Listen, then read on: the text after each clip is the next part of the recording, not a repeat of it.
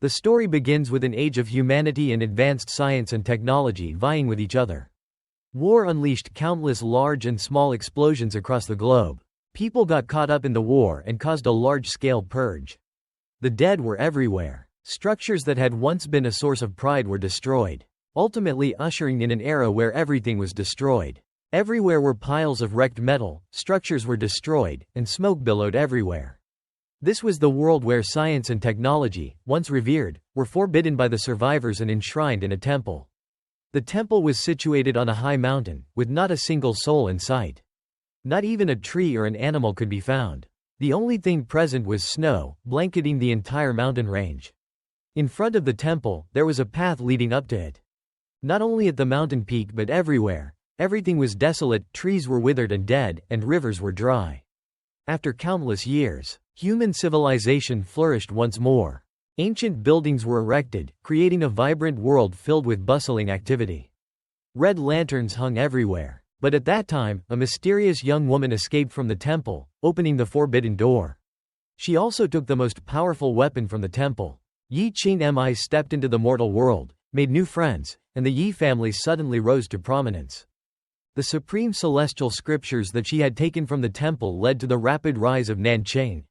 In just a few short years, it had completely changed the balance of power in the world. Thanks to the mysterious weapon that Yi Qingmi had stolen from the temple, Nanchang had undergone a rapid transformation in just a few short years. Everything seemed insignificant compared to their magnificent city. However, one day, Yi Qingmi was suddenly killed. She died abruptly, leaving behind only. The scene shifted to a dense forest shrouded in a cold mist. At that moment, a young man with his eyes covered, a basket on his back, was frantically running forward. Behind him, a group of assassins wielding swords were pursuing him, intent on killing him. Two assassins had caught up. They leapt forward, raising their swords, ready to strike the man in front of them. The two assassins struck together, but luckily, the young man managed to dodge their attack. Then, he drew his sword and counterattacked. Though alone, he easily killed the two assassins. After killing the two more charged forward with their swords. The blindfolded young man used his sword to parry the two assassins' swords. Despite his strength, he was alone. The blindfolded young man stumbled backward. The assassin took advantage of the opportunity and swung his sword. The situation was not in his favor, so the young man reached for the rope tied to the basket on his back. He flung the basket high into the air. While he focused on fighting the two assassins, the blindfolded young man's sword began to stain with blood. The assassin's blood sprayed out, and the basket that the young man had flung into the air, the cloth covering it fell, revealing a baby still swaddled in diapers inside. The baby seemed to understand what was happening. Seeing itself falling, it was terrified. "Oh my God, what the heck?" Then, a scream echoed through the mountains. "Help! Help!" In a hospital room, various monitoring equipment was present. The patient's information was displayed on the screen. On the hospital bed was a young man who looked extremely weak. He was hooked up to all sorts of equipment. He thought desperately, "Am I about to die?" The young man was Fan Shen, a patient with severe myasthenia gravis. Fan Shen was aware of his condition. Although he wasn't afraid of facing death, he still had a slight regret. "I'm still a virgin, you know." He glanced at the elderly woman cleaning beside him. Fan Shen felt a little disheartened. The person who would see him off wasn't a cute nurse, but this old lady. Fan Shen closed his eyes with a myriad of regrets. Life really is. Finally, he completely ceased to exist. The last thing he felt was the loneliness in the hospital room. So lonely. Fan Shen still thought he had died. So when he opened his eyes, he was utterly bewildered. "Huh? This is..." In Fan Shen's sight were a few dark figures running towards him. A masked assassin ran toward him, his gaze fixed on Fan Shen with murderous intent. Finally, he realized something was wrong. Fan Shen's mouth hung open in disbelief. Wait a minute. Fan Shen was still in the basket strapped to the blindfolded young man's back. They were running away from the assassin's pursuit. Fan Shen's face paled, a cold sweat breaking out. He thought in fear, wait, what's going on? The young man carrying Fan Shen ran frantically forward, the assassins in hot pursuit.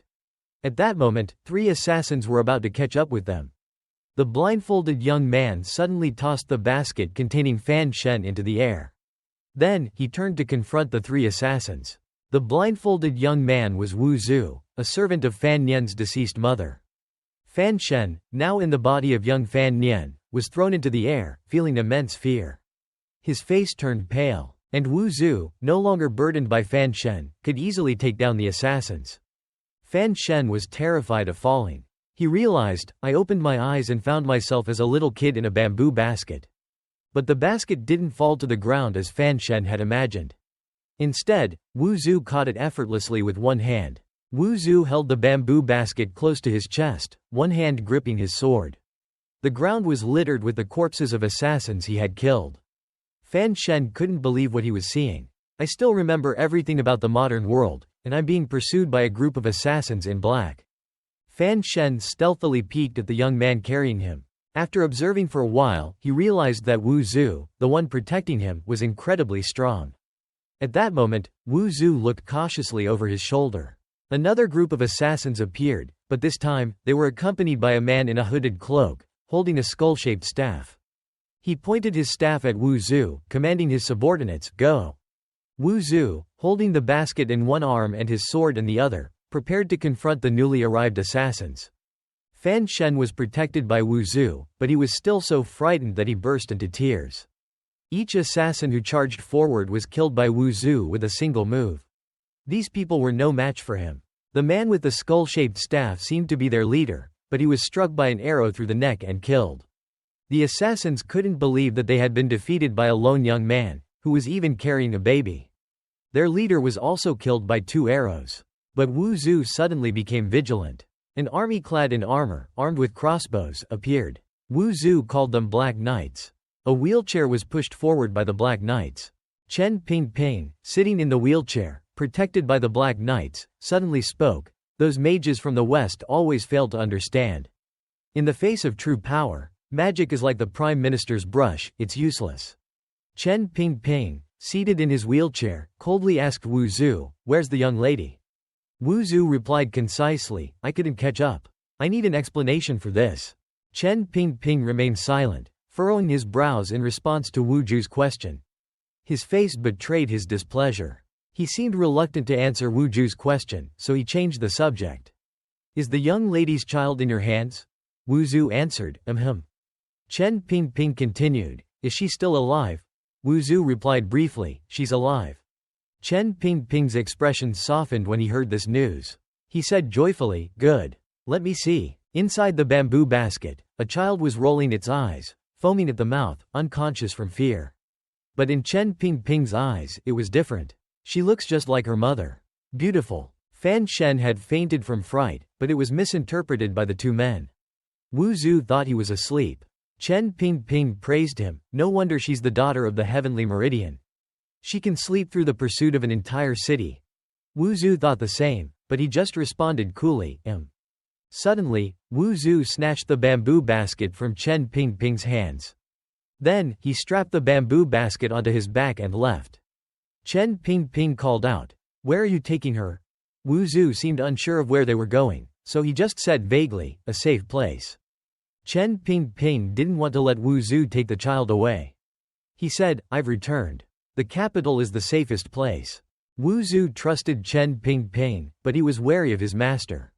"I don't trust your master." He came up with another reason to stop Wu Zhu from leaving, "But what can you teach her?" "Ba Zi, your martial arts skills are unmatched, but you only know how to kill." Wu Zhu retorted, "Ba Zi, you're no different." Chen Pingping was hit where it hurt. He clenched the armrest of his wheelchair in annoyance. They stood there, locked in a stalemate. Chen Pingping's hand finally relaxed. He seemed to have come to his senses. He realized he couldn't stop Wu Zhu from leaving, so he compromised. "I know of a suitable place, where her new identity won't be disturbed." Wu Zhu hesitated, "Where?"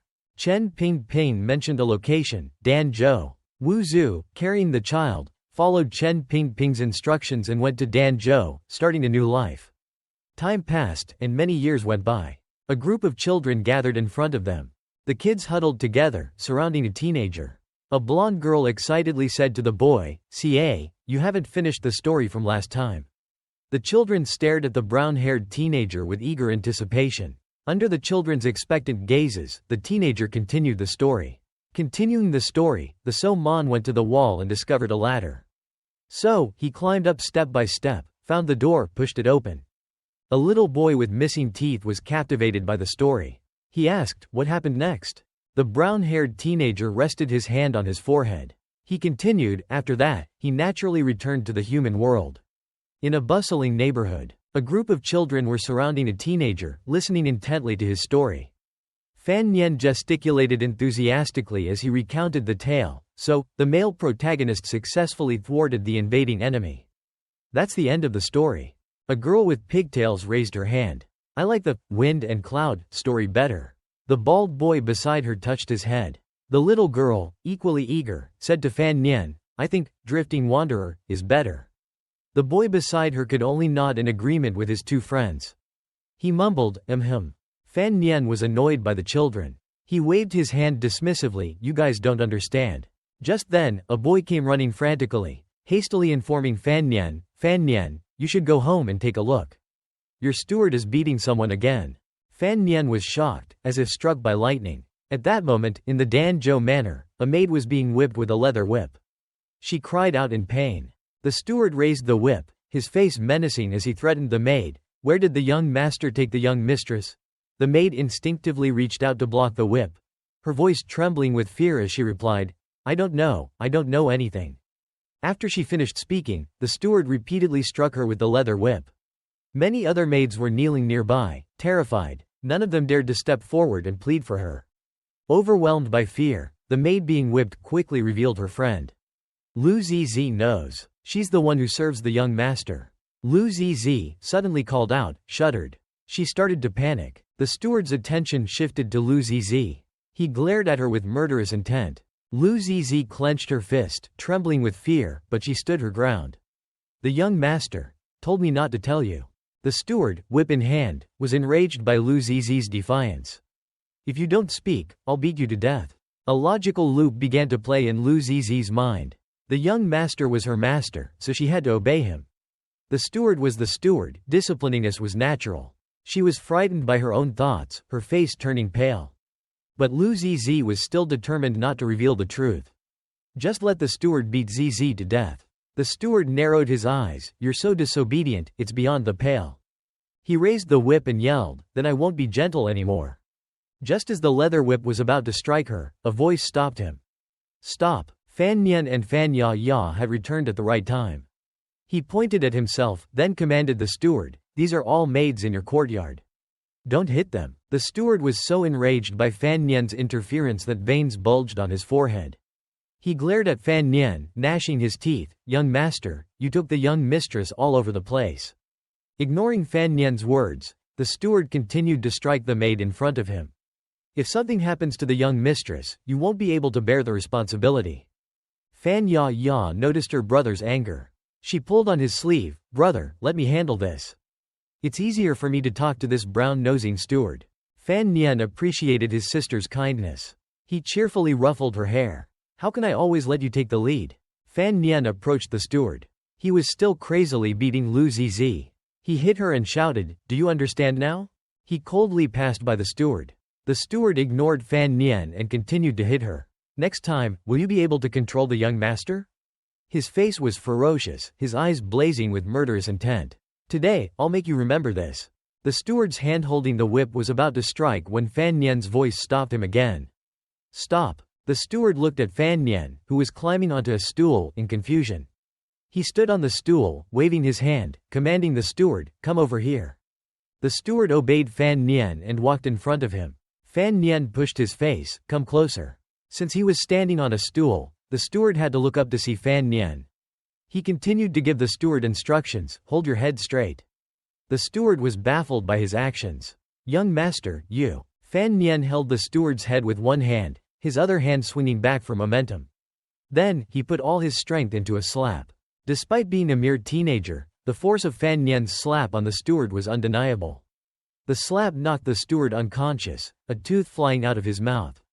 The fat steward, despite his size, had been slapped by a teenager and lost a few teeth. His face was distorted. He was even knocked backward. Fan Nian blew on his hand and coldly asked, do you submit? One side of the steward's face was swollen, and he had lost several teeth. He crawled up from the ground, so young yet so brutal. He was filled with resentment and wanted to report him. I'll definitely tell the old mistress. The domineering attitude of the old man vanished completely, replaced with cringing flattery. Young master hit me. It's only natural. At that moment, Fan Nian and Fan Ya Ya were sitting next to their grandmother. Fan Nian pointed at the steward and reported to his grandmother. Grandma, look, he also said it's natural. Fan Ya Ya also spoke up to accuse the steward. It was the steward who beat up the maids in brother's courtyard. The old mistress picked up her teacup. She coldly commanded, change all the maids in the young master's courtyard. But Fan Nian interrupted her. He said as he ate his meal, no need, Grandma. I like it quiet. I don't need anyone in the courtyard. The old mistress complied. She commanded the steward, then dismiss them all. The steward readily agreed, yes, ma'am. But before leaving, he couldn't help but glare at Fan Nian with anger. Fan Nian, relishing the provocation, deliberately said to him, let's see how you dare to bully the people in my courtyard in the future. But the old mistress's next words left both siblings astonished. After you're done eating, have the carriage take Ya Ya back to the capital. Fan Ya Ya didn't want to leave. She exclaimed in panic, Grandma. But the old mistress remained unmoved. She was adamant, that's decided. Ya Ya lowered her head, heartbroken, as she didn't want to leave. The steward was elated when he received the old mistress's order. Fan Nian put down his rice bowl and looked at his sister in silence. After finishing his meal, he returned to his room alone. Lu Zizi had been waiting at the door. She didn't know how long she'd been there. When she saw Fan Nian return, she bowed, young master, you're back. Fan Nian was confused to see her still there. Why haven't you gone home? Lu Zizi lowered her head, her voice laced with loneliness. Zizi was sold here to be a maid. Even my mother doesn't need me anymore. She clenched her fists, tears welling up in her eyes. She pleaded with Fan Nian, besides here, Zizi has nowhere else to go. Fan Nian looked at her in silence. Then, he turned around, resting his hands on his hips, and calmly said to Lu Zizi, what's the matter? You're just like me. Lu Zizi was confused by his statement. How are we the same? Fan Nian, not fazed by her question, replied, neither of us has a father or mother. Lu Zizi didn't think so. Young master, you have a father. He's in the capital. Fan Nian entered the room, his mood slightly downcast. He felt a tinge of sadness and disappointment towards his father. It was no different from not having one. Despite this, he decided to let Lu Zizi stay. If that's the case, you stay here. Then, he closed the door. Fan Nian's voice came from behind the door, but be mentally prepared to be bullied by Steward Zhou. Lu Zizi was taken aback by his concern. She smiled and thought, Zizi is ready. As night fell, Fan Nian lay in bed, unable to sleep. He rested his head on his hand, both curious about the capital and worried about his sister. I wonder what kind of food Ya Ya is eating there. Although he didn't know what the food in the capital looked like, he asserted confidently, it's definitely better than in Danzhou. Then, he comforted himself, whatever, I should just think of something simpler, like how I'm going to live after 15 years. Fan Nian closed his eyes and turned over to sleep. But he didn't know that a pair of eyes were watching him through a hole in the roof. A mysterious man, after observing Fan Nian's every move, stood up, ready to leave. Outside Fan Nian's courtyard, the sound of crickets chirping constantly. He was disturbed by the noise and couldn't sleep. Fan Nian grumbled, can't sleep. Since he couldn't sleep, he decided to give up and flipped over his pillow. Might as well take a look at this treasure, HMPH. Under his pillow, he had hidden a golden book with no title. Fan Nian looked at the book, stroking his chin. He thought smugly, this has been here since I was little, left behind by that blind guy, Wu Zhu. The golden book recorded the methods of cultivating internal energy. Having watched countless Hong Kong movies, he recognized it instantly. This is the cultivation manual for all kinds of internal energy. Fan Nian looked at the book, he was determined. Haha, since I'm so weak, I had to get a head start. Even if this nameless manual is nothing special, I can't help but start practicing from the age of 1. Outside, a bolt of lightning suddenly struck the sky. Fan Nian was still intently reading the book, unaware that someone was still watching him. The mysterious man was hiding behind the door, stealthily observing the child's actions inside the room. Fan Nian was still oblivious and continued reading. The mysterious man appeared silently behind him. Suddenly, Fan Nian's eyes widened in fear. He had realized something. The man stood there, watching Fan Nian. Suddenly, the man spoke, you are Fan Nian. But Fan Nian didn't turn around. He seemed to be contemplating his next move. He suddenly lunged forward and wrapped his arms around the man's waist. The man was surprised by this action. Fan Nian was overcome with emotion and called out, "Father, you're finally back." Fei Jia was suddenly called, "Father," by Fan Nian. His mind was filled with question marks. He angrily tried to push Fan Nian away, but the tighter he pushed, the tighter the boy clung to him. Fei Jia gritted his teeth and shouted, "I'm not your father." Fan Nian stubbornly continued to hug his arm, refusing to let go no matter how hard he pushed. He insisted, "You are my father." Fan Nian was thrown away, but he still grasped a piece of Fei Jia's sleeve. Both he and the piece of fabric fell to the ground. The two of them looked at each other awkwardly. Fan Nian stubbornly continued to call him, "Father. I'm sorry, father." Fei Jia was exasperated by him. He pointed at himself, patiently explaining, "I told you again, I am not your father." But Fan Nian didn't seem to believe him. He politely brought over a teapot and offered him tea. "Father, have some tea to calm down." Fei Jia used a cold expression to tell Fan Nian, "I'm telling you for the last time, we." But before he could finish, he was speechless when he saw Fan Nian's tearful gaze. He clenched his fist, "Fine." He finished the tea in his hand. After he finished drinking, he asked curiously, "Who made this tea for me?" Fan Nian sat on the bed, his face beaming with joy as he replied, "My mother." Fei Jia was infuriated by his words. "Nonsense. Your mother died the day you were born." Fan Nian disagreed with his statement. He shouted, "My mother is always here." He felt Fan Nian's words were nonsensical and shouted, "Nonsense." Fei Jia looked at his sleeve, which was missing half. He was shocked, "Come to think of it. The clothes I'm wearing are specially provided by the courtyard. Even a small knife wouldn't be able to easily cut it. How could a 4-year-old child rip it with their hands?" Suddenly, Fan Nian became very happy and pointed towards the door. "Mother, you're here." Fei Jia was disbelieving. He turned his head towards the door in shock. "How is that possible?" But there was no one at the door. He felt relieved and said, "Like I said, how could it be?" While Fei Jia was off guard, Fan Nian grabbed his pillow, jumped up, and attacked him. Just a pillow was enough to strike him, making him roll his eyes in pain. With the strength of a child, he was able to knock an adult man backward. Fan Nian stood with the pillow in his hand, while Fei Jia lay curled up on the ground. He weakly said, "No." But Fan Nian didn't give him a chance to recover.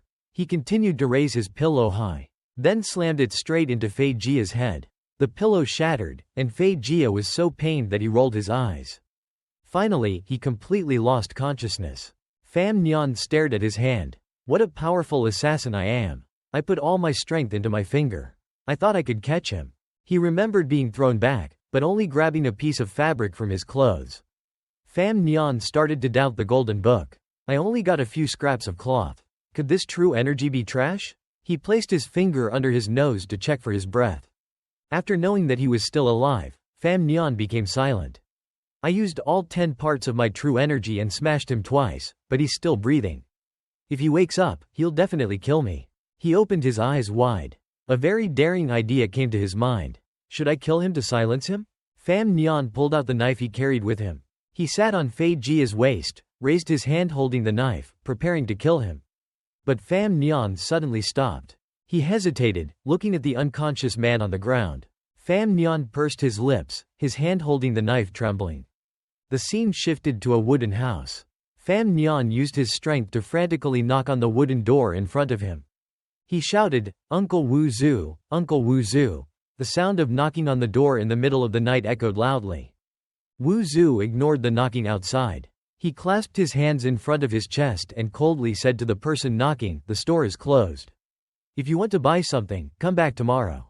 Fan Nian explained the reason he came here. "Uncle Wu Zhu, someone wants to kill me." Wu Zhu remained unmoved. He leaned against the wall and said indifferently, "Do you need me to report it to the authorities?" Fan Nian looked around warily. He leaned closer to the door and whispered, "Don't report it. I killed him. Although he wanted to kill me, I was the one who killed him." Wu Zhu naturally didn't believe Fan Nian's words. He grumbled with annoyance, "What nonsense are you talking about, young Master Fan?"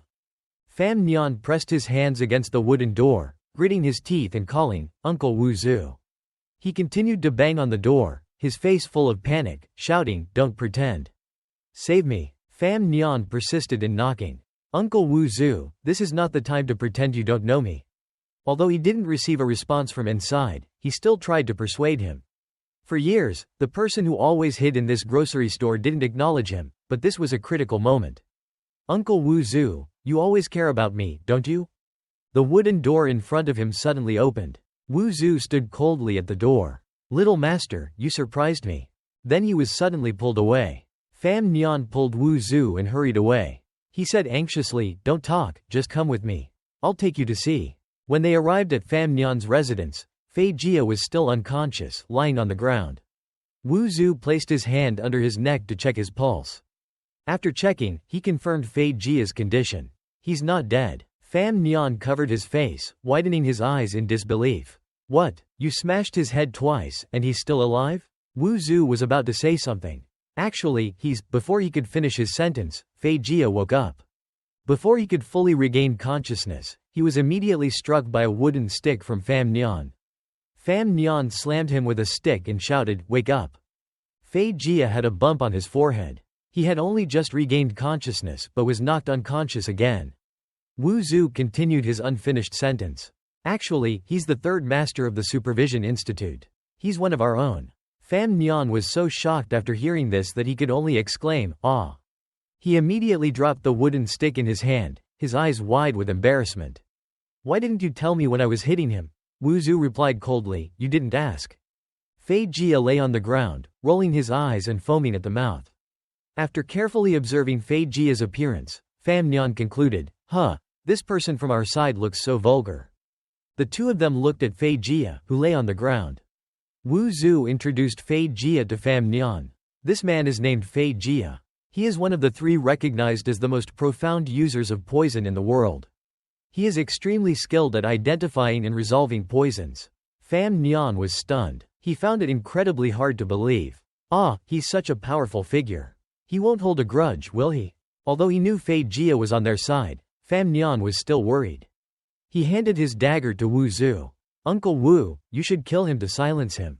In this world, I only trust you." Wu Zhu was surprised by Fam Nian's cruel words. "He's so young, but his heart is so wicked. I wonder who taught him." Wu Zhu, although disagreeing with his request to kill him to silence him, was also suspicious of Fei Jia's actions this time.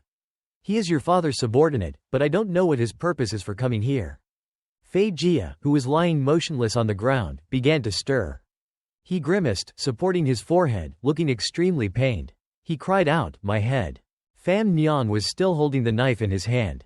He saw him wake up, his eyes widened in fear. Immediately, he hid the knife behind his back, pouting and pretending that nothing had happened, under the watchful eyes of Wu Zhu and Fei Jia.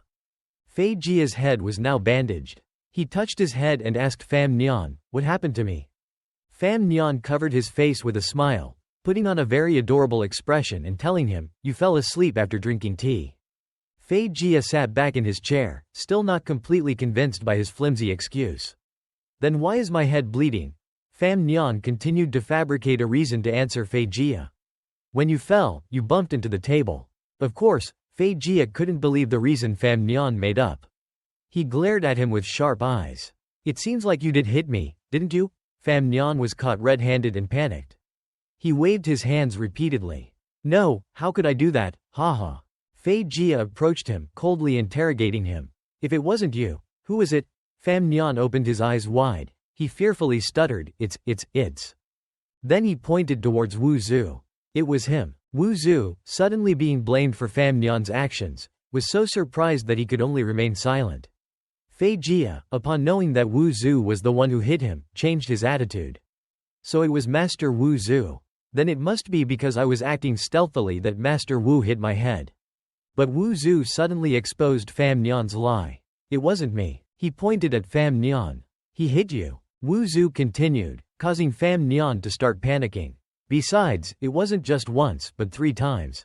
Fei Jia's eyes, filled with murderous intent, fell on Fam Nian. Although angry, he decided to let it go. "Forget it, let's talk about the main matter. I didn't expect Master Wu Zhu to be in Danzhou as well." He approached, carefully observing Wu Zhu.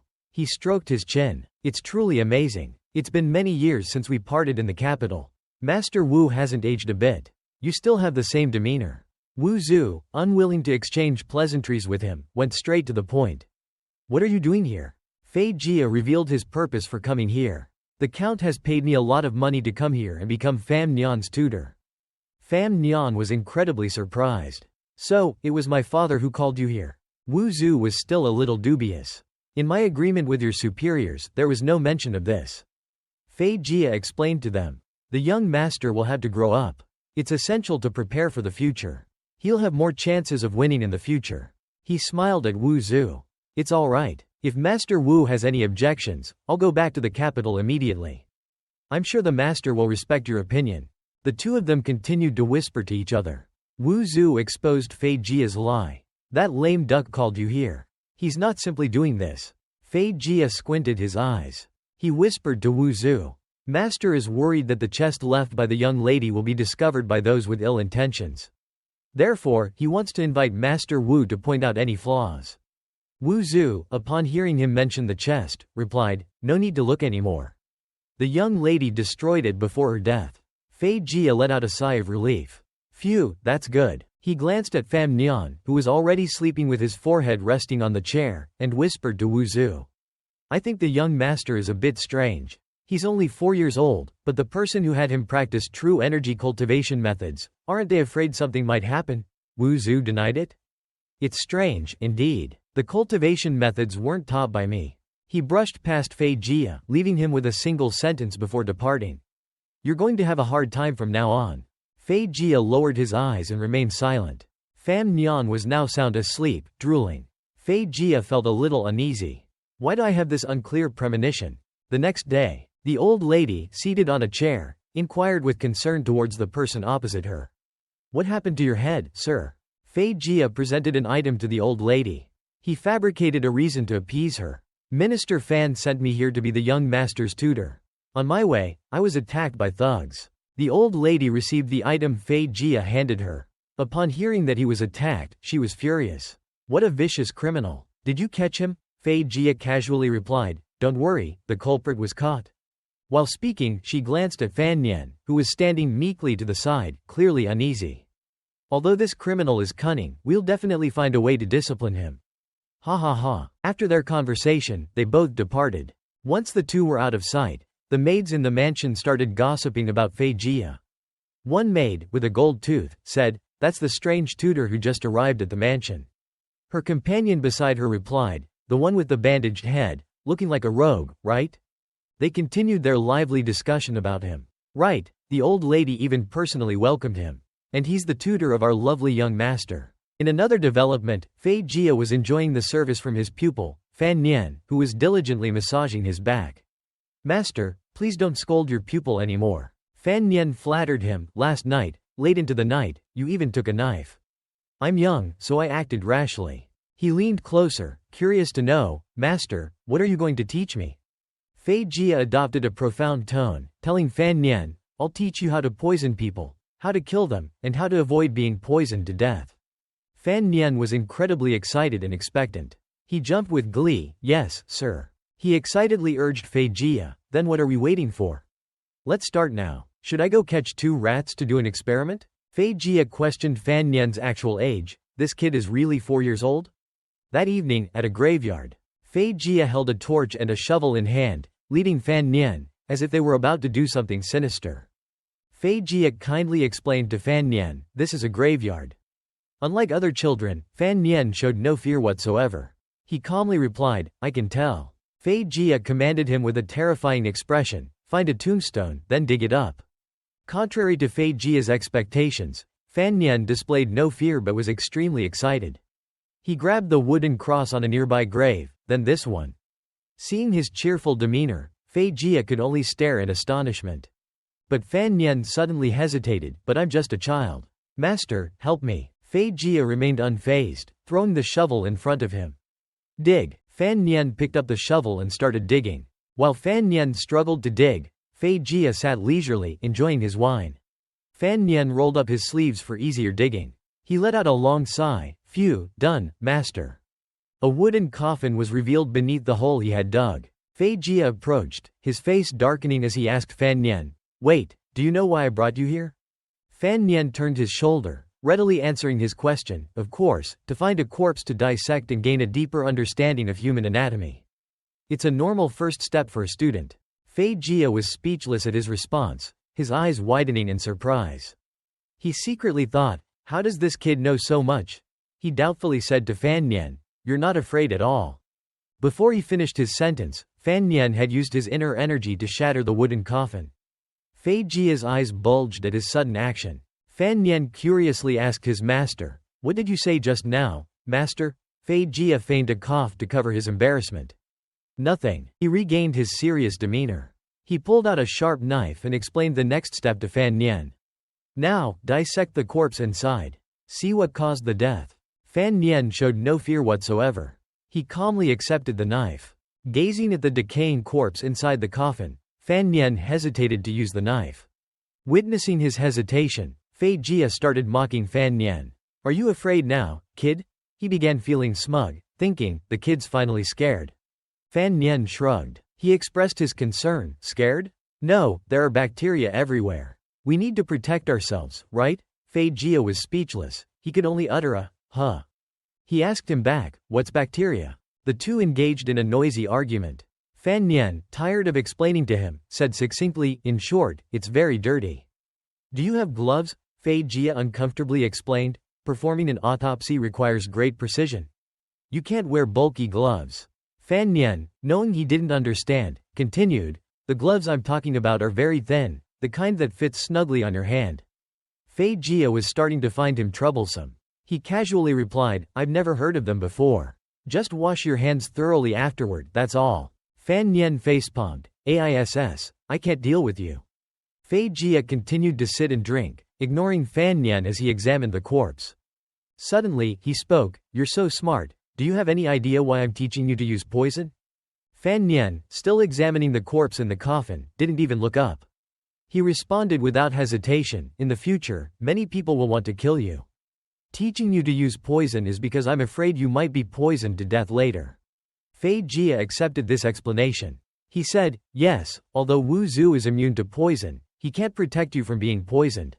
Fan Nian asked him curiously, speaking of which, what exactly is Wu Zhu's identity? Fei Jia explained Wu Zhu's identity to Fan Nian. Wu Zhu is your mother's servant. His martial arts skills are comparable to the 4 great grandmasters. Hearing him mention his mother, Fan Nian became even more curious. So, does that mean my mother was also very powerful? Fei Jia replied to him, yes. Your mother was truly one of a kind. Fan Nian continued to ask curiously, then why did my mother die that year? Fei Jia didn't want to reveal that to him. He looked up and took a sip of wine. I can't tell you that. Fei Jia wiped the wine from his lips, and he chuckled coldly. Why are you suddenly asking so many questions? Can't you handle it anymore? Fan Nian gave him a very charming smile. Then, his face became incredibly funny. Fan Nian clamped his mouth shut to prevent himself from vomiting in front of him. After that, he clung to the coffin and vomited profusely. Fei Jia, watching the scene unfold, laughed with unrestrained joy.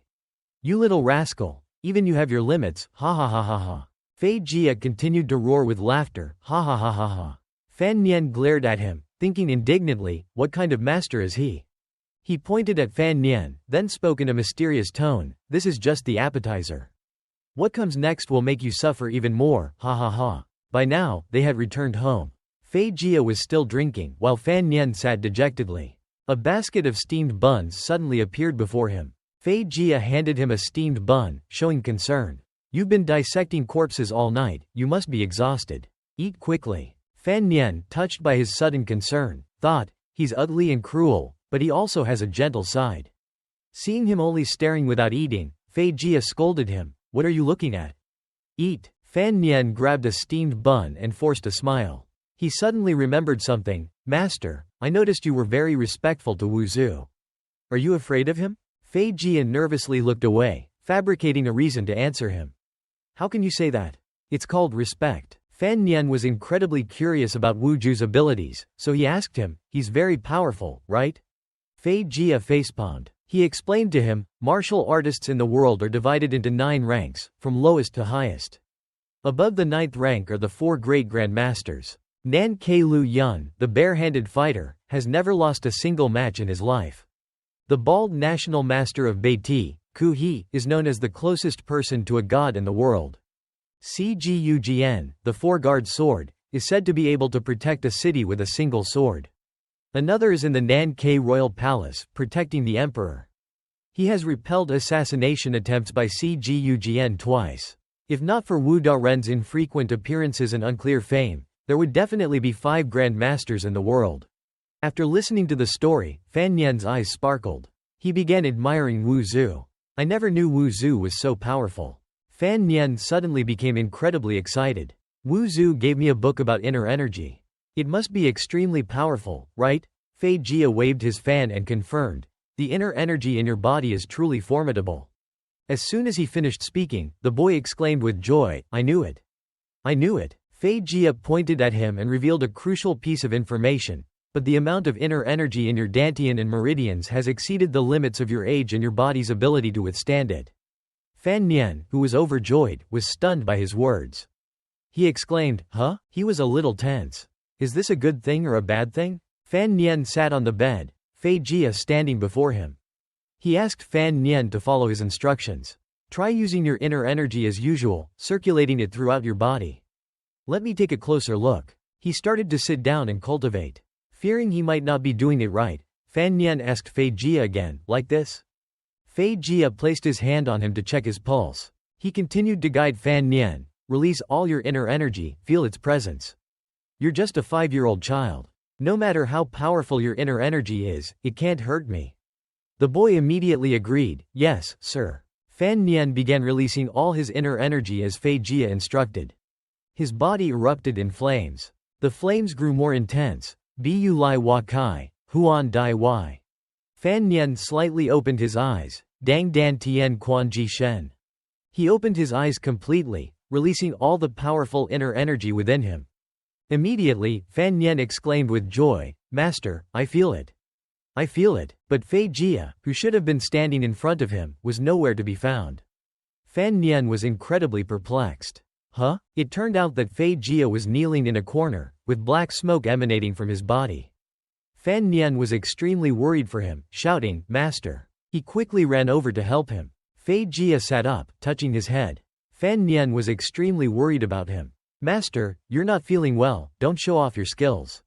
Look, you're injured because of me, right? Fei Jia still couldn't believe it, muttering, how can a 5-year-old be so powerful? Hearing him talk about his abilities, Fan Nian scratched his head and laughed arrogantly, I think I'm very talented, he. Fei Jia was driven mad by his arrogant laughter. He scolded him, I wasn't praising you. Then, he spoke seriously, revealing a terrifying piece of information. If you keep going like this, you'll likely be blown up by your inner energy. Fan Nian began to feel a little scared, his eyes widening in disbelief. Blown up? Fei Jia explained to him, you're like a gourd filled with wine. The more wine you brew, the more it fills the gourd. Eventually, it will stretch and burst. Fan Nian was very worried. He anxiously asked his master, what should I do? Fei Jia stroked his chin, adopting a profound tone as he spoke to him, the situation is very serious right now. Another voice unexpectedly chimed in on their conversation. It's truly very serious. Wu Zhu, seemingly appearing out of nowhere, stood at the door. Fan Nian was incredibly surprised. Wu Zhu, since when have you been here? Both Fan Nian and Fei Jia approached Wu Zhu. Fan Nian rushed over, excitedly telling Wu Zhu, Master, the inner energy cultivation technique you gave me is really powerful. Wu Zhu revealed the truth to Fan Nian, it wasn't me who gave it to you. It was your mother who left it for you. Fan Nian curiously asked, does this inner energy have a name? Wu Zhu replied very briefly, yes. Fan Nian eagerly asked, what is it called? Wu Zhu, with a cold expression, revealed the name. Ba Dao Inner Energy. Fan Nian raised one finger, looking speechless at the name Wu Zhu had just revealed. What kind of name is that? Did you just make it up? Fei Jia suddenly spoke, interrupting their awkward conversation. Ha ha ha, I was needlessly worried. Wu Daren is so powerful, he must have a plan. He can definitely teach Fan Nian how to control his inner energy properly. Fan Nian looked at him with hopeful eyes. Right. However, Wu Zhu's next words extinguished their hopes. He said, I don't know either. Fan Nian and Fei Jia stared at Wu Zhu. They exclaimed in unison, you don't know either? Wu Zhu continued, I haven't cultivated inner energy. The two looked at Wu Zhu with dumbfounded expressions. Then, they widened their eyes in terror and exclaimed, "What should we do?" Fan Nian held his head in his hands, sinking into his fear. "I'm going to explode, I'm going to explode." Fei Jia, meanwhile, had already made his own decision. He thought, well, someone who doesn't rely on his lineage's inner energy, who solely relies on his mortal flesh and blood to become this strong, is he even human? He's truly terrifying. It's best to avoid provoking him. Suddenly, Wu Zhu spoke up to reassure Fan Nian, firmly stating, "You won't explode." After those words, the master and pupil were relieved. They looked at Wu Zhu with anticipation, hoping he would offer a solution. Fei Jia excitedly told his pupil, "I told you. Wu Da Ren will definitely have a solution." Fan Nian urged Wu Zhu to reveal the solution. "Wu Zhu, what is it?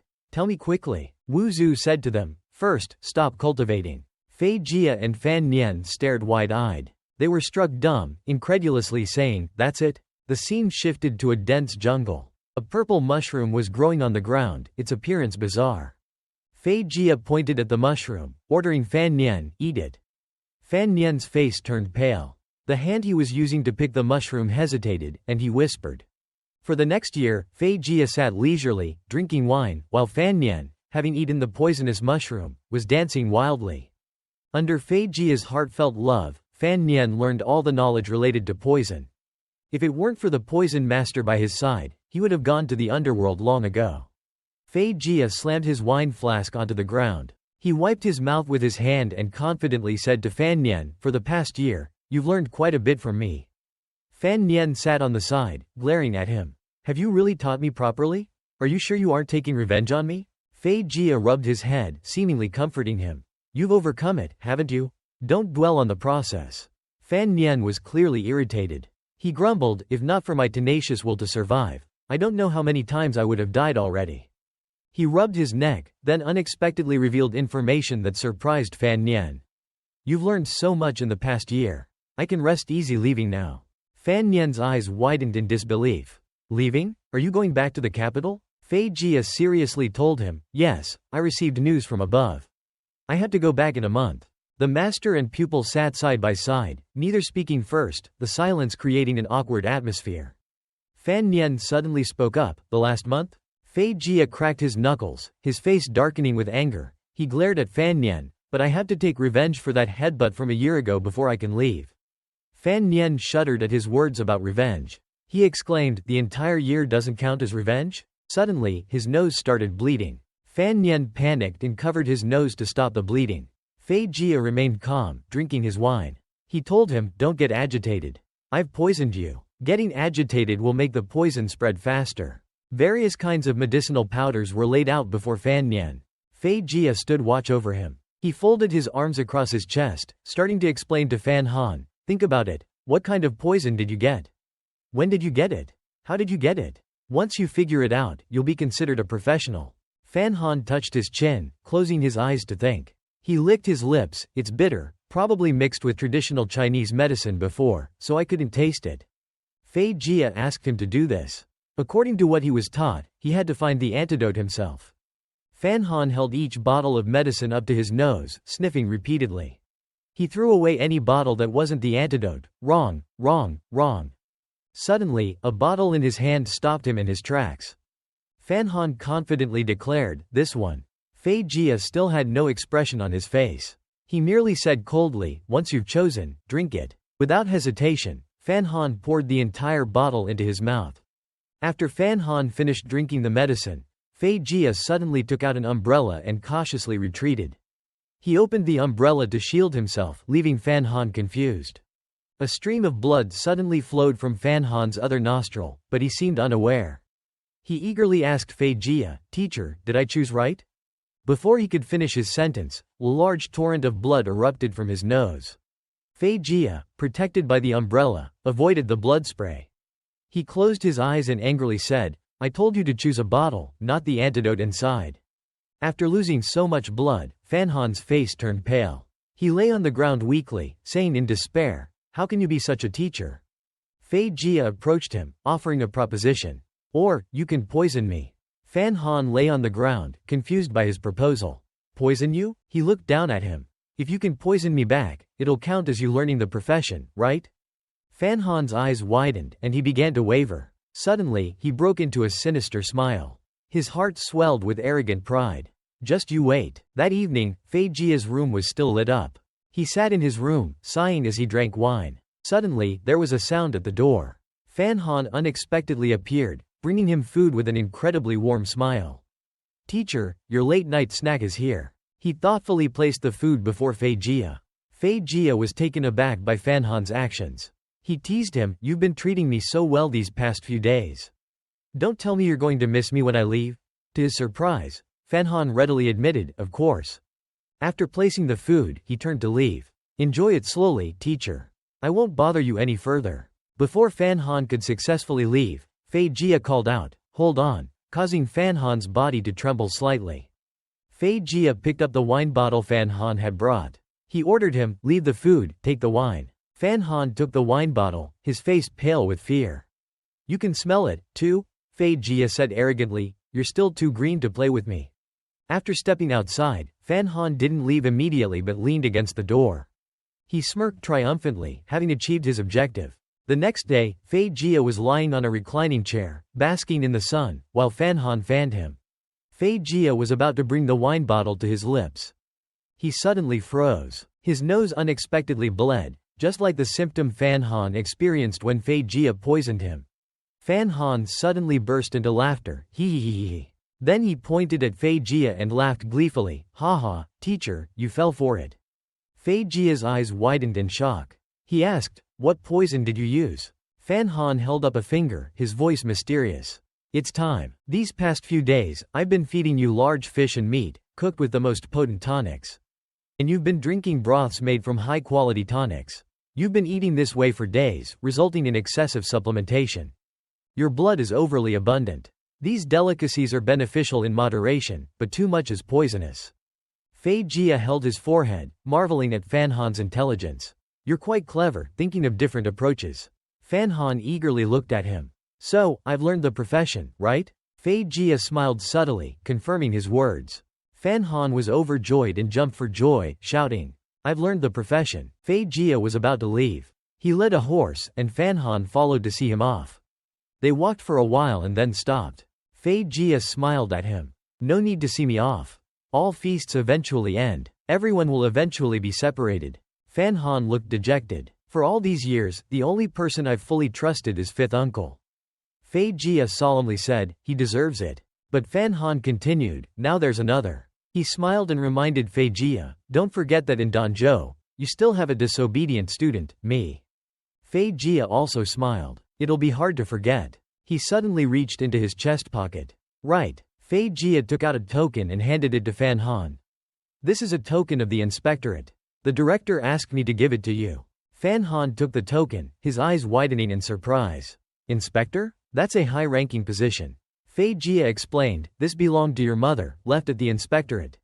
It was rightfully yours." He took out a gift he had prepared for Fei Jia. "I have a gift for you, too." He proudly brought out a pair of gloves and introduced them to Fei Jia. "These gloves are made from goat hide. Remember to wear them when dissecting bodies or experimenting with poisons." Fei Jia took the gloves and tried them on. He was impressed by them. "I like them." After exchanging farewells, Fei Jia mounted his horse. Before leaving, he suddenly said, "If I had met you earlier, I might have chosen a different path, married a woman, and raised you, a sly and cunning rogue." Fan Han watched silently as he rode away. He suddenly shouted, "Teacher, I'll take care of you when you're old and dying." He continued to wave goodbye to Fei Jia. Hearing Fan Han's words, Fei Jia was touched, but they sounded a bit strange to him. That evening, at Fifth Uncle's residence, Fifth Uncle was chopping vegetables to prepare dinner. Fan Han was sitting alone, drinking wine. He seemed to be drunk, rambling to Fifth Uncle. "I went out of my way to buy you wine, Uncle.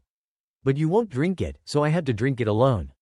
Fifth Uncle simply advised him, "Kids shouldn't drink." Fan Han was red-faced from drinking. He was about to pick up the cup and drink more. "Uncle, I have so many questions I want to ask you." After announcing this to Fifth Uncle, a torrent of questions poured out. "Uncle, why haven't you aged for all these years? Uncle, I heard from Teacher Fei that your martial arts are incredibly powerful, that you're the fifth Grand Master? Uncle, what was my mother really like? Uncle, don't you drink because you pass out after just one sip? Uncle, who is stronger, you or Teacher Fei?" Fan Han's barrage of questions left fifth uncle speechless. Fan Han was so drunk that he spilled his wine. He persisted in calling out, "Uncle." In his blurry vision, he saw fifth uncle cooking. He slowly closed his eyes. The scene shifts to a forest. Fan Nian lies on the ground, using his hand to shield himself from the sunlight. Seeing him awake, Ngu Truck says, "You're awake." Fan Nian clutches his chest, coughing violently. He coughs so hard that he winces, clutching his chest in pain. I feel so bad. What's wrong with me?" Ngu Truck crosses his arms over his chest. "Last night, after you fell asleep, your internal energy went haywire." Fan Nian grows anxious and urges Ngu Truck, "Hurry, that book was left for me by my master. He must have a way to control internal energy, quickly teach me." Ngu Truck repeats his earlier statement. "I told you, I don't know about internal energy." Fan Nian trembles with worry. "Right, so what do we do now?" Ngu Truck continues, "But I have another way to help you."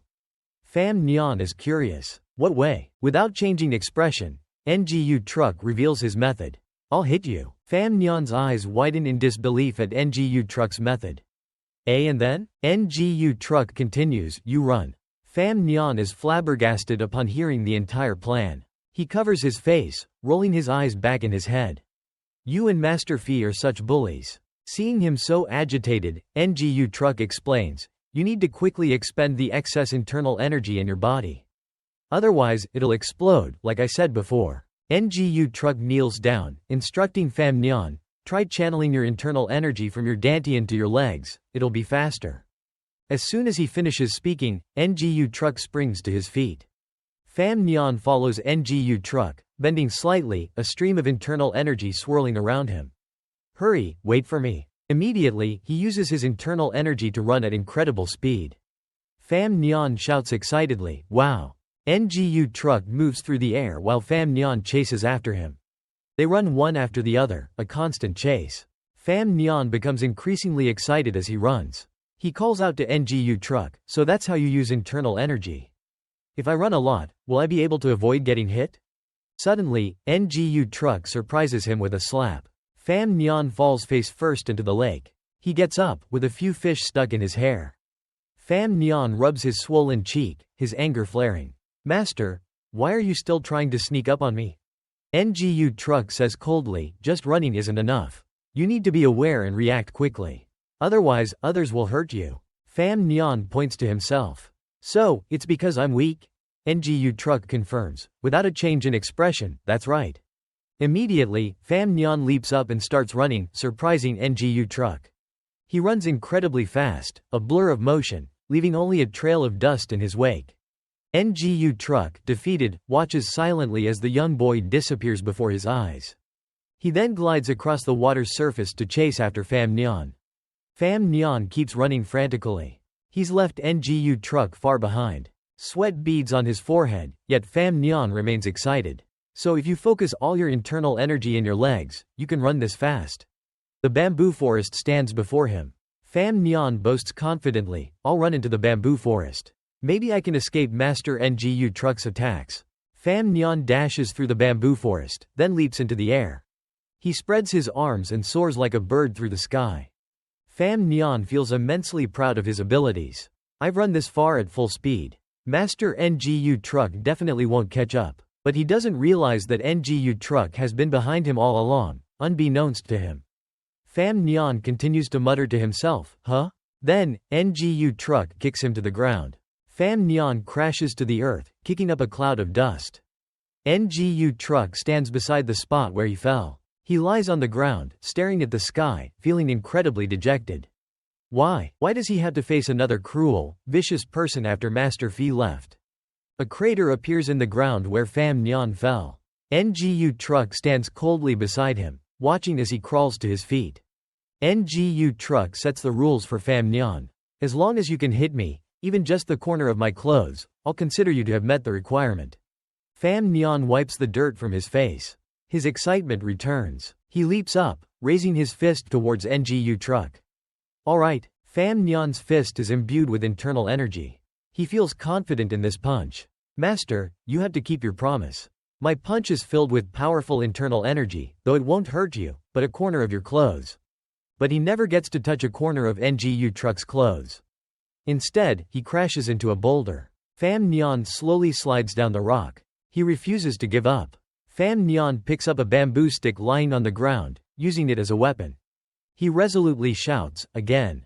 Just as before he can launch an attack, NGU truck subdues him. He cries out, OWW. Ow, ow. This was when he was 5 years old. When he turned 9, Pham Nhan still couldn't hit NGU truck. He was easily beaten by NGU truck. He shouts angrily, Master, don't hit my face.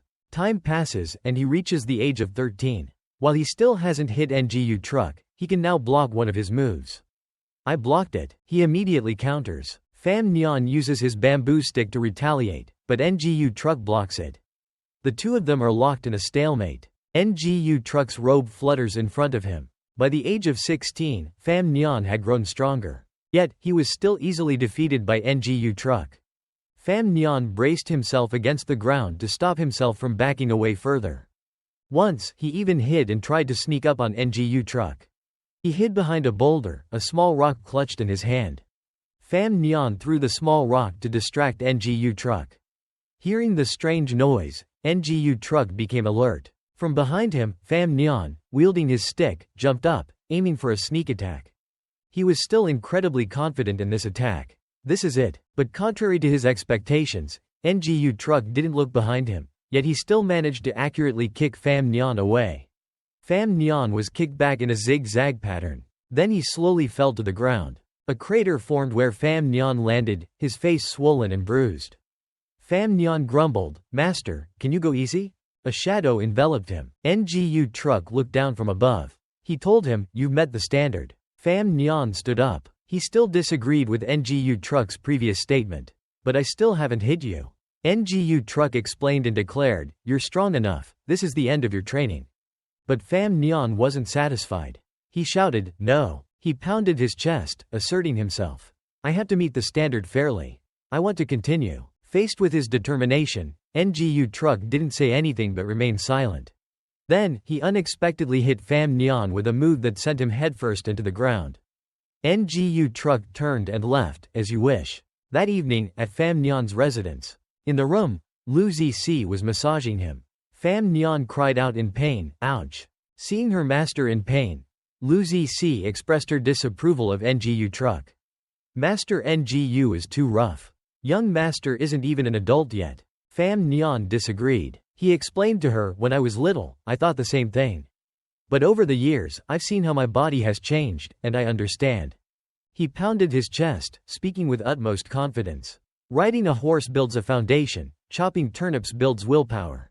Hitting me builds awareness and reflexes. Pham Nhan had full faith in NGU truck. He hits me because he wants what's best for me. Lu Zici found her young master's excitement bewildering. She worried, young master must have been hit senseless. Pham Nhan became serious again. He looked at his hand. Besides, he said this is nothing. He clenched his fist, displaying his determination. The real danger comes when the Crimson Guards arrive. Lu Zici didn't understand what Pham Nhan was saying. She repeated questioningly, the real danger? Suddenly, Pham Nhan pulled Lu Zici into his embrace, causing her to blush. He teased her playfully, Never mind, let's not talk about this anymore. We have beautiful scenery and a warm bed. Why waste it? Lu Zici blushed, flustered. Young master, what do you mean? Pham Nhan pulled the blanket over both of them. He said excitedly, I'll tell you a ghost story tonight, called. Pham Nhan's voice rang out clearly in the stillness of the night. You have no legs. The next day, he was practicing martial arts in the courtyard. Pham Nhan stood in a stable stance, exhaling deeply. Pfffft. Suddenly, the sound of horse hooves echoed. Pham Nhan could hear the sound as well. The sound of horses. It wasn't just one horse, but a whole army on the move. He immediately became alert. From the sound, it seemed to be a large, elite army. Pham Nhan quickly rushed to the door to assess the situation.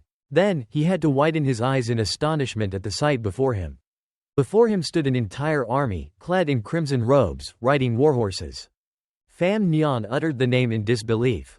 The Crimson Guards. The Crimson Guards dismounted one by one. They all knelt before Pham Nhan. A man who seemed to be the leader told him their purpose for being there. By order of Count T. Nan, we are here to take Pham Nhan back to the capital. Fan Nian widened his eyes in disbelief. Take me back to the capital? He didn't immediately agree, but instead ran to find the old lady. Grandma, there's a group of people at the door saying they want to take me to the capital. The old lady calmly continued cutting paper.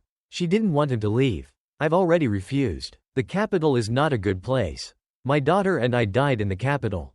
It's better to stay in Danzhou and live a little longer. Fan Nian still felt a bit anxious, but the men were kneeling outside. Judging by their posture, they were determined to take him away. The old lady remained unafraid. Let them kneel. If they kneel to death, then help them dispose of their bodies. Fan Nian was utterly awed by the old lady's demeanor. His eyes sparkled. Grandma is so badass. He then turned and left, not forgetting to say to her, I understand, Grandma. The red paper in her hand was suddenly cut incorrectly. The old lady exclaimed in surprise, ah. She then looked at the paper coldly, it's ruined. In the kitchen, Fan Nian was busy chopping white radishes, his movements incredibly swift and effortless. Wu Zhu was sitting on the doorstep. Fan Nian abruptly stopped, seemingly wanting to say something but hesitant. He turned and called out, Uncle, I've been thinking about a serious matter lately. Wu Zhu responded nonchalantly, going to the capital or not, you decide for yourself.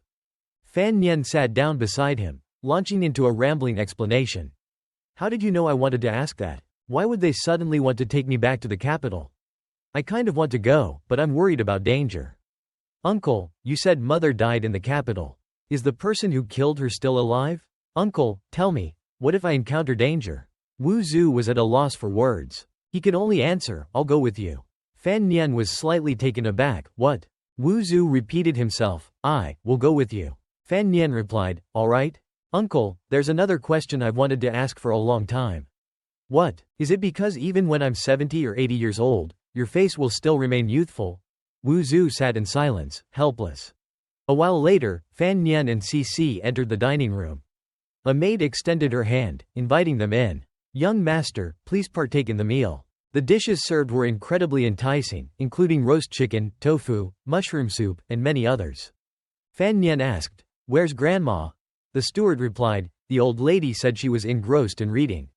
She'll be eating alone today. All right. He picked up his chopsticks and started to eat. For some reason, Fan Nian only tasted a spoonful of soup, picked up a piece of mugwort, and took a bite of fish skin. He also peeled off a piece of chicken skin, taking a small bite of each. He chewed with gusto. He suddenly stood up, holding the plate of mugwort in his hand. This is delicious. I like it. I'm taking it back to my room. The steward looked confused. Fan Nian had already reached the door. The steward called out, you're only taking this plate, what about the rest? As usual, you all share. The steward grumbled in dissatisfaction, muttering under his breath, he's just an illegitimate son, yet he acts like a young master with no manners. The maid looked back at the table and said, although the master eats first, and the servants can only eat the master's leftovers, it's customary. However, every time, the young master has to taste every dish before allowing others to eat. And often, he only takes a single bite. To be honest, he is a bit arrogant. The steward agreed, indeed, it's unbelievable how the old lady spoils him. Distribute the food to everyone. Yes. Outside, CC hurried after Fan Nian. She asked worriedly, young master, is something wrong? I've been poisoned. CC gasped in alarm, what? You've been poisoned? Someone poisoned this mugwort. He thought to himself, normally, I have to eat every dish first before Grandma and the others can. It's precisely to prevent situations like this. Fan Nian opened a cabinet and took a dose of antidote. Then spat out the poison. CC's eyes welled up. Young master, you must not be in danger. CC wouldn't want anything to happen to you. Young master, are you alright? Fan Nian sighed in relief. With the level of this poison, I won't be in any danger. The poison I ingested, called Miao Ko Z, is a common poison used by the spies of the surveillance agency. Miao Ko Z is a fruit found on a southern island. Its juice does not change color when mixed with food, making it difficult for others to detect. Therefore, it is often used by spies of the surveillance agency to carry out assassinations that need to be concealed. After ingestion, it takes about until evening for the poison to take effect, causing the victim to convulse and die. It closely mimics the symptoms of some infectious diseases, making it very difficult to determine the true cause of death. Miao Ko Z itself has a mild flavor. The only drawback is that it has a slightly bitter taste. The poisoner must have known that mugwort already has a bitter taste, so they mixed the Miao Cozy into it. They're quite skilled, indeed. But strangely, this dosage only causes abdominal pain and diarrhea. It wouldn't be lethal. What was the poisoner's true goal? Fan Nian asked. Do you know where today's mugwort came from? CC replied, Old He's grandson brought it early this morning. Fan Nian was puzzled. Usually, isn't it Old He? Why was it his grandson today? Someone said Old He was sick, so his grandson delivered the food. Is there something wrong? He pondered, chin in hand. Grandson? Old He lives alone. Where did he get a grandson? This grandson must be the culprit. Poisoned but not killed. What does he want? Fan Nian suddenly rushed outside. CC called out, Young master, where are you going? Young master, have you taken the antidote? Do you need me to call a doctor? He replied, I'm all right. I have to go out for a while. Then, CC, come with me. Fan Nian instructed, but it might be dangerous. Stay inside. He strode off. If I can't figure it out, then I'll go capture the culprit myself. I want to see who you are and what you're up to. Fan Nian hurried towards Old He's house. He discreetly hid behind a wall to observe the surroundings. He discovered that Old He was bound and gagged against a pillar in his house. Fan Nian approached. It seems this culprit didn't want to kill him. I'll rescue him first, then ask him about the culprit. Old He, I'm here to save you. After removing the cloth from his mouth, he immediately asked, Who tied you up here? Old He pointed ahead, his expression filled with panic. Young master, behind. Fan Nian swiftly noticed someone attacking him, seemingly a silent assassin.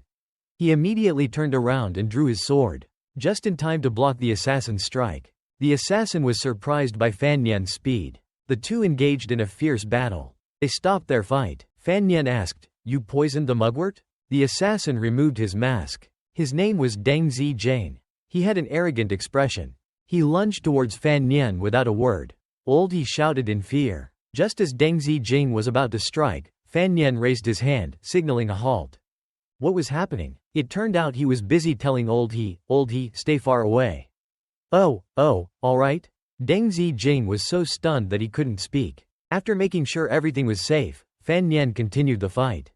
All right, now I can let loose and teach you a lesson.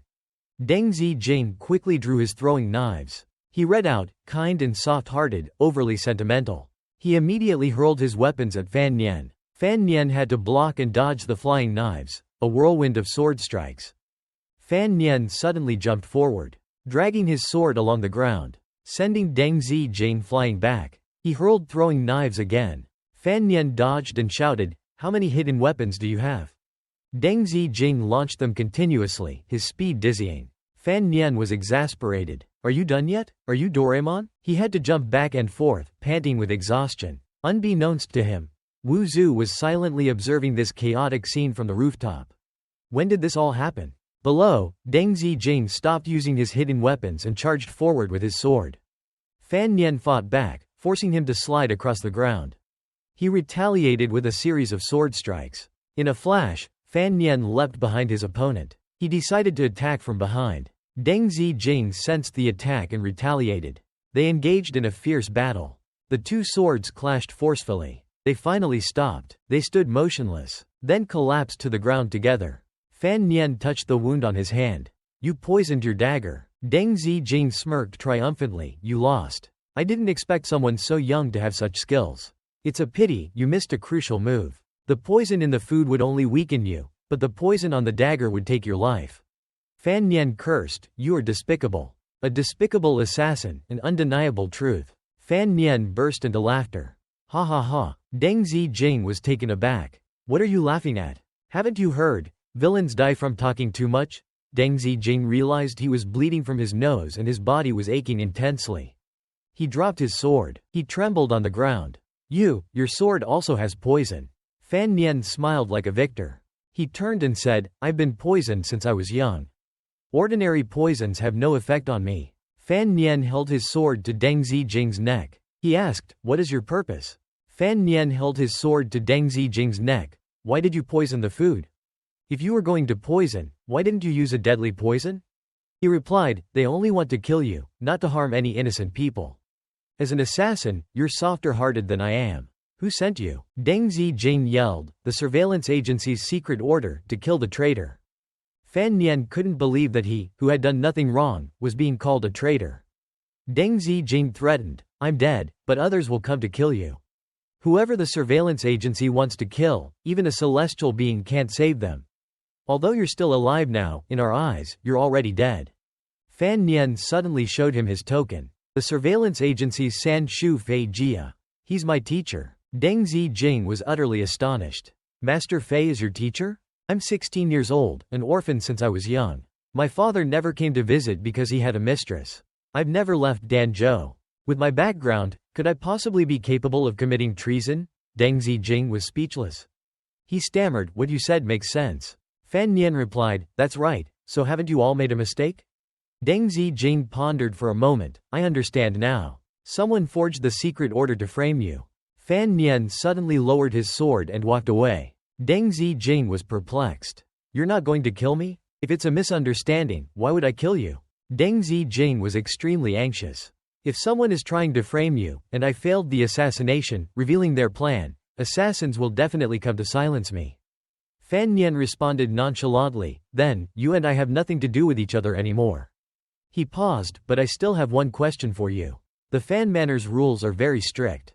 It's your first time here. How could you disguise yourself as Old He's grandson? Who helped you? Deng Zijing looked fearful, his expression strained. He was forced to confess, it was the Fan Manor's steward. Later, the steward was finally escorted before the old lady. He wailed, it was the surveillance agency's people who wanted to kill Fan Nian. I didn't mean to harm the entire Fan Manor. Old lady, everything I did was for the sake of the Fan family. She calmly asked, for the sake of the Fan family? Tell me, I was sent by the second mistress to watch over Fan Nian. That boy is bound to come to the capital to fight for his inheritance. Instead of letting him stir up trouble in the manor, it's better to prevent him from ever leaving Danzhou. The old lady decisively closed her teacup. You're right. For the sake of the Fan family's peace, we can't be lenient. Fan Nian was shocked. Grandma, you agree with him? The old lady turned to Fan Nian. Nianer, you must remember, when you're older, you must learn to be ruthless.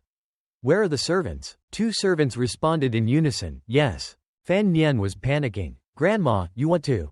The steward laughed gleefully. Old lady, you are wise. The old lady suddenly pointed her cane at him. She broke his leg. Throw him on the fishing boat. He's not allowed to set foot on land for the rest of his life. The steward exclaimed, what? The two servants immediately carried him away. What? No, old lady. Didn't you always dislike Fan Nian? Was it all an act? The old lady asked Fan Nian, what do you think? Every Chinese New Year, the second mistress sent me gifts. She was very kind to me. I remember that. That's right. We can't convict someone based on a single letter. I'll ask your father to investigate this thoroughly. We'll definitely find out the truth. Fan Nian called out, Grandma. Or, let me investigate myself. The old lady knew he wanted to go to the capital. Didn't I already tell you? Stay in Danzhou. Let your father handle it. Fan Nian remained steadfast in his decision. Grandma, you see, I've grown up now. I need to see the vast world. If there was one assassin, there will be a second. Instead of continuing to hide, it's better for me to confront it myself.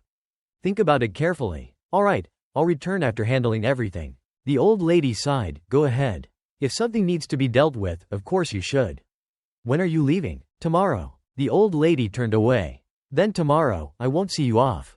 I'm old now, I can't bear to see farewells. The scene shifts to a forest.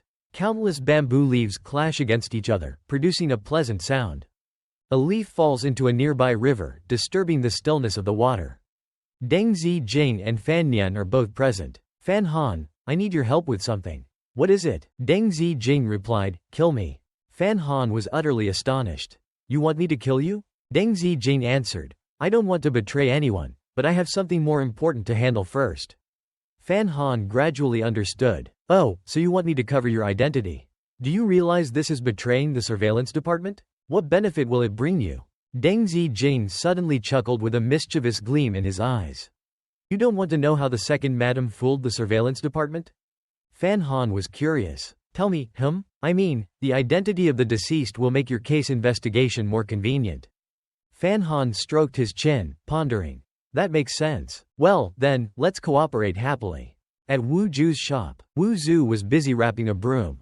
Fan Han sat beside him, saying, Uncle, I'm about to go to the capital. Wu Zhu replied indifferently, all right. Uncle, you've always protected me. Don't you have anything you want to do yourself? Someone you like? Plans for your life? Wu Zhu asked unexpectedly. You don't need me anymore? Fan Han exclaimed. What? I'll always need you, uncle. You're the most important family I have in this world. Oh, what do you want to say? Uncle, I have to go to the capital tomorrow. I'll find the person who wants to kill me. I'll also thoroughly investigate my mother's case. I'll live a better life than anyone else. Because this is what I've always wanted to do. Last time, you said you'd protect me in the capital, but I hope you can find something you want to do. Live for yourself. Wu Zhu was speechless. Fan Han walked to the door and waved goodbye. I'm going first, uncle. The door slammed shut. Wu Zhu seemed to have found the purpose of his life. He read each word silently. Find what you want to do.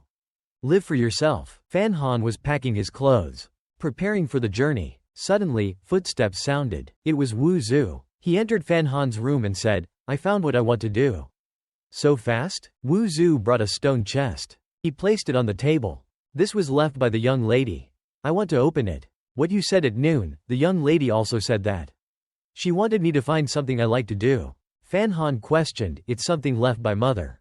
How do we open it? With a key? He spread his hands. But I don't have one. Uncle, why don't you just open it directly? Wu Zhu immediately drew his sword. He repeatedly slashed at the chest. But it remained perfectly intact, not even a scratch. Only the table collapsed. Fan Han was incredibly surprised. This chest is too hard. Where did mother get it? Wu Zhu replied, I forgot. Then where is the key? The capital. Therefore, you and I must go to the capital. So, let's go to the capital tomorrow. Wu Zhu turned to leave. I'll go ahead. We'll meet in the capital. What about the chest? Leave it with you. Fan Han stared intently at the chest. What is this chest made of? What is it used for? What kind of things need to be protected with this kind of chest? The next day, early in the morning, all the soldiers were gathered in front of the Fan residence. It was time for Fan Han's departure. He didn't forget to bring the chest with him. As he reached the door, he seemed to recall something. The old lady was alone in her room. She seemed very downcast. This kid is so headstrong. In the end, he still wants to leave. Fan Han entered the room. He called out softly, Grandma. The old lady turned and said, I told you, no need to see me off. Fan Han unexpectedly kissed his grandma's forehead. The old lady scolded gently, This isn't proper. Fan Han instructed her, take care of your health. Wait for me to solve everything. I'll come back for you. He took a few steps back. Then, he knelt down and bowed, prostrating himself, demonstrating his respect for her. The old lady was moved to tears. Go. Fan Han entered the carriage. The journey officially began. Capital, here I come. The soldiers escorted Fan Han. They started their journey. CC hastily ran after them. She called out loudly, Young master, please take care of yourself. Fan Han lifted the carriage curtain and waved goodbye. Inside the carriage, Deng Zijing asked, Why didn't you bring your maid? I don't know anything about the capital. I don't want to risk anything happening to her. Fan Han pondered for a moment. Wait until the time is right. As dusk descended, the group decided to rest at a clearing in the forest. First, they would rest and build a fire to cook. The two servants had already cooked a pot of hot, fragrant soup in the blink of an eye. Fan Han held a bowl in his hand, standing silently, as if waiting for something. He became impatient. What are you standing there for? You're playing the role of my servant. Serve the meal. Deng Zijing was startled. He had to obey Fan Han's order. He slurped down the soup. It looked incredibly delicious. Deng Zijing didn't touch a bite. Fan Han inquired, Hey, do you know why father is bringing me to the capital? Of course, it's to prepare for the young master's future. Just the two of us? What's there to cover up? Young master, you're such a joker. Fan Han suddenly adopted a dangerous look. There are times when I don't like to joke. Deng Zijing looked at him fearfully. He said, Ahem, as far as I know, it's to prepare for your marriage. To bring you to the capital for your wedding. Fan Han was skeptical. Don't doubt me. The 4 branches of the surveillance department are responsible for espionage and patrol. The 6 branches are in charge of surveillance. I'm from the 4 branches, so my information is accurate. The surveillance department's operations are powerful and flawless. If someone from the 6 branches had taken action, you wouldn't be alive today.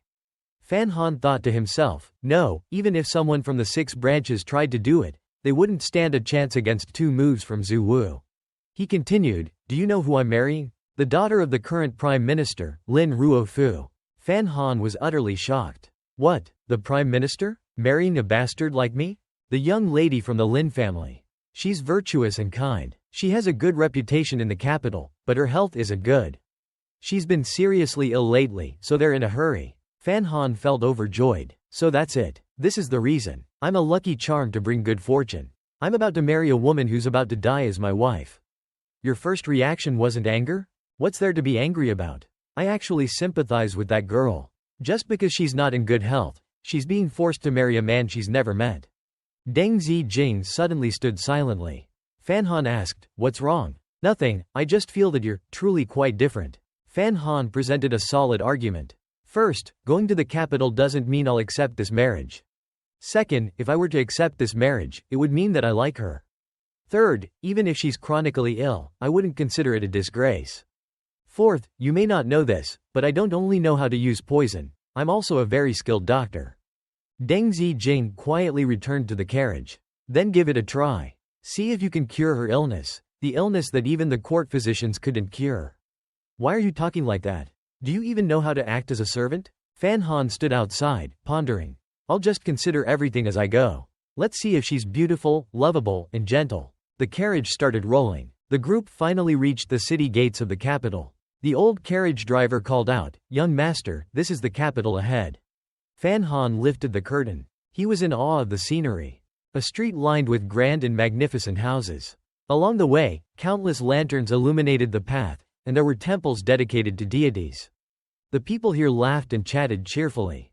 Commerce was thriving, and the street was bustling with activity. Fan Han noticed several people standing on balconies, gazing at the scenery. Deng Zijing asked, "What's wrong? This place is far beyond my imagination." He agreed, it's truly very different from Tanzhou. Fan Han felt that this world was somewhat intriguing. The scene shifted to the magnificent imperial palace. A masked figure rushed in to report. The assassination mission failed. He's arrived in the capital. Someone sat on the central throne, seemingly a woman. A blood-stained knife lay at her feet. She spoke, "That's good. Things are getting interesting." Fan Nian finally arrived at his father's mansion. He was amazed by its grandeur, truly imposing. The maidservant gestured for him to enter. "The master is currently away, but before leaving, he instructed us to properly greet the young master. Should you have any requests, feel free to inform me." Fan Nian responded, "All right." He thought to himself, I didn't expect my father, whom I've never met, to be so concerned for me. Fan Nian followed the maidservant inside. They crossed a bridge, a clear lotus pond flanking it. He surveyed his surroundings. With this massive mansion in the capital city, where every inch of land is precious, it seems my father's authority is no small matter. Walking along the corridor, he encountered a servant who casually passed him without offering any greeting. Is this disrespect? This continued, the maid servants completely ignoring Fan Nian's presence. He mused, could it be that everyone on the road is deliberately avoiding me? Just because I'm an illegitimate child? Although I don't care, it's my father who should be ashamed of having an illegitimate child. The maidservant led Fan Nian to a room. The second madam said you should come see her after you freshen up. All right, another maidservant awaited inside. Fan Nian placed his trunk on the floor. He sat on a chair, taking a clean cloth to wipe his face. Thank you. Now, please follow me to see the madam. Fan Nian thought, it's true, the capital city isn't like Tanzhou. My politeness with the maid-servants and younger sisters here is a bit out of place. He and the maidservant arrived at the second madam's chamber. Please wait here for a moment, young master. All right. Fan Nian stood there patiently, assuming that his stepmother hadn't arrived yet. They don't know whether to lead me to the parlor.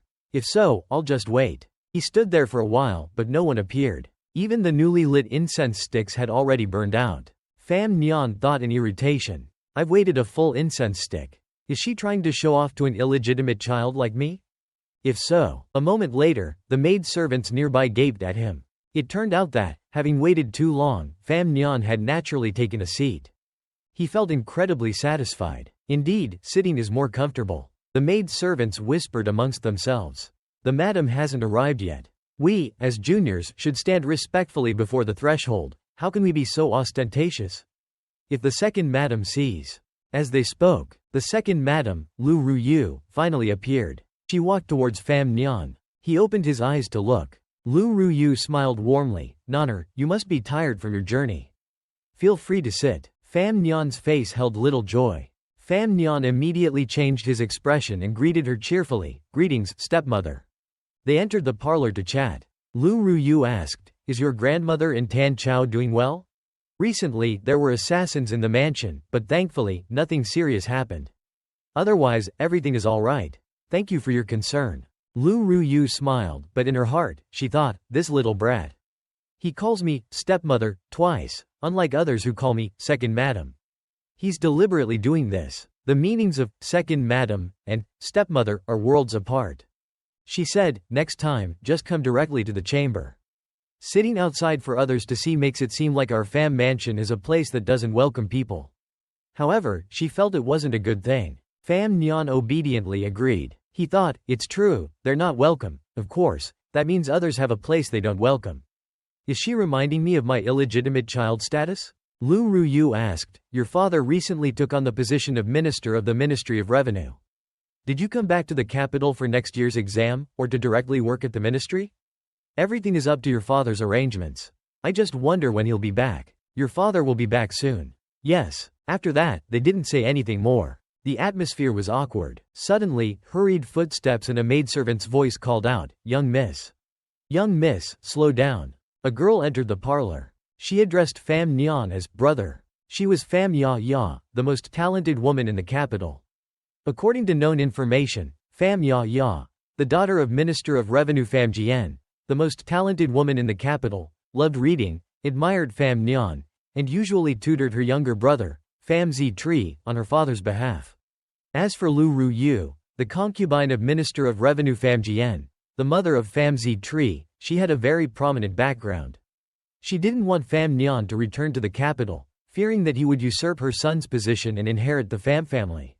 Ya Ya entered the parlor and walked towards Fam Nyan. He quickly stood up. She politely greeted him, greetings, brother. Ya Ya, little sister, no need for formalities. A resounding thud echoed. It was Fam Zi Tri. He pounded the pillar, then assumed an arrogant posture. You're Fam Nyan? Fam Nyan asked. This young master is. Ya Ya hadn't had a chance to answer. Before Ya Ya could respond, the arrogant younger brother introduced himself. I am Fam Zi Tri, the eldest master of the Fam family. He pointed at Fam Nyan and chuckled. You're that bastard child, Fam Nyan, right? Fam Nyan glanced at Lu Ruyu. She had already left, it seemed. It looked like she was using the young and clueless Fam Zi Tri as an excuse, intentionally causing chaos to humiliate him.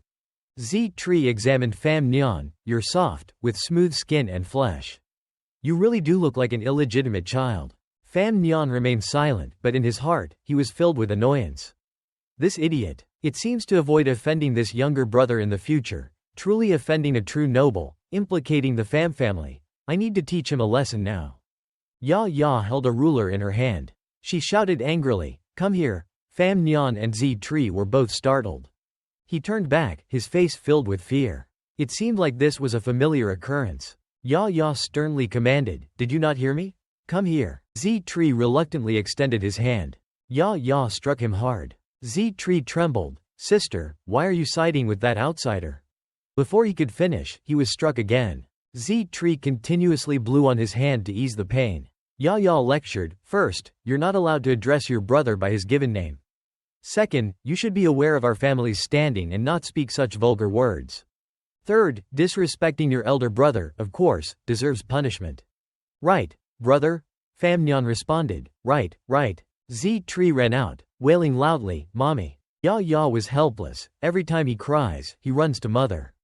Honestly, Fam Nyan asked, I'm curious, what do those two characters in Zi Tri mean?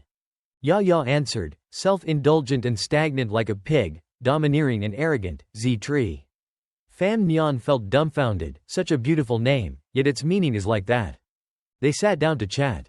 How can you hit him with a ruler? Father entrusted me with full authority to tutor him. This seems a little different from my initial analysis of this world, which is about male dominance. Yeah, and there's also the issue of family power distribution within the back house. Currently, you do have a bit of power, but don't forget, this power you have depends entirely on that man's favor. Brother, don't forget, the man you're talking about is our father. The atmosphere became tense. Unexpectedly, they burst into laughter a moment later. Ya Ya said, even though I've always sent letters to you, we haven't chatted like this in a long time. It's nostalgic. It seems you're living a good life here. I was worried for nothing. It's all thanks to your plan. Recently, Lu Shi has been very well behaved. Pham Nhan was surprised. Oh, I didn't expect it to work. Even though I'm in remote Tan Chao, I know the Liu family's position in the capital is very high. Don't underestimate her. Ya knows. Have you received my letter? Yeah, I received it last night. A black-clothed person delivered it. It scared me, I thought it was a bad guy. Pham Nhan sighed. This time, I came to the capital for. You haven't told me yet, right? I know. Not only do I know, but many other people know too. He was incredibly surprised. You know? Many people know? I always thought it was a secret that father asked me to come to the capital. The descendants of prestigious families in the capital are very curious about the illegitimate child of the Duke of Zinan. They have many calculations regarding that. How many people in the capital know me? Why are they curious about me? Because your father is preparing to arrange a marriage for you with a very famous woman. It's not a small matter, marrying the daughter of the Prime Minister, Miss Lin Jia. Ya suddenly revealed a secret. It's not just that. It said, the daughter of the Prime Minister is an illegitimate child.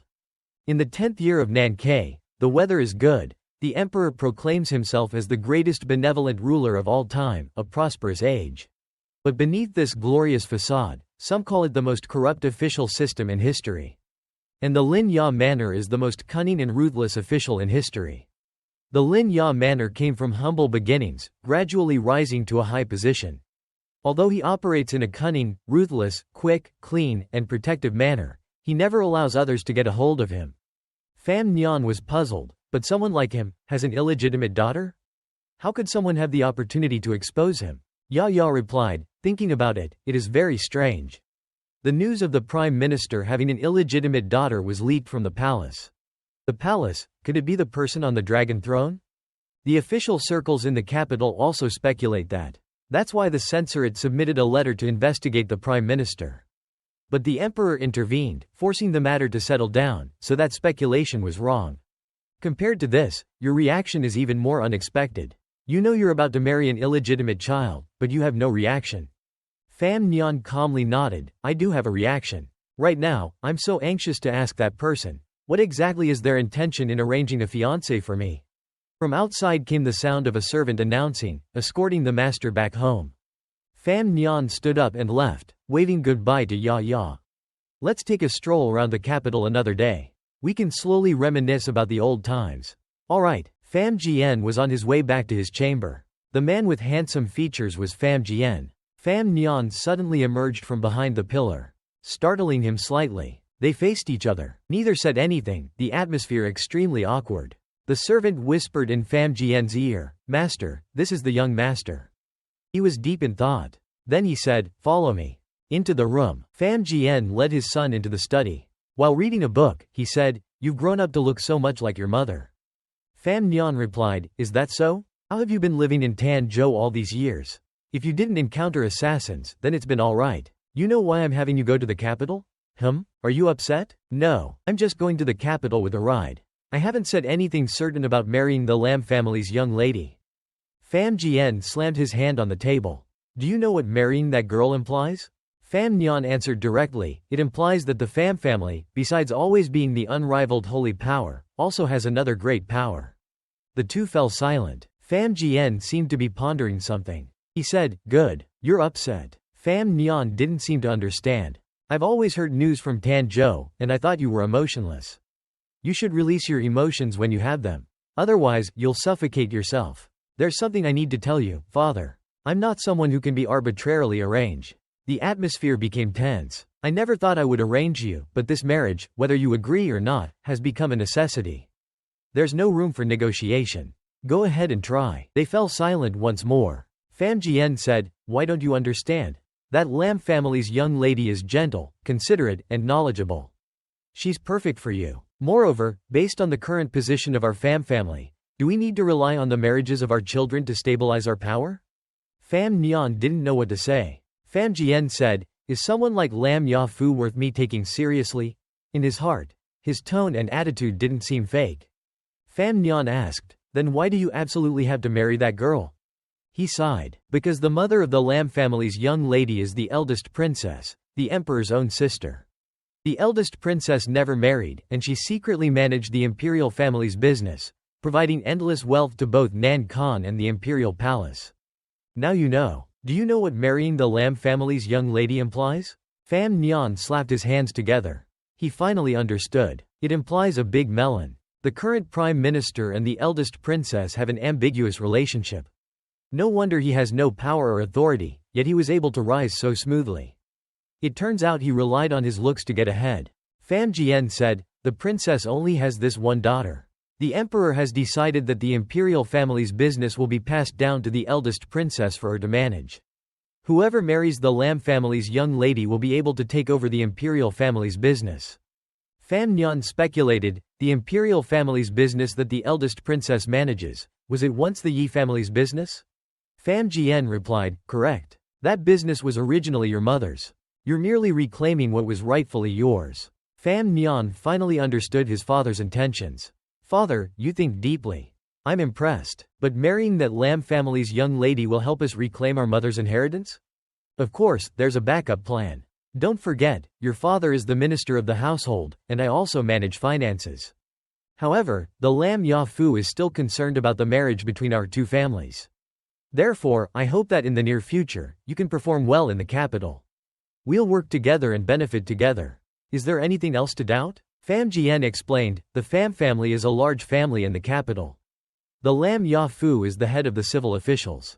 The two families secretly intermarry. The Lam Ruofu is worried that the emperor will suspect his intentions, or that the young officials in the system will have second thoughts. Pham Nhan looked impressed. He teased his father, "It turns out you still haven't agreed. You're simply infatuated, the Pham family's desire, self-infatuated? What does that mean?" Pham Jian immediately put on a serious expression. "Remember, today's conversation must never be revealed to anyone. Certain secrets, whoever reveals them will die." Pham Nhan turned to leave. "I know. Anything involving losing my head, I'll be very careful. Because I'm extremely afraid of death." That night, Pham Nhan lay in bed thinking. From today's conversation, he could sense that his father had some genuine feelings for him. It seems that he initially sent me to Tanzhou because the enemy who killed my mother was still in the capital. I'll ask about the Lu family later. But do I really have to marry that sickly girl? Wouldn't that mean I'm using deceitful tactics on that Lam family lady? No, that's immoral. She's already so unfortunate. He tossed and turned, unable to sleep. Pham Nhan suddenly noticed the chest that his mother left behind. He didn't know where the key to that chest was hidden. He decided to go to sleep and stop worrying about it. Too much information at once, his head was about to explode. Sleep. Pham Jian hadn't retired yet. He was standing on the balcony, gazing at the scenery. Pham Jian fell into contemplation. "Little Yi, your child has grown up. He's truly just like you were back then, young and unaware of everything." Chen Pingping still objected to Nhan Nhi going to the capital. Therefore, I took advantage of his absence to summon Nhan Nhi back. Someone once assured me that the Yi family's business would definitely be returned to Nhan Ni's hands. Don't worry, in Nankan, no one dares to harm him.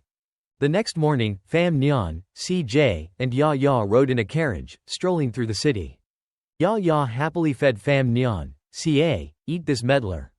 CJ saw this and put on a bored expression. Pham Nhan suddenly exclaimed, "Sour.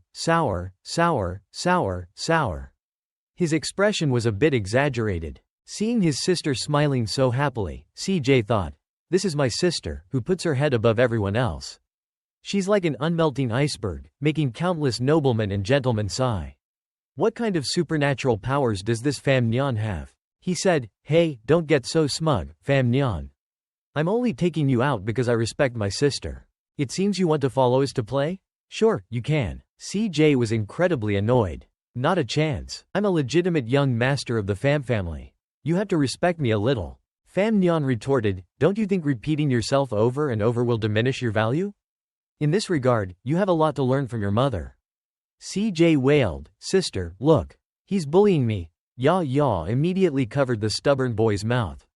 A fragrant scent. It seemed to be here. CJ lifted the curtain. "Wow, it smells so good.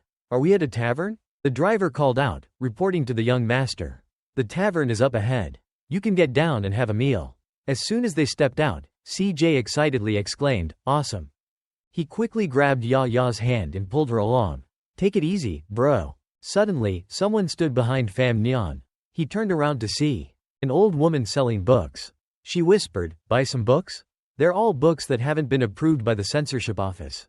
Pham Nhan was a little surprised. He pointed at the pile of books in the old woman's hands. Is it Han or Mei? She didn't understand what he was saying. The old woman handed Pham Nhan a book. This is the most popular novel in the capital. You're lucky today. If you're any later, it'll be sold out. Pham Nhan took the book and looked at it. He was stunned to see the cover. This is the Dream of the Red Chamber I copied for Ya Ya? Pham Nhan flipped through the pages. After reading the content, the old woman beside him said, "Young master, this is just a part. The real treasure lies within." He gave her 2 copper coins. Then he tucked the book into his robe. The old woman beamed, "Wow, this book is a real seller." At the tavern, the 3 Pham family members sat down to eat. Ya Ya asked, "CA, what were you doing earlier?" CJ quickly chimed in, "I was looking through the window, and I saw him buy a book from an old lady across the street. He didn't even bother to avoid it, buying such an ugly thing on a busy street." Ya Ya was curious why her brother bought the book. Pham Nhan took out the book. "Do you remember the Dream of the Red Chamber I told you about?" "Of course I do." He placed it on the table. Ya Ya opened it and looked at it. She was stunned by the familiar words inside. Ya Ya hurriedly explained, "CA, this is the first time I've seen this book." Pham Nhan said gently, "It's all right. I don't blame you. I figured that after you heard it, you'd be tempted to write it down, and you'd also be tempted to share it with your close friends. I just didn't expect it to be circulated and sold on a busy street." Ya Ya speculated, maybe it was the Jing Wang's Nhu Jop princess from before. "She came to our house to chat before. She happened to see the book you wrote for me and copied a part of it to bring back. She never imagined that it would spread like wildfire, becoming a secret that everyone knew. First, it spread within the Guo Gong Fu, then it made its way to the street.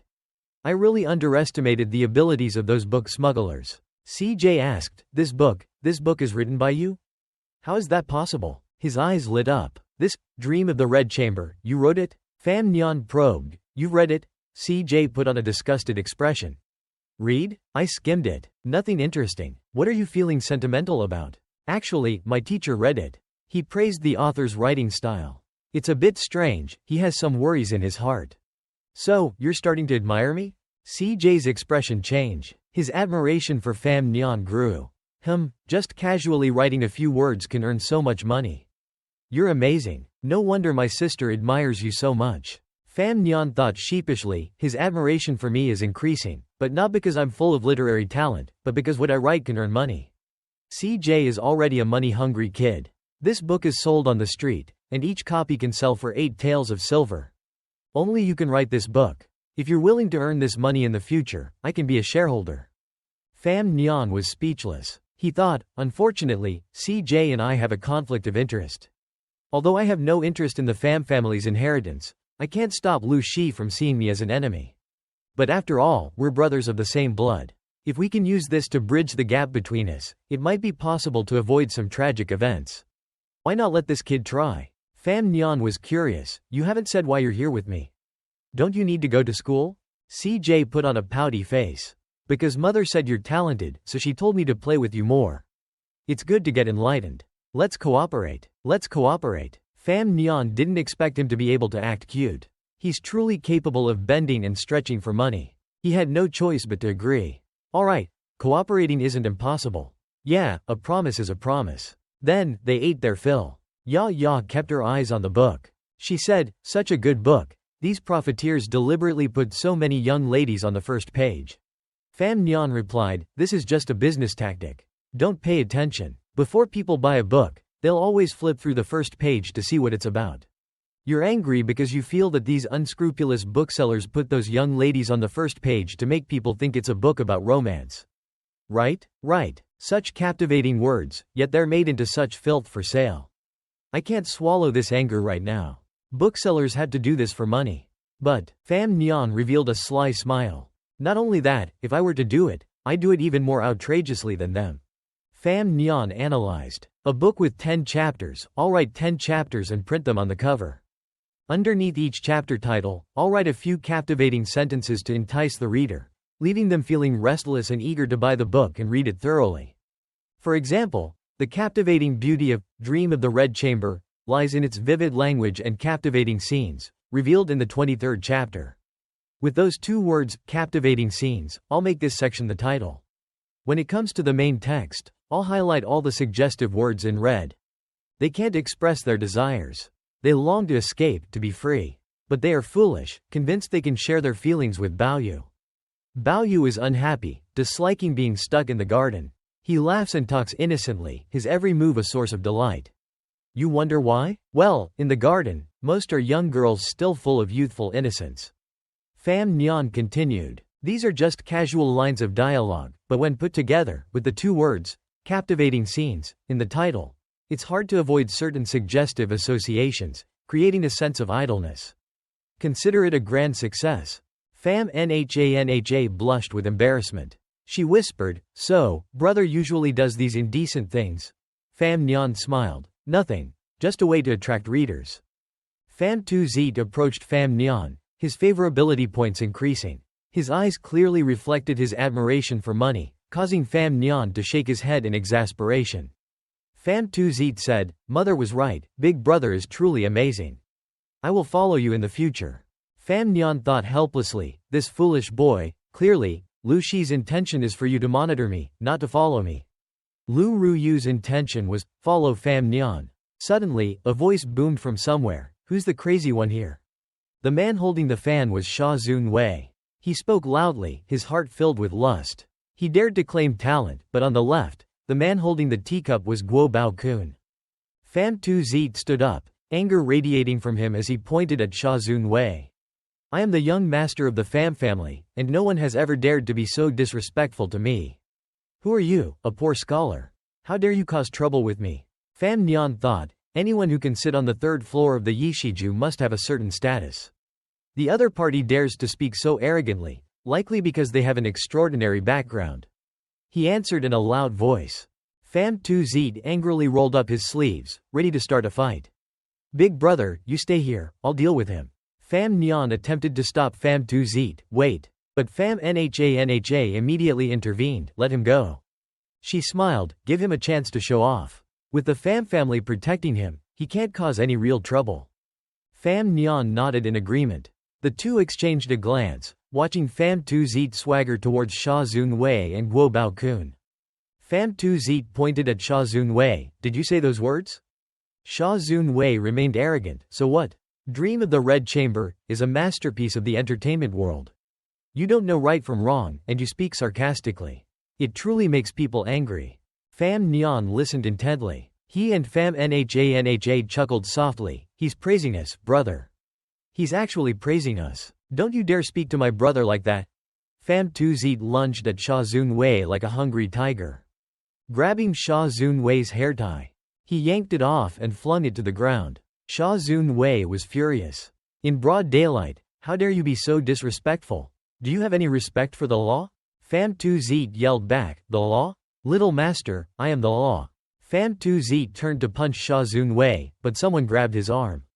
It was Guo Bao-kun's servant. He squeezed tightly, causing Pham Tuzit to cry out in pain. Ouch! Ouch! Ouch! Who are you, you piece of trash? How dare you grab me? Let go! Guo Bao-kun commanded, throw this boy out. Don't disturb Zhang Wei's enjoyment. The servant obeyed and forcefully seized Pham Tuzit, then tossed him a considerable distance.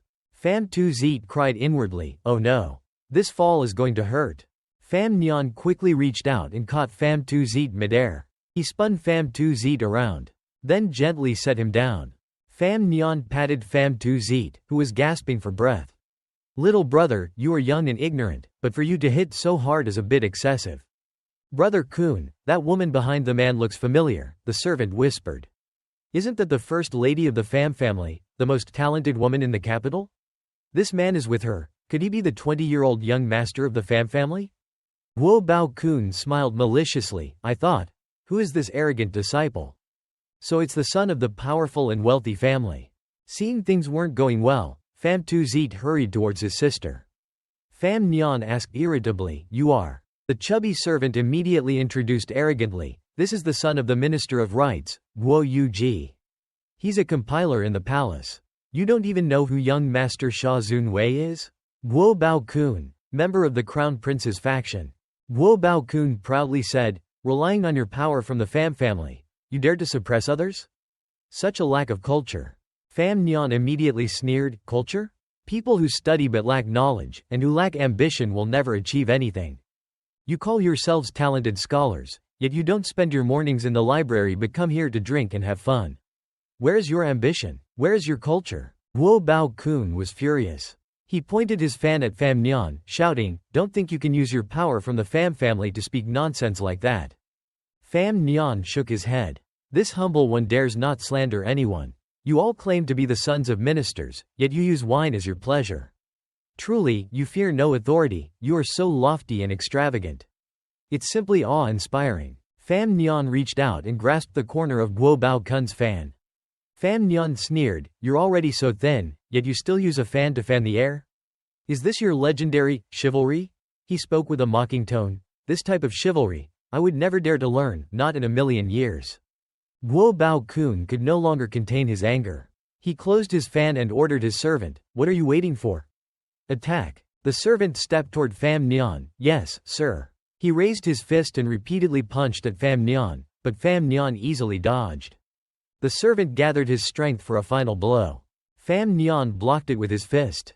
Pham Nhan dropped to one knee, lowering his center of gravity. He unleashed a powerful punch that connected with the servant's face, contorting his features. Pham Nhan's punch sent the servant flying through the air, a spray of blood erupting from his mouth. The servant was knocked back towards the window by Pham Nhan's powerful blow. The surrounding area was chaotic, the servants unsure of what to do. Seeing his defeat, Guo Bao Kun had the audacity to say, you're taking advantage of your numbers. Pham Nhan remained calm, his face devoid of emotion. Pham Tu Zit behind him wore a mocking expression. Guo Bao Kun shouted, you dare to look down on me. The onlookers whispered and gossiped. I've seen fights before, but this is the first time I've seen a young master of a noble family personally get involved. He won with a single move. The Pham family is truly a great clan in the capital. Sister Nha is actually out of the mansion today. It's rare to see her. Pham Tu Zit's face was filled with pride. Suddenly, a man approached, causing Pham Nha to be surprised. Sister Nha is actually out of the mansion today. It's rare to see her. Li Hongcheng, Crown Prince of the Jing Wang. Pham Nha was taken aback. The Crown Prince is here. Pham Nha introduced him to the Pham family. Brother, this is the Crown Prince of the Jing Wang's palace. Our two families have had a good relationship for generations. Your Highness, this is my brother I often tell you about. Li Hongcheng asked Pham Nhan, I heard earlier that you had an opinion about the learned gentleman. Guo Bao Kun, who was behind them, hurried forward to complain. Yes, it was him. Please, Your Highness, demand justice for the scholars who are here. Li Hongcheng slowly turned his head and said, I was merely having a casual conversation with a friend, and I don't want to ruin the mood. You understand, right? Li Hongcheng's expression was not friendly, causing Guo Bao Kun's heart to sink. Seeing that the situation was not good, Guo Bao Kun fled. Li Hongcheng's expression softened as he spoke to Pham Nhan. I wasn't being malicious with my question. I was just curious. Pham Nhan laughed, anyone can study and become a learned gentleman. I simply have an opinion on the term, talented scholar. Li Hongcheng was puzzled. What do you mean by that? In ancient times, those with outstanding talent were called talented scholars. Now, anyone who visits a brothel and befriends nobles and officials is considered a talented scholar. Guo Bao Kun was furious behind them. Such talented scholars likely have more makeup than knowledge. They are useless to the country. They are used by ladies. Lots of makeup, little knowledge, useless to the country. These words pierced like arrows into Guo Bao Kun and his friends. Li Hongcheng nodded. That's true. His final words caused Guo Bao Kun to crumble. Li Hongcheng smiled at Pham Nhan. You're quite interesting, brother. When you're free, you must visit my mansion. The matter ended. Pham Nhan, Pham Ruoruo, and Pham Tu Zit left. As they were walking, a figure blocked their path. It was Sha Zun Wei. Pham Tu Zit rolled up his sleeves and prepared to charge. What, you want to fight again? Sha Zun Wei remained silent. Pham Nhan's face immediately displayed displeasure. What do you want? Pham Nhan approached him and asked, what do you want? Sha Zun Wei immediately clasped his hands together. He bowed his head to Pham Nhan. This humble one has always looked down on those with power. Therefore, I have been arrogant. Today, your words have struck a chord. He began crying, his face stained with tears. I finally understand. I've been blindly chasing this feeling. Deep down, I haven't escaped the old ways. Pham Nhan thought to himself, this kid's quick. He changes his face faster than you can flip through a script. Pham Tu Zet teased from behind. Pham Nhan walked past Sha Zun Wei, saying, everyone has a bit of cowardice in their hearts. It's called, the villain within the scholar's robe.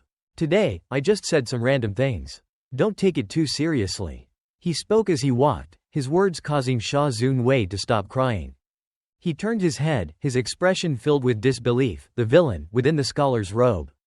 Pham Nhan and the two others strolled down the street. Seeing Pham Nha chuckle, Pham Nhan couldn't help but be curious. He stopped, turning to ask Fan Ya, little sister, are you thinking of something funny?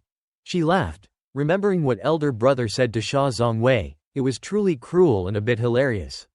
I couldn't help but laugh. Fan Huan asked confused, which part of my words? Seeing this, Fan Zj chimed in, I know. It was the part about a petty man under a scholar's robe. Both of them looked at Fan Zj with disbelief, making him flustered. No, wasn't it that? Fan Ya finally spoke. It was actually the part about being so sick that you're skin and bones, yet you still use a fan to cool yourself. Is this the legendary aura? Fan Huan scratched his head. My words today were a bit over the top. I really don't want to ruin the image I've built over the years in front of my little sister on my first trip to the capital. Fan Ya quickly replied, the other party provoked you first, and your response was restrained. Your words and actions today are more worthy of a talented man than anyone else. Fan Huan shook his head upon hearing Fan Ya's words. It's better not to have this talented man title. Fan Huan said to Fan Ya, little girl, remember this. No matter who you marry, don't marry a talented man. This made her blush and stammer. What nonsense are you talking about? Fan Zj felt left out in the back. The three of them headed towards the carriage, the servants bowing respectfully. Seeing Fan Ya and Fan Zj getting into the carriage, Fan Huan said, you two go ahead. I'll wander around a bit more. Fan Zj immediately whined. I want to go with elder brother for a while longer. Fan Ya immediately intervened. Listen to elder brother, we'll go back first. Fan Zj's fussing in the carriage shook the entire vehicle. Why, sister? I want to wander around too. Sister, ow. Only the main character was left standing there, lost in thought. Fan Huan thought to himself, this clash was assumed to be caused by Fan Zj. He recalled the events. After all, it was Fan Zj who chose the Wu Ju Lu and the time as well. It was he who made the first move. The goal was to make him appear unfavorable in front of the crown prince of Jing Wang's mansion. This would have a certain influence on Jing Wang's mansion's future succession. But then Fan Huan reconsidered, however. A shadow emerged from a corner. I know what you're thinking. It was Deng Zijane. He stated his deductions, but I don't think this is related to the young master. Fan Huan agreed, probably not related to him. Deng Zijing was surprised. Oh, I thought you'd suspect him. Fan Huan smiled. The young master of the Fan family, when he goes out, he's bound to cause trouble. Lu Shi just wanted him to follow me, so I would naturally fall into conflict. There's no need for any schemes. Play with whoever, and that's that. So, naturally, I'd be seen as a foolish young master. Fan Huan was given the nickname, Foolish Young Master. Deng Zijing chuckled upon hearing Fan Huan's deductions. Lu Shi's plan was simple, but effective. You guessed it all right. Fan Huan replied, no, there's something unexpected. Lu Shi actually believes that her son is a fool, so she wants to make everyone else fools too. Fan Huan asked curiously, as for you, you came to find me. Did you get any new clues about the assassination in Danzhou? Deng Zijing pretended to cough, He calmly replied, no clues, leaving Fan Huan helpless. The scene shifted to another location, with three people raising their cups. Li Hongcheng and two others were drinking together. Li Hongcheng said, they say the crown prince is fond of literature and frequently interacts with Cheng Lu. But now it seems the men around him, even those with a talented man air, are lacking. One of them replied, that Sha Zong Wei used to be a student of Wen Tang. He's sure to pass the civil service exam next year. I wonder what the crown prince thinks of him. Li Hongcheng shook his head. He has talent in literature, but his character. His aura is not as good as Sha Zong Wei's. He relies on his father's authority and his friendship with the crown prince. So, he doesn't take the Fan family seriously. Li Hongcheng continued, this kind of foolish person, to be able to live this long, is truly not easy. Li Hongcheng's eyes suddenly change, but that Fan Huan is intriguing. The person beside him nodded in agreement. Yes, I'm sure everyone in the capital will know today that the Fan family has an extra, well-behaved, clean, young master. Li Hongcheng laughed out loud. Oh, don't mention that anymore. Back then, I already made it clear when I invited you to be my aides. You're only allowed to advise me on matters of romance and love. My father is a king who has nothing better to do than idle away his time. As a son, I can't be aimless. Drink. The scene shifted to Deng Zijing and Fan Huan. Fan Huan punched Deng Zijing, but he blocked it. Fan Huan yelled, you have no clues, why are you looking for me? Deng Zijing pushed Fan Huan's hand away, I have something to tell you. He removed his hat, placed it on the ground, and slowly knelt. Deng Zijing knelt with care, startling Fan Huan. Deng Zijing said solemnly, the inspectorate has special case files. If you can give me one that's not important, I'll give you my life. Fan Huan asked Deng Zijing, an unimportant case file in exchange for your life? Fan Huan's face turned cunning. Is this deal too good to be true? He declared, a deal this good, there must be something fishy. Deng Zijing explained his situation. I was originally with the inspectorate. I was involved in a mishap, and the inspectorate saved me. One day, I was walking on the street and saw injustice. I intervened when Xia Zhongwei was using his influence to bully people. But I was targeted by the Guo family, who covered up the sky with their hands. They attempted to assassinate me and a court official, bringing disaster upon my family. The inspectorate saved me and my family, but after that, I had to sell my life to the inspectorate. After the mission to assassinate you failed, I returned to the capital. I found out that my family had gone missing. Fan Huan deduced, you mean, the inspectorate abducted your family. Deng Zijing continued, the clue lies within that document. Deng Zijing said as he handed the sword to Fan Huan, you have the commissioner's token. It'll be easy to get the documents. If you help me, I'll put my life in your hands. After a long silence, Fan Huan pondered. Fan Huan helped Deng Zijing stand up. Fan Huan smiled warmly, this deal, I'll take it. The scene shifted to a different location. Fan Huan pondered, this is the inspectorate. They claim to be saving Deng Zijing's family, but in reality, they're using him to control him and continue with their assassination missions. Perhaps even the crime of plotting against court officials wasn't committed by Xia Zhongwei, but a scheme devised by the inspectorate. Fan Huan entered through the doors, smiling, I must see what kind of place this truly is. Step by step, Fan Huan went deeper into the inspectorate. Shouting could be heard, still not confessing? Beat him again. Fan Huan continued walking. While walking, he encountered two guards, who gave him hostile stares. Fan Huan passed by them, but they continued to glance at him. Fan Huan stepped inside. Everyone stared at him. His expression turned sour, everyone staring at me with those looks. It's truly infuriating. Fan Huan placed his hand on someone's shoulder. May I ask, why is everyone not working, but staring at me?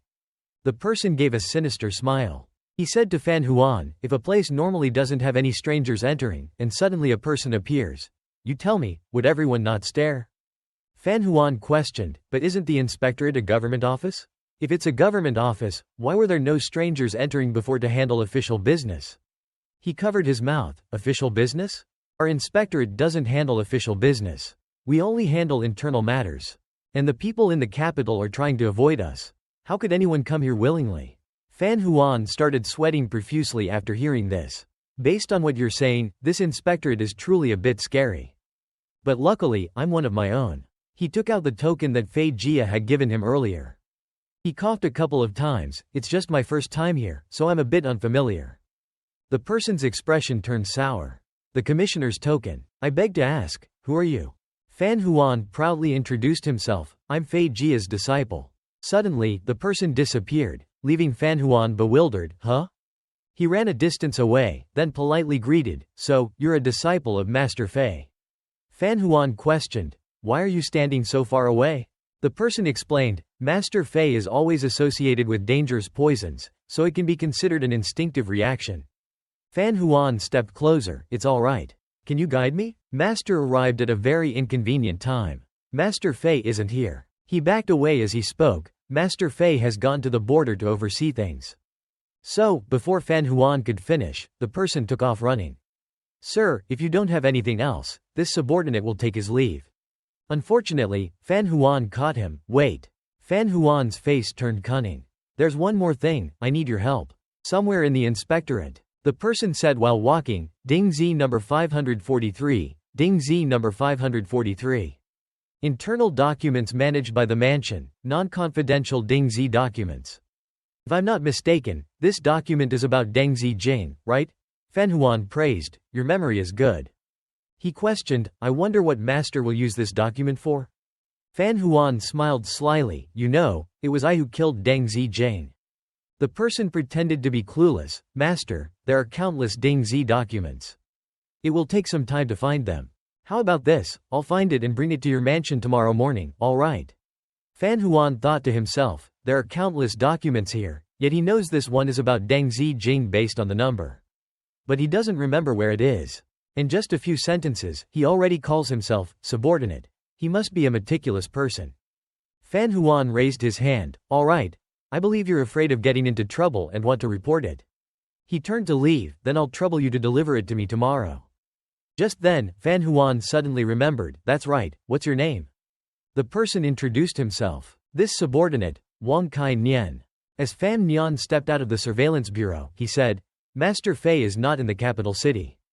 He rubbed his chin, thinking to himself, I was going to ask him to help me arrange a meeting with my fiancée soon. Maybe I could inquire about her condition. He walked on, now it's hopeless. But this surveillance bureau is scary. No wonder everyone avoids it. As he was about to leave, Fan Nian suddenly caught sight of something. He was taken aback, huh? Deep, KHNMI. He saw a familiar name engraved on a stone tablet. Fan Nian was astonished. My mother's name, on the tablet of the surveillance bureau? He gazed at the stone tablet, murmuring, it's even the title. Even though Miss Deep was the richest woman in the world back then, she couldn't have received this kind of treatment. As he walked, Fan Nian thought.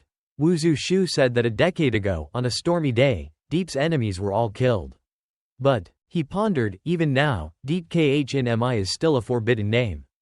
And my mother's mysterious death must be related to the nobles of Nam Khan. The surveillance bureau dares to put her name in front of their entrance. They're bold. Lost in thought, Fan Nian suddenly froze. Wait, I'm doomed.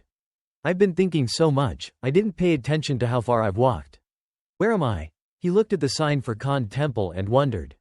I'll ask someone inside the temple. Let's see which way I should go back to Pham Mansion. Pham Nhan cautiously pushed open the door and stepped inside. Suddenly, he was stopped by a man who said fiercely, "Stop. Turn back. The people in the temple are praying. Don't disturb them." The speaker was Kung Dean.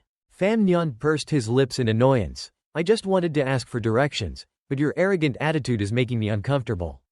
Pham Nhan strode forward. "I have to see what kind of deity is inside."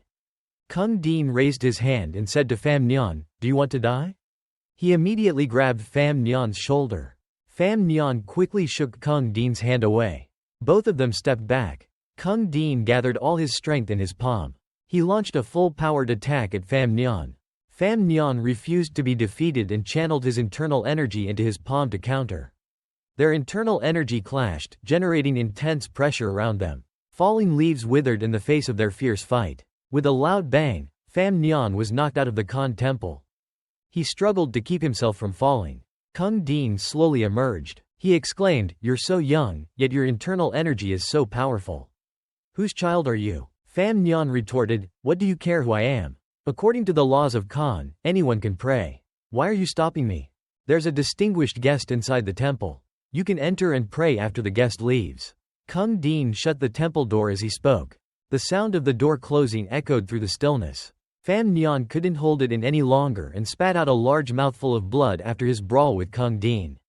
He wiped the blood from his mouth, thinking, "Luckily, when we were fighting, I used my finger to strike a point on his meridian. Otherwise, my injuries would have been even worse." He looked at the temple door. It must be some important figure praying inside.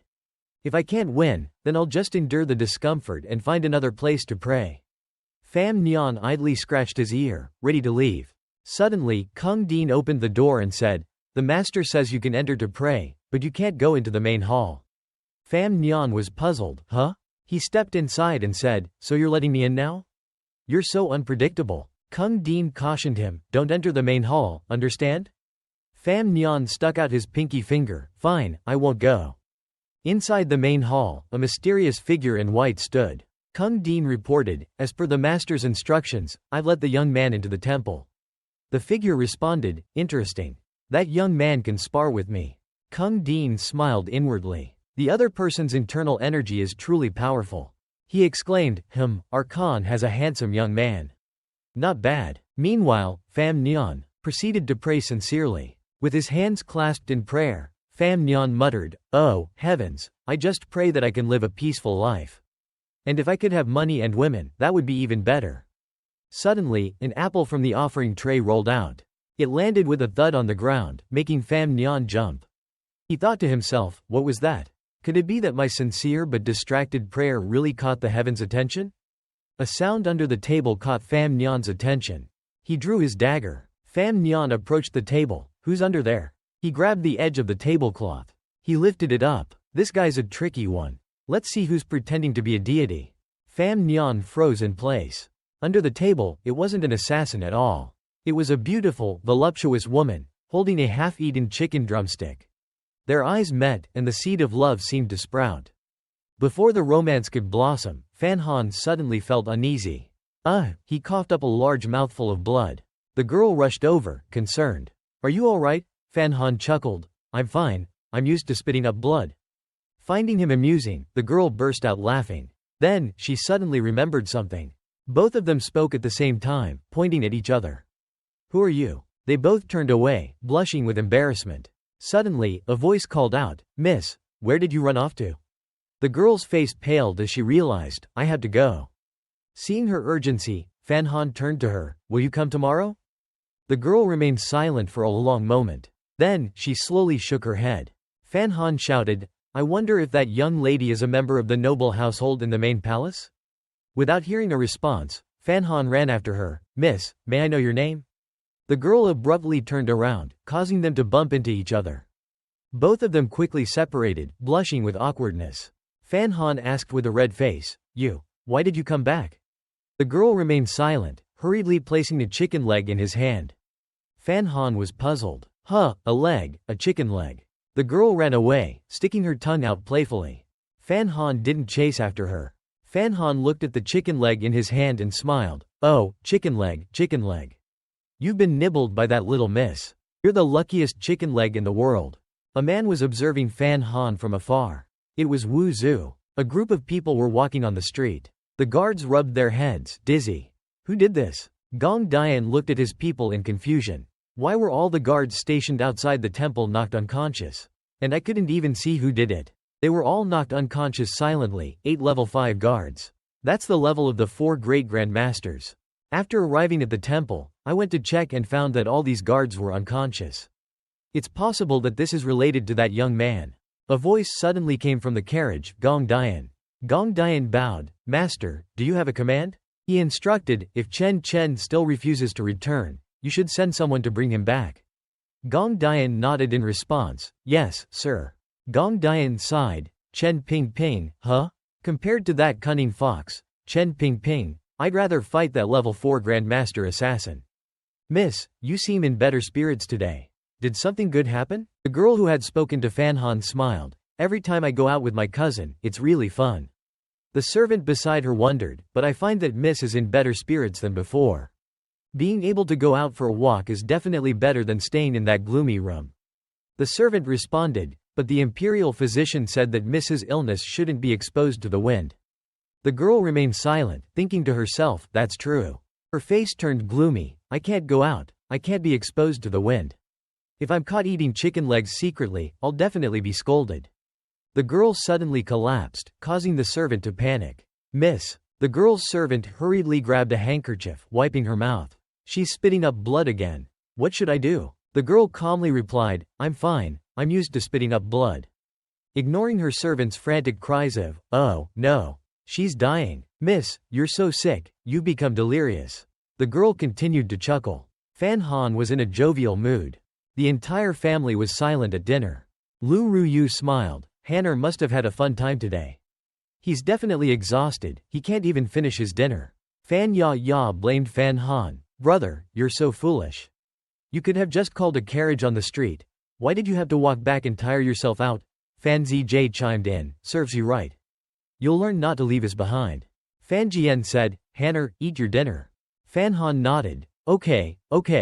He began to eat. Suddenly, Fan Jian coughed and said with a blush, after dinner, let's play mahjong. Fan Han was confused. Huh? Fan Jian continued. Now that you're in the capital, our family hasn't had a chance to gather together yet. Fan Zijie enthusiastically replied, that's great. That's great. Fan Han still wondered, mahjong? The mahjong tiles were laid out.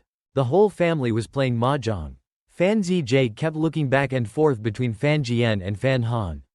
Eat, chow, pong, I win. Fan Han looked bored and said nothing.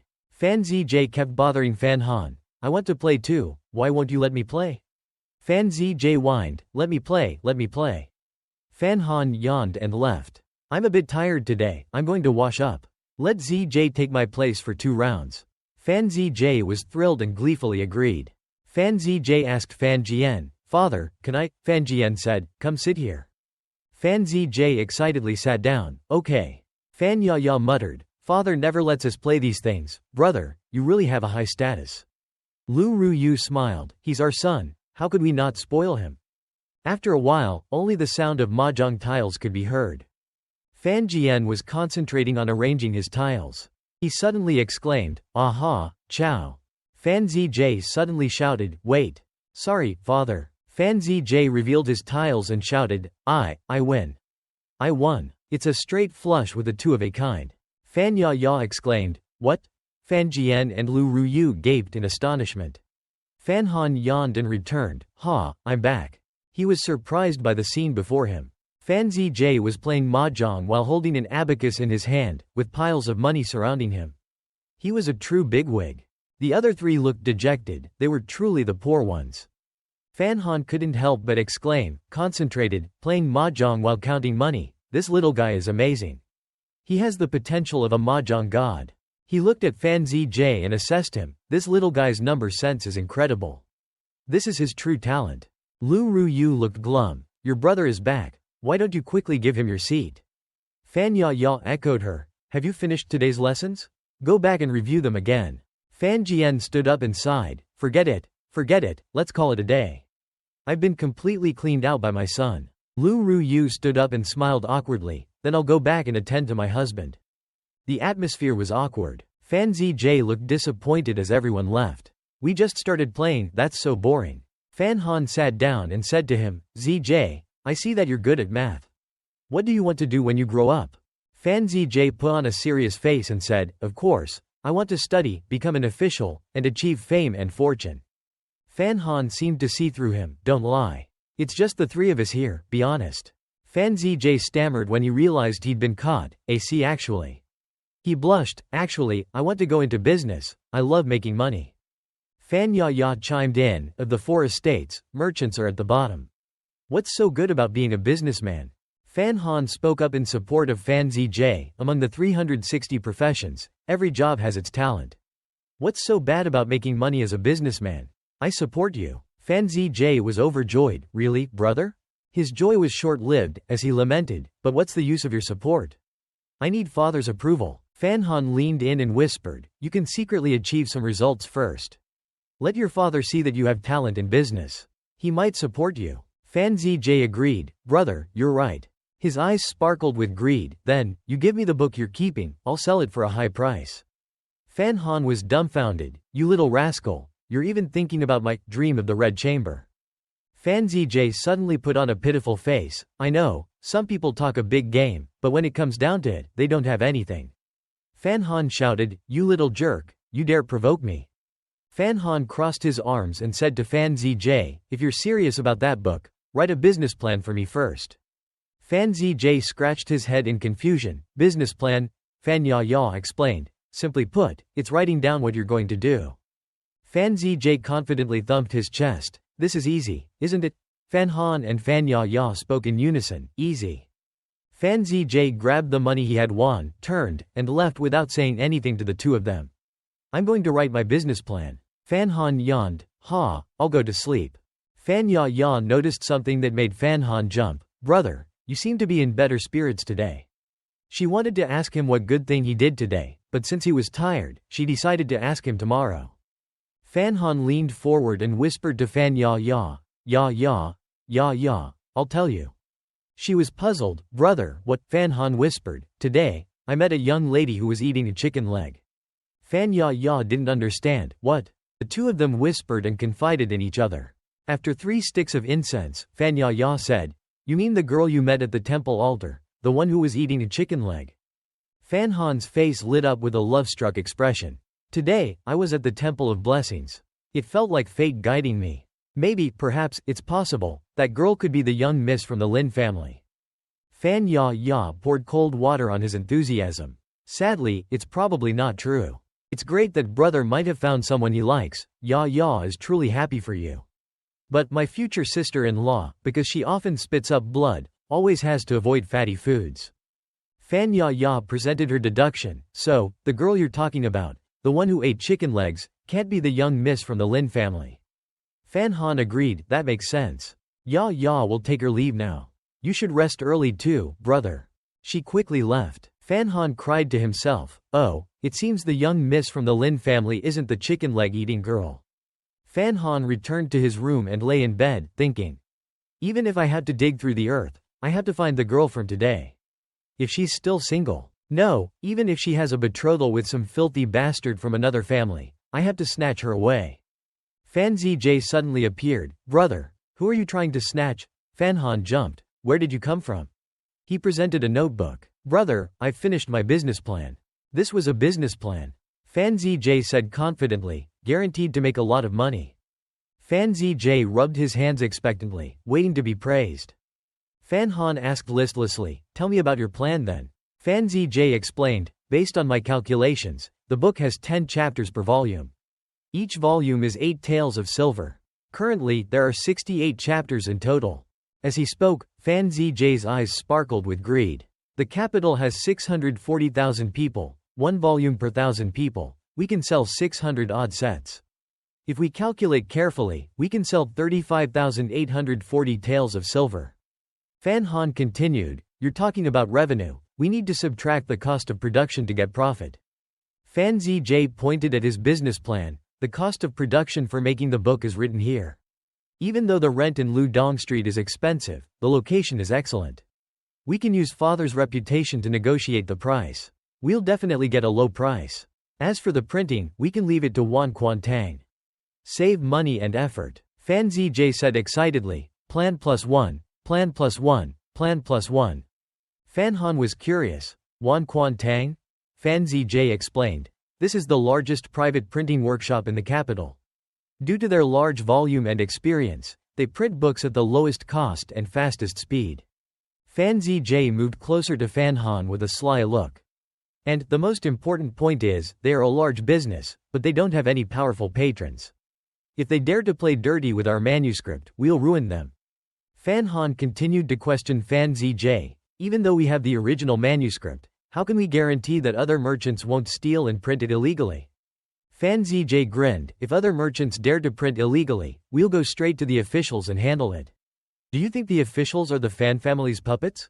The court's laws don't have any regulations restricting copyright infringement of books.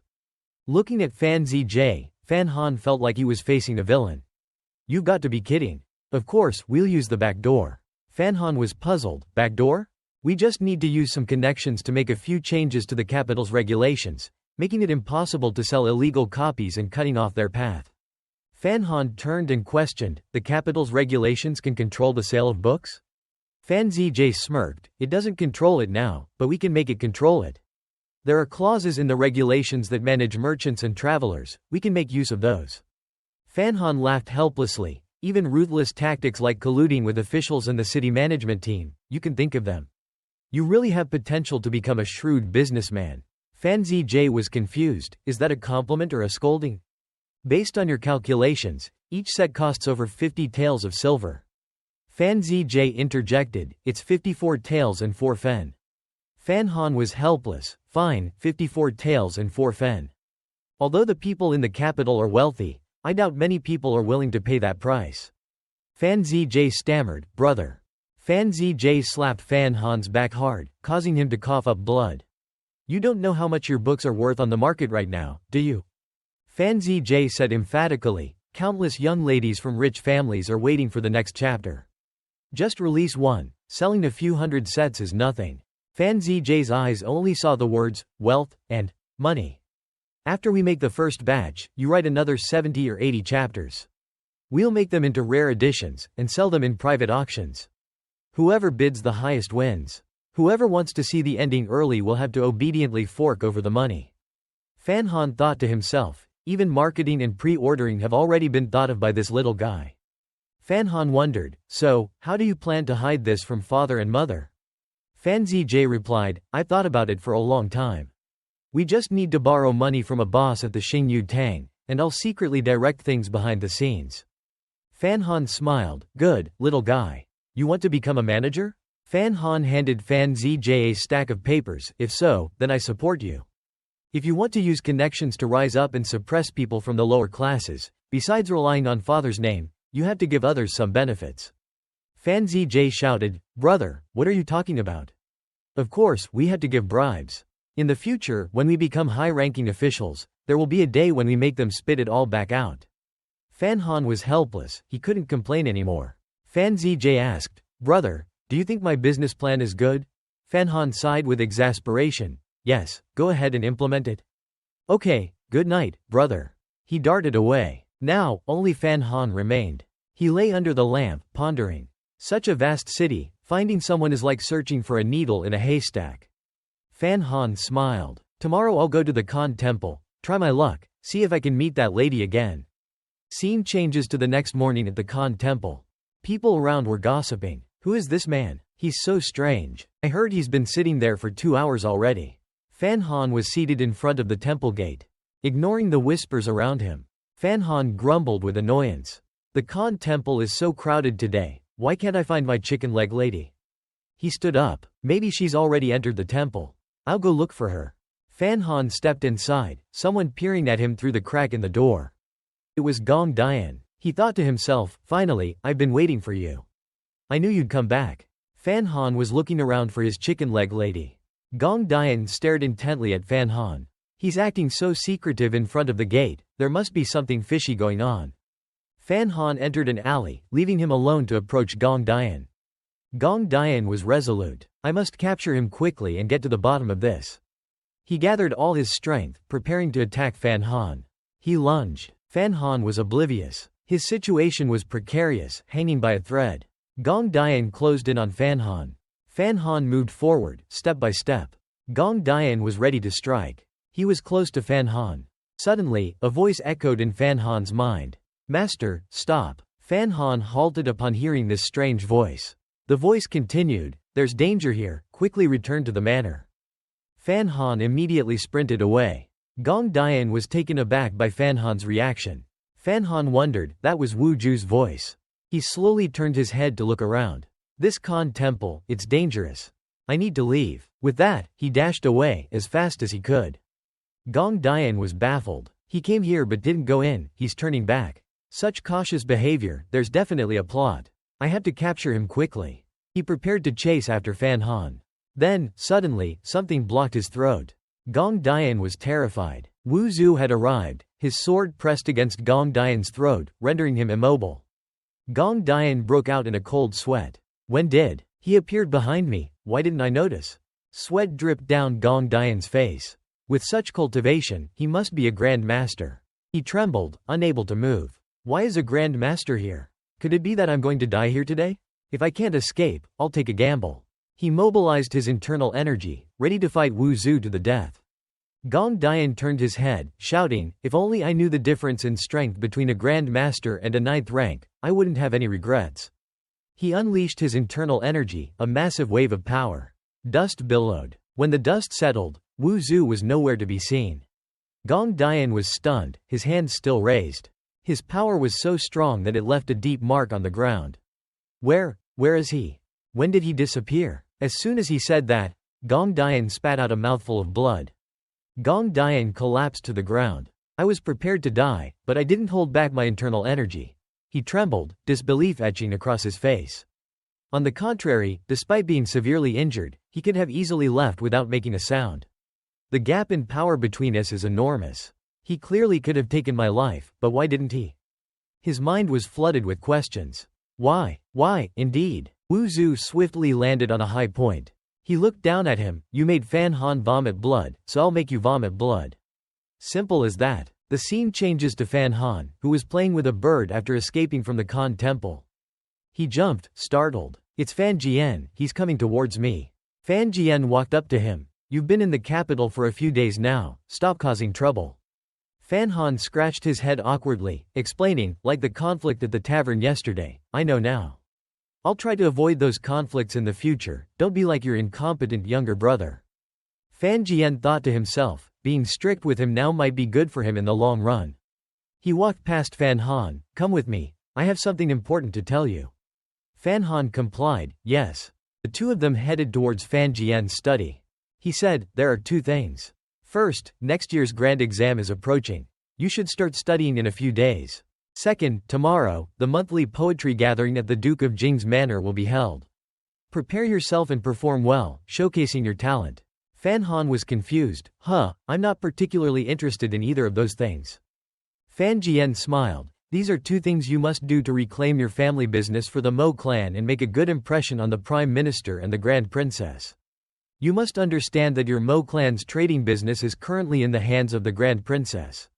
His Majesty once said while drunk that if the Countess marries, the Grand Princess must return the power to the Countess's husband, to prevent the royal bloodline from vying for the trading business in the future. Therefore, the Grand Princess is extremely reluctant to marry her daughter to you. To make this marriage successful, you must demonstrate your talent and ability. Fan Han pursed his lips, expressing his dissatisfaction, but lack of interest means lack of interest. Do I really have to participate in the examination with those Fan Zgs and compete for food? Fan Jian stood up and said, tomorrow, the poetry festival at the Duke of Jing's manor will be the focus of the capital. Countless talented scholars and young men wish to make a poem or a line that resonates throughout the land during the poetry gathering, seeking advancement.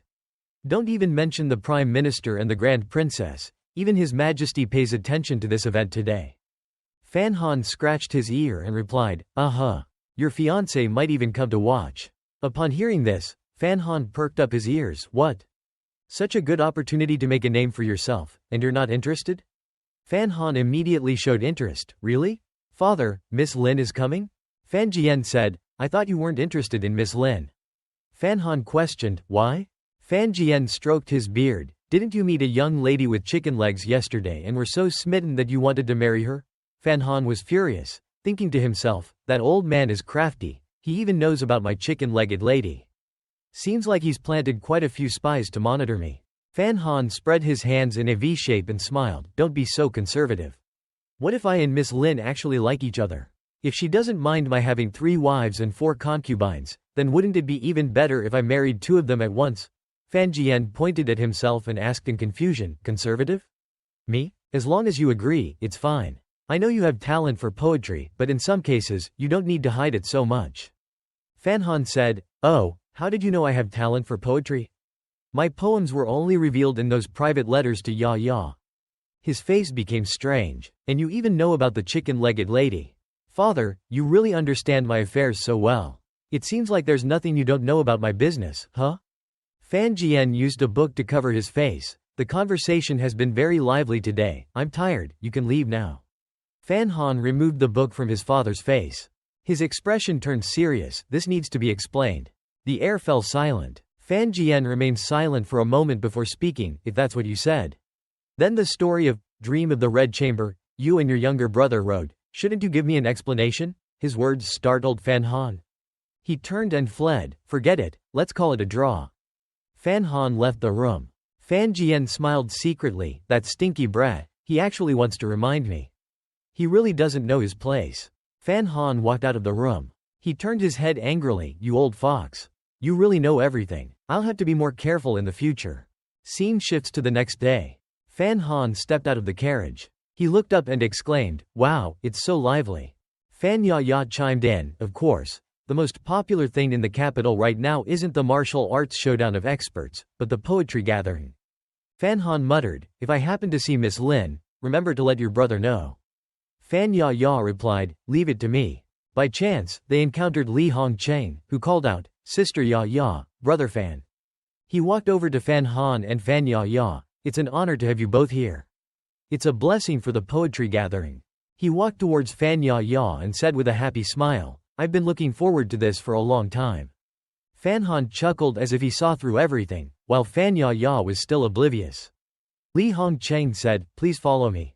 The servants in the courtyard wondered, who are these people? They're being personally greeted by the Duke of Jing's son. It's said that the Duke's son has long admired Miss Fan. They whispered, this is our Duke's big secret, you absolutely can't tell anyone else. Okay, I know. Fan Han clearly heard everything. Li Hongcheng led them to a place where everyone was gathered. Fan Han was speechless with surprise. Why are they all men? He looked around. I didn't expect men and women to be separated by a lake. There's even a curtain for the women's side. How am I supposed to find Miss Lin? These poetry gatherings are all about showmanship, really boring. As he was looking around, Fan Han noticed a familiar figure. Both of them looked at each other simultaneously. Fan Han and Guo Bao Kun exclaimed in unison, how come it's you?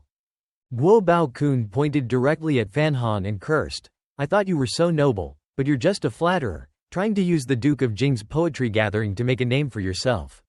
Do you really think you have the talent? Fan Han proudly walked past him. The Duke of Jing personally invited me, of course, I must show respect. As for the poetry contest, I'm not really interested. You guys go ahead and play. Guo Bao Kun refused to concede, just you wait, I'll make you look bad later.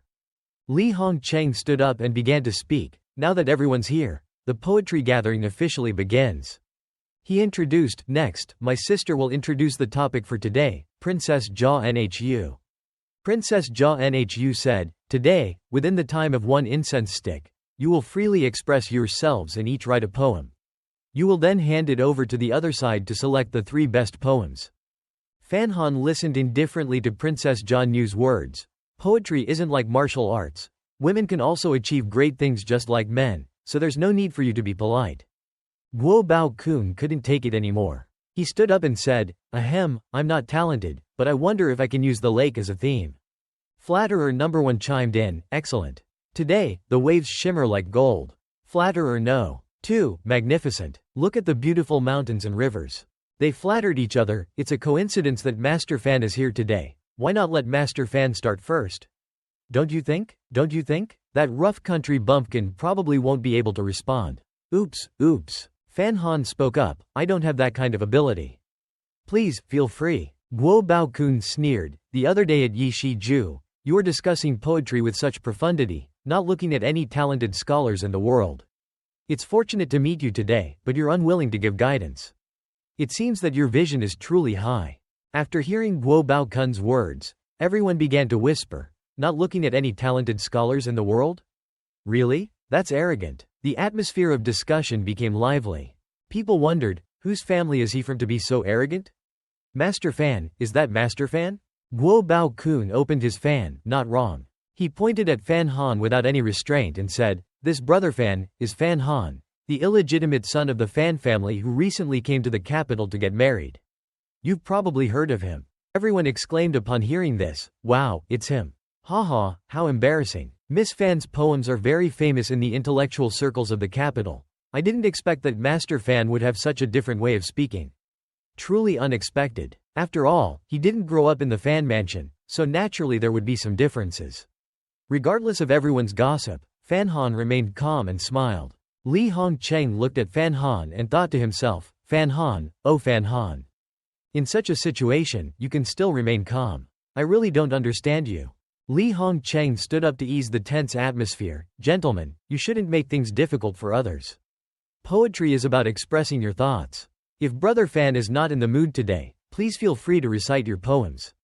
Guo Bao Kun picked up his writing brush and dipped it in ink. All right, fine. He said arrogantly, since that's the case, I'll write first. Let those people know what it means to have scholarly demeanor. Flowers bloom on 2 branches, a blossom on each side. The young ladies on this side began to discuss. This is a poem by one of the scholars on the other side, let me see it. One young lady in the crowd noticed Fan Ya Ya calmly drinking tea below. She walked over and asked, "Sister Ya Ya, why aren't you watching the scholars recite poetry?" Fan Ya Ya sneered contemptuously. "Ha! She delivered a fatal blow. They know how to write poetry." A voice exclaimed in astonishment, "What's going on?" This caught the attention of both Ya Ya and the lady beside her, leaving them stunned. It was Yi Linger, a close friend of Lin Yuan'er, the daughter of the capital's Minister of Defense, Yi Chang. She held a stack of papers in her hand, her face grave. "Why isn't there any poetry from Fan Han in here?" The other lady offered a forced smile. "Young Master Fan doesn't compose poetry. Young Master Guo and Young Master Fan have a feud. They keep causing trouble for our third miss." Ya Ya chimed in softly. "Young Master Guo is not particularly intelligent or talented, but he has a petty heart." Yi Linger replied arrogantly, "I was going to see what kind of talent Fan Han has. What kind of toad dares to covet our Yuan'er?" She tossed the papers away as she spoke. Her expression was unsightly. Now it seems he's not only a disgrace in terms of status but also in terms of talent. Seeing this, Ya Ya felt indignant. "Yi Linger, your mouth is usually as sharp as your daggers, but today it smells a bit fishy." A commotion arose in the room where the ladies were studying, making the place even more chaotic. Yi Linger approached Ya Ya, her hands resting on her hips. "Why are you so grumpy today?" Ya Ya responded with a sullen expression. "It's your business if you want to be close to Miss Lin. It's her business if she doesn't want to marry my elder brother. If you dare to be disrespectful to my elder brother again, don't blame me for not showing you any past kindness." Yi Linger retorted instantly, "Ha, what status does your elder brother have? What status does Yuan'er have? A toad trying to eat a swan. Delusions." Ya Ya slowly approached Yi Linger, gently placing her hand on her shoulder and whispering, "My brother has no father to guide him, and your Miss Lin has no parents." Her voice was provocative. "What status?" "Exactly that status." Yi Linger was taken aback. "You?" Ya Ya calmly sat down. "If we're here for a poetry gathering, then I'll participate too." She picked up a brush and dipped it in ink, beginning to write with a humble demeanor. Yi Linger felt uneasy. That woman was terrifying just now. In the grand hall, voices of praise filled the air. "Wonderful poetry! Wonderful poetry!" The men opened the scroll and read the poem, one line after another.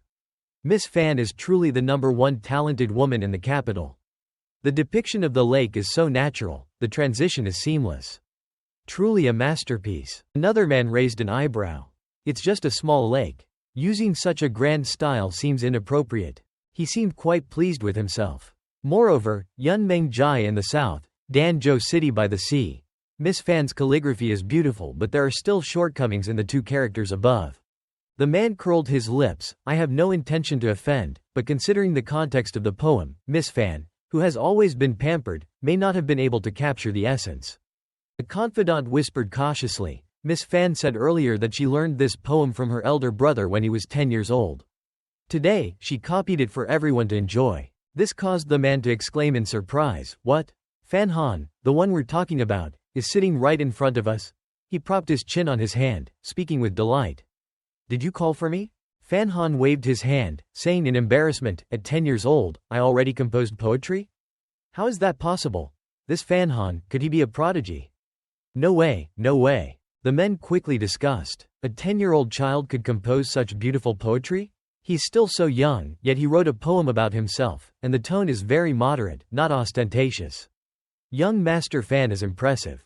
Another man stroked his chin, pondering. This poem reveals the author's unwillingness to accept something, a desire to do something. He had just criticized the poem, but now he was not willing to accept it. "I don't believe it," he said. "If you wrote such a masterpiece at 10 years old, your skills must have improved significantly. I wonder if you have any other outstanding works, young Master Fan?" Fan Han sat there, his chin propped on his hand, looking helpless. Another man chimed in, "That's right. Young Master Fan composing such a masterpiece is truly admirable. If you possess such incredible talent, why not compose a poem here to impress everyone?" He quickly waved his hand. "I don't compose poems on demand." He deliberately tried to make things difficult. "Then please, compose a poem freely, so that all the talented men in the capital can broaden their horizons." He was smug. "Unless you can't write." A faint smile curled on Fan Han's lips, an arrogant smile. "HMPH, the books I read in my past life weren't wasted. His hand slammed down on the table, the brush spinning in the air. The movement graceful. Then he grabbed the brush. He said confidently, "Today, I shall compose a poem." A moment later, the crowd gathered together, buzzing with excitement. Fan Han is writing a poem. Really? Quick, show me. The ladies inside quickly took the scroll and read. This left Yi Linger speechless in astonishment, and the ladies standing beside her were awestruck. What in the world? Just who is this young master Fan? Such beautiful poetry. It's truly amazing. Ya sat there calmly, sipping tea. Ya, you have such a talented brother. Why didn't you tell us? How uncharitable of you. Yes. Although Ya appeared calm and composed on the outside, she was extremely happy and proud inside. As Fan Han walked out, he yawned widely. Such a waste of time. I wonder if Ya found her future sister-in-law. He scratched his ear, lost in thought. The men read the poem, their faces filled with astonishment. Genius. He's a genius. Every stroke, every word, reflected in a poem of exquisite beauty. Feng Cengtn Gao Yuan Shui. Zhu Qing Sa Bai Diao Fei Wei. Wu Bian Luo Mu Xiao Sha. Bu Jin Chong Jian Gun Lai. Wan Li Bai Chu Chong Zuo K. Gan Nan Ku Han Peng Shangman. Lao Dao Xin Ding Zhou Ju Bei. Each line captivated the reader's soul. This is masterful writing. A man read, sorrow, depth, vastness, endlessness, 10,000 miles, autumn, traveler, 100 years, illness, poison, ancient sorrow, all in one turbid cup. This poem is the greatest 7-character octet from ancient times. It's hard to find anyone else who could write a quatrain like this. Even if young Master Fan doesn't write poetry after this, it's fine. The man who had been constantly making things difficult for Fan Han was now fuming with anger. He actually wrote it. A faint smile curled on the man's lips. How is it possible that at such a young age, young Master Fan wrote such a timeless masterpiece of sorrow? It's a pity he left the table. If not, I would have begged him to impart his knowledge. Walking through the grand hall, beside a crystal-clear lake, on whose surface beautiful lotus flowers bloomed, Ya paused. Oh dear, I almost forgot the important task of helping my brother find someone. A voice stopped her. Miss Ya, please wait. It was Yi Linger, her arms crossed, her face sullen and unpleasant. Can we talk for a moment? In the grand palace, sunlight streamed down from above, making the weather even more intense. The two ladies walked leisurely. Yi Linger suddenly spoke, Ya, your brother is truly gifted in poetry. But I still hope the marriage can be cancelled. Ya couldn't help but be irritated. What do you mean? Such a poem still doesn't satisfy you? What would make Miss Lin satisfied? Yi Linger crossed her arms, her tone arrogant. Let me be straightforward. Yuan'er doesn't want to marry your brother. A few days ago, Yuan'er met someone at the temple. It was unintentional, but she has developed feelings for him. Ya was shocked. What? She said, Yi Linger, you should know that we can't choose our own marriages. But Yi Linger remained selfless. You know Yuan'er's health isn't good. If that's the case, why force her to marry someone she doesn't want? Ya sighed sadly. I understand. What woman doesn't yearn for love? But I truly can't do anything about this, Miss Yi. Ya continued, but my father knows a renowned doctor. I can introduce him to Miss Lin's residence to see her. Yi Linger replied dejectedly, there's no need. Even the imperial physicians couldn't find a cure. The doctor you mentioned probably? But before Yi Linger could finish, Ya interrupted. That doctor is a disciple of Master Fei. This caused Yi Linger to pause for a few seconds. Her eyes lit up. A disciple of Master Fei? One of the 3 greatest poison masters. Ya replied nonchalantly, that's right. Yi Linger was filled with hope. She immediately embraced Ya. Thank you, Sister Ya. Ya laughed. You change your mind so quickly. Outside, where a carriage was parked. Inside was a man wearing a hat, his expression serious. According to my investigation, that Guo Bao Kun frequently visits the minister's residence. He goes to the palace every 3 days. Sitting beside him was a young man with a cold expression, reading a piece of paper. He didn't respond, but the man wearing the hat continued, this is a map of the places he visits and his usual return times. Then he glanced sideways, tonight, you will be our guide. I must teach Guo Bao Kun a lesson. He can't think that I'm an easy target to bully. The man replied softly, directly eliminate him. The other man was shocked, eliminate? It was Fan Han. He quickly regained his composure. Just take me there, and I'll handle the rest. No matter what, I must have my revenge. The two men sat with their backs against each other, separated only by a wall. Fan Han asked, "Have you informed Prince Jing?" He replied, "Yes, at Tui Xianju." Fan Han said, "The name of that tavern is quite elegant." The man frowned, his eyes drooping slightly. Tui Xianju is a brothel. Hearing this, Fan Han seemed startled. Brothel? But he quickly calmed down and said nonchalantly, "No problem. As long as I can meet Prince Jing's son, the location doesn't matter. Remember to be prepared. Let's go settle this. We can't let others have a chance to bite back." The curtain was pulled back, and Ya Ya entered. "Brother, I've made arrangements for you." This startled Fan Han, as if his heart was about to jump out of his chest. Ya Ya noticed his reaction and asked, "You're acting so furtively, what are you plotting? I searched everywhere and couldn't find you." Fan Han scratched his head and laughed, "It's nothing important." The man outside silently left. "I've taken care of your business." Hearing this, Fan Han was bewildered. Ya Ya said happily, "Brother, just go under the guise of a disciple of Master Fei to Miss Lin's residence to see her. That way you can meet Miss Lin." Hearing this, he was extremely satisfied. He repeatedly thanked and praised her, "Good sister. You're truly a good sister." Seeing this, Ya Ya was pleased, "As long as you're happy." Then she lowered her voice, "I'm just curious. Where are you going tonight, brother?" A smile curled on Fan Han's lips. "Ha, a good place." And perhaps the good place he mentioned was the Tui Xianju. At the Tui Xianju, the colorful lights illuminated the surroundings. Floating lanterns adorned the water surface, shimmering brilliantly. A beautiful woman's hand gently brushed against Fan Han's. Her stunning beauty captivated him. She leaned closer, causing him to gape in delight. His cheeks flushed instantly. The woman spoke in a seductive tone, "You've actually booked the entire Tui Xianju, young master?" Her name was Ti Li Li, a captivating beauty who possessed a charm that could ensnare anyone's heart. "You are truly generous, young master." Ti Li Li gently stroked Fan Han's chin, sending him into a state of infatuation. She sat on his lap, her body pressed against him, the friction intensifying. His trembling hand wrapped around her waist. Mesmerized by the woman before him, Fan Han tried to maintain his composure. "No, I'm here for important business today." He glanced at the woman's ample bosom, his jaw dropping. He gritted his teeth and endured the temptation. Today I'm here." At that moment, a figure emerged from the doorway. "The prince is here. He's asking for you." Hearing this, Fan Han immediately pushed the woman off him, creating some distance. The prince, entering the scene, was bewildered by what he saw. The prince walked closer and reminded them, "Miss Li Li doesn't eat people. Why are you running so far away?" Fan Han covered his mouth, his cheeks flushed red. He replied in an embarrassed tone, "If you hadn't come, I was about to eat someone."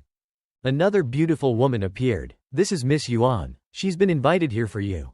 This was Yuan Meng. She poured wine into a cup. The two men and two women sat down and raised their cups. Fan Han said, "I heard that the Tui Xianju isn't the largest boat, but it's the most prestigious. Today, I finally see it. It truly lives up to its name. It's called Tui Xianju, but outside, the lanterns are literally flying up, creating a dazzling and mystical ambiance."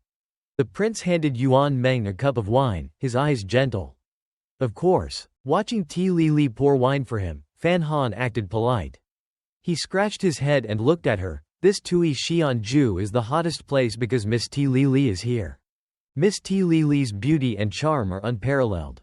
Countless people would throw piles of money to be her companion. But there's a rumor that she isn't actually a Ti, but a Li. And it's not even Li, but a Li, from the Wang family." The prince's eyes glanced at Ti Li Li, who had her arm around Fan Han's shoulder. "There are rumors circulating throughout the world that she is the orphaned descendant of a royal family from the time of the founding of the nation. Because her ancestors committed a great crime, she was forced into this life." Fan Han booked the entire Tui Xianju tonight, and he also requested Ti Li Li to accompany him and invited himself. "I wonder if he knows about these rumors?" The prince's eyes narrowed in deep thought. What exactly is his intention? Fan Han happily said, "This is my first time in the capital. Everything is unfamiliar. Going out to enjoy myself requires a companion, it's more fun that way. But my younger brother is still young and wouldn't be suitable for this place." The two men stood up and raised their cups. Fan Han said courteously, "Fortunately, I got to know the prince." The prince responded kindly, "Fan Han, you're being too polite." They toasted each other and drank. Fan Han gently placed his cup down, then wrapped his arms around Ti Li and swayed to his feet, causing the prince to be slightly startled. He embraced Ti Li and whispered, "It's getting late, so."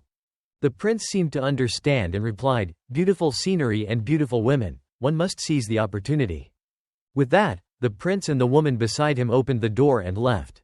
Fan Han smirked triumphantly. A magnificent night was about to begin. Meanwhile, Ti Li remained enthusiastic and passionate. In the room, flickering candlelight cast ethereal shadows, creating a hazy ambiance. Ti Li wrapped her arms tightly around Fan Han. Their bodies were inches apart, and they both breathed heavily. She gently touched his neck, her hand tracing his Adam's apple, her touch teasingly suggestive. Ti Li gently pushed Fan Han down onto the bed. His clothes were disheveled, revealing a toned, muscular physique. She spoke in a seductive tone, "Don't rush, Fan Han." The flickering candlelight cast a romantic glow over the room, making the atmosphere more intimate than ever. Ti Li's clothes quickly slipped down to her feet, revealing long, slender legs that were incredibly alluring. She straddled him, her voice a bewitching whisper, "Spring is long, savor the moment." Fan Han reached up and gently stroked her hair, then touched her cheek. Li, her eyes quickly fluttered closed, her vision growing blurry. The image of Fan Han beneath her gradually faded into darkness. She collapsed onto him. Fan Han wasn't surprised, nor did he say anything. He rolled her over, quickly got up, and put on his clothes.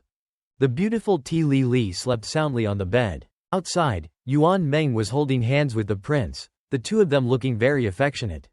Yuan Meng looked down and softly said, "This Fan Han seems to really like Miss Li. But I can't believe that he would forego such a spring night to do something else." She watched Fan Han's figure hastily leaving, and the prince's eyes showed no surprise. "I'm just a shield he dragged in, but if he wants me to willingly participate, he can't hide it from me." Yuan Meng asked, "Why does the prince care so much about Fan Han?" The prince responded gently, "Do you know who Fan Han is? He's the most beloved illegitimate son of the Minister of the Ministry of Households, Lang Fanjian."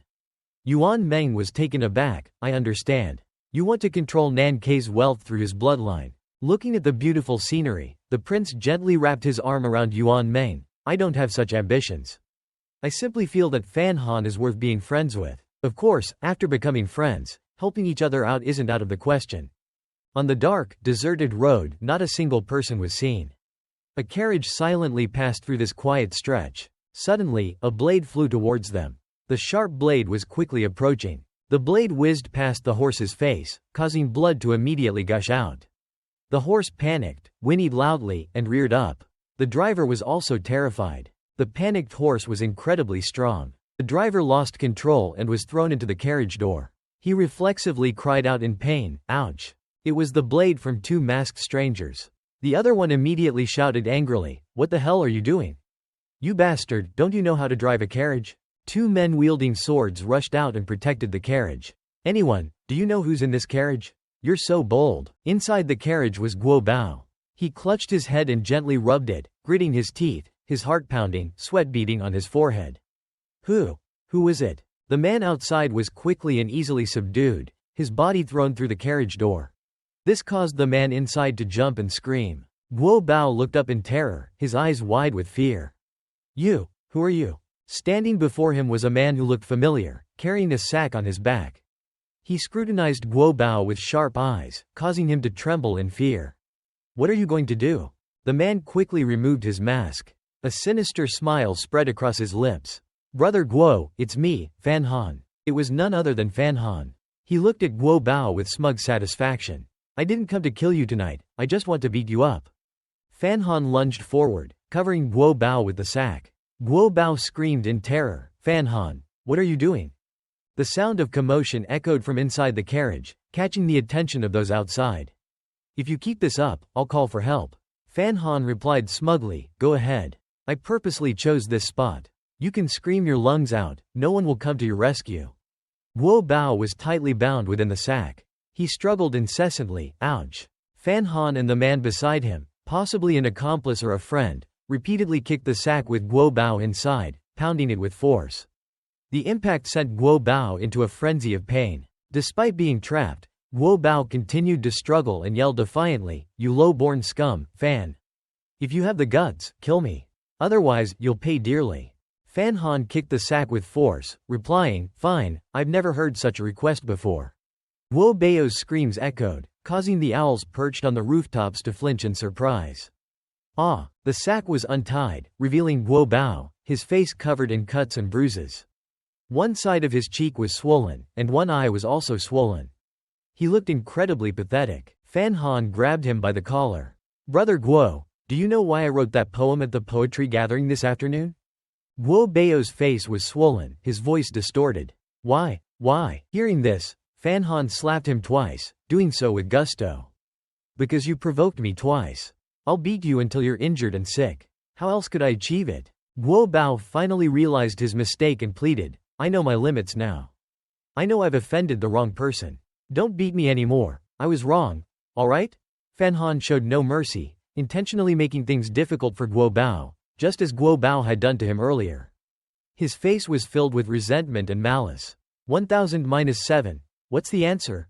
Guo Bao looked bewildered. Huh? Fan Han roared, 1000-7. What's the answer? He trembled and replied, 993. Fan Han asked, 993-7. What's the answer? He responded, 986. In the dark room, dawn had broken, with a sliver of light peeking through. The light illuminated the room, causing Ti Li to gradually open her eyes. She was still groggy. She startled, suddenly realizing that someone was holding her. It was Fan Han, asleep beside her. Fan Han sat up, supporting his head with one hand, and said in a relaxed and comfortable tone, "You're awake. You fell asleep as soon as you entered the room." Ti Li was slightly surprised. Then Fan Han stood up and put on his clothes. As he buttoned his shirt, he said, "You need to serve better next time." Ti Li sat up, still dazed. Ti Li lowered her head and replied softly, "Yes." Her expression was gloomy and she seemed lost in thought. "Oh dear, I didn't expect to end up on this path." Fan Han yawned as he walked away, then thought dejectedly, "What a pity, I didn't get to spend the night with a beautiful woman. But this era doesn't have any preventive measures. Going to brothels is fine, but getting syphilis is difficult to treat." In a different location, a hand slammed down on a desk with such force that everyone in the study was startled. A high-ranking official sat on the highest seat, radiating authority. This was Mai Ji Li, the magistrate of the capital. He furrowed his brow and said, "Who's the plaintiff? What grievances do you have?" On the chair sat a man whose entire body was wrapped in bandages, leaving only his eyes and mouth exposed. He replied with resentment, "This one is Guo Bao Kun. I'm here to file a complaint against Fan Han, son of the minister of the Ministry of Households, Lang Fan Jian." He spoke with anger and annoyance, his voice filled with grievance, as if seeking justice for himself. "I accuse him of ambushing me on the road last night, assaulting me and a government official." Mai Ji Li said calmly, "Get someone. Take this document to the Nanba prefecture to apprehend the man." The subordinate bowed respectfully, but Mai Ji Li whispered, "Hold on. We must be courteous, we can't afford to offend either side." "Go on, then." "Yes." A group of people quickly rushed out. He sat back upright, his expression grave. "Mr. Guo, rest assured. This official will ensure justice for you." The hot tea continued to steam. A voice rang out, "Fighting and beating, and then revealing your identity?" It was the voice of Lu Ruyu. She turned around and said with a stern face, "What exactly are you trying to do?" She still held a teacup in her hand. Sitting opposite her was Fan Han. He crossed his arms and said smugly, "I just wanted to vent." "How could I vent if the people I beat didn't know it was me?" He even believed he was being righteous. Lu Ruyu took a sip of tea, then replied calmly, "The solution has already been reported, and the arrangements are ready for you. Everything is in order. You just need to go to the yamen for a stroll." Fan Han crossed his arms and thought, but didn't answer. Then he chuckled and said, "Child, I'm curious why you're helping me." Lu Ruyu replied calmly, "Although my surname is Lu, I'm also a member of the Fan family." Her expression shifted slightly. "The Guo family is aggressive and ruthless. Our Fan family can't afford to lose our dignity." Lu Ruyu finished explaining. "That's how it is." Fan Han nodded in understanding. "So, that's how it is." The two maid-servants awkwardly asked, If that's the case, can we leave now?" Hearing this, Fan Han stood up. "Thank you, lady. I'll be on my way." One of the maids pointed towards the door. Outside, Fan Han was walking with Zheng Ta. He was a lawyer from the Fan family, not the main character. But his dazzling appearance and elegant demeanor might have stolen Fan Han's rightful position as the main character. Fan Han took the initiative to speak. The people in the capital are so free. They arrived in such a large crowd in such a short time. Zheng Ta replied, in my 20 years as a lawyer, this is the first time I've seen such a large crowd outside the court. Another bang on the table, this time seemingly fueled by anger. Fan Han and Zheng Ta stood below. Guo Bao Kun, whose entire body was wrapped in bandages, was beside them. Zheng Ta bowed respectfully. From above, Mai Ji Li said angrily, is that Fan Han? Fan Han replied calmly, it's this one. Zheng Ta stood beside him as if posing for a photo. At that moment, Song Shi Ren, a famous lawyer in the capital, expressed his disgust. Why is this Fan Han so arrogant, standing so confidently in the courtroom? He doesn't even bow. He continued, with such deplorable morals. No wonder he committed such a cruel act last night. Guo Bao Kun chimed in, that's right, that's right. Fan Han leaned close to Zheng Ta and asked, who is this? He pointed with one hand. Zheng Ta responded calmly, he's Song Shi Ren, a well-known lawyer in the capital. This man has poor morals and only works for people with powerful connections. He has a nickname, Rich. Song Shi Ren nonchalantly stroked his beard. Pham Nhan quickly bowed. I am a man of rank, and as per court rules, I don't need to kneel when encountering an official on the road. Mai Chapla didn't hesitate. Reasonable. If Pham Gongzi is indeed of rank, then you don't need to perform the courtesy. The two others were speechless, dumbfounded. Mai Chapla quickly announced, then let the trial commence. Plaintiff, state your case. Tong Shi Ren bowed. Last night, Pham Nhan stopped me on the road and committed a crime. He caused a disturbance, and assaulted an official on the road. This is the victim, Guo Bao Kun, the son of the Li Biu Shi Lang, a high official. Please have this matter investigated. As he spoke, he pointed at Guo Bao Kun, who looked despondent. Mai Chapla chuckled. Pham Zi, is this true? Pham Nhan started to speak. Master Zheng. Before he could finish, Zheng Thac interrupted. Young master, rest assured, look at me. Zheng Thac cleared his throat, as if catching his breath. Then, Zheng Thac loudly proclaimed, pure fabrication. Nonsense. Pham Nhan, standing behind, felt as if his soul was about to leave his body.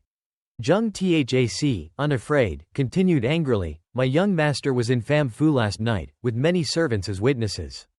Could my young master have used some kind of body-splitting technique? Tong Shi Ren retorted, you, old man with a big mouth and a twisted sense of justice. Servants testifying for their master, how is that fair? The two continued to argue, back and forth. Tong Shi Ren was insistent, you're not being reasonable. And Zheng Thac countered, you're using your power to bully others. Mai Chapla, sitting above, could only sigh. The crowd outside buzzed. Pham Gongzi is handsome. Even his brain isn't like a cruel person. Beauty is justice.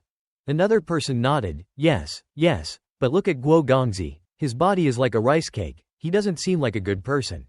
Tong Shi Ren directly pointed at Pham Nhan, his voice ringing with injustice and bitterness. I demand to ask the official, the case details are clear, and the murderer stands before you. Why don't you arrest him immediately?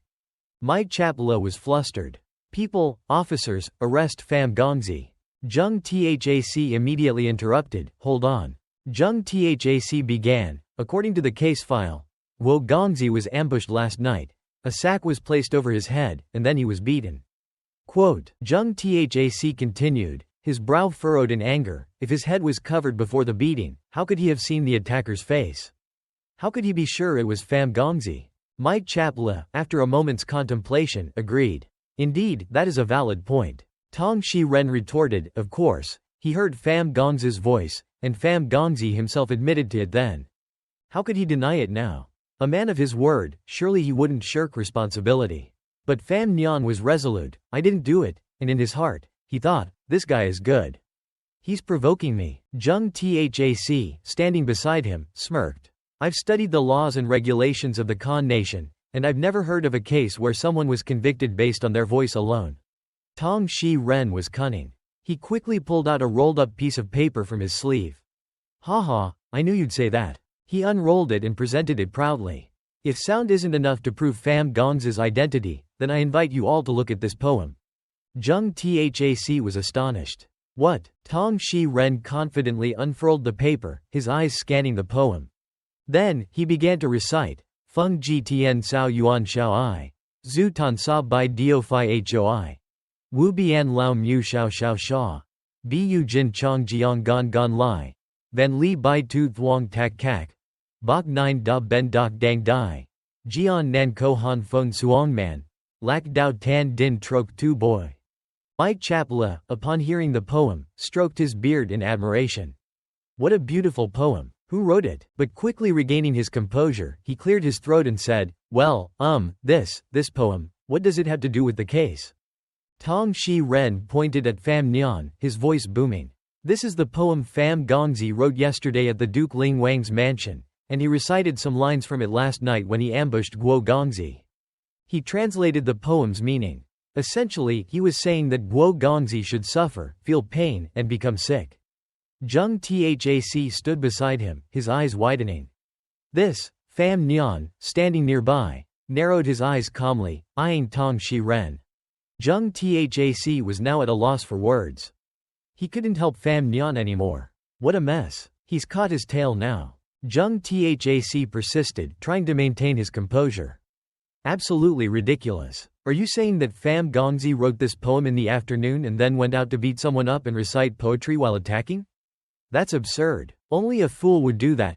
The words were directed at the person standing behind, Pham Nhan. Essentially, he was calling Pham Nhan a fool. The two continued their verbal sparring. So, you're saying Pham Gongzi refuses to admit his crime. No witnesses, no physical evidence. How can you prove that we attacked anyone? Mai Chapla was deeply troubled by the situation. Well, if there's no evidence, then, maybe we can postpone the trial until another day. Zheng Thac quickly seized the opportunity, as if he had found a lifeline. That's exactly what I was thinking. Let's get out of here. But Tong Shi Ren wouldn't let him off so easily. Hold on. He stroked his beard, a smug smile spreading across his face. Evidence? We have it. For some reason, a throng of people rushed into the court. They saw Mai Chapla seated above and immediately knelt down. Each person closed their eyes solemnly and bowed their heads. Tong Shi Ren spoke. These are merchants from the city, and they were witnesses who saw Pham Nhan yesterday. He boomed, tell the truth about what you saw. One of them spoke, yesterday, I saw Pham Nhan's carriage leave the Duke Shi Wang's mansion, but it didn't return to his own residence. Another said, last night, I saw Pham Nhan's carriage heading towards the West City. I saw Pham Nhan's carriage in the West City last night. I did too. I was returning home after my night watch, banging on my watchman's drum, and I saw Pham Gongzi's carriage returning to his mansion. Pham Nhan remained calm, while Zheng Thac grew flustered. Mai Chapla listened intently. Tong Shi Ren slowly walked towards Pham Nhan, his voice dripping with malice. Pham Gongzi, why were you wandering the streets of the capital in the dead of night? Why were you being so sneaky? Pham Nhan hesitated, unsure of what to say. Then, his lips moved slightly. It seemed he couldn't hide it any longer. Zheng Thac was taken aback. Young master. Tong Shi Ren was pleased, as if he had achieved his goal. Pham Nhan blushed sheepishly, scratching his head. Last night, I spent the night at Tui Xianju. The entire courtroom fell silent. Tong Shi Ren was stunned, his face frozen for a few seconds. What? Tong Shi Ren's witnesses began to whisper amongst themselves, their expressions revealing understanding. Oh, that's what it is. These noble families know how to have fun. No wonder he said he didn't go out. Guo Bao Kun, still furious, shouted, you're lying. You were clearly at Niu Land Street last night. Guo Bao Kun's angry rants reached Mai Chapli's ears. He rubbed his ear and said, silence. You must be mindful of decorum in the court. He couldn't bear to listen anymore. Tong Shi Ren fumed. Tui Xianju? Pham Gongzi, do you have any witnesses? Pham Nhan scratched his head. Miss T. Li can testify. Tong Shi Ren looked skeptical. Really? Miss T. Li left the capital for Tezhou earlier today. What a coincidence, huh? I wonder if someone was afraid that Miss T. Li might say something she shouldn't. Pham Nhan, with a serious expression, thought, they managed to get the head of Tui Xianju out of the capital in a few hours. They're not to be underestimated. But this is where they're using their power. Seeing his silence, Tong Shi Ren immediately declared, everything is clear. Pham Gongzi assaulted someone and then lied. I request the official to jail him and await trial. Fan Nian was momentarily flustered. He actually knew someone else who could testify. Guo Bao Kun and Tong Shi Ren gasped. What? Fan Nian, with a cheerful smile, replied, Prince Jingwang. Hearing that name, their faces turned ashen. The Prince of Jingwang. How is that possible? Mai Ji Li looked distressed. The Guo family, the Fan family, now the Prince of Jingwang is involved. He was both beating people and drinking, Wazi. A bead of sweat rolled down his nose. This case, are you asking me to risk my life to investigate it? Song Shi Ren quickly explained, Fanran talked nonsense, he acted recklessly and defamed the Prince of Jingwang. You must investigate thoroughly. Upon hearing that, he slammed his hand on the table. You're absolutely right. Unable to bear it any longer, he waved his hand. This court needs to investigate thoroughly for a few days. This case will be continued later. Song Shi Ren was taken aback. Guo Bao Kun was like he wanted to tear Fan Ran into 100 pieces. He kept uttering vulgar phrases that were not culturally appropriate. You're so damn rude. But Fan Ran stood there, unmoved. Zheng Dao couldn't help but question life. Could it be? Fan Ran's nonchalance made Zheng Dao suspect that everything was part of his plan. In the grand hall, a poem was recited by a servant girl's voice. Feng Ji Tian Gao Yuan Chu I. Chu Qing Sa Bai Nio Fei Wei. Wu Bian Luo Mu Xiao Xiao Sha. Bu Jin Chong Jian Gun Gun Lai. Wan Li Bai Shu Chong Zuo K. Bai Nian Duo Bing Du Deng Bai. Jian Nan Ku Hen Fan Shuang Man. Lao Dao Xin Ding Tuo. Before the servant girl could finish, a hand gestured to stop her. It was the Nan K Empress Dowager. This poem is by the Fan family's child, what do you all think? The Nan K Empress calmly replied, this child doesn't know the intricacies of writing. I simply find it enjoyable to listen to. The Empress Dowager smiled, it's not just enjoyable. The poem, Du Yu Jian Yu Ding, is decent. But the latter poem, Wan Li Bai Shu Chong Zuo K, is not something ordinary talented individuals can write. A bowl of soup, still steaming, sat on the table. The grief conveyed is too heavy. Despite his young age, he writes with the feelings of an old man. This child is likely to be unfortunate. Suddenly, the Nan K Empress began to sob. This startled the Empress Dowager, who turned to her. The Empress wiped away her tears. That child of yours is also unfortunate. She wiped her tears and sobbed. She's been bedridden for a long time, her body is weak. But the Emperor insisted on marrying her to the even more unfortunate child of the Fan family. What will become of her? The Empress Dowager said calmly, the root cause of your child's illness lies in the fact that you did not accumulate enough merit for her. Now you dare to say such things? The Empress Dowager was very composed. The Emperor agreed to this marriage. Why are you making a fuss now? Besides, what about the troubled child of the Fan family? Based on his talent, he's worthy of your child. She continued to wipe her tears. The Emperor could have arranged a marriage for his sister with any family, but he insisted on the Fan family.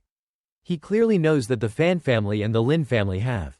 Before she could finish her flattery, the Nan K Empress Dowager cut her off. Silence. She raised her voice, you all can leave. You'll receive your orders directly from the servants. Yes. The Nan K Empress Dowager slapped her hard. This shocked her even more. The Empress beside her was also astonished. Mother, mother. Her face contorted in anger, and she lowered her voice.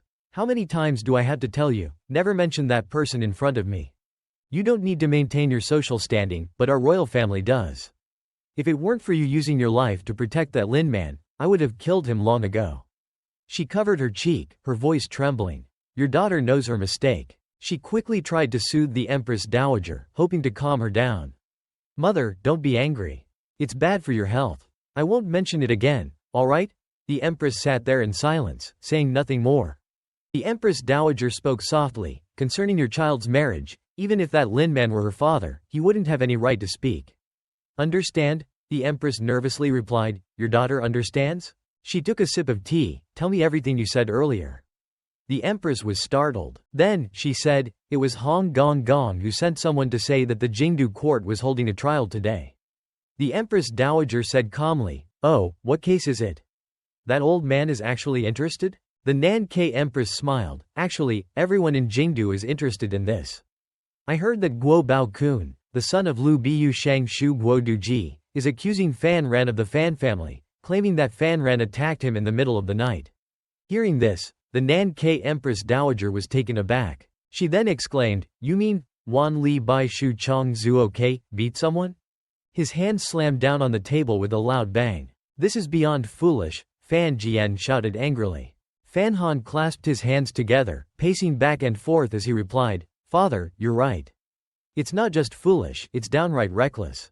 Fan Jian sat back down, rubbing his temple. "Tell me, why did you do this?" he asked as he massaged his head. Fan Han put one hand on his hip and pointed upwards with the other. "I fought him, but," before he could finish, Fan Jian interrupted. "Don't give me that, I had to fight to vent my anger, excuse." Fan Han's face twisted into a grimace, and he turned his head, wiping a tear. "There's nothing you don't know." Fan Han scratched his head, looking carefree. "It wasn't a big deal, really. I just wanted to use this incident to drag the Prince of Jing into this, to have him as a backup. It's easier to do anything with someone backing me up," he said nonchalantly. Fan Jian flared up. "You call that not a big deal?" He rubbed his temple again, feeling helpless. "Don't you know that Guo Bao Kun is on the Crown Prince's side, while the Prince of Jing is on the Second Prince's side?" His face sagged. "You attacked Guo Bao Kun and dragged the Prince of Jing into this. Doesn't everyone think we're secretly siding with the Second Prince?" Fan Han looked flustered and bewildered. "My actions were so small, and they caused all this commotion? I never in my wildest dreams imagined this would happen," he said, leaving Fan Jian speechless. His face turned stern. "You're still not telling the truth?" Fan Han scratched his head, and the two of them stared at each other in silence. The air filled with a tense quiet. His eyes cast down. "All right, the truth is, I thought the Fan family and the Prince of Jing were close, so I assumed we were on the same side." He raised his head, a slight smirk playing on his lips. "Is that not the case?" Fan Jian glared at him. He replied gruffly, "It was a mistake to take sides before the emperor made his decision." Fan Han performed a deep bow. "This child understands. The Fan family only supports the emperor. I will be more careful in the future." Fan Han turned to leave. "This child takes his leave," but Fan Jian stopped him.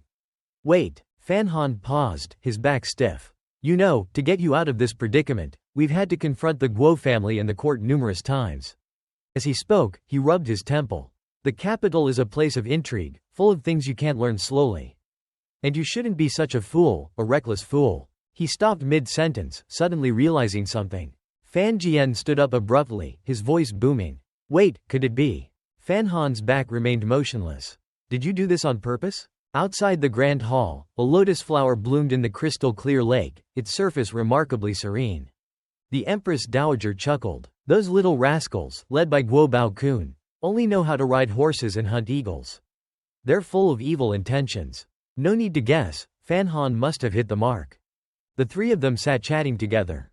The Empress chimed in, "That's right, that's right. Besides, I heard Fan Han used the Prince of Jing as a witness. The manor in the capital is now in disarray, unsure how to proceed. They've only choice is to postpone the trial." The Empress Dowager was taken aback. "The Prince of Jing testified for him? When did they get so close?" The Empress, with a serious expression, said, "I heard that night Guo Bian's men attacked. Fan Han and the Prince of Jing were on the Lu Shenhe and spent the night together, so this incident probably doesn't involve him." Empress Dowager, Lu Shenhe. The Empress turned away, covering her mouth. "Oops, did I say too much?" The Empress Dowager, Nan Kan, then stood up. "I'm a bit tired, let's call it a day for today." She departed, and the Empress Dowager and the woman beside her bowed. "See the Empress Dowager off." The woman beside her glanced over. "You intentionally revealed to the Empress Dowager that Fan Han spent the night with a courtesan. This diversionary tactic worked well. I should be learning from you," she said, but Lu Shenhe remained calm. Lu Shenhe smiled with a hint of amusement. "What are you saying, Lady Princess? I don't understand." The princess turned away. "You're trying to make the Empress Dowager unhappy about Fan Han spending the night with a courtesan, so she'll intervene in his marriage to Yuan Ni. You think so, don't you?" Her eyes darted over with a sinister look. Lu Shenhe replied, "Nothing unusual. I know you don't want the control of the treasury to fall into the Fan family's hands. It'll be bad for your precious son. If it weren't for your assassin failing in Danzhou, how would all these events have unfolded?" she said, sarcastically taunting the other. The princess laughed. "Goodness, you have to have evidence when you speak." The Empress said casually, "Same to you." Fan Jian continued, "This kid always has a lot of tricks up his sleeve." He stirred up all this trouble to see how much influence the Fan family holds in the court. Fan Han replied softly, maybe. Fan Jian became angry. Are you trying to use this opportunity to ruin your reputation so you can easily break off the engagement? Fan Han scratched his head. Well, that's... He shouted in fury, you little scoundrel. Don't you know how many people in the capital are trying to harm you? Fan Han chuckled. Of course. How else could I get my name tarnished so easily? Hearing this, Fan Jian slumped down, letting out a long sigh. He couldn't say anything more. Oh, all right. He continued, it took me a lot of effort, while Chen Pingping was away visiting family, to convince the emperor to arrange this marriage. Hearing the name, Fan Han was taken aback. Chen Pingping, that name rings a bell. Fan Han asked in confusion, you mean you convinced the emperor while he was away? So, he's against this marriage? Fan Jian replied, Chen Pingping believes that you should take a different path. Fan Han crossed his arms, feeling frustrated. He talks like he's my father, he muttered. Fan Jian propped his hand on the table. His intentions were good for you initially. There are things I can't explain now, you'll understand later. Fan Han looked serious. There's one more thing I need to ask you. Fan Jian was startled, and he glanced over at his son. Fan Han spoke up, why is my mother's name engraved on the front of the surveillance department? Fan Han rested his hands on his father's table, looking directly at him. Fan Jian's face turned sullen, but he remained silent. Then, he said solemnly, Nankan didn't have a surveillance department initially. Fan Han was momentarily surprised. But my mother said she wanted a surveillance department, so Nankan established one, he asked. The proverb goes, if you say there should be light, then there will be light. Fan Jian nodded in approval. You're right, your mother was like a god to Nankan in those days. Hearing this, he was shocked. He never imagined his mother held such immense power back then. But then, he stroked his chin, his eyes narrowing in thought. Then there's a problem. Fan Han pointed directly at his father, making Fan Jian jump. Why did my mother like you? Fan Jian angrily shouted, ahem. You brat, watch your language. Fan Han realized his manners had slipped. He lowered his voice, well, there's something you should know. He spoke softly, your mother never liked me. Think about her name, Yi Ching Mi. Is that because she looks down on all men in the world, including you? Fan Han understood. My mother is a feminist, there's no man in this world who can catch her eye. But then, Fan Han felt something was amiss. He pointed at his father, accusingly, then how could she marry you, and even give birth to me? Did you use foul means? Fan Jian was enraged. With Fan Han's disrespectful behavior and incessant questioning, Fan Jian kicked him out of the room, telling him to go and reflect on his actions for attacking someone in the middle of the night. Fan Han turned back, annoyed. What, you get angry when I hit a nerve? This is the minister of the Ministry of Personnel of Nankan? HMPH. He then stretched out his hand, thinking nonchalantly, but on second thought, how did you know what God means? Fan Ya Nha cheerfully ran towards him, holding something in her hand. Brother, I have good news. Fan Han replied, Ya Nha. She rushed towards him, panting, brother, I arranged it. Fan Han put his arm around her and asked, you arranged what?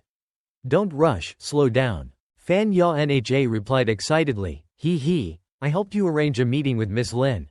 Before Fan Han could react, Fan Ya Nha said something that baffled him, but you need to get ready first. Suddenly, Fan Han was dressed in a physician's attire, which made him look years older.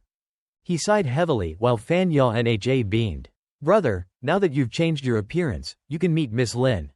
Fan Han asked, shouldn't the meeting be straightforward? Why disguise yourself? It's like a clandestine affair. She leaned in close to Fan Han's ear and whispered, shush. They quickly walked towards the door, Fan Ya Nha still insisting, this is a clandestine affair. She doesn't really want to meet you. People are watching from both inside and outside the palace. This meeting needs to be kept secret. Fan Han didn't respond. Fan Ya Nha said, brother, remember to act the part. Slouch your back a little, cough a few times. Fan Han followed her instructions, putting one hand behind him and walking like an old man, okay. As they stepped out of the manor, a carriage was waiting in front of them. Yi Lin Ni peeked out from the carriage. She looked astonished. You are the student of Master Fei? Fan Han, disguised, replied, this one is. He stooped over, looking every bit like an old man. Yi Lin Ni quickly extended a hand, inviting him in. Yuan Ni has been waiting for a long time. Please come with me. The carriage slowly rolled along the road. Yi Lin Ni sat inside, her voice filled with excitement. Ya Nha, I heard that your brother was accused yesterday. Yi Lin Ni asked curiously, is that true? Was it real? Fan Ya Nha sat opposite her and replied, it's true, it really happened. The two women continued their conversation. So, he really went to a brothel. He met the Prince of Jing and spent the night with a courtesan. Say more about it, you know so much, she said, her voice overflowing with curiosity. Fan Han, who sat between them, could only chuckle in response. Yi Lin Ni, having absorbed the information, was filled with indignation. He went to a brothel and attacked people on the street. My poor, dear Yuan Ni, how can you bear to marry someone like this? Yi Lin Ni turned to Fan Han, who was in disguise. Sir, don't you agree? Fan Han laughed in response. You're right, you're right. She proudly placed her hand on his shoulder and patted him a few times. No wonder you're Master Fei's disciple, you understand reason. She smiled excitedly. I want to ask you something. How much have you learned from Master Fei? How old are you this year? I heard Master Fei is the best poisoner currently. Do you know how to use poison too? Maybe you can demonstrate. You can poison me now or give me a sleeping potion. If only Fan Han was as skilled as you, it would be great, she exclaimed, her words striking his ears. He could only scratch his head and stammer, Fan Ya Nha coughed a couple of times to draw Yi Lin Ni's attention. Ahem. Then, Ya Nha spoke. I can assure you, my elder brother absolutely does not beat people up randomly, he's just a bit of a playboy.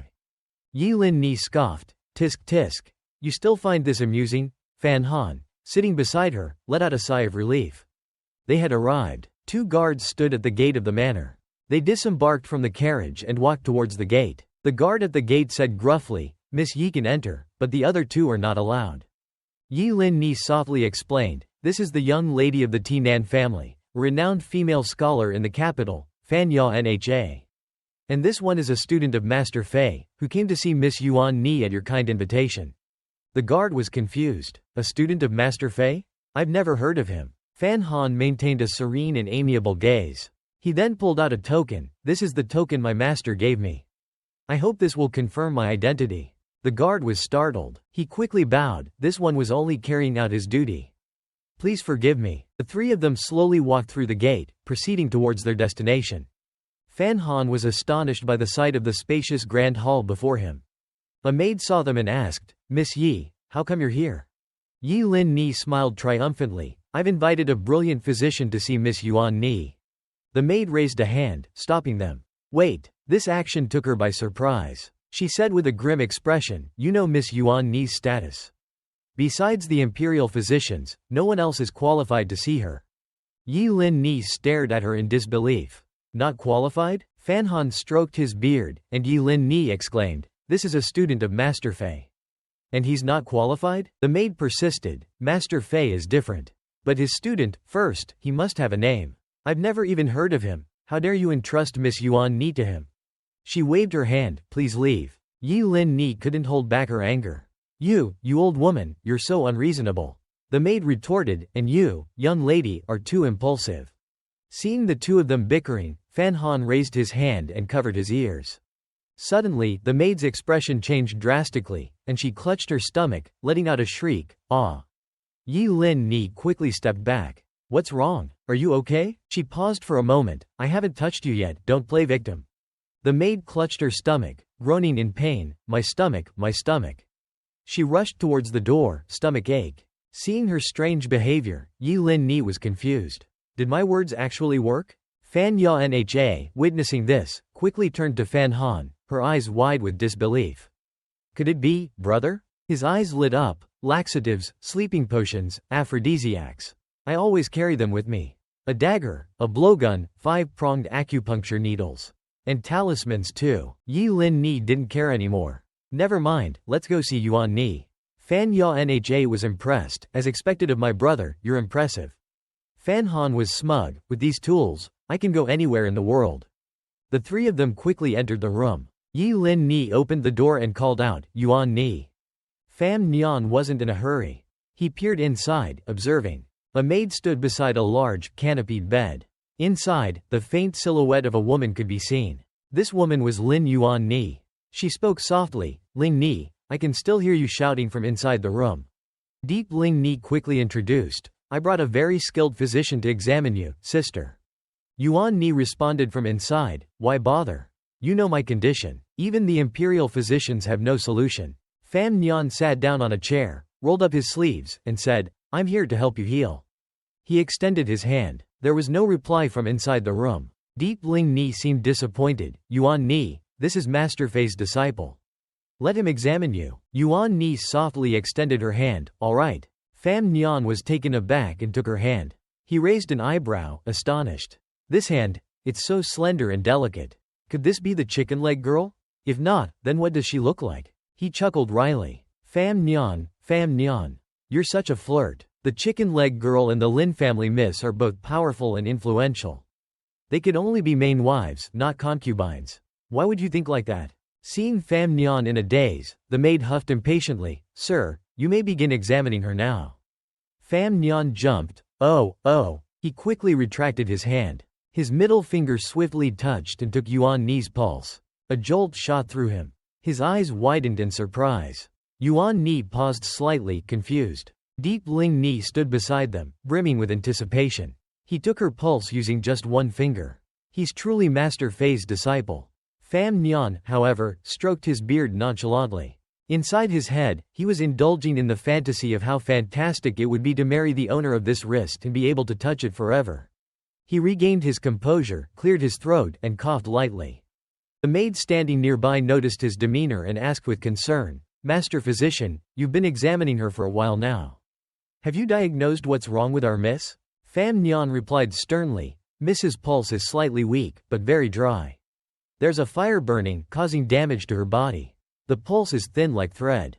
It's a bit troublesome. He chuckled sheepishly. For a more accurate diagnosis, could I see Miss's appearance? The maid frowned. No. Our miss is a lady. You can't just approach her so casually. He stood up, his posture hunched. Miss, do you often feel tired? Also, do you often cough and feel a dryness in your throat? The maid replied, Yes, that's right. He asked, Has your body been getting thinner and thinner? The maid was surprised. Yes, that's true. Pham Nhan glanced over. Do you often feel unbearably hot? The maid responded promptly. Yes, that's right. He smirked slightly. Did the imperial physicians say she had tuberculosis? The maid was shocked. Yes, that's right. Did the imperial physicians misdiagnose something? He said calmly, the imperial physicians were correct. Miss has tuberculosis. Hearing this, the maid was furious. She was so angry, she wanted to stab him with a sword. Deep Ling Ni held onto a flicker of hope. You were able to diagnose it correctly, which means you must have a cure, right? Yes, sir, you're so skilled. You must have a solution, right? The ink brush gently touched the inkwell. Pham Nhan asked, Does she cough up blood? The maid answered, Yes. He wrote something down and handed it to the maid. Follow this prescription and get the medicine. The maid took it, her expression confused. She read it out loud, Bai He Tong Jin Tang. This is the same prescription the imperial physicians wrote, but there's a slight difference. She questioned, I'd like to ask you about this.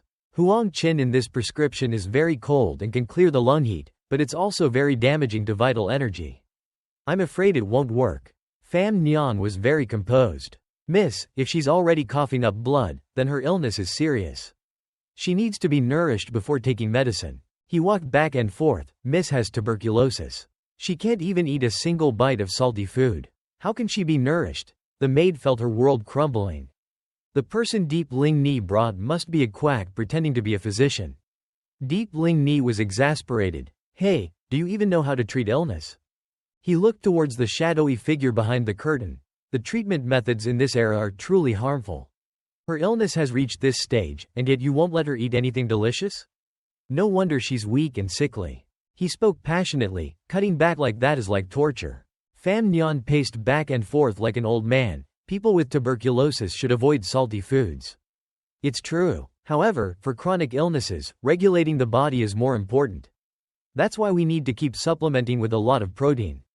The two women looked at him, bewildered. What's that called? Pro what? He explained softly. For example, goat's milk, fish, and shrimp are all protein. If she can't adjust to those right away, then use raw turnips and raw ka seeds, mix them together, grind them, cook them until soft. Take dried jujubes, cut them in half, crush them, and drink the juice. After half a month, then use my prescription. He winked at them, signaling that they should understand. Deep Ling Ni vaguely responded, I understand. The maid immediately snapped, how could you understand? She turned towards the inside, her voice filled with worry. What if she eats the wrong thing and worsens her condition? Pham Nhan was at a loss. If you're not at ease, then let Miss try these pills. He reached into his robes and retrieved something. 2 round pills spilled from a bottle. The maid frowned, that's even more frightening. Pham Nhan shrugged, I was planning to let Miss take these pills to show their effectiveness, so that you would believe me. He was secretly annoyed. This maid was too rigid, stubbornly refusing. This illness could have been cured, but if they prolonged it, it could become a chronic ailment. Just then, the door creaked open, and the older woman entered. This is as far as you go. She was cautious, her expression grim. You may leave now.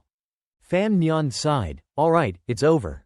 Pham Nha, standing beside him, looked dejected.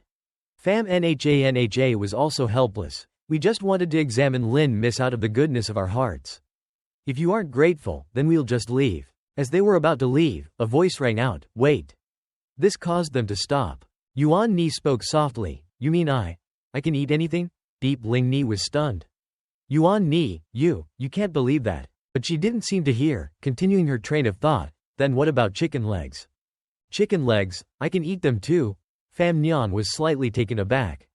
Yuan Ni continued, this physician seems to have a point. Looking at the face while examining illness. Maybe physicians can be more certain. But this, I'm afraid it's not proper etiquette. Again, a sharp pain ripped through her stomach, forcing her to clutch it. Ouch, my stomach. It hurts. Quick, someone, go and guard her. Absolutely don't let him see Mrs. face. Pham Nhan didn't hesitate. He swiftly stepped forward, reached for the curtain, and said, what's with all the rules? Treating illness should be the priority. He threw it open. Healing should be paramount. This shocked the 3 of them. Sitting on the bed, a woman quietly watched them. She was undoubtedly a stunning beauty, with exquisite features and flawless beauty. She looked on sadly. Pham Nhan was speechless. Yuan Ni stared at him unblinking. They locked eyes. He was astounded. It was actually her. But Yuan Ni's gaze fell, her face filled with sadness.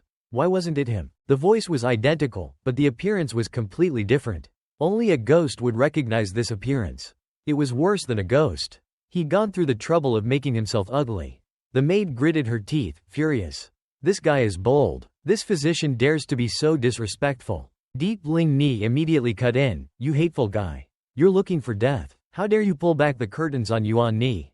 Pham Nhan waved his hand, AISS, you saw me, so I'll just examine her. The maid standing behind them looked confused, huh? He sat down beside the bed, his voice warm, Lin Miss.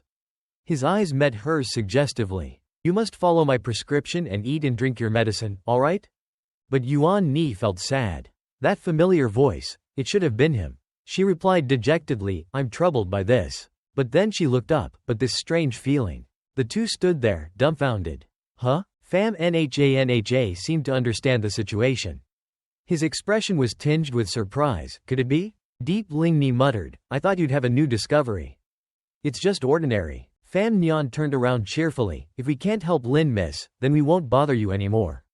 But Yuan Ni was hesitant. Physician, you haven't answered my question yet. Pham Nhan answered calmly, that's right. If you're hungry, you can have some chicken legs. She gently covered her mouth, her expression confused. But I don't have a very good appetite. I tend to get nauseous. He squinted his eyes, cheerful and lighthearted, don't worry, vomit if you have to. You'll get used to it. Yuan Ni blushed, her smile radiant. It's really you. They had already left the door, but Pham Nhan turned back and advised. Also, you can air out the room in the morning, but make sure to close the windows at night. Yuan Ni looked away, embarrassed. Oh, that wouldn't be good, would it? The maid and Deep Ling Ni were completely confused. I understand, but I don't understand.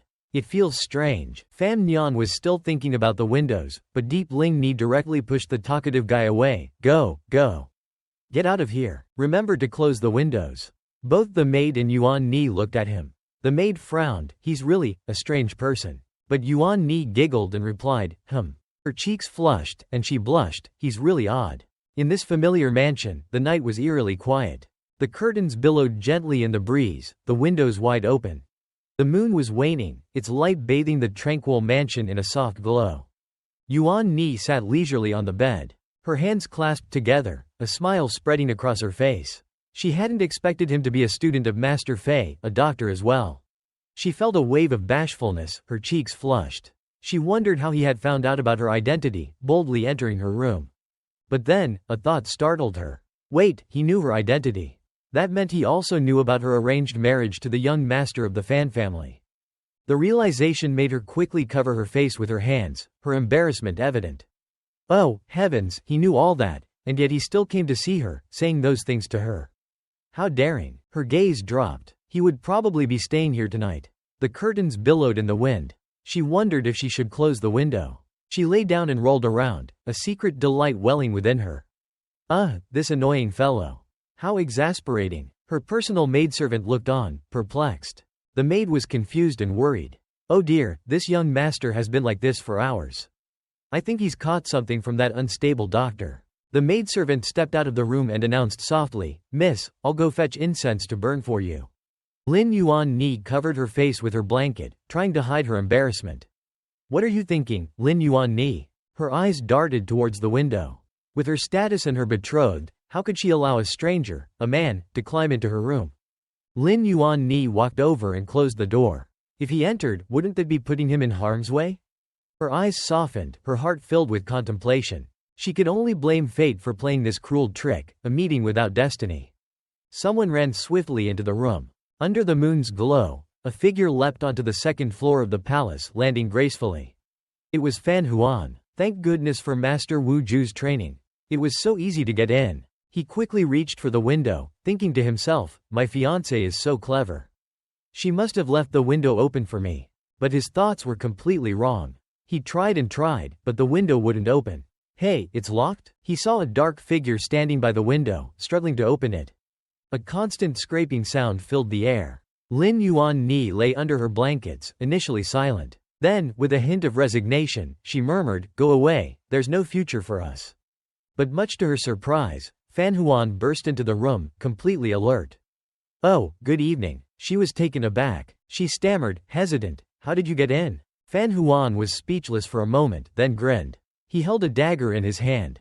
It wasn't that hard. Fan Huan sat down. Lin Yuan Ni jumped up and quickly edged away, putting distance between them. Fan Huan smiled, Don't be afraid. I'm the doctor from this morning. Didn't I say I would come tonight? Lin Yuan Ni clutched her blanket, her cheeks flushed, and she chuckled awkwardly. You clearly said you'd close the window at night. Fan Huan leaned forward, You must understand. He leaned in, getting closer to her. What I meant was. Lin Yuan Ni was taken aback. But a dagger suddenly pressed against his neck, making Fan Huan gape in surprise. Lin Yuan Ni said reluctantly, Please be mindful of your words and actions. It's best if you leave. Pretend we never met. Fan Huan moved the dagger away, a look of unease on his face.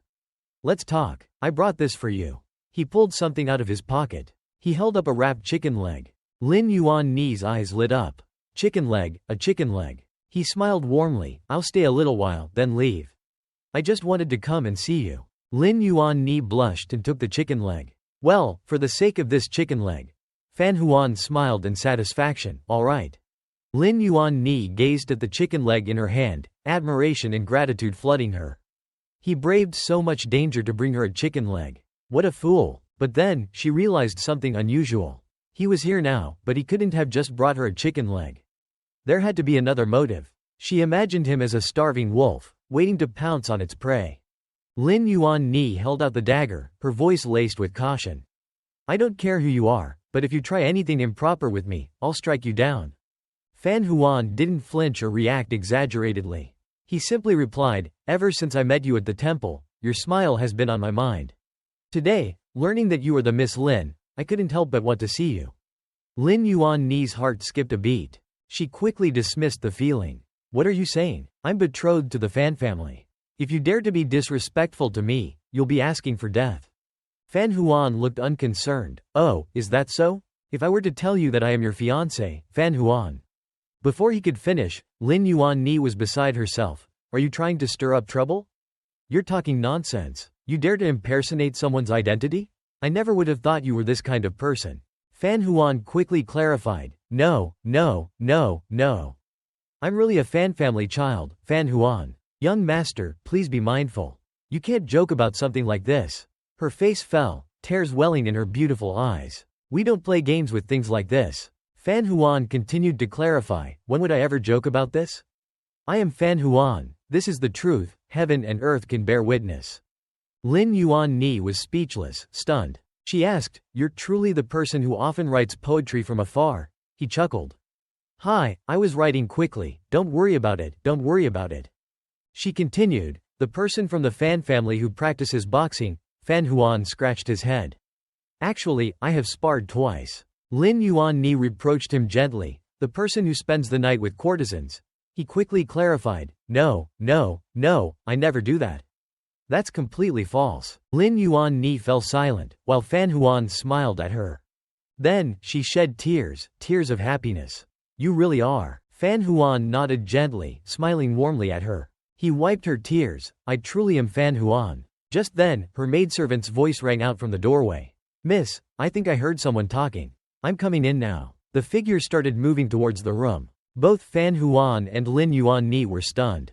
Is there anything you need to tell me? Seeing the shadow of the court lady approaching the room, Lin Yuan Ni whispered in fear, even though you're my fiancé, if someone sees you, I'll be too embarrassed to face anyone. She shooed him away. Go out quickly. Of course, Fan Ran didn't listen. He grinned mischievously. Since you're already here, why only give me a chicken leg? Without waiting for her reaction, he dived under the covers. Lin Yuan Ni was horrified. You're so mischievous. The court lady entered the room. Before she could enter, Lin Yuan Ni lay down quickly, turning her face towards the wall. Lin Yuan Ni even pretended to breathe evenly, making the court lady think she was asleep. The court lady mumbled, maybe I heard wrong. Having said that, the court lady turned around and left. Lin Yuan Ni covered her mouth, afraid to breathe loudly. She was relieved once the court lady left. Having escaped a close call, she urged him to leave. Now that she's gone, hurry up and get out. This bed can't fit two people. Hearing this, Fan Ran pulled the blanket over his head. I'm a little sleepy. I want to lie down a little longer. Naturally, Lin Yuan Ni wouldn't accept that. She quickly refused. How can that be? If you act like this, I won't care about you anymore. Afraid of her carrying out her threat, he sat up. All right, I'll get up. He began to speak with exaggerated sentimentality. My life is so lucky. I fell in love with a girl who was already my fiancé. Is this heaven showing me mercy? Being Fan Ran's fiancé made her feel insecure. But this wife had been frail and sickly since childhood. If I really marry you, I'm afraid it will drag you down. Seeing her negativity, he comforted her. What I said this morning was true. You need to focus on improving your health before you can be cured. Take the prescription I gave you, and you'll definitely be able to nourish your body. Despite his advice, she remained enveloped in pessimism. But even the imperial physician said this illness can't be cured at the root. You can only prolong it year after year. He didn't lose hope and continued to persuade her. Don't forget my teacher is a master of medicine. I have many strange cures. Wait until my teacher returns to the capital. By then, you will definitely have hope. Tears welled up in her eyes. If that's true, then I'll trouble Master Fan. He slowly approached her. You still call me Master Fan? Shouldn't we change our address now? Lin Yuan Ni feigned ignorance. Change our address? We need to wait until after the wedding. He took her small hand in his. The atmosphere became instantly heavy.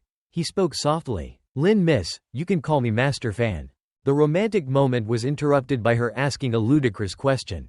Far from home, autumn wind, always a stranger in a foreign land, is that truly your work? His blood ran cold. Why would she ask that now, at such a crucial moment? He answered vaguely, yes and no. What's the problem? She said, these days, the palace is buzzing with rumors. They say your 4 verses are plagiarized from a poet of the previous dynasty. He replied, that's nonsense. What previous dynasty? If such exquisite poetry was written by a poet of the previous dynasty, they would have been famous throughout the land long ago. He stretched and stood up. Go away, go away. Rest early. I want to come visit you often. She replied, meeting you is a good thing. Her overthinking resurfaced. She was afraid the guards would discover him. She worriedly asked, but what if the guards find you? What should I do? He, on the other hand, was worried about the guards. Right, what if I'm discovered? Will the guards be in danger? Fan Ran climbed through the window while muttering, this is a problem. I need to discuss this with Uncle tomorrow. His words left her confused, not understanding what was happening. He nimbly leapt across the rooftops. Night fell, giving way to the rising sun. Rays of sunlight streamed through the window pane, shining on Lin Yuanni's face. She sat up and stretched after a long sleep. A maid appeared, bowing respectfully. "Miss, you're awake." Her sudden voice startled her slightly. She unconsciously looked towards the window. "Where is he? Did he leave?" The maid thought she was still dreaming. "Who? The gentleman from the Temple of Harmony?" "Miss, you must be dreaming. You'll only meet him in your dreams." She probed. "So, last night, you didn't hear anything, right?" The maid replied, "When I brought the incense back, you were already asleep. I didn't hear anything after that." She opened the window and looked out, thinking, could it be, it was all a dream? Suddenly, the maid chided, "Miss, you were sneaking snacks again." The maid was holding the chicken leg that Fanran brought last night, serving as evidence. She said, "Be careful. If the wet nurse sees you, she'll tell His Majesty." The maid kindly reminded her. "Also, don't open the large windows like this. The wind will blow, and you'll cough." She glanced at the chicken leg in the maid's hand. The chicken leg proved that Fanran was here last night. She smiled happily, knowing that yesterday wasn't a dream.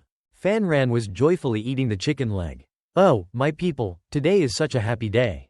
Seeing his carefree actions, Fan Ya couldn't help but laugh. She teased him, "You've decided to accept this marriage?" Fanran was overjoyed but pretended to be a dutiful son. "My parents' order, how can I disobey?" She reminded him, "But what about the complications that come with this marriage?" He replied, "Yeah, I've offended a lot of people unnecessarily, and I haven't gotten a hold of anything tangible.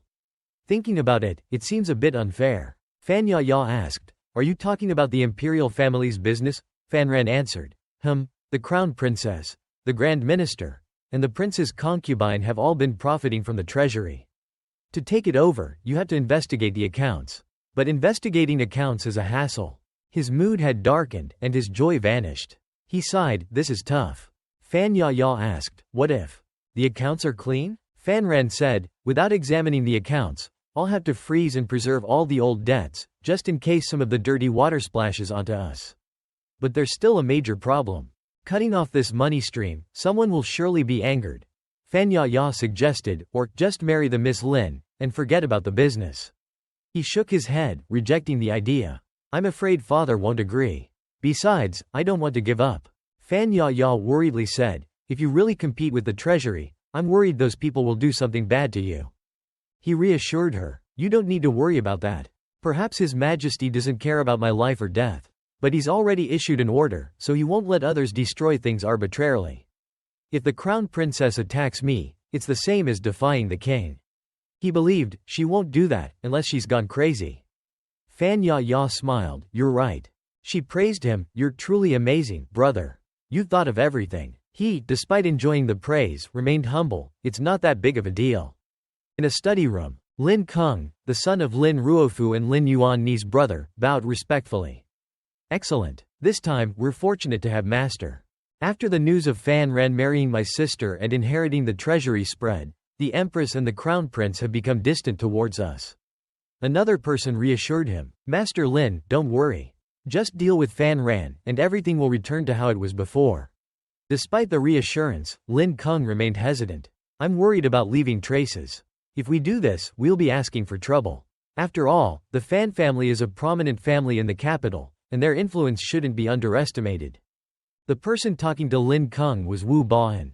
He comforted him, "Master Lin, rest assured. This time, our target is from Nankan, not from the capital. Even if they investigate later, they won't be able to find any evidence. No one will know it was you." Hearing this, Lin Keng's mood brightened. He raised his thumbs in delight, "Good. That's great. Master, you are truly a modern-day Zhuge Liang. This plan is flawless. This time, it's all thanks to you, Master. I'll need your help a lot in the future." The man modestly replied, "You're welcome, you're welcome." Everything was arranged perfectly. As he lowered his head, the man's expression changed. He seemed to be setting a trap for Lin Keng. Lin Keng was truly naive. Scene change. The figure behind the curtain praised Wu Baoan. "I didn't expect you to be able to persuade Lin Ruofu, using his connections to send someone in. It seems you have some ability." The figure behind the curtain was no other than the crown princess. The man honestly reported, "Actually, I didn't tell my subordinates to leave. The naive son of the Lin prime minister is easy to handle. I only mentioned, Before he finished, the beautiful woman behind the curtain understood. Ah, that incompetent fool. It's truly a good choice for a scapegoat after everything is done. One couldn't help but wonder what schemes these two were plotting. Fanran slammed his fist on the table, shouting, "Father! I've thought it over carefully. I can't let Mother's legacy fall into the hands of those thieves. I hope this will be successful. The sooner the better, to avoid sleepless nights and worries." His sudden change in attitude left his father somewhat bewildered. Fan Jian understood him completely. He asked, "Do you want to reclaim your mother's legacy? Or are you lusting after the Miss Lin?" Fan Ran looked away, avoiding his father's gaze, and made a gesture of embarrassment. "Ah, father, you know." He cleared his throat and recounted Fan Ran's misdeeds. "No matter what, the Miss Lin is from a prominent family. You secretly meet at midnight. Have you no decorum? Nothing can escape the eyes of your parents." He defended himself. "Father, I..." Suddenly, his aunt, Lu Ruyu, carrying a teacup, stepped in, interrupting him. "Master, it's late. You should pay attention to your health and rest early." Slightly annoyed, he stepped aside, letting her pass. Fan Jian said, "You rest first. I have something to talk to Ranner about." She complied, carrying the tray outside. After she left, Fan Jian spoke. "I know you're a bit resentful towards your aunt." He stroked his chin. "You're about to take over the treasury. You have to be more careful." He defended his wife. "I know you've always resented her for sending someone to poison you. Lu Shi dared to act like that because her wisdom has grown old, but her development is not normal. I've never let her become the main wife, so she feels hopeless and becomes impulsive. That's why she made this decision." Seeing his father defend an outsider like this, he was speechless. After a moment of silence, he spoke. "Great, so you knew it was second aunt all along. But you didn't do anything. Today, you must give me an answer. Do you want me or your scheming woman? You can only choose one." He sounded like a daughter asking her lover, "If you and your mother fall into the water, who would you save?" Fan Jian lowered his eyes. Fundamentally, he couldn't choose. He said, "It appears to be that way on the surface, but it's not that simple." Back then, she entered the palace once. She was assured by someone who told Lu Ruyu that if she died, Fan Ziji would not only inherit everything from the Fan family but would also have an open path in the officialdom. He could even become prime minister. It wouldn't be impossible. He asked, "Someone in the palace?" He pretended to explain, "I'm not trying to excuse Lu Shi. It's just that the person she went to, while seemingly following her orders, was actually following the orders of someone in the palace. Lu Shi is merely a scapegoat in this. In short, the person who wants to kill you is in the palace. The person you need to watch out for is also in the palace." He was extremely frustrated with his father's roundabout explanations and asked directly, "Who is it? Do you know? Just tell me the answer." His father appeared calm. "I know you're in a hurry, but don't be hasty. The mastermind is the current empress and the crown princess. Even if you know the answer, what good does it do?" He thought simply of asking Wu Zhu Shu to take care of those two women. Fan Ran sighed. "I didn't expect them to be such crazy women. Since you know, the surveillance department must know too, and of course, His Majesty knows." He raised his hands in surrender. "Living a quiet life is the best way to prove, even if they really kill me, His Majesty won't care. I feel like I'm about to be in danger." Seeing him so pessimistic, Fan Jian immediately reminded him, "Don't talk nonsense. You don't understand His Majesty.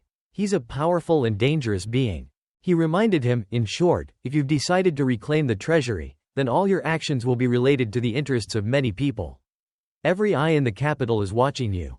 You must be careful with each step you take from now on." "First, tomorrow's gathering." He asked, "Gathering?" He said, "Prince Jing Wang is going to invite you." Just as Fan Jian had said, the next day, a carriage stopped in front of the Fan Manor. He poured a cup of tea and smiled happily, handing it to the person opposite him. "About Guo Bao Kun, thanks for your help." He replied, "It's just a small matter, no need to thank me." After some pleasantries, he decided to get to the point. "But I'm here today because someone asked me to convey a few words. I'll just say it directly." Fan Ran replied, "Prince, just speak plainly." He said, "Second Prince wanted me to trick you into meeting him. I said I had to make the meeting natural to avoid making you uncomfortable. If you're intelligent, no matter how I pretend, you'll surely know. So, I'll just be straightforward. Second Prince wants to hold a banquet tomorrow on the Lujing River, and he specially invited you." Wow, just like father said. He thought, old man is great. He was right. He pretended to be confused and asked, "I'm just an insignificant nobody. Why would Second Prince want to see me?" He replied, "Of course, it's to win you over. What else could it be? Are you looking for girls?" He spoke seriously but didn't forget to tease him. His secret was exposed, so he awkwardly waved his hand. "Prince, you're teasing me." He raised his teacup and continued, "The reason for winning you over is, of course, due to hardship. With the support of money, second prince can do many things more easily. More importantly, during the transition between old and new, if you investigate the accounts, you might get a pleasant surprise." He avoided the topic. "It's too early. The marriage is in October. Waiting to actually get involved with those things will take at least a year or two. While I say this, I still haven't finished preparing the combat team yet." He replied, "Right, so tomorrow is just dinner. Consider it a reward for me helping you convince your parents to punish Guo Baokun. How about that?" Since he said that, Fanran couldn't refuse. He owed him a favor. He pondered for a moment. Then he said, "Since you put it that way, I can't refuse."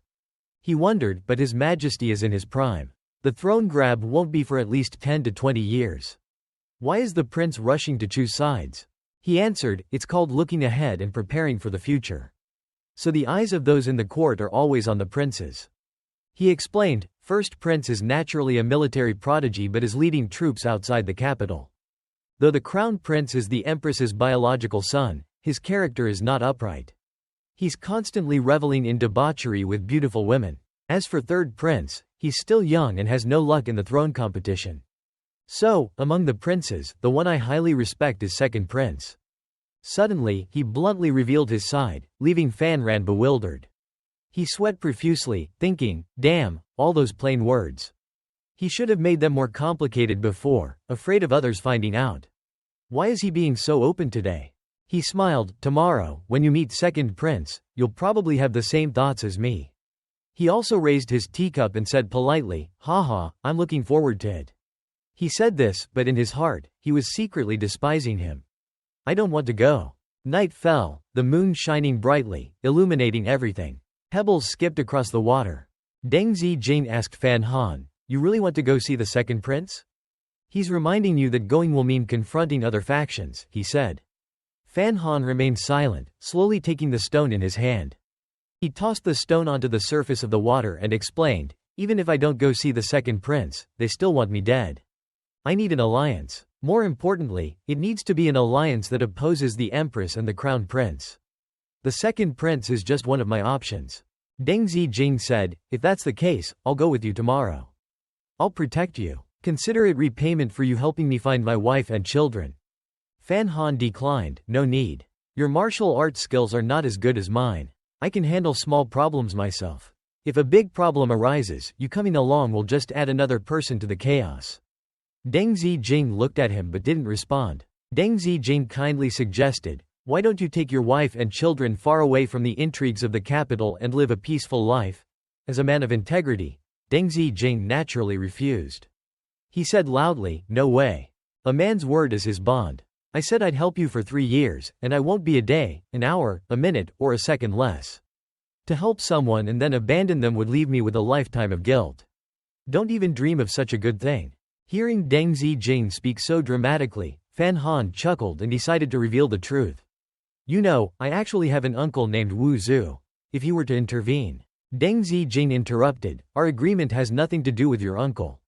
It's a promise between men." Fan Han got to the heart of the matter, countering Deng Zijing's words. "What about your promise to your wife and children?" Deng Zijing froze. Fan Han turned and walked away. "They've been waiting for you all these years, and it was so difficult for them to wait for you. Now they have to wait another 3 years? As an outsider, you owe me, and you owe me. But don't betray those who are always waiting for you at home." Fan Han's words pierced deeply into Deng Zijing's heart, reminding him that he had someone waiting for him at home. Dawn broke. Fan Han set out with the guards. He sat in a palanquin, surrounded by tight security. Fan Han lifted the curtain and looked out, wondering if Deng Zijing would really not come. "Well, it's good. I spoke a lot last night, and I've already set my goals. If he comes with a moonlit expression, it means something big is going to happen." Fan Han lifted the curtain again to admire the scenery. He was still lost in thought. What should I say to the second prince when I see him? If I'm too cold, I'm afraid he'll be unhappy. If I'm too enthusiastic, I'm afraid he'll misunderstand. I'll play it by ear. He knows my father's strength. He won't make any unreasonable demands. A faint wisp of smoke tickled his nose. He startled and thought, poisonous reduction? How could there be such a harmful smell here? Could it be? Unease surged through him. Fan Han hastily called for the horsemen to ride away quickly. There's an ambush. The palanquin immediately stopped. The guards were on high alert, scanning their surroundings. Suddenly, a massive boulder rolled down, sending Fan Han and the guards tumbling to the ground. However, they quickly regained their footing. Fan Han kindly helped the carriage driver up. Before anyone could react, a volley of poisoned arrows rained down. Fan Han cautioned, "Be careful. Surprise attack with poisoned arrows." A guard shouted, "Young master, retreat." A guard stepped forward, shielding Fan Han from the arrows. Fan Han quickly sought shelter behind a pillar, making sure not to hinder anyone. Looking at the arrows embedded in the pillar, he thought, they actually dared to attack. And in broad daylight, too. I thought they'd use assassination tactics. He looked up at the sign hanging in front of him and realized, wait, this is Nialong Street. The infamous spooky street? Well, it's not much different from assassination. The sky was empty. The rain of darts had ceased. But only a few seconds later, another barrage of darts flew in. Fan Han thought, oh, no. The second round of arrows has arrived. Fan Han's guards were struggling to defend against the onslaught of arrows.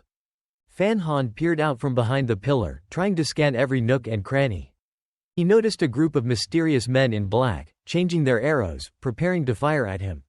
Fan Han quickly shouted out a warning, "Everyone, the archers are in that room over there. While they're loading, take them out." The guards shouted in unison, "Yes." Then they charged forward with their swords. They quickly reached the mysterious men in black. A bloody battle ensued. Suddenly, a barrage of flying discs were thrown towards him. He recognized them. He smoothly leaned back, dodging this furious attack. Two girls flew towards him. Without a word, they slashed at him with their knives. Fan Han cried out, "The knives are too dangerous." It seemed they had no intention of sparing him. Fan Han sneered, "They're not giving anyone a chance to survive. Seems like they're not leaving any witnesses." The purple-haired girl continued her attack. Fan Han assessed, "But you're only below the 7th level. With such swordsmanship, you're too slow for me." He said this as he easily dodged their attacks. While the girls were still confused, he was already behind them, ready to attack. "You're full of openings." He channeled his inner energy and, in a surprise move, grabbed them by the neck from behind. He roared, powerful internal energy. He reduced them to ashes in an instant. Dead, only ashes remained. Fan Han easily dealt with the two girls. He thought, just these few people trying to kill me? They're underestimating me. He narrowed his eyes, sensing something amiss. Something's wrong. This isn't as simple as it seems. The boulder ambush earlier couldn't have been carried out by these people. Could it be that there's someone else behind this? On the other side, where the guards were, the men in black were all dead. They had easily taken out the attackers. One guard boasted, "I had 12, you had 11. I win. You're buying the drinks after." Suddenly, a large hand covered the guard's face. Then, the guard was thrown to the ground, leaving the other guards stunned. Quickly, the massive hand landed on another guard's head. The guard was too terrified to move, only whimpering. He turned his head back. Could there still be an ambush? Something was thrown towards his back. Oh my God! It was the guard's head. Seeing the head of his close companion, he was horrified, his eyes wide with shock. The head, like a steel ball, struck him, sending him flying backward. The one who hurled the head was the giant. He was Cheng Ju-shu, a man of gigantic stature, holding a steel ball in his hand. He slowly drew the steel ball closer to Fan Han, who was clutching his chest in pain. Fan Han assessed, his internal energy is incredibly strong. I'm afraid he's also at the 8th level. Looking at his opponent's ferocious momentum, it was clear that he was going all out. With my current strength, I have no chance of winning. It seems I have to use the spirit essence pill that my master gave me. He reached into his robe, searching for it. Earlier, Fan Han's master had said, "Your current strength is at the 7th level, but with the guidance of the 5 great masters, even an 8th level expert won't be able to kill you. But if you encounter one, you'll have to run. But the pill I gave you can boost your cultivation level by 1 step in an instant. It's no problem for you to face an 8th level expert. However, the pill is 3 parts poisonous, and the side effects are not insignificant. Use it with caution." He looked at the pill in his hand. After a moment of hesitation, he decided to swallow the pill. "Whatever. I'll deal with the consequences later." Instantly, Fan Han's power surged dramatically. Flames erupted from his body, capable of burning anything. He spread his legs wide, unleashing a torrent of incredible power. Cheng Ju-shu watched the process unfold. Fan Han roared, channeling all his inner energy. He soared into the air. Cheng Ju-shu stood there, motionless. He attacked Cheng Ju-shu. Strangely, Cheng Ju-shu didn't budge. He stood there, unfazed, observing. It seemed he wasn't afraid. Cheng Ju-shu said, "Go ahead, Lu Meng." It turned out he had an ace up his sleeve, so he wasn't afraid at all. "As you command." Lu Meng instantly hammered a nail into the straw doll. Suddenly, Fan Han's power vanished. He thought in confusion, my power disappeared? The culprit was none other than a witch named Lu Meng. She had a peculiar way of dressing. She had sealed his power. Seizing his opportunity, Cheng Ju-shu flung a chain towards him. He bound him with the chain. Then he used his strength to pull Fan Han towards him. Fan Han screamed in agony, thinking, could I be about to die?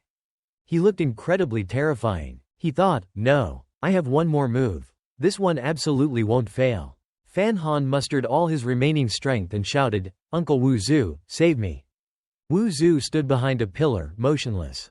He said, don't worry. You have another helper. Lu Meng was stabbed through the chest by someone. As a result, the straw doll fell. Deng Zijane, who hadn't returned to his wife and children, had followed Fan Han to protect him. I don't know who Wu Zu is, but I saved your life today, Deng Zijane. Remember that. Seeing her death, Cheng Ju-shu was heartbroken and cried out, Lu Meng.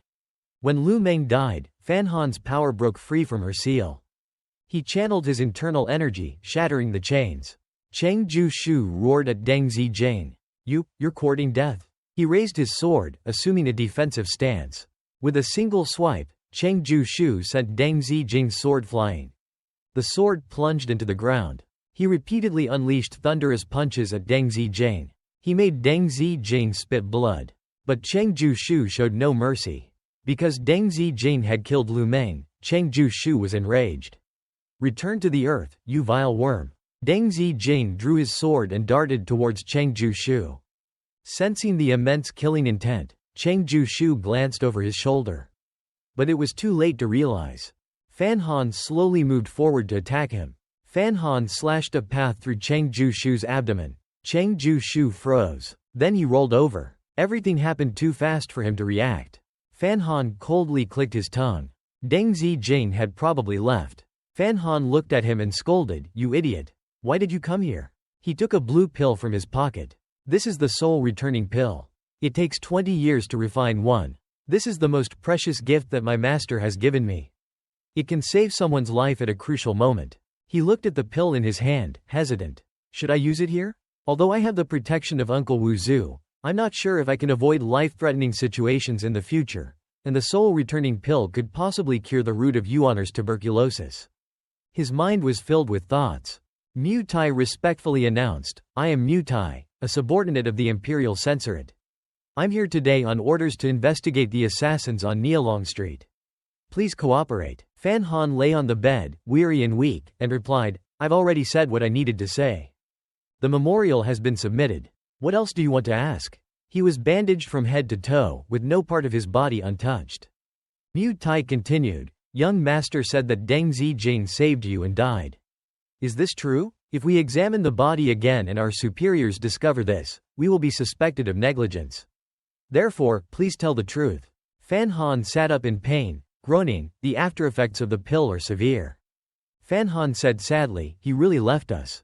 Mu Tai was touched to tears. Young Master Fan is so empathetic towards his subordinates. It's truly heartwarming. Fan Han waved his hand, he died saving me. How could I be indifferent? Mu Tai turned serious and interrogated, it's a pity that Deng Zijine's body was not found at the scene. Please provide an explanation for this. Seeing him cry moments ago, then turn serious and interrogate him, Fan Han couldn't help but speak. He threw a token out. Explanation? Here is the explanation. Mu Tai immediately knelt down, terrified. The token reads, T. It seems I have been blinded by my arrogance. He feared Fan Han's anger and hurriedly tried to appease him. Although Deng Zijine left the Imperial Censorate without permission, he committed a crime. But in consideration of his sacrifice for saving young Master Fan during the assassination on Nialong Street, his wife and children will not be prosecuted. From now on, Deng Zijing will no longer exist in this world. He said in a flattering tone. How does this arrangement sound? Fan Han replied, acceptable. He agreed, if possible, provide them with regular subsidies. Mu Tai got the signal and immediately agreed, understood. I will arrange it immediately. The power of a token is truly extraordinary. Fan Han folded his arms and said, that's right. Tell me about the investigation of the assassination. Tell me everything. Mu Tai responded, this time, thanks to your incredible bravery, young master, you killed all the villains. And the bodies of the main perpetrators were all left behind on Nialong Street. Otherwise, this case could have become a mysterious murder case in our history of founding a country. While he was replying, he didn't forget to praise Fan Han to the skies. Fan Han yawned listlessly. He folded his arms and commanded, get to the point. Naturally, he dared not disobey. He quickly got to the point. The mastermind behind this assassination is the Northern Qi. The giant is called Cheng Ju Shu. He is a renowned assassin in the Northern Qi. The two sisters were Dong Di, but they were actually assassins dispatched by the Northern Qi. The most direct evidence is the place you had appointed to meet the second prince, Tui Xianju. It happens to be a secret agency in the capital of the Northern Qi. Their spies in the southern Han must have discovered that young Master Fan might take over the imperial business, so they planned to assassinate you. Fan Han shook his head in denial. This doesn't make sense. It's not their business that I'm taking over the imperial treasury. What good would it do them to kill me? Mu Tai analyzed. This is their shrewdness. If the assassination was successful, the Northern Qi would withdraw completely. We wouldn't know where to investigate and couldn't conclude that the murderer was from the Northern Qi. They could then spread rumors that the Crown Prince's faction was responsible. After all, they would lose the most from the transfer of the imperial treasury. Secondly, it would make the other princes suspect that the second prince's faction was intentionally behind it. The two factions would then fight, the court would fall into chaos, and the attack on the Northern Qi would naturally be delayed. That's their true objective. Fan Han felt that his analysis was like a movie and reminded him, maybe you're overthinking it. Mu Tai said with utmost certainty, absolutely not. Seeing his overconfidence, Fan Han could only scratch his head. Mu Tai cheerfully said, young master, do you have any more doubts? Just ask. I won't hide anything. Fan Han raised a finger and slowly refuted Mu Tai's arguments. Indeed, I do have a few questions for you. First, how could the archers and assassins enter the southern Han? This is the capital, where the emperor resides. Second, if you claim that the assassins are from the Northern Qi, why don't you directly interrogate them instead of speculating? He raised 3 fingers. Could it be that the mastermind is someone from the southern Han?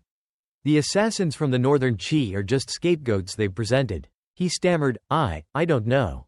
Fan Han sighed, it seems I have to take matters into my own hands.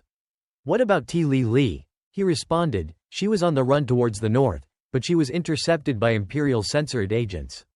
She is currently being escorted back to the capital. Fan Han said cheerfully, that's good. As long as you can pry her mouth open, you'll find the mastermind. Help me find someone from the Imperial Censorate who specializes in surveillance. Is there any suitable candidate? Mu Tai replied, yes. He instructed, Wang Kai Nian. Ti Li is being escorted back to the capital. She might be intercepted or even killed, but it doesn't matter. Just keep an eye on those people.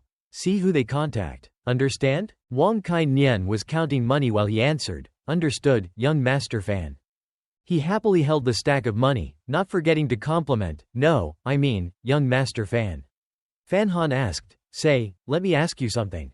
Are your hands and feet still nimble? Wang Kai Nian responded, you've never seen my skills, young master, so it's natural to be concerned. He said this and then suddenly tossed all the bills into the air. Fan Han was dumbfounded and asked, what are you doing? He didn't say a word, just flew up to catch the bills. His skills were incredibly polished. He had gathered all the bills. Wang Kai Nian held up the bills. Young Master Fan, are you relieved now? Fan Han replied, you're pretty agile. Being a clerk is a waste of your talent. Hearing Fan Han's praise, his nose immediately elongated, boasting, I'm not bragging, but I've never seen anyone faster. Fan Han said, yes, I have. And that person isn't far from you. He couldn't believe it and looked around. Impossible, absolutely impossible. Suddenly, he stood still and said joyfully, I know. Young Master Fan, you're testing me. Seeing him remain silent, Wang Kai Nian turned his head to search. The scene shifted to a wooden house. In front of it, a young boy sat. Fan Han and Wu Zhu were walking together. He asked, "Uncle, can I ask you something?" He didn't say much, just one word, ask. He wondered why Wu Zhu hadn't come to save Deng Zijing.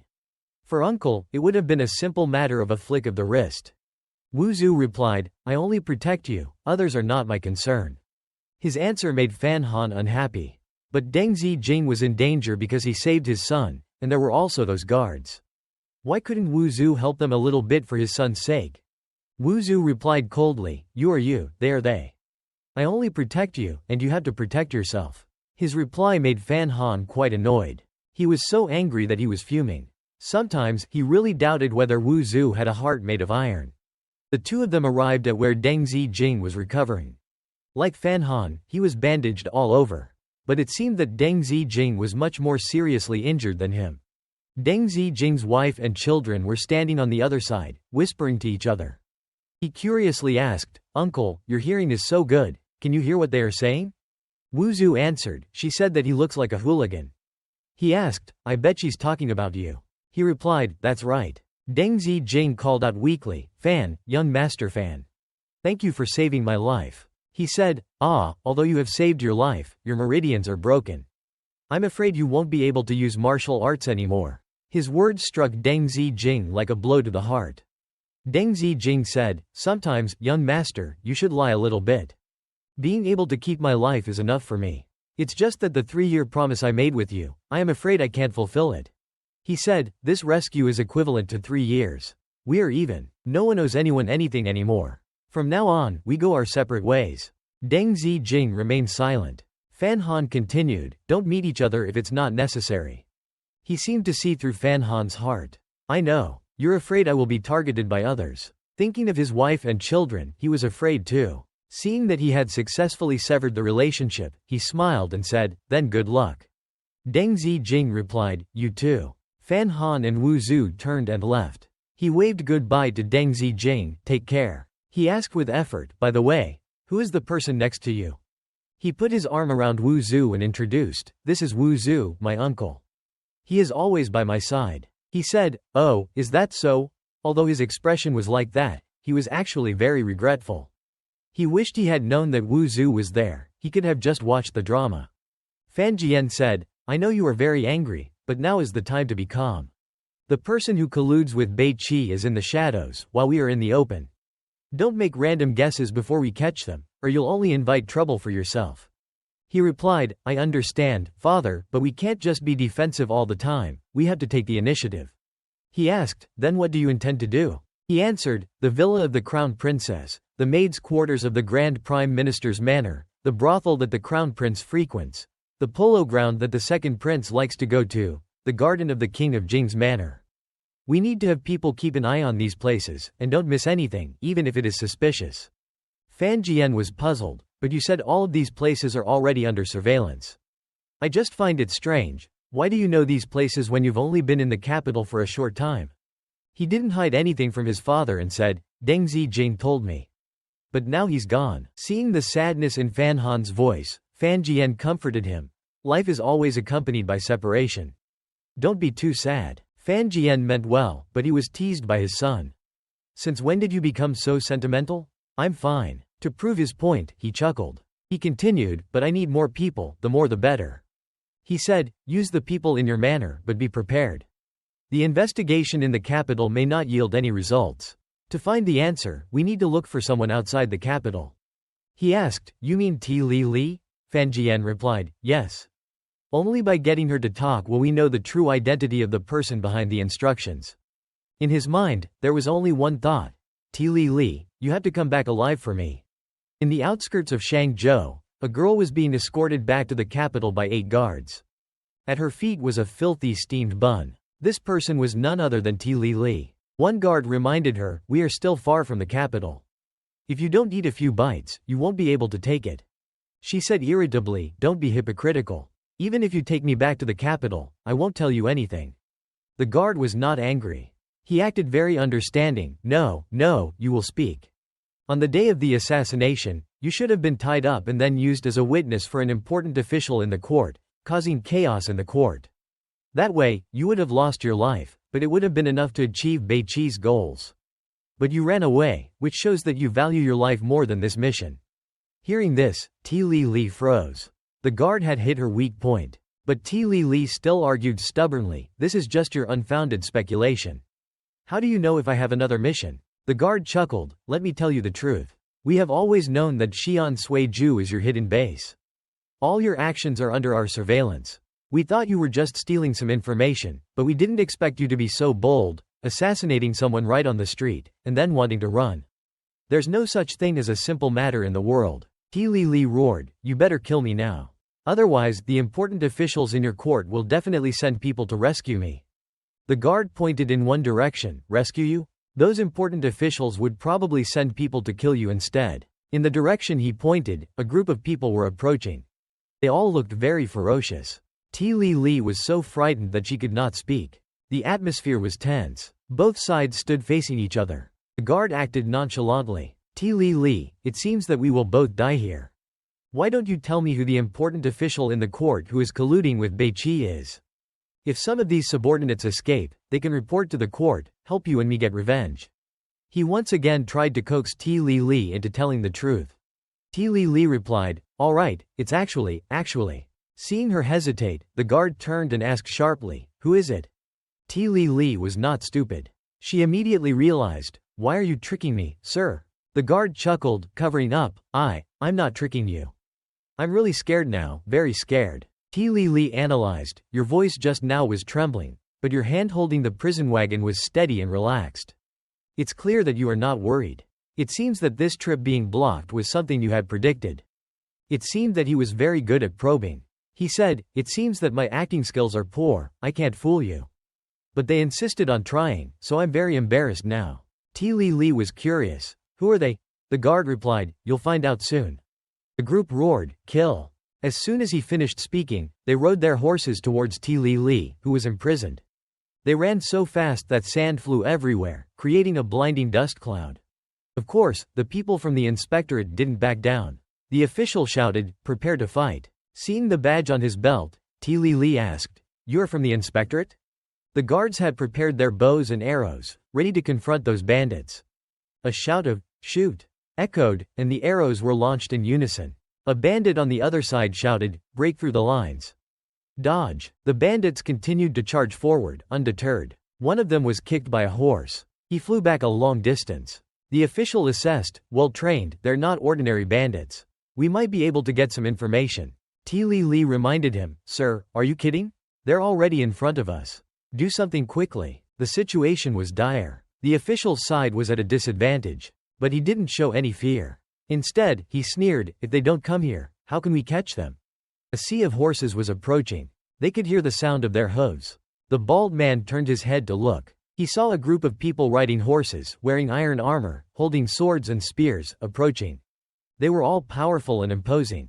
The others cried out in fear, it's the Black Knights. Retreat. The Black Knights are here. Ti Li said, the Black Knights? Could it be that person? Because the Black Knights' horses were well trained, they caught up with the others and killed them. One person fell from his horse, bleeding. Another person was killed with a single sword strike, taking down 3 or 4 others. An old man roared, spare the living, spare the living. Don't kill everyone. The person reminding them was called Fei Jia. Chen Ping was sitting in the carriage. Fei Jia, you really care about causing chaos. Those bastards probably don't even know who their master is. Just keep the leader is enough. Fei Jia replied, that old man, Fan, took advantage of our absence and tricked that little brat Fan Han into the capital. It almost caused trouble. How could I not be in a hurry? Chen Ping scoffed. HMPH.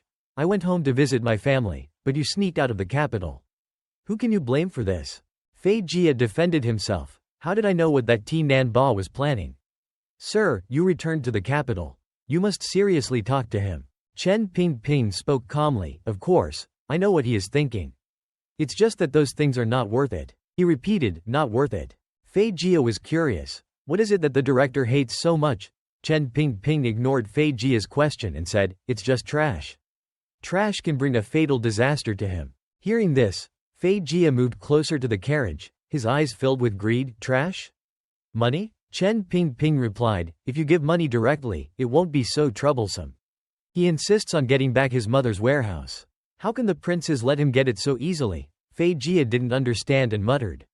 Warehouse, his mother's? One black knight knelt down and respectfully reported, Director, we've caught the leader. We also found someone else following us, but this person's martial arts are very fast. He disappeared in a flash. Chen Pingping assessed, oh, interesting. He shouted, Ying. Immediately, an aide appeared and replied, yes. Chen Pingping asked, who is the follower? Ying, the aide, answered, Sir, according to my investigation, the follower is. In the distance, a head peeked out. The person following them was none other than Wang Kainian. Chen Pingping said, our kid has grown up. He knows how to take advantage of the resources around him. I really want to meet him soon. Fei Jia replied, soon, soon. The scene shifted to a certain house. Fan Han said, you've worked hard this time. Tell me the details quickly. Wang Kainian smiled. As Sir predicted, Ti Li Li's group was blocked, and the attackers were well trained. They must be from the army. Fortunately, the inspectorate had prepared in advance and arranged for the Black Knights to ambush, so they could counterattack. He asked, from the army? The local government army or what? Wang Kainian explained, it's Fang, the general of the patrol team. He gave the order to block Ti Li and kill her. He assessed, he can mobilize the patrol team. It seems that we cannot underestimate his power. He was intrigued and asked, I'm curious, sir, who in the palace did you offend to receive such treatment? Fan Han concealed, this, you shouldn't know. He asked again, when will Ti Li arrive? He replied, tomorrow. The director will also return to the capital tomorrow. Wang Kainian suggested, Sir Fan, should we wait until we have received instructions from the director before interrogating Ti Li? He replied, now that the director is investigating this case, I shouldn't get involved.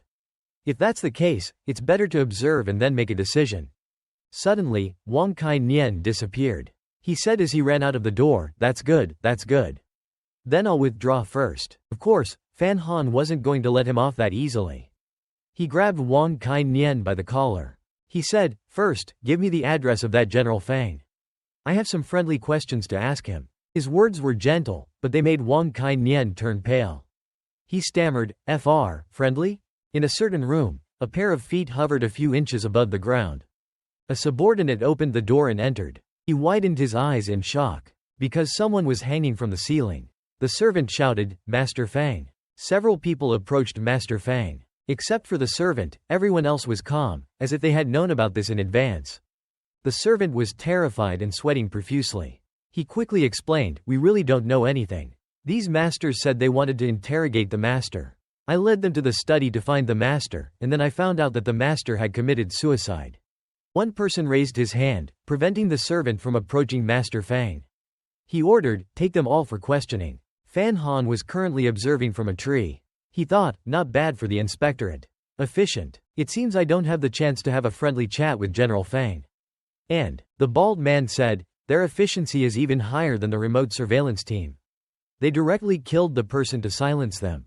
The person behind them is definitely not simple. It was evening, and two figures, one large and one small, stood before a house. Wang Kainian and his son were playing.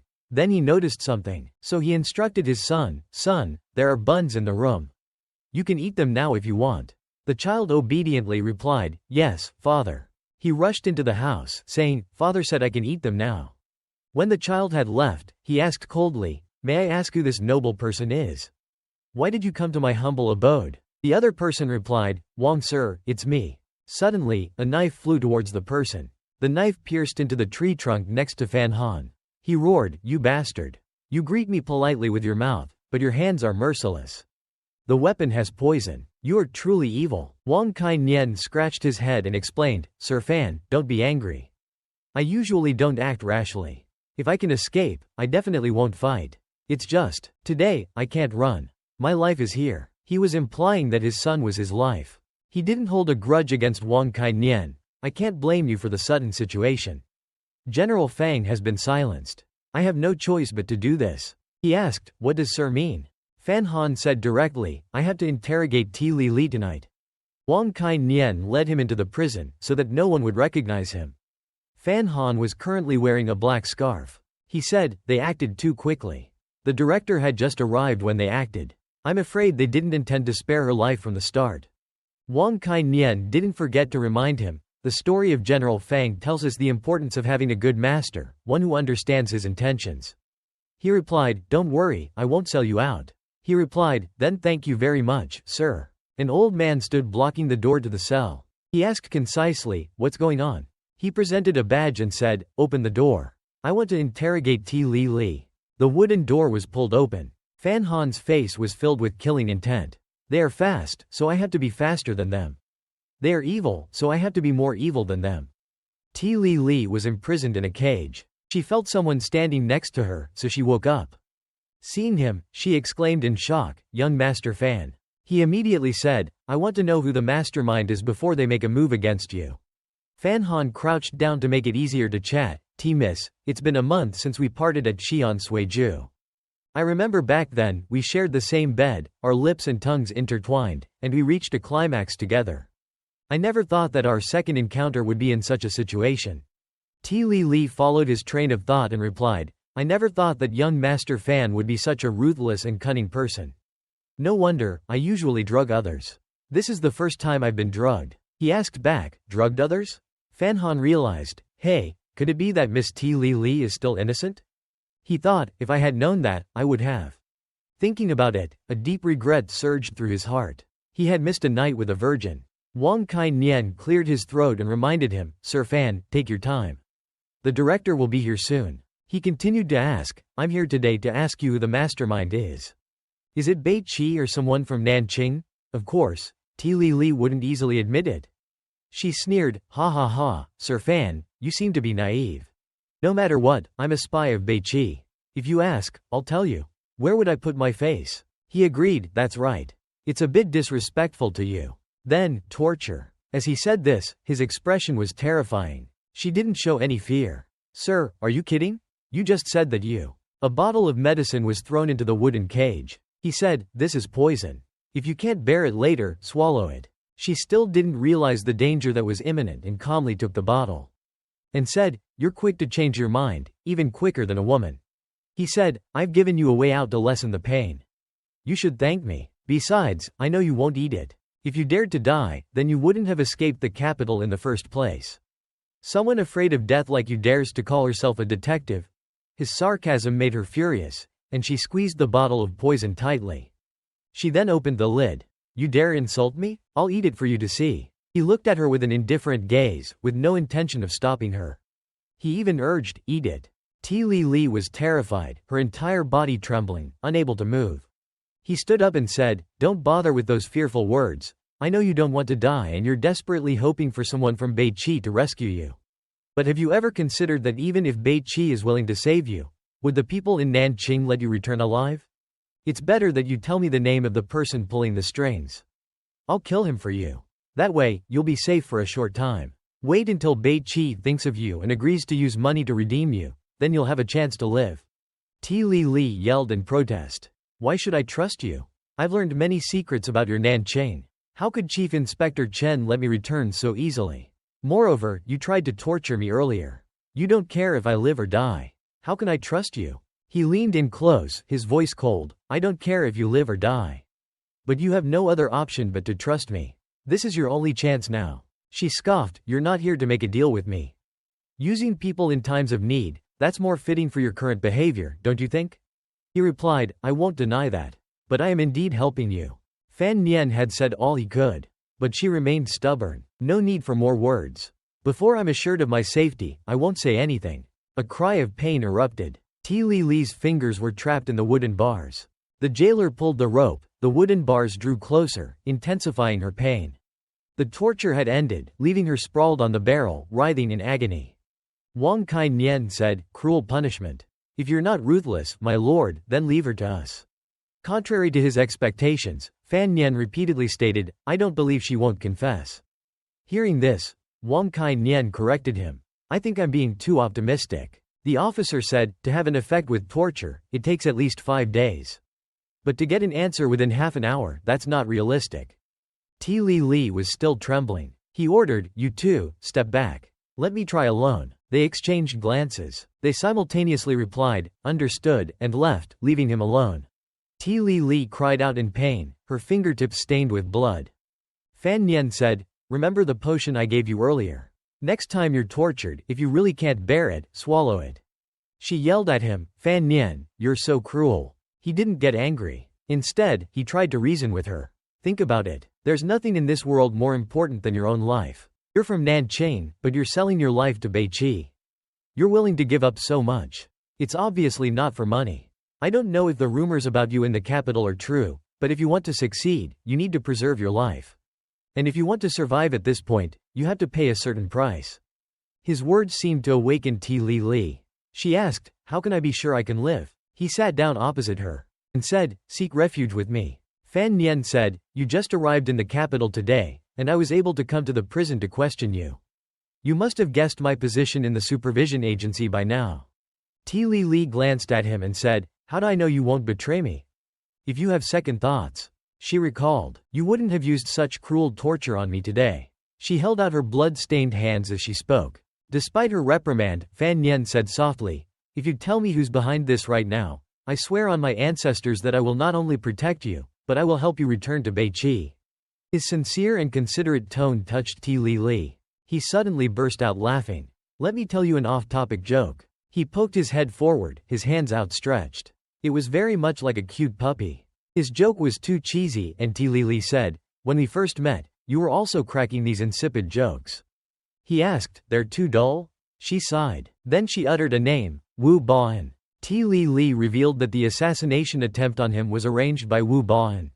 He asked, Wu Baoan is from Nanchang. Why did you get help from your Beiqi people? She didn't want to answer, so she asked him, didn't you say just the name is all you need? He stammered, yeah, I did say that. Then let's leave it at that. Thank you. After finishing his interrogation, he turned to leave. Suddenly, he abruptly turned back. Oh, one more thing. This might surprise you. He revealed the truth. Actually, this is a sedative, not poison. Fan Nian left, not forgetting to add a parting remark. You're too trusting. Ti Li shouted angrily, Fan Nian, you tricked me. She threatened furiously, if you betray me, I'll make you pay, even as a ghost. In another corner of the prison, Chen Pingping asked, what do you think of the person I've chosen as my deputy? Fei Jia assessed, cruel heart, but only half of it. His methods are ruthless, but his nature is still that of a gentle boy. Chen Pingping praised profusely, that's good, that's good. Gentle heart, ruthless methods. Much better than just being cruel. Fei Jia asked, preparations are complete for the arrest of Wu Baoan. What about Ti Li? Deputy Fan promised to return her to Beiqi. He decided, then let Fan Nian keep her for now. Try to turn her into one of his people. If it doesn't work out, then kill her later. Fei Jia responded, understood. But there's one more thing. Chen Pingping asked, what is it? Fei Jia gathered his courage and said, my lord, please don't eavesdrop next time. This chair is hard enough to move, it's tiring. Chen Pingping was indeed too dramatic. Scene change. Fan Nian and Wang Kai Nian stood talking. He asked, how can we be sure what Ti Li said is true? Fan Nian replied, very simple. If Wu Baoan is still in the capital, then it's not him. If he's fled, then it's his plan. But ultimately, he's just a strategist. The true mastermind is still lurking in the shadows. Wang Kai Nian gave him a thumbs up, as expected of Lord Fan. Nothing escapes your eyes. You're incredible, Lord Fan. Fan Nian was used to this flattery. Don't flatter me. I'm not easily fooled. He ordered, don't talk nonsense. Find Mo Tai and ask him where Wu Baoan lives. See if he's still in the capital. Perhaps he didn't know that Chen Pingping had already sent someone to deal with Wu Baoan. Wang Kai Nian respectfully replied, understood. Then I'll take my leave. Officer Fan, please stay here and wait for my news. I'll be back. Birds chirped merrily on the rooftop. Inside, Fan Han sat idly, his mind filled with random thoughts. Just then, Wang Qi leapt down from the rooftop. He appeared before Fan Han in a flash, bowing and saying with a smile, Fan Da Ren, I'm back. Fan Han was furious. He grabbed Wang Qi's shoulders and roared, you left me waiting here all night. I'll give you 1 minute to explain. You call this going and coming back? Wang Qi was terrified and said, Fan Da Ren, please don't be angry. He quickly reported, I went to Yi Shu to find Mu Tai and found no one there. Instead, Chen Yanzhong was waiting there and told me that everyone from Yi Shu had gone out to apprehend Wu Baoan. He said that when the people of Yi Shu arrived at Wu Baoan's residence, they discovered that he had already fled, seemingly in terror. He took all his belongings with him. Fan Han asked, Why was Chen Yanzhang there? Wang Qi replied. He was waiting for me to ask you about him. Wang Qi patted his own shoulder proudly, but Da Ren, don't worry. I didn't say anything. At least, not everything. Fan Han didn't believe him. He pointed at his face, frowning. If you didn't say anything, why did you only come back now? Wang Qi laughed and said, I'm very smart. I only answered with, yes, or, no. Wang Qi continued to laugh merrily. Haha, Chen Yanzhang is truly patient. He kept asking until dawn before leaving. Fan Han was speechless with rage. Fan Han yelled, so you said nothing at all? Wang Qi quickly defended himself. Da Ren, please don't be angry. That was Chen Yanzhang. If I dared to hide anything from him, I would have died a horrible death. Fan Han couldn't accept it. Let's see if I can beat you to death, you traitor. On a snowy mountaintop, Wu Bao'an stood with his hands clasped behind his back. Someone approached him. He knew the person was coming. Without turning around, he knew who it was. He said, you shouldn't have come here.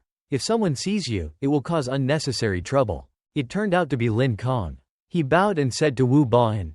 Wu Xiansheng was forced to leave the capital. Of course, I had to come and see you off. Wu Bao'an said to him, your good intentions are appreciated, but you should quickly return. Wait for me for a year and a half. Change your name and return to gather together. It won't be too late. Lin Kong replied to Wu Bao'an, Xiansheng, don't worry. I've been running this manor for a long time. Even if guards from the imperial palace or people from the surveillance bureau come, it would be difficult for them to enter and apprehend anyone. Let alone the fact that you and I are acting so discreetly. Who would know we are here? Wu Bao'an said nothing but burst into laughter. Ha ha, ha ha, ha ha. He said, ha ha, ha ha, ha ha. If you put it that way, second young master, then I'm at ease. The scene reminded him of a funny story. Lin Kong asked, what funny story? Wu Bao'an began to tell the story. Once upon a time, there was a man who was very afraid of his wife. One day, as he began his story, a figure appeared behind them. Both Wu Bao'an and Lin Kong sensed someone behind them and turned around, looking at each other with puzzled expressions. A tall young man with his eyes covered and the two guards protecting him were killed by this man in black. Lin Kong was terrified and broke out in a cold sweat. No, no, no. There are dozens of 8-ranked masters outside. Who are you? How did you get in here? Without answering, the man in black dashed towards Lin Kong with a sword. Lin Kong was terrified but helpless. All he could do was yell, who are you? Speak slowly. My father is the current prime minister. Before Lin Kong could say another word, a sword pierced him. Blood gushed out. Lin Kong could only utter one final word, Prime Minister. Lin Kong was dead. The man in black pulled the bloody sword from Lin Kong's body. After killing Lin Kong, the mountaintop was bathed in red. The man in black slowly advanced toward Wu Bao'an, who was terrified. Wu Bao'an trembled, unable to speak. He could only retreat to a corner. He was so terrified that he couldn't even breathe. He covered his mouth with both hands. He tried to reassure himself in terror. Wu Bao'an, don't be afraid. You won't die here. The fortune teller said you would live to be at least 99 years old. Seeing the blind man in black, Wu Bao'an thought, he's just blind. As long as I don't make a sound, he won't discover me. The man in black had not yet approached him. Wu Bao'an still thought he was clever. As long as he remained silent. Before he could finish reassuring himself, the man in black turned toward him. He was startled and screamed, isn't he blind? The man in black was quickly approaching him. Wu Bao'an said, brave warrior, listen to me. I'm not from the prime minister's side. He continued to yell loudly, old man Wu Bao'an has many connections in the capital. If you have any ambitions, perhaps. The man in black did not allow Wu Bao'an to say another word. He swung his sword, striking Wu Bao'an. Talk too much. Meanwhile, Fan Han used his hand to separate two apples. He ate leisurely. Just then, someone came to his room. The crown prince came to his room and said, I've been wanting to visit you for the past few days, but I thought your wounds needed more rest.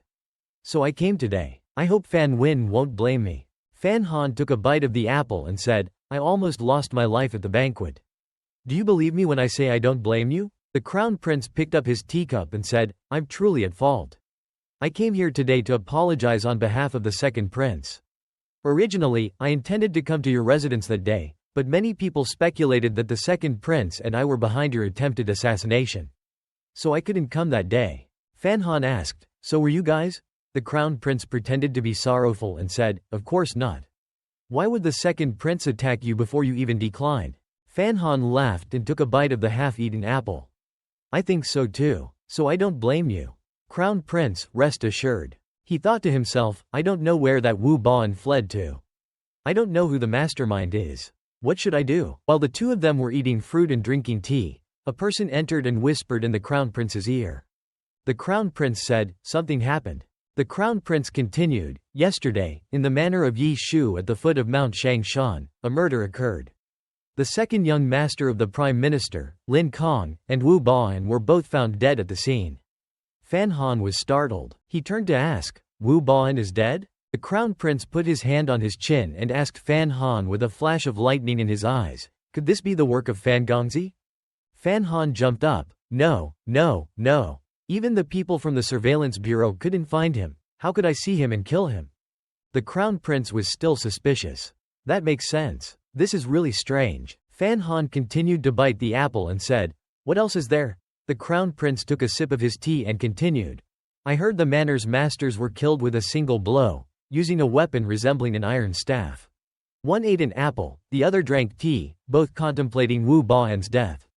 But when he heard that the weapon used to kill Wu Baoan was an iron staff, Fan Han spat the apple out of his mouth. Iron staff? After taking a sip of tea, the Crown Prince continued. Wu Baoan was the one who orchestrated the Niu Land Street case. You were involved in that case. Be careful, people might suspect you. Fan Han scoffed, right, thank you for your concern, Crown Prince. The Crown Prince continued, if it really was you, I have to reassess your strength. If you have the power to kill all the masters in the manor with a single blow, I have to curry favor with you. Fan Han chuckled, it wasn't me. Really, it wasn't me. He thought to himself, an iron staff and a fatal blow using wushu. It seems like it was me. Fan Han turned to the Crown Prince and said, I just hope that the Prime Minister doesn't implicate me in his son's death. Otherwise, my marriage to Yuan Ni might be cancelled. The Crown Prince looked at him and replied, probably not. Your explanation just now was very convincing. Besides, the Prime Minister has to explain why his sons were with Wu Baoan. You have to know, Wu Baoan was a figure who had ties to spies from Beiqi and was convicted of treason. Fan Han thought, that makes sense. Maybe the mastermind who wanted to kill me was the Prime Minister, my future father-in-law. In the imperial court, Lin Ruofu paid his respects. He bowed and said, please, Your Majesty, grant your servant justice for the death of my son. Everyone's eyes turned to him. The emperor on the throne replied, my condolences, Prime Minister. Within just a few days, the capital has been plagued with murders. The surveillance bureau can't escape responsibility. Don't worry, Prime Minister. I will surely punish them severely and you will receive an explanation. Lin Ruofu continued, under the bright sun, in a peaceful world, the murderer is still at large. I can't bear to eat or sleep peacefully. The emperor put his hand on his chin and said, that manor is extremely remote. If it weren't for the hot summer weather, the stench of the corpse would have been overwhelming, and it wouldn't have been discovered for a short time. The emperor continued, in such a secluded and discreet place, Prime Minister, you should think about why your son was there with Wu Baoan.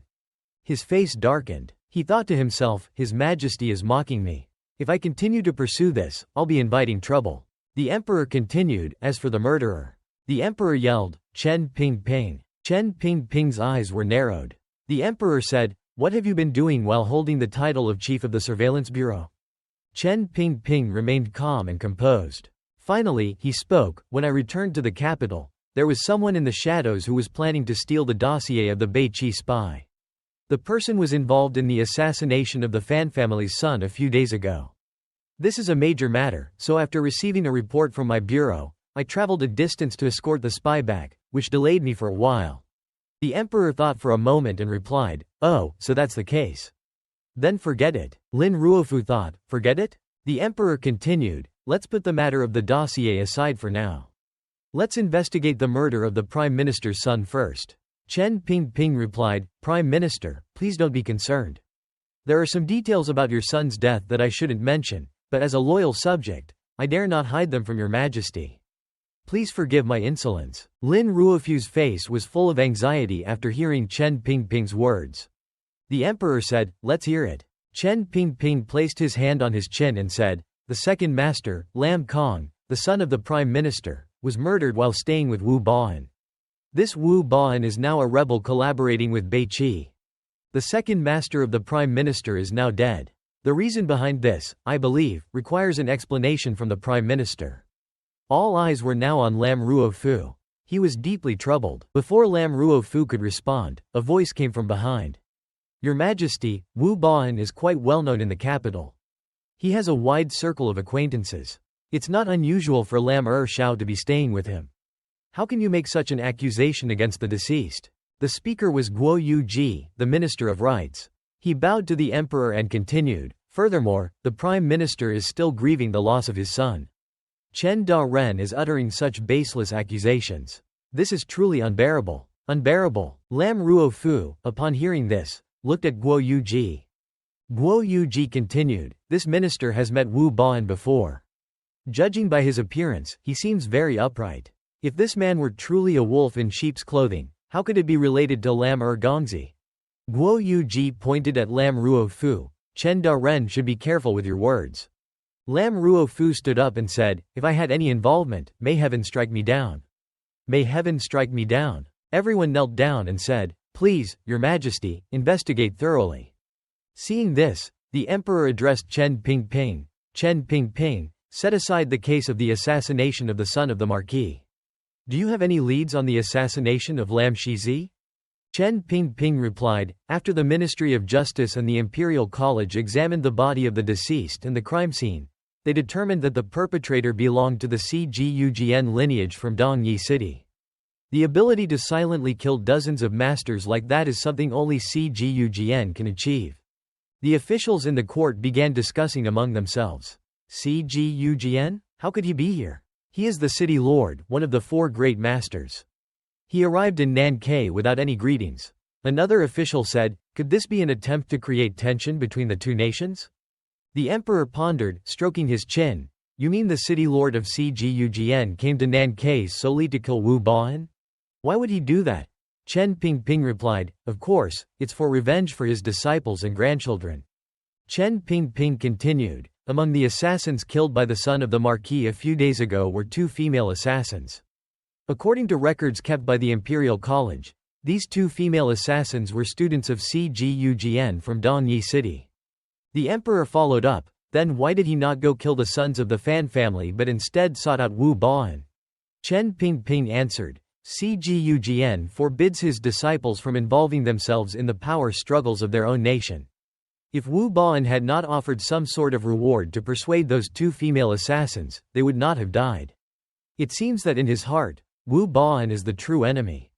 The emperor stroked his beard, makes sense. The emperor ordered, Lam, the prime minister, and Chen, the head of the Imperial College, you have found the culprit. Cgugn, consider this an explanation for you. Lam Ruofu bowed his head to the emperor. Chen Da-ren's explanation is well-founded and reasonable. How could my minister have any reason to doubt it? The emperor chuckled, good, good. Chen Pingping, you're an excellent man. You're so intelligent. You'll come to my private chambers later, and I will bestow upon you a great reward. Chen Pingping didn't know what to say. The officials and Lam Ruofu left. The emperor issued an order. The witnesses, hear the decree. The supervisor of the Imperial College, Mai Ji Le, is hereby ordered to forfeit his salary for a year. The supervisorate shall enter the City Guard Bureau and investigate. The City Guard Bureau's chief, Hang, is to be dismissed from his post.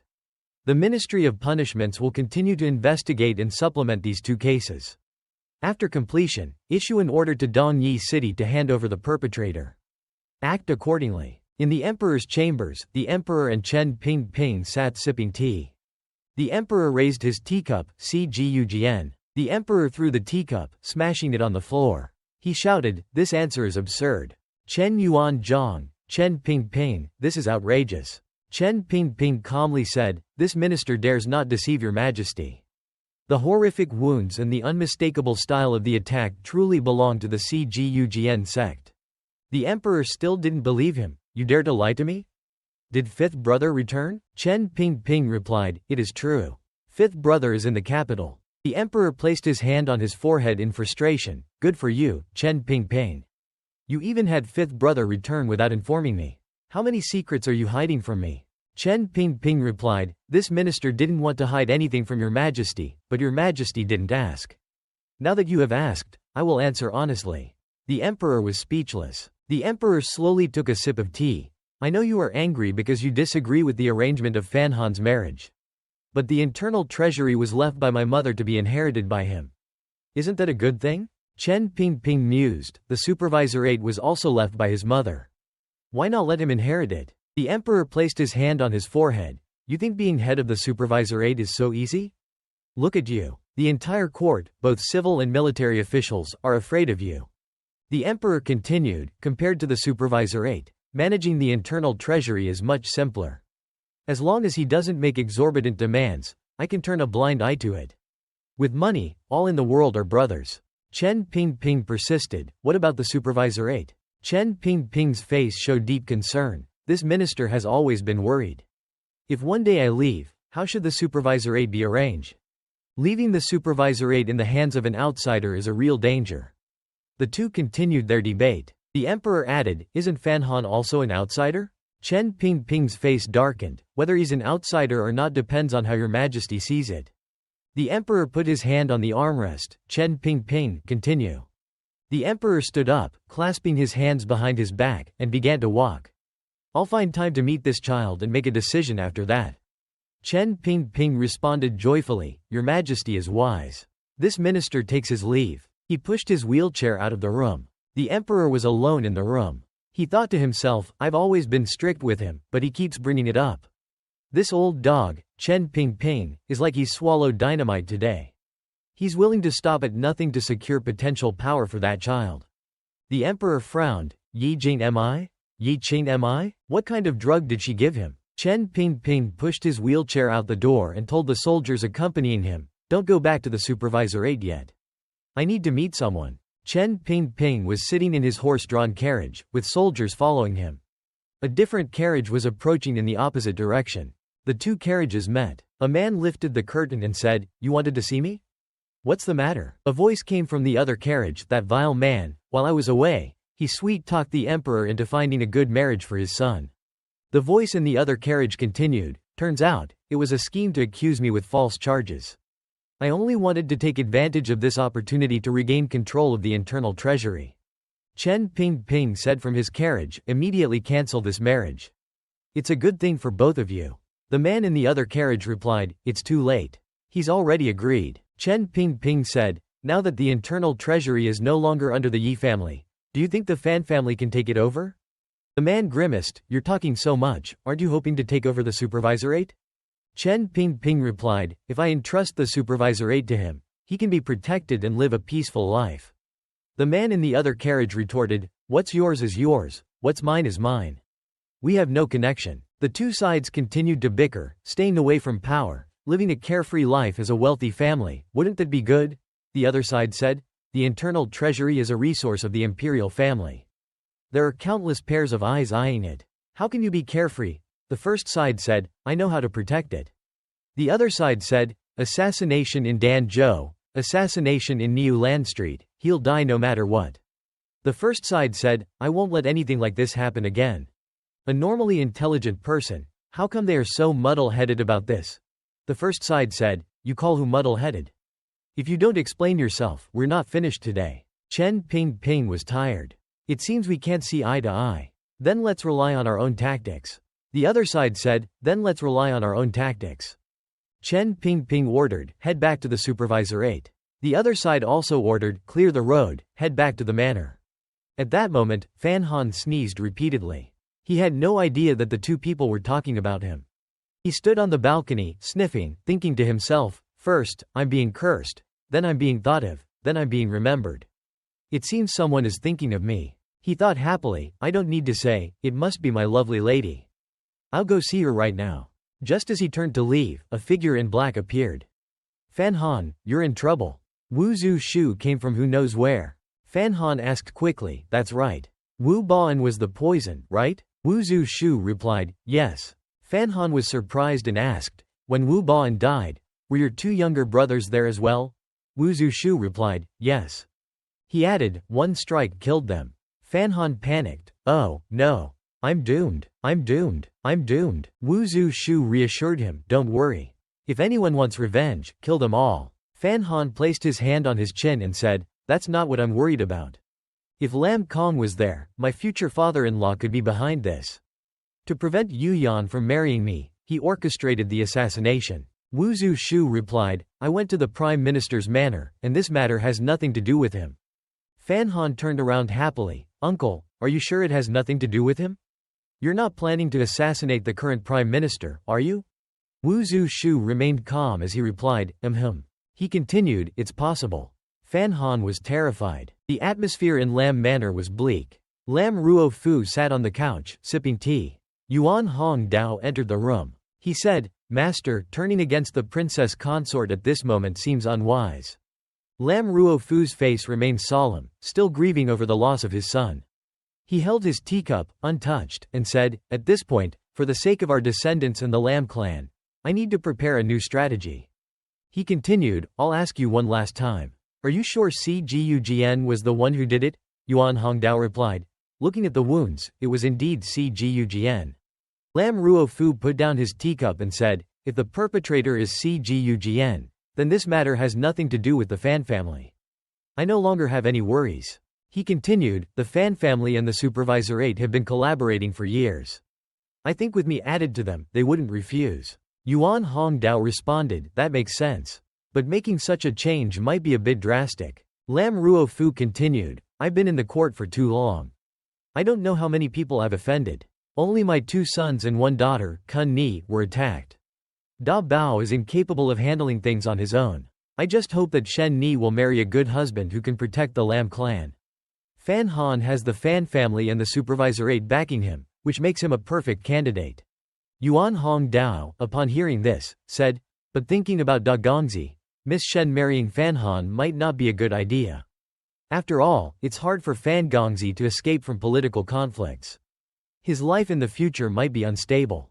Lam Ruofu picked up his teacup and poured a new cup of tea. "As long as he's a fan, he's destined to be entangled in those webs. So, I'd rather he be a ruthless person, someone who can fully protect Shen Ni and Da Ji's daughter for the rest of their lives."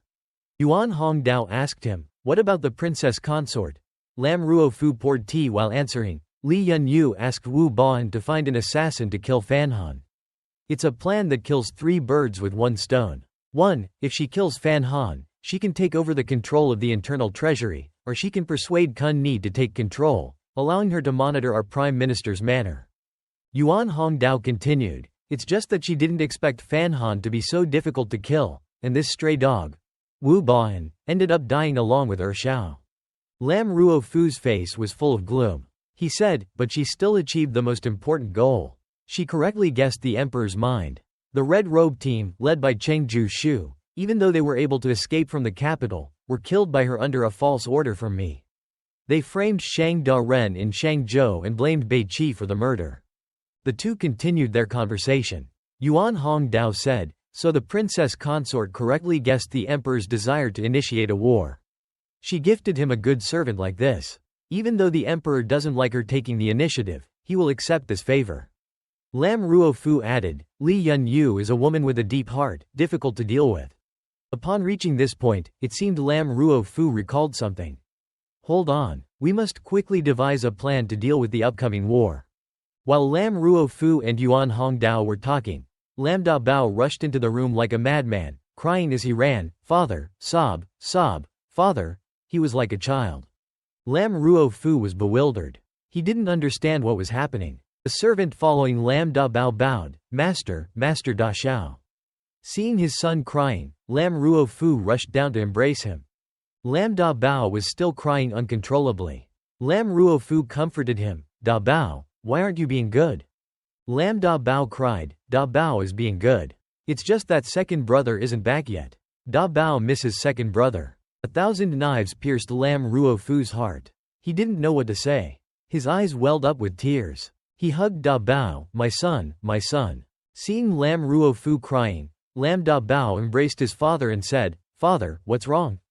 Lam Ruofu didn't want his son to see him cry. He hastily wiped his tears, "I'm fine." He placed his hands on Lam Da Bao's shoulders and said, Bao is out, he'll be back in a few days. Da Bao, be good, go to sleep." Lam Da Bao, unaware of what was happening, said, "Okay. Da Bao will be good." Da Bao will go to sleep. The servant took Lam Da Bao back to his room. Now, only Lam Ruo Fu and Yuan Hong Dao remained. Yuan Hong Dao said to him, "How about inviting Fan Han over to see his character and strategizing skills?" He continued, "If he's a worthy person to entrust with, then let him form a bond with Shen Xiaojia. Besides, Master, you have two allies, the Fan family and the Supervisor 8. Even if you cut ties with the princess consort, you don't have to worry." Lam Ruo Fu thought about Yuan Hongdao's suggestion. Then, he said, "Yes, and we must do it quickly." Yuan Hongdao said, Fan Han, silk and brocade, the future is laid out before you. It's all up to you to seize it." Meanwhile, Fan Han sneezed repeatedly. He said, "So many people saying things. Could it be that I'm being blocked?" Just then, Wu Zhu appeared and said, "I'm sure it's not." Wu Zhu approached Fan Han. Fan Han turned to him, "You've been very free lately." Wu Zhu said to him, "The investigation into the key has made progress. The Imperial Palace or Tai Ping Manor. It can only be one of these two places." Fan Han listened thoughtfully and placed his hand on his chin. "The Imperial Palace is too dangerous. Let's search Tai Ping Manor first." Wu Zhu sighed, Fan Han turned around, but Wu Zhu was gone. While he was still wondering where Wu Zhu had gone, where did he go? He disappeared so fast. Someone came to call him, "Young Master." The servant said to him, "Young Master, the Prime Minister has invited you to the manor. He said he wants to meet his future son-in-law." Fan Han turned around, but his heart was filled with anxiety. "My future father-in-law wants to see me. Could it be he suspects I'm involved in his son's death?" Before him was a bottle of precious medicine. His father told him, "I've investigated. Lam Ruo Fu's favorite is this inhaler. He bought it for his children. It's the most expensive one in the antique shop in the capital. You can't go empty-handed on your first visit to his manor." Fan Han looked at the object on the table and said to his father, "You're so reliable." However, he still said to his father, "Instead of thinking about these unnecessary things, why not think about why the Prime Minister called me over now? What does he want to talk about?" His father impatiently asked back, "Unnecessary." He sat down, stroking his beard. "What do you think he'll say?" Fan Han replied, "Father, I can only think of two things. 1. He's trying to figure out if I was the one who attacked Lam Kong. Or he wants to gauge my attitude towards this marriage. As for other things, I haven't thought of them yet. So, I came to ask for your guidance." Fan Han's father stroked his beard thoughtfully. He began to say, "You haven't noticed that when he invited you, he said he wanted to meet his son-in-law?" At this moment, Fan Han finally realized this. He pointed at Fan Han and said, "The scales are already tipping in your favor." Outside, Yuan Hong Dao was waiting with the girl. He said to the girl accompanying him, "If Lam Da Yin meets with Fan Han today without any incident, then he must have agreed to this marriage." The girl asked him back, "Are there any other predictions?" Yuan Hong Dao replied, "Besides that, please convey this to the princess consort. Lam Da Ren knows that Wu Baoan was your person. He suspects that he was the one who killed his son. He intends to sever ties with you." The girl was startled and said, "This is unexpected." In the princess consort's chambers, she had smashed a mirror in anger. The girl entered to report to the princess consort. The princess consort said, "Could it be?" The girl responded, "Yes, yes." The princess consort said angrily, "Next time he enters the palace, bring him to see me." The princess consort looked furious. "Let that old Lam Ruo Fu try to break off his relationship with me. I'll see how he dares." At the Prime Minister's manor, Fan Han arrived at the entrance. As soon as he stepped inside, he saw Lam Da Bao playing in the water. Lam Da Bao didn't seem to recognize him. He looked up. The soldier guiding Fan Han said, "Young master, please wait a moment." Fan Han walked with a cheerful demeanor. When Lam Da Bao saw him, he stood up, pointing, "Who are you? I've never seen you before." Fan Han thought, "It seems he's my second brother-in-law. Is he testing my attitude towards him? If he's a relative of Yuyan, I have to take good care of him." He smiled and replied, "My name is Fan Han. What's your name?" Lam Da Bao, thinking of what his father said, whispered, "Father said to be careful of outsiders," and said to Fan Han, "My name is Da Bao. Don't tell it to anyone." Fan Han laughed happily, "I'm Yuyan's fiancé. Why would I be an outsider?" Lam Da Bao still didn't understand what was going on. Lam Da Bao walked closer to Fan Han. "That's right. Come here, I'll tell you in a whisper." Lam Da Bao leaned close to Fan Han and said, "My name is Da Bao." Fan Han responded, "What a good name. Lam Da Bao replied, that's right, that's right. The name Da Bao sounds very good. But Bao doesn't like it. He asked back, Bao doesn't like the name Da Bao? Lam Da Bao said with a sad face, Bao, my brother, doesn't like it. He's Bao. Fan Han said, Bao doesn't sound as good as Da Bao. Lam Da Bao was still upset, but I think Bao sounds nice. It's been a long time since he came home. Father said he went far away. It seemed that Fan Han understood. He didn't say anything more. Lam Da Bao started crying, do you know when he'll come back? I have so many questions to ask him. Fan Han saw this and patted Lam Da Bao's shoulder to comfort him. He put his arm around Lam Da Bao and said, brother, whatever you want to ask him, I can answer for him. Lam Da Bao said happily, really? Okay, what do I want to ask him? Yuan Hong Dao seemed to have heard the whole conversation. But Fan Han also realized someone was eavesdropping on him and Lam Da Bao. He answered Lam Da Bao, don't rush, think slowly. Yuan Hong Dao hastily ran in to report to Lam Ruofu. Lam Ruofu asked, how's it going outside? Yuan Hong Dao replied, very good. Better than master and I thought. Lam Ruofu was surprised by this attitude. He said, that's unexpected. Is he pretending? Yuan Hong Dao replied, no. Looking at Fan Gong's smile, it seems to come from his heart. It's genuine. Lam Ruofu, upon hearing this, ordered, if that's the case, invite him in. Fan Han was still sitting outside talking to Lam Da Bao. Lam Da Bao asked him, tell me, why is the sky blue? Fan Han replied, because the ocean is blue. Lam Da Bao asked again, why is the ocean blue? Fan Han persisted, because the sunlight shines on the ocean, so the ocean turns blue. Lam Da Bao asked again, then tell me, why isn't the lake water blue? Before he could finish his sentence, someone behind him said, that's the principle. If the water is shallow, it's not blue. He turned to greet him, hello, Yuan. Yuan Hong Dao said to him, greetings, Da Bao. Fan Gongzi is very knowledgeable. He's admirable. Fan Han politely replied, I was just talking nonsense for fun. Yuan Hong Dao said, the master is in the study waiting for you, Fan Gongzi. This way please. Lam Da Bao, upon hearing this, excitedly said, I want to go too. I want to go too. Yuan Hong Dao said to Lam Da Bao, play by yourself for a while. I'll take Fan Gongzi there, and then I'll come back to find you. Inside, Lam Ruofu picked up his brush and began to write. He wrote each stroke thoughtfully. At this time, Fan Han arrived at Lin Ruofu's room. He turned his back to him and said, all of Lin Jia's expectations and hopes are on Kung Ni. He put his hand on the bookshelf and said, I, Lin, have been an official for many years. I have been successful many times. And I have failed many times. Even when I was imprisoned, I never lost hope. It wasn't until last night when I heard the news of his death. Fan Han could only listen silently. Lin Ruofu began to turn around. He said, the assassination in Niu Land Street was done by Kung Ni. Fan Han was startled and asked, how could it be the second young master? However, Lin Ruofu had already approached Fan Han. He froze for a few seconds and could only say, General. Lin Ruofu's eyes looked at Fan Han, very frightening. Fan Han said in fear, General, you called me here today. Is it because you want to kill me? The accident that happened to the second young master has nothing to do with Fan. He began to ask back, why do you want to get rid of me so many times? Lin Ruofu extended his hand, intending to shake hands with him, but he was afraid. Lin Ruofu said, it seems you really don't know anything. He nodded frantically after hearing this. Then, he smiled confidently. He continued, he hid it from me. After hearing this, Fan Han began to think and continued to maintain his acting skills. He said, then why did the second young master want to kill me? Lin Ruofu turned and said, you and Yuan Ni should get married soon. Fan Han's eyes were still focused. He replied, but in his heart, he was overjoyed. Finally, he could marry Yuan Ni. He regained his composure and pretended to cough. Lin Ruofu put his hand on the table and said, I will do my best to support the officials below me in the future. Lin Jia's future business will be handed over to you. He pointed his index finger and said, but there is one condition.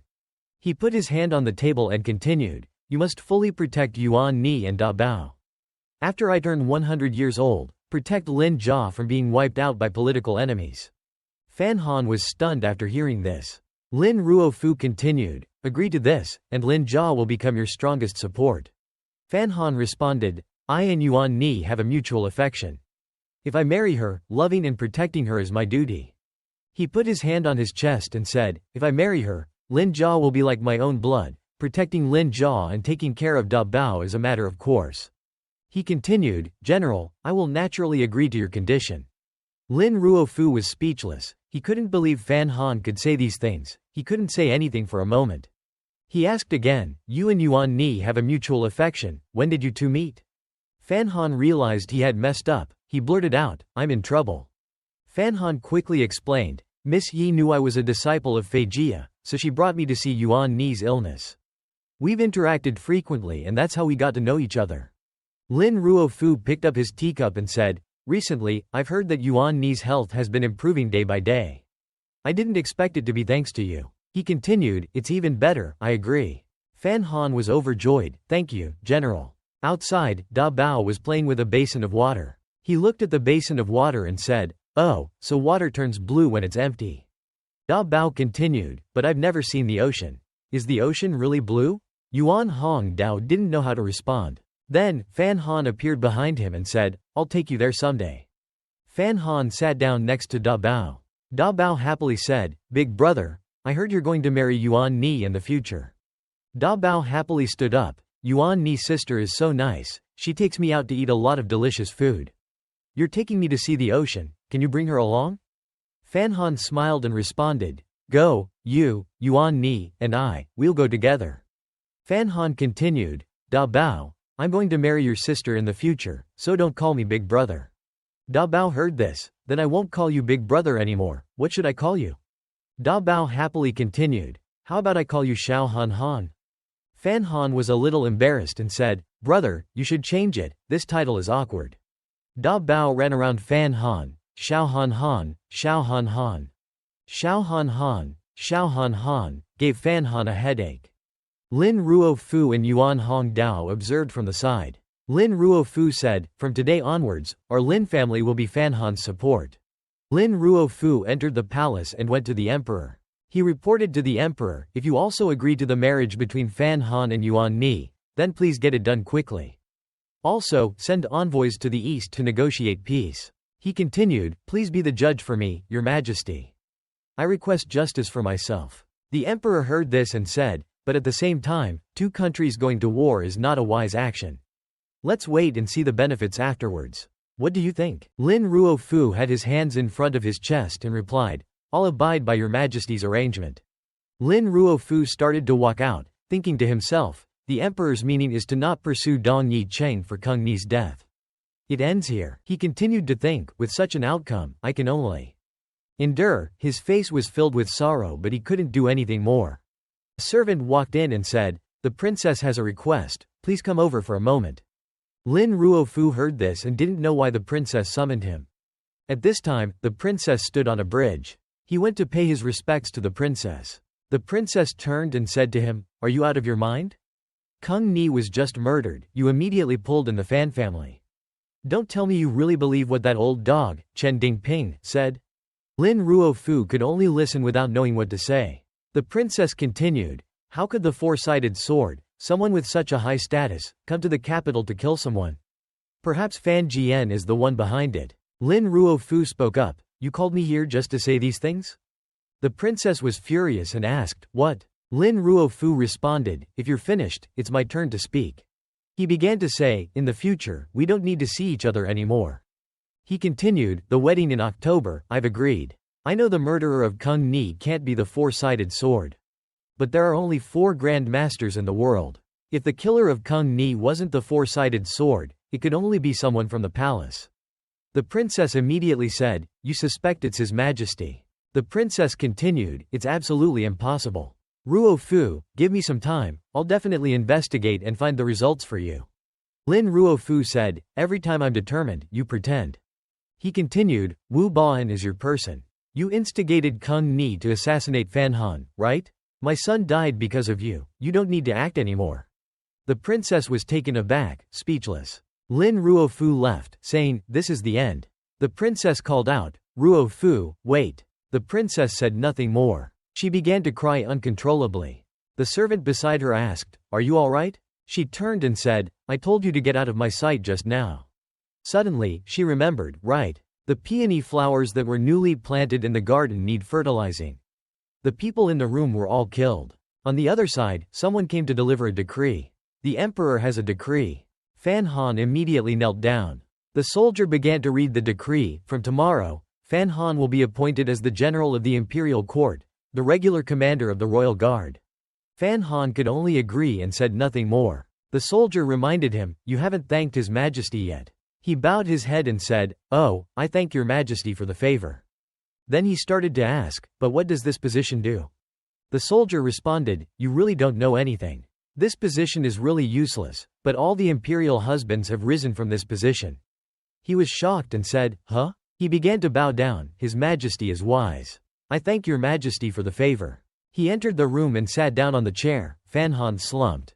Sitting on the chair, he asked, "This position still requires me to clock in?" Someone came over to him and said, "If you find it troublesome, I'll bribe the subordinates.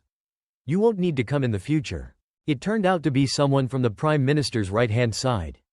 He continued, "Don't worry, I won't trick you." He immediately stood up, "Hee, then I'll go." Before he could leave the room, someone said, "The Crown Prince has arrived."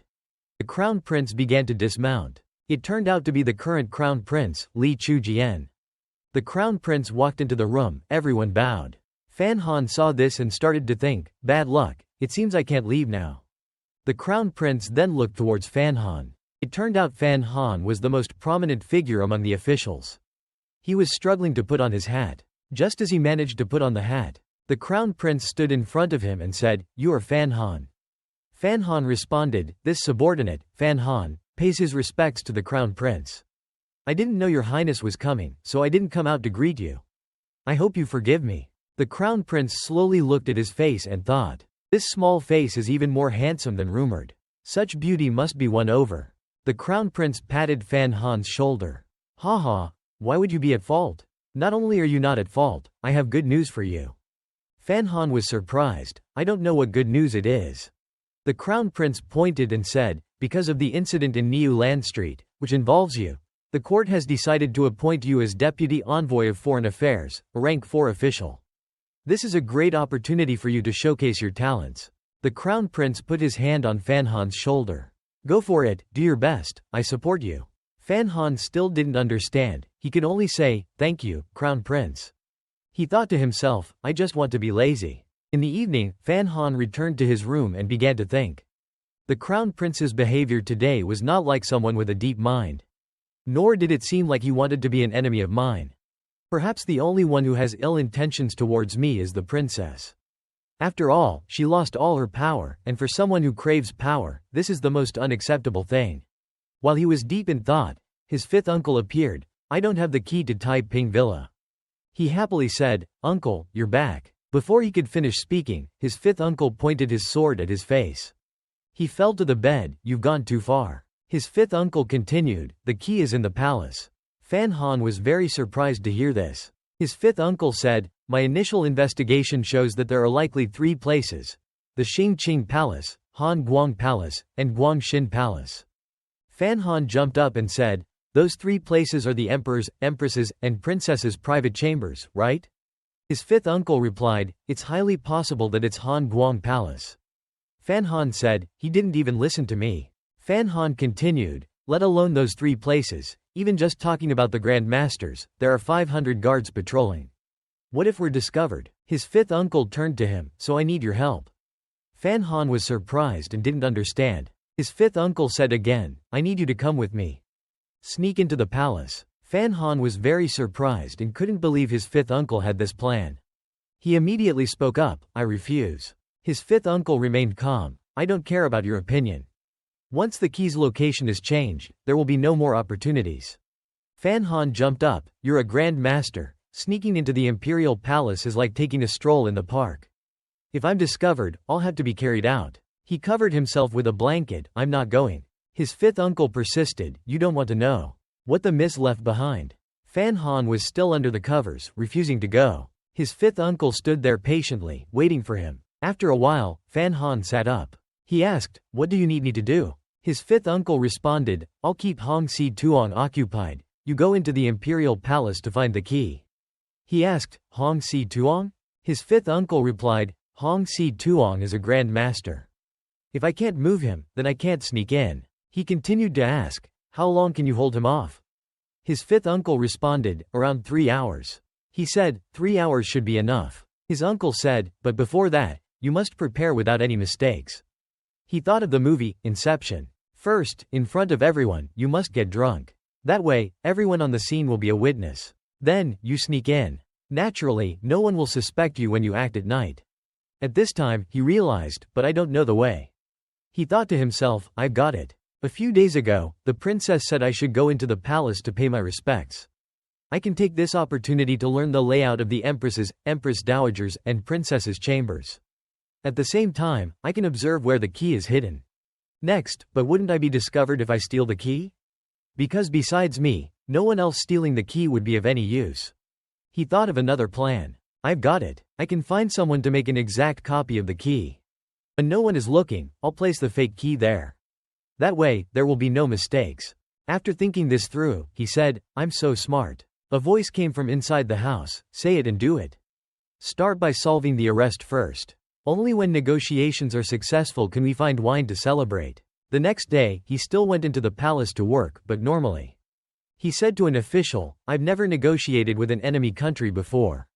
I'm a little nervous. I don't know what to say later. The official responded, if it's a critical negotiation, the most important thing is to overpower them with your aura. But the choice of words must be elegant, showing the generosity of our great nation. The official continued, in any case, you don't need to worry, just listen to me. Fan Han handed the official a book. Here's the information on Beiqi that the Fan family obtained through their connections. I don't know if it's helpful. The official accepted it and replied, it's helpful, there are many places where it can be used. With this information, I'm very confident. I'm no longer anxious. The negotiations began in a room. The chief envoy shouted, this is our country's territory. Fan Han reminded the official, it's our turn.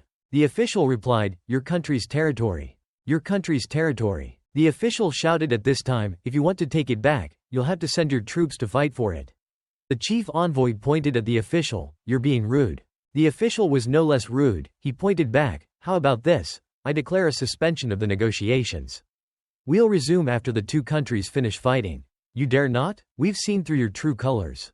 The territory occupied by our Nan Khan troops will never be returned to you. Fan Han was surprised. This was completely different from the official before. Now, the official was fluent in his speech. He stood alone in the middle of the room and said, now, tell me, our conditions, you accept or not? The other side was speechless, only saying, you. After the negotiations were completed, everyone went out to the hall for dinner. The official started to stutter, it's true, a quiet place is more suitable for scholars like us. Fan Han heard this and said, the official, you were a little too straightforward in your speech just now. Shouldn't you be more elegant? Also, the generosity of a great nation. The official heard this and turned back, I wasn't elegant just now? Fan Han asked again, elegant? The official replied, if we don't show our strength, how can we match the warriors who have experienced life and death? The people of Beiqi don't want war, they want peace. So, we have no reason to give in to them. The official put his hand on Fan Han's shoulder, but thankfully, there was Fan Han. You gave me the information, so I could calmly make things difficult for them. Fan Han replied, this is new to me. Not long after, someone brought him a note and said, Fan Da Ren, I heard this information is helpful for your negotiation. Fan Han took it and asked, I heard? Fan Han returned home. After finishing a plate of fruit, he felt full and burped. He put his hand on the table and said, things are going smoothly, it's like hacking. His father heard this and responded, tomorrow is the New Year's festival, you need to go to the palace to pay your respects. He was happy, right, I can take this opportunity to learn the layout of the imperial palace. However, his father reminded him, to prevent you from doing anything unusual, I'll have Liao Shi and Fan Ruo follow you. He sighed after hearing this, my second mother is going too? At this time, he was on his way to the palace to pay his respects. Pham Nhan thought differently from the plan, he had to find an opportunity to act alone. Lu Nuk Nok said to the soldier, I don't know which one of you wants to see Nhan Nhi today. A soldier chuckled, those who have witnessed the countess grow up all want to meet Pham Kong too. The soldier continued, and the Empress Dowager also wants to see him. The girl turned and asked, where should we go first? The soldier replied, since madam is here, naturally, we should go to Gi Kai Tan first. Gi Kai Tan said, everyone, you're so cruel. You threw me into the palace and don't care about me at all. I don't even have anyone to talk to. Lu Nuk Nok replied, after all, the Lu family is a distant relative. We have to learn to avoid suspicion. Besides, isn't it today that you're here? Gi Kai Tan replied, if it wasn't for Pham Dai Thu Jia's marriage to Win Nhi, you and I wouldn't know when we would meet. Gi Kai Tan turned to Pham Nhan and said, you are Pham Nhan, right? Pham Nhan replied, I am Pham Nhan. I pay my respects to Aunt Lu. Gi Kai Tan smiled and said, indeed, you are a good child. I like you very much. Pham Nhan smiled with his eyes wide, showing that he was very well behaved. On the other side, ma'am, I've come to report to the crown princess. Pham Nhan has arrived at Gi Kai Tan's place. They say he doesn't care about etiquette and directly calls her, aunt, instead of, nun, madam. But the honorable consort is laughing happily. So far, she hasn't let him go. The crown princess, upon hearing this, said, it's hard to avoid feeling a little lonely after staying in the palace for so long. I yearn for familial love. Pham Nhan and Gi Kai Tan were laughing and talking merrily. The crown princess said, Pham Nhan is truly clever to call her that. She continued to order her people to follow him and listen to what he says. A soldier entered and reported to Gi Kai Tan, honorable consort, time is running out, the people behind are waiting. Gi Kai Tan said with an annoyed look, I know.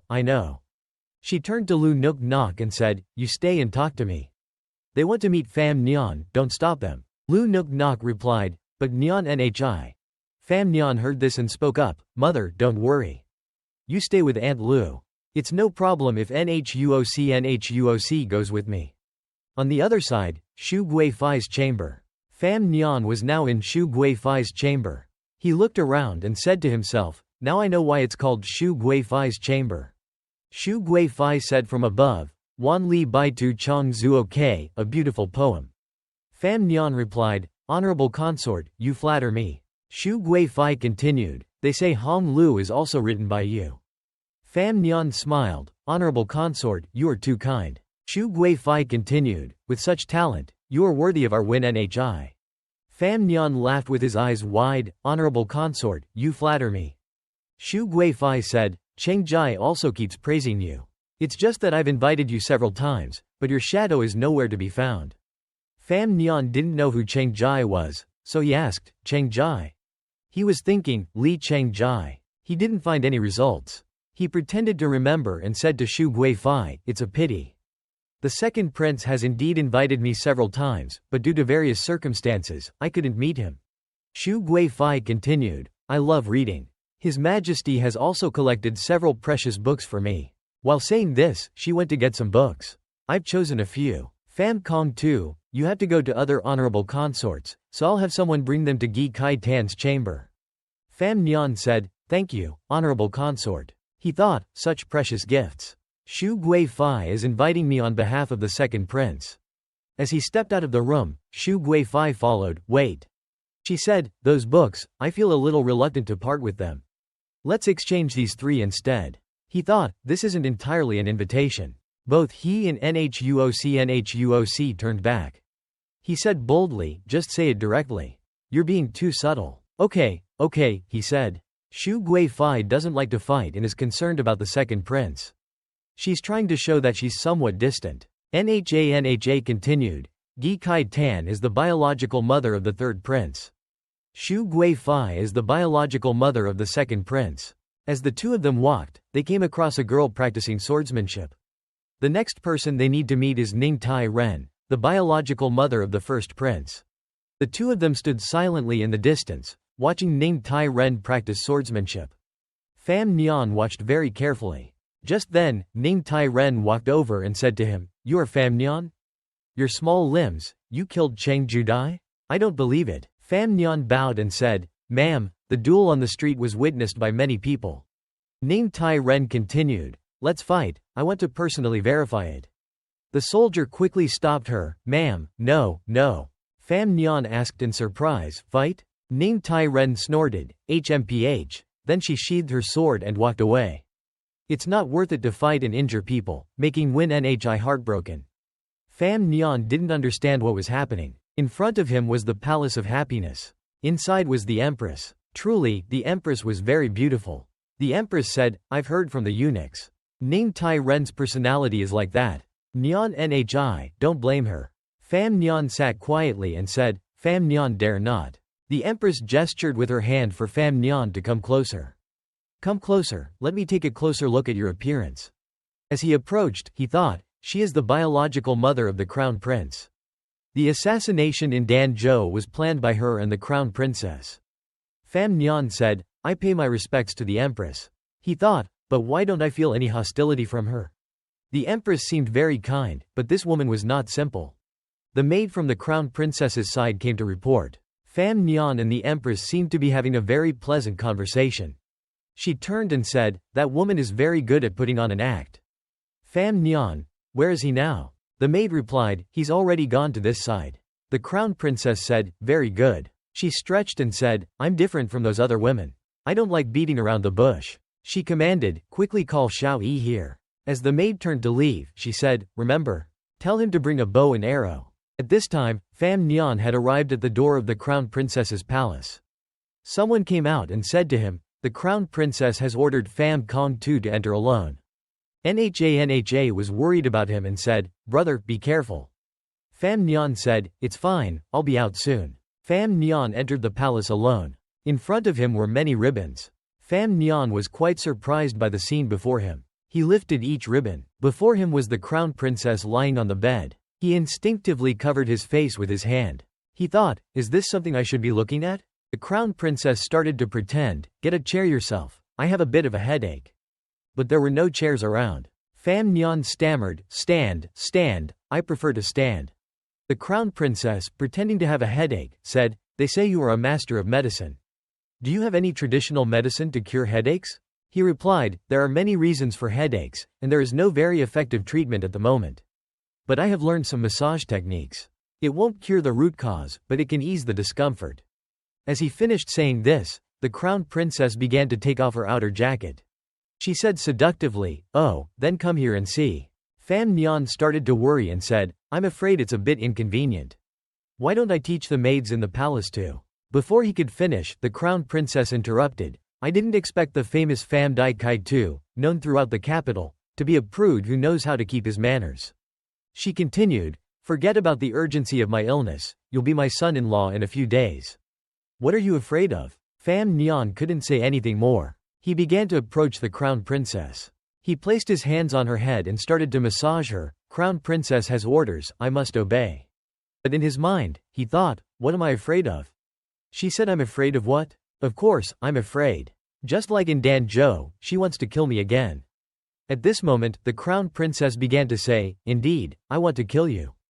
Pham Nhan was frightened and thought, HMPH, I was careless and spoke my inner thoughts out loud.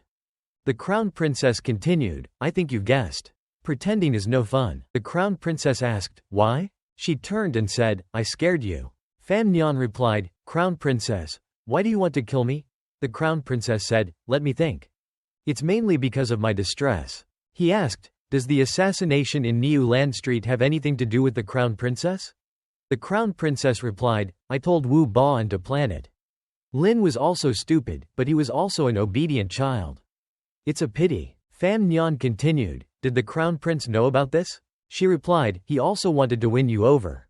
Killing you would break his heart. She turned back involuntarily, oh, you want to kill me? Guangxin Palace is empty now. You want to do what? Only the Crown Princess and Pham Nhan were in the room. She continued, you can do that. Someone outside began to draw a bow. Pham Nhan was filled with a myriad of thoughts. I can't be killed in the palace. Everyone knows that I'm in Guangxin Palace. If I kill her now, I'm afraid I'll be discovered immediately. And if Win Nhi knows that I killed her mother, she will never be with me again. But another thought arose, kill her, kill her. If I don't kill her, I'll face endless pursuit. Those close to me will always be in danger. Only by killing her can the problem be resolved completely. The Crown Princess turned to face Pham Nhan. Pham Nhan was frightened upon seeing this. He said, there's a pressure point I missed earlier. He continued to massage her, asking, is it better now? The Crown Princess replied, you're pressing well. It's much more comfortable. Pham Nhan started to massage her shoulders. May I ask another question? The assassination in Danzhou. Before he could finish, she replied, it was also me. Pham Nhan replied, so it was you. The crown princess was surprised that he didn't say anything more. The crown princess said, you didn't even make a move. You're a coward. Pham Nhan replied, in a flash, I did want to. But thankfully, I stopped myself. He didn't know that someone behind him was aiming an arrow at him. The person holding the bow was Yan Xiaoyi, a 9th grade warrior. The crown princess said, if not, I would be a corpse now. The crown princess continued, it seems I can only try to kill you next time. Pham Nhan stopped massaging her shoulders and said, yes, yes. But I don't like standing still and taking a beating either. She turned and looked at Pham Nhan. Pham Nhan said, if your highness has nothing else, I'll take my leave. As he turned to leave, he saw Yan Xiaoyi standing in front of him.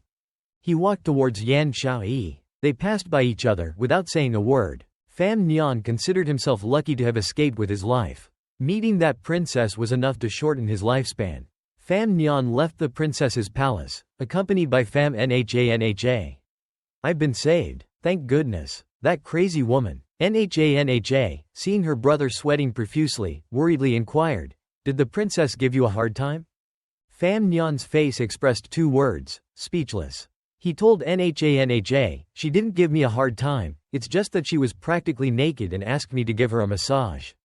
Halfway through, she pointed a bow and arrow at me, wanting to shoot me right through the head. The guide leading the siblings announced, ahead is the Han Guang Dian, the Empress Dowager's quarters. The 3 of them ascended the tall flight of stairs leading to the palace gate. Finally, they arrived at their destination. Pham Nhan furrowed his brows, glancing at the palace's nameplate, Han Guang Dian. He thought to himself, this is the Empress Dowager's quarters. The key will likely be here. Suddenly, a palace maid from inside the quarters slightly opened the door and instructed the guide. After listening to the maid's report, the guide turned, walked down the stairs, and explained to Pham Nhan and Nha, the Empress Dowager is indisposed and doesn't want to see anyone. You two should go back. Pham Nhan felt a sense of relief. He thought to himself, at least I know where it is. If she doesn't want to see us, then fine. It's no big deal. He turned and calmly walked away. Since that's the case, let's go home, Nha. After they returned, Pham Nhan finally revealed his reason and intention for wanting to go to the Empress Dowager's quarters. This shocked little Nha, who exclaimed, what? You want to enter the Empress Dowager's quarters to steal something? Pham Nhan saw that Nha was speaking too loudly, so he quickly hushed her. Shush, shush, shush. Don't speak so loud. Don't be afraid. I won't let this involve you. Pham Nha, despite this, had complete faith in Pham Nhan.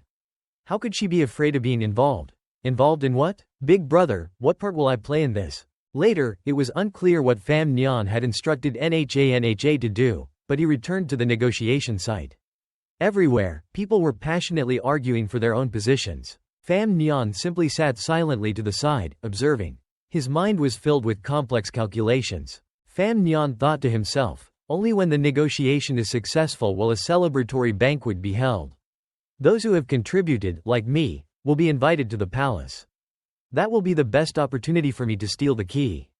Therefore, the negotiation with Bei Qi must be successful. The man on the other side of the negotiation had been passionately arguing since the beginning, his voice booming as he stated his demands. Our troops have occupied an entire province. We cannot return it. Moreover, you must reimburse us for the expenses incurred by our army in conquering it. Bei Qi dared not speak up because he was too intimidated. He could only stammer, I still have a chance to say no. Of course not. Yes, yes, yes. The man's unwavering determination left Bei Qi speechless, unable to refute him. Bei Qi was essentially cornered. If he tried to refuse the agreement, he would likely be killed. The man pulled out a sheet of paper covered in writing and presented it to Bei Qi. Come on, sign this agreement quickly. Bei Qi picked up the pen, intending to agree. He was still somewhat reluctant. Just then, someone burst through the door, holding a scroll in their hand. My lord, report. He placed the scroll in the hands of the Bei Qi official and said, My lord, please read this first. The people at the negotiation table saw their agreement process interrupted, and they grew anxious, urging him, hurry, hurry, hurry. Sign it and read it later at home. It's not like it's important. The Bei Qi officials and their leaders' faces lit up as they read the report. This is it. This is what we need. The leader exclaimed joyfully, "This is our chance, Beiqi." The official pushed the report towards the negotiators below. "Read it yourselves." He and his advisors stood up and left, not forgetting to arrogantly say, "The conditions Beiqi has proposed will not be compromised, even by a single step." Pham Nhan anxiously ran to the group of negotiators to read the report. He asked worriedly, "No, no, no. This isn't a reversal of fortune, is it?" The man holding the report seemed subdued. He replied to Pham Nhan, "It appears it is a reversal of fortune." Elsewhere, two men were discussing matters. One of them spoke, "There's a spy within our ranks." The head of the surveillance bureau told the man in front of him, "Your son, Bing Yun, was captured by Beiqi's imperial guards. They've used him as a bargaining chip." The other man, Yan Ruohai, responded solemnly, "What conditions did they propose?" The head of the surveillance bureau said nothing, closing his eyes and taking a deep breath, ready to discuss. After a moment's contemplation, he replied, "Firstly, they demand the return of the lands they occupied. Secondly, the return of prisoners of war. Thirdly, they want compensation for their fallen soldiers. Finally, they want to exchange Xiao Tian and Si Li Li for your son, Bing Yun." On the other side, the negotiators with Beiqi were equally bewildered. Pham Nhan finished reading the report and wondered, "Who is this Xiao Tian they mentioned?" The young man beside Pham Nhan quietly explained, "He's a legendary demon from Beiqi." At that time, Chen Pingping led the Black Cavalry, pursuing him for thousands of miles. He ran until his legs almost gave out before they finally captured him. Pham Nhan was surprised. He asked, "A figure on par with Chen Pingping?" Those around them began to hold their heads and discuss, their voices filled with worry. In a moment, everything had been reversed. If we release such a person, it's like letting a tiger out of its cage. At this point, we can only wait for instructions from above. This is no longer a matter we can decide. Pham Nhan, holding the paper, was trembling with anxiety. The people around him finally noticed him. Pham Nhan had fainted, his vision blurry. "Oh my God, what's wrong with Master Pham?" Seeing Pham Nhan faint, everyone in the bureau expressed their concern. "Oh my God, Master Pham is so worried about the country and the people, he fainted from grief." But they didn't know that he had fainted because of the celebratory banquet. Yan Ruohai remained firm in his stance, insisting to the head of the surveillance bureau, "No exchange. We cannot return the conquered lands."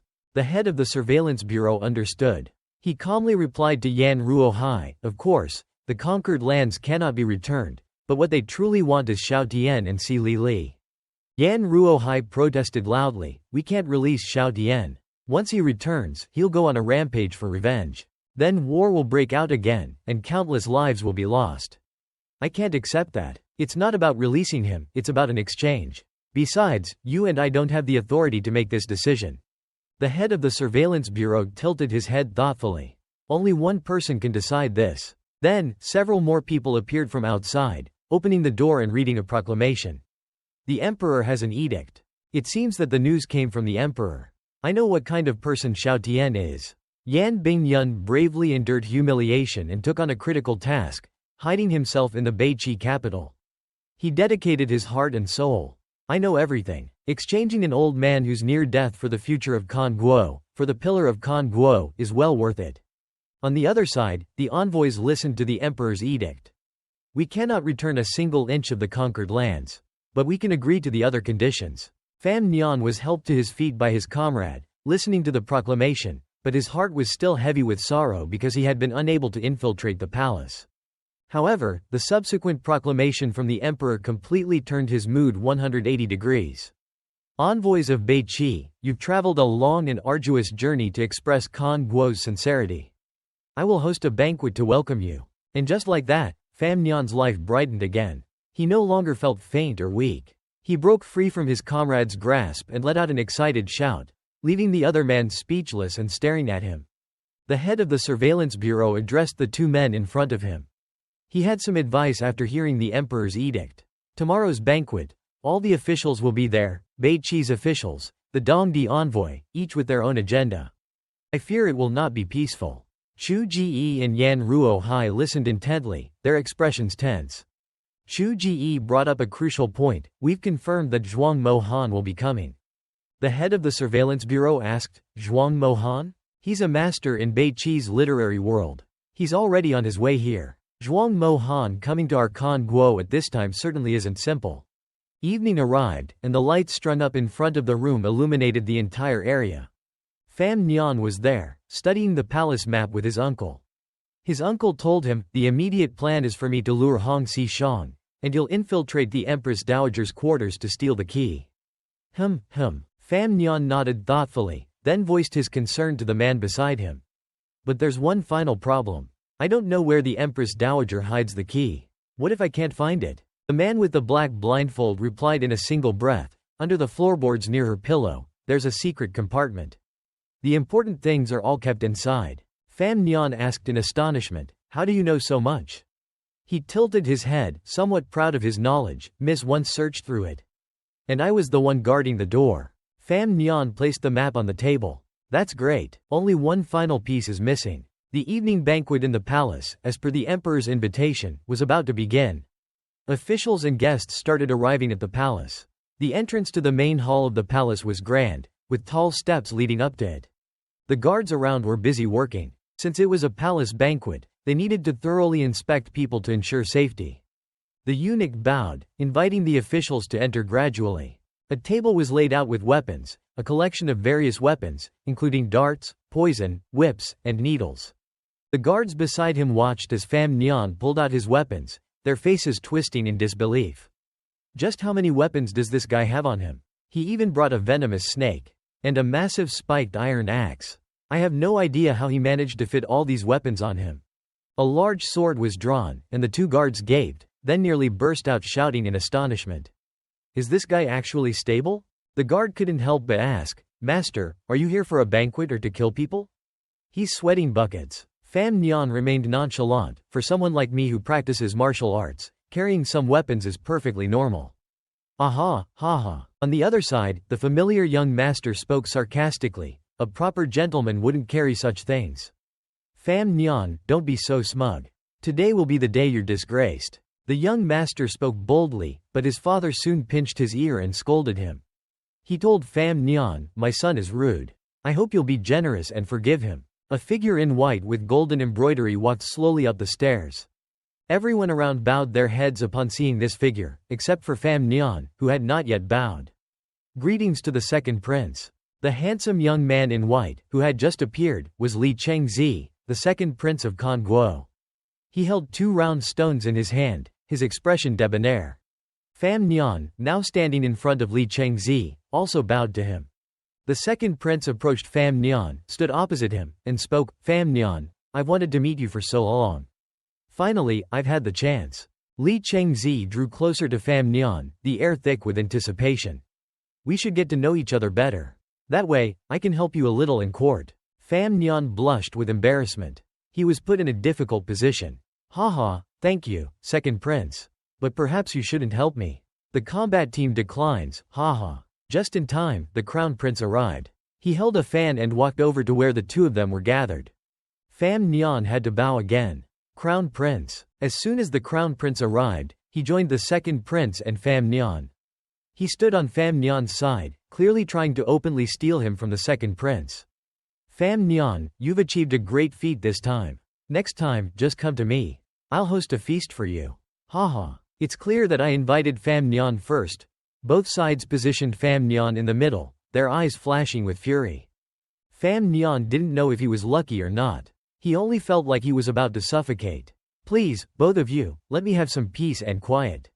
Both the crown prince and the second prince entered the palace with Pham Nhan, leaving everyone gaping in astonishment. What kind of influence does this guy have? Quite a few people had already arrived inside the palace, and all the banquet tables had been set up. The princess was also at the banquet, being escorted to her table by a palace maid. On the other side, the crown prince was already seated at his banquet table, sipping wine. Pham Nhan had also entered. He scanned the surroundings, then noticed someone and asked the man beside him, "Who is that person? Why is he allowed to carry a sword inside the palace?" It was a man with a gloomy appearance, sitting there with a sword slung over his shoulder. The man beside him leaned in to whisper to Pham Nhan, "That's Yun Jilan, a subordinate of Cgugn. His sword never leaves his side. The emperor personally granted permission. It's an exception." Pham Nhan looked at Yun Jilan again. He was a little worried. "So that's how it is. The two female assassins I killed were his disciples? At that moment, Yunji Lan looked over at Pham Nhan. Pham Nhan turned around in fear, wanting to cover his face.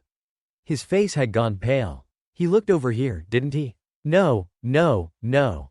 With so many people, surely he won't do anything. The man beside Pham Nhan said, Master Zhuang is here, drawing his attention back. It was an elderly gentleman, looking wise with a long beard and pristine white robes. He slowly walked in. This is the famous Zhuang Mo Han. Everyone stood up and bowed as Zhuang Mo Han passed. Greetings to Master Zhuang, greetings to Master Zhuang. Both Pham Nhan and his companion bowed. Pham Nhan looked at him and wondered, Zhuang Mo Han? A sage, the leader of the literary world, worshipped by all scholars. In a way, Zhuang Mo Han held more power than the emperor. No kidding. When Zhuang Mo Han passed Pham Nhan, he glanced at him. Pham Nhan met his gaze and felt something stirring within him. He continued walking without looking back. Zhuang Mo Han, with a relaxed demeanor, sat down at his banquet table near the crown prince. Pham Nhan felt a sense of unease after their encounter. Why did he suddenly have such a bad feeling? That senior, he's not simple. The officials who had been invited to the banquet, after waiting for a while, finally saw the emperor arrive. It was the emperor and the empress, and the guards called out, His Majesty has arrived. Her Majesty has arrived. The emperor and the empress entered, their presence serene and calm. Everyone around them, seeing the two enter the hall, simultaneously proclaimed, Long live the emperor! Long live, long live! The emperor and the empress smiled contentedly and looked around. All of you, please be seated. The two then took their places on their thrones. The emperor spoke, signaling the start of the banquet. Let the feast begin. Enjoy yourselves, everyone. Back to the time before the evening banquet.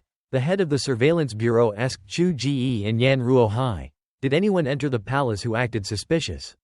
No one suspicious. Zhuang Mo Han only brought a scroll. Nothing else. Chu Ji continued, but there's one person named Yunji Lan who was granted permission by the emperor to carry a sword into the palace. Chen Pingping, hearing this, asked in disbelief. If Yunji Lan tried to assassinate the emperor, who would stop him?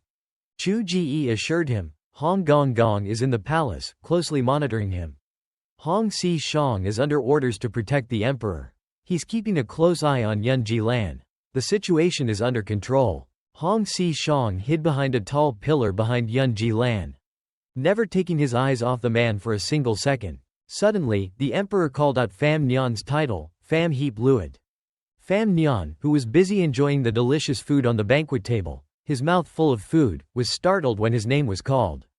Master Pham, His Majesty is calling for you. He called you by your official title. Pham Nhan, like a gust of wind, quickly finished chewing the chicken in his mouth and flew over to bow respectfully to the emperor. Your servant is here. The emperor slowly addressed Pham Nhan. It's the end of summer, a time for harmony between officials and the people, for strengthening our friendship with our neighboring country. I know you have a reputation for writing beautiful poems. Why don't you write a poem with this theme, demonstrating your talent, to commemorate this occasion? Pham Nhan was humble and didn't want to bring more trouble upon himself tonight. He replied to the emperor, Your servant only knows a few simple verses. How could I dare to show off in front of Master Zhuang Mo Han, a renowned expert? Those around them began to whisper amongst themselves. His Majesty is trying to use this opportunity to prove to the world that Khan Guo not only has unmatched martial power but also has many talented people in poetry.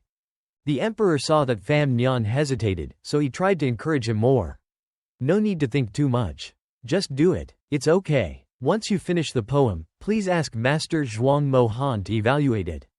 If it's not good, we'll just have some drinks. Master Zhuang Mo Han stroked his beard and nodded. The young master, seeing Pham Nhan being asked to write a poem by the emperor, chuckled mischievously.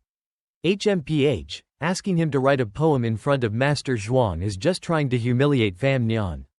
The envoy accompanying Pham Nhan was also worried, what do we do? I wonder if Master Pham can do it. Pham Nhan saw he had no choice. It seemed that he couldn't defy the emperor or refuse this good intention, so he had to obey. Pham Nhan turned and walked down to his table. He picked up a full cup of wine. If he was going to take on this role, then he should. Not act like he couldn't. Pham Nhan downed the cup of wine in front of everyone. Wine in, words out. Pham Nhan raised the cup high and began reciting his poem. Before the cup of wine, let us sing a song, for life is but fleeting, like morning dew. The days gone by, how much sorrow have I known. Bold and spirited, yet I cannot forget my sorrow. To soothe my heartache, only this cup of Dukong wine. A young scholar in a blue robe, my heart heavy with grief. Because of you, my thoughts have been troubled until this very day. The scenery depicted in the poem was like a stream of wine flowing down mountain slopes, with pigeons soaring through the sky, the sound of deer calling out in the distance, as they graze in the fields. I have distinguished guests. Music and singing filled the air. The crown prince seemed astonished by Pham Nhan's poetry. He listened intently. When will the bright moon ever cease to shine? The sorrow in my heart cannot be dispelled. The young master seemed impressed, gaping in astonishment as he listened to the poem. The emperor's thoughts flowed with the rhythm of the poem. Crossing countless plains, my efforts were tireless. Inquiring and visiting, reliving past encounters. The old bond remains etched in my heart. The scene now was the moonlight in the night sky, along with a herd of deer gazing in the darkness. The moon is bright, the stars sparse. Crows fly south, circling 3 times around the tall trees, unable to land on any branches. Mountains don't fear their height, rivers don't fear their depth. I, like Duke Zhou, welcome talented individuals. The world will submit to me. Pham Nhan smiled faintly as he blended his thoughts with the moonlight in his poem. Pham Nhan's poetry recital ended, leaving a trail of melodies and profound thoughts in the hearts of the officials, both civil and military. A silence filled the air. Someone began to applaud, praising his poem. Such beautiful poetry. What a beautiful poem. The first to initiate the applause was none other than the second prince, Li Chengzi. He smiled contentedly at what Pham Nhan had done. Those around them, snapping out of the romantic trance of the poetry, joined in the enthusiastic applause. Beautiful poetry. Beautiful poetry. He's worthy of the title Master Pham. The man who wrote the first Lu Shi poem at that time. Master Zhuang Mohan nodded in agreement. He praised Pham Nhan. Indeed, beautiful poetry. The thought is a bit fragmented, but the essence is excellent. Master Zhuang Mohan continued his analysis. A poet takes thought as his starting point and essence as his priority. This poem of Master Pham's has both thought and essence. I never expected that Kan Guo would have such a talent. Just then, the young master, who had always harbored resentment towards Pham Nhan, spoke up to criticize Master Zhuang. Your skill isn't necessarily greater than Master Pham's. How can you judge so arrogantly? Zhuang Mohan turned his gaze towards him. Pham Nhan also wondered, what the heck is this pig doing? Is this guy crazy? Challenging Master Zhuang and saying such things? The young master pointed directly at Master Zhuang. May I ask, Master, do you have a poem that surpasses Master Pham's Lu Shi poem? And he has been attacked and occupied. The emperor chimed in, reminding him, don't be disrespectful. The emperor saw that Zhuang Mohan seemed to have been provoked, so he tried to comfort him. Master Zhuang, you are like the ocean, where 100 rivers flow. There's no need to pay attention to such words. Pham Nhan began to see through the young master's intentions. With just 2 short sentences, he had created animosity between him and the master. Damn it, the young master looked at him and chuckled maliciously. He was just pretending to be under attack and occupied. Pham Nhan began to rack his brains for a solution. But, based on him alone, he wouldn't dare do something so audacious. There must be a bigger figure behind him. Pham Nhan began to look around. Then, he saw the princess pretending to cover her face with the edge of her robe, as she smiled contentedly. There, it's none other than her. Zhuang Mohan, although slightly offended and affected, still calmly addressed him. Master Pham is known throughout Kan Guo for his excellent poems. I've heard of them. People say the first 4 lines are excellent, but the last 4 lines are truly brilliant. Zhuang Mohan suddenly changed his attitude. He looked at Pham Nhan and said, unfortunately, those last 4 lines weren't written by Master Pham. Pham Nhan looked at Master Zhuang, his expression tense. Why did he suddenly say this? What was he trying to do to him? The princess, seeing that the situation was now favorable for her, took the initiative to act like a good person, her acting skills on full display. What, are you saying he copied this poem? Master Zhuang, you can't say such a thing casually. How can you just say that and claim it to be true? The emperor pondered for a moment, then spoke. I also find it a little strange. How could Pham Nhan suddenly have such great talent? Master Zhuang raised his cup and took a sip. He continued, confirming it for the emperor and everyone else. Master Pham does have talent for poetry, but how could he try to show off so much and yet not understand that poetry is a reflection of one's heart? He began to nitpick each word of the poem Pham Nhan had written. Being far from home, autumn is bleak. The tone is simply too melancholic, and Master Pham is still young. Life is full of hardships. Master Pham has never experienced life's ups and downs. How could he write a poem with such a tone and context? He's young, yet he emphasizes sadness. He's full of hot air. Pham Nhan sighed. It's truly a nuisance. He just wanted to wait for a quiet moment and steal the key. The young master, seizing the opportunity, added fuel to the fire. You may not have seen it, but it doesn't mean it doesn't exist. Maybe Master Pham is just a fake talent. Oh, Pham Nhan was lazy and had more important things to do, so he didn't want to argue. He simply turned back to his seat and said, Master Zhuang's relationship with me is not deep. You know very little about me. We only met today. How can you expect me to trust and admire your words? The emperor said to them, Pham Nhan makes a valid point. Kan Guo prioritizes the law. It's a bit different from Bei Qi's frail and weak style. The emperor said, if Master Zhuang wants to point out someone else's flaws, he needs to present some convincing evidence. The second prince nodded in agreement. That's right. Oh, the emperor asks for evidence, does he? Suddenly, Master Zhuang reached into his sleeve, as if he wanted to pull out something. Then, Zhuang Mohan held up a stack of paper and declared, this handwritten letter from my teacher is my evidence.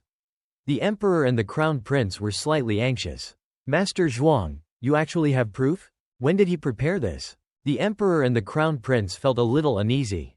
Master Zhuang, you actually have proof? When did he prepare this? Trang Mohan addressed everyone loudly, his words a definitive accusation against Pham Nhan. The poem in this handwritten letter is completely identical to the first 4 lines of the Deng Gao poem that Fan Gongzi wrote.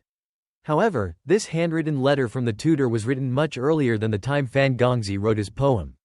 Everyone present started to panic and focused their attention on the handwritten letter produced by Trang Xiansheng. The crown princess chuckled inwardly, her expression revealing her amusement at causing trouble for Pham Nhan. Trang Xiansheng continued, it's true that the first 4 lines of Fan Gongzi's poem are exceptional. If he truly possesses such talent, why would he steal someone else's poetry and claim it as his own? Trang Mohan glanced at Pham Nhan, who was seated with a warning look. He hoped that Fan Gongzi would reflect on his actions. But Pham Nhan remained carefree, eating his tangerine, completely ignoring their words. The stack of letters presented by Trang Mohan served as compelling evidence before everyone. They were also presented to the emperor for his review. After examining them, he asked Pham Nhan, the evidence is here.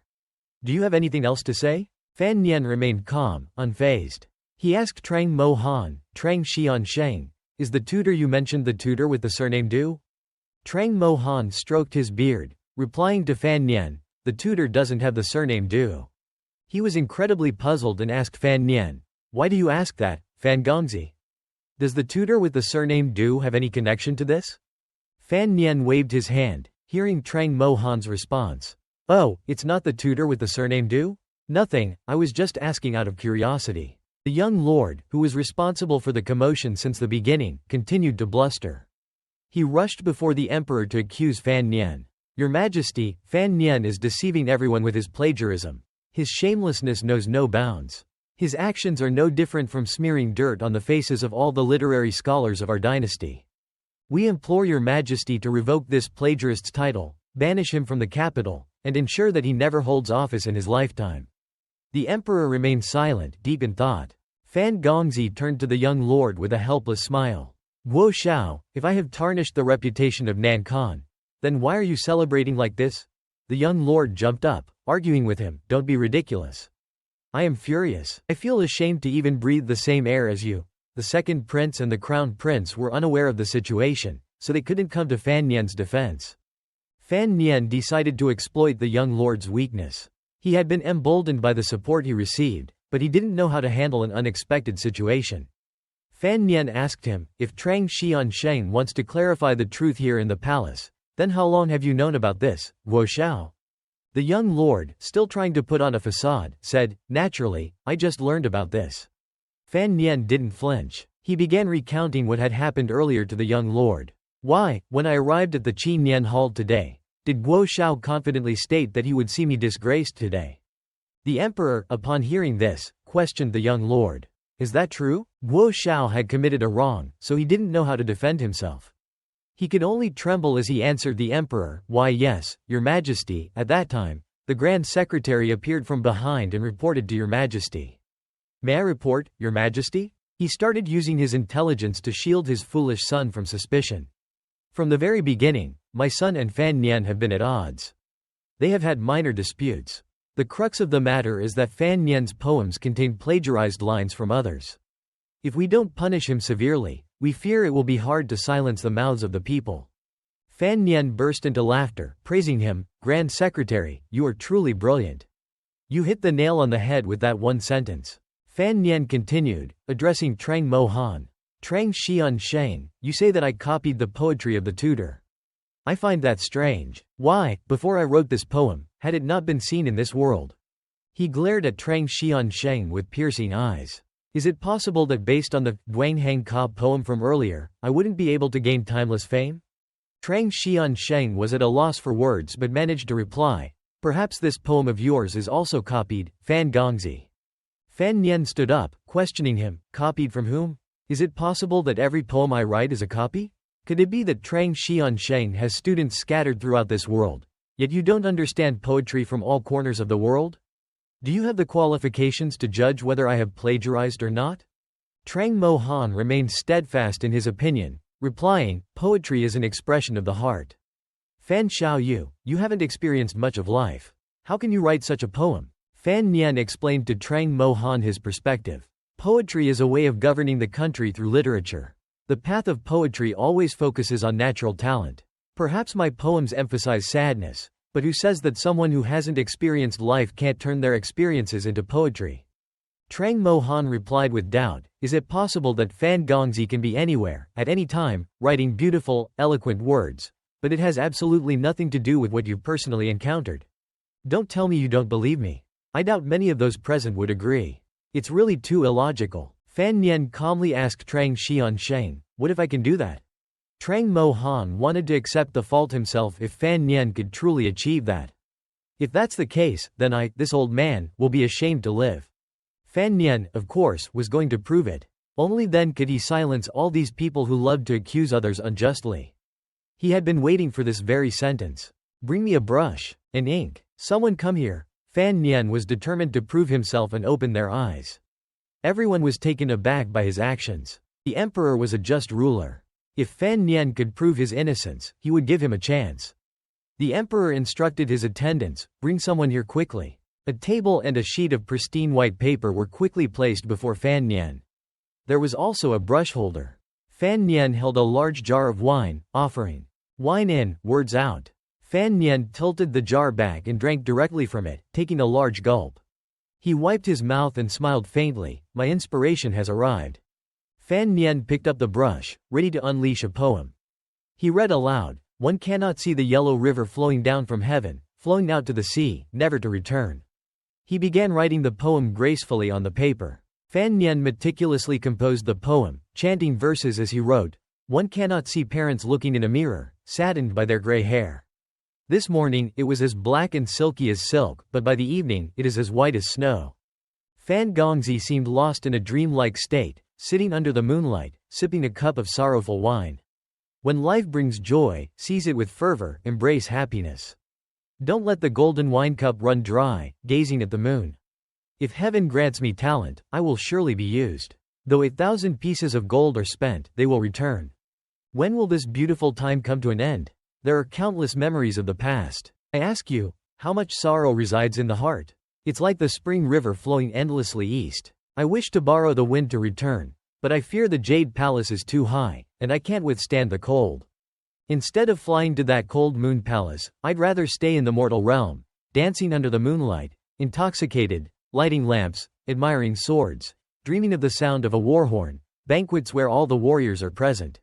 Tragic military songs are performed. Autumn battlefield, gathering troops. A few branches of plum blossoms on the corner wall, blooming alone in the bitter cold of winter. The mountains and rivers remain, but the water is gone.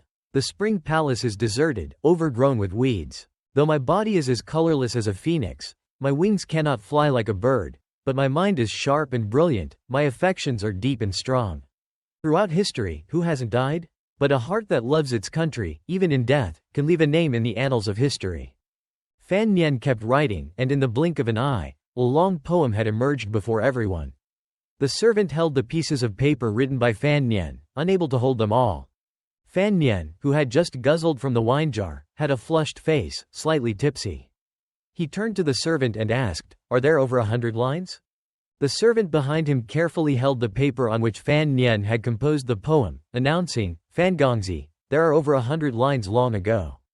"Oh, well then." Trang Mo Han sat quietly, silent. Fan Gongzi, emboldened by the wine, fearlessly approached him. He stepped closer to Trang Mo Han and said, "Trang Xian Sheng, in terms of annotating scriptures, I might not be your equal. But when it comes to learning poetry and being a good person, you are the one who is not my equal." Trang Xian Sheng was infuriated by this statement. "You dare?" He finished his sentence and Fan Nian exclaimed, "Oh." He then stumbled backward, collapsing onto the ground, fast asleep from the wine. The emperor, having witnessed the clarification of the situation, asked Trang Mo Han once more, "Trang Xian Sheng, do you have anything else you wish to say?" This old man." Trang Xian Sheng responded weakly to the emperor. However, for some reason, his mouth began to bleed. It seemed like Trang Xian Sheng wasn't doing well. And then, Trang Xian Sheng suddenly vomited blood during the feast. He then fell sideways and fainted before the stunned eyes of everyone in the palace. Could someone have poisoned him? After a night of feasting with a few incidents, everything came to an end.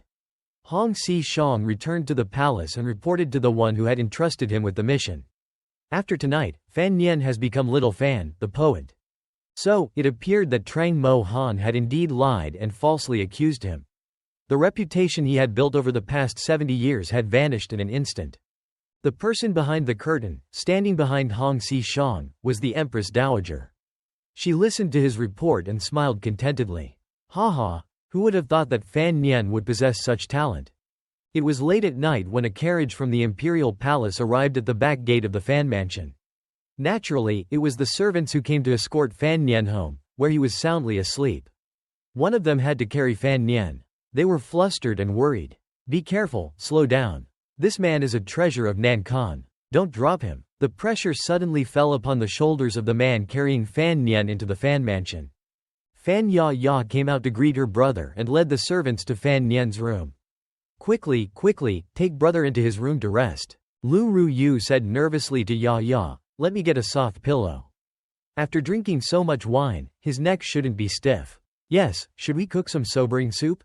And some late-night snacks after he sobers up?" Fan Ya was resolute. She quickly closed the door and told her mother, "Don't worry, mother, just leave brother to me. Go and rest." Lu Ruyu smiled gracefully. If Ya said so, there was nothing she could do but agree and trust her.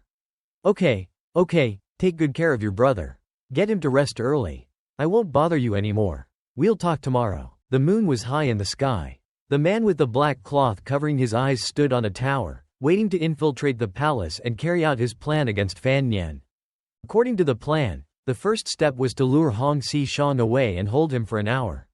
The second step was for Fan Nian to find the key in the Empress Dowager's room, copy it, and then return it to its original place.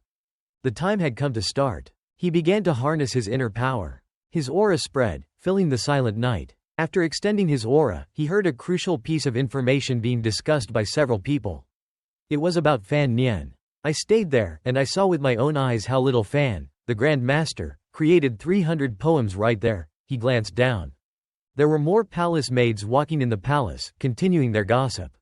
"I heard he was drunk and composing poetry. So, where is Little Fan, the Grand Master, now?" He fell fast asleep after writing the poems and was escorted home. His accomplice listened intently. "Escorted home, you say? The young master can't carry out his mission. Should we stop this plan now? How can we continue?" Suddenly, a shadow loomed over him in the darkness. "Who are you?" Hong Si-shang immediately launched an attack, aiming to strike him.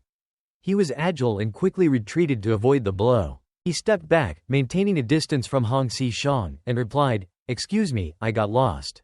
Hong Si-shang looked at him with interest and said, "You were here 5 days ago. I've been waiting for you. This is the imperial palace, you little brat. You can't just come and go as you please." He finished his sentence, and Hong Si-shang leapt forward, attacking him like a bolt from the blue. Meanwhile, in Fan Nian's room at Fan Mansion, Fan Ya was taking care of her brother, trying to help him sober up. Brother, slowly. Fan Nian lay on his back, wanting to sleep, but he was still conscious of what he had to do. So, he weakly asked Ya, there's a pill in my clothes. Fan Ya, upon hearing this, reached into his clothes. Sure enough, there was a pill there, just as he said. She slowly placed the pill in his mouth. Fan Nian chewed the pill slowly. Then he channeled a bit of his spiritual energy to regain his usual clarity.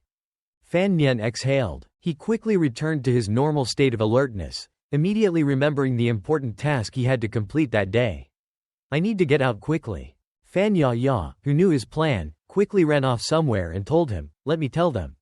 Don't go bothering brother until before dawn. It will make it easier for brother to carry out his plan. Fan Nian nodded in delight and gratitude. My little sister understands me best. Back in the Imperial Palace, the intense confrontation between the man with the black cloth and Hong Si-shang continued. During the fight, he suddenly noticed something. He turned his head and focused his attention on a palace wall, sensing Fan Nian's presence nearby. Hong Si-shang didn't want to give him a moment's peace. He lunged forward again, his eyes shining. He reminded him, little brat, now is not the time to be distracted. The man in the black cloth covering his eyes had likely sensed Fan Nian's presence. He turned and ran in the opposite direction, luring Hong Si-shang away from the Empress Dowager. Behind the wall, Fan Nian was indeed there, standing before the towering palace wall. He muttered to himself, this outer wall of the imperial palace is so high that only the most powerful people in the world can climb it. No one else can get over it to enter. Fan Nian didn't have a physique as strong as Zhu Shu, nor did he have any internal cultivation. His hands glowed as if he were gathering some kind of power. He placed his hands on the wall. If he wanted to get in, he could only use the soul Kai technique he possessed. He concentrated his Kai to his fingertips, creating the ability to climb like a spider. Fan Nian used his Kai to effortlessly climb the high wall, reaching the top.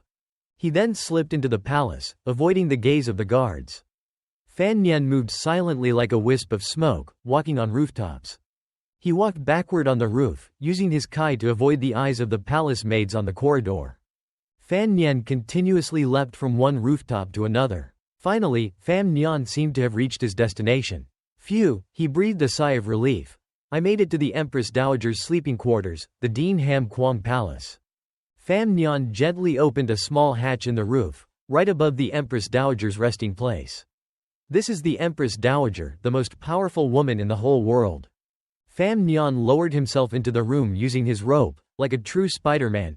He carefully set foot on the ground and slowly approached the Empress Dowager. The Empress Dowager sleeps so soundly. How am I supposed to steal it? Suddenly, the Empress Dowager grimaced in her sleep. She turned to her side. As soon as the Empress Dowager grimaced, Fan Nian vanished. After confirming that the Empress Dowager hadn't woken up, Fan Nian peeked from the ceiling. Phew, thank goodness, she only turned over. But the Empress Dowager lying on her side presents a good opportunity. He slowly lifted the blanket over the Empress Dowager's bed. Just as his uncle Zhu had told him, there was a secret compartment here. Fan Nian quickly opened the secret compartment. Inside, there was a golden key and a piece of paper beside it. I found it. Fan Nian clutched the key, his face beaming with joy. His eyes sparkled like stars. Next, I'll leave the palace and make a replica, ha ha ha. Having successfully retrieved the key without any trouble, Fan Han quickly escaped the palace by leaping across the rooftops. He arrived at a small path outside the palace and met Wang Qi, who was waiting for him. Wang Qi noticed his arrival. Wang Qi greeted Fan Han with a cheerful smile. Subordinate thought you weren't coming tonight. Fan Han was not the kind of person to shirk his responsibilities. He briskly stepped onto the stairs, eager to enter. It's just a dozen or so vats of wine, no big deal, haha. The locksmith is inside, he's been waiting for a long time. He's a trustworthy fellow. After giving Fan Han his instructions, Wang Qi stood there, looking up at the sky. Fan Han gently pushed open the door with a click, but he didn't forget to ask Wang Qi, why don't you come in? Wang Qi, who didn't want to get himself entangled in unnecessary trouble, smiled sheepishly and replied tactfully, subordinate is only responsible for finding people. Other matters, the less you know, the better. He offered Fan Han a reassuring pat on the shoulder. Fan Da Ren, just go inside. Fan Han entered and handed the key to the locksmith. who used it as a model. Within a few minutes, the locksmith quickly crafted a duplicate key, identical to the one Fan Han had provided. "Oh my, it's an exact match," Fan Han exclaimed excitedly. "Amazing. Master, what do you do for a living?" The man replied nervously, "I can't hide it from Da Ren. I used to be a thief." Fan Han patted him on the shoulder, praising him. "A thief? That's great, that's great." "What?" the locksmith stammered. No, that's not true." Fan Han moved closer, reminding the locksmith, "If you're someone who lives in darkness, you won't worry about talking about tonight's events, right?" "Definitely not," the locksmith reassured him. "Definitely not." Fan Han smashed the newly crafted key mold with his hand. The thief looked at it in shock. The key mold was completely shattered by Fan Han, erasing any evidence. He left, telling the locksmith, "Thank you for your hard work." Having finished everything, Fan Han left the room and walked outside. Wang Qi was still standing guard outside. Wang Qi looked at Fan Han and said, "Da Ren, rest assured, I'll take care of the body." Fan Han had no intention of killing the locksmith. He said, "Send him to the south for a while. No need to kill him." With that, Fan Han quickly left. Wang Qi nodded in approval. Xiao Fan Da Ren is truly kind-hearted. He's truly kind-hearted. What an admirable person. For the second time that night, Fan Han infiltrated the palace to return the key to its original place. He stopped on a rooftop. Below was the residence of the crown princess. Something compelled him to listen to what she was plotting against him. Fan Han removed a roof tile to eavesdrop. A voice echoed from within, saying, "My lord, I have completed everything." Fan Han secretly peeked inside. It was indeed Trang Mo Han, who was returning to report to the crown princess. "Please carry out the agreement, as per our pact. I have completed everything." "Did you say you've completed everything?" The crown princess seemed very displeased. "I told you to trample Fan Han into the dirt, to make him lose face and stay in the capital." "But Trang Xiansheng, have you done it?" Trang Xiansheng replied, "Today, I dared to falsely accuse him. I truly gambled with my 70 years of reputation. Given the outcome, I'm willing to bear the consequences. Fan Gongzi can compose 300 poems in a single night. Otherwise, the readers of the world would misunderstand him as a plagiarist with no integrity because of my words." The crown princess stopped scolding him. She said, "Trang Xiansheng, my mother deeply respects you, so she invited you to reside in the palace. The matter I promised you has been arranged." "What about the matter you promised me?" Fan Han continued listening from above. They were having a conversation. "Of course, right?" The crown princess pointed at Trang Xiansheng. "You wouldn't think that once the two countries have signed the treaty, your brother will be immediately welcomed back to your country, so your promise to me wouldn't count for anything, would you?"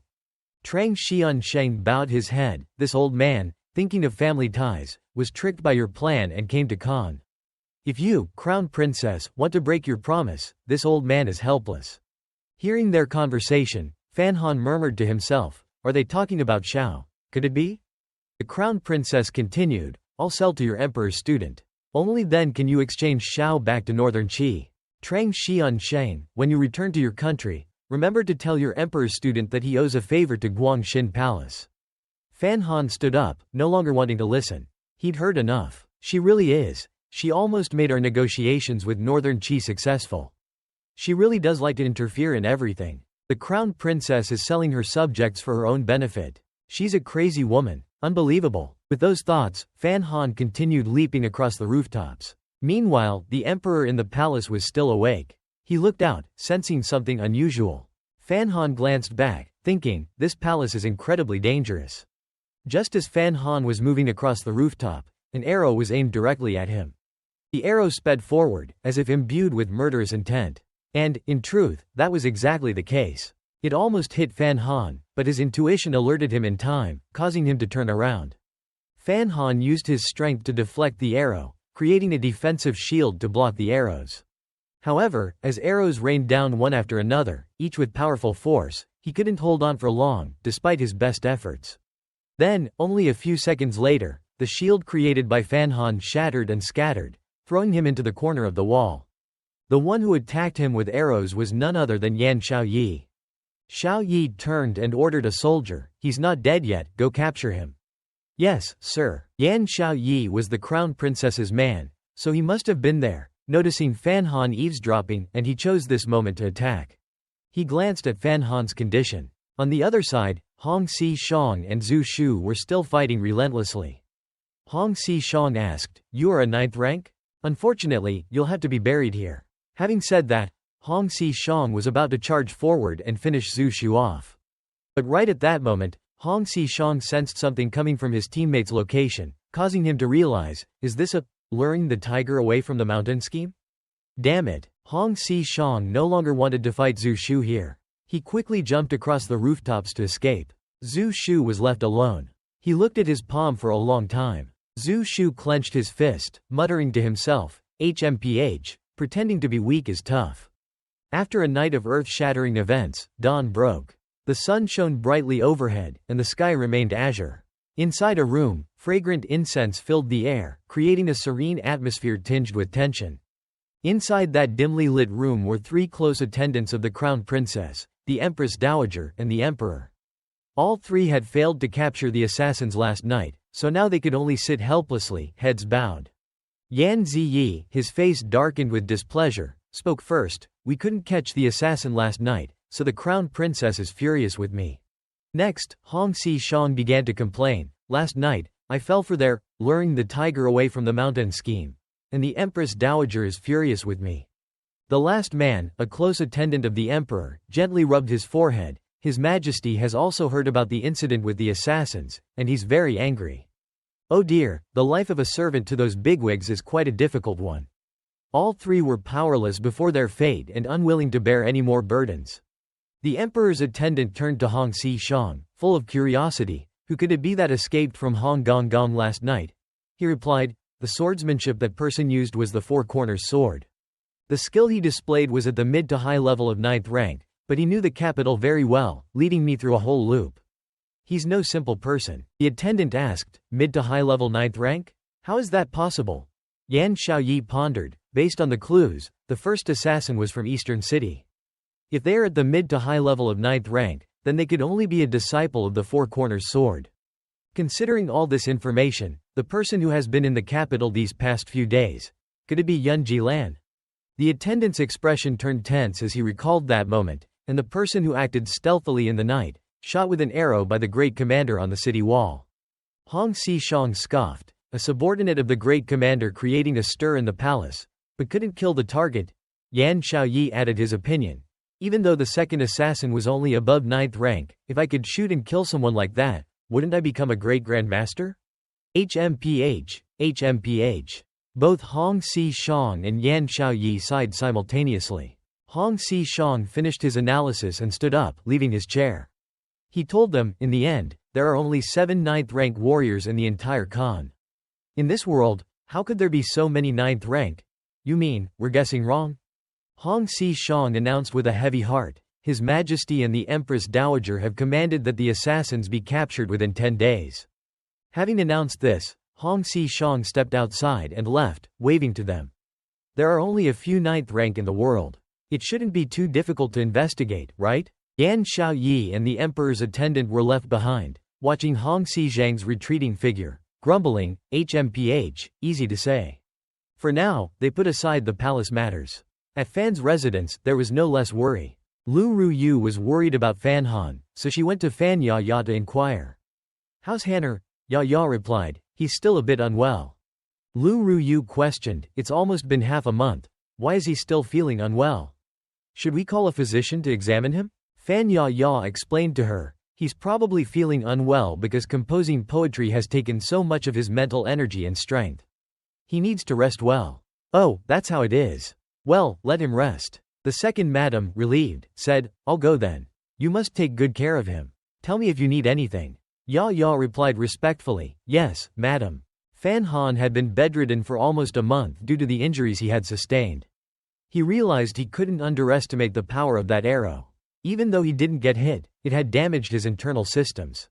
Fan Han recalled to himself, if I hadn't aimed my internal energy at the right moment and triggered a powerful explosion, I would have been 6 feet under by now, not lying here. From that distance, that arrow still maintained its power. This great commander must be at least a 9th rank. Just as Fan Han was lost in thought, Zhu Shu suddenly appeared beside his bed, asking, feeling better? Fan Han was startled. Zhu Shu felt guilty. It's my fault, I wasn't careful enough to protect you. Fan Han chuckled sheepishly. No, no, who could have imagined that great commander's attack would be so potent? Zhu Shu remained silent for a moment before getting to the main point.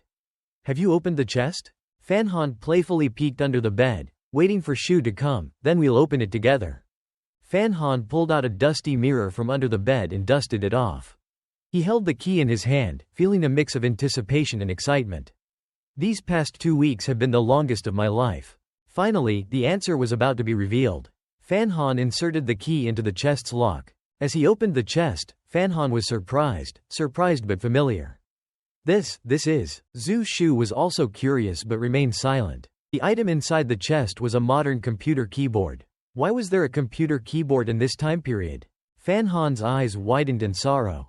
So it was like that. My mother, she was also a time traveler? This world is absolutely insane. Ha ha, ha ha, ha ha. Fan Han clutched his face, letting out a bitter laugh that left Zhu Shu speechless. But, in truth, it made him feel a little. Suddenly, Fan Han felt like he wasn't alone anymore. It was truly miraculous. Fan Han quickly regained his composure and excitedly told Zhu Shu, "Alright, next is cracking the second layer." Zhu Shu said, "I only remember that the password is a name." He continued, "Miss said the name has only 5 strokes. 5 strokes? Alright, let me see." An hour passed, and Fan Han was consumed by the passwords. He lay down in exhaustion, complaining, in this world, what name only has 5 strokes? Zhu Shu then calmly reminded Fan Han about something he should have mentioned earlier. Miss said it wasn't 5 strokes of a brush, but the number of keystrokes. What? You should have told me this crucial information from the beginning. You've been tormenting me. Zhu Shu remained silent because he truly didn't know how significant this information was. Let's see. Fan Han began to try different names. Yi Qing Mi. Click, click, click. The password was incorrect. Then let's try your name. Click, click, click. Fan Han. Password incorrect. What? It's not working? Then what about this name? Let's see. I need to speed up. Fan Jian. Click, click, click. The password was still incorrect. Fan Han turned to look at Zhu Shu, an idea striking him. Could it be? He tried again, his fingers flying across the keyboard. He typed in the name, Wu Zhu. Miraculously, it was the correct password, set by his mother. What? Why is it your name? Fan Han again turned to look at the clueless Zhu Shu. Shu, I strongly suspect there's a secret between you and my mother that you're not telling anyone. But whatever, we've now unlocked it. Alright, now let's see what treasure is locked in this chest. This is truly exciting. After successfully unlocking it, Fan Han eagerly opened the chest to see what was inside. He couldn't hide his excitement and anticipation. Zhu Shu looked at the item and told him, Miss put it in the chest. Not that surprising. What? Not surprised? What do you mean? This is an M8201 Barrett. No kidding. Zhu Shu replied calmly, I'm not that surprised. I've seen this before and had some impression of it. Fan Han couldn't understand. He held his head and thought, this worldview is getting increasingly baffling. Time traveling to ancient times, then neon lights, now Barrett. Wait a minute, I suddenly remember something. Fan Han picked up a bag inside and asked, where are the bullets? I don't see any bullets. What bullets? Zhu Shu didn't understand. Fan Han said to Zhu Shu, have you ever seen my mother use this? The things inside this container are bullets. Fan Han began to describe them. They're thick like this, as long as this. Then we'll put them inside this weapon and shoot. Bam, bam, bam. Zhu Shu replied, I told you I've forgotten a lot of things. So that's how it is. You don't remember either? But I still remember the things you just said. Then why don't you just say it directly? Why are you beating around the bush? Zhu Shu replied to Lin Fan, back then, when you were carrying someone, I saw those bullets, but they didn't have any use, so I threw them away at the Taiping Villa. They weren't important. Fan Han covered his face in shock, as if he was reliving a famous picture of horror. Oh my god, you just threw them away? Fan Han collapsed. I thought I was hacked, but it turned out to be just a fire starter. Fan Han hung his head sadly over the mirror. But then, his hand touched something on the chest. It was a button with a heart-shaped engraving, and a small note beside it. Little Juju, press here. What is this? Fan Han was curious, so he immediately put his finger on the button and pressed it. A machine suddenly popped out, attaching to his arm with metal layers. The steel sheets were secured to his arm, then spread out further, covering Fan Han's arm, which surprised him. Oh. The metal sheets were attached to his arm, gradually forming a steel arm. A very modern and intelligent machine. Fan Han stood there, frozen, after acquiring the steel arm. Zhu Shu looked at Fan Han and said, "Miss used to like to play strange pranks like this." Fan Han retorted, "This is a prank? Strange?" He looked at his arm. This is clearly high-tech science. What is this made of? Why can't I take it off?" Fan Han was curious, so he touched it. The steel arm suddenly activated and opened. Inside the high-tech arm, a huge cannon barrel emerged. "Oh my god, what is this? For real?" The cannon barrel began to activate. It fired a blast, sending the weapon straight into the sky, piercing the roof of Fan's residence. "Finally, it's my turn to save the world with this," thought Fan Han. The second madam heard the loud noise from inside the room and rushed in to see what was happening. What happened? Seeing the scene before her, Lu Ruyu's eyes widened in surprise. The room now had a large hole in the roof. Fan Han stood there, waving his hand to explain, I was trying to control the fireworks myself, but I failed, so that's why it's like this." Lu Ruyu didn't want to make things difficult for Fan Han. She waved her hand and said, "You're a rare kid, it's good that you like to play. Just don't get hurt, alright?" "Yes, auntie, I know." The second madam didn't ask any more questions and left, leaving Fan Han to sigh in relief. Phew. He turned back and looked at the weapon chest. This chest can transform back to its original form, and it can hide when someone approaches. It's truly an awesome weapon, what a surprise. Zhu Shu said to Fan Han, "Look at this." Fan Han followed Zhu Shu's instructions and looked over. He noticed a letter inside the chest, behind the large cannon. It was a letter. Fan Han quickly took it out. He saw it was addressed to Zhu Shu and said, "This is a letter for you. Read it to me. My things, anyone can look at." "Alright, let me see." Fan Han began to unseal the envelope. Huh? What the heck? As his eyes scanned the lines, he realized this was the most disturbing letter his mother had ever written. Fan Han struggled to read the letter aloud to Zhu Shu, his face displaying a bewildered expression. Little Zhu, darling. Kiss you. Really, I like you a lot. Many times I wanted to introduce you to a wife, but you always acted like an iceberg." Zhu Shu reminded Fan Han. "Little Juju is me. Yes, I can tell it's you." Then, Fan Han continued reading the letter his mother had sent to Zhu Shu. You always refuse to listen to my advice, and you always run into that temple to fight and then lose. You always run away like a puppy, which makes me laugh at you. And me? While you were away, I gave someone a love potion and successfully planted a seed. I just don't know if I'll be successful in giving birth to a cute baby girl or boy. I came to this world for a trip, so I should leave something behind. I used to be a rich woman, I killed the prince, I plucked the emperor's beard. I just need to unify the world." Fan Han finished reading and turned to ask Zhu Shu, "Wu Zhu Shu, is everything in this letter true?" Wu Zhu Shu? Zhu Shu smiled faintly. Perhaps his mother's letter had brought back happy memories for him. "Are you smiling?" "What? Am I smiling?" Fan Han asked again. "Shu, what did you and my mother do back then?" Zhu Shu replied with a familiar phrase, "I don't remember." Fan Han sighed, "I knew it. I don't remember," again. Fan Han looked at the letter in his hand and wondered, "But what does this mean?" Khan's current state is 8 out of 10 due to my mother's efforts. Oh, this world is prosperous and thriving, people coming and going, but I still feel so lonely. After reading this letter, destroy the chest. Little Juju, I miss you so much. His mother's letter ended there. Fan Han turned to tell his uncle, so, my mother wasn't from this world. This world, with its mix of ancient times and science fiction, was built by my mother. It's true that Miss has changed this world a lot. But now, my mother's legacy has become a tool for power struggles. Zhu Shu asked, "You mean the internal treasury?" There's another layer underneath the chest.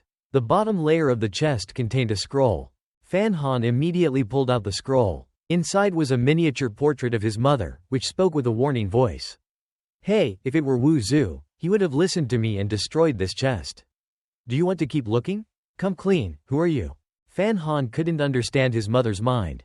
How could she come up with this? He replied to the miniature portrait, I'm your son. Ha ha. I'm guessing you already know if I'm your son or daughter, right? Put it back where it was. You can only look at it again when you face life-threatening danger. Did you hear that? Yes, mother, I'll listen. Fan Han obediently closed the chest after hearing his mother's instructions. Meanwhile, outside, flyers were being distributed throughout the city. People were curious. What is this? It's written here. No way. This is incredible. Who would be so bold? They dared to spread this news. Fan Han was leisurely sitting in a chair. Zhu Shu appeared from the window and asked, "You did this, right?" You said Li Yun Dui is colluding with the enemy? Fan Han told his uncle. I also said she has many fake eunuchs in the palace and countless ex-lovers outside. Why are you doing this? My mother, Fan Han's face darkened. My mother built the internal treasury and established the surveillance department for the sake of this country's strength. She gave everything fundamental. I have no interest in the internal treasury, nor do I know who is qualified to take over. But Li Yun Dui, she is absolutely unworthy. Zhu Shu replied to Fan Han, after hearing your reasons, no one would believe that the crown princess would sacrifice such great benefits just for some money. Fan Han replied, there aren't that many intelligent people in the world. The people will believe it. Besides, I'm just waiting for His Majesty to be reminded. His Majesty doesn't need your reminder. What do you mean? This isn't that simple. Zhu Shu said, the crown princess is the daughter most loved by the Empress Dowager, His Majesty's sister. You want to force His Majesty to deal with the crown princess using this method, but it won't work. If His Majesty really takes action against the crown princess, then there's only one possibility. Fan Han asked curiously, what? This is also part of His Majesty's plan? Meanwhile, at the crown princess's palace, the Empress Dowager had arrived.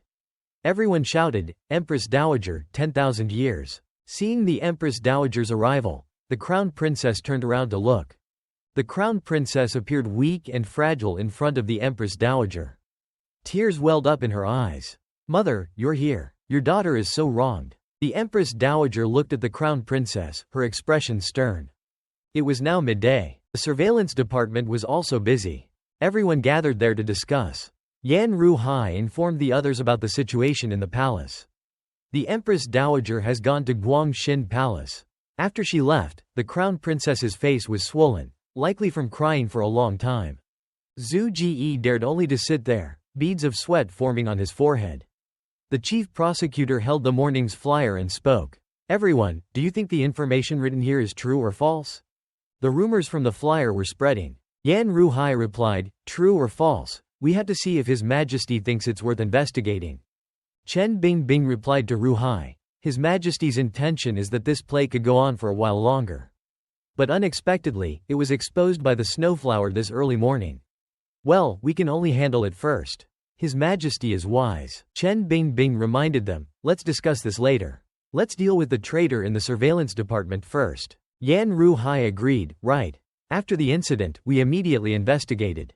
The evidence has been gathered. The chief prosecutor told Ruhai directly, if you've investigated, then go handle it. Yes, sir. For some reason, Zhu Ji's body stiffened at this moment. His eyes showed clear panic as a figure approached him. A few seconds later, a guard from the department stepped out the door. Following behind the guard was Zhu Ji's lifeless body, eyes wide open. The traitor of the surveillance department was none other than him. After the chief prosecutor dealt with this, they resumed the meeting. Yan Ruhai asked, what about the crown princess's side? Chen Bingbing replied, we don't know and we won't act until His Majesty speaks. Yan Ruhai was a little upset. Who is so reckless? They exposed everything, creating a storm throughout the city. Just yesterday, the Eastern City Division left, and today this happened. I think it's related to Eastern City. Their actions are definitely meant to disrupt our concord. The only question is, all their people are under our surveillance. How could they pull off something so big? If we go to war with Northern Qi, they'll be the happiest. Suddenly, Chen Bingbing smiled faintly. The noisy space fell silent. After the meeting, Fan Han was called by Chen Bingbing. He stood before him and bowed. Chen Yuanzhang, did you need something? Chen Bingbing calmly told Fan Han, causing his heart to skip a beat. I know you were the one who spread the flyers. Fan Han, feeling caught, replied nervously, Yuanzhang, actually, I. Chen Bingbing replied to him, don't worry, I've made the Eastern City Division take the blame for you. Even if you hadn't done it, I would have taken action. I won't spare anyone who wants to hurt you. Fan Han was genuinely confused. He asked Yuanzhang why he wanted to help him. Chen Bingbing replied, the surveillance department was built by your mother. Oh, you know my mother? Chen Bingbing asked him curiously, you confronted the crown princess like that. Are you trying to take the internal treasury from her? Hearing this, Fan Han tried to defend himself. I have no interest in the internal treasury. It's because the crown princess wanted to kill me first, and I was forced to fight back. Chen Bingbing listened to his defense and smiled. Well, a pile of dirty money is not worth it. But you've been working too much, leaving too many traces. You haven't been careful enough. Besides, there's no concrete evidence, it's like you're playing pretend. Why did the Yuan Zhang's words feel like a knife piercing his heart? Fan Han said with a proud expression, there's a breakthrough in this case. I won't hide it from you, I've already figured out the next step. The Yuan Zhang, as if anticipating his words, chimed in, Guo Yu Kai, the Minister of Rights. The banquet that night, I've heard about it too. What? How did you know? Fan Han told Yuan Zhang, that's right. It seems that their children knew what would happen. But I need to prove that Trang Mo Han is related to Guo Yu Kai. I have a way. But before Fan Han could reveal his plan, Yuan Zhang revealed it first. Trang Mo Han wants to meet with the crown princess. He must have someone cover for him to get away from there. How did you know? Fan Han tried to regain his self-esteem. Right, I have to investigate who Trang Mo Han met that day. Chen Bingbing continued to embarrass Fan Han. He told him, I've already investigated. Guo Yu Kai was among them. We even found Guo Yu Qi's carriage driver. He's confessed. Fan Han cried silently. What was he supposed to say next? He must have anticipated everything. Fan Han chuckled sheepishly and said to Yuan Zhang, well, you are amazing. What do you want to do next? Chen Bingbing, with a stern expression, replied to Fan Han, I told you. I won't forgive anyone who wants to hurt you. After reading the content, even Kan Di couldn't help but curse, this is very sharp.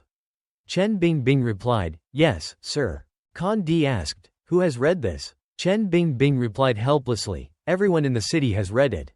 Both Kan Di and Chen Bingbing fell silent. Kan Di angrily turned to Chen Bingbing and interrogated him, why did you deliberately show me this? What's your purpose? Chen Bingbing leaned back slightly in his chair and replied softly, it's just that I think this matter is related to the royal family's reputation, and His Majesty should know. But Kan Di understood the implication of Chen Bingbing's words.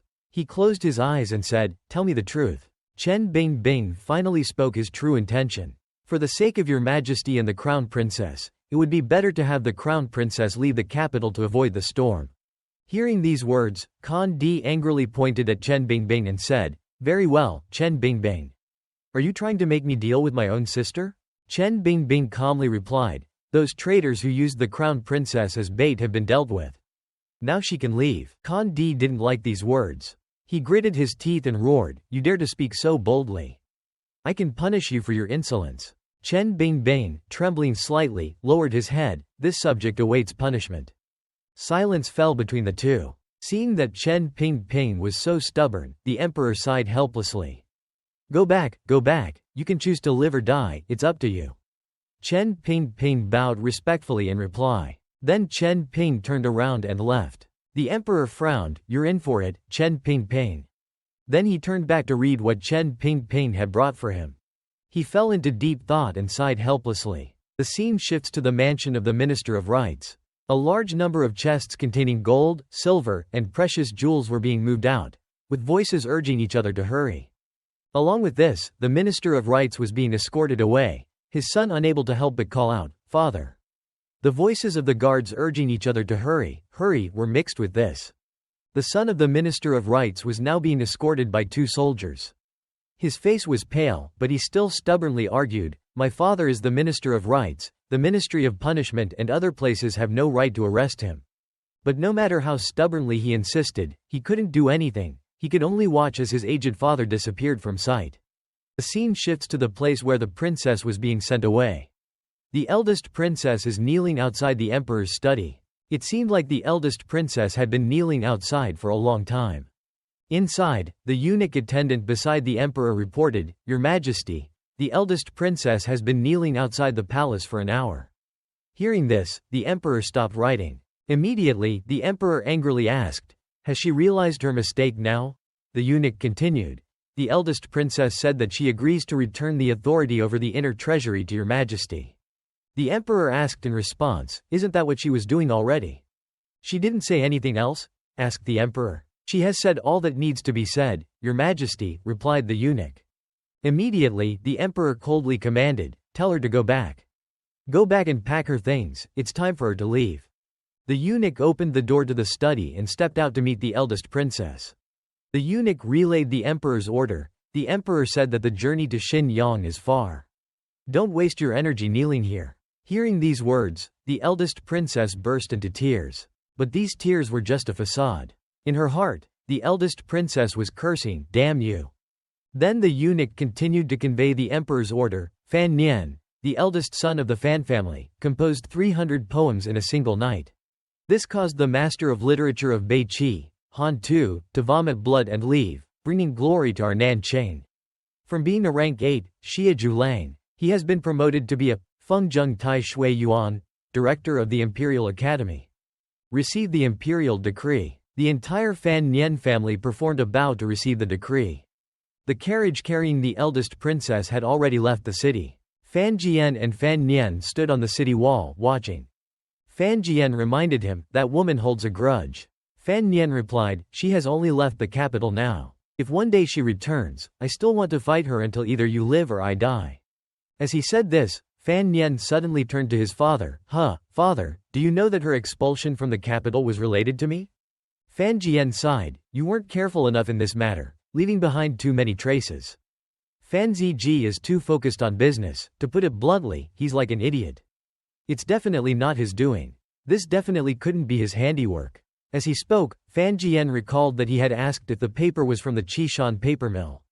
The seller had replied, "Yes, Master Fan Ziji came here to place a large order for paper." Fan Jian had seen his son urging the workers, hurry up, it's needed tomorrow." When Fan Jian saw Fan Ziji beaming and asking, "Father, did you call for me?" he was certain that it wasn't Fan Ziji who did this. Returning to the present, Fan Jian clasped his hands behind his back, looked at Fan Nian with glistening eyes, and continued, "So the answer is clear and obvious." Fan Nian blushed and scratched his head. He thought to himself, could it be that everyone in the world knows that I did it? Fan Jian said seriously, "I also know that with just these little tricks, you couldn't have overthrown the eldest princess. Someone must have helped you." As he spoke, he thought of Chen Pingping's image. Fan Nian asked in a worried voice, "Father, I won't be in any trouble, will I?" Fan Jian replied nonchalantly, "I've already taken care of the mouths that needed to be silenced. If I can't, someone will be there to help you take care of the aftermath. As long as the most important person thinks it's not related to you, then there won't be any problems." Fan Nian asked, "Are you talking about the emperor?" Fan Jian turned around and said, "I'm talking about Lin Yuan Ni." Fan Nian covered his forehead. "Oh dear, the eldest princess is her mother. You sent her mother out of the city." Fan Jian continued, "But I said that someone will be there to help you take care of the aftermath, not only referring to that guy surnamed Chen." Fan Nian curiously asked, "So you mean?" The scene shifts to where Lin Yuan Ni is. The servants in the mansion are busily bringing things in from outside. Lin Yuan Ni, seeing all these things being brought in, asked, "What are all these?" The maid beside her quickly replied, "They are all gifts sent by the Fan mansion. The whole capital is watching the marriage of Mist to Fan Zhanxi." It's said that even the emperor is very concerned. At Lin Tiazo's residence, he was carefully instructing his confidant, "There's no need for Mist to know about this. If someone has a big mouth, they'll know what to do," his confidant assured him. Returning to Fan Jian and Fan Nian, Fan Jian continued, "If he decides to help you, he'll help you all the way." Fan Nian, hearing this, said, "Lin Tiazao, he's like that," Fan Jian reminded him. Fan Jian turned and reminded his son, "But how you treat Miss from the Lin family in the future is still your own business." Fan Nian pondered these words, then replied confidently, "I know, father." The people on the streets cheered and rushed out to watch the bridal procession of Fan Han. Someone remarked, "The whole capital city is buzzing with excitement over this wedding. The Fan family is a great clan, and the groom, Fan Han, is a rising star lately." Another person added, "The bride's side is pretty impressive too. She just joined the Lin family at the beginning of the year, but she's the daughter of the Prime Minister, after all." Someone else chimed in, "This wedding is unlike anything we've ever seen before." Lin Yuan Ni, who was present, overheard these comments. Many people pointed out, both of them are illegitimate children, but it seems like the people of the capital have forgotten about that. Someone else curiously asked, "What do you mean, both are illegitimate?" Another person concluded, "Well, this is the most extravagant union of illegitimate children." It was indeed odd. The imperial decree by the Lord Chamberlain was unusual in several ways. The amount of gold and silk was far beyond the standard. There were even some tribute items on the list. It didn't seem like the kind of marriage reward bestowed upon the children of a high-ranking official. Meanwhile, inside the imperial palace, the emperor was gazing at a painting on the wall. The emperor said, "I've arranged for Yuan Ni, the one I admire most, to marry Fan Han." The painting depicted a very beautiful woman. The emperor continued, "She'd probably like this daughter-in-law. She used to love all the pomp and circumstance. Hopefully, this daughter-in-law will like it too." The emperor finished his words, then lowered his gaze, a hint of sadness in his eyes.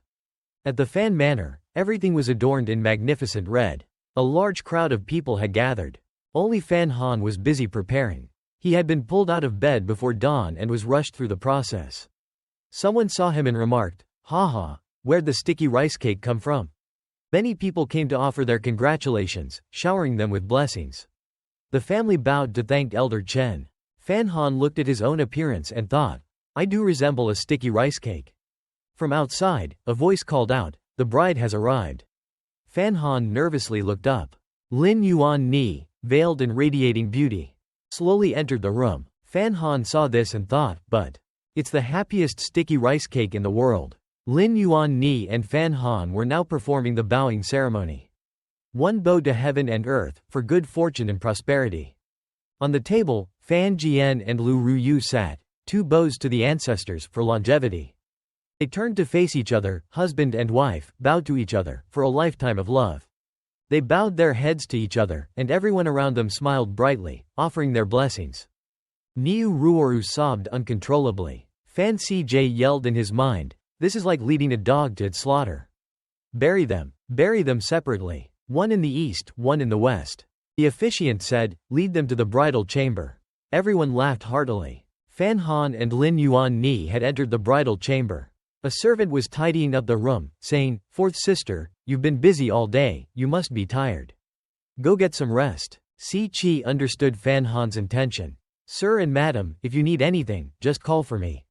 Fan Han immediately commanded, "Go, go, go. You're being too slow. The readers are getting impatient." After Si Chi left, Fan Han turned to Lin Yuan Ni. "My lady, it's just the two of us now." He lifted the veil, revealing her full, red lips, which curled into a smile. Yuan Ni said softly, "Yes, my husband." Fan Han was speechless, struck by her beauty. Lin Yuan Ni noticed Fan Han just staring at her. "What should we do now?" she asked. Fan Han, recovering, gently pushed Yuan Ni onto the bed, which startled her. She exclaimed, "Ah." He said with a mischievous glint in his eye, "Of course, we do things that adults do." He slowly leaned in and pressed his lips against hers. After half an incense stick, there was a cough outside the door. Fan Han sat up and said, "Someone's at the door." Lin Yuan Ni quickly pulled the blanket over herself. Could it be an assassin? They might have disguised themselves to infiltrate the wedding. Fan Han stood up and put on his robe. Lin Yuan Ni called out from behind him, "Where are you going?" Fan Han donned his clothes as he walked. "Don't be scared, I'm here. Stay on the bed and wait for me." He reached the door and pushed it open with force. Fan Han's push was powerful. He completely shattered the door. Stepping out and roaring, "You're interrupting my good time. I'll teach you a lesson." Fan Han realized that the person outside his room was ZZ, and he was speechless. "Master," he exclaimed. ZZ had been knocked down, but he still raised his hand and said, "Your martial arts have improved." Fan Han asked, "Why are you here?" They moved to another room for tea. ZZ sighed. ZZ took a sip of tea and said, "I thought that after 10 years of not seeing you, you wouldn't recognize me, but you've grown into such a handsome young man." Fan Han was at a loss for words. ZZ continued, "Your methods are still as ruthless." Fan Han replied, "Master, could you please stop sneaking in at midnight? It's easy for misunderstandings to occur. What if I'd stabbed you with my sword just now?"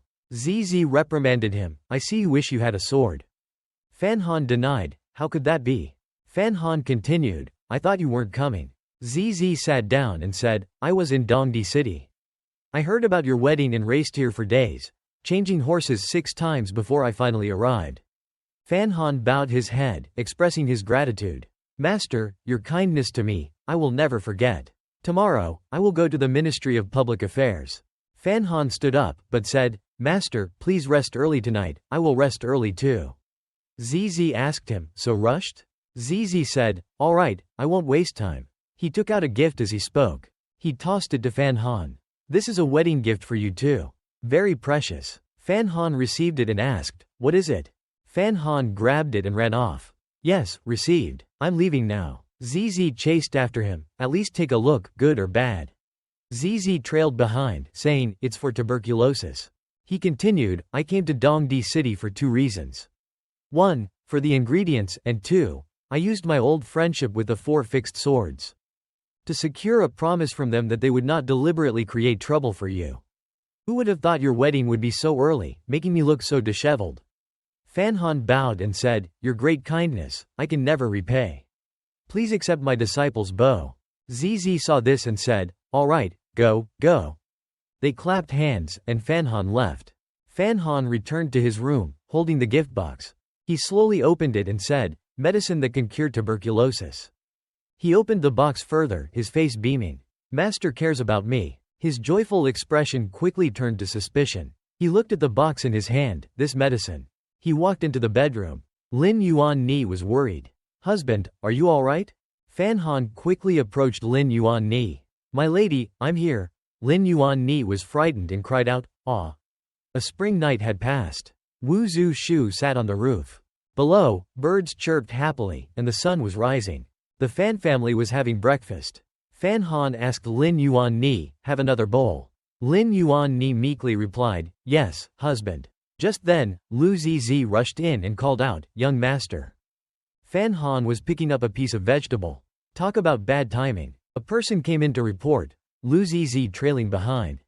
The old madam, hearing about the young master's wedding, was incredibly happy. She sent Miss Lu Zizi to the capital as a wedding gift for the young master.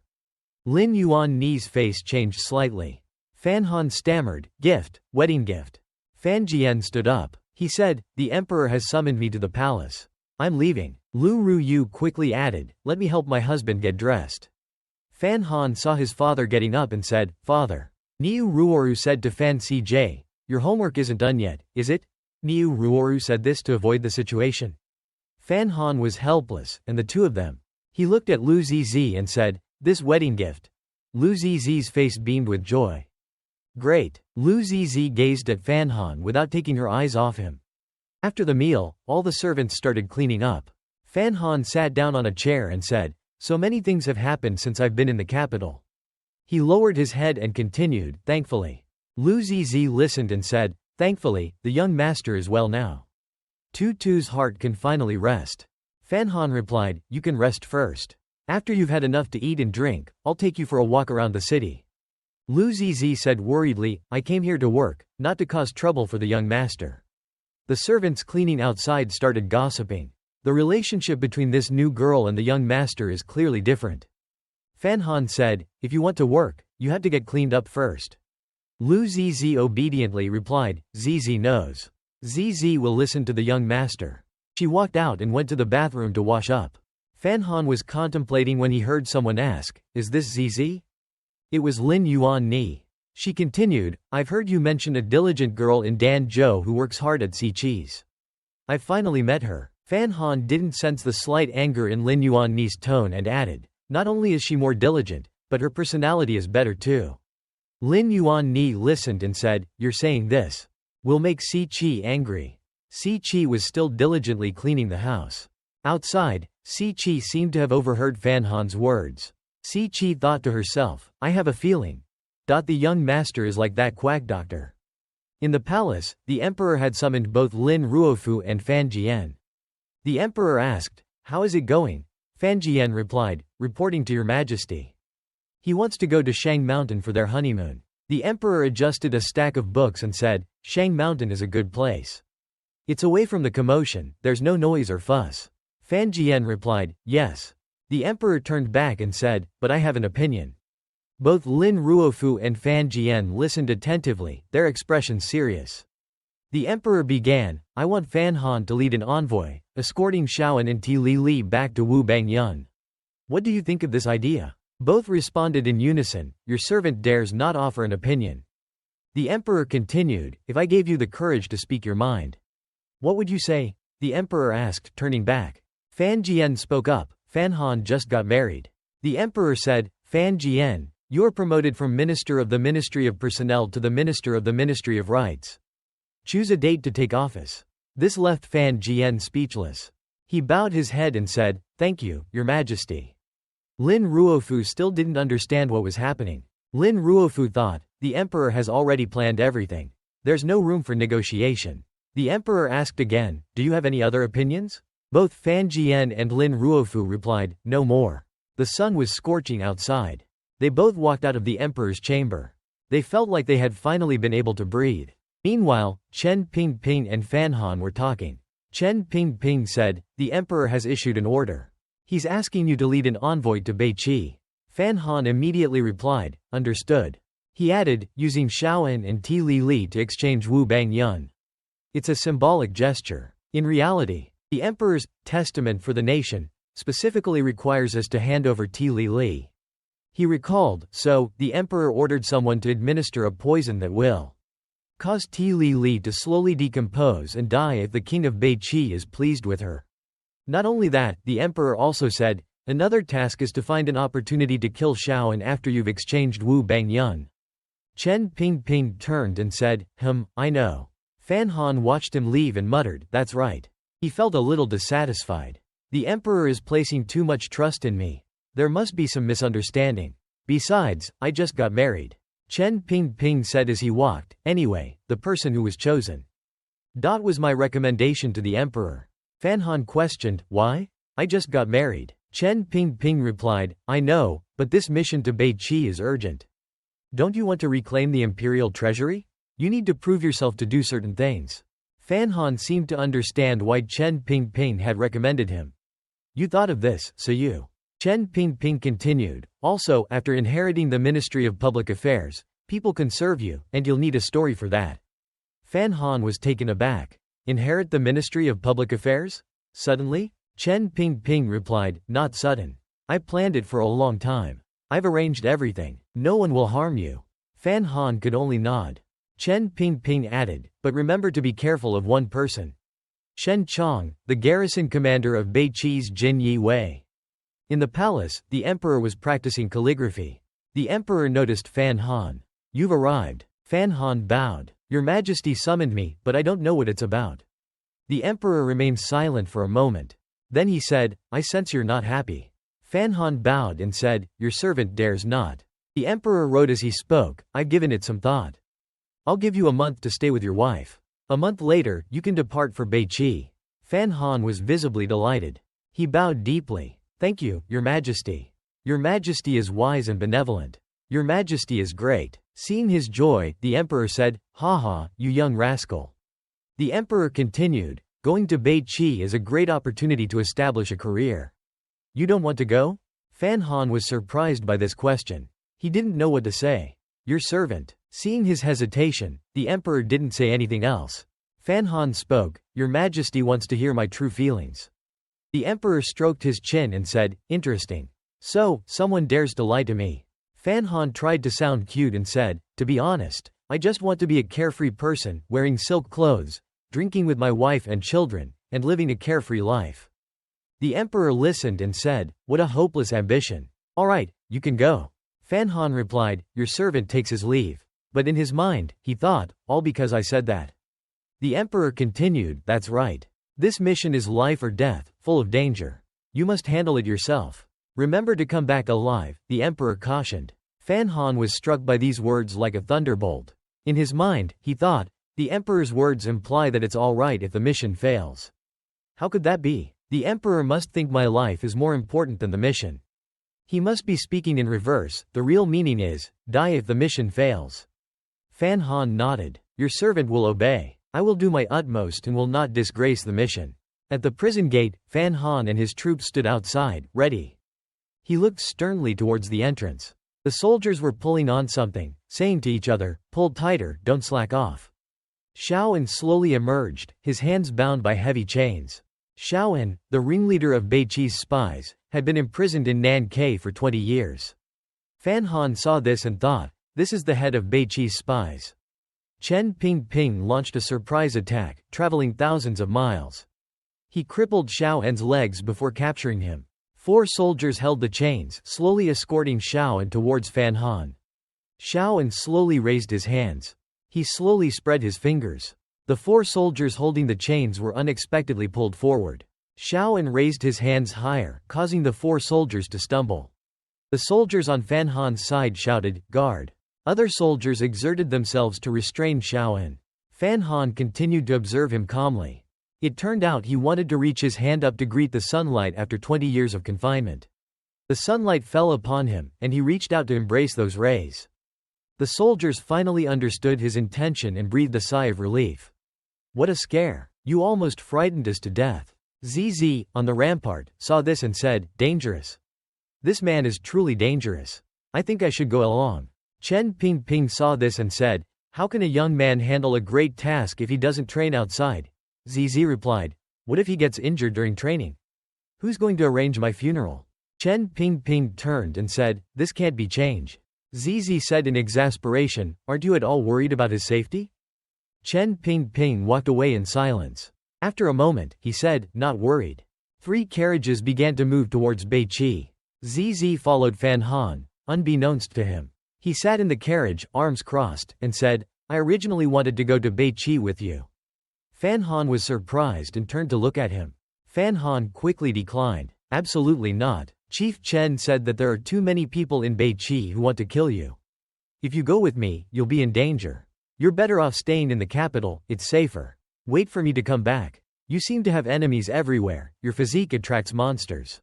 ZZ crossed his arms, angered. That Chen Pingping. He's always meddling. Before leaving, Chen Pingping had advised Fan Han, "Before leaving, I need to tell you a few things. The new emperor of Beiqi has just taken over, but the Empress Dowager is unwilling to give up power. The conflict between the emperor and the Empress Dowager is brewing." Fan Han replied, "Understood. I can find an opportunity to gain an advantage from this mother-daughter conflict." Chen Pingping continued, "What I'm saying is, after you receive Wu Bangyun, return quickly to avoid being caught in the power struggle in Beiqi." Fan Han realized this then. "Ah, haha, so that's what you meant." Chen Pingping said, "Also, the king of Beiqi is likely to poison Li Li. He'll also cause the others you've had intercourse with to be poisoned." ZZ handed Fan Han a vial. "This is an antidote. Hopefully, you won't need it." Fan Han looked at the vial, an antidote. ZZ continued, "If you can't resist the poison, use it yourself." Fan Han said, "How could I be poisoned?" But he still accepted the vial. "Resist? Master, I'm a decent person." After handing the vial to Fan Han, ZZ jumped out of the carriage. He added, "All right, keep it, whether you use it or not. Remember to return safely, if something happens to you." ZZ said, "I'll make everyone in Beiqi pay." Chen Pingping, on the other side, said, "I'll bury you." Fan Han didn't know whether to be touched or scared. Fan Han's carriage approached the city gate. The city gate was right in front of them. His father, Fan Jian, was waiting at the gate with his guards. Fan Han arrived home and saw this scene. He said, "No need for individual goodbyes. We'll never make it to Beiqi if we keep dilly-dallying." Fan Jian pointed towards the guards. "These are my personal guards, all top-notch, selected from among hundreds. This time, they'll go with you." Fan Han recalled Chen Pingping's words. "Fan Jian has a crack unit. He'll definitely protect you again." He muttered to himself, "Chief Chen said that father has guards strong enough to take on the Black Cavalry. Is it them?" Fan Jian seemed to have been seen through by Chen Pingping. He was unhappy. "That Chen Pingping, he talks too much." He pointed towards the guards. "Gao Da and his men are reliable. You can trust them completely, no matter what you do." Gao Da placed his hands in front of his chest. "Young Master Fan, just command us." Fan Han walked over and put an arm around Gao Da's shoulders. "I've heard of Gao Da for a long time." Gao Da was surprised and asked, "Young Master has heard of my name?" Fan Han smiled and replied, "I've admired you for a long time. I raised a horse in Danzhou named Zhage. If you have time, I'll give it to you." Gao Da scratched his head, embarrassed. "Thank you, young Master Fan." He looked at his father and said, "Well, nothing else to do, I'm leaving."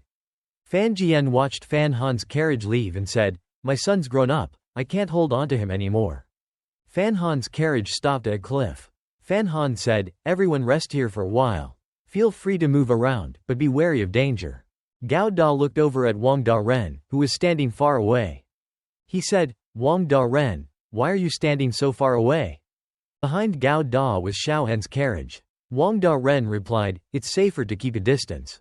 If there's any danger, it's easier to escape. Gao Da said angrily, cowardly like a rat. Every word you say, I won't miss a single one. I'll report it to young Master Fan. Wang Da-ren was also angry. HMPH, don't brag. Gao Da said to Fan Han, young master, where did you find this fellow? Wang Da-ren was poking at some bushes with a stick. Gao Da said in confusion, sneaky, greedy for life and afraid of death. Ready to escape at any moment. This kind of person can't be trusted. Fan Han replied, he's actually testing you. This man is a first-rate warrior. Gao Da looked back at Wang Da-ren. He said angrily, this man. It's actually because I was afraid that something might happen to Xiaoan alone in the carriage. As soon as I said it, Wang Kai-nian volunteered to share the carriage with Xiaoan to be vigilant. Gao Da turned back to look at Wang Kai-nian. Such behavior is a true example for our generation.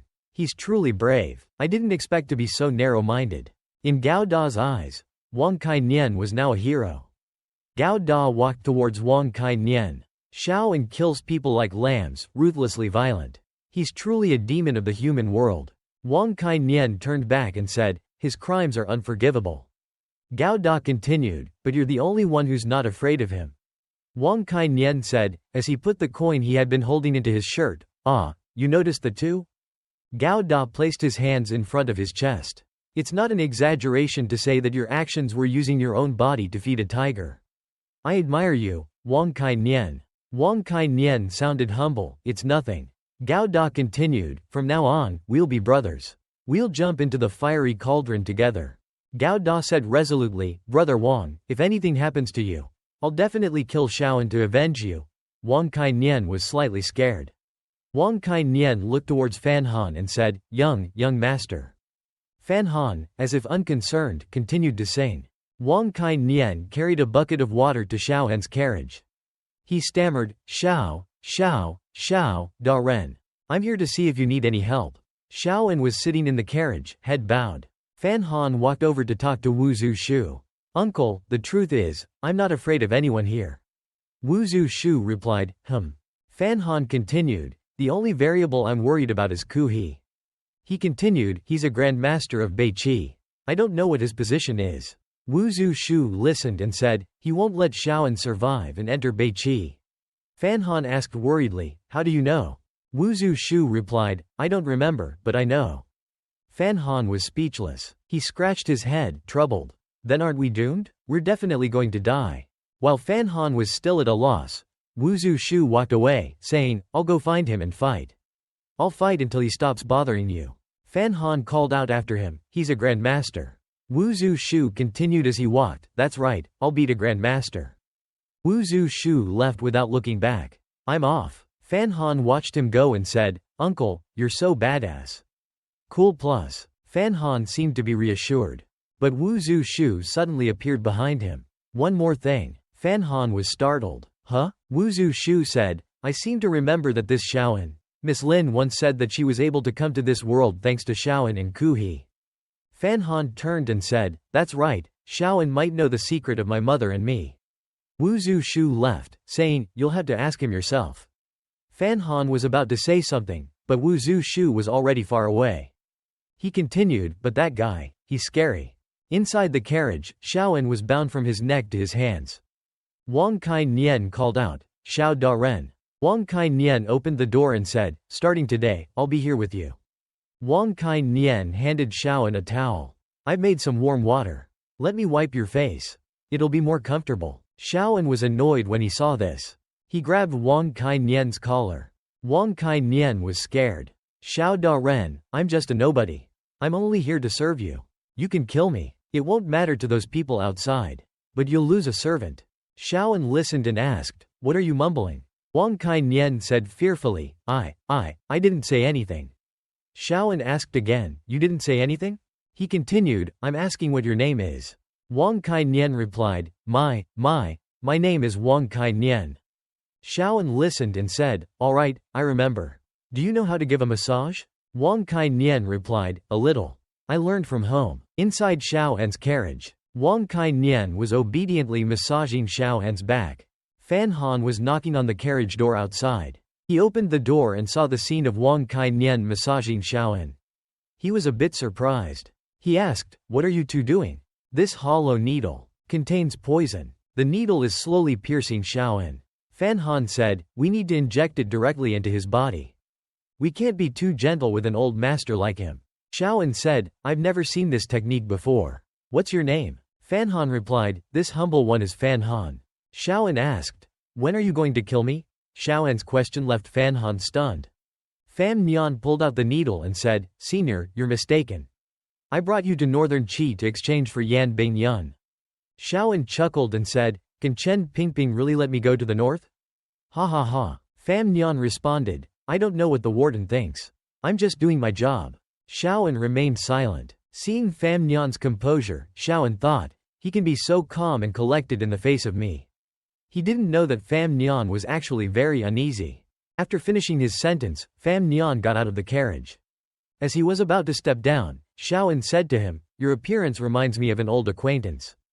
He continued, "Is there any relation between you and Yi Qing Mi?" Pham Nhan was taken aback by his words. Pham Nhan looked back, thinking, "Of course he knows my mother." Pham Nhan replied, "She is my mother." Pham Nhan turned back to look at Xiao An, hoping he would say more about his mother. He began asking, "Senior, you and my mother." Before he could finish his sentence, Xiao An said, "Don't ask." He added, "Knowing too much is not good for you. Aren't you supposed to kill me?" Pham Nhan remained silent, not knowing what to say. He turned and said, "I've already said. My mission is to deliver you to Northern Qi in exchange for Yan Bing Yun." Xiao An leaned against the wall. "Do as you say." He chuckled softly, "Ha." Then, he burst into laughter. He said, "Even the celestial maiden knows how to have children." This made Wang Kai Nian turn around in surprise. At this time, Wu Zhu Shu arrived at Ku He's location. Ku He said to him, "It's been many years since we last met. You haven't changed a bit." Wu Zhu Shu, still on his raft, replied, "I've lost my memories, so I don't remember much about you." Hai Dang, biting into an apple, looked at Wu Zhu Shu. "Why have you come to see me in this cave?" Wu Zhu Shu drew his sword and said, "To fight you." Ku He calmly asked, "There must be a reason." Wu Zhu Shu continued, "Xiao An is returning to the capital. If you're here, then maybe you won't take action." Ku He said in the cave, "Xiao An can't survive the journey back." Wu Zhu Shu was still on his raft, not yet ashore. He said, "Well, then." Before he finished, Hai Dang threw the apple. She moved towards Wu Zhu Shu. Seeing this, Ku He ordered, "Diao Ni, retreat." She stepped forward, wielding two axes. Ku He tried to stop her, "She's no match for you." Wu Zhu Shu calmly said, "Listen to your master." She stood on the raft, right in front of Wu Zhu Shu. Following Ku He's orders, she didn't attack. She turned to leave, but she looked back. Then, she asked, "Looking at your age, you must be around my age. Could you be a Grand Master? If so, why is your name not known in the world?" Ku He emerged from the water and said, "It's not a matter of age. 20 years ago, he also looked like this. Not many people in the world know of his existence." Hai Dang was taken aback, looking back at Wu Zhu Shu. "Goodness, your skin is still so smooth. Your hair is still shiny." Hai Dang stared intensely at Wu Zhu Shu. "What beauty regimen do you use? What do you use to wash your face?" Ku He, behind her, told her, "Hai Dang, restrain yourself. Go to Nan Ke and strike Xiao An. Don't let him return to the capital." Hai Dang grumbled, "Master, you're speaking too loudly, he'll hear you." "How am I supposed to go?" Wu Zhu Shu said to her, "It's okay, you're not a Grand Master, just go." Hai Dang angrily scoffed, "You think so? I'll show you my strength." Ku He frowned at her, "Diao Diao." Hai Dang sighed, "I'm just talking, I'm not actually going to fight him." She then leapt onto the shore, following Ku He's instructions. "Master, you avenge me," beat him soundly. Only Ku He and Wu Zhu Shu remained. Wu Zhu Shu said, "Let's go." Ku He remained silent for a while. On the other side, Pham Nhan was inspecting each carriage, reaching the carriage belonging to Si Li Li. The guard outside was surprised. "Pham Da Ren is getting back in Si Li Li's carriage. This little lady is the one Northern Qi needs, right? This is unacceptable." Hearing this, Gao Da said indignantly, "Xiao Pham Da Ren is a person of depth and mystery, he would never do anything beyond the boundaries." Gao Da thought, he did that, He must have a deeper plan. But he couldn't believe that, inside the carriage, Pham Nhan was leaning against Si Li's thigh. Si Li said, "Da Ren, is this comfortable?" Pham Nhan comfortably replied, "Not bad, not bad." He was slowly enjoying himself. "She's truly a skilled professional." Si Li happily said, "Da Ren, you protected my life today. It's thanks to you that I escaped from my predicament. It's perhaps fate, this destiny we've been given, for Da Ren to bully me." Pham Nhan sat up. "You say these things to me, and now you're acting like this." He gently stroked her hair. "You're not afraid of me?" Si Li swatted Pham Nhan's hand away. "You've already bullied me so much, what more do you want?" Unexpectedly, Pham Nhan picked Si Li up. Pham Nhan changed his tone. "Then I want to ask, what's with that hairpin hidden beneath your butt? Who are you protecting yourself from?" It turned out that Si Li had a hidden needle beneath her buttocks. Si Li laughed and replied, "You truly can't hide anything from Pham Da Ren." Outside, Wang Kai Nian called out, "Xiao Pham Da Ren." Wang Kai Nian lifted the curtain. "Xiao Pham Da Ren, we've reached the border of northern Qi. Do you need to rest and reorganize?" Pham Nhan unexpectedly put Si Li down and said, "Then tell everyone to stop first. It's time." He got out of the carriage. Wang Kai Nian whispered, "Da Ren, be careful of the eyes around. After all, Si Li will soon be presented to the Northern Qi Emperor. Later, if you want to do those things in the carriage, let your subordinate clean up the scene, so that rumors don't spread to the capital and affect Da Ren's reputation." Pham Nhan simply said, "Just keep your mouth shut." Wang Kai Nian covered his mouth and said, "This subordinate won't speak, this subordinate won't see." Pham Nhan stepped forward and said, "Prepare to go. Tomorrow, after they inspect the people, they won't dare make a move. Tonight is their last chance." Wang Kai Nian didn't understand what he was saying. At this time, night had fallen. The soldiers had gathered around fires, resting. Suddenly, several figures darted past. Pham Nhan noticed a shadow flitting by. Gao Da saw several figures approaching. He shouted, "Assassins!" Wang Kai Nian, seeing this, said, "As you predicted." Pham Nhan ordered, "Keep a close watch on Xiaoan. Don't let any mistakes happen." Hai Dang watched from above. An assassin rushed towards Xiaoan's carriage. Gao Da saw this and drew his sword, ready to fight. He swatted the assassin's hand, causing his sword to fall. He slashed the assassin, killing him with a single blow. Gao Da commanded, "Surround Xiaoan's carriage and fight. Don't give them any chance." Everyone responded in unison. The guards protecting Pham Nhan fought bravely. The assassins weren't pushovers, they approached the guards. But Gao Da dodged every blade, one after another. He killed an assassin with each blow. One assassin was advancing towards Gao Da. While Gao Da was preoccupied, a sword suddenly flew from somewhere, piercing the assassin's head.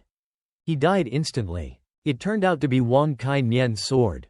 Gao Da said, "Wang Da Ren, why are you carrying combat gear? Are you guarding something important?" Wang Kai Nian replied, "If the enemy is too strong and we can't defeat them, it's convenient for a timely escape." Gao Da said to Wang Kai Nian while fighting, "You shouldn't say those things. I need to tell Xiao Pham Da Ren." Wang Kai Nian fought off an assassin as he spoke, "Go ahead, Xiao Pham Da Ren already knows my character. He would never hold a grudge." The two of them fought and chatted back and forth. Pham Nhan didn't know what to say. He observed and thought, if someone wanted to stage a jailbreak, tonight is their last chance. He held a rope, thinking, there's another way to say it. I already anticipated this. It turned out he was pulling the rope to release arrows from his bow, eliminating the assassins. Each of them was pierced by an arrow. The assassins realized they were outnumbered and began to flee. Pham Nhan shouted, "Open the door, release the dogs." Wang Kai Nian, on the other side, opened the door, releasing the pack of dogs and said, "Let's go." The assassins couldn't believe that Pham Nhan would use this tactic. They ran as fast as they could. They ran until they were drenched in sweat. Finally, they captured one who was still alive. Gao Da said, "Da Ren, keep one alive." Wang Kai Nian slapped him and said, "Who is the mastermind behind this?" The assassin was speechless after being slapped by Wang Kai Nian, losing a few teeth in the process. Wang Kai Nian commanded, "Torture them, you must make him confess. Also, be careful, these assassins have poison in their mouths, don't let them commit suicide." After finishing his command, Wang Kai Nian left. Gao Da said, "Wang Da Ren, you knocked out all his teeth. Maybe the poison seeped into his body." Wang Kai Nian immediately turned back, quickly administer the antidote. Pham Nhan observed the surroundings, thinking, it doesn't make sense.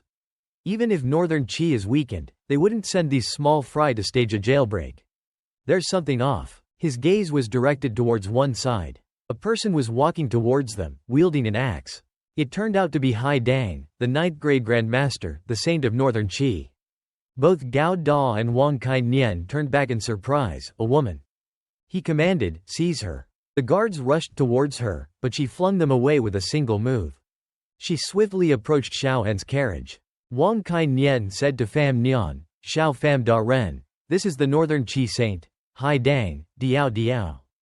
Pham Nhan replied, Pham Nhan said to her, I am an official of the Supervision Institute of the Great Khanate. I am under orders to escort the important prisoner Xiao into Northern Qi. I don't know why you're here, Hai Dang, miss. Hai Dang remained silent. He continued, Hai Dang, miss, you want to take Xiao En away from me, it won't be easy. Hai Dang said, based on your strength, you can't do anything to me. She said loudly, besides, who said I'm here to take him away? After speaking, she ripped the curtain of Xiao En's carriage. Xiao En looked up at her from inside. She was there to break the agreement, to kill Xiao En at the border. Seeing this, Gao Da shouted, bold. Prepare to die. He was about to draw his sword when Pham Nhan stopped him. You're no match for her. Pham Nhan observed and continued, do you know that if you disrupt the agreement between the two countries, it will lead to war, causing countless deaths? Hai Dang replied, Master said, if Xiao En brings back the secrets to the capital, more people will die. Pham Nhan thought to himself, I originally wanted to kill Xiao En, it would be best to use her hand. But Xiao En seems to know something about my mother. He remembered Xiao En saying, knowing too much is not good for you. He thought, should I use a fatal move? He then retracted his hand. No. Killing the Northern Qi saintess will lead to a war between the two countries, plus she's a girl. Meanwhile, Hai Dang uses her axe to charge towards Xiao En, shouting, die. At this moment, Pham Nhan begins releasing red orbs. He figures he can only use that move. These orbs fly towards Hai Dang. They spew flames, and Hai Dang uses her strength to resist them, remarking, so, Fan Tian Xian is skilled with hidden weapons, but this move is quite inferior.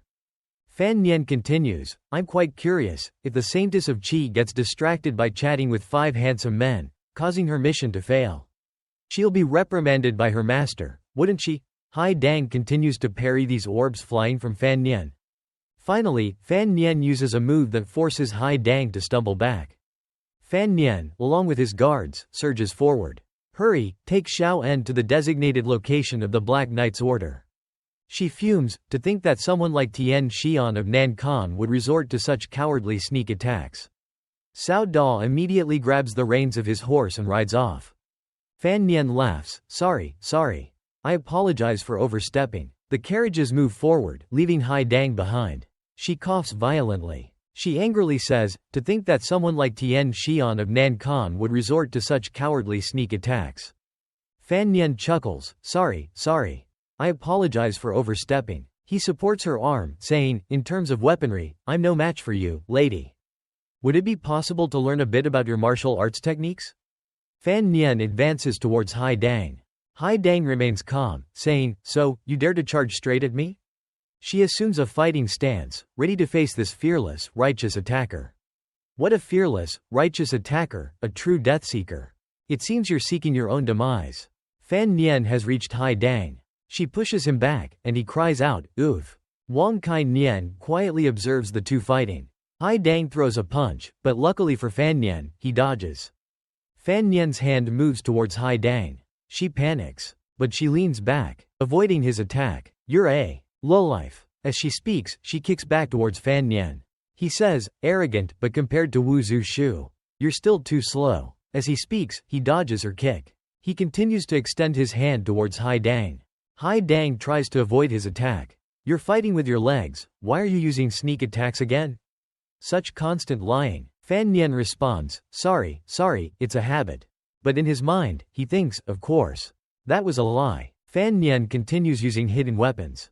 Hai Dang is taken aback. She has no choice but to use the scarf she wears on her head to block. The scarf is shredded, falling to the ground piece by piece. Pham Nhan is surprised. The head scarf has turned into steel. Hai Dang's hair is now loose. She angrily turns and says, "What's smeared on these hidden weapons?" "There's a strange odor." Hai Dang adds with fury, "I've run out of patience to waste any more time with you." She turns back, "You don't deserve to live." Fan Nian sees this and thinks, she's filled with murderous intent. "I'll be dead in 10 moves. Hai Dang charges at Fan Nian. She and her axe coming together. Fan Nian thinks, if I use this, she's definitely dead. An arrow flies from somewhere, forcing Hai Dang to back away. Both Fan Nian and Hai Dang turn around in surprise. They both look up and say, "Black Knight." Then, Hai Dang runs off. "You're lucky this time." Hai Dang is gone, leaving only Fan Nian. Fan Nian sighs in relief. That northern Qi saintess is truly brave and formidable. The next day, Fan Nian slowly opens the door. Xiao En is still seated inside. He says, "We've reached the border of Qi. The one who came to seize the last chance yesterday didn't come to rescue you, but to kill you. It seems your fate in northern Qi isn't so good." Xiao En remains silent. Then, he speaks up, "That Hai Dang, she's a disciple of Ku He. Ku He didn't want me to bring back any secrets about Qi. It's nothing unusual." Fan Nian is surprised and asks, "What secrets? Could they be so important that even Ku He, one of the 4 great masters, would be so concerned?" Xiao En answers, "The secret that Chen Ping imprisoned me for 20 years. He forced me to remain silent for 20 years, but he never told me." Fan Nian asks, "Is it related to the temples in the world? Is it something about the temples that Chen Ping doesn't know?" Xiao En says, "You're not wrong to be called her son. You're quite intelligent. You're incredibly curious. You must want to know what secret could make even the strongest in the world scramble to get it. And for this secret, you've gone from wanting to kill me to protecting me. This time, you've lost." Fan Nian is speechless. He stands at the door and continues, "The world calls you cruel because your martial arts skills are extraordinary, but they don't know that your strategic planning abilities are equally terrifying. But you don't seem afraid of me at all." Fan Nian replies, "If someone is valuable to me, why should I be afraid of them?" Meanwhile, Wang Kai Nian rushes over in a panic. "Young Master Fan, not good." He says, "Our horses are suddenly getting restless. What's happening?" Fan Nian turns around. "Oh, really?" He remembers that during his fight with Hai Dang, her hair fell out. It must be the poison she smeared on her hidden weapons yesterday that the horses smelled. Meanwhile, Hai Dang is soaking in a stream. As she bathes in the water, she mutters, "Fan Nian, I must kill you." The carriage continues towards northern Qi. Wang Kai Nian observes and says, "Here she is." Standing before him is Hai Dang. She stands in front of the carriage, silent. Fan Nian is oblivious. Wang Kai Nian tells him, "You understand, young Master Fan? The female assassin from last night is here to see you." Fan Nian trembles with fear and breaks out in a cold sweat upon hearing this. The sun blazes fiercely. She extends her hand towards Fan Nian. "Give me the antidote," she says brazenly. Fan Nian folds his arms, asking, "What makes you think I will?"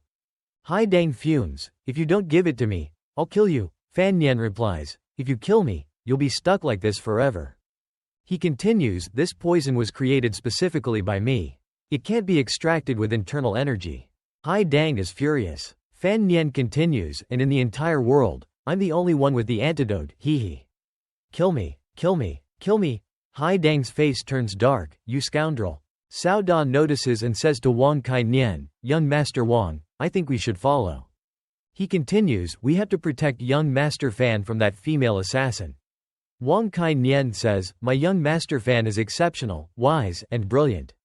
It's just that he's a bit of a womanizer." Then, Wang Kai Nian turns around and says, "Let's go. There's nothing more to see here." Meanwhile, the fish in the lake are still swimming happily. Hai Dang sits on a tree branch above the lake. Fan Nian speaks to her, "I can create an antidote for you, but I need a promise from you." Hai Dang retorts, "I don't accept threats from you." Fan Nian says, "This isn't a threat. As a lowly official of Nankan, you, lady, infiltrated the border of our country with the intent to kill a major criminal I'm escorting. I couldn't help but use any means necessary to stop you." Fan Nian walks closer to the lake. "Do you think I feel proud of using such low tactics?" Hai Dang hesitates slightly upon hearing this. She asks, "What promise do you need?" Fan Nian picks up a pebble. He throws it into the water, saying, "Don't kill Xiao En today. Let me explain things to Nankan." The pebble splashes multiple times as it sinks into the water.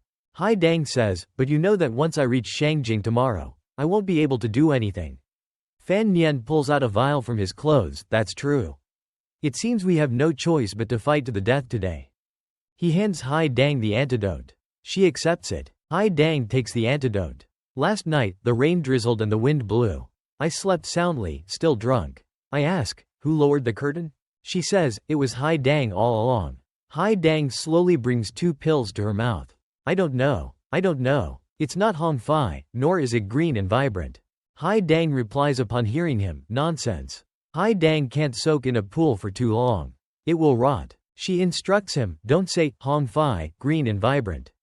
You'll end up with a ruined flower bed. After she speaks, she leaves. I'm going. Fan Nian asks, you're leaving? He pulls out another vial. Why do wah, lady? You took the wrong one. Hai Dang is still leaving. He continues, do you need the antidote, lady? If you don't, I'll throw it away. Hai Dang swiftly turns back, grabbing the antidote. What a poem. It's both ruined and has hundreds of flaws. HMPH. She leaves Fan Nian dumbfounded. Okay then, he turns away as well. They have now arrived at Northern Qi. Cao Da says, young Master Fan, we've arrived at Shangjiang. Meanwhile, the Northern Qi soldiers are already stationed here. Someone sees him step out and says, young Master Fan. Fan Nian looks up. It turns out the one waiting for him is Shang Samhu. He bows slightly, Shang. All of Shang Samhu's entourage knelt down and shouted, greetings to Grand Master Xiao. At this moment, the door of the cage holding Xiaoan on the carriage opened. Xiaoan slowly stepped out. He glanced at the group and uttered a single, "Hum." 2 maids approached, guiding Si Li Li and inviting her to follow them. Si Li Li stepped off the carriage and followed the 2 maids. Wang Qi Nian watched Si Li Li's retreating back, experiencing a strange feeling. He walked towards Fan Han and called softly, young Master Fan. Young Master Fan, this time Lady C is going to the palace permanently. I'm afraid you won't have the opportunity to see her again. Wang Qi Nian was saying this when a voice called out, young Master Fan. It was Shang Samhu, inviting Fan Han to follow him. Fan Han, with his arms crossed, fell into a deep thought. According to the Surveillance Institute, Shang Samhu is the northern general, and also the adopted son of Xiaoan. Due to the infighting among the Northern Qi Empress and consorts, they were afraid that Shang Samhu might lean towards one side, so they imprisoned him in the capital city, leaving only 100 bodyguards. If it weren't for this, Shang Samhu wouldn't have let me escort Xiaoan like this. Fan Han then smiled and said, I didn't expect General Shang Sam to come to greet me, it's truly surprising. Shang Samhu, sitting on his horse, looked at Fan Han and said, young Master Fan, are you going to continue standing here chatting? Or are you going to follow me into the city? Fan Han politely replied, then I'll trouble General Shang Sam. A while later, Shang Samhu and Fan Han arrived at the capital city and entered the palace. A eunuch came out to greet them, young Master Fan, please this way. Fan Han looked at the architectural wonders before him. He couldn't help but be amazed by their uniqueness. The eunuch leading the way shouted, the envoy of Nankang has arrived. As soon as he finished, a voice came from behind the curtain, announce. 2 eunuchs led Fan Han inside. They reached the center of the main hall. Fan Han exclaimed, the Northern Qi Palace is too large. The scale of the palace was truly magnificent, showcasing the lavishness of the Northern Qi royal family. They have cultivated extravagance and fostered the decline of the Northern Qi dynasty. A voice from behind the curtain said, Fan Han, feel at ease. Fan Han replied, yes. At this time, a young boy emerged, smiling and asking, you are Fan Han? Then, suddenly, the boy's eyes seemed to change. Fan Han noticed this and his expression turned grim, thinking, why is the Northern Qi saint's gaze so strange? Once again, Fan Han wondered to himself, why does the young saint of Northern Qi look at me with such a strange gaze? The young saint yawned lazily and said, envoys from afar, you've traveled a long way, go and rest. Those who heard this thanked him and left. The young saint then spoke, young Master Fan, stay and chat with me. Fan Han heard this and felt a sense of foreboding. The young saint also stepped down. He approached Fan Han, smiling, knowing that young Master Fan has arrived, I am overjoyed. I often read young Master Fan's Ban Han GC poetry collection. Fan Han heard this and laughed awkwardly, so he is a lover of literature. He replied respectfully, this subordinate is ashamed. The young saint stepped forward hurriedly, go, I want the poet of Nankang to see the celestial palace of the Northern Kingdom. Fan Han stiffened, replying with a startled, huh. Suddenly, a cough came from inside. Your Majesty, the voice called out, which caused the young saint's face to turn dark, as if in fear. The young saint timidly turned his head back. He called out, Mother. Then, he quickly bowed his head in apology, saying, this child was overjoyed to meet Fan Han, and acted improperly. Please forgive me, Mother. The young saint's mother stepped out, scolding him as she walked, your childish behavior. How can you put me at ease? She was the Empress Dowager of the Northern Kingdom, exuding an aura of grandeur. Fan Han saw this and quickly exclaimed, this subordinate pays respects to the Empress Dowager. The Empress Dowager looked at Fan Han, her eyes widening in surprise. She didn't expect the envoy from Nankang, Fan Han, to be so handsome. Just a second later, the Empress Dowager regained her dignified demeanor, waved her hand and said to the young saint, you want to take Grand Master Fan on a tour of the palace? It's not impossible, and ordered, let your teacher accompany you too. Fan Han heard this and questioned, teacher? At this moment, Hai Tang emerged from behind. Fan Han didn't expect it to be her. The Empress Dowager turned back and smiled, calling out Hai Tang's name. She told her to follow and look after the young saint. Don't act improperly towards Grand Master Fan. Hai Tang bowed respectfully and replied, yes. Fan Han looked at Hai Tang and thought to himself, so she is the Empress Dowager's person. Scene change. Fan Han and the young saint had reached a different room to enjoy tea. Suddenly, the young saint asked Fan Han, what do you think of the palace scenery? Fan Han was startled by the sudden question. He quickly replied, the scenery is harmonious, truly worthy of praise. The young saint looked at Fan Han. Then, he turned to look at Hai Tang, who was standing beside them. After saying this, Fan Han laughed awkwardly, his face a little stiff. The young saint, seated opposite him, looked sad. He turned his head away and sighed. Fan Han seemed to understand something. Looking at Hai Tang, he thought to himself, I'm afraid this young prince doesn't dare to speak because the Empress Dowager told Hai Tang to follow him. According to the information about the infighting among the Northern Qi Empress and consorts, the young saint had always been at a disadvantage. Could the matter he wanted to discuss with me be related to this? Suddenly, the young saint burst into laughter, praising Fan Han, you're truly a poet of this era. A casual compliment like that is already so excellent. He then mischievously looked at Hai Tang and teased, even my teacher is affected, starting to find poetry interesting. Hai Tang, upon being mentioned, quickly refuted, I didn't. The young saint revealed, yesterday, I saw my teacher reading poetry in the garden alone. When I asked who was rolling up the curtain, she replied, the Hai Tang flower remains the same. Do you know, it's already the season for green leaves to sprout, and the red flowers have withered and faded. Quote. Upon finishing, Hai Tang angrily scolded, that poem is terrible. The young saint, beside her, asked, but how can you say it's terrible? It's clearly very well written. Hai Tang could only remain silent, her face flushed. Suddenly, she turned to look outside, leaving Fan Han and the young saint filled with question marks. Fan Han looked at Hai Tang, finding her even more awkward than before. The young saint spoke again, I've heard of Fan Han for a long time, but today I finally met him, I'm very happy. While you're staying in Northern Qi, I must definitely ask you about poetry. Fan Han calmly replied, this subordinate still has tasks to complete. After rescuing young Master Yan Bingyun, I need to return to Nankang to report back. The young saint slowly picked up his teacup and said, but young Master Fan wants to take Yan Bingyun away, I'm afraid it won't be that simple. Upon hearing this, Fan Han asked, it seems His Majesty has other intentions. Suddenly, the young saint said, I'm a little tired, go and rest first. Fan Han, upon hearing this, immediately stood up and bowed, farewell. Just as Fan Han reached the door, a voice called out, Fan Han. It was the young saint. He smiled and said, actually, there are many aspects where we have shared interests. Fan Han heard this and remained silent, but his mind was filled with thoughts. Hai Tang also left, walking in front of Fan Han. Fan Han looked at the woman in front of him, unable to help but feel annoyed by her gait. Seeing Fan Han stop, Hai Tang also stopped, crossed her arms, and turned back to ask, why? Fan Han scratched the back of his neck and said, I was thinking that your saint is also a mysterious person. Hai Tang replied, it seems the saint wants to ask Fan Han for something. Fan Han had already guessed this, but he was angry. If it weren't for her presence, he would have spoken directly. It was also strange. The emperor of a country, what exactly does he want Fan Han to help with, and why is he so hesitant? Could it be that he wants Fan Han to help him regain power from the Empress Dowager? Is this an important task? After thinking for a while, Fan Han's expression darkened. There are no people, no forces in northern Qi, right? Hai Tang calmly walked ahead, complaining about the antidote Fan Han had given her last time. There were too many orange peels, it tasted a bit bitter. Fan Han replied, as a Qi Tai of the Surveillance Institute, using some tricks is normal. He then smiled slyly. Hai Tang, if you truly don't mind, you can use that medicine on me.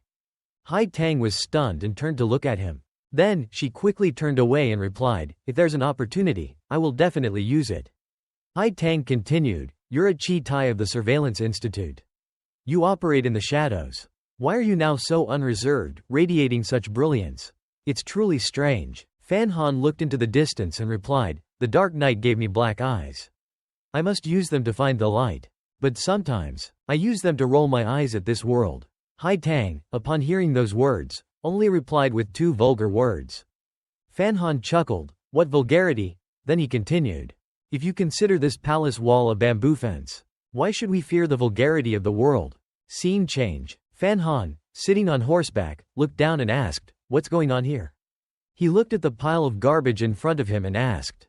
Wang Qinyan walked forward and reported, the people of the capital city heard that northern Qi wants to cede land to Nanking, so they're coming here to make trouble. This trash is all from them. Fan Han looked at the pile of garbage and was speechless. This is hopeless. He smiled confidently and said to Wang Qinyan, who in northern Qi can defeat us, Nanking? We'll quickly rescue Yan Bingyun, complete the mission, and withdraw. Fan Han was about to leave when Wang Qinyan hurriedly took out something. He stammered and said, this is related to this. This is an invitation to the Empress Dowager of Northern Qi's birthday celebration. It seems we can't leave until after the Empress Dowager's birthday celebration. Fan Han looked at the invitation in his hand, thinking, they want to prolong this. But young Master Fan wants to take Yan Bingyun away. I'm afraid it won't be that simple. Fan Han suddenly remembered the young saint's words, so the young prince has this intention. Wang Qinyan continued, now Shaoan and Yan Bingyun are both in the hands of the Empress Dowager of Northern Qi. Hearing this, Fan Han frowned and asked, didn't Shang Samhu take Shaoan away? Wang Qinyan laughed bitterly, this is the capital city after all. In the short time you met the young saint of Northern Qi, the Empress Dowager sent people from the garrison to take Shaoan away. Even Shang Samhu couldn't do anything. Then, he seemed to despair and shouted, it seems the Empress Dowager of Northern Qi doesn't want us to leave easily. Fan Han quickly reassured him, I know, don't be so anxious. Whatever happens, we must find a way to meet Yan Bingyun first, Fan Han thought. The scene shifted to a different room. A man, standing with his back turned, asked, they want to meet Yan Bingyun?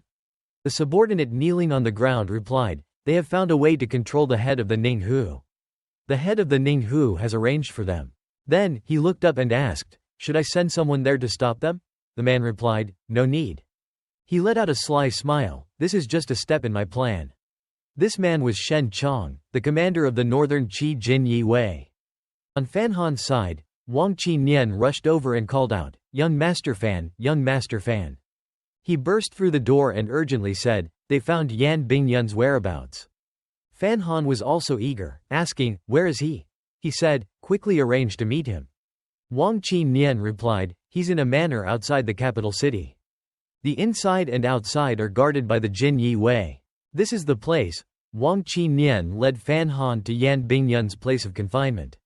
Observing the situation, Fan Han immediately implemented his plan, launching into a long conversation with Wang Qinyan. They were whispering conspiratorially when a voice called out from behind, Fan Da Ren. Both Fan Han and Wang Qinyan jumped, their hearts pounding. The newcomer grinned, I knew you would be coming, so I've been waiting here for a while. Without further ado, he invited Fan Han and Wang Qinyan into the manor, pointing out the beautiful flowers and melodious birdsong along the way. The court has treated you Fan Da Ren well, haven't they? Fan Han forced a smile, repeating, well treated, but his inner rage flared. So, why are you waiting for us here then? The subordinate chuckled, Shen Da Ren instructed us specifically to wait here for you. Fan Han's expression darkened as he wondered to himself, Shen Da Ren, why? Wang Qi Nian stepped forward and whispered in Fan Han's ear, it's Shen Da Ren of the Zhen Futi.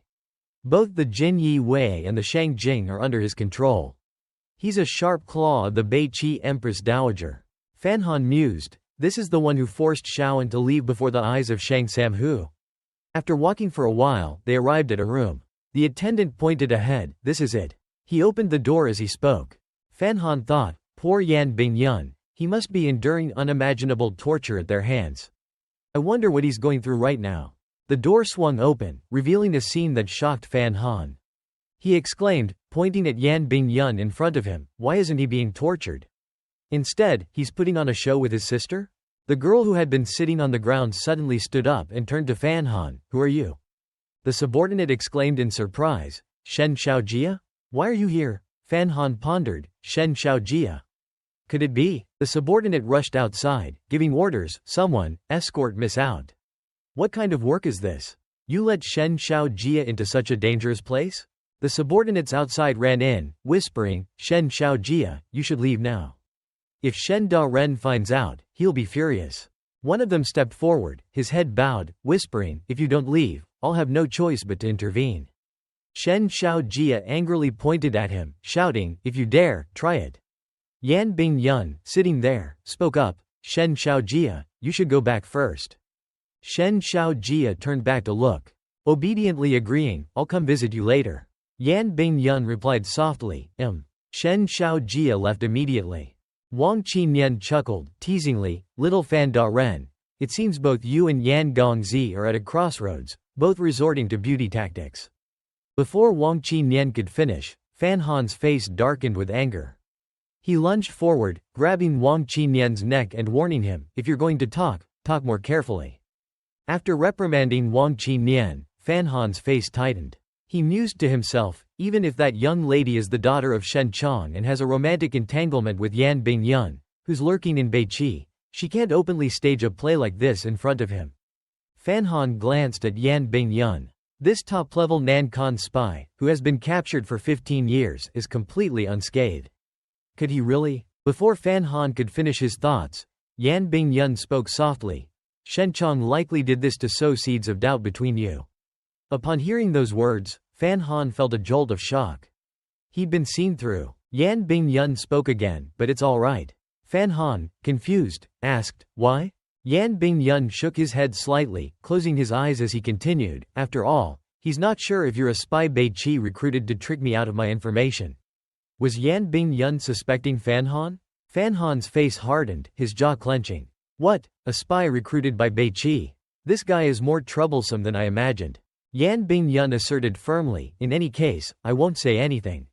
Hearing this, Fan Han scoffed, all right, suit yourself. He explained Fan Han's mission, my job is to bring you back.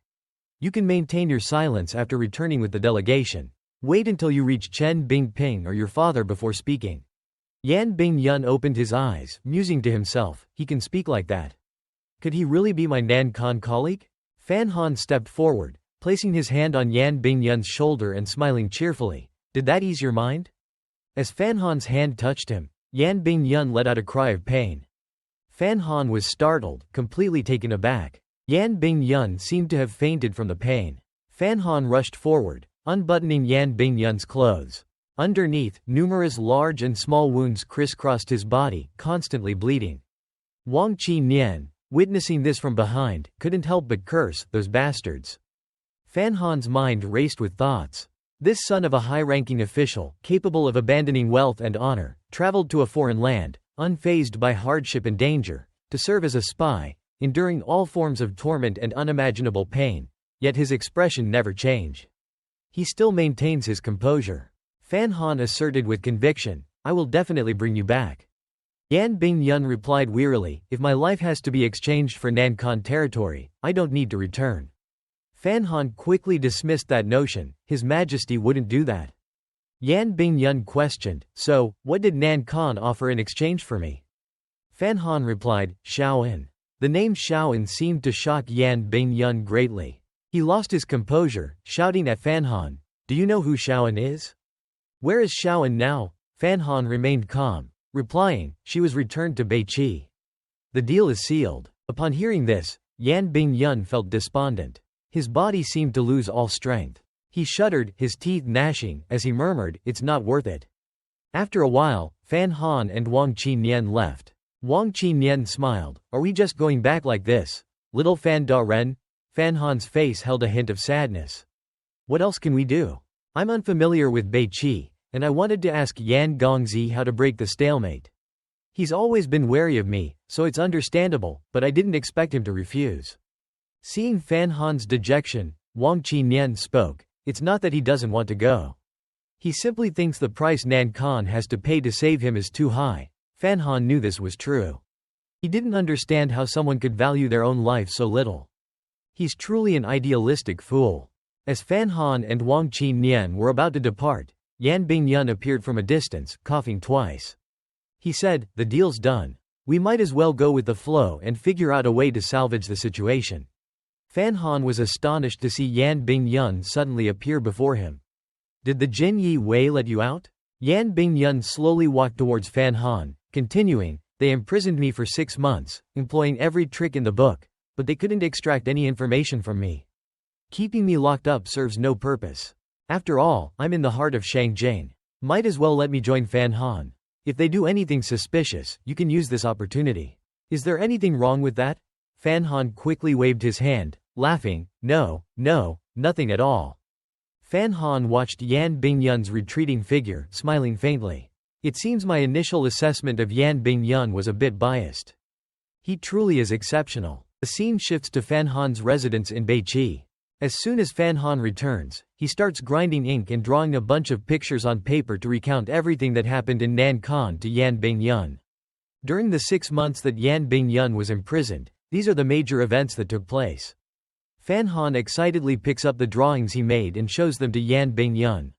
Yan Bingyun waves his hand, dismissing the drawings. He says casually, "Indeed, many things have happened, but these two are insignificant." Seeing Yan Bingyun's nonchalant attitude, Fan Han complains pettily, "You're truly a block of ice." Yan Bingyun replies, "This is called professionalism." Fan Han sits down dejectedly. "In short, the Bei Qi Empress Dowager won't easily let us slip away. Because Yan Bingyun was captured, the spies in Bei Qi are in disarray. They want to rebuild their network here, and it'll take some effort for us to leave peacefully." Yan Bingyun suggests, "In Shangjiang, the emperor and empress are at odds. Fan Han can talk to the Bei Qi king. We have room for cooperation." Fan Han recalls the subtle words of the young sage, who said to him, "Actually, we have common interests in many ways." Fan Han tells Yan Bingyun that young king is not simple. It seems he planned this step ahead of time. He didn't explicitly say it, but it's exactly as you said, Yan Bingyun. That young king has extended an olive branch to me. But Fan Han doesn't feel comfortable. He places his hand on his forehead in dejection. Yan Bingyun looks at him, asking, "Why?" Fan Han just feels that the young king's gaze is strange when looking at him. But as far as Yan Bingyun knows, the young king is a very pure person. Fan Han turns to him. "Is this the conclusion you've reached after years of undercover work in Bei Qi?" Yan Bingyun replies, "My judgment is that there is room for cooperation, but Fan Han might have his own judgment." Fan Han, after taking a sip of tea, says, "All right, I'll trust you, Yan Bingyun. Then let's prepare ourselves to respond to the young king's invitation." After Yan Bingyun's return, he would discuss matters privately with Fan Da Ren in his room every day, strategizing for important affairs, barring anyone from entering. For 3 days straight, Fan Da Ren hadn't discussed anything with Wang Qinyan. Wang Qinyan complained to Gao Da about it. Gao Da, hearing this, asked with a darkened expression, "Could it be that Wang Da Ren is jealous?" Wang Qinyan froze, his jaw dropping at Gao Da's question. A second later, he yelled at Gao Da, "Jealous? How could I be?" Quote. He turned and walked away, mumbling to himself, "I'm not jealous." Meanwhile, a subordinate reported to Shen Chong, "Just as you predicted, the Nan Khan delegation has chosen to act." Shen Chong's close confidant, standing beside him, replied, "For half a year, Yan Bingyun was in our hands, but he didn't reveal a single word. Now, he's reuniting with the Nan Khan people. They definitely won't be able to hold back and will want to revive their spy network." The subordinate continued, "As long as Fan Han and his people act, they will leave traces behind." Shen Chong ordered, "Send people to follow them." He chuckled disdainfully. Fan Han looks young and inexperienced, he's just a pampered civil official. He won't escape our grasp. Fan Han, disguised, was walking through the streets when he noticed someone following him. He abruptly changed direction, surprising the pursuer. The man hurried after him. But when he reached the alleyway, the man was gone. He was stunned when Fan Han suddenly emerged from behind, striking the pursuer with a blow to the back of the neck. The man fell to the ground, foaming at the mouth and fainting. As the pursuer's vision blurred, he watched Fan Han leave, thinking to himself, they said Fan Han was a pampered civil official. Why, then, he fainted. Fan Han walked towards a shop, pushed open the door, and entered. Shopkeeper. He came to buy oil. The shopkeeper, reclining lazily on a chair, called out, Xiao Lu. A shop assistant came running out, shouting, I'm here. He smiled and asked, what kind of oil would you like? Other than palm oil, we just got a shipment of Beidong rapeseed oil. Fan Han inquired, do you have sesame oil? The shopkeeper, still lounging on his chair, replied, sesame oil is expensive. Nobody buys it except during the new year. So, we haven't stocked up yet. Fan Han said, in that case, I'll take 7 caddies, 3 liang, 9 qian, 4 hao of palm oil. The shopkeeper replied with a displeased tone, we don't have palm oil, if you want to place an order, it'll be at a different price. Fan Han promptly pulled out a large pouch of money and said to the shopkeeper. Seeing the money, the shopkeeper immediately stood up and invited Fan Han, in that case, let's go inside and discuss the details. The shop assistant watched them enter the room, thinking to himself, what a strange customer. He buys whatever he lacks. The scene shifts to the room. The oil shop owner knelt down, overjoyed. Finally, after half a year, the news has arrived. Fan Han said, there are 3 things, some urgent, some not. The oil shop owner bowed respectfully, please, Da Ren, give your orders. Fan Nian said with a serious expression, the most important thing is to immediately investigate where Shaoan was imprisoned after he was stripped of his imperial guard and taken away. How many guards are there? The second thing is to investigate the real reason why the Empress Dowager of Beiqi has a grudge against the emperor. Third, Fan Nian asked him if he knew about the secret dealings between the imperial treasury and Beiqi over the years. The oil shop owner's face turned pale and he stammered, this is related to the person in Xinyang. Hearing this, Fan Nian's face looked 8 parts terrifying. He ordered him to investigate thoroughly, find out the truth. The scene shifts to Fan Nian's residence in Beiqi. Yan Bingyun turned to Fan Nian and asked, what are you planning to do? Fan Nian calmly asked back, why? He sensed that Yan Bingyun was still on guard against him, unwilling to reveal the important secret he knew, but he was asking what he wanted to do. Hearing this, Yan Bingyun said angrily, if you don't want to say it, then don't. Fan Nian set down the medicine bottle in his hand and calmly explained his plan. I want to persuade Shang Shanhu to rescue Shaoan.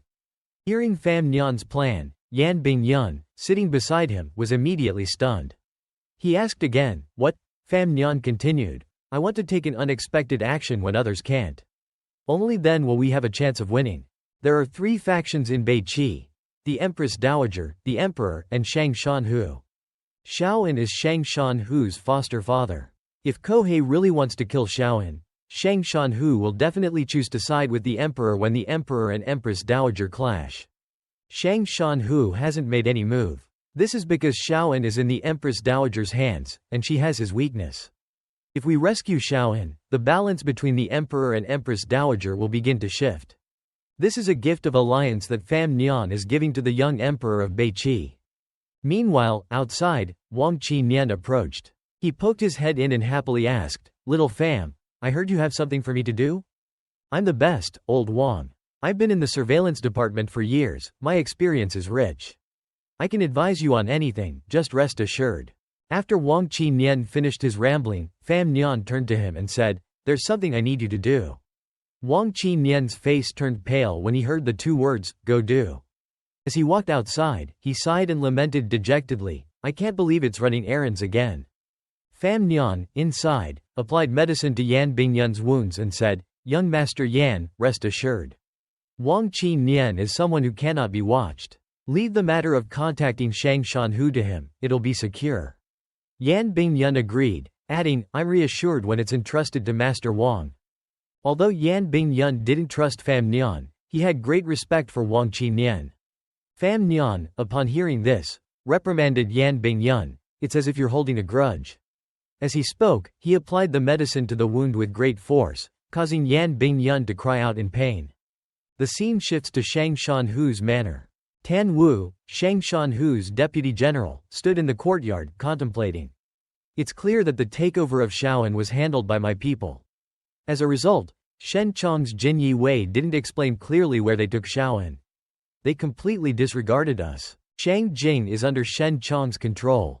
Our general is being held here like a caged beast, but I can't do anything. The more I think about it, the angrier I get. His hand tightened around his saber. Thankfully, we still have this courtyard. I must do everything I can to protect the general's safety and prevent Shen Chong's eyes and ears from getting in. Before Tan Wu could finish his thought, Wang Qinyan sauntered in. This startled Tan Wu, who yelled, "Who are you?"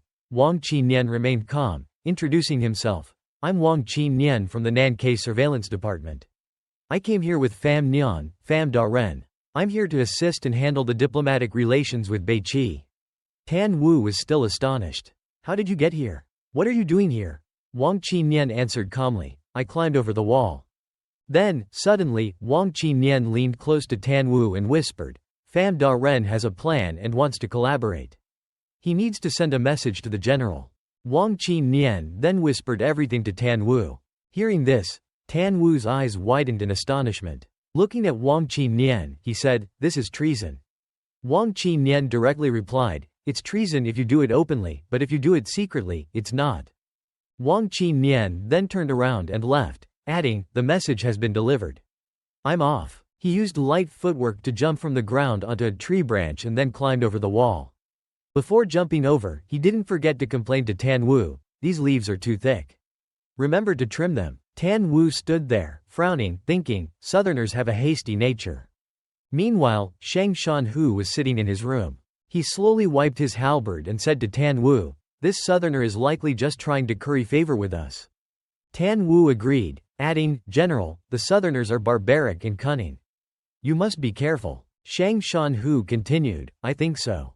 Although the young king is weak, he still has more spirit than the Empress Dowager. He won't give up on unifying the South and the North. For him, this is an opportunity. This time, it's not like the reckless killing on the battlefield. It's more dangerous. Then he asked, what's your opinion, Tan Wu? Tan Wu, hearing this, knelt down and said, Xiao Da Ren founded our brotherhood.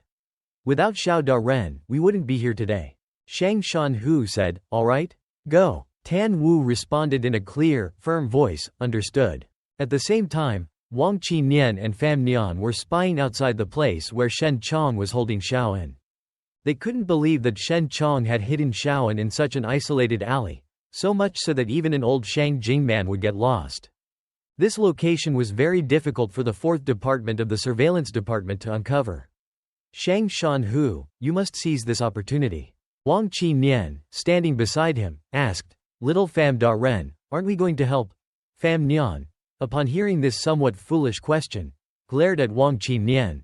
The Nankai delegation's involvement will surely be discovered.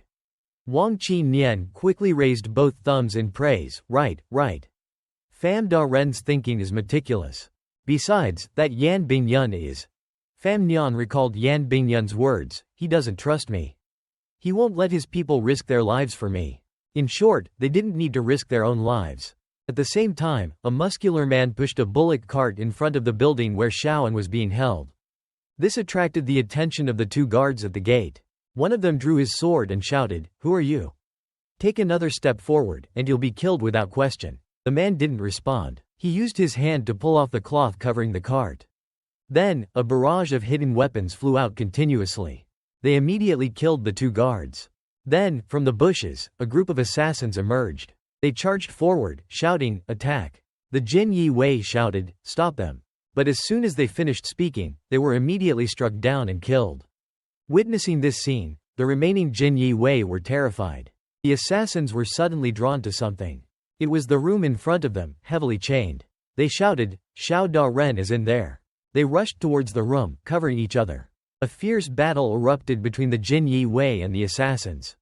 The man with the mace charged forward, heading straight for the door. He swung his arm, intending to break the lock. He roared, break it. "Get out of the way," he shouted, and a second later, the door was shattered. The man behind him looked inside and choked, "Xiao Da-ren." Xiao An was sitting inside, leaning against a pillar. The leader of the assassins yelled, "Get Xiao Da-ren out of here quickly."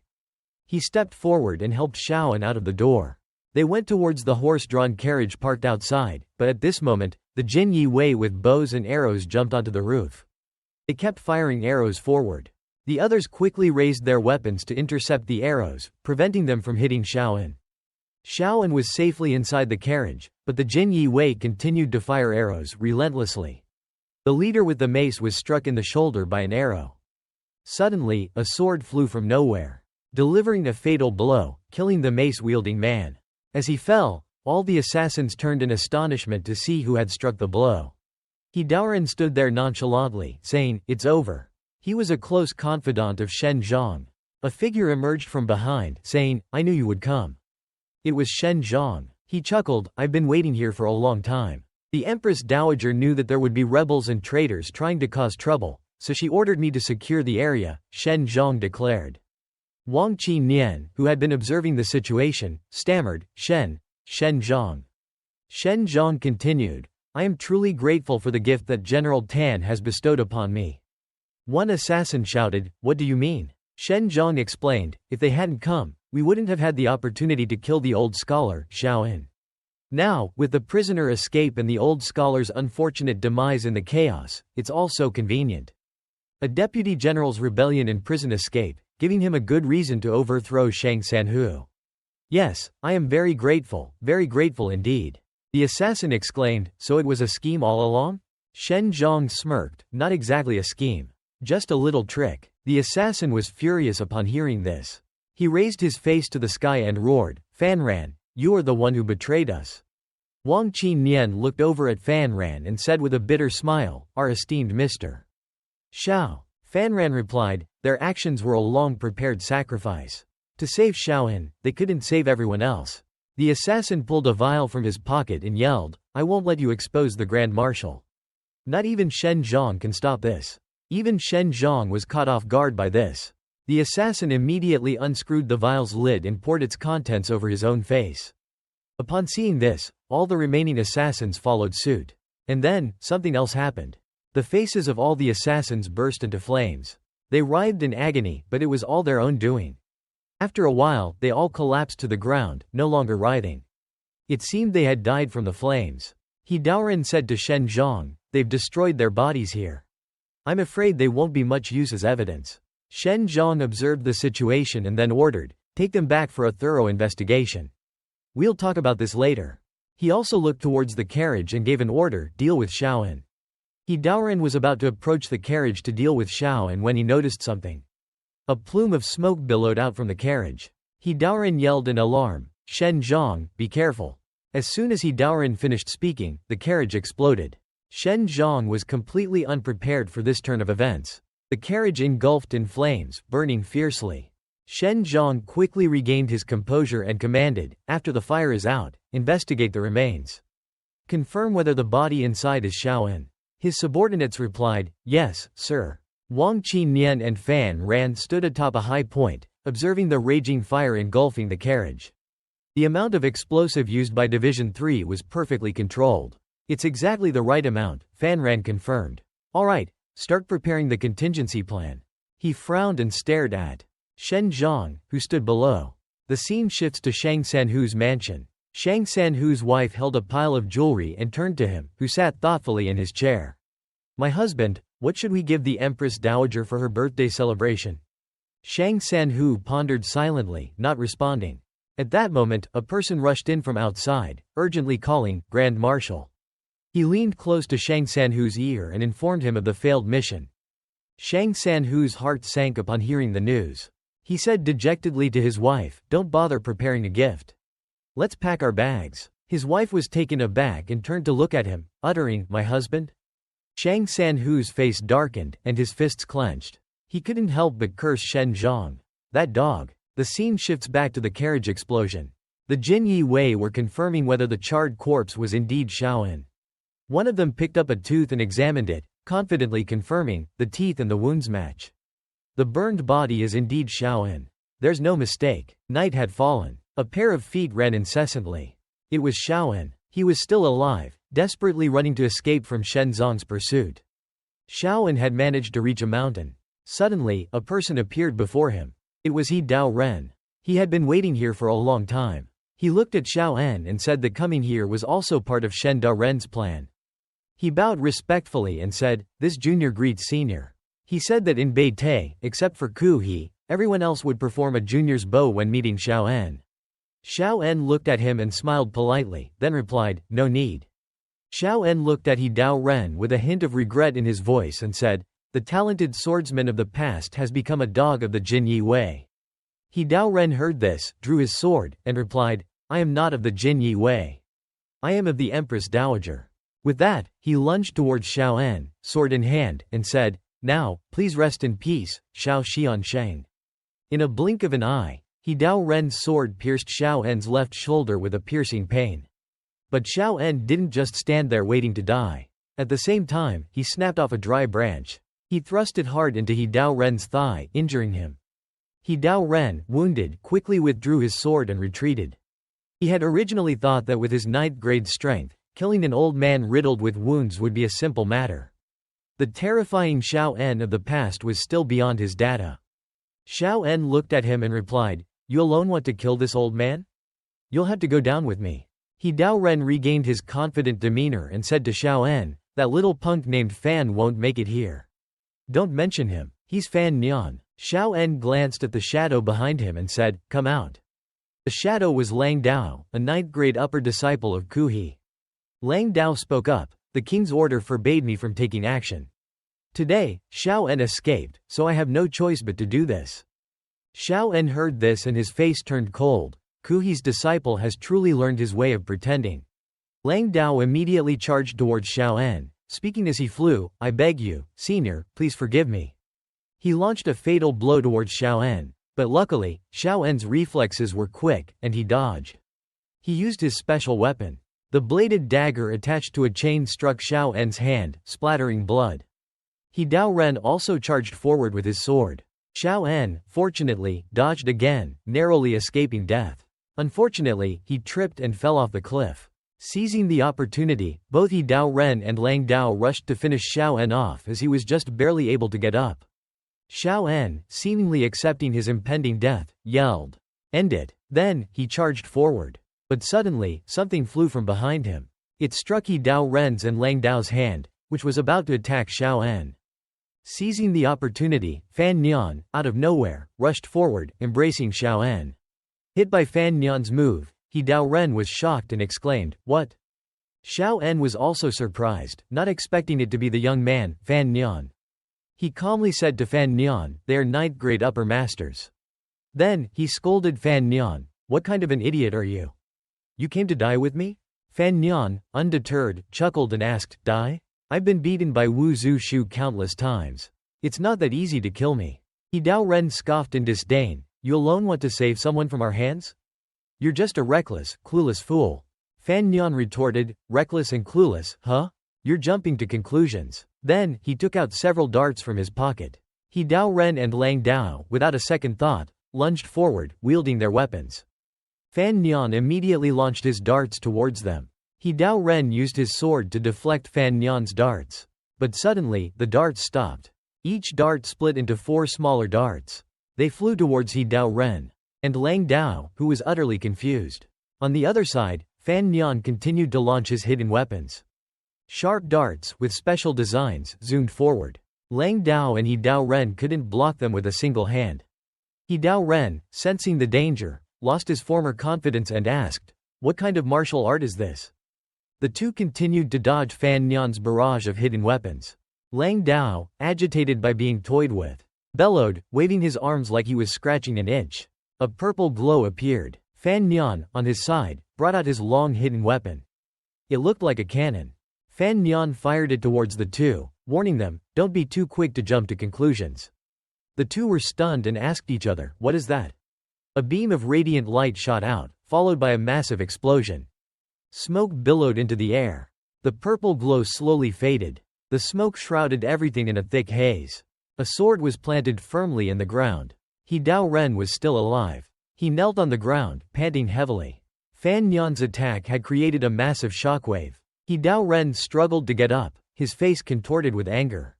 He had fallen for Fan Nian's trick. He had to chase after Xiao En and at least kill him. He muttered to himself, the secret cannot be revealed. Fan Nian, carrying Xiao En, cursed under his breath, I didn't expect him to dodge. I underestimated 9th grade upper masters. Lang Dao quickly caught up to Fan Nian and Xiao En. He swung his dagger again, attacking Fan Nian, who was running below. Fan Nian spotted it, and nimbly dodged, leaning to the side. But unexpectedly, the dagger swung back, piercing Fan Nian and Xiao En, one dagger each. Both of them tumbled and rolled several times, and plunged off the cliff. Fan Nian screamed, "Ah!" He Dao Ren and Lang Dao looked down from the cliff. Lang Dao said, "My dagger is coated with a potent poison. They won't survive." He turned to He Dao Ren and said, "We had to see them dead. Inform Shen Zhong to search the mountain for their bodies." Fortunately, below the cliff, Fan Nian had managed to grab onto a rock. He was holding Xiao En, who was dangling precariously. Xiao En spoke, "If it were 20 years ago, those little brats wouldn't stand a chance against me." Fan Nian was in a panic, and Xiao En was still talking like this. He shouted, "Yes, yes, yes. You are the most powerful. Now, think of a way out of this." A moment later, light emanated from a cave on the cliff. Fan Nian had started a fire. He let out a sigh of relief, thinking, we're going to survive. Xiao En sat beside him, replying, "For now, anyway." Fan Nian, hearing this, dejectedly said, "Could you say something a bit more encouraging?" Xiao En turned to him and asked, "Encouraging? You're not about to die like me. What's there to be encouraging about?" Fan Nian looked at the 3 needles lodged in Xiao En's neck and said, "These needles can use poison to counteract the poison, keeping you alive for a few hours. But you're basically dead already. With hundreds of poisons in your body, this needle is nothing." Xiao En looked up and asked, "You must be badly injured from the dagger too. You are the deity of the Jian Cha Yuan of the Khan nation, the successor of Chen Pingping. Are you not afraid of a mission without a return?" Fan Nian, upon being asked, touched his chest. "Oh, you mean this?" He pulled out a thick piece of iron and laughed contentedly, "I came prepared." "This clunky thing was suffocating me," Fan Nian said, throwing it aside. Xiao En smiled, "Indeed, you are the son of a goddess. Such a shame. A clever child like you is trapped in the mountain cave. You're better off dying than being badly injured. Just get it over with." Fan Nian, hearing this, said angrily, "If you have something to say, say it. Otherwise, don't say anything." Xiao En continued, "Actually, the secret I mentioned to you before is related to the existence of the Shen Temple." Fan Nian paused for 3 seconds, then turned around and asked urgently, "You've been to the Shen Temple?" Xiao En, seeing this, said, "Hold on, don't get excited. Even if you're the son of a goddess, I won't tell you where it is. Because once people know, it will lead to bloodshed and chaos. Countless people will die because of it." Fan Nian stood up, frustrated, "But we're both about to die here. Can't I die peacefully?" Xiao En continued, "It's true. What does bloodshed and chaos matter? What does the death of living beings matter? You must keep this secret from the world. This is my promise to your mother." Under the flickering flames, Fan Nian looked at Xiao En and asked, "You promised my mother?" Xiao En replied, "Ku He and I promised her. Ku He was afraid that you wouldn't be able to withstand torture and would reveal the secret, so he wanted to kill you." Fan Nian thought, "So, you and Ku He are also loyal to death, sworn to your mother." Xiao En closed his eyes. "If you are truly the son of a goddess, then the Shen Temple is your homeland. But I can't tell you where your homeland is. I can only tell you that it is a world covered in snow and ice. There is no day, only endless night. But when Ku He and I were utterly hopeless, we saw the light of the divine realm from within the darkness. It is a place very close to the divine realm. Your mother came from a place like that." He turned to Fan Nian and asked, "Do you believe me? You don't believe me, do you? Even if I say this, you won't know where it is. You're probably thinking, how can there be a place like that in the world?"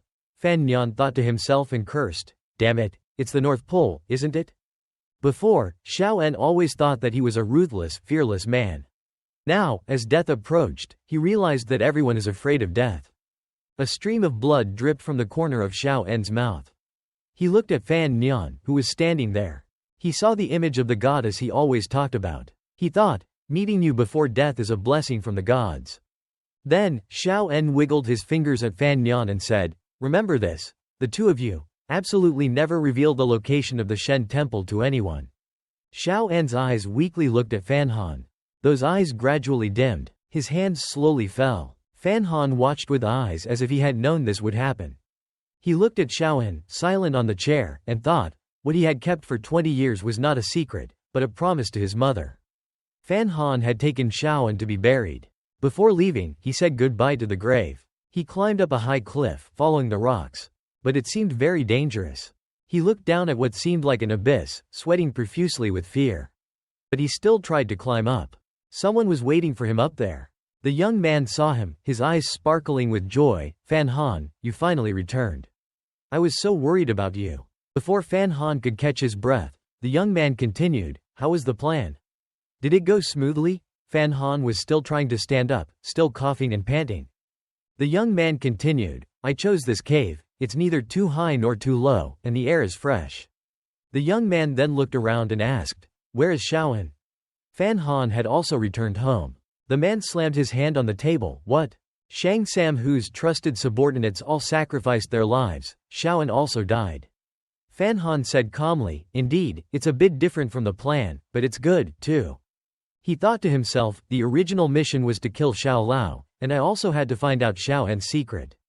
This time, I'm not careful. I can get 100 points, and I can also answer the bonus question. He slowly sat down and said, "We just need to leave Shangjing, small things don't matter." He continued, "Now, Shang Sam Hu won't let you leave Shangjing alive. The Empress knows we used tiger hunters to break out of prison and will never let us go." Fan Han replied, "There will be a way." He looked at him without saying anything more. At the Grand Marshal's mansion, Shang Sam Hu asked his wife, "Where did they go?" Someone replied, "They have already left the city by now." He held the stick tightly. At that moment, someone rushed in from outside the door and reported, "Grand Marshal." A man brought many coffins to the door and said they were a gift. He asked again, "Did he say his name?" The soldier replied, "He said his name was Fan Han." Shang Sam Hu asked angrily, "What?" He stood up immediately. He walked outside, pointed his spear at Fan Han, and said, "We don't need coffins, use heads and tails to send off the Tan Wu." Fan Han looked scared and said, "Grand Marshal, we followed the plan to the small courtyard, but unexpectedly Shen Chong had already set up an ambush." He didn't wait for Fan Han to say more and rushed forward. "Tell me what happened in your dream." He stabbed his spear towards Fan Han. "I'll kill you first and then Shen Chong later. If this is the Empress's plan, then I will charge into the Imperial Palace." But Fan Han was very skillful and dodged his spear. As he dodged, Fan Han explained, Grand Marshal, calm down." Fan Han had to dodge another stab. "Grand Marshal, I had already prepared a substitute and clothes for Xiao En. I hid him with the dead." At this moment, the spear was pointed directly at Fan Han's face. Fan Han said, "Xiao Lao did not disappoint, he did indeed escape." He still didn't believe it and said, "Where is my foster father now?" Fan Han raised his hands in surrender. Unexpectedly, Shen Chong had already set up an ambush, dispatching Ha Dao Ren and Lang Dao to intercept and kill him. He continued, "I fought with my life, but I was no match for them." He looked at him with suspicion and said, "How can I believe you?" He recounted his conversation with Xiao En. "Xiao Lao asked me to tell the Grand Marshal. I always thought I was ruthless and fearless of death. Now, with death looming, I finally realized that everyone is afraid of death. Tell Hor not to seek revenge, don't touch Shen Chong, live a good life." He heard this and slumped to the ground. "Foster father." He continued, "The hatred for killing my father is unbearable. How can I not seek revenge?" Fan Han saw this and said, "But Grand Marshal, what can you revenge with?" He continued, "Grand Marshal is imprisoned in Shangjing, his close ones are all dead. How can he fight Shen Chong who has high authority and great power? Moreover, he also has the Jinyue and the Tongay Association." He continued, "It is not scary for one to die, but Xiao Lao asked the Grand Marshal to live a good life. Even if the Grand Marshal doesn't care about himself, he should think about his wife and children." He slumped to the ground and said, "But..." Fan Han stepped closer and placed his hand on his shoulder. "If the Grand Marshal has a heart for revenge, the only way is to endure." He gripped the spear tightly in both hands. Fan Han told him, "Abandon your dignity and rely on the Empress who now holds the power in her hands." At the Empress's palace, Both Fan Han and Shang Samhu came to pay their respects. The empress said, "One is a heavy minister who favors me, the other is an envoy from outside. This combination of yours is quite novel." The empress continued, "Both of you came here with such vigor. What is your intention?" The empress looked at Fan Han and said, "I heard that Fan Han is eager to return to Nanjing. Is it because I invited you to stay for my birthday banquet that you are not happy?" The empress turned to Shang Samhu and said, "Shang Sam, the same goes for you. Shaoan has returned. I won't let you meet each other. Instead, I will arrange for him to be placed in a quiet place for his recovery." The empress looked at both of them and continued, "You two seem quite unhappy. You came here today to accuse me?" Fan Han clasped his hands in front of his chest and said, "Your servant dares not." Fan Han continued, "Your servant, having found a gift for the empress's birthday, is so happy that he can't wait to offer it to the empress." Fan Han turned to Shang Samhu and said, "Your Highness, what are you still standing there for?" Shang Samhu was still puzzled. He knelt down immediately. He put his hands together and said, "Your servant Shang Samhu pays his respects to the empress." The empress raised her hand and said, "The gift you speak of is?" Fan Han replied, "Your servant has spent time talking and persuaded Shang Sam, the Grand Marshal, to become your servant." The empress was surprised and asked, "What?" Shang Samhu continued, "Your servant came here today wanting to kneel before the empress. From now on, I will only follow the empress." Fan Han also bowed and said, "Empress." He continued, "Your servant is no longer hiding anything." He said calmly, "Shang Samhu, the Grand Marshal, was framed by Shen Chong, the esteemed official. His close guards were killed and he was isolated in Shangjang. If he couldn't find a place to rely on, would he really just sit and wait for death?" The empress listened silently. She thought, Shen Chong always obeys orders, but he framed the Grand Marshal.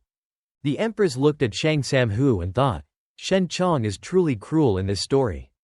Could it be that Lao Hu has been truly defeated this time? How can you deceive me with just a few words? It's ridiculous. At this point, the empress finally spoke. A person with a troubled mind is hard to convince. Shang Samhu took out a piece of paper and said, "This is the list of my close friends in the army." He continued, "These are all the generals, officials, and guards who are loyal to me. I can command the entire army." The empress heard this and asked, "What?" The empress continued, "The foundation of your army is given out like this? How can this be?" Shang Samhu continued, "If not, how can I be called a leader?" Fan Han added, "Then, Empress, you are still hesitant. Observe the general's performance later. With this list in hand, the Grand Marshal and the army outside the border are not all in your hands?" At this time, the empress ordered someone from the palace to take the paper. The empress said, "You are truly bold to speak the truth. Your sincerity is clear to me." She continued, "Consider the past gone. In the future, rest assured. As for anyone who acts wrongly, naturally, their lives will not be spared." The paper was delivered to the empress. Both Shang Samhu and Fan Han bowed and said, "Your servant obeys." "Congratulations to the empress, congratulations to the empress." The empress continued, "You are an envoy from Nanjing. You really know how to think for me." Fan Han replied, "Empress, you are wise. Your servant does have something to ask. Does the empress know about the inner treasury?" The empress laughed and said, "The inner treasury has been transported to Nanjing. How can anyone not know about the inner treasury?" Fan Han bowed and said, "When your servant returns to Nanjing, he will be fully in charge, and the inner treasury will be in my hands." The empress said, "I know this. You are a capable person, but what about it?" Fan Han replied, "Your servant investigated and found out that the princess, who is the head of the inner treasury, has been profiting from smuggling with the Dachi dynasty. If one day, the inner treasury falls into your servant's hands, I hope the agreement can continue." The empress was surprised and said, "What? Profits from smuggling?" Fan Han seemed to realize that he had said something wrong. "What, does the empress not know?" He continued, "According to what your servant has learned, the inner treasury and the Ministry of Commerce are collaborating with Shen Chong, the esteemed official, to profit. The amount of money acquired is not small. Could it be that Shen Chong has never reported to the empress?" The empress was speechless. The empress immediately summoned Zan Shen Chong.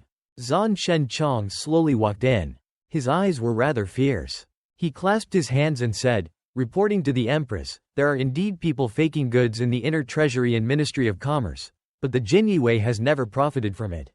Empress, you can check the books and you will understand." He continued, this smuggling matter is related to high-ranking officials in Nanjing.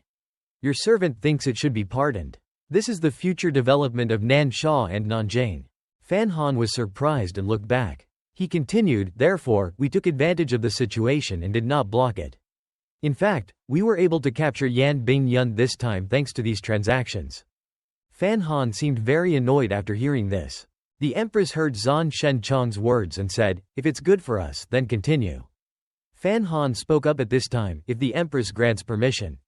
Fan Han bowed and said, after taking over the management, your servant will offer 3 parts of the profit to the royal family of Dachi. It's just that your servant still needs to personally return to Nanjing to make arrangements. The Empress calmly replied, you bring so much good fortune for me. I really hope that you return to Nanjing soon. Fan Han bowed and said, your servant's wife and I are newly married and miss each other terribly. I hope the Empress will grant permission. The Empress happily replied, I can't force you to stay here forever. If that's the case, then wait until after my birthday banquet to return. Fan Han replied, thank you, Empress. The Empress pointed to Shang Sam who, you can stand up too. Shang Sam said, yes, Empress. Before leaving, Fan Han patted Zan Shenchong on the shoulder and said, congratulations, congratulations. You two will be colleagues in the future. He put his hand on their shoulders and laughed, please help each other. Zan Shenchong saw Fan Han's actions and looked back at him, this envoy from Nankan. He looked at Fan Han and still couldn't help but think. At this point, both Fan Han and Shang Sam Hu left. Only Zan Shenchong and the Empress remained. The Empress said, Shenchong. The Empress propped her chin with her hand and said, what do you think of today's events? Zan Shenchong replied, as your servant sees it, this Fan Han is cunning and scheming. He must not be underestimated. He continued, your servant planned an attack, shooting at Shaoan and eliminating Shang Sam Hu's trusted subordinates in the capital. This is a two-pronged attack. His eyes full of danger, he continued, this Fan Han killed Xiao Lao's foster father and dared to persuade him to rely on the Empress. He took advantage of the situation and did not hesitate, and yet he succeeded. Zan Shenchong continued to report, just now, with just a few short sentences, he aroused the Empress's trust in your servant. Moreover, he is famous in Nankan and is known as the immortal poet. One day, he may become a threat from outside against our Dachi. The Empress thought silently for a moment. Then she said, what do you think is the best course of action? Zan Shenchong replied, wait for a suitable opportunity to kill him. Outside Fan Han's room in Beiqi, a girl insisted on entering, despite everyone's attempts to stop her. Hai Duang, please wait a moment. They were still trying to stop Hai Duang. Fan Han, he drank too much yesterday. It's not convenient to bother him. Hai Duang walked on and said, drank too much? I think he's afraid to see me, that's all. She rushed straight into Fan Han's room and yelled, Fan Han. Fan Han was still in bed and was startled. Hai Duang came over and pulled off Fan Han's blanket. He was startled and said to her, Wang Qi Nian is so high-achieving, where are they? It turned out that those outside had been beaten by Hai Duang and were unable to stand. Fan Han still asked from inside, didn't I tell you to stop her? Hai Duang came closer to Fan Han and said, Shang Sam Hu surrendered to the Empress. He said it was because you persuaded him. Look at the good things you've done. Fan Han held the blanket tightly and said, it is indeed because of me. But Hai Duang was very resolute, putting her hand on him.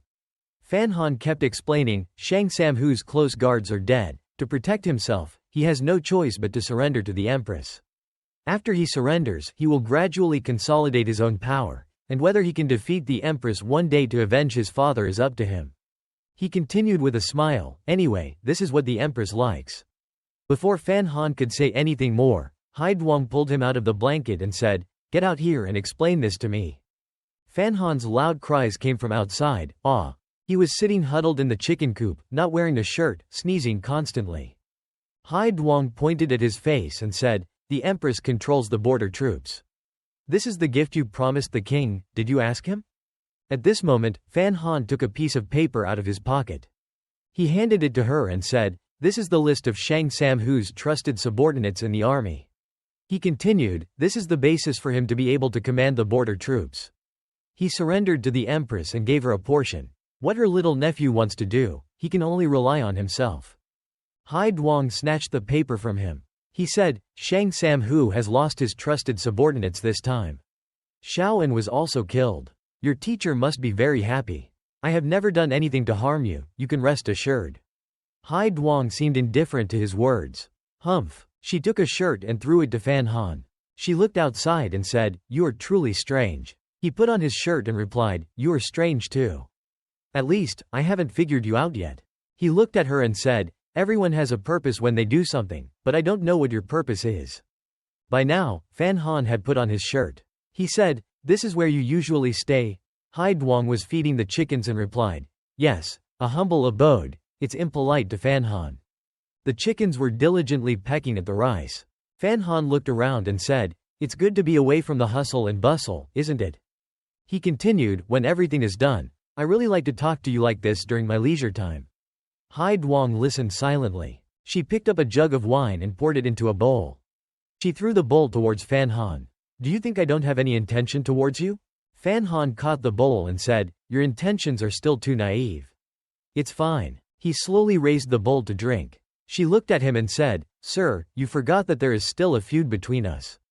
As he drank, he said, "That's fine too." By now, Fan Han seemed to be getting drunk. He lay down and said, "I'm hungry."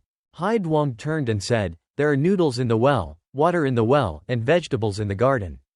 Go make it yourself." Fan Han's cheeks were flushed red. He said, "If I had to do it myself." "Never mind." The sky gradually turned dark. At this point, Fan Han returned to his room. He felt his body getting hotter. It was getting hotter and hotter. He said, "It's so hot."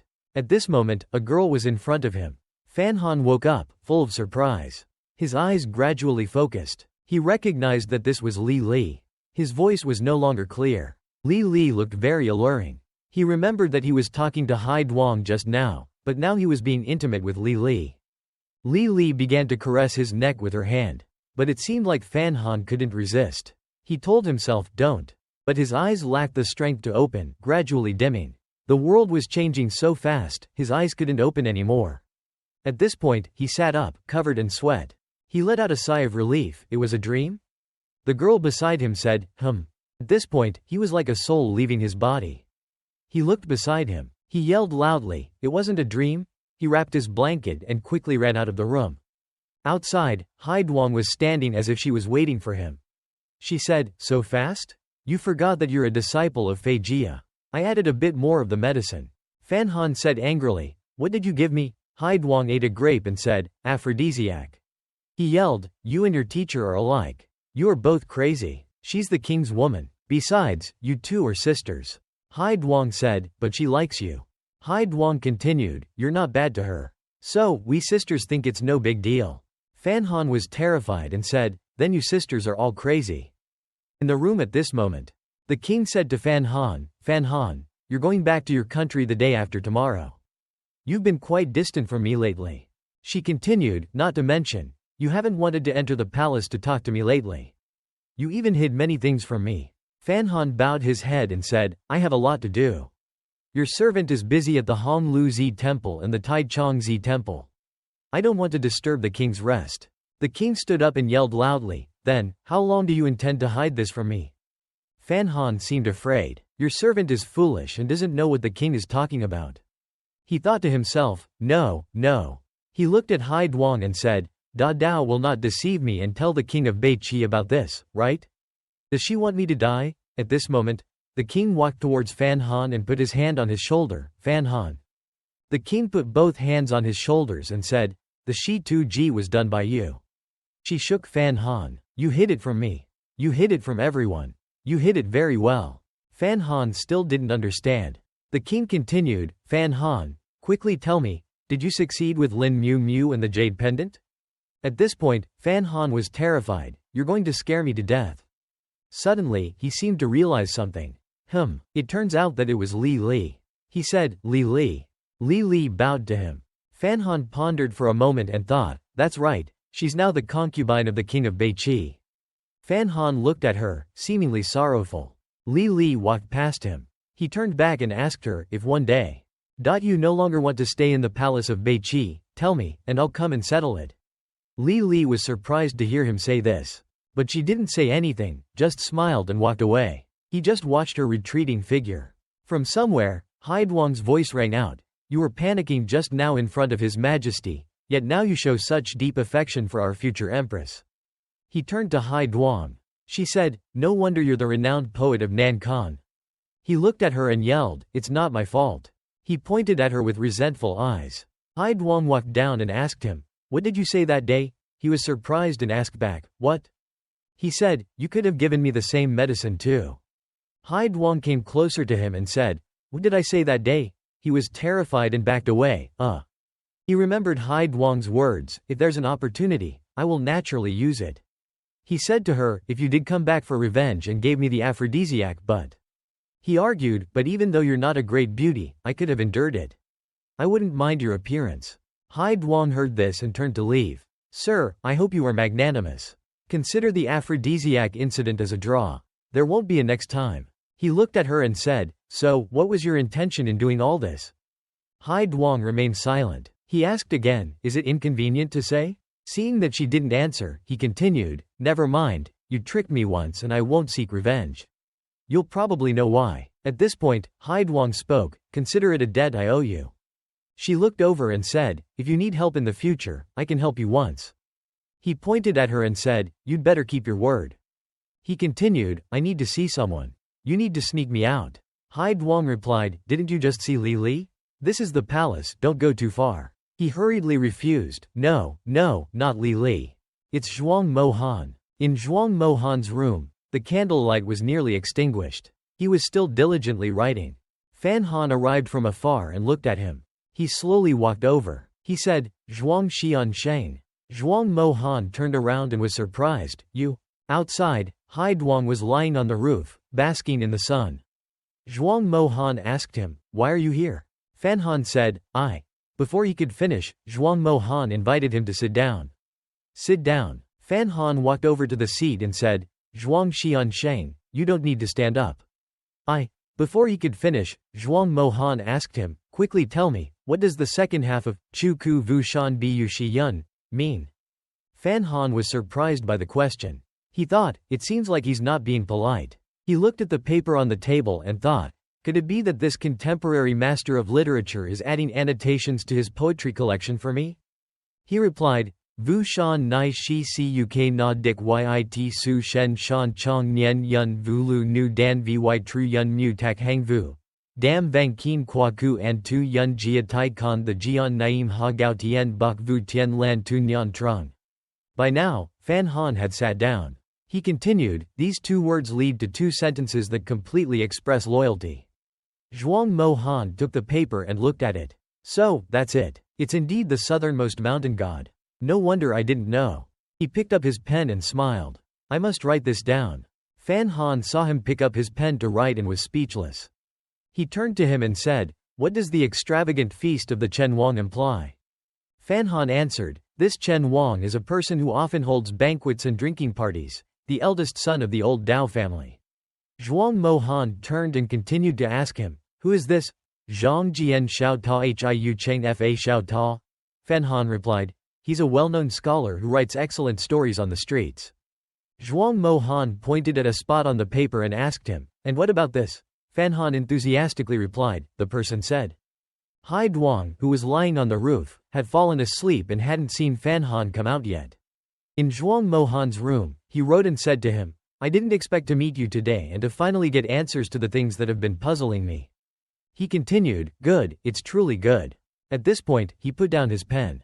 He continued, there is one more thing. Zhuang Mohan stood up. He walked towards Fan Han, making him quite surprised. He also stood up and wanted to help him. He said, Zhuang Xian Sheng, this is. Zhuang Mohan slowly said, last year, I framed Fan Han in Nankan and have been uneasy about it. Meeting you today, I can finally apologize in person. Zhuang Mohan bowed to him and said, I hope you are magnanimous and forgive me. Pham Nhan saw this and reached out to support Trang Mak Han. But he still bowed his head to apologize. Pham Nhan seemed very embarrassed.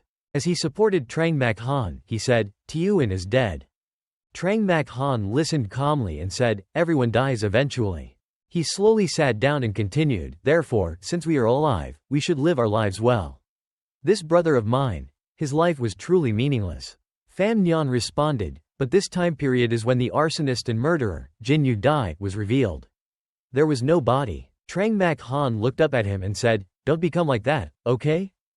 Pham Nhan remained silent. Trang Mak Han continued, opening a new sheet of paper. "I can write poetry like this, it shouldn't be a speck of dust in the mortal world." Pham Nhan still remained silent. He continued, "Why would you be so cruel and let this collection of poems gather dust?"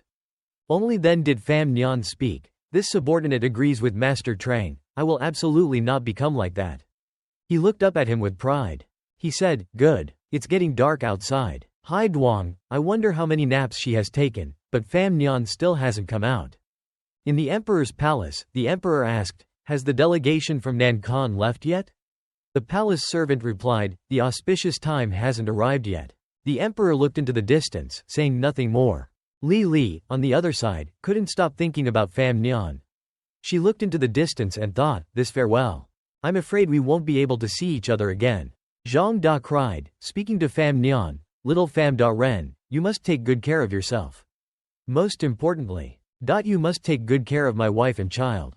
As he spoke, he embraced Pham Nhan and sobbed. Pham Nhan tried to push him away. I agree. Get up first." Pham Nhan placed his hands on Zhang Da's shoulders and said, "The BD spy network cannot exist without a leader. For the past 6 months, Yuan Li has been sending someone to take your place. You're to temporarily take over." Zhang Da, still in tears, replied, "Yes, sir." Pham Nhan looked out at the waiting carriage and patted Zhang Da's shoulder. "It's time." People outside the city saw this and one of them said, "Why let them go like that? They're getting away with too much." After traveling a short distance, Hai Duong was already seated in the carriage, waiting for Pham Nhan to arrive. She watched for a while, saying nothing. Pham Nhan saw her, but didn't understand why she was here. He lifted the carriage curtain and stepped out. His companion said to him, "Little Pham Da Ren, don't worry too much. I'll take care of the things behind you." After saying this, he ordered those behind him. "The BD Saintess came to see off little Pham Da Ren today. Absolutely do not let this information leak out, or let the Countess find out. I won't spare any of you." Everyone behind him answered in unison, "Understood." He turned to a sedan chair, "Little Men Gong Zi, about today's events." The person inside the sedan chair replied, "I will definitely report everything to Yuan Li." This person seemed to have become silent. Pham Nhan approached Hai Duong and said, "To express my thanks, I brought a carriage full of things." Hai Duong slowly lifted the carriage curtain. Pham Nhan approached and asked, "This is?" Hai Duong told him, "Master Trang is gone." Pham Nhan looked at the carriage full of books. She pointed to the pile of books and said, "I gave these to you." She picked up a book and handed it to him. "This is a list of the books, along with instructions on how to preserve them." Pham Nhan accepted it. She continued, "He spent his whole life collecting and storing these books. He entrusted them to you." Pham Nhan opened the book. Hai Duong crossed her arms and leaned against the carriage, asking, "Do you know what this represents?" She continued, "It means that he entrusted his literary legacy to you." Pham Nhan was delighted. Hai Duong seemed to have finished what she wanted to say. She sighed and said, "All right, I should be going." Pham Nhan said to her, "I'm grateful for your help over the past few days." She turned and said playfully, "It's nothing, Pham Da Ren. You're being too polite." As she said this, Pham Nhan stepped forward and embraced her, taking her by surprise. He said, "If we could truly become friends, that would be a good thing." Hai Duong placed her hand on his shoulder and said, "Same to you." The carriage began to roll. Pham Nhan held the reins and drove at a rapid pace. He looked up at the sky, lost in thought. But he gradually regained his cheer. As he drove, he sang, toss the handkerchief." His singing echoed along the road. Pham Nhan had returned to his manor. A cheerful voice came from inside the house, "The young master is back." Ruo, seeing him, was overjoyed and called, "Brother." The two girls rushed towards him, embracing him in joy. "You're back, brother." On the other side, Lin Da Bao looked on silently. He covered his mouth, unsure what to say. "That, brother." Pham Nhan looked over at Lin Da Bao and said, "Wait a moment, I'll tell you later. There are things I need to talk about. Don't be so distant after we've been apart for so long." Lin Da Bao feigned anger. "HMPH, your mood is good today. If you ignored me, I wouldn't have said those polite words to you." "All right." He looked back at him. "How do I put this?" We haven't seen each other in a long time, I should put on a calm face to make him happy. Pham Nhan looked around, realizing someone was missing. He was taken aback. Huh? He asked. Where is sister-in-law? Lu Zizi, standing nearby, replied, Sister-in-law went to bed early. He was surprised. Why would his wife go to sleep when her husband had returned from afar? Pham Nhan said, I traveled thousands of miles back here, and she doesn't want to see me? Lu Zizi replied, The lady isn't unwilling to see you, young master. He interrupted angrily, it's what? Lu Zizi whispered in his ear, it's the Lu Fei Hong incident. Pham Nhan didn't understand. He exclaimed angrily, My wife knows about this? Lu Zizi replied, It's more accurate to say that everyone in the capital knows. Pham Nhan felt helpless. Lu Zizi continued, Word on the street is that the poet, Pham Nhan, hasn't written poetry for a while. This time, he went to Beatty, but he wrote poems for a woman. Lu Zizi continued, People are saying that in Shangjingcheng, the capital of Beatty, you and the girl Haiduang went sightseeing together, drank wine, and talked happily. It's become a big gossip. Pham Nhan heard this and walked away. Stop talking, I need to go die. Pham Nhan stealthily walked into the room. Lady, are you asleep yet? Lin Yuan Ni sat in the room, visibly angry. She didn't turn to look at her husband, but said, I'm angry. Pham Nhan seemed to know he was in the wrong, and said, Among all the women in the world, no one is as noble in their jealousy as Yuan Ni. He approached and sat beside his wife, saying cautiously, I haven't dared to say anything yet. Only then did Lin Yuan Ni say, What kind of person is this Haiduang? Pham Nhan's heart sank. He thought, I can't praise Haiduang now, or it will just add fuel to the fire and make Yuan Ni even angrier. I can't lie to Yuan Ni about right and wrong, or it will expose myself. This is a deadly question. Pham Nhan finally answered, Haiduang is a close disciple of the Kuhi Guoshi national teacher. She holds a very high position in the palace. Lin Yuan Ni, hearing this, turned purple with anger. She was even more unhappy. Realizing this, Pham Nhan stood up. It was just a minor order. If you want to hear more, I can tell you slowly. The gambling and drinking stories are all rumors intentionally spread by the Beatty king. Lin Yuan Ni softly said, I just want to ask you one question. With the status of this Miss Haiduang, is it possible for her to become a concubine? This was a fatal question, which took Pham Nhan by surprise. He hurriedly replied, Do what? Concubine? What? Lin Yuan Ni remained calm. I don't want to monopolize you. Sooner or later, she will come in. You don't need to explain anything. Pham Nhan was moved by Lin Yuan Ni's words. He said, Yuan Ni.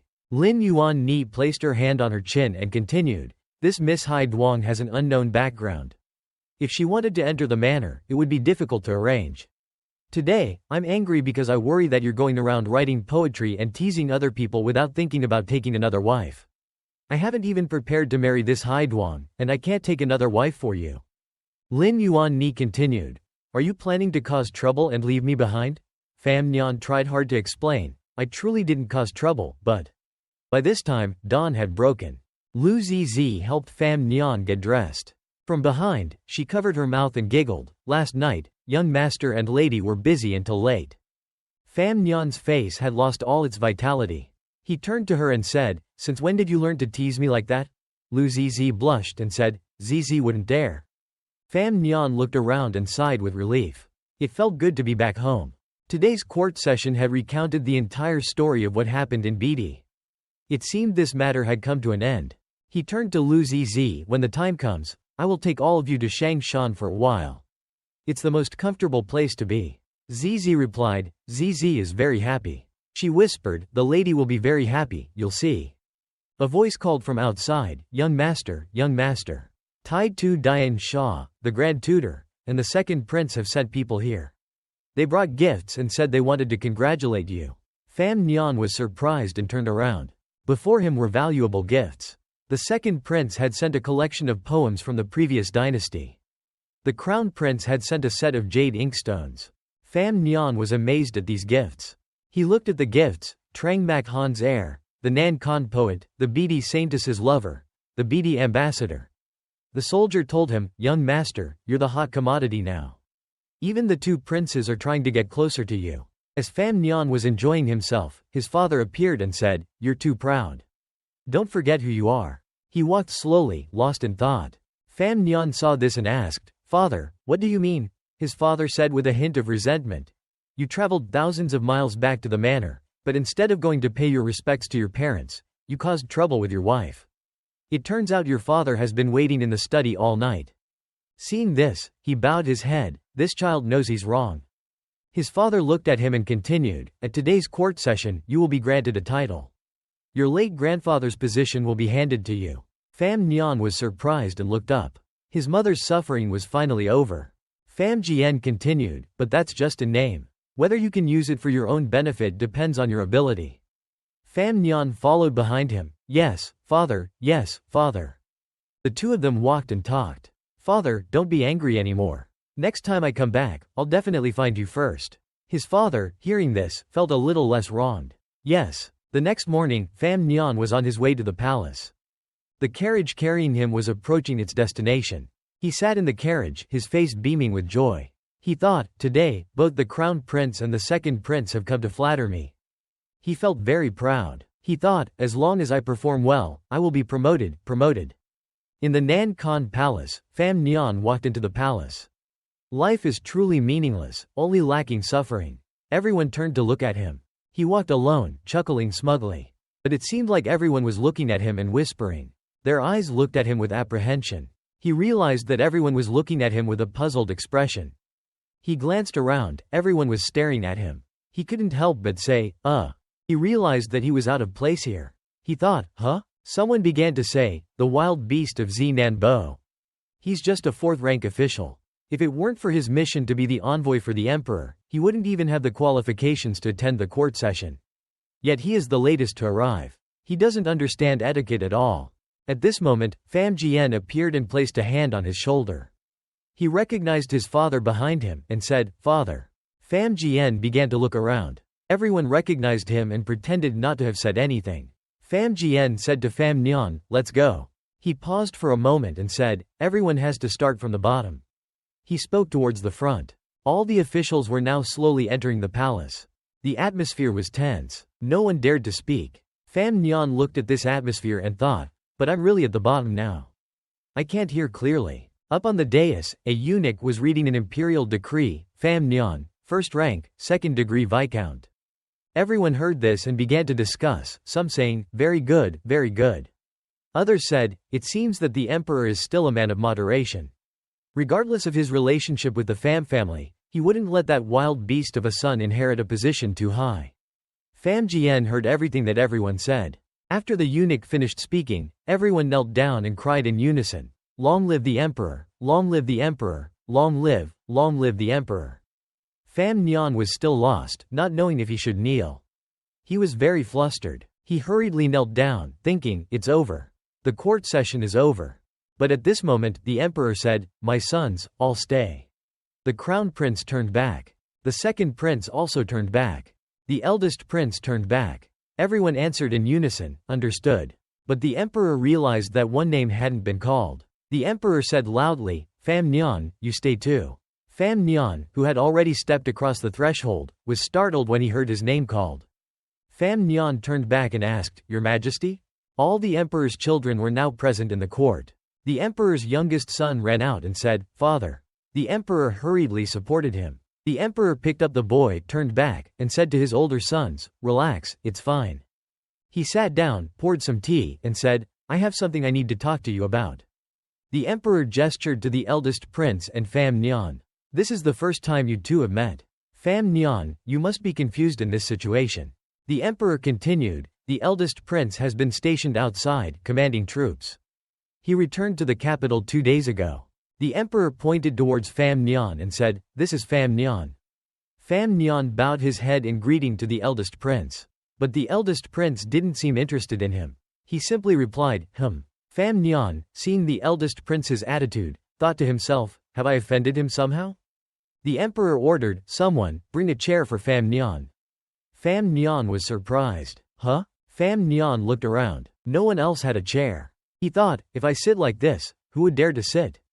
The crown prince turned to the emperor and said, "Father, Pham Nhan is still young. His bones are still strong. Look at his flustered appearance. He'd probably be more comfortable standing." Pham Nhan, hearing this, said, The crown prince is right, your majesty. The eldest prince also chimed in, that's true. If father were to invite his brothers to discuss matters and grant us a seat, it would have to be an elder or someone of high status.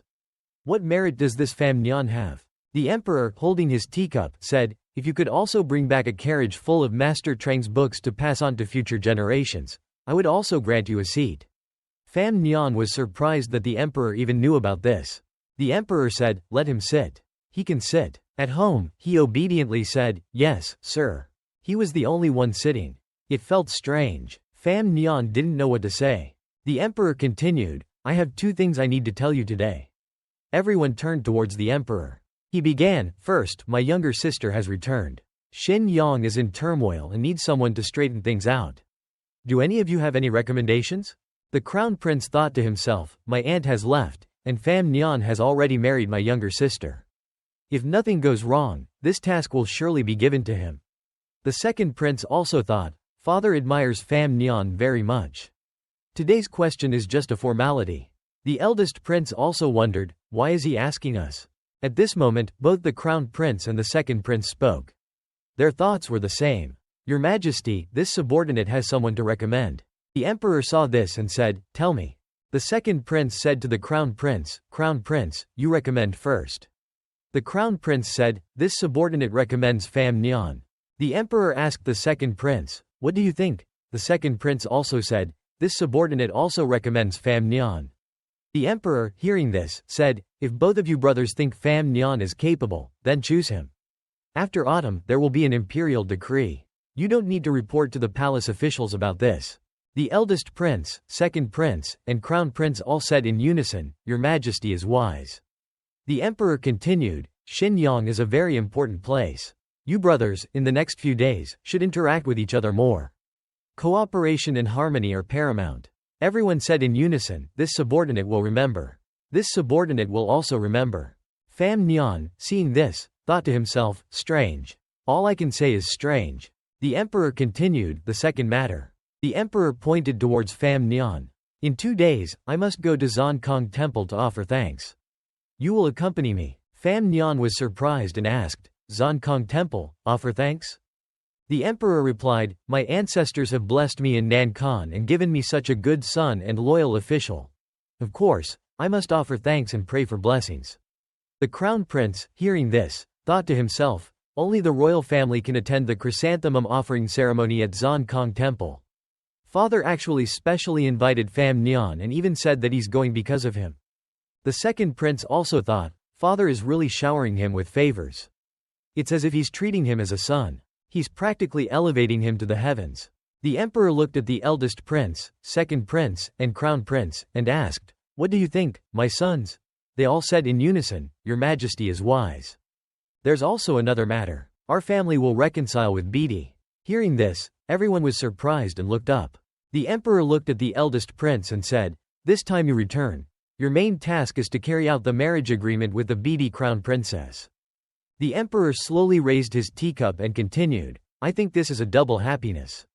The wedding date for Miss Pham Nhan Ruo Ruo and the Jing Wang Shizi, Jing Wang's son, can also be chosen soon. Pham Nhan was surprised. Jing Wang Shizi? After discussing all these matters, Pham Nhan prepared to leave. He turned and said, this subordinate takes his leave. Only the second prince and crown prince stood outside to bid him farewell. Both of them watched as he slowly disappeared. Then they looked at each other with puzzled expressions. By now, Pham Nhan had returned to the Pham manor. He began to say, Ruo Ruo, Jing Wang Shizi. As he walked, he thought. He saw Ruo Ruo carrying a small travel bag. He asked, have you heard? Ruo Ruo replied, father told me. They've already made arrangements. He looked at the travel bag she was carrying. You're running away from home, and you only brought some promissory notes. Will that be enough? The world is a dangerous place. You don't have any protection. Surprisingly, Ruo Ruo took out a knife and said to him, I only brought this. Pham Nhan felt helpless. He looked at her and continued, if you trust me, I can help you with this. I absolutely won't force you to do anything you don't want to do. Ruo Ruo replied, of course I trust you, brother. It's just that your current situation isn't any better than mine. I don't want to cause you trouble. Pham Nhan heard this and said, my career is on the rise, like a kite catching the wind. How can you say it's not good? Ruo Ruo replied, brother is a hot commodity now. Different factions are trying to pull him in and form alliances. It's hard not to form an alliance. You have to hold on to your inner integrity. In a situation like this, how difficult it must be for brother. Pham Nhan heard this and didn't know what else to say. After a moment of silence, he said, of everyone around me, only you understand me best. He took her travel bag. He spoke softly to her. Your matter is the most urgent matter in the world. I will definitely help you arrange it. He led her away. Ruo Ruo asked him, right, how was your elder brother's performance today? Pham Nhan replied, I was standing too far away, so I couldn't hear anything. Ruo Ruo was surprised. You couldn't hear anything? It's because after the court session, the emperor kept me and some princes to talk about family matters. Ruo Ruo was astonished. You talked about family matters with the emperor and the princes? Pham Nhan pondered. The crown prince seemed naive and honest, but Princess Li Yun Dui is on his side. She controls the smuggling operations in the inner court, and the large sum of money from Uncle Chi has disappeared without a trace. The crown prince must have benefited significantly from it. Now that she's gone, her power has been weakened, so the crown prince wants to pull in an enemy like me. I'm afraid that when the time comes, the princess will just need to give him a little reminder, and he'll immediately stab me in the back. This person is untrustworthy. The second prince is free and easygoing, without any desire for power. But if he is truly refined and pure, why wouldn't he live a leisurely life as a prince? And the first prince, I've never met him. Unless I have some conflict of interest with him. Ruo Ruo thought about it. Your situation is not as easy as it seems. You appear to have an endless future, but the reality is that you're walking on a knife's edge. Pham Nhan continued to think.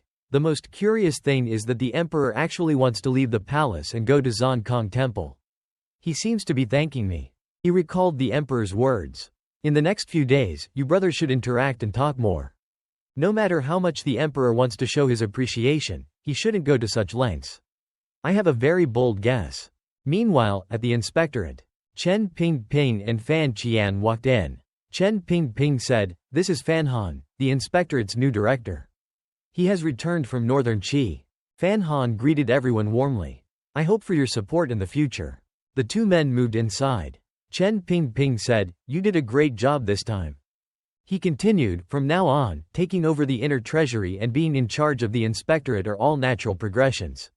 Everything will proceed according to plan. The inner treasury is yours. The inspectorate is also yours. No matter what you want to do, I, Na Ba, and the Ministry of Forestry will do our best to help you.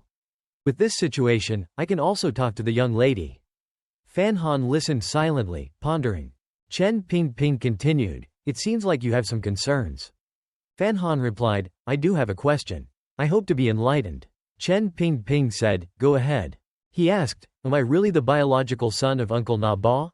With a thoughtful expression, his mind swirling with mixed emotions, Pham Nhan finally spoke, asking about his true parentage, am I Na Ba's biological son? As soon as he finished the question, an unnerving silence descended upon the room. The only sound was the breathing of Tran Bin and Pham Nhan. The atmosphere was heavy with gloom and silence, a suffocating feeling that made even me, watching from the outside, feel a sense of dread. Feeling unable to hide the truth from Pham Nhan any longer, Tran Bin let out a bitter laugh and replied, you should ask him yourself. Pham Nhan said dejectedly, but he won't tell me. Hearing this, Tran Bin simply smiled and said, that's right. He wants to protect you, and he definitely doesn't want you involved in any disputes. You're a clever kid. With a few clues, you'll surely be able to figure it out. Hearing Tran Bin praise him like that, Pham Nhan was terrified and broke out in a cold sweat. He was both worried about what would happen if he dared to ask about his true identity and secretly thinking that Tran Bin's answer was indeed true. Tran Bin's wheelchair slowly moved forward towards Pham Nhan, amidst the quiet of the room.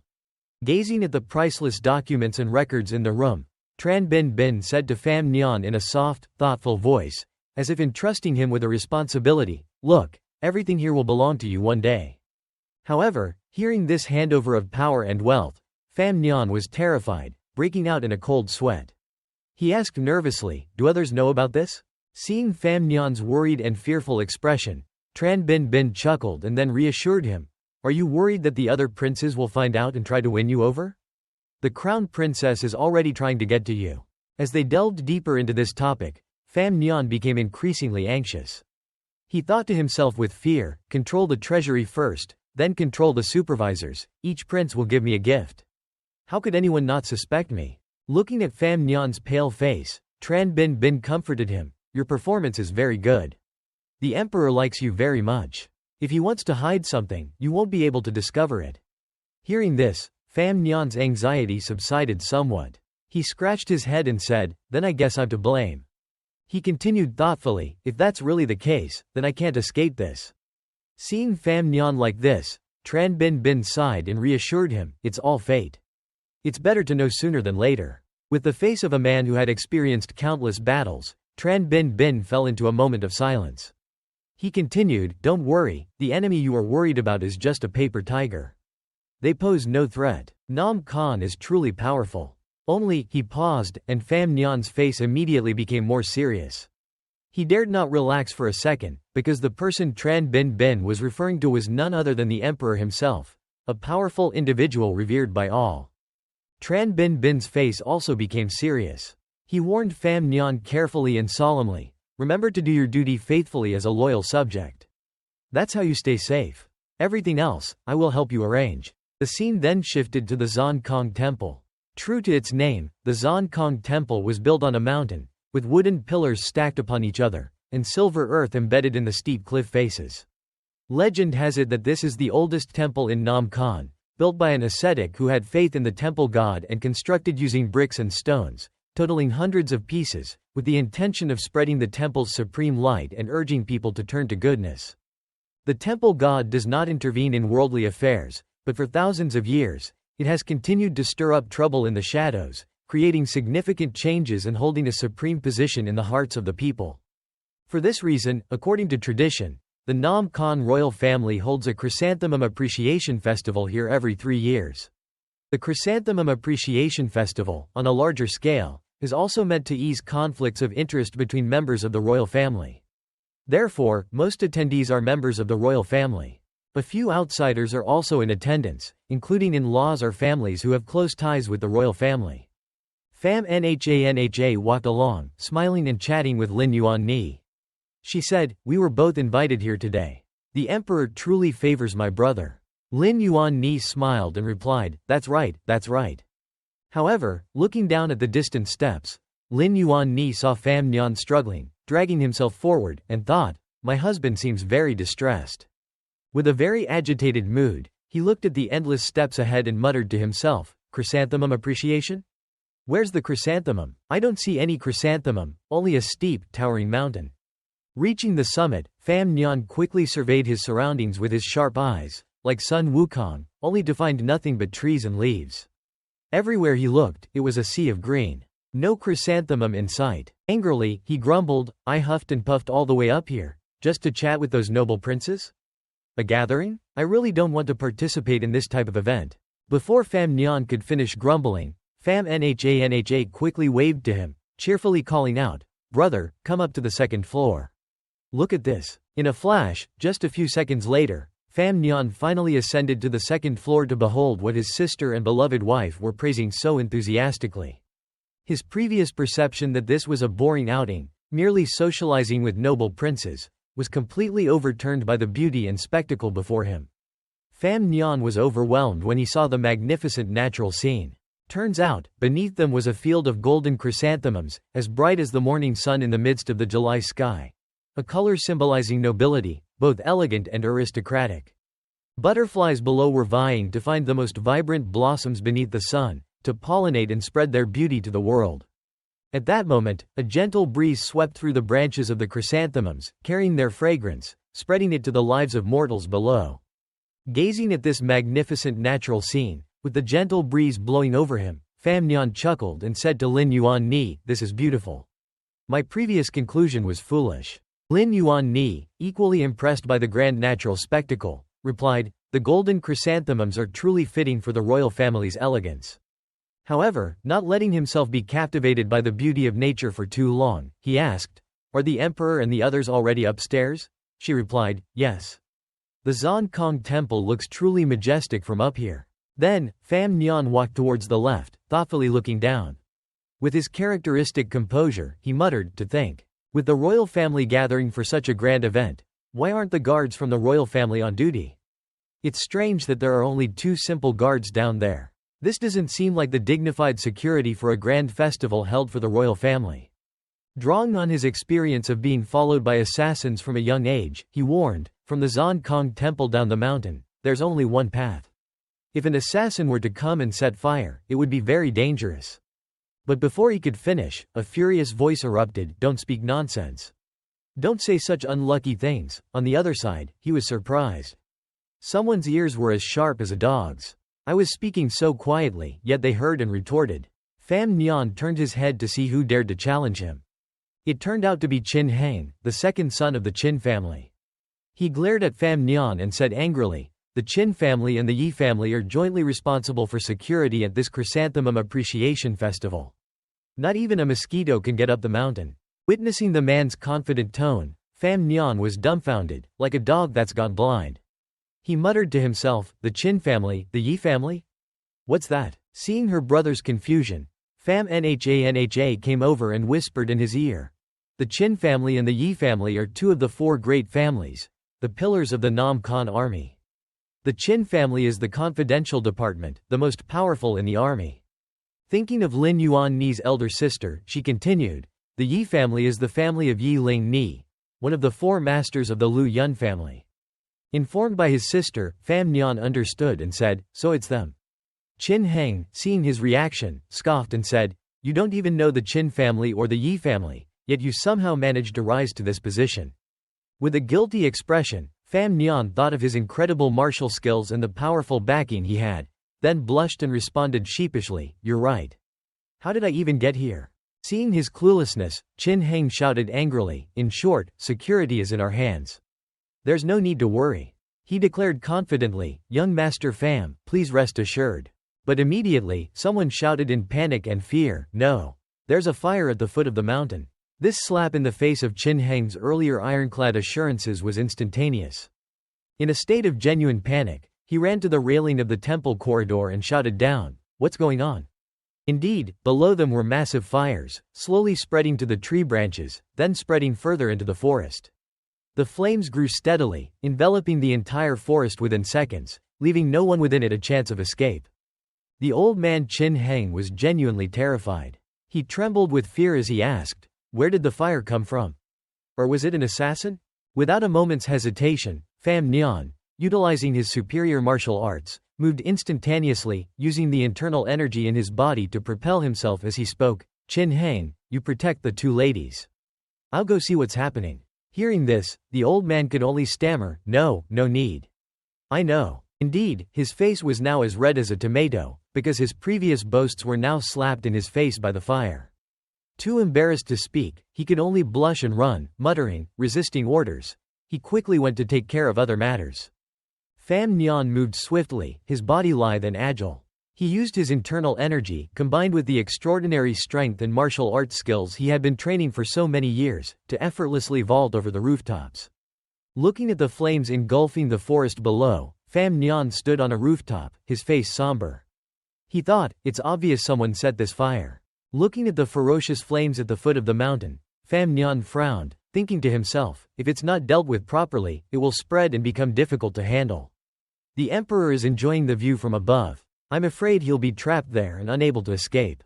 Even if the fire is extinguished, it can't guarantee that the arsonist won't strike again," he thought. Then, Pham Nhan looked towards the highest floor of the Zon Kong temple and shouted resolutely, "The people inside the temple must be evacuated first." Those at the foot of the mountain, upon hearing the news of the arson, quickly left the temple. The guards diligently guided them on how to descend safely, avoiding any pushing or shoving. But human nature is such that in an emergency, people lose their composure. They panicked, pushing and shoving each other, desperate to be the first to escape, paying no attention to those behind them. In this way, the crowd surged forward like a Western frontier army, blindly rushing ahead, oblivious to the world around them. Time passed quickly. The number of people in front of the temple had been considerable, but after news of the massive fire spread, it became far sparser.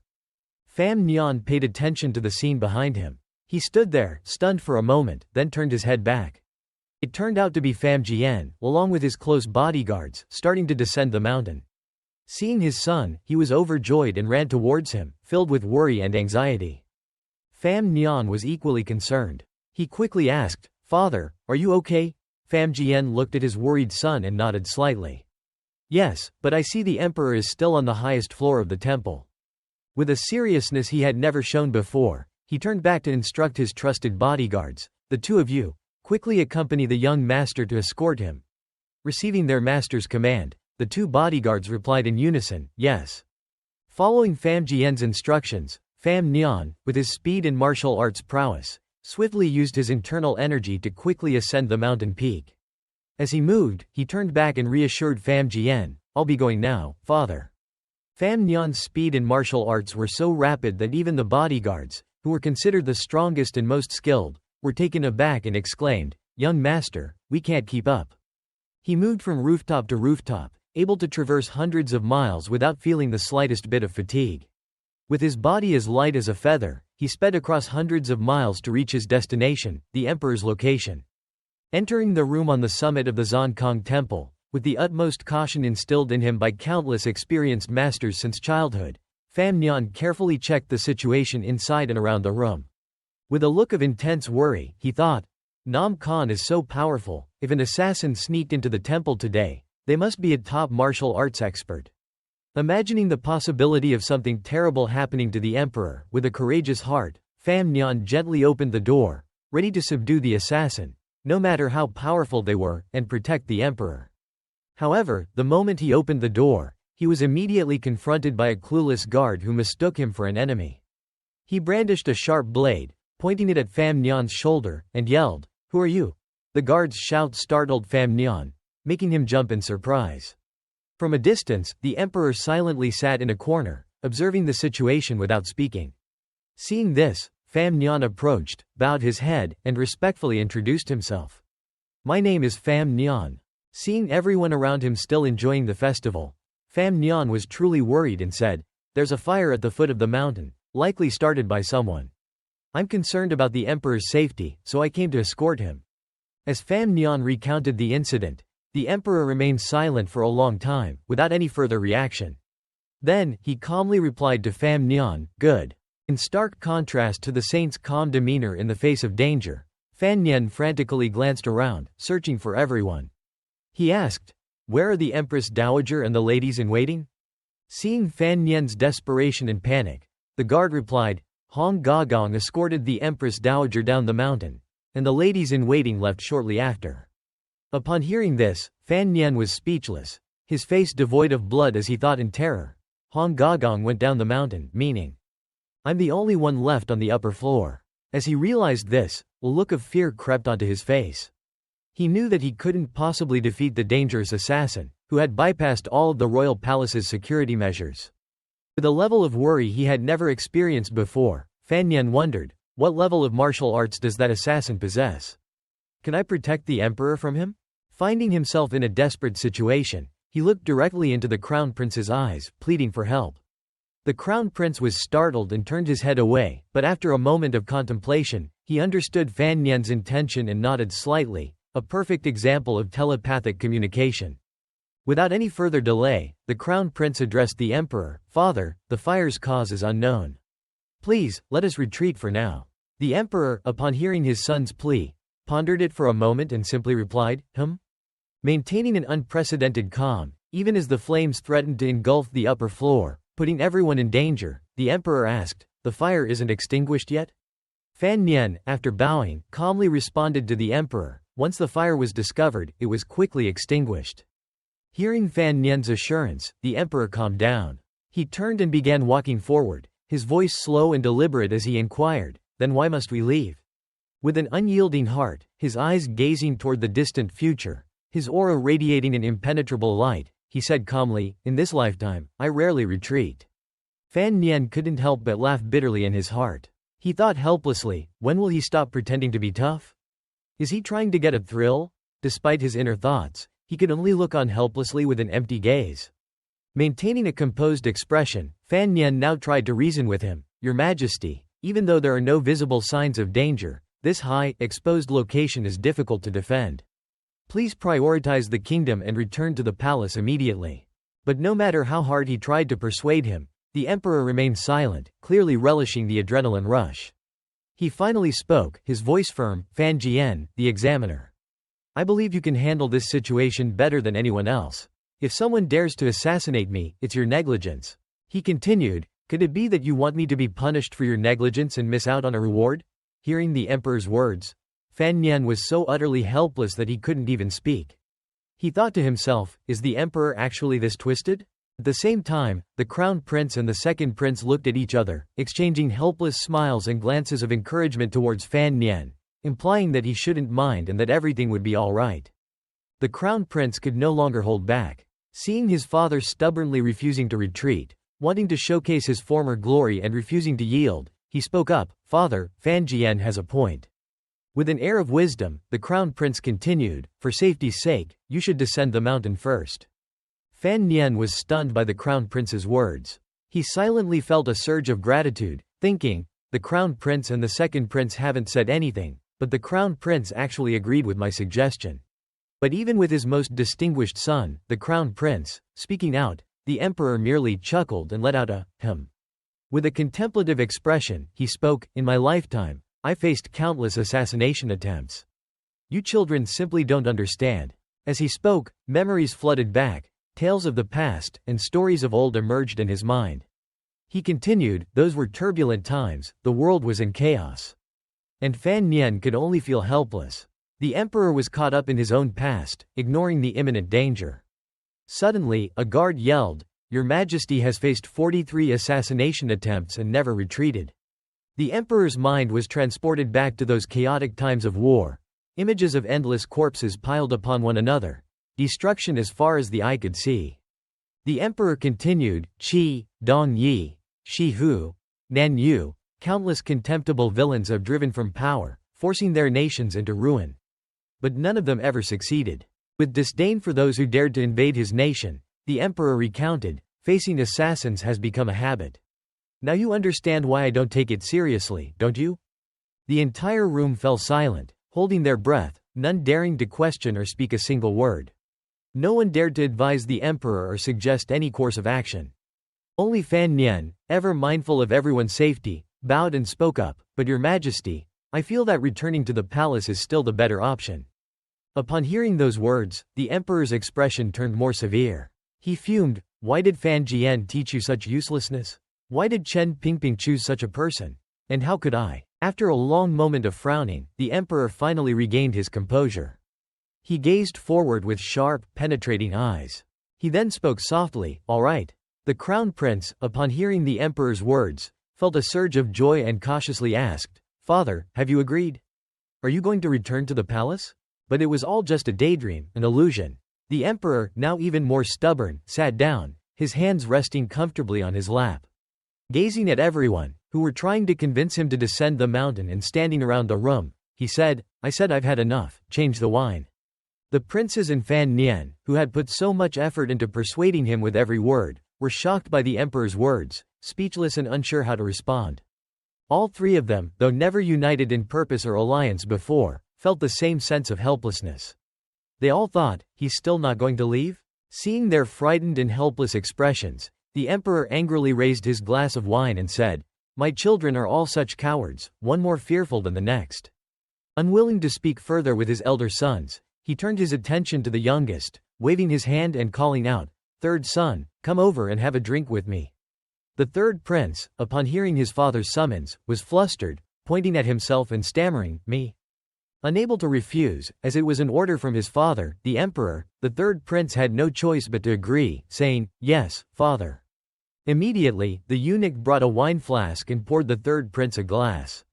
But as he moved just a few steps, a dagger flew through the air, shattering the third prince's wine glass.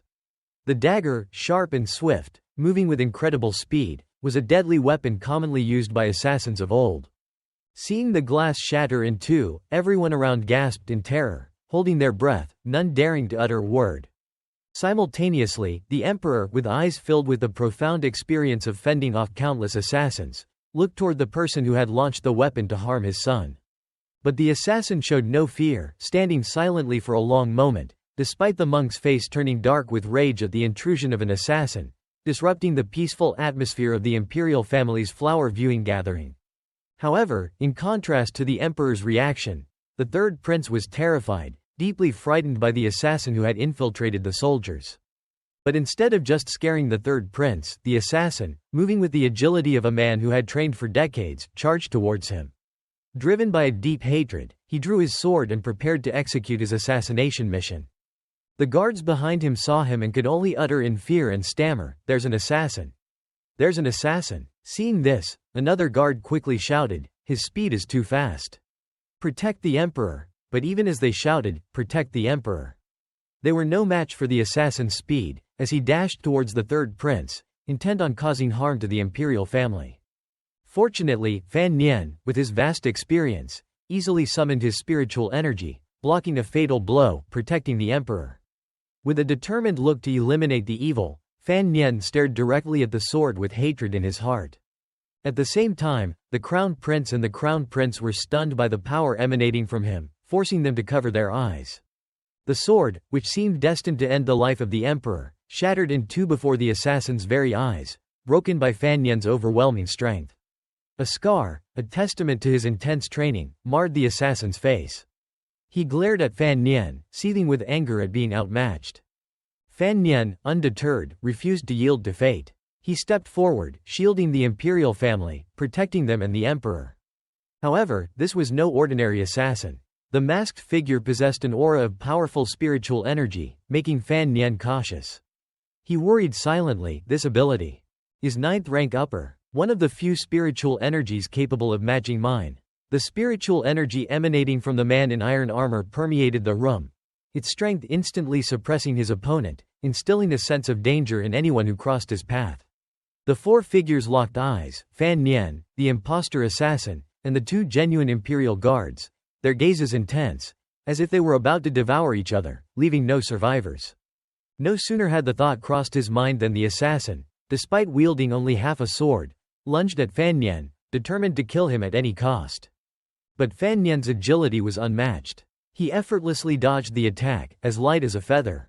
Fan Nian, using his most potent technique, unleashed a poison-laced needle he had prepared beforehand. With years of experience passed down from his master, he looked at the poisoned needle with a calculating gaze.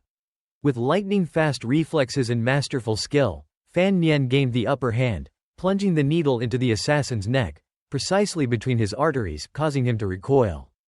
The poison, meticulously prepared by Fan Nian, rapidly coursed through the assassin's body, spreading to every organ, causing him to vomit blood and stammer, "Poison, poison." This assassin had clearly not prepared adequately. Fan Nian had to anticipate this possibility. As the man in iron armor fell, his accomplice immediately came to his aid, his skills as an assassin even more refined. Standing atop the Zonkong temple, he observed everything with clarity. Now, sensing that his comrade had been defeated, the assassin contemplated for a moment before making a swift decision in his mind. Back in the room atop the Zonkong temple, everyone fell silent, holding their breath, waiting to see what would happen next. Seeing the assassin, with veins popping out on his face, his eyes wide with only whites visible, lying in a pool of blood, Fan Nian declared, "The assassin is dead." But that wasn't the end. Another of his accomplices emerged. Wearing a mask, his presence exuding an overwhelming sense of pressure. The emperor, sensing his arrival, turned his head to see who it was. Both Fan Nian and the guard, sensing the assassin's footsteps, turned in alarm, yelling, "There's still an assassin." Seeing their father surrounded by assassins, wielding knives, the crown prince, the second prince, and the crown prince rushed forward, yelling in concern, "Father!" But in a twist of fate, the crown prince's foot stepped on the shattered remains of the third prince's wineglass. The crown prince stumbled and fell, the impact causing him immense pain. He could only leave the task of protecting the emperor to the crown prince above. With a heart full of courage, the crown prince stood in front of the emperor, looking directly into the assassin's eyes, warning him, "Be careful, father." The assassin merely scoffed, his eyes confident and brimming with the skills he had honed over countless years. He slowly drew the sharp sword in his hand, stealthily aiming for his target, like a sniper aiming for an elephant. An aura of oppressive energy emanated from him, an energy that no one could touch, no one could provoke. Seeing the imperial family in danger, the guard couldn't help but fulfill his duty. He charged forward, his sword aimed at the formidable assassin, shouting, "Protect the Emperor." But the assassin's skills surpassed those of the guard by far. Within seconds, the guard was cleaved in two, blood splattering in the air. The guard, rendered defenseless, fell onto the Emperor, forcing him to collapse to the ground, unable to resist. Seeing his comrade fall, the remaining guard, driven by selflessness, charged forward, wielding all his strength and weapons to resist the formidable masked assassin. But the young guard had clearly underestimated the masked assassin's prowess. A single, effortless sword strike deflected the guard's attack. With blinding speed, the remaining guard met the same fate as his comrade, cleaved in two by the masked assassin. Blood splattered throughout the room. The assassin's strength was undeniable. A single, swift swipe of his blade was enough to split the guard in half. Seeing his accomplishment, he smirked slightly and plotted his final attack on the main target. Seeing the unstable situation unfold, Fan Nian rushed forward, clutching his simple sword. He worried silently, "This isn't good." As Fan Nian had feared, the tray holding the wine flask and glasses crashed to the floor with a loud clang. The eunuch was no ordinary servant of the Emperor. He was, in fact, the third assassin. His eyes fixated on the Emperor in front of him, his hand tightly gripping the dagger he had hidden. Seeing more and more assassins emerge, Fan Nian panicked, thinking in alarm, "The third assassin is about to strike." Sensing the imminent danger, he was both terrified and overwhelmed. He thought, "Even if I were to use all 5 of my innate abilities, I couldn't simultaneously fend off 2 assassins and protect the Emperor and the third prince." Witnessing the 2 most important figures, the Emperor and the third prince, facing imminent danger, Fan Nian, after a few moments of deliberation, made a decision. And without a moment's hesitation, he used his body, honed in martial arts, to block a fatal blow from the assassin. The person Fan Nian chose to save was the third prince. He thought, "You must save the youngest first." He fought swiftly to protect the boy. Seizing this opportune moment, the masked assassin advanced toward the Emperor. With no one to defend him, he lunged forward, the dagger he had hidden ready, shouting as he approached the Emperor. The Emperor was taken aback and speechless. Simultaneously, Fan Nian fought the formidable masked assassin to protect the third prince. They clashed, neither yielding an inch, for a long time. But as time wore on, Fan Nian's strength waned. He frowned, looking at the masked assassin and thinking angrily, "His agility is remarkable." The assassin, after a few attacks on Fan Nian, had swiftly identified his weaknesses and strengths. He immediately grasped Fan Nian's wrist with his hand.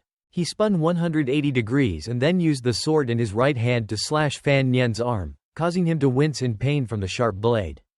The assassin then finished the attack with a swift, horizontal sword strike, just as he had done to the 2 guards earlier. Fortunately, the strike didn't take Fan Nian's life, but it did cost him a lock of hair. He trembled in terror, sweating profusely. Fan Nian thought, "If his sword had been 1,000th of a second faster, I would have been dead right now." Seeing Fan Nian regain his composure, the masked assassin, wasting no time, advanced towards him. With a swift, decisive movement, the assassin gained the upper hand. He stared at his target and focused his weight on the weapon in his right hand. Seeing the assassin's persistent strength, Fan Nian couldn't afford to lose a single second. He instantly summoned his magic, unleashing torrents of fire and streams of energy, surging through his veins, powerful and intermingling, flowing like a current within his very being. Empowered by the energy surrounding him, he quickly blocked the masked assassin's attack with his bare hands, preventing any further movement. But the masked assassin was no pushover.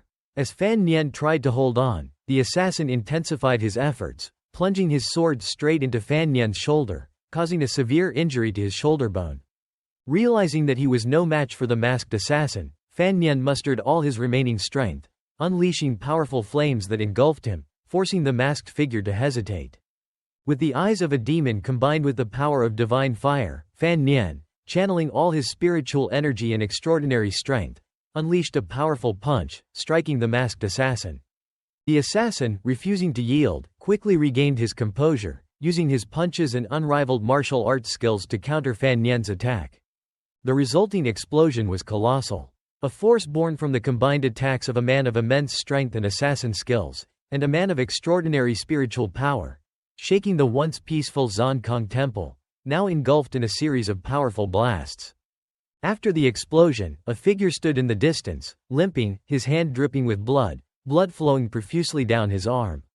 The injured man was none other than the masked assassin. His abilities had been severely diminished after facing Fan Nian. He clutched his wounded arm, still holding his sword, just in case he needed to defend himself. With a calm, yet terrifying demeanor, Fan Nian looked directly at the assassin, speaking sternly, "If you had been 1,000th of a second slower, I would have pierced your chest." The masked assassin, realizing his strength was no match for Fan Nian's, pondered for a moment, deciding whether to continue fighting or surrender.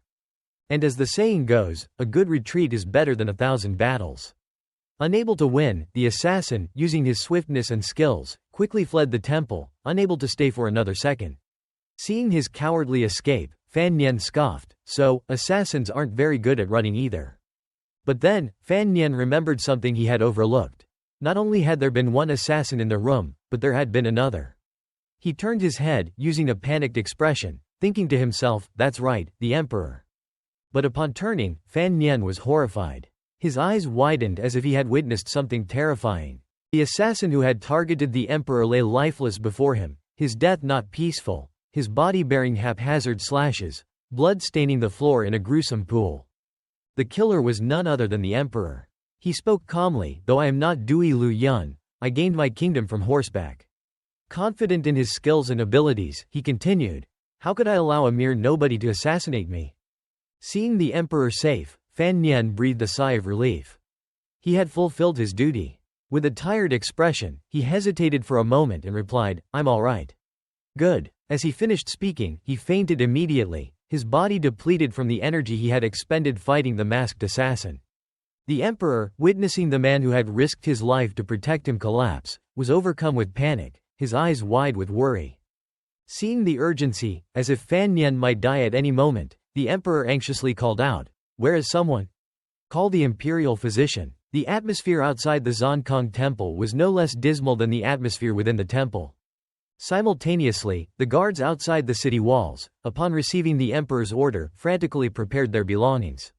After hearing the entire story, one imperial physician exclaimed in panic, "What? The Emperor was attacked by assassins?" Hearing this, the remaining guards sighed helplessly, replying, "Fortunately, Your Majesty is unhurt."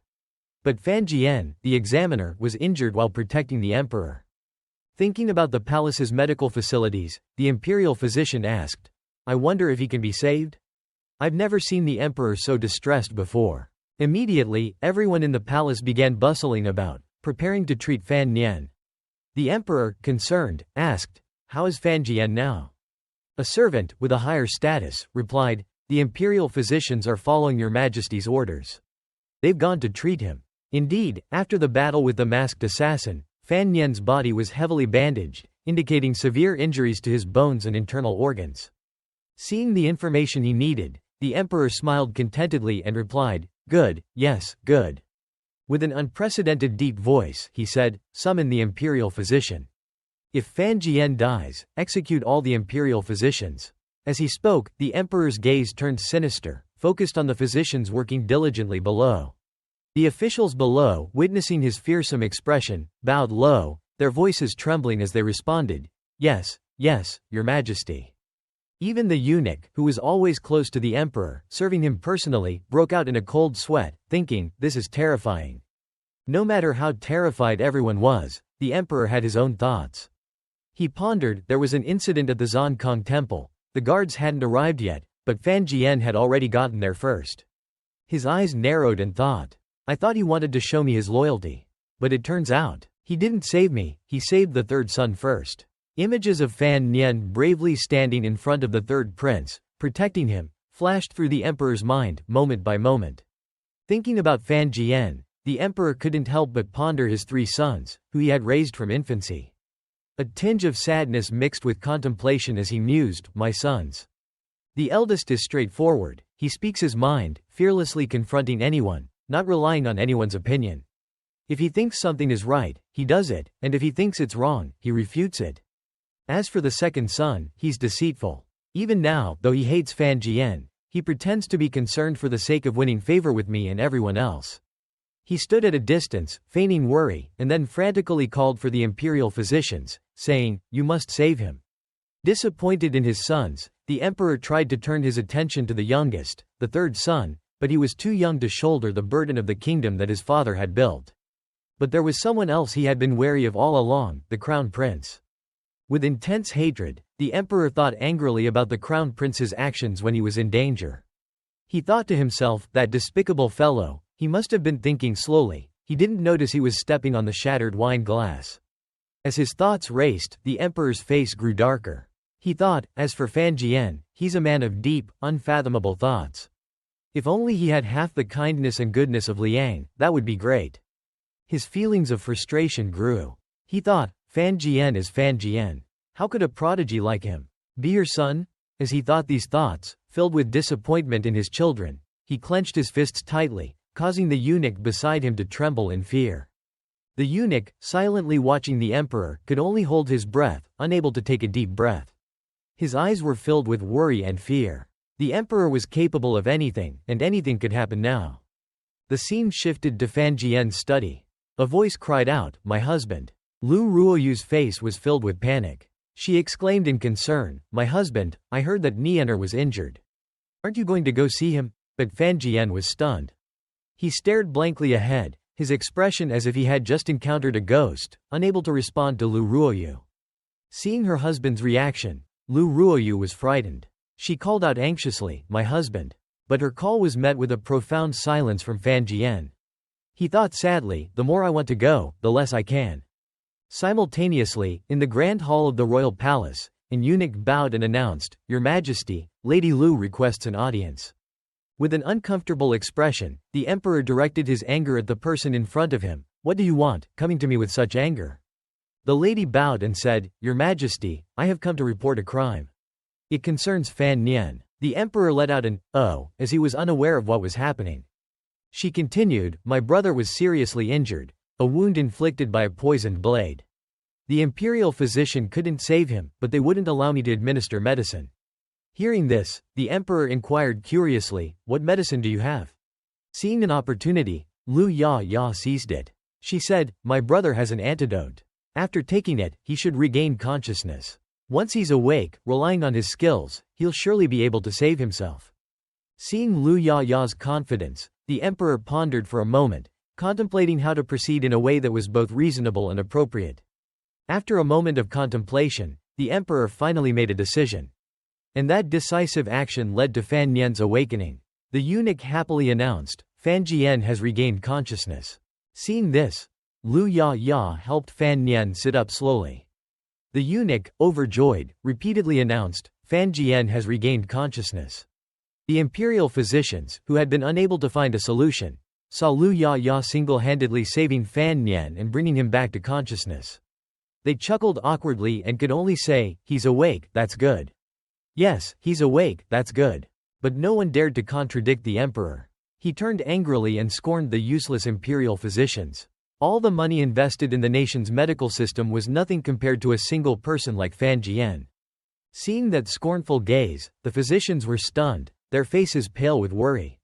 They mumbled nervously, but he's still not fully recovered. Meanwhile, Fan Nian looked at his kind-hearted sister, Lu Ya, in front of him and tried to speak, a pillow. Seeing her brother awake, she smiled in delight and understood. "Yes, brother." Fan Nian's face was filled with concern. He thought to himself, "This is the first time I've faced a 9th-ranked upper-level martial artist. My true qi has dissipated at the worst possible time. My entire body's strength is drained, I can't heal." Looking at his numerous bandaged wounds, he thought, "My internal organs are injured. If the internal bleeding continues like this, I'll die tonight." With the skills he had learned from his master, he continued his diagnosis. "The lower area, it seems, is my chest, it must be the upper abdomen." Recognizing his precarious situation, Fan Nian immediately tried to speak, "Third envoy." Understanding Fan Nian's intention, the eunuch quickly responded, "He's waiting outside the palace." The emperor, understanding the situation, said, "Let them in." Hearing this, the eunuch bowed and said, "Yes, your majesty." The person who entered was none other than the grand envoy, the third envoy. A disciple of the Fei Jia master, Fan Nian's senior brother.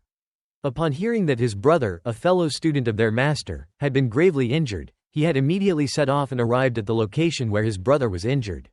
Without wasting a second, he laid out his medical kit, which contained the latest, most advanced medical equipment and herbal remedies, not readily available everywhere. The third envoy looked at his brother, Fan Nian, and said thoughtfully, "Junior brother, the supplies you asked the Grand Envoy to prepare have arrived. What should we do now?" Hearing this, Fan Nian, with all his remaining strength, said, "We need someone with a strong heart and steady hands." Seeing her brother's request, Lu Ya stepped forward, pointing at herself and saying, "Me." With a sharp and determined gaze, she said, "Brother, let me cool the area. I will heal you." Pham Nha said, "Let me." But Pham Nhan was adamant, "Take her out." Pham Nha persisted, "My hands are the steadiest." Pham Nhan silently looked at her, and Pham Nha anxiously awaited his agreement. Pham Nhan closed his eyes and said, "I need this person to perform surgery. It will be very gruesome." Pham Nha didn't hesitate. "I know, let me." Pham Nhan quickly glanced at everyone. After a while, he spoke, "What are you all waiting for? It's just a minor surgery, begin." Pham Nhan quickly began giving instructions, and Pham Nha followed. First, sterilize the tools. Everyone wash their hands, avoid infection. Anesthetize and clean up. Brother Tam Shu, please help. The person holding the scalpel must pay attention to the surgical procedure. Pham Nha picked up the scalpel and said, "Remember it in your heart." Her elder brother asked, "The anesthetic used is Ca Hu Fang. If junior brother is afraid of pain, it's best to smell it beforehand, that will increase its effectiveness." But Pham Nhan refused, "Begin. If Ruoruo can't endure it, elder brother, immediately take over." Pham Nha picked up the scalpel, ready to begin surgery. Everyone outside anxiously awaited. Suddenly, a court physician rushed out. Nan Bang Yun approached him and asked, "How is it? Everything went smoothly?" The young physician quickly replied, "His technique is truly amazing. I've never seen anyone wield a knife and needle so skillfully, dissecting the wound like that." He immediately asked again, "I'm asking about Pham Nhan, not your commentary." The young physician clasped his hands and respectfully replied, "Please rest assured, Your Majesty.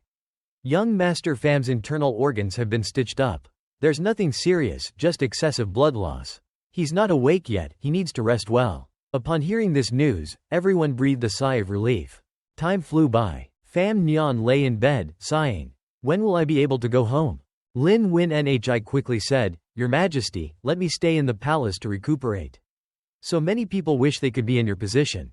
Pham Nhan grumbled, "Eating porridge all day. The chickens are about to fly out of my mouth. It's not as good as Lu Diniang's preserves." As if on cue, Gi Kai Tan arrived. "Lu Diniang's preserves, you won't get those. But I have something to change your taste buds. Third brother is also here." The third prince quickly ran over. He babbled, "Thank you for the soup." Pham Nhan immediately took the soup and said, "You brought me soup, I must thank you." Pham Nhan quickly winked at Pham Nha. Pham Nha understood and immediately went over and said, "Third prince, let me take you for a walk in the garden." The third prince, despite his reluctance, agreed. "All right. Soup." After they left, Pham Nhan slowly spoke, "Aunt, just say what you need. My body is still injured, I've only been awake for 2 days." Gi Kai Tan quickly responded, "I didn't come to see you. Are you saying you don't want to come see me? You saved third brother this time, you truly have a debt of gratitude to me. Moreover, now, besides you, I have no one else to rely on."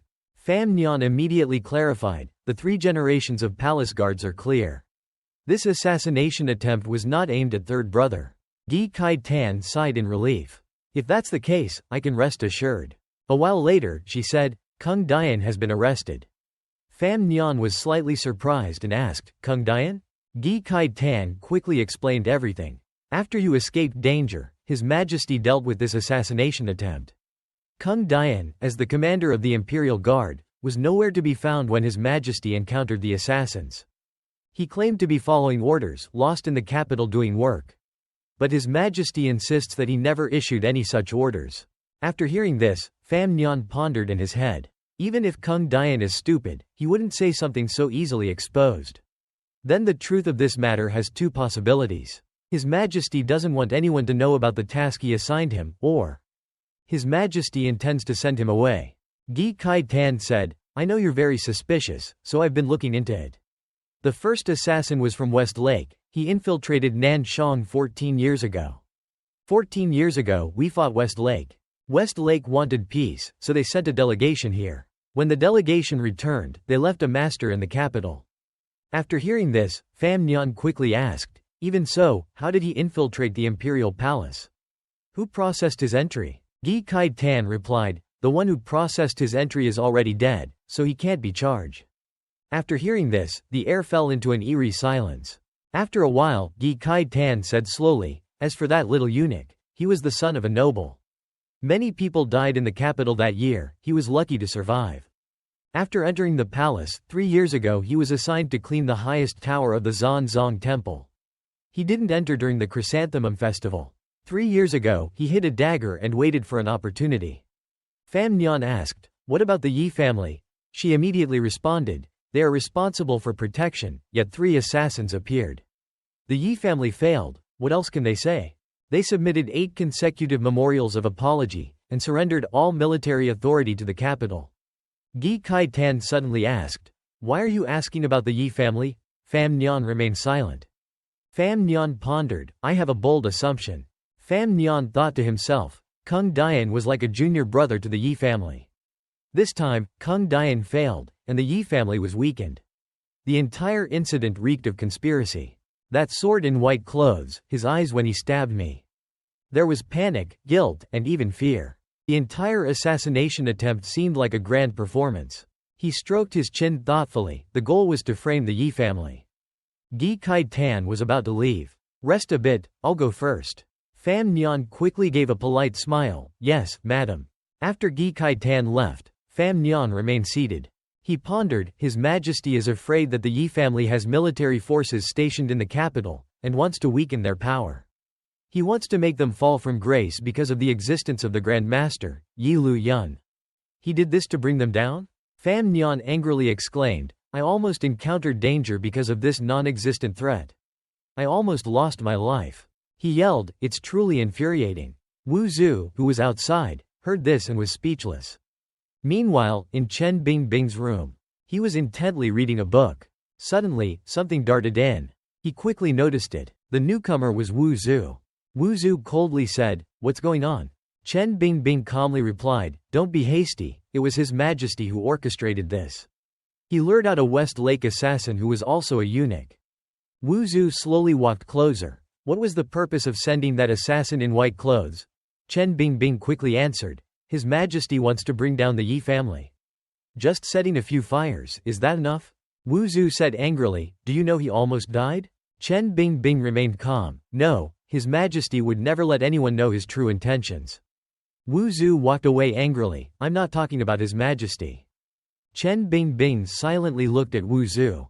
After a while, he calmly said, Pham Nhan's injury was indeed an unforeseen event. Ying Zi always wanted to compete with you, you've never given him a chance. This time, he met your direct disciple, so he got momentarily excited. Wu Zhu immediately asked, where is he now? Chen Bingbing quickly replied, I sent him out of the capital beforehand. Wu Zhu coldly said, call him back, I'll give him a chance.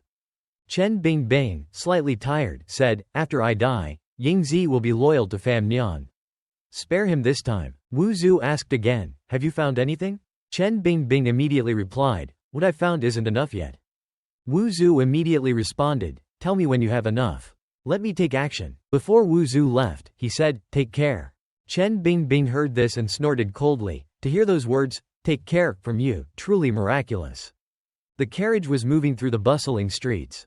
Pham Nhan looked at himself and sighed, although I regained my life, my internal energy has been scattered. As if it exploded, just like Wu Zhu once said. Outside, a large crowd of people were gathered. Pham Nhan stepped down. Seeing this scene, he let out a surprised, Pham Nhan quickly asked, what's going on? The carriage driver immediately replied, young master saved His Majesty. Not only was he allowed to recuperate in the palace, but it's said that His Majesty stayed up all night the night of the surgery. He's truly a big shot now. Just then, someone patted Pham Nhan on the shoulder. Pham Nhan turned around and said, Father. Pham Jian quickly said, it's good to be back. He quickly continued, His Majesty has a gift for you, he asked me to deliver it. Gao Da cheerfully greeted, young Master Pham, we meet again.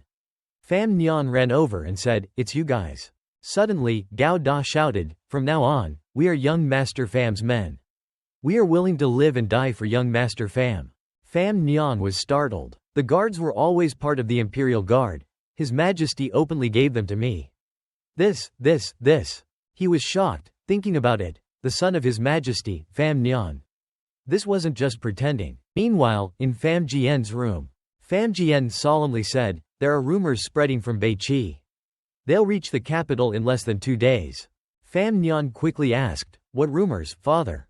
Yi Lu Yun suddenly slammed his fist on the table. The truth about Pham Nhan being a descendant of the Yi family has been exposed. It's about to reach the capital. When everyone knows Pham Nhan is a prince, wouldn't that be disastrous? Chen Bingbing calmly said, "You get information fast." Yi Lu Yun furrowed his brows. He's currently in the limelight, and he's lost his martial arts skills. Once this gets out, more people will want to kill him. He angrily said, "How can you remain so calm?" Chen Bingbing, without any panic, said, "This was spread months ago." Pham Nhan went to Beiqi. Wu Zhu appeared, found Kuhi, and Pham Nhan left. Wu Zhu also left. Who is Kuhi? He's quite clever. He knew Wu Zhu only worked for the Yi family. Not long ago, Kuhi found Xiao Han's body. He was able to send that sick old man off peacefully and uncover Pham Nhan's identity. From then on, the rumors spread. If I hadn't suppressed it, it wouldn't have come out until now. Yi Lu Yun loudly exclaimed, "Why didn't you continue to suppress it?" The air fell silent. Yi Lu Yun, as if realizing something, said, "Could it be?" Chen Bingbing took a sip of tea, and Yi Lu Yun said, "The information, you deliberately released it?" Chen Bingbing calmly replied, "You finally calmed down?" Yi Lu Yun quickly asked, "You've always been thoughtful, surely you won't let Pham Nhan fall into danger. But tell me clearly, what are your plans?" On this side, Pham Nhan yelled, "Love life, GG. My identity has been exposed." Pham Jian spoke, "Every time I see this worried expression of yours, I think your heart is made of ice." Pham Nhan immediately said, "How can I not worry about something so big?" Pham Nhan quickly stated his guess, "After hiding it from the world for so many years, there must be someone who doesn't want me to appear." Pham Jian calmly said, "But the truth is, you've already appeared. Moreover, you appeared magnificently. Your relationship with the Yi family can't be hidden any longer. If you need to choose a time to reveal it." On this side, Chen Bingbing said, "Now is the best opportunity. The assassin incident at Zonkong Temple. His Majesty increasingly believes in Pham Nhan's loyalty, naturally he will favor him. His wounds haven't healed yet. His Majesty will surely remember his merits. Now that his identity has been exposed, don't even mention the Empress and the Crown Prince. Even the eldest princess and the Empress Dowager won't be able to touch Pham Nhan." Yi Lu Yun asked, "But why should he publicly reveal his identity?" Chen Bingbing remained silent. Yi Lu Yun, as if realizing something, said, "Could it be you want to?" Suddenly, someone reported, "The carriage for the dean is ready. He's about to enter the palace." Chen Bingbing coldly said, "Let's stop talking about this. You barged in here all flustered. I thought it was some big deal. You're really useless." Yi Lu Yun, upon hearing this, angrily said, "I'm useless? I don't know what you're plotting, but I have my own ways. Will history repeat itself after so many years?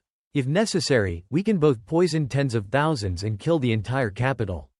Who can stop us?" Chen Bingbing asked disdainfully, "Is that so?" The teacup was gently placed down. Pham Jian spoke, "Are you feeling a little calmer now?" Pham Nhan remained silent. After a while, he slowly said, "Actually, the matter of being a descendant of the Yi family isn't so scary. I don't want this to be revealed, it's just that." Pham Jian immediately asked, "Just that?" Pham Nhan slowly said, "I'm your son with His Majesty. What about me with other people? I apologize, father. I apologize for not being like other people, choosing a peaceful life. I apologize for this complicated background of mine, bringing danger to everyone. I apologize, I really want to be your true son. It's just that mother didn't give me the chance." Pham Nhan lowered his head and said in a choked voice, "I apologize." Pham Jian reached out his hand. He hugged his son, "You foolish son." The wind blew gently outside, carrying Pham Jian's voice, "It's okay." Meanwhile, in the Nanshang Imperial Palace, His Majesty was writing. He slowly asked, "Chen Bingbing, should I give you a chance to explain?" Chen Bingbing respectfully replied, "Your Majesty, this servant doesn't know. Only you, Pham Jian, Madam Pham, Fei Jia, and your majesty know about this matter. We can't reveal it. His majesty, upon hearing this, tossed his brush down. He angrily said, you can't reveal it? Then how did those in Beiqi find out? Chen Bingbing remained silent. After a while, he slowly said, the eldest princess has the most suspicion. The eldest princess has close ties with Beiqi, and moreover, she hates Pham Nhan to the bone. Besides, her intelligence is actually capable of figuring this out. His majesty remained silent, but thought to himself, this Chen Bingbing dares to say directly that the eldest princess has the most suspicion. It seems he is very loyal. He stood up and slowly said, then we'll wait for more information. See if Yun Du sends a letter to explain. Chen Bingbing immediately responded, yes. Meanwhile, in the eldest princess's estate in Xinyang, a panicked voice exclaimed, what? Li Yun Du asked in surprise. Pham Nhan is actually that woman's son.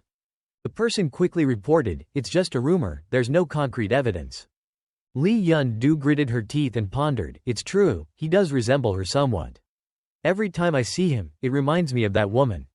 To think, he's actually her son. If I'd known earlier, I should have been more brutal in Niu Lan Street, I shouldn't have given him any chance to survive. But now, she suddenly gave a sly smile, it's still not too late. A voice suddenly cried out, Aunt, you must avenge me. The Nanshang Empress wailed, Pham Nhan is actually the son of that demon. His Majesty is so cruel, hiding his son for so long. The Nanshang Empress Dowager consoled her, it's been so long, why are you still so obsessed? His Majesty can't give him any status. You're always fighting, what have you won? The Nanshang Empress hesitated, but, the Nanshang Empress Dowager angrily said, enough. If it weren't for Pham Jian's family foreseeing it back then, it wouldn't have just been a dozen lives. You would have killed not only that woman, but also Pham Nhan. Pham Nhan is our blood, you want to kill him, you had to ask the emperor's opinion. The Nanshang Empress thought to herself, back then, when the Taiping Manor was surrounded and those mother and son were killed, wasn't it with your silent approval? Why are you acting this way now? The Nanshang Empress Dowager continued, there are things that can't be said, so don't say them. Take it to your grave. The Nanshang Empress thought to herself, could it be? Even a mighty Empress Dowager fears her son? A voice rang out, what? Pham De Ti is a descendant of the Yi family? Then he's really unlucky. Back then, the Yi family committed the serious crime of treason. Everyone was buzzing about it. I said, where did he come from? He became the dean of the Surveillance Institute. This is strange. Then the Yi family has a close relationship with the Surveillance Institute. Someone else said, so what? Can the Surveillance Institute block the mouths of the world? I fear that Pham De Ti's future will end here. There was one person who listened silently to everything. It was Nan Bang Yun. He thought to himself, there's a lot more to Pham Nhan than we know.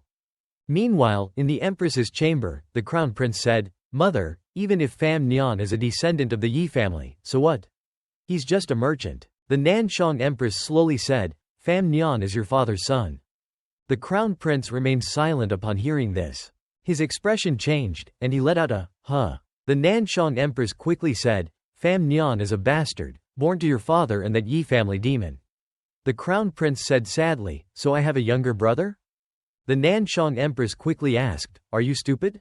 The Crown Prince quickly said, my relationship with him is pretty good. Besides, he's of illegitimate birth, he can't enter the palace, he won't pose any danger to me. The Nanshang Empress slowly said, his mother was killed by me. The Crown Prince let out a surprised, huh.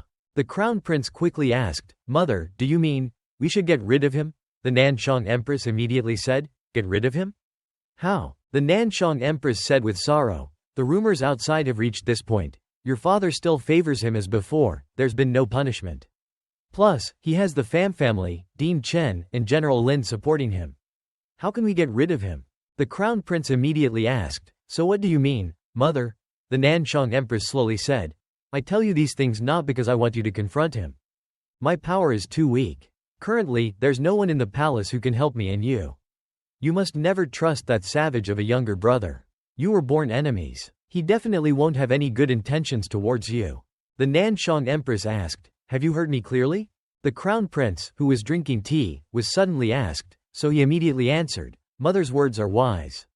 But in his heart, he thought to himself, what did my mother just say?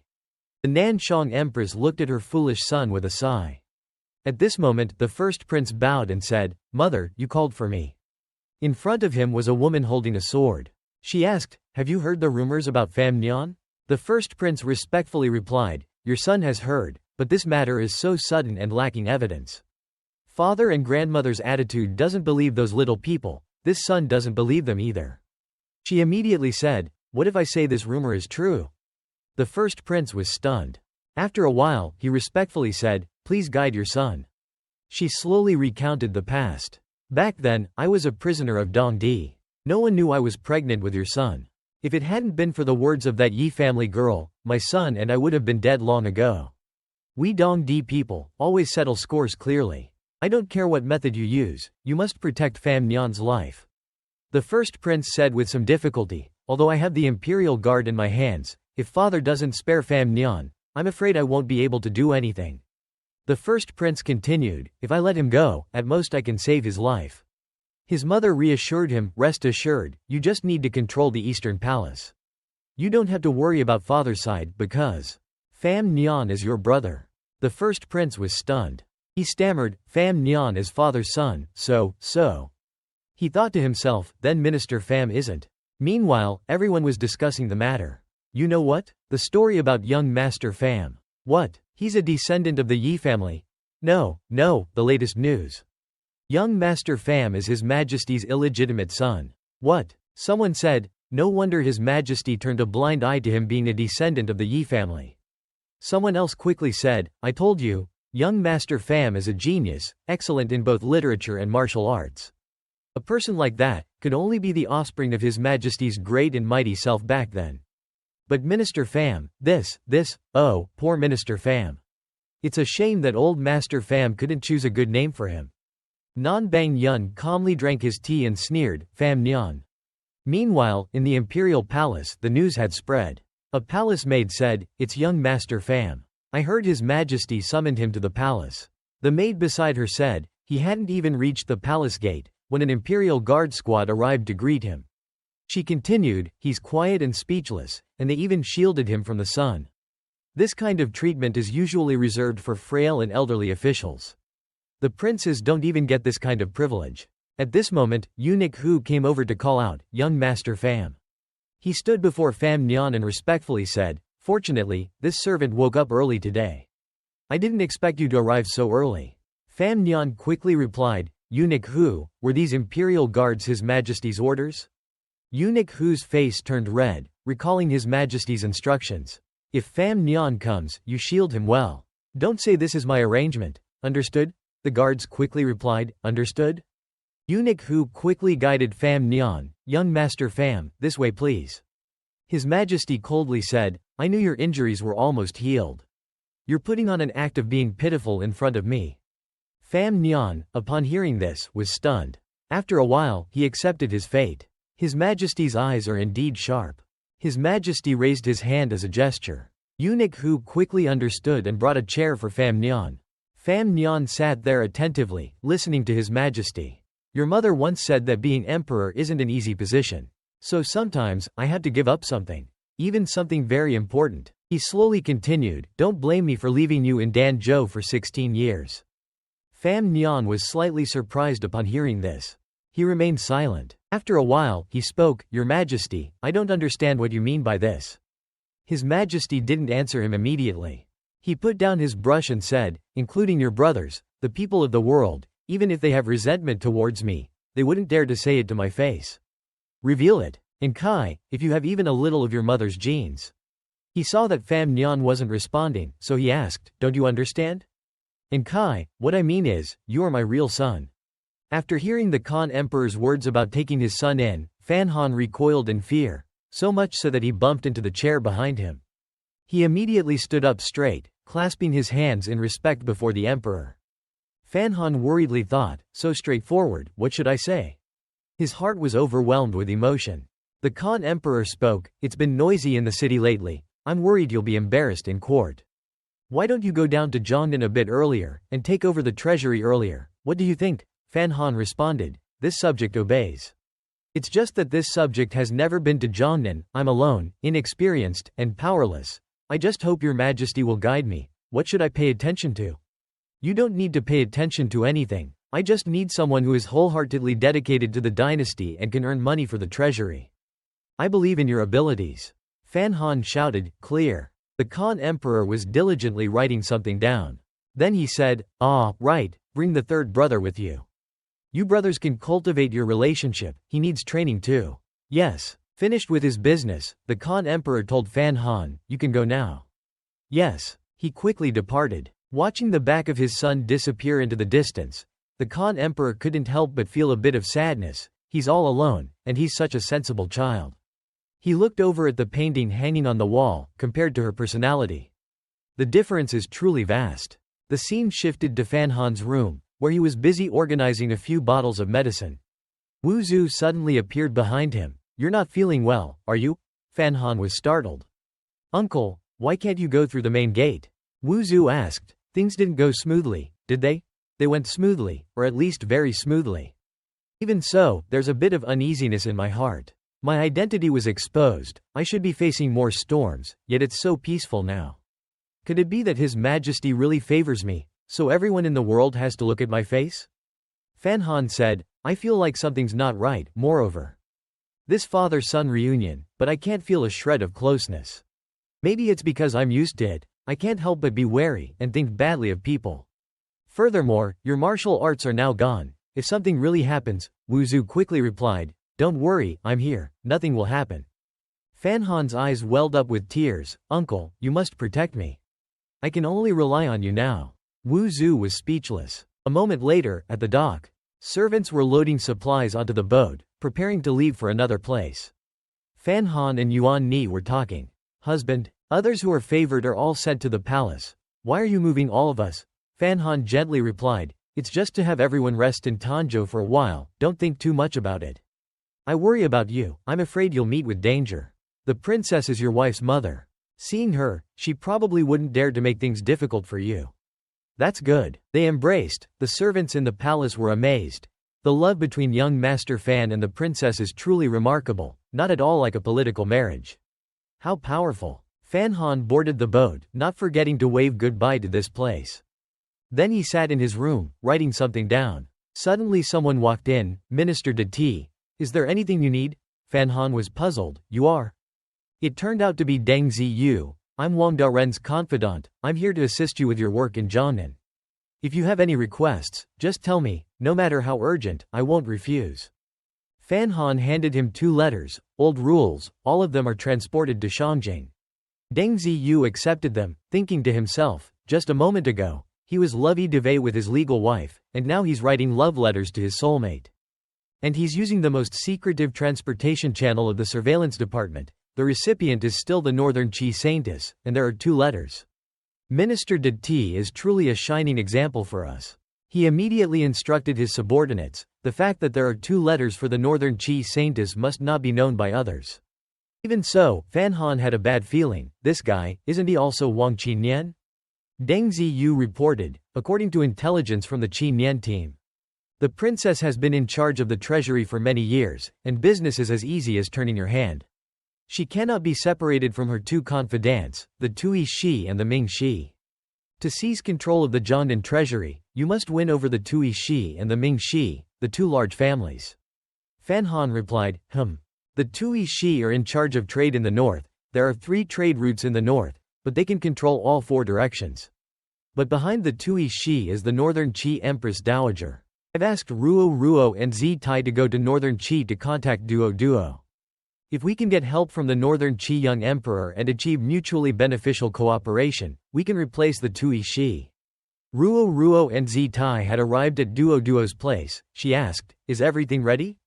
Zi Tai brazenly pointed a finger at Duo Duo and laughed. Hey, my brother changed his taste, did he? Girl from the village, a girl of the night. She immediately slapped him. Ruo Ruo spoke, please trouble the saintess to help us meet with the king. The 3 of them went into the palace. Duo Duo reported, Your Majesty, Fan Han has reported that the Tui Shi are smuggling behind the back of Northern Qi.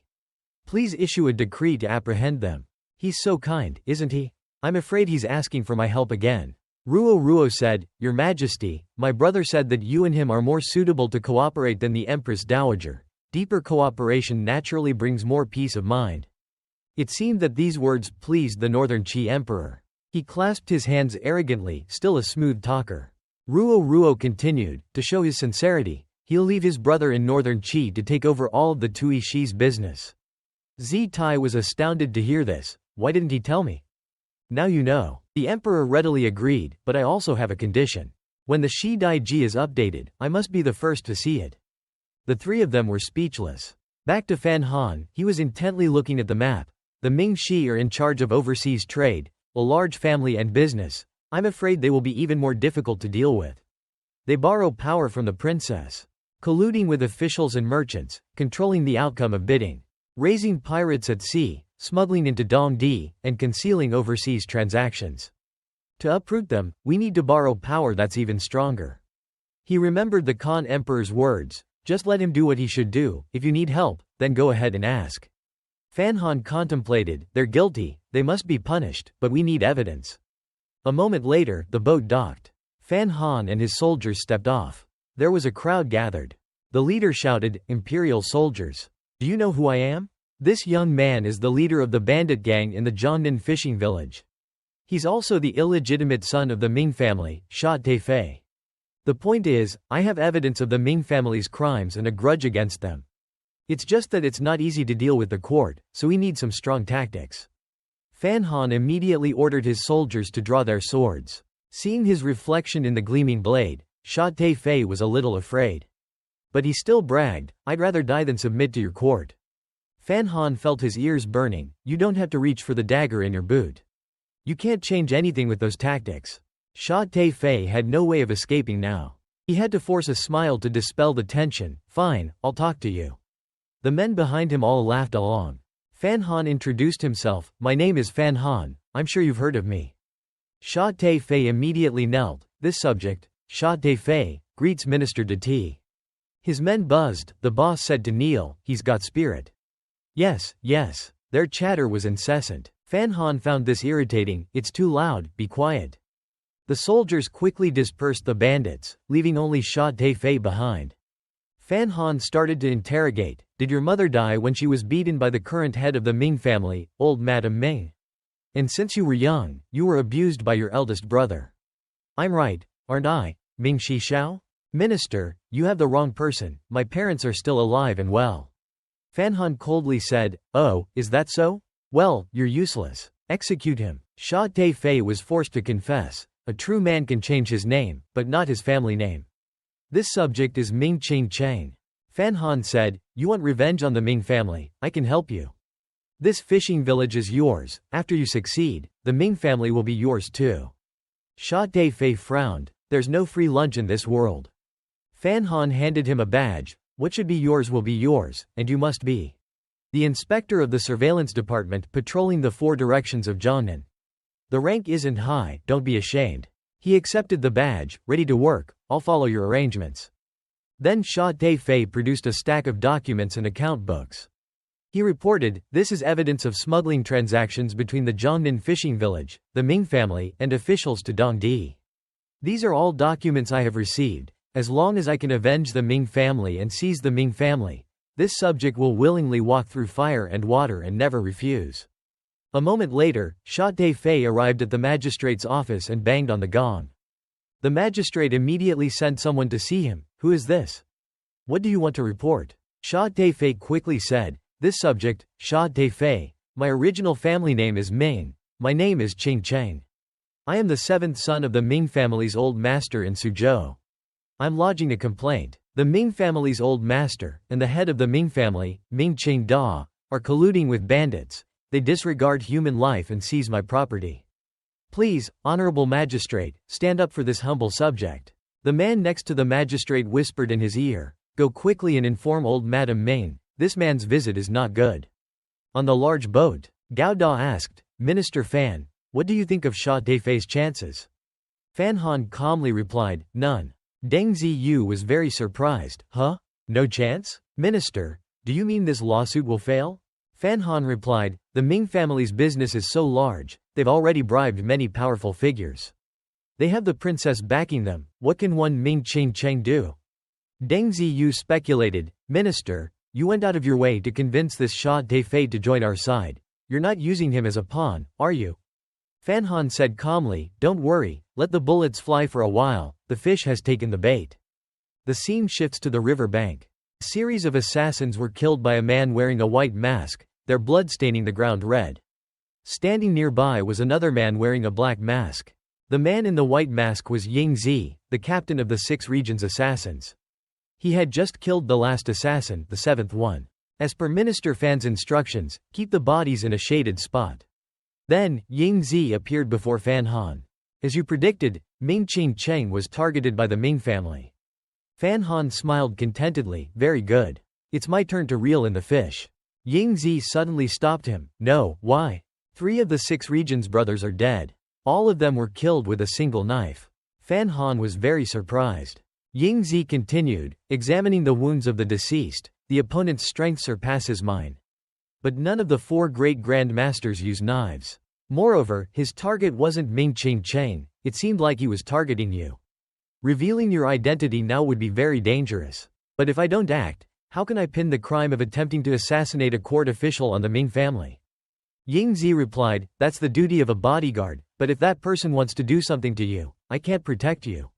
Damn, Cgugn, Yi Lu Yun, Hong Gong Gong. None of them have any reason to kill me. Could it be that he made some kind of deal with the princess? Dong Di and Shenyang have always had a close relationship, so the most likely person would be Cgugn. It's not him. Even if he disguised himself, I would recognize him. Fan Han asked Ying Zi, so the 6 regions, plus the 7 of you bodyguards, could you defeat a Grand Master? I'm not sure. Wu Zhu suddenly appeared behind them, putting everyone together. It's barely enough for him to warm up. Fan Han hurried over, happily calling out, Uncle. What if we add you? Could we do anything against him? Wu Zhu replied, I'm enough on my own. So could I ask you a favor tomorrow? I need to kill a Grand Master. That's something I haven't considered, but we need to at least know who he is first. Why would he want to kill you? We can't always be on the defensive. Wu Zhu said, don't worry. He's from the Temple of the Gods. Fan Han and Ying Zi were extremely surprised. Fan Han asked, why would someone from the Temple of the Gods want to kill me? They kill you, I will definitely appear. They're coming for me. You lure them out, I'll handle them. Fan Han wasn't sure if he should thank this senior uncle or not. He clasped his hands and looked out the window. Okay, according to plan, hold a banquet outside the tower tomorrow. Fan Han ordered his subordinates, let everyone know that I, Fan Han, have arrived in Jiangnan. Outside the tower, tables, chairs, and wine cups were arranged in neat rows, ready for tonight's feast. Fan Han sat down and asked Sha Fei, how is your lawsuit going? He cheerfully replied, Song Shi Yi is truly a top-notch gossip monger in the capital. Even death can be twisted into life. It took too long. The witnesses and evidence were gone. Old Madam Ming couldn't be convicted. Fan Han sighed, even if we found it, we wouldn't be able to convict her. That magistrate has already been bribed. So what was the point of you arranging for me to file a lawsuit against the Ming family? Fan Han explained, this is a chain reaction. This can prove your identity as the 7th son of the Ming family. It's convenient for inheriting the Ming family's assets. Sha Fei was surprised. The Ming family hasn't collapsed yet. Minister Fan has already thought about replacing them. That's a very far-sighted move. Fan Han replied, what's so strange about that? Ming Qing Cheng, I know you're still angry, but listen to me. Yesterday, the Ming family sent people to kill you. I sent the 6 regions to secretly protect you, and they kept the bodies of the assassins. But the most important part is tonight. Tonight I'm holding a banquet to entertain Jiangnan officials. The 6 regions will be arranged to perform a play about an assassination. The 6 regions will bring the bodies of the assassins from the Ming family yesterday to the scene and pin the crime of assassinating court officials on the Ming family. At that point, they won't be able to explain it. Because of harboring assassins, we'll immediately dispatch the Black Knights to control the Ming family. Those who submit willingly will be spared, those who resist will be killed without mercy. Sha Fei listened to this perfect plan and gave a thumbs up. Good, that's very good. Minister's trap is to use the enemy's weapon against them. That's amazing. Come on, we're on the same side. Why are you saying I'm setting a trap? Fan Han leaned against the door, his expression thoughtful. There's one thing that happened before that. The sky had darkened, tonight's moon was very beautiful. The Grand Master had finally revealed himself. He said to the person in front of him, someone told me that you were in the south. It was Wu Zhu. He turned around and asked, "Who said that?" The Grand Master replied, "I can't reveal that. We are preachers, not revolutionaries. We cannot leave traces. Follow me back to the Temple of the Gods." Wu Zhu said, "She left too many traces. You go back to the temple, I won't kill you. I've forgotten a few things. Once I remember, I'll go back." The Grand Master drew his sword. "I'm not here to negotiate with you." Wu Zhu slammed his foot down on the ground.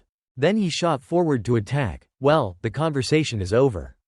The Grand Master was ready for a fight. "Not bad, you're really fast," he shouted with vigor. Then the two of them charged at each other, neither yielding.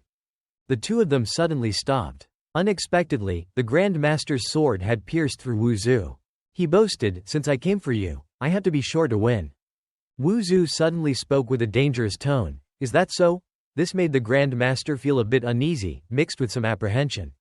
Wu Zhu's sword unexpectedly pierced through the Grand Master's chest. Blood splattered everywhere. The Grand Master slowly collapsed to the ground.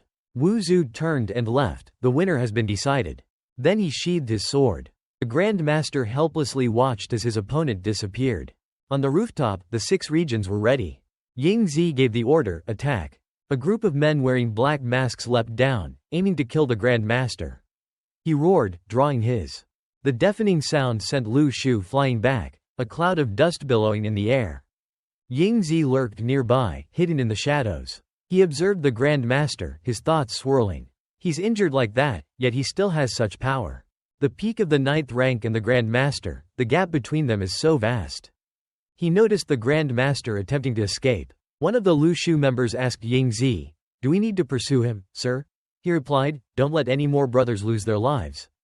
Follow Fan's orders and prepare for the assassination mission." All the officials in the Jiangnan region were attending a banquet hosted by Fan Ruan. He introduced with a gracious smile, "Thank you all for gracing me with your presence tonight. However, this banquet isn't for me. It's for the person sitting next to me. The official heir to the Ming family's legacy, Ming family, 7th son. Ming Qing Cheng." The officials buzzed with excitement. Wasn't the 7th son of the Ming family supposed to have died young? That's right, that's right, that's right. This isn't a fake identity, is it? Even if he's truly the 7th son of the Ming family, according to the law, it wouldn't be his turn to inherit the family business. Fan Ruan raised his voice. "What's the supervision department doing? I believe you all are well aware of the situation. I know you've received countless favors from the Ming family over the years. It's understandable that you would speak for them. But if you can't discern your stance, if you stand on the wrong side, your remaining years will likely be spent in prison." He threw a thick stack of papers onto the table. It was evidence of the Ming family's involvement in smuggling with Dongdi. The officials flipped through the papers with eager smiles. "I met the 7th son of the Ming family twice when he was a child. He truly resembles this person. How could the person found by the supervision department be fake? The Ming family, mother and son, have undoubtedly done a lot of evil. Their wealth is forfeit, they should be stripped of their possessions." The officials aligned with the crown princess seemed quite annoyed. Fan Ruan thought to himself, do these officials all learn to act? They change their faces faster than flipping a pancake. Sha Te Fei remained silent. One of the officials from the crown princess's faction stood up unexpectedly and declared, "Your behavior is truly contemptible. I will not stand with you." Another official abruptly requested to leave. "Our ideologies differ, so we cannot collaborate. There's no need to send me off." Fan Ruan clapped in approval. "Good, good, good. I've certainly learned a lot today. Excellent, truly excellent. Those who believe in righteousness don't hesitate to join hands and walk together. This way, we can all avoid unnecessary trouble." The arrogant official pointed directly at Fan Ruan's face. "Don't think you've won. The game has just begun." The crown princess's faction left one by one, issuing a challenge as they departed. "Did you hear that? It's just the beginning." Fan Ruan responded calmly, "You're not wrong. It is indeed just the beginning. Only, you won't be able to see the ending." As he reached for the wine cup on the table, Lu Shu outside seemed to receive a signal and prepared to act. Blood splattered outside the door. The main act was about to begin. Cao Da shouted, "Assassins! Quickly, protect His Majesty." He immediately drew his sword and charged into battle against the assassins. Fan Ruan watched the unfolding spectacle with a detached amusement. "I knew you would come. I've been waiting for you. After all, I've made all the arrangements beforehand." The remaining officials couldn't help but feel fear. Sha Te Fei watched with wide eyes. Outside the door, Cao Da addressed the Lushu members. They're handled. Withdraw quickly. They promptly disposed of the bodies according to plan, their movements swift and efficient. One of them removed his mask. He pretended to fall, mimicking the other fallen assassins, becoming the sole survivor. Cao Da brought him before the officials. Fan Ruan interrogated him. Speak. Who sent you? Another official said, Fan, you ask such a question, no assassin would confess. As soon as he finished speaking, the captive quickly responded, the Ming family sent me. That official cried out, this is too fake. Fan Ruan was pleased with this turn of events. Fake, you say? You are the witnesses. The bodies outside serve as evidence. The perpetrator is the Ming family. I'm right, am I not? He held the evidence of smuggling in his hand. The witnesses and physical evidence were all present. What should we do now? The officials had no choice but to comply. The Ming family attempted to assassinate a court official, defying the law. Their actions are unreasonable and their intentions sinister. They must be immediately apprehended. They should be beheaded and their heads displayed as a warning to others. I will send people to arrest the Ming family and their accomplices. Sir, please await good news from me. Fan Ruan clasped his hands in thanks. In that case, I will trouble you, sirs. He turned to Sha Taifei. That's right, Ming Qing Cheng, this banquet is for you. Get to know everyone, you'll need to work together in the future. They shook hands in a friendly manner. Sha Taifei thought to himself, I'm lucky I knelt down quickly. Fan Ruan is not to be trifled with. He manipulates others like puppets in the palm of his hand. After consulting with Fan Nian, the official immediately sent a large number of people to the Ming family's manor. He chuckled gleefully, ha ha, this juicy Ming family, the first bite is mine. Charge in. If anyone resists, execute them on the spot. On Fan Nian's side, Deng Ziyu rushed in to report. We have news, he asked. Hurry, tell me, what's the harvest? Master Zhang is dead. Fan Nian and Sha Taifei were both shocked. What? Sha Taifei exclaimed, that old hag has guts. She dared to kill a court official. Fan Nian said, impressive? Indeed impressive. Don't call it guts, call it the only way for the Ming family to break the situation. Deng Ziyu was puzzled. Master, what do you mean? Fan Nian explained, the Ming family wants to tell all the officials. We can kill, so can they. It seems those officials won't dare to side with the other party too openly. But won't they be charged with assassinating a court official? Master Zhang was lusting after the Ming family's wealth. He led troops to attack their manor in the middle of the night with ill intentions. The Ming family acted in self-defense. They can find enough excuses to defend themselves. At this point, it seems we need to resolve it with force. Fan Nian stepped out the door. Every time like this, uncle, it's time to get things hot. However, Wu Zhu didn't appear, and there was no response. A terrifying silence filled the air. Fan Nian panicked, calling out, Uncle, where are you? You need to take action. Sha Taifei and Deng Ziyu had no idea what the master was doing. Ying Zi was hiding behind a nearby wall. He spoke up, Master Wu is injured. Fan Nian asked anxiously, where is uncle? Take me to him. Master Wu didn't tell me where he was recuperating. He just said he would come find you after recovering. He didn't say, so you don't know how to ask, Ying Zi retorted. Those who want to speak won't need to ask. This infuriated Fan Nian. He yelled, normally you're so quiet, but now you can argue. The two inside stuck their heads out to watch. Never before have we seen Master Fan act like this. This is serious. Ying Zi raised his hand to signal a stop. Master Fan, pay attention to your form. Fan Nian pushed him away. All right, you're good. No wonder you can follow Chief Instructor Chen. You're too good. Fan Nian resumed his serious expression. Forget about it. What about the Grand Master Assassin's abilities? Ying Zi replied casually. He ran away. Couldn't handle it. Fan Nian was genuinely furious. He exploded in a torrent of insults. Do you deserve my trust? Do you deserve Uncle's trust? Sha Taifei ran over and hugged him. Master Fan, calm down. Master Wu said that person won't appear again. Moreover, he asked me to relay this message to you. The person who instigated the emissary from the Divine Temple to kill your son is probably the true mastermind behind your mother and son's deaths. Fan Nian fell silent upon hearing this.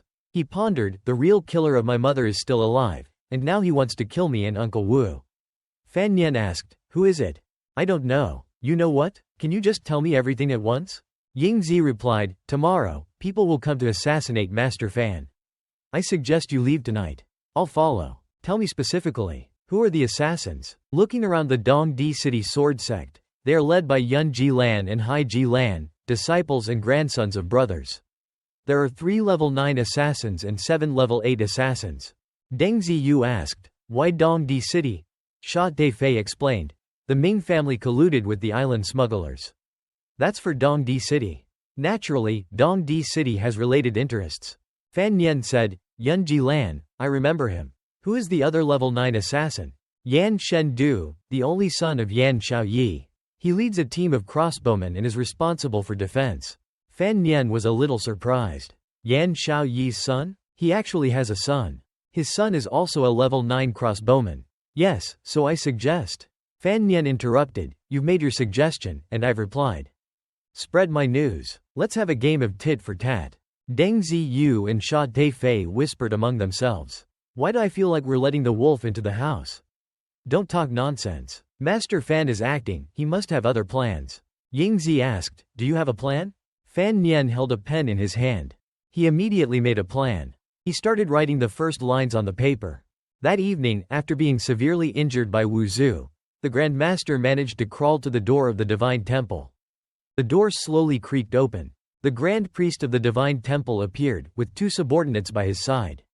Seeing the Grand Master lying face down on the ground, his subordinate asked, Grand Priest, is this? He replied, it seems he failed. Drag him in first. Yes. The scene shifted to the day Fan Nian was about to be assassinated. This morning, the sky looked beautiful. Fan Nian was standing by the shore of a clear blue lake. He was mesmerized by the surrounding scenery. Nanshang actually has a West Lake? Could it be my mother's masterpiece? Deng Ziyu said, Master, you don't know. The West Lake has a history of hundreds of years.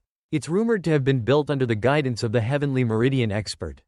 Fan Nian was puzzled. What's a Heavenly Meridian Expert?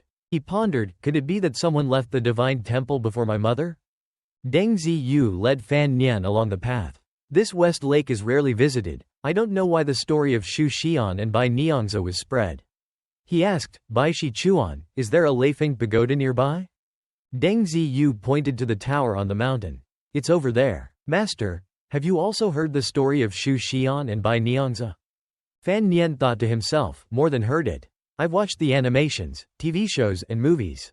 They stepped onto the bridge. Deng Ziyu said, after the story spread, many lovelorn men and women came here to hold umbrellas, hoping to meet their other halves on this bridge.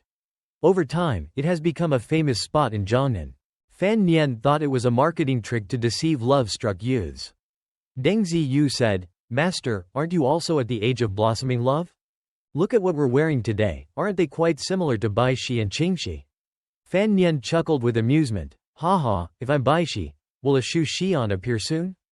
Diao Diao suddenly appeared, scaring the daylights out of Fan Nian. She arrived just in time. What kind of cheesy plot is this? Diao Diao rushed in and punched him. Who's being cheesy? I'm talking about this cheesy bridge, not you. She carefully warned Fan Nian, your martial arts skills are now gone. You better say things I like to hear. Yes, yes. Diao Diao glanced at the person fishing on a nearby boat. If you don't, that guy will attack, and I won't help you. That person realized his identity had been exposed. Immediately, a group of assassins leapt from beneath the lake, swiftly approaching. The person on the boat shouted, attack. Gao Da shouted, protect Master Fan. The assassins charged toward the bridge, swords in hand. Fan Nian said to Diao Diao, give me a hand. She smiled and replied, you're talking nicely. Then thank you. As soon as the words left his mouth, he was sent flying high in the air by a kick from Duo Duo, with such force that it caused Fan Nian to cough up blood. The assassin stood there, bewildered. Fan Nian's body flew past them. Cao Da quickly reached out to catch him, his voice filled with panic, Master Fan. Fan Nian finally landed, a resounding thud echoing through the air. Duo Duo cheerfully dusted off her hands, having successfully escaped danger. Fan Nian landed on top of Cao Da, his head spinning. He wondered if he should thank the girl or not. The assassin charged fiercely. The guards wielding swords fought back, determined to protect Fan Nian's safety. A sword tip skimmed across the water's surface. Ying Zi leapt unexpectedly, aiming to eliminate the leader on the boat. Master Fan, I'm here to help. Noticing Ying Zi's appearance, the assassin on the boat quickly pulled up the fishing rod. It turned out he had cunningly hooked the line onto the hilt of a sword submerged in the lake. Ying Zi swiftly jumped towards the assassin. He delivered a few blows. The assassin's sleeve ripped. His hat was split in two, blood spraying from his hand. This man was Yun Ji Lan. He thought furiously, this person's strength surpasses mine, and what's more, he's using the sword techniques of our Dong Di clan.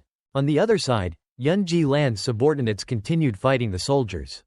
Only two remained seated on the rooftop, hidden from view. It was Hai Ji Lan and Kong Ji Lan. Hai Ji Lan said, "Big brother is injured. Go help him, I'll handle Fan Nian. Fan Nian is cunning. Be careful." Understood. And that country bumpkin, she looks so uncouth, yet I can't discern her true strength. If we fail, we retreat, find another opportunity. Alright, let's go. They swiftly jumped down. Hai Ji Lan charged forward, a sinister smile on his face. The guards quickly positioned themselves in front of Fan Nian, blocking Hai Ji Lan, protecting Master Fan. One by one, they surged forward, knowing they were outmatched. It seemed impossible to defeat a level 9 assassin.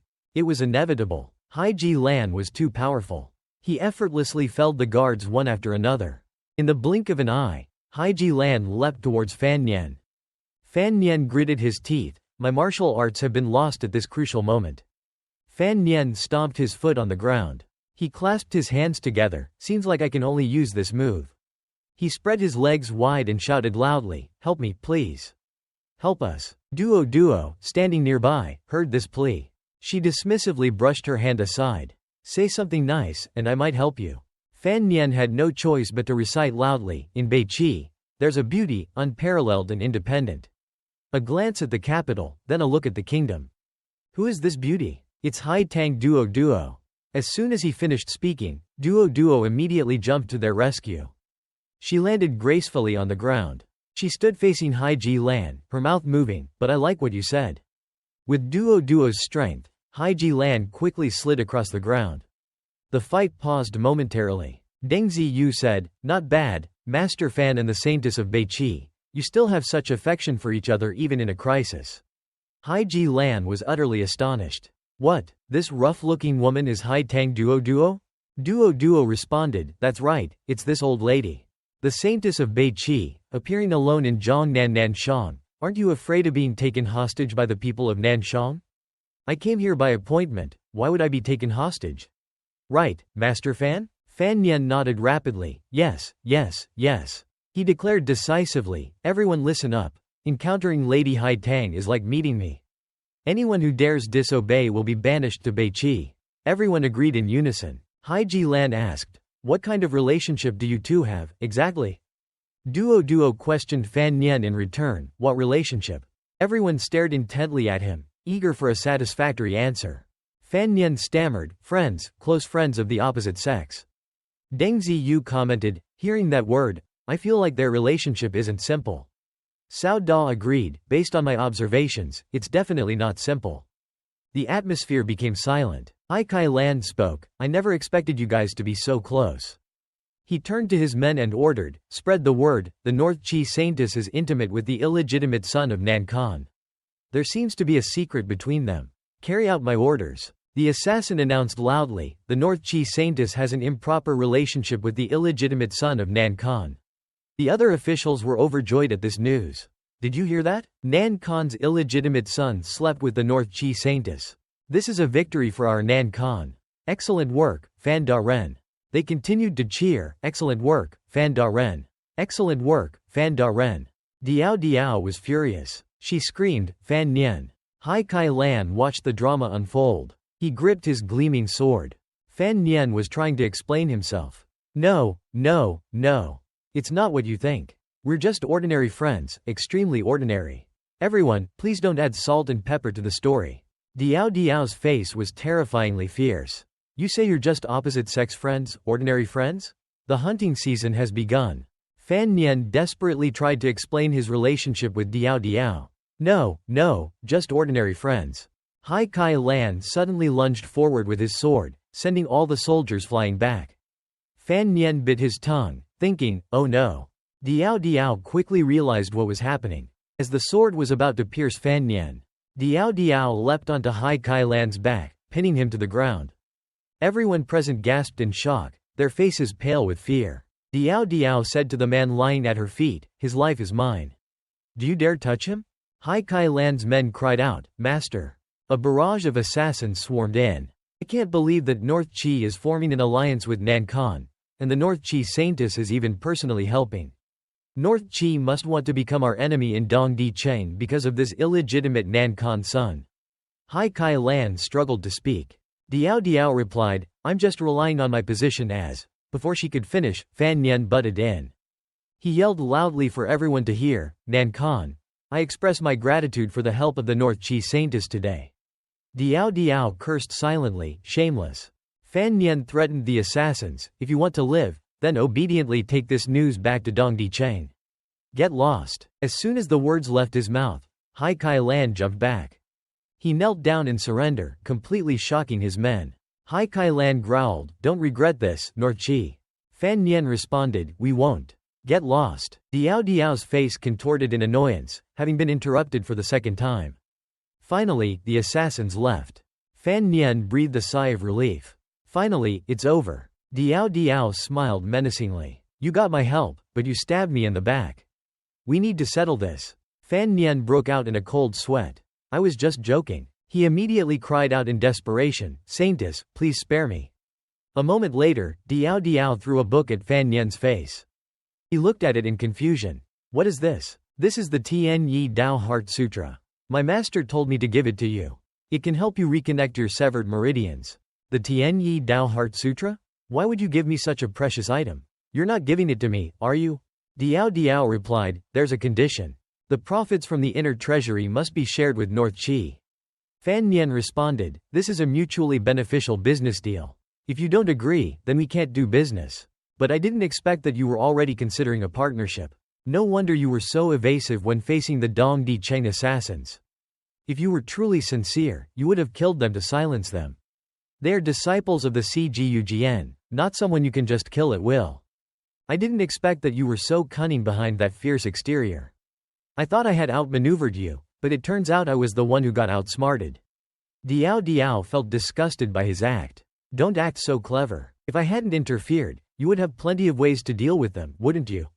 Ha ha ha. The two of them laughed together, dispelling the tense atmosphere. Suddenly, a noise came from behind. Diao Diao turned sharply. "Who's there?" It turned out to be Ying Zi. He looked at them and said, "Sorry for the intrusion. I'll just be on my way." Unexpectedly, Fan Nian had been hugging Diao Diao the whole time. Fan Nian quickly let go, pretending nothing had happened. Diao Diao said, "Oh right. My master said that your martial arts were actually a gift from your mother. Now you're back with her, it's like you're returning the favor to your mother." Fan Nian felt this change in topic was difficult to swallow. Diao Diao kicked him in the face. "Shut up." Ying Zi stood there, petrified. Fan Nian wiped his nose while asking, "Speaking of which, how's the situation with Yun Kai Lan?" Ying Zi replied, "He was rescued by his junior brother. Next time, we'll definitely take his life." Fan Nian suddenly praised, "Good job, you saved him." The three words, "Good job, you saved him," made Ying Zi couldn't help but wonder. Fan Nian explained, "If we drag the CGUGN into this, then we'll be the ones running for our lives. He knows about the existence of the Wu Da Ren, so he won't come. But his senior brother is injured, he doesn't know that he's still uninjured." Diao Diao overheard their conversation and was incredibly shocked. "What, that blind guy is injured? He's with the Da Zun Shi." Fan Nian calmly stated, facing his senior brother, another Da Zun Shi, "In the end, he still won, he just suffered a minor injury, just need to recuperate." "Right. Have you found any clues about the person who fought his senior brother?" "His body was taken by the Da Jia Ti of the Khan Miao. The priority is to deal with the Ming family first." Fan Nian agreed, "Yeah, the people of Dongdi Cheng are relying on the help of the CGUGN. It won't be easy for them to return. In this case we can only resolve this with force, but the opponent has 2 level 9 masters, and we." Ying Zi continued, "So we must act quickly, otherwise, if Yun Kai Lan and his junior brother recover from their injuries, there will be 4 level 9 masters. If they work together, it'll be a real pain in the neck."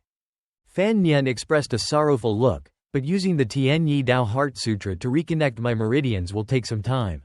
He looked up to the sky and cried out, "Oh, heaven, could you bestow upon me a level 9 master?" Suddenly, someone called out, "Fan Da Ren."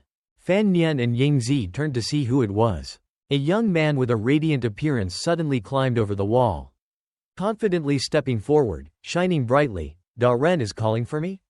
Fan Nian nervously pointed at him. Who are you? Who called you? Why don't you enter from the main entrance when coming to help? Aren't you afraid that the two people beside me will kill you? The young man introduced himself. This humble one is the 13th disciple of Jian Lu, name is Tai Shang. I received an order from my master, Cgu Jian, to come to help Dati Da Ren. If there's anything I can help with, just command me. Fan Nian pondered. This man appears upright and righteous, but he was able to approach me so stealthily. I can't let my guard down. Ying Zi quickly drew his sword. Cgu Jian only accepts 12 disciples, and you're not one of them.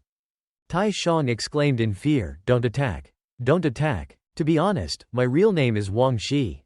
Tai Shang is a different name. I'm the last disciple of Cgu Jian. Ying Zi still didn't believe him. Are you telling the truth? Fan Nian spoke up. Dong Di Cheng and the Jian Shi Yuan are enemies. We have fought against the first disciple of Cgu Jian before, so why did your master send you to help me? My master said that Dong Di Cheng is on the side of the eldest princess, but he believes you will win, so he sent me to follow you. Fan Nian said with annoyance, typical Cgu Jian Da Shi, helping both sides.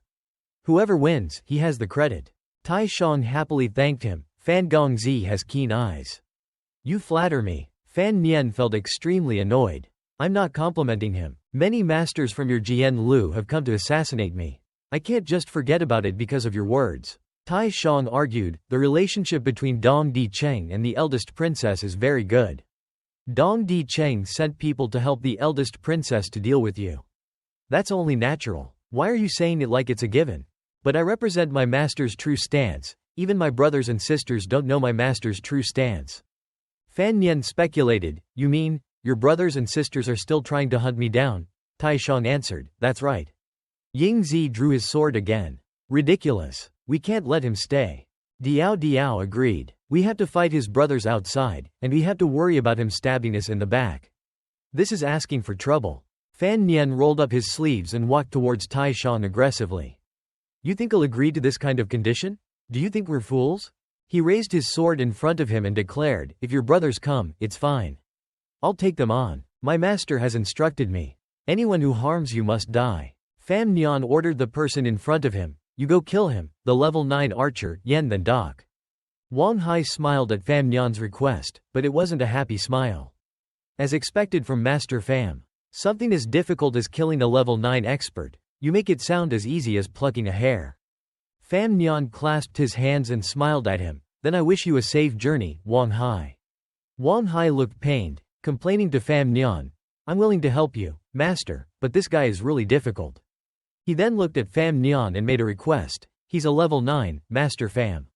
Could you lend me 2 people? Hai Duang and the masked man remained silent after hearing Wang Hai's request. Then, Fan Nian said to the masked man beside him, Shadow, you go with him. As for Hai Duang, he pointed at her and made up a reason, she's on her period.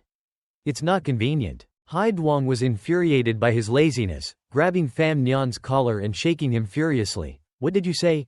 Wang Hai, witnessing this scene, seemed to understand something. He said with a smug smile, so that's it. Master Pham doesn't want to let Miss Hai Duang go. It seems the rumors on the street are true. Fan Nian was shaken by Hai Duang so much that his face turned pale. He stuck out his tongue. Hearing Wang Hai's words, Hai Duang blushed and became extremely embarrassed. What? This idiot wouldn't let me go? Finally, she released Fan Nian, turning her back to them. Fan Nian, released from her grip, patted his chest and let out a long breath. Wang Hai politely greeted the person Fan Nian had lent him. Thank you for lending me your help. Fan Nian put his hands on his hips and reminded them, I keep my word. If I said I'd give them 2 weeks, then it's 2 weeks. Just in case they actually withdraw, then it's better. As soon as he finished, Wang Hai leapt over the wall and left. Before disappearing, he said, all right, see you in 2 weeks. Fan Nian was infuriated by his leaping action, pointing at him and scolding, you're quick to run. And why do you have to jump over the wall like that? After Wang Hai left, only the 3 of them remained in the courtyard. Hai Duang crossed her arms and felt curious about Fan Nian's upcoming plans. Why 2 weeks? What's your plan? Pham Nhan didn't answer her question immediately but asked the person beside him, "How many weeks until the knights arrive?" The person answered him, "Around 10 days, within 2 weeks." Hai Duong seemed to have predicted this and wasn't surprised. She said, "I told you."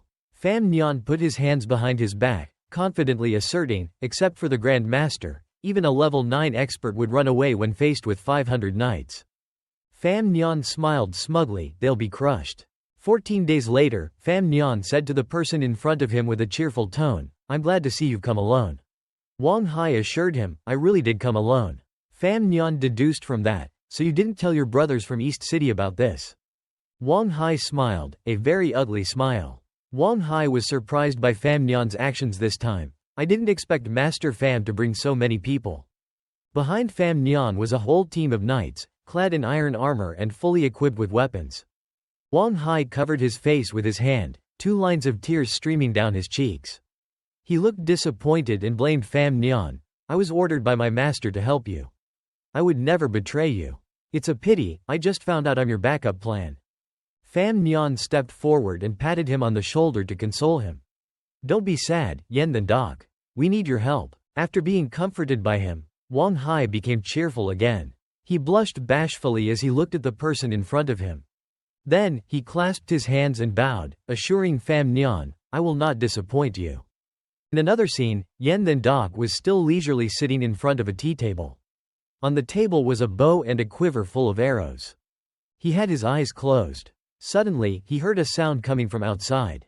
He opened his eyes wide, immediately becoming alert. Yen Than Doc assessed the strange sound. He realized it was cavalry. He picked up his bow, quiver, and arrows, and stood up. At the unexpected appearance of the cavalry, Yen Than Doc was utterly surprised. "Old Master Qin didn't tell me he would send cavalry here. Could it be?" Outside, a group of cavalry was approaching. Yen Than Doc was horrified to realize they were black cavalry. Immediately, Yen Than Doc moved to the rooftop. He crouched down and observed the distance. Yen Than Doc focused his attention on the situation ahead. Suddenly, his eyes widened, his pupils contracting. He appeared terrified. In the forest in front of him, something was approaching. A team of black cavalry, led by Pham Nhan, was charging towards him on horseback. Yen Than Doc confirmed his speculation, it is indeed black cavalry, and moreover. He looked at the young man riding ahead. The leader was Pham Nhan. Yen Than Doc frowned, thinking angrily, except for the Grand Master, no one can stop the black cavalry. It seems the Ming family cannot be saved. He reached behind him and drew an arrow. He began to calculate his next move. But perhaps I can take advantage of the fact that the black cavalry is not yet close. Yen Than Doc fitted the arrow to his bow and drew it back, aiming at Pham Nhan. He was determined to kill him. "I'll take Pham Nhan's life first, to ease the burden of the crown princess." As soon as the arrow was released, he shouted, "Die, Pham Nhan." Yen Than Doc was still focused on killing Pham Nhan. He didn't realize he had caught the eye of someone else. A man holding a sword, with the arrow Yen Than Doc had just shot in his hand, spoke abruptly, "Brother, did you drop this?" Yen Than Doc turned around cautiously, shouting, "Who is it?" Wang Hai stood on the roof opposite him. The two looked at each other cautiously. Yen Than Doc gritted his teeth, thinking angrily, "Since when were you beside me?"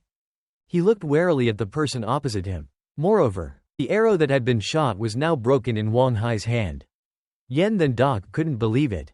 "Since when? How did you broke my arrow?" Yen Than Doc secretly assessed Wang Hai. He realized this person's abilities were higher than his. Then he stood up, asking warily, "Who are you?" Wang Hai didn't answer him. He simply said, "I've been ordered to kill you. I apologize." Immediately, Yen Than Doc fitted another arrow to his bow, drew it back, and aimed at Wang Hai. He gritted his teeth and speculated, ordered by whom? Pham Nhan? Wang Hai wasn't afraid at all. He even had the mood to tease him. He raised his hand, laughed cheerfully, and shouted, "You got it right." Yen Than Doc was not as happy. He looked dangerous, shouting at Wang Hai, "Where do you get the confidence that you can kill me?" He thought to himself, "This time, I must be faster and stronger than before." Yen Than Doc aimed his arrow directly at Wang Hai. He confidently asserted, "You won't catch this arrow." Faced with his threat, Wang Hai just smiled and said, "Is that so?" Yen Than Doc drew his bow, using his cloud-piercing arrow. He closed one eye to aim better. Then he adjusted the arrow. Finally, Yen Than Doc released the arrow, shouting, "Hit." Wang Hai assessed his arrow. He realized it was indeed much stronger, but Wang Hai began to move. He smiled confidently, if I can't catch it, I can just dodge it. And Wang Hai easily dodged Yen Then Doc's arrow. Seeing his arrow effortlessly dodged by Wang Hai, Yen Then Doc widened his eyes and frowned. Such skill. A speculation arose in his mind. Could it be? Wang Hai smiled. Peak level 9. At this moment, Wang Hai suddenly spoke, level 9 archers are indeed rare. He put his hand on his hip, being able to fight with you is an honor. Yen Then Doc quickly drew an arrow from his side. This time, he fired not 1 but 3 arrows at once. He shouted, take this. Wang Hai quickly ducked down, the 3 arrows flying over his head. While he was dodging the arrows, the opposite side was empty. Wang Hai searched around, filled with question marks at Yen Then Doc's disappearance. Underneath the bushes, Yen Then Doc was hiding, feeling very proud of himself. Fake a signal, create a diversion, and protect my life. While he was still feeling proud, Wang Hai silently appeared beside him. He gave a very cute smile and whispered to Yen Then Doc, found you. Yen Then Doc was so surprised by Wang Hai's appearance that he jumped up. He couldn't believe that he had been found so quickly. What? When? Wang Hai slowly approached him. He highly praised the opponent's ability. I feel your abilities are very strong. When he was a distance away, Wang Hai stopped. He tried to remember, right, what's your name? Yen Then Doc. Yen Then Doc was very angry at being belittled by Wang Hai. He gritted his teeth and replied, I am Yen Then Doc, a level 9 archer, son of Yen Xiaoyi. After he finished, Wang Hai suddenly remembered, oh, I remember now. Yen Then Doc reached for the arrows behind him. He pursed his lips, his mind calculating silently for a chance to turn the situation around. If I could shoot arrows like my father, there might still be a chance. Suddenly, he asked Wang Hai, strong people like you must have their own rules when doing things. Why help Fam Nian? Wang Hai crossed his arms and answered Yen Then Doc unseriously, I consulted the oracle. Only one person can bring peace to the world. Yen Then Doc naturally didn't believe what Wang Hai said. He refuted his words, peace in the world can only be achieved by one person? The emperor is still alive, so it's not Fam Nian's turn yet. Wang Hai opened his eyes wide and said with a sarcastic tone, thanks to the emperor's grace, my family was wiped out, leaving only me. Yen Then Doc widened his eyes and shouted, so your goal is? Wang Hai remained motionless, silent. He raised his hand in a gesture of silence to the person opposite him. This action completely angered Yen Then Doc. He fitted an arrow to his bow and shouted angrily, you dare. Immediately, an arrow was shot from the bow. But Wang Hai didn't even bother to dodge. He easily blocked the arrow with his sword. He opened his eyes wide, looking at Yen Then Doc with cold eyes. Immediately, he charged with his sword, kill. Yen Then Doc also went crazy, firing arrows to stop Wang Hai's charge. But Wang Hai easily dodged all the arrows. Failing to hit Wang Hai made Yen Then Doc even more frantic. He frowned, widened his eyes, and shouted, ah. Wang Hai dodged all the arrows. After dealing with all the arrows, he jumped up, preparing to attack Yen Then Doc. Yen Then Doc was now in a dire situation, with only 1 arrow left. He widened his eyes and nervously looked at the last arrow in his hand. He fitted the arrow to his bow, drew back the string, and gritted his teeth. He silently made up his mind, last arrow. Yen Then Doc poured all his strength into this arrow. If I can. He comforted himself, if I can. At this moment, Wang Hai was also close to him. Yen Then Doc was determined, if I can shoot an arrow like my father. Yen Then Doc shouted, his eyes flashing with fire, last arrow. Only peak level 9 can use this move. He confidently asserted, you can't dodge this. The arrow shot out, carrying a huge flame. Wang Hai didn't dodge. He raised his hand, if I can't dodge. As the arrow got close, Wang Hai raised his hand and grabbed it. The arrow pierced through, leaving a bleeding wound on his hand. His face showed a clear look of madness. The arrow was firmly grasped in his hand. He couldn't dodge it, so. Yen Then Doc couldn't believe that his arrow could be easily caught. He widened his eyes, frowned, and his forehead bulged with green veins. Wang Hai used the arrow as a weapon. He charged closer to Yen Then Doc and killed him with his own arrow. Wang Hai's face was stained with Yen Then Doc's blood. He didn't underestimate his arrow. I admit, this arrow of yours is very powerful. But the arrow now pierced through his forehead. Wang Hai sneered, wiping the blood from his face, but unfortunately, you met peak level 9, me. At this moment, Pham Nhan was facing off against Wang Hai's 3 brothers. He arrogantly said to those guys, "Hey, I'm talking to you. Didn't I say you guys couldn't leave the Jiangnan for 2 weeks? If you don't, you'll face the consequences." One man was about to speak, but he was interrupted. He could only say, "I." The man in black clothing, holding a sword, arrogantly asserted, "The people of East City don't have cowards. The 3 of us, level 9, will take half the people here with us in death." He had made up his mind to fight Pham Nhan to the death, and after we die, no matter where you run, my master will kill you and avenge us. Pham Nhan wasn't frightened by his arrogance. He calmly said to the man, as expected of a level 9. "You're still so bold in this situation. If it wasn't for our differing views, maybe we could have been friends." He had not finished speaking when a bag was thrown in front of them. Wang Hai, who had appeared out of nowhere, sat on a tree and said to Pham Nhan, "Master Pham, I've taken care of the agreement." His appearance shocked his 3 brothers. One of them was so surprised that he stammered, Little brother, why are you in Jiangnan?" Wang Hai looked very happy to see them. He waved to his 3 brothers, "Greetings, brothers." Only the man in black clothing remained silent. He was incredibly incredulous at Wang Hai's appearance. "Master never mentioned you to me." Then he looked at the bag that had been thrown to the ground, revealing Yen Then Doc's head inside. "This is." Wang Hai sat on the tree and said to Pham Nhan, "Master, now you can believe me, right?" Pham Nhan smiled, having seen what was inside the bag. "I can believe half of it." Pham Nhan continued, "As for the other half, we'll see how you manage to persuade your senior brothers to return to Dongdi City." Fan Ren was secretly calculating his strategy. "It's not that we can't fight, it's just that I don't like casualties. If we can avoid fighting, we should." Wang Shi remained silent in response to Fan Ren's request. Wang Zai's 2 senior brothers were utterly confused by his actions, constantly questioning him, "Junior brother, what's going on? Could it be that master's intention is?" Suddenly, the man in black raised his hand to stop them. The 2 brothers were incredibly surprised to see their senior brother obstructing them. Senior brother. The man in black coldly questioned Wang Shi, "What exactly is master's intention?" Wang Shi leaned against the tree, replying to his senior brother, "The inner treasury ultimately belongs to Fan Da Ren. Master hopes to foster friendly relations with friends from other countries." After listening to Wang Shi, his senior brother fell silent. It seems master had already made a decision. "The 3 of us today, could it be that?" He looked at Fan Ren and He Ji, then uttered a terrifying thought. "We're truly going to die unjustly here." Despite facing death, the 3 had no way out. If we retreat now, it would be a betrayal of the Crown Princess. If we lose the Crown Princess's trust, I fear she will seek revenge, wiping out all of us in Dongdi City. Wang Shi also contemplated this possibility, stroking his chin, and looking up at the sky, pondering a solution. If only there were a peaceful way to resolve this. Just when they were in a dilemma, Fan Ren unexpectedly spoke. With utmost confidence, he addressed them, "It's simple. I'll spread a false rumor. Your Dongdi City had a fierce battle with our surveillance agency last night. Both sides suffered heavy casualties.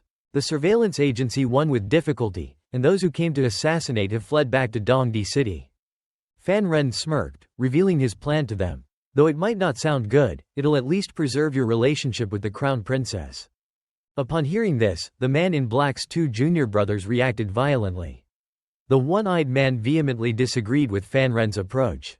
"The reputation of our Dongdi cannot be ruined like this." The other also spoke up, "Senior brother."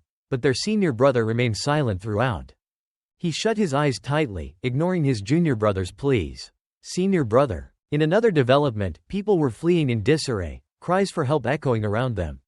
"Help, help, someone has broken in. It's He Ji, it's He Ji." The matriarch of the Ming family, upon receiving news of He Ji's intrusion, erupted in fury. She interrogated her subordinate, "How could this happen? Where are the level 9 masters of Dongdi City?" The subordinate, kneeling on the ground, sweating profusely under the matriarch's interrogation, fearfully reported the received information. He said they fought with the surveillance agency all night, both sides suffered heavy casualties, and they were forced to retreat and return to Dongdi City. The matriarch leaned back in her chair, her face etched with weariness. She wondered, why? Why is this happening? Several people wielding swords rushed in. Several bound individuals were kneeling on the ground. Fan Ren sat across from the matriarch, and began to declare a momentous announcement. From this day forward, the heir of the Ming Academy is Ming Qing Cheng. Ming Qing Cheng, standing behind Fan Ren, broke into a joyous smile, proudly pointing at himself. Fan Ren placed a scroll on the matriarch's table, telling her, after signing this property transfer document, you can live a peaceful life. After hearing Fan Ren's intentions, the matriarch fell silent for a moment before speaking. What if I refuse to sign? She finished her sentence, and the guards behind Fan Ren all drew their swords. Fan Ren rested one hand on his chair, his face hardening as he asked those across from him, not signing? The swords were now unsheathed. Seeing Fan Ren's attitude, the matriarch fell silent. She remained stubborn, refusing to sign the scroll. The matriarch invoked the names of the powerful forces backing the Ming family to intimidate Fan Ren. Do you know who the Ming family's staunch supporters are? Aside from the prince and the crown princess, there's the Qin family and the Jun Shan Wei. She warned Fan Ren, young man, don't be ignorant. People you can't touch. Fan Ren finally spoke, telling her, the control of the inner treasury is under my jurisdiction. This is the emperor's decree. The matriarch merely grunted. She suddenly broke into laughter, which made Fan Ren feel quite strange. What was she laughing at? The matriarch used a mocking tone to address Fan Ren. I'm laughing at your aggressive posture but lack of understanding. The matriarch relentlessly ridiculed Fan Ren. You're too naive for such a young man. This path is treacherous. Fan Ren slightly lowered his head, his expression turning stern, but he remained silent. After leaving the Ming residence, Fan Ren stood leaning against a pillar. Across from him was the masked man. He asked Fan Ren, did they sign? Fan Ren stroked his chin, replying to the man, they had no choice, of course they signed. The masked man saw Fan Ren's troubled expression and concernedly asked, why are you frowning? Fan Ren questioned the man, have you heard of Jun Shan Wei? He recalled the matriarch's earlier words, Jun Shan Wei had sent people here. You'll regret it when you're afraid. Upon hearing Fan Ren mention this name, the masked man's demeanor abruptly changed. He exclaimed in astonishment, how is that possible? Jun Shan Wei. Jun Shan Wei is the Crown Princess's assassination organization. The Crown Princess, using the inner treasury and the enormous wealth from her smuggling operations with Beiqi, has enticed numerous powerful figures in the martial world to join Jun Shan Wei. Even the surveillance agency and the emperor have no control over this organization. If they target you, you're as good as dead. After hearing the man's explanation, Fan Ren's eyes widened, his expression turning grave. In the sky, a large cloud rolled in, obscuring the moon. The masked man's eyes widened, becoming instantly alert. He and Fan Ren retreated, becoming vigilant, watching their surroundings. It's here. The courtyard before them was devoid of any human presence, only a few leaves falling. The masked man drew his sword, sensing the surrounding air before warning Fan Ren, this breath belongs to the Grand Master. Upon hearing this, fear etched itself onto Fan Ren's face. He widened his eyes, disbelief in his voice, what? Jun Shan Wei has someone with the strength of a Grand Master? No way, absolutely impossible. If they truly possess the power of a Grand Master, how could they have allowed us to easily eliminate the Ming family?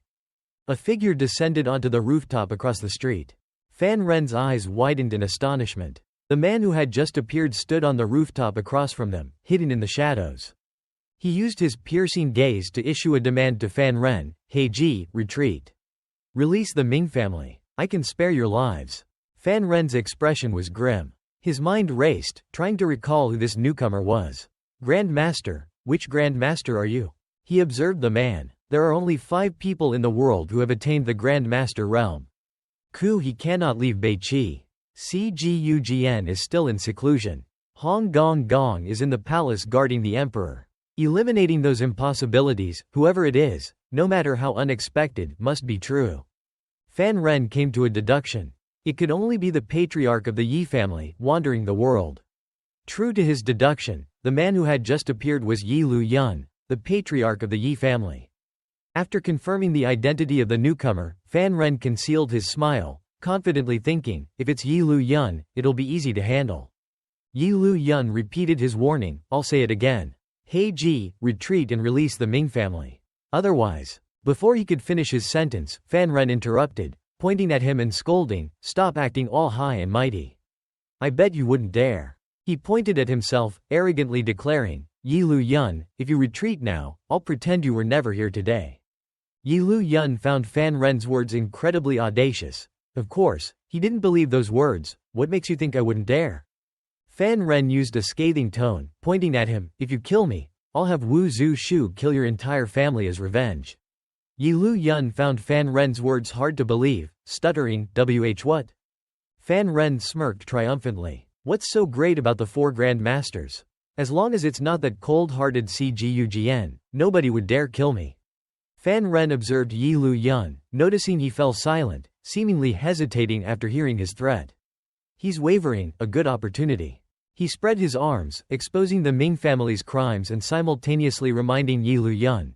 The Ming family colluded with the crown princess for personal gain, conspiring with the Hua invaders, concealing their filthy deeds. Grand Master Yi, don't get entangled with them. Otherwise, the Yi family will struggle to survive. Yi Lu Yun sensed the implication in Fan Ren's words. You know about my relationship with Jun Shanwei? Fan Ren didn't hesitate to expose his relationship with Jun Shanwei. Though you are a lofty Grand Master, able to wander wherever you please, even visiting friends in the mountains requires money. Thus, Jun Shanwei is the organization that can provide you with funds for your outings. He sneered. In return, you have to protect the Ming family. Right? Yi Lu Yun remained silent, jumping from the rooftop to the courtyard where they stood. They stood there in a standoff. Yi Lu Yun erupted in anger. You are as intelligent as your mother, but your mother understood that blocking someone's fortune is like killing their parents.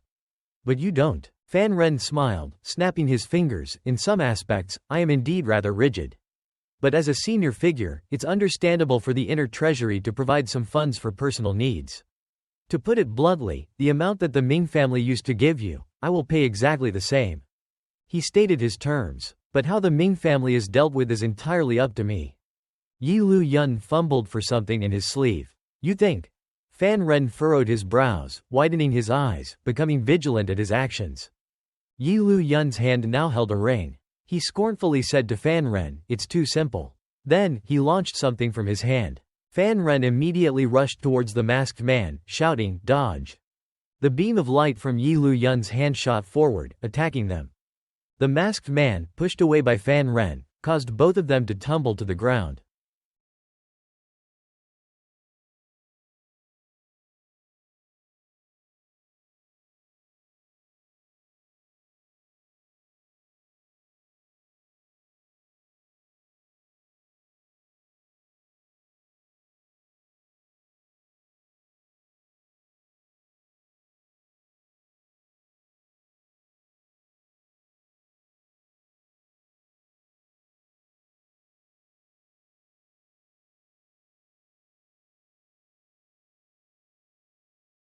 After his previous attack, Yi Lu Yun did not continue to attack them.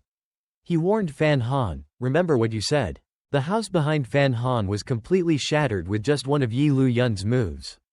Don't forget, you also have weaknesses. The house collapsed, and Fan Han used his hand to shield his body from the debris. After the dust settled, two figures of Fan Han, coughing from the dust, were revealed. Cough, cough. He immediately looked around for Yi Lu Yun. Where's Yi Lu Yun? The masked man also searched for Yi Lu Yun's whereabouts.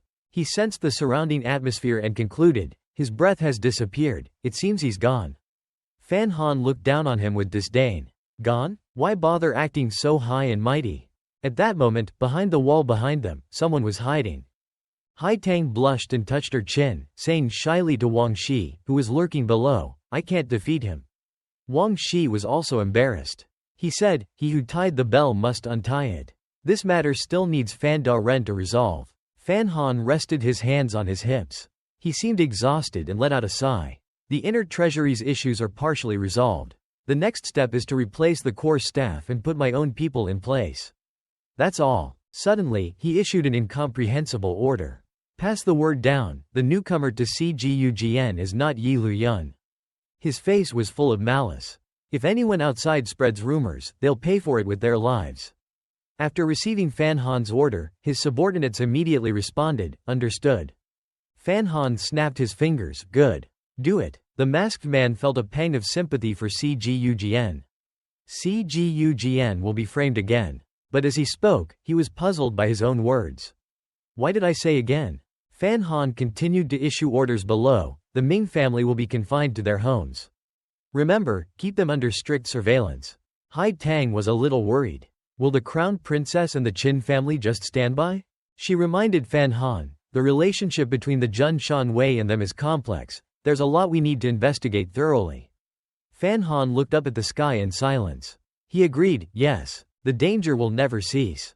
Sometime later, winter had arrived. Snow fell continuously outside. Fan Han stood by the door, wearing a thick fur coat, with an eunuch beside him. The eunuch kept congratulating Fan Han. Congratulations, Da Ren. After half a year of reorganization, the inner treasury is completely under your control. No one has dared to cause trouble.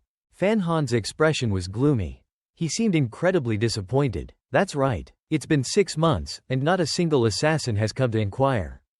The eunuch was confused. He asked, isn't it a good thing that no assassins have come? Fan Han slammed his head against the door, angrily saying, at least assassins are visible dangers. He felt extremely uneasy. But now it's so peaceful. It can only mean that the Ming family is hiding in even greater danger. Hearing Fan Han's words, the eunuch's eyes widened. He suddenly recalled something and said, now that you mention it, I heard a rumor that the crown princess has returned to the capital. Upon hearing this news, Fan Han's eyes bulged, his mouth agape. He shook the eunuch repeatedly. What? The eunuch was dizzy from being shaken, but he still managed to report the information he had heard. It said that the Empress Dowager misses her daughter and wants her to return for the new year. The emperor agreed. He waved his hands excitedly, admiring Fan Han. Xiao Fan Da Ren, you truly predicted it. That's the hidden danger. Fan Han was annoyed by his flattery. He glared at him. Are you praising me or mocking me? Fan Han rubbed his forehead, exhausted. He found the whole situation ironic. For a crime of treason, anyone else would have been dead by now. She's fine. She spent some time in seclusion and is now being welcomed back to the capital. He sneered, disdainfully regarding them. She's the emperor's own sister after all. She's the precious gem in the Empress Dowager's heart. The eunuch speculated, this time, the crown princess will definitely go on a rampage for revenge. He touched his lips, voicing the dire situation he envisioned. Xiao Fan Da Ren, is there a possibility? The emperor approved her return because you took control of the inner treasury, weakening the crown princess's power. Fan Han found the eunuch's words reasonable. He speculated fearfully, could it be that everything was the emperor's plan all along? A royal strategy of control? He remembered his mother's earlier advice, being an emperor isn't easy. So, sometimes I have to give up certain things. Fan Han narrowed his eyes. If that's the case, then Before he could finish his thought, the eunuch suddenly became excited and exclaimed, Xiao Fan Da Ren, you're different now. You're powerful. Let's return to the capital and confront her directly. Fan Han was so angered by his delusional words that he coughed up blood. He furiously scolded him, why are you so foolish? The eunuch mentioned the recent street gossip. Recently, there have been many officials from the crown princess's faction who have been slandering your father and Minister Lin. They're accusing them of abuse of power, accepting bribes, and engaging in illegal activities. We should counter her strongly. Fan Han remained calm. He stated coolly, this is the crown princess's usual trick. But the emperor knows better than anyone what kind of men my father and Minister Lin are. Suddenly, another voice interjected their conversation. Lin Ruofu has retired to his hometown. The masked man continued, your father is being investigated by the emperor's men. Fan Han calmly walked away. His earlier prediction had been confirmed. As I suspected, the crown princess is just a knife. The emperor is the one wielding it. The masked man was not surprised by Fan Han's reaction. Indeed, you've guessed it. Fan Han smiled at him. Yes, is there something wrong? The masked man recalled Fan Han's past relationship with the emperor. No, it's just that I feel like your relationship is good. No, you've been wary of him for a long time. Fan Han raised his hand to catch a snowflake. For my life. He watched the snowflake melt in his hand. I always need to be prepared. Fan Han shared his deduction with the masked man. The emperor fears that the crown prince can't control me, the person who holds the inner treasury. The only way to handle this is to keep my father and father-in-law away and replace them with the crown prince's people. Doesn't that make sense? The masked man asked Fan Han about his plans. So, what are you going to do? Stay in Jiangnan or return to the capital? To this question, Fan Han remained silent. Fan Han said, I must return to the capital. He continued, I leave tomorrow. Hai Tang simply responded with a nonchalant, oh, upon hearing this. Fan Han's face turned black at her coldness. You're so cold. Hai Tang smiled. She began to tease him, you're hoping I'll cry and beg you not to leave, aren't you? Fan Han leaned against the railing. He was successfully provoked by Hai Tang. He scoffed, HMPH, woman. Hai Tang laughed back, same to you. Silence fell over the pavilion. Neither of them spoke. Hai Tang glanced at him. She bluntly asked Fan Han, why haven't you left yet? Say what you want. Fan Han did not beat around the bush. He got straight to the point. I actually have something to ask you. He turned to look at Hai Tang. You've been with your master since you were a child in the Wu Miao Temple. Do you know if there's any real connection between Wu Miao Temple and Shangshen Temple? Hai Tang replied, my master said, the person chosen by heaven and appointed by the temple is called the Heavenly Vein Proxy. The Heavenly Vein Proxy is connected to the Shen Temple, and wherever the Heavenly Vein Proxy settles, that place becomes the Wu Miao. Hearing this, Fan Han's eyes widened in shock. Could there be a Heavenly Vein Proxy in the Kan Miao Temple? Fan Han turned back, his head lowered in thought. Hai Tang felt very confused. She curiously asked, why are you asking this? He didn't intend to hide it from Hai Tang and told her his thoughts. I'm trying to figure out who the person connected to the Shen Temple is. And who wanted to kill Wu Zhu? Hai Tang questioned Fan Han, but wasn't it the crown princess? She realized, you're not suspecting your father, are you? You're not his illegitimate son? Fan Han told her all the possibilities he had considered. The current situation forces me to consider this possibility. There are only 4 Grand Masters in the world. Besides Wu Zhu, the remaining power is in their hands. Wu Zhu came from the Shen Temple, and the person who injured him also came from the Shen Temple. There is someone in the Shen Temple who surpasses the power of the Grand Masters.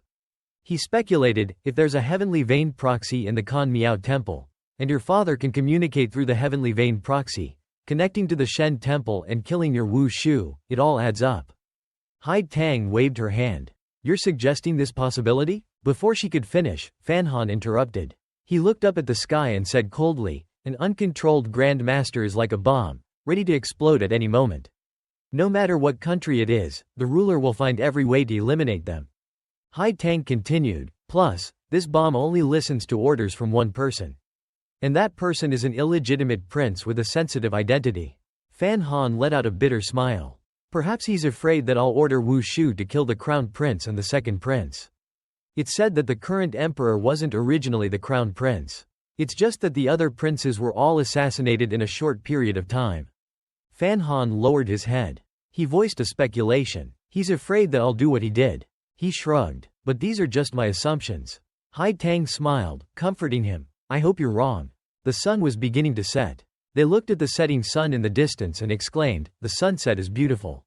Fan Han smiled and waved his hand. He advised Hai Tang, the sunset is magnificent, but it's just a sunset. Saintus da Shao Jia, don't get lost in it and forget to escape. Hai Tang remained silent, just smiling gently.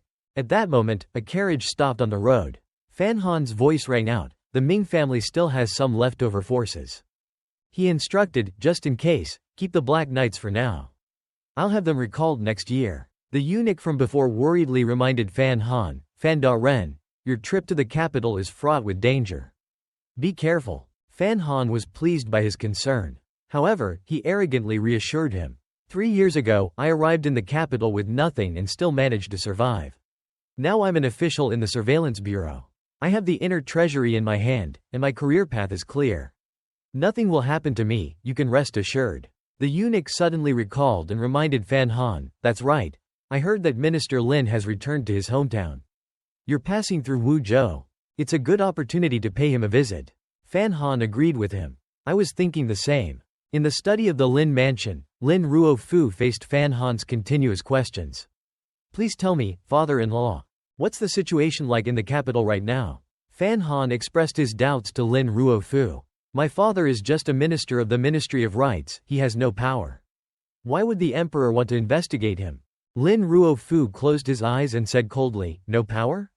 The leader of the Tiger Guards, the Black Knights, is your father, isn't he?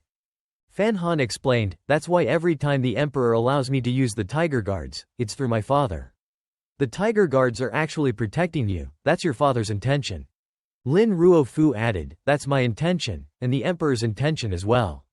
Fan Han finally understood. The emperor's targeting my father this time. He wants to seize control of my father's tiger guards. Lin Ruofu acknowledged his deduction. It's quite obvious. Your father knows it too. But he's unwilling to hand over the tiger guards so easily. That's why he's negotiating with the emperor, wanting to get more in return. Even if he angers the emperor, he wants to help you. Lin Ruofu added, he genuinely cares for you, treats you like his own son.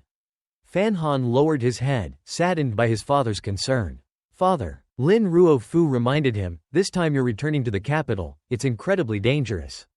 You must be thoroughly prepared. Fan Han bowed his head, cupping his hands in a gesture of respect. Please advise me, father-in-law. Lin Ruofu shared his strategy with Fan Han. First, this Chen Bingbing is untrustworthy.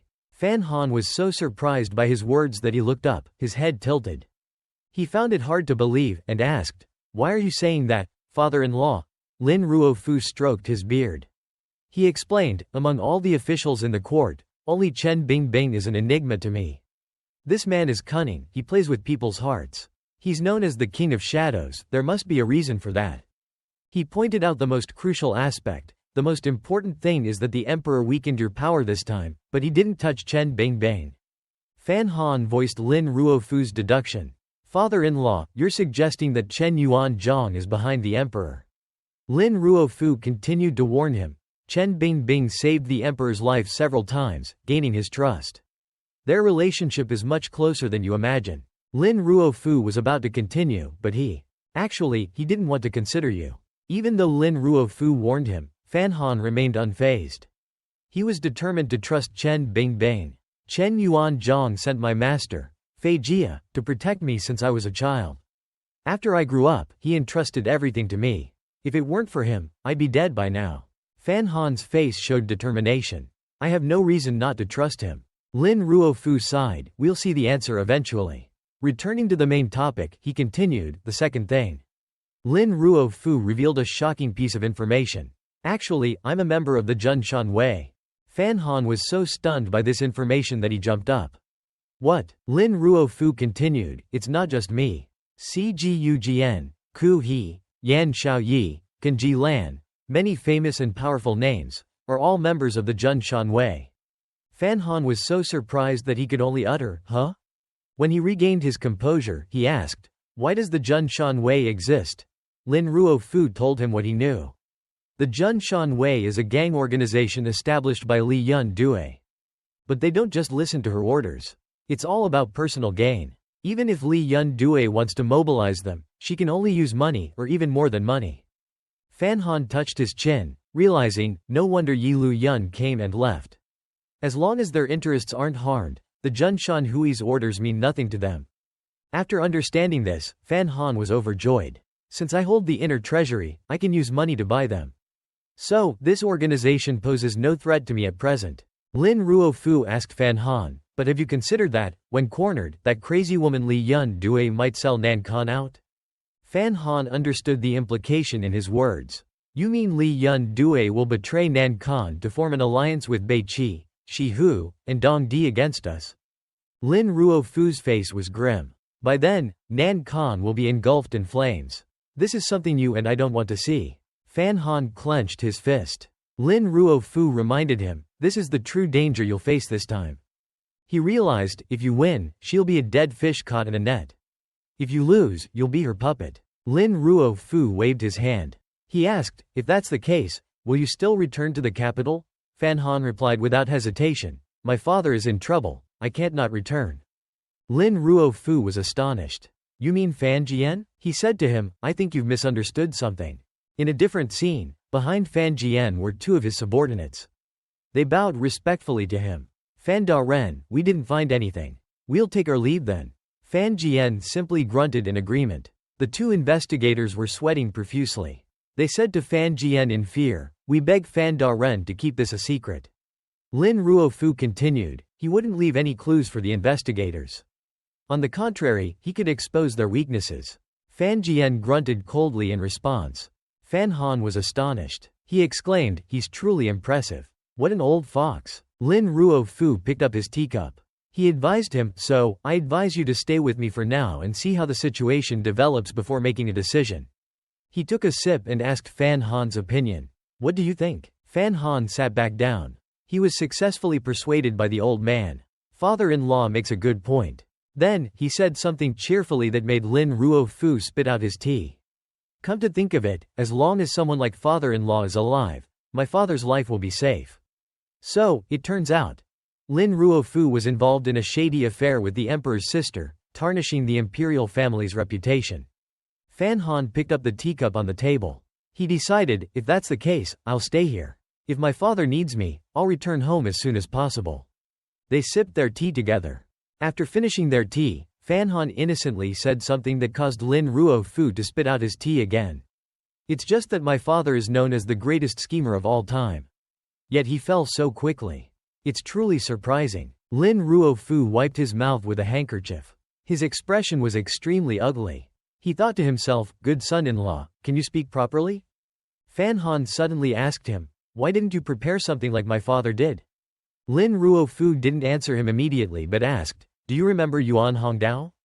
Fan Han replied, your strategist, of course I remember him. I heard from Yuyan that he's followed you for over a decade. He treats her and Da Bao like his own children. Lin Ruofu revealed the truth about him. He betrayed me and sought refuge with the crown princess. Fan Han was incredibly surprised but remained silent. Then he laughed, father-in-law is blessed. You can still remain calm after being betrayed by someone so close to you. Lin Ruofu still didn't fully believe that Yuan Hongdao had betrayed him. There must be something fishy about it. I've known him for over a decade. I know him well. Even if he betrays me, he wouldn't seek refuge with a princess who's on the verge of downfall. Fan Han proactively offered, if there's an opportunity, let me ask for you. Lin Ruofu stroked his chin, praising Fan Han. He then told him some news. Good son-in-law, I specially prepared a surprise for you. Fan Han was extremely surprised. A surprise? Lin Yuyan suddenly appeared. Ding ding ding dong, I've been here all along. Surprise, husband. Fan Han was overjoyed. He spread his arms wide, my Yuyan. Yuyan, Yuyan. The two of them embraced tightly. Lin Ruofu left, giving them their privacy. In another scene, behind a curtain, there were two figures, a man and a woman. The woman asked, Yuan Da Ren, tell this concubine. The crown princess, draped languidly across the bed, asked the man before her, why did brother emperor arrange that marriage between the Yi family's little girl and the second prince? She mused, the Yi family's Yi Lu Yun is weak, but she holds some military power. She was deeply suspicious. Perhaps he wants to dethrone the crown prince and make the second prince his heir. Yuan Da Ren countered her. From what I see, it's the opposite. He shared his deduction. The Yi family still has some military power, but the emperor has already purged their forces in the capital. Meanwhile, in the East Palace, the crown prince's residence. The crown prince was engrossed in reading. Suddenly, someone came to report, Your Highness, the crown princess invites you to Guangshin Palace. The crown prince's face lit up with joy when he heard that the crown princess wanted to see him. Excellent. The person who had come to report proactively said, I'll go prepare the carriage for your highness. But before he could leave, the crown prince stopped him. Wait, he ordered, brew me a pot of tea first. A teapot was placed before him. The crown prince sipped his tea, thinking that it had been a long time since he last saw his aunt. His reflection appeared in the teapot.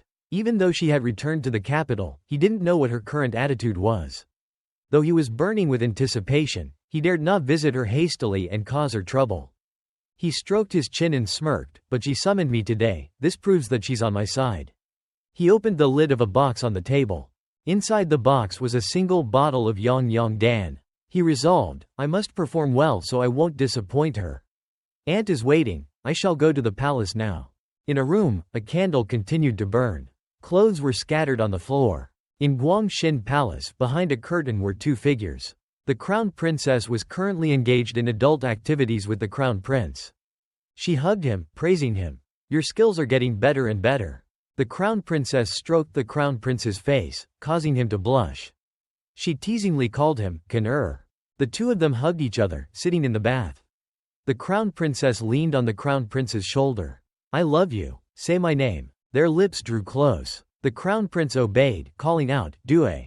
Behind the hazy curtain, two figures embraced tightly. The crown prince's voice echoed in the room. Due. The emperor was still diligently reading, oblivious to the immoral activities his son and sister were engaging in. He stroked his beard, suddenly asking, "Has the crown prince been behaving himself recently?" Hongju's face showed a clear sense of discomfort. He bowed and reported the crown prince's recent situation. A few days ago, under the guidance of the Grand Tutor, the crown prince has finished his studies and is now behaving like a virtuous ruler. The emperor closed his eyes, relieved of a burden. That boy has some potential. But Hongzhu seemed to have something he couldn't bring himself to say. It's just. The emperor opened his eyes wide, glaring at him. He ordered, "Spit it out." "What is it?" Hongzhu was startled by his glare, stammering, I. What he wanted to say was about the crown prince and the crown princess. Since the crown princess returned, the crown prince has been frequenting Guangxin Palace. He's neglected his studies. It's unknown what he's doing in Guangxin Palace. The emperor slammed his hand on the table, angered. What could he be doing? He obviously didn't believe the implications in Hongju's words. Li Yun Due has known the 3 strategies of governing a country since she was young. The crown prince is naturally going to Guangxin Palace to learn from her experience. Hongzhu hastily agreed, "Yes, your majesty is right." The emperor warned him, "Do your duty well. Don't pry into matters that are none of your concern." Hongzhu was frightened. He slapped himself. He immediately apologized, "I'm being nosy, I deserve to die." Then the emperor dismissed him. "All right, you may leave." The emperor was alone in the room. Suddenly, a strange sound came from his window. He called out, "Hong gong gong." From the rooftop, a person appeared silently and knelt down. "Your servant is here." Fueled by Hongju's report, he started suspecting the crown prince and the crown princess. He ordered Hong gong gong, "Investigate the crown prince and Li Yun Due thoroughly." Hong gong gong seriously informed him of the dire consequences. "Your Majesty, if you've considered this carefully, this time, when I go, the outcome may be irreversible. If there's a problem, Nan Khan's imperial family will be disgraced. If there's no problem, they'll know that your Majesty suspects them. In the future, the crown prince and the crown princess will definitely be wary of your Majesty. No matter the outcome, it will not benefit your Majesty." The emperor clenched his fist. He remained determined to investigate them. "But I'm always suspicious. I can't rest easy until I know the truth."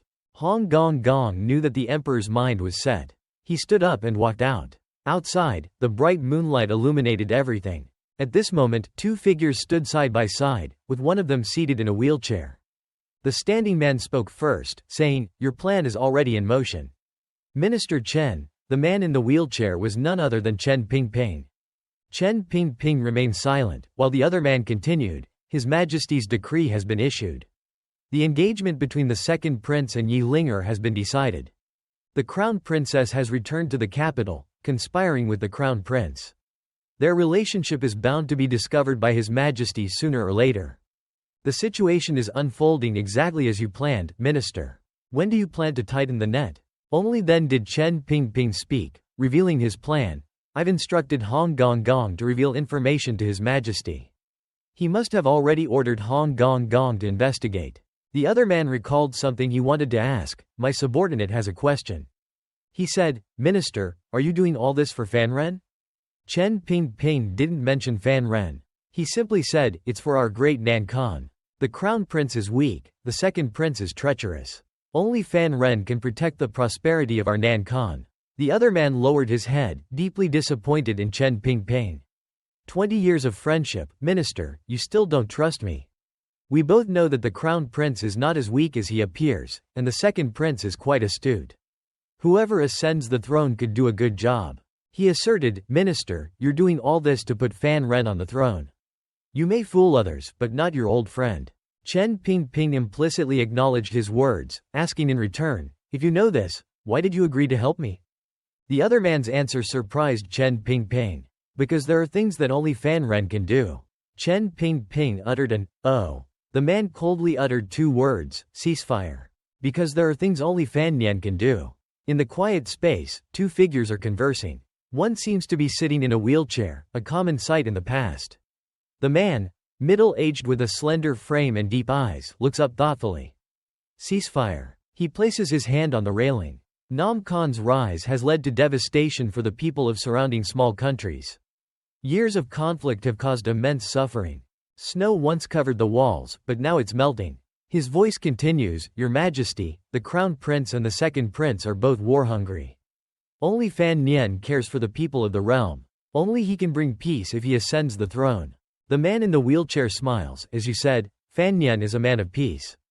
He turns slightly. That's why I helped Fan Nian and willingly cooperated with his plans to secure the position of Crown Prince. He curls his lips into a smile. But ultimately, Your Majesty will choose between the Second Prince and Fan Nian. No one knows for sure. The other man glances over. The answer will be revealed soon enough. In a different location, a servant bows respectfully. This involves matters of the imperial family. I dare not speak carelessly. The man's eyes widen, revealing a terrifying aura. The servant continues, They actually had relations. The man at the table listens silently. The flickering light illuminates his tense silence and the grim, dark expression on his face. Outside, the man in the wheelchair is seated, a servant extending a hand in front. He looks forward. Before him stands a tall figure, hands clasped behind his back, eyes gazing up at the gloomy scene, lost in thought. This is the Emperor. Sensing someone's arrival, he speaks, I was wrong. His expression is cold. I thought that by advancing northward, conquering westward, and subduing southward, I could unite the world and face any challenge. I believed I could calmly observe everything unfold. He hears this and smiles faintly, his face etched with sadness. Your Majesty, it has been a long time since you called yourself, I. The Emperor turns slightly, so what? He asks, what do you intend to do with them? The Emperor remains contemplative. He doesn't reply, but the man continues, I know I'm intruding on Your Majesty's family affairs. The Emperor immediately responds, what could be worse than what those two have done? He clasps his hands and bows respectfully, I am at Your Majesty's disposal. In the gloomy darkness, the sky flickers with faint flashes of lightning.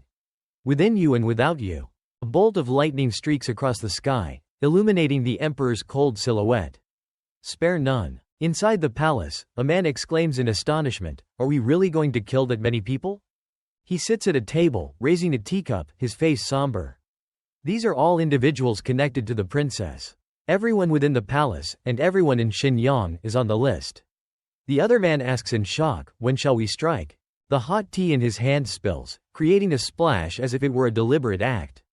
Red splatters across the door, a terrifying sight. At this moment, in Xinyang, the princess's stronghold, several strangers with long swords, their blades stained with blood, stand over the cold bodies strewn across the floor.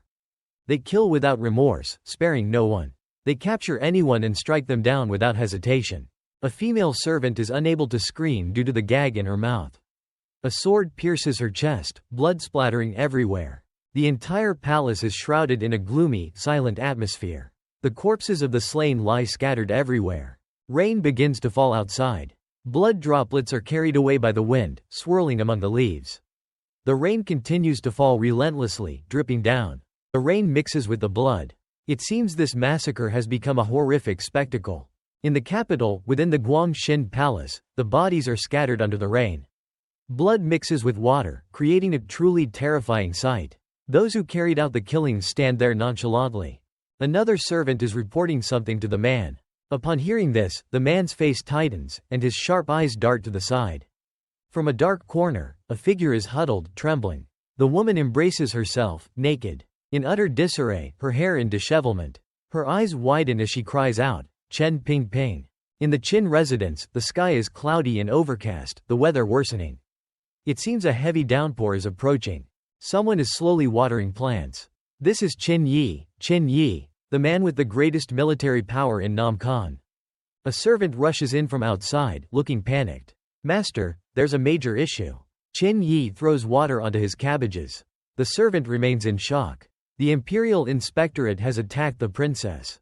Hearing this, Qin Yi turns around, frowning, his expression grim. He inquires, why? The servant replies, I don't know. Everyone is speculating, but it's all happened so suddenly. No one understands why. Qin Yi remarks coldly, without the emperor's consent, the Imperial Inspectorate wouldn't dare touch the princess. The servant is surprised. You mean it's the emperor's doing? The servant is in panic. What should we do? What if the princess exposes our dealings with her? Will the emperor punish us? Qin Yi is not afraid. He calmly responds, for now, we can only wait. The servant is confused. Wait for what? Qin Yi throws his watering can into the bucket. Wait and see what Li Yundu does. The impact sends water splashing everywhere. Can we even survive until tomorrow? In the Guangshin Palace, a servant stands guard, frowning intently. A voice calls out, causing him to turn around. Hong gong gong. It's the princess, looking completely disheveled. Her clothes are stained with blood, and her hair is a mess. Hong gong, I want to see my mother. Hong gong gong replies coldly. The Empress Dowager is resting. The emperor has instructed that she is not to be disturbed. She furrows her brow, her face grim. My words mean nothing to you now? The uncaring back of the eunuch calmly responds. The emperor said you should wait a little while. He will come to see you later. Upon hearing this, the princess's expression quickly softens, and she smiles with admiration. He wants to see me? Hong Gong Gong only glances at her, his eyes seeming to reflect a dark thought. The dark room is filled with bodies strewn across the floor. Blood splatters across the floor and walls. The emperor stands outside, looking unusually calm. Behind him, another servant kneels, bowing respectfully. At this moment, a man rushes forward, shouting, "Execution? What execution? What crimes have they committed?" Nam Khan's empress is in hot pursuit. The man immediately kneels, his heart filled with anger. "Father, why? This is my mother's chambers. How could you treat my mother like this?" He bows sorrowfully behind Nam Khan's empress. The man continues, "This is my mother's chambers. How could you treat my mother like this?" He bows sorrowfully behind Nam Khan's empress. The emperor's expression is dark, and his voice is cold. "Why don't you ask yourself what you've done?" He hears this and stops, contemplating. Could my actions have angered father so much? He collapses, supporting himself with his hands. He thinks pessimistically, could it be that father discovered my affair with her? The emperor is not pleased. "You disgust me." Nam Khan's empress lifts her head and looks at him, seeming about to speak but then stopping. She glances at her son and furrows her brow, remaining silent.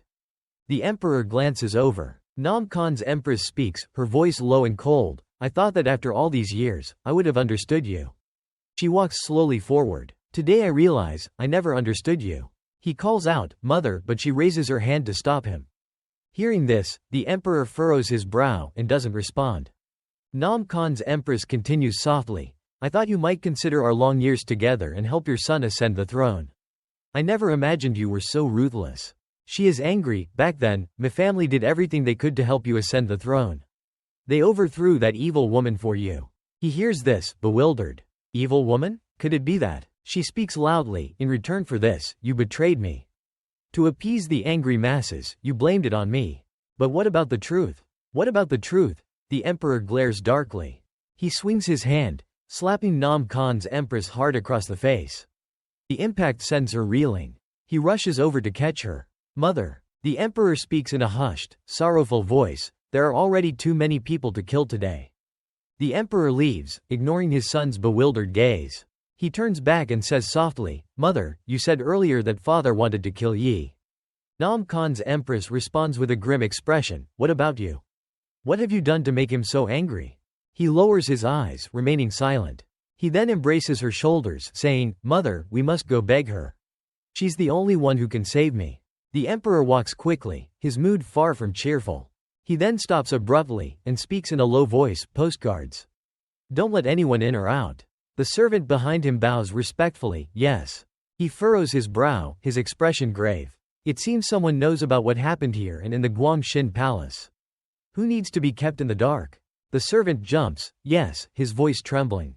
"I understand." In the inner palace, Nam Khan's Empress Dowager sits calmly on her throne, with a servant by her side.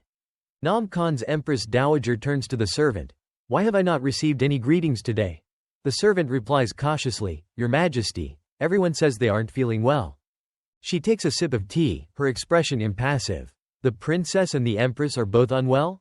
"Unlikely." The servant responds. "The maid next to the princess came to deliver a message saying she has caught a cold." She is slightly surprised. "Oh, let them rest properly then." A piece of porcelain suddenly shatters, with a few drops of blood on it. From within the grand chamber, a woman's silhouette drifted down into the bathtub, her back leaning against the side, lost in her thoughts. This was the crown princess. She lay there, her eyes vacant, unfocused, yet wide open. Her emotions seemed to be in a state of freefall. "So, you too have suffered this plight. Upon hearing these words, she was startled momentarily, and a spark of hope flickered within her. The emperor entered from outside. His expression was grim. The crown princess quickly sat up, her face lighting up at the sight of him. "Brother." The emperor placed his hands behind his back, his composure unwavering. "Why?" The crown princess hurried towards him, her movement slow as she navigated through the water. "Why, what? Brother emperor, are you asking why I, at over 30, haven't married?" He drew closer, his voice rising. "Or are you asking why, at 15, you shamelessly seduced the top scholar? Or why you are a two-faced creature?" Her steps were slow. "Why did I, as a princess, abandon wealth and power, and submit to others' arrangements? Why have I had to manage the imperial treasury for so many years? Ask me why I had to suppress my disgust, selling my body to attract talent for the Shang Shui Khanate. Why?" The emperor's expression remained gloomy. She hurried forward. "Why did I secretly establish the Junshan Way, killing those whom the emperor couldn't kill? Why have I had to execute schemes that bring shame upon the court?" She was quickly approaching the emperor, her hand almost reaching his feet. "Why have I had to bear the scorn behind my back, becoming the most hated person? Why?" The crown princess appeared as if she were mentally unstable, her mind in turmoil.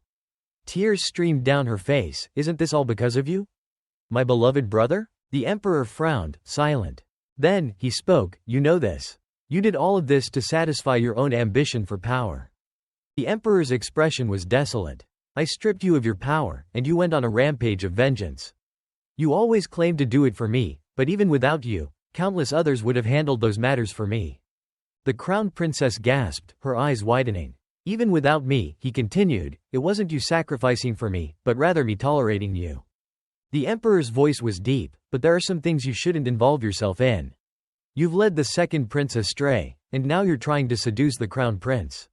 He roared. "You know he's the crown prince, the heir I've painstakingly cultivated. This time, you've crossed my line." The crown princess could only hang her head, her current emotions unclear. She murmured, "So, you have many lines, don't you?" His brows furrowed at her words. "What?" From within the dim and murky water, her voice was soft and melancholic. "Brother Emperor, stop pretending, will you?" Petals drifted down, replaced by other blooms. These vibrant red flowers resembled roses. "You constantly disguise yourself as the most virtuous and righteous person in the world. But how could you deceive me?" The crown princess slowly climbed up, reaching for the side of the bathtub and pulling herself up. "You've always wanted to eliminate me. But deep down, you know you're indebted to me." She lifted her chin, meeting his gaze. "Therefore, if you kill me, if you kill your own sister, you need a good reason to convince yourself, to make you feel justified, to make you think it's my fault, that I deserve to die." The emperor asked coldly, "I ask again, why?" The crown princess screamed, grabbing his robe in her agitation. "Because I love you, brother emperor." She wept and laughed. "That boy, he's so like you. If I can't have you, then I'll find a replacement. Don't you think so?" The night was dark, rain falling incessantly, each drop heavy and persistent. In the dim chamber, a man paced back and forth. From a darkened corner, the Khanate empress sat watching. This was the son of the empress and the emperor. He paced restlessly, biting his nails, lost in thought. "If she finds out, I'm sure I can escape this predicament. Once she knows, she won't let father kill me." But outside, everyone was His Majesty's men. There was no way to communicate with the outside. He stood there contemplating for a long time, his eyes darting around, his mind racing. He gritted his teeth. "I can't hesitate anymore, I can't be indecisive. Burn down the palace." From another space, the emperor wrenched his hand away from the crown princess's grasp. "Don't you know how to love yourself?" She sobbed. "The truth is, you also love me. It's just that I'm your sister, so you've always had to suppress your desires." The emperor turned his back, coldly replying, "Not every man is a savage beast driven by passion. In my heart, there is only one woman I love." He narrowed his eyes. "And she's not human." The crown princess softly asked, "Yi Khan am I?" Then, she suddenly burst into crazed laughter. "Ha! Ha! Ha! Ha!" The crown princess glared. "If you truly loved her, you wouldn't have killed her. In the end, we're all the same. The things we love most are not power." The emperor immediately grabbed her by the neck, causing the crown princess to gasp in shock. "Ah!" Then, he gently lifted her, her feet no longer touching the ground. From her throat, muffled sounds came out. "Ah! Ah! Ah!" The emperor tightened his grip, his voice filled with fury. No, I love you too. His piercing gaze was fixed on her, but that wouldn't stop me from killing you. At the Eastern Palace, amidst the torrential downpour, something suddenly illuminated, casting a brilliant glow over the area. Those who witnessed it were utterly terrified. The Eastern Palace is on fire. Even the emperor's trusted eunuch was in a panic. How could this fire start so suddenly? How could the flames be so intense? He sniffed. Good heavens, there's the smell of kerosene being burnt in the palace. The eunuch was bewildered. This fire must have been started by the crown prince. Could it be that the crown prince and the empress are planning to immolate themselves? Another eunuch was also panicking. But His Majesty has issued a decree forbidding anyone from entering or leaving the palace. What will Eunuch Yao do? Will he rescue them? Eunuch Yao couldn't delay any longer. Rescue! Hurry, rescue them. A fire this large will be seen throughout the palace. If the empress and the crown prince perish before our very eyes, then we won't have any lives left to live either. Quick, save them. Summon everyone to put out the fire. Hurry, everyone, rush to extinguish these raging flames. The downpour was relentless, yet it didn't seem to dampen the intensity of the blaze. From within the palace, the crown prince emerged carrying the empress. He collapsed to the ground, coughing incessantly. Cough, cough, cough. Eunuch Yao stood beside him, offering support. The fire has been put out. It's a terrible loss for the two of you. Perhaps you should rest at the secluded palace for a while. The crown prince's face was grim, his voice cold. Father cares about his reputation and wouldn't want others to know that he did this. But now, the entire palace knows that the Eastern Palace burned. Do you think this can be hidden for long? Eunuch Yao was taken aback. This servant does not comprehend your highness's meaning. He helped the empress to her feet. This prince is fine, but mother is having difficulty breathing from the smoke. Return and inform your master to ease his worry. Eunuch Yao contemplated this. His highness intends to let everyone in the capital know that he and the empress are safe. That way, His Majesty won't be able to secretly harm them. He spoke again. This prince does not wish to be disturbed. Eunuch Yao, please leave us.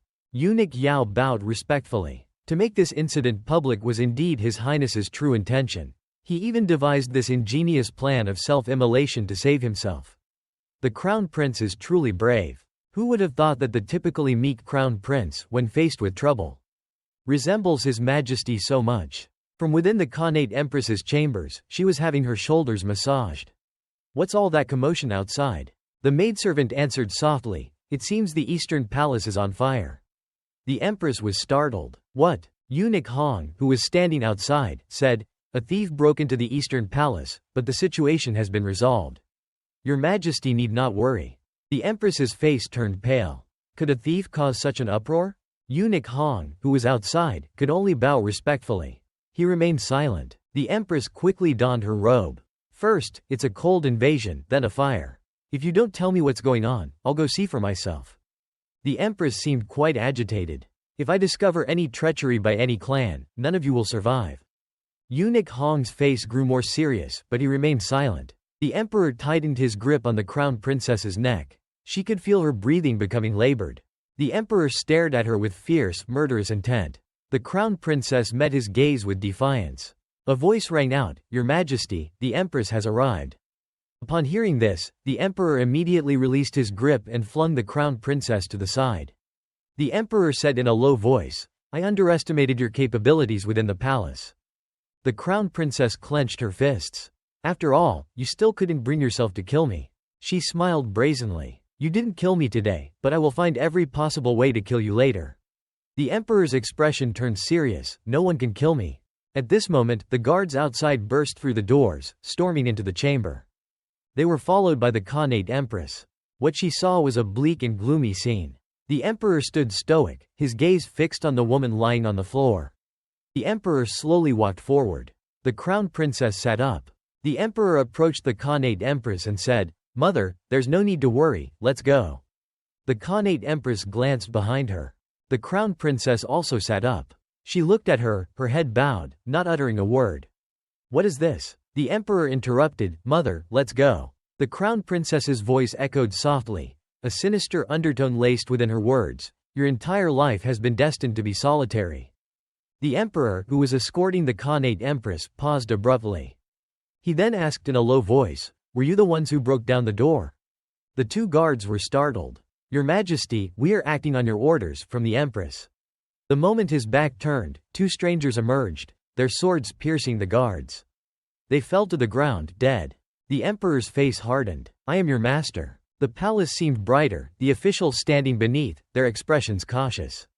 One of them remarked, "It seems His Majesty is more weary today than he was yesterday." Another agreed, "Indeed." At this moment, a Grand Secretary, a high-ranking official, reported, "Your Majesty, the censorate is extremely audacious. Last night, they apprehended 2 ministers. 3/10 of the censorate officials in the capital, 2 major massacres have occurred one after another. We implore the censorate to provide an explanation." The man on the throne appeared deep in thought. The Emperor spoke in a low voice, "The actions of the censorate are my will." The official was startled. "His Majesty's will?" He asked, "Does your Highness find anything amiss?" The official trembled. Your servant dares not." But the man behind him interjected, "Huh?" Everyone was surprised. "Strange. It is indeed very strange. This time, His Majesty has struck down all those close to the Crown Prince." The Crown Prince was absent from court today. Everyone buzzed with speculation. Could it be that the Crown Prince has committed some crime? I don't know. He declared nonchalantly, "Ahem. Those apprehended by the censorate have failed to fulfill their duties. They have enjoyed the Emperor's grace but committed treason. The people have long suffered under their oppression. Their crimes have been fully documented." The Emperor frowned. "Yes, that's right." The officials continued to murmur, but their actions weren't something new. The Emperor immediately waved his hand. "The memorials are here, you can read them for yourselves." They quickly read and examined the documents. "What happened? I really can't comprehend this." They read the documents with shock. Here. These are all the Crown Princess's crimes. He declared, "Li Yun-du is the ringleader, she has seduced the Crown Prince. I will show no mercy." But the officials were hesitant, fear etched on their faces. They bowed their heads. The Emperor's expression shifted. "But Li Yun-du is my sister. The Empress also pleaded for her. I'll spare her life for now, but if any of you have grievances against her, direct them to me." The officials immediately knelt down, bowing respectfully. In unison, they shouted, "Your servants dare not." The eunuch, Diao Gong, stood beside the Emperor. The Emperor handed him an edict. Diao Gong announced in a soft voice, "To avoid public gossip, the title and rank of the Crown Princess, Li Yun-du, will remain unchanged. From today onwards, she will be placed under house arrest at the royal villa in Xicheng and will remain in seclusion. No one is allowed to leave without an imperial decree. Disobeying this order will be punishable by death. This will be overseen by the surveillance department." The individual respectfully bowed. The Emperor said, "Release her once the repairs to the Great Wall are complete." Diao Gong continued, "However, the repairs to the Great Wall have been ongoing for hundreds of years and still haven't been finished. The ruler of Nanzhao Guo, is in mourning, so Crown Prince Li Chukan will be sent to rule in his place. He will be sent to Nanzhao. An official broke out in a cold sweat. Nanzhao is a remote and desolate land. It's filled with poisonous substances, and the journey is arduous. Is the Emperor trying to have the Crown Prince killed? But the 2 princes remained silent. He turned and looked, confused. One prince pondered cheerfully, who would dare to speak up for him? To rule in the Emperor's place is a great honor. The other prince was excited as well, to rule in the Emperor's place, a great honor. Moreover, it's a chance for Chukan to gain experience. The Emperor declared loudly, "That's settled then." The entire palace echoed in unison, "Your Majesty is wise." At the second prince's palace, the second prince sat in his room. A book lay open on the table. His face was grave, his expression melancholic. He remained silent for a long time. Then, a woman's voice echoed from outside the door. "Are you worried about being implicated by your mother's affairs?" It was Yi Lin Ni. The second prince was startled. "Lin Ni?" He turned around and chuckled. "I haven't done anything wrong, so how could I be implicated?" Yi Lin Ni was silent for a long moment, contemplating something. She smiled brightly. "Last night, all your mother's forces in the capital were wiped out. Normally, you had close ties with her. Even if you weren't involved in her affairs, it's hard for the Emperor not to suspect you." The second prince replied gently, "At worst, I'll be confined to my palace. Father won't make a move against me." He extended his hand and took Yi Lin Ni's. "Besides," Yi Lin Ni approached him, "as long as I'm with you, we'll be safe. Living a peaceful life is enough." She said nothing more. She gazed at her husband's smile. She softened, "It's good that you think that way. The second prince continued to smile at her. His smile seemed a little unnatural, but he didn't speak. It's all part of the mayor's plan. Fan Han sat there lost in thought, not answering. Fan Han responded, his voice filled with a mix of shock, fear, and admiration. Indeed, it is. He calmed down. No wonder he asked me to wait here. Now the crown prince has been exiled and the crown princess is under house arrest. If I were in the capital now, the emperor would suspect me. Unbelievable. The person beside him exclaimed, unable to believe what they were hearing. Fan Han lowered his gaze. Anything I agree to with you, I will do. I didn't expect that his words could come true to such an extent. Sitting upright, he said, to a certain extent, it can truly be considered a terrifying feat in Nankan. Tell me, what crimes did he expose to make the emperor so resolute in his decision? The other person asked. The crown princess and crown prince had an illicit affair. Fan Han fell silent for a moment. He turned his head, his expression grave. An affair? A sense of unease washed over him? Was this the kind of affair he had in mind? Fan Han sat opposite the other person. What do you think of the crown prince's situation? Fan Han began to ponder. What do I think? He asked nervously. What aspect are you asking about? Naturally, I'm asking if you've considered your future stance in this chaotic situation. Hearing this, Fan Han scratched his head, chuckling awkwardly. Oh, it's about that? He bowed respectfully. Father-in-law, do you have any insights? The father-in-law scoffed. I believe. His expression turned serious. You should save the crown prince. They sat opposite each other. Fan Han looked confused. He did this to you, and you still want to save him? The father-in-law spoke in a deep voice. This time, the crown prince has committed a crime that has enraged the emperor. He's inherently kind. Moreover, saving the crown prince will earn you his gratitude. The emperor will also see your goodness. If the emperor changes his mind and lets the crown prince inherit the throne, you will be second only to the emperor. Fan Han listened, feeling helpless and unable to speak. He stared at his father-in-law with a pleading look. In short, just empathize with your father-in-law for 3 seconds. The father-in-law was exasperated. Why is he giving me that look? He coughed a few times as if regaining his composure. In short, saving the crown prince will shift the focus onto him. The emperor and the second prince will temporarily not target you. You will be safe. Hearing this, Fan Han nodded. I think so too. The father-in-law was surprised. Oh. Fan Han explained, while I don't get along with the crown princess, I don't hold any ill will towards the crown prince.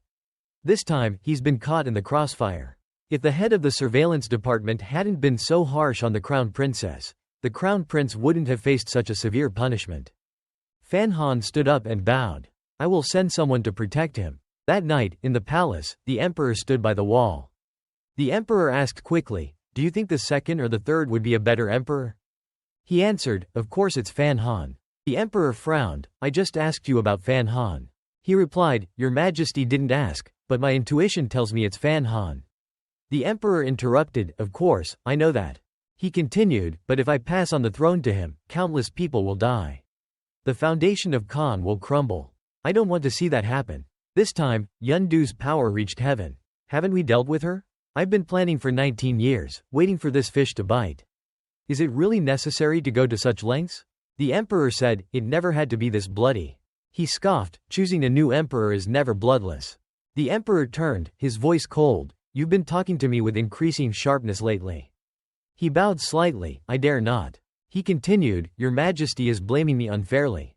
The crown prince's actions weren't forced upon him by me. Or, in other words, Your Majesty thinks I should have hidden him, wouldn't that have been better? The emperor pondered, but didn't reply.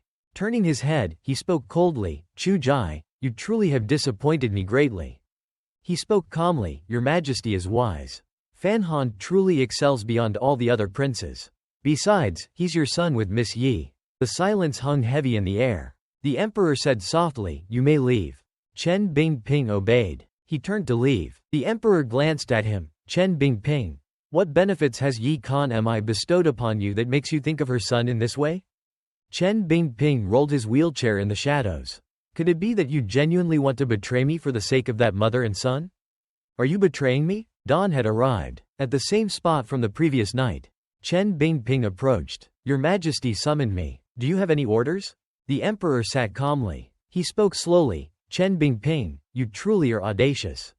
Last night, I didn't hold you accountable, yet you still hold a grudge. He listened respectfully but said nothing. Then, he spoke, as you predicted, the Crown Princess's true forces are starting to stir.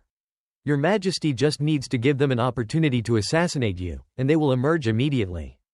The Emperor replied lightly, once I eliminate these Grand Masters, Nan Khan will undoubtedly unify the land. Chen Bingping inquired, Your Majesty using yourself as bait, it's incredibly dangerous. I wonder how confident you are against the assassins of the Junshan Wei. He looked up, lost in thought. 50-50. Chen Bingping said softly, I feel that Your Majesty is younger than them. Just wait a few decades. The world will naturally be yours, without the need for such a desperate gamble like this. The Emperor answered, high stakes bring high rewards. If I don't put myself on the line, those old men won't make a move. Moreover, I can't wait any longer. Chen Bingping said calmly, but it seems like. The Emperor interrupted, don't I have you? And Hong Gong Gong? Rest assured, I will win. Chen Bingping smiled, then I will await your victory. By the edge of a clear, sparkling stream, two figures sat on large rocks, a serene scene. Fan Han and another man. Fan Han spoke softly, I need your help with something. The man exclaimed excitedly, who are you going to get rid of? Fan Han replied calmly, I'm not getting rid of anyone. His expression turned somber, our crown prince has to travel to Nanzhao. The journey is treacherous, filled with poisonous mists. I'm a little worried about his health. The man was even more excited. You're going to eliminate the crown prince? Fan Han was startled. No, I'm not going to get rid of the crown prince. He said calmly, the Imperial Guard, the surveillance department, and the protectors of Nan Khan are all there. It's hard to kill the crown prince. Fan Han sighed in relief. He pulled out a small pouch and handed it to the man. Don't joke around. I want you to give this to him. It was an antidote. The man was stunned. Fan Han said softly, go secretly protect the crown prince. Make sure he's safe on the journey. The man scratched his head, confused. Master Fan Han's plans are so profound and inscrutable. You're truly amazing. Seeing him standing there, dumbfounded, Fan Han urged, go. Hurry up. He immediately got up and ran. I'm going now. Fan Han looked up at the vast sky and sighed in relief, phew. His expression turned serious as he pondered.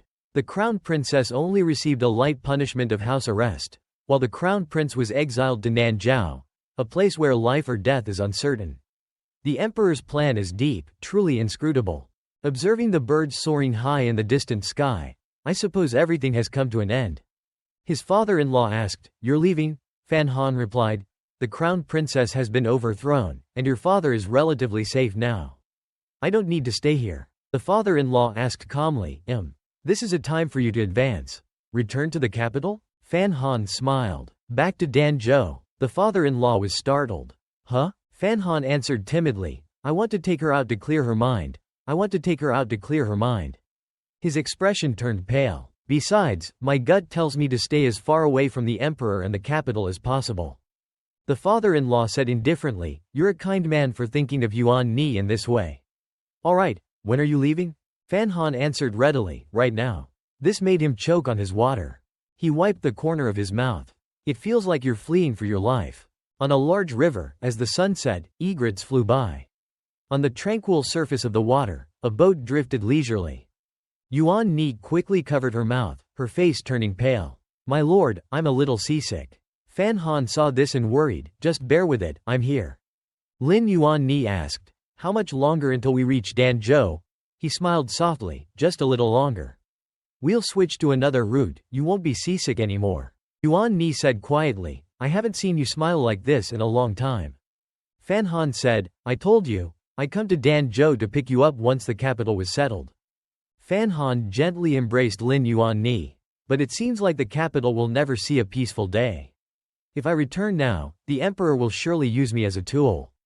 To stabilize the situation, he'll make me fight against the turmoil in the court, one after another. I know that. Lin Yuan Ni replied softly, then we'll just stay in Danzhou, forever and a day. The cranes continued to fly back to their nest together, creating a peaceful scene. She said softly, let's leave the world behind and live a simple, carefree life. He called her name gently, Yuan Ni. He took her hand and said, all right. Let's leave the world behind and live a simple, carefree life. My wife. She smiled brightly, my lord. In Danzhou, a group of people rushed out, carrying gifts carefully wrapped in padded cloth. Master Fan, you've returned from the capital. Please accept this humble token of our affection. A small gesture, nothing grand. The two of them couldn't help but laugh.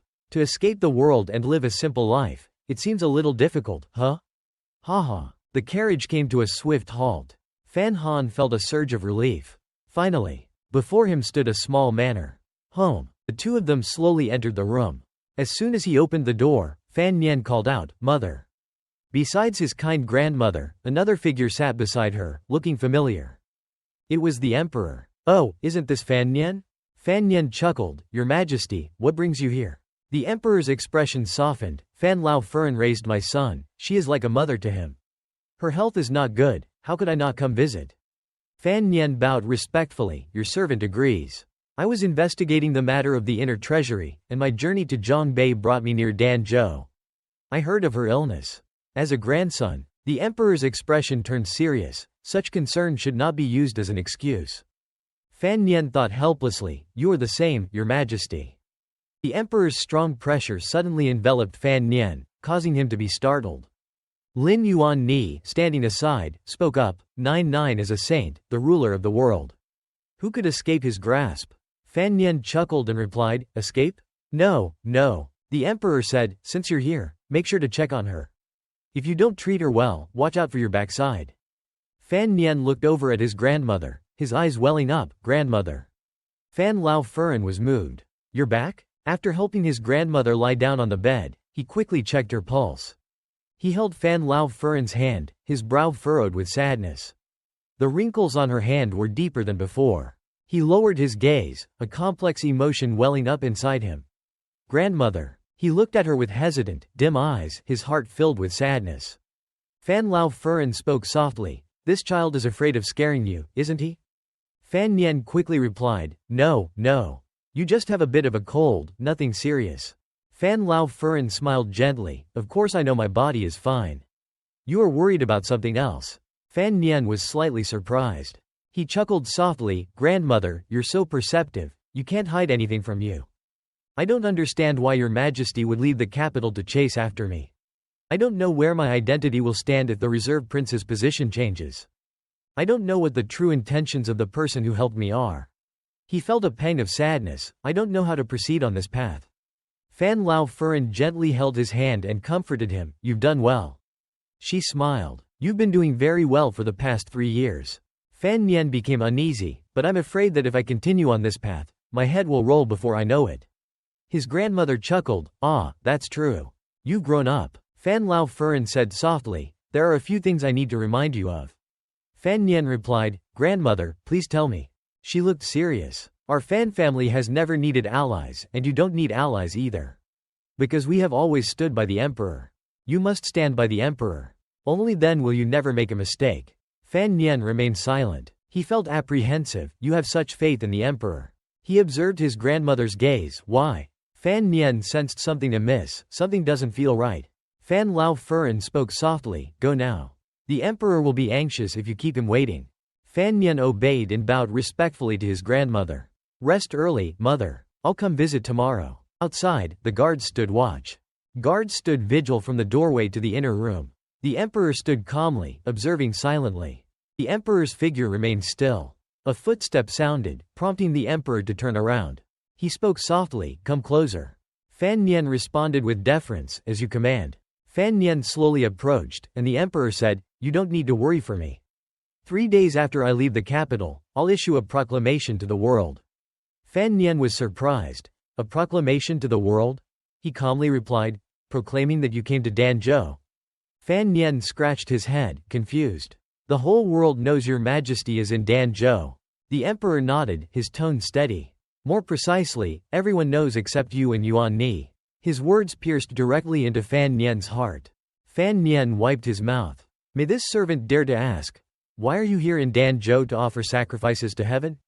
The emperor answered serenely, "Perhaps it's because I need a reason to cover up your unauthorized departure as the imperial envoy." His words struck Fan Nian's heart for the second time. Although the decree had stated that Fan Nian was to be sent to Danzhou to meet with the sacrificial team. "When you return to the capital, follow the proper procedures." Fan Nian bowed respectfully, "This servant understands." He spoke quietly, since the sacrifices are already being made. I have already met with the team. So, may this servant escort your majesty back to the capital? The emperor turned around, his face darkening. The sacrifices are being made. Why would you return to the capital? Fan Nian explained, the sacrifices are traditionally held at the Khan temple. The emperor said, there isn't just one Khan temple. There's a temple on Mount Dadong. Fan Nian said, Mount Dadong is on the edge of the East Sea, thousands of miles from the capital. The emperor calmly replied, since we're already in Danzhou, it's not that far. Fan Nian remained reluctant, but if the sacrifices are held on Mount Dadong, the number of guards we can arrange will be very limited. The emperor responded, I trust you to ensure my safety. I am at ease. Fan Nian felt helpless. Why was he so stubborn? In the Tian Shui cave, a group of people stood silently. Fan Nian gave orders, relay the order below. Within a radius of 50 meters around Mount Dadong, if any suspicious individuals are spotted, report it immediately. The person responded, understood. He looked serious and pointed. Also, inform the Black Cavalry to increase their vigilance at night. The person said cautiously, the Black Cavalry is currently under the command of Jing Ka. They are stationed in Zhang Bay. Fan Nian continued, then deploy defenses along the northern line. Keep a close eye on Yan Xiaoyi. The person asked, why keep an eye on Yan Xiaoyi? He explained, the crown princess is in trouble. Yan Xiaoyi is very loyal to her. At this moment, it's difficult to rule out the possibility of rebellion. Moreover, he previously killed his only son, Yan Shendu. He recalled the scene from earlier. Sir, you can believe me now, right? Everyone saw it. Fan Nian replied, halfway. He thought about the angry expression of the person. Fan Nian, I will never forgive you. He waved his hand, with such a golden opportunity, coupled with old grudges and new ones, I can't find a reason for him not to come. The person nodded. So that's it. Fan Nian felt uneasy and said nothing more. The person departed, not forgetting to say, I'm leaving. Be careful. Then, he turned to the two remaining individuals. How many imperial guards and personal guards have arrived? One of them answered, 2,000 imperial guards. The other responded cautiously, all personal guards have arrived, a total of 94. Fan Nian rubbed his chin thoughtfully. With our current military strength, coupled with the Hong Kong Palace's strength, the safety issue should be resolved. The two were excited. With young Master Fan's brilliant command and so many masters, as long as the Grand Master doesn't show up, everything will be under control. After this is over, I'll return to my hometown to report to my parents. I think so too. After a successful outcome, I had to go home to get married and have children. Fan Nian snapped, shut up. Shut your mouths. Don't jinx it. Out at sea, the sky was overcast. Waves crashed against the massive boulders. The emperor said, is everything ready? Fan Nian stood behind him, confidently responding, yes. Then, the entire space fell into an endless silence. He spoke softly, is there anything you want to say? Fan Nian replied, Mount Dadong is surrounded by the sea and borders the eastern barbarians to the west. The terrain is very unfavorable. Choosing such a location for the sacrifices, if an assassin infiltrated, it would be easy to fall into a trap. He thought uneasily, it's as if it's deliberately giving others an opportunity to kill me. The emperor said cheerfully, what are you worried about? You are concerned for my safety? Fan Nian chuckled wryly, thinking, more like I'm worried that I'll be buried with you. The emperor took a step forward, wanting to gauge his true thoughts. It was difficult to see through someone's heart. Of course I know it's dangerous, but this is the only chance I can give her. Fan Nian's face turned pale. Her? Was he referring to the crown princess? So, the emperor knew that the crown princess would send people to kill him. He did everything deliberately. Birds soared through the vast sky. The emperor, who was walking ahead, stood before a cliff. He said, this time, I came to the sea to offer sacrifices to heaven to see if anyone dares to challenge my authority. The emperor said to Fan Nian, come stand beside me. Fan Nian responded, yes. Although the emperor didn't turn to look at him, he said to Fan Nian, stand up straight. I don't like how you're acting like a coward. Fan Nian obeyed and stood up straight. They both gazed down at the water. Waves crashed against the rocks, producing a deafening sound. Fan Nian looked over at the emperor. The emperor said, last time I went to Danzhou, the crown prince wasn't even. The emperor continued, that day, Chen Pingping stood behind me, bowing like you are right now. The emperor recalled that scene, standing there with him. Actually, when the capital was in chaos, The two princes were openly competing and secretly scheming against each other for the throne. The late emperor was also a secretive prince. That day, the three of us went to Danzhou to relax and escape the conflict. The emperor's face darkened as he continued, "Back then, we were just juniors, powerless to intervene. Our thoughts were similar to yours, just hoping to survive. But you're much stronger than I was back then." Upon hearing this, Fan Nian pondered in his mind how to respond. Fan Nian cleared his throat. "Actually, my heart isn't that strong. There are things I don't know how to face." The emperor asked, "Are you talking about the crown prince?" Fan Nian replied, Yes. It's the crown prince." The emperor continued, "I didn't expect you to still think of your brotherhood with the crown prince like that." "That's good." The emperor reminisced. "The three of us stood here, seemingly close. But in reality, we had no feelings for each other. We were only thinking about how to protect ourselves and how to survive. I even thought that a deity might emerge from the sea to save me from that situation." Fan Nian asked, "Did your mother emerge from the sea?" The emperor replied, "Your mother is indeed powerful, but she couldn't walk on water." Fan Nian scratched his head. "Oh, that's right." The emperor continued, "The deity didn't appear on the surface of the sea. But appeared. A figure appeared on a rock." The emperor glanced over. With a quick turn of his head. It was an extremely beautiful woman. After that, I became the crown prince. No one dared to stand on equal footing with me. Except for her. The emperor recalled the scene of the woman holding a mirror and reflecting the emperor's image. She asked, "Who dares to disrespect me?" The woman turned to him. "You don't understand. It's just a scientific product." The emperor stood silent, speechless. The emperor continued, "She didn't hold back, she looked down on me." The emperor felt a pang of sadness. He continued, "After she passed away, there was no one like her in this world. I not only hope that you can resemble her in some ways, but I also hope that you won't be too weak and waste the connection between her and me." Fan Nian was at a loss for words. He said, "This subordinate understands." He thought to himself, "As long as it doesn't endanger my life, I won't be weak." The emperor continued, "Speaking of your mother. She was a great hero of our country, and to me, she was even more deserving of praise. So, when things changed, she and her D family became a thing of the past, suffering a tragic demise." The emperor gazed into the distance and continued, "I've always kept it a secret, but I haven't forgotten. Even though I later made some reparations, compared to her grace, what I've done is still insufficient." Fan Nian listened to the entire story and thought to himself, the sage said it right. 4 years after his mother passed away, he began to take revenge on all the princes and nobles involved, but he spared several key figures. Those figures came from families beneficial to himself. To say that this was revenge isn't quite right. The emperor continued, "Although Chen Pingping and Fan Jian never asked, I know that there is some resentment in their hearts. But what can I do? To confiscate the D family's assets and bring them into the treasury, to treat them as traitors, would be truly cruel."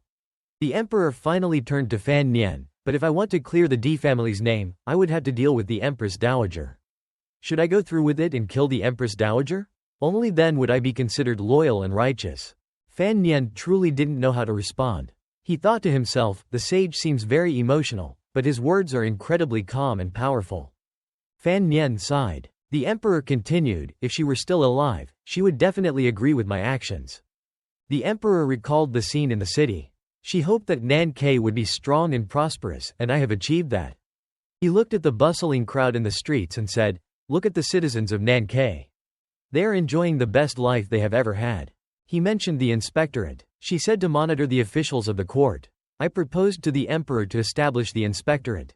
She said that eunuchs are both pitiful and hateful. I followed the rules established since the founding of the country, strictly regulating eunuchs who interfered in politics. I ordered the inner court to control the number of eunuchs in the Taichung temple. Fewer eunuchs means a better situation in the palace. The emperor continued, "I believe these things are enough to comfort her spirit." Also, she said not to believe rumors, don't read useless information. Fan Nian listened intently. The emperor continued, "So, I had the Ministry of Interior create a newspaper to monitor everything." Fan Nian's expression was filled with surprise upon hearing this. She said, "We need to find ways to fundamentally solve all problems. So I implemented new policies."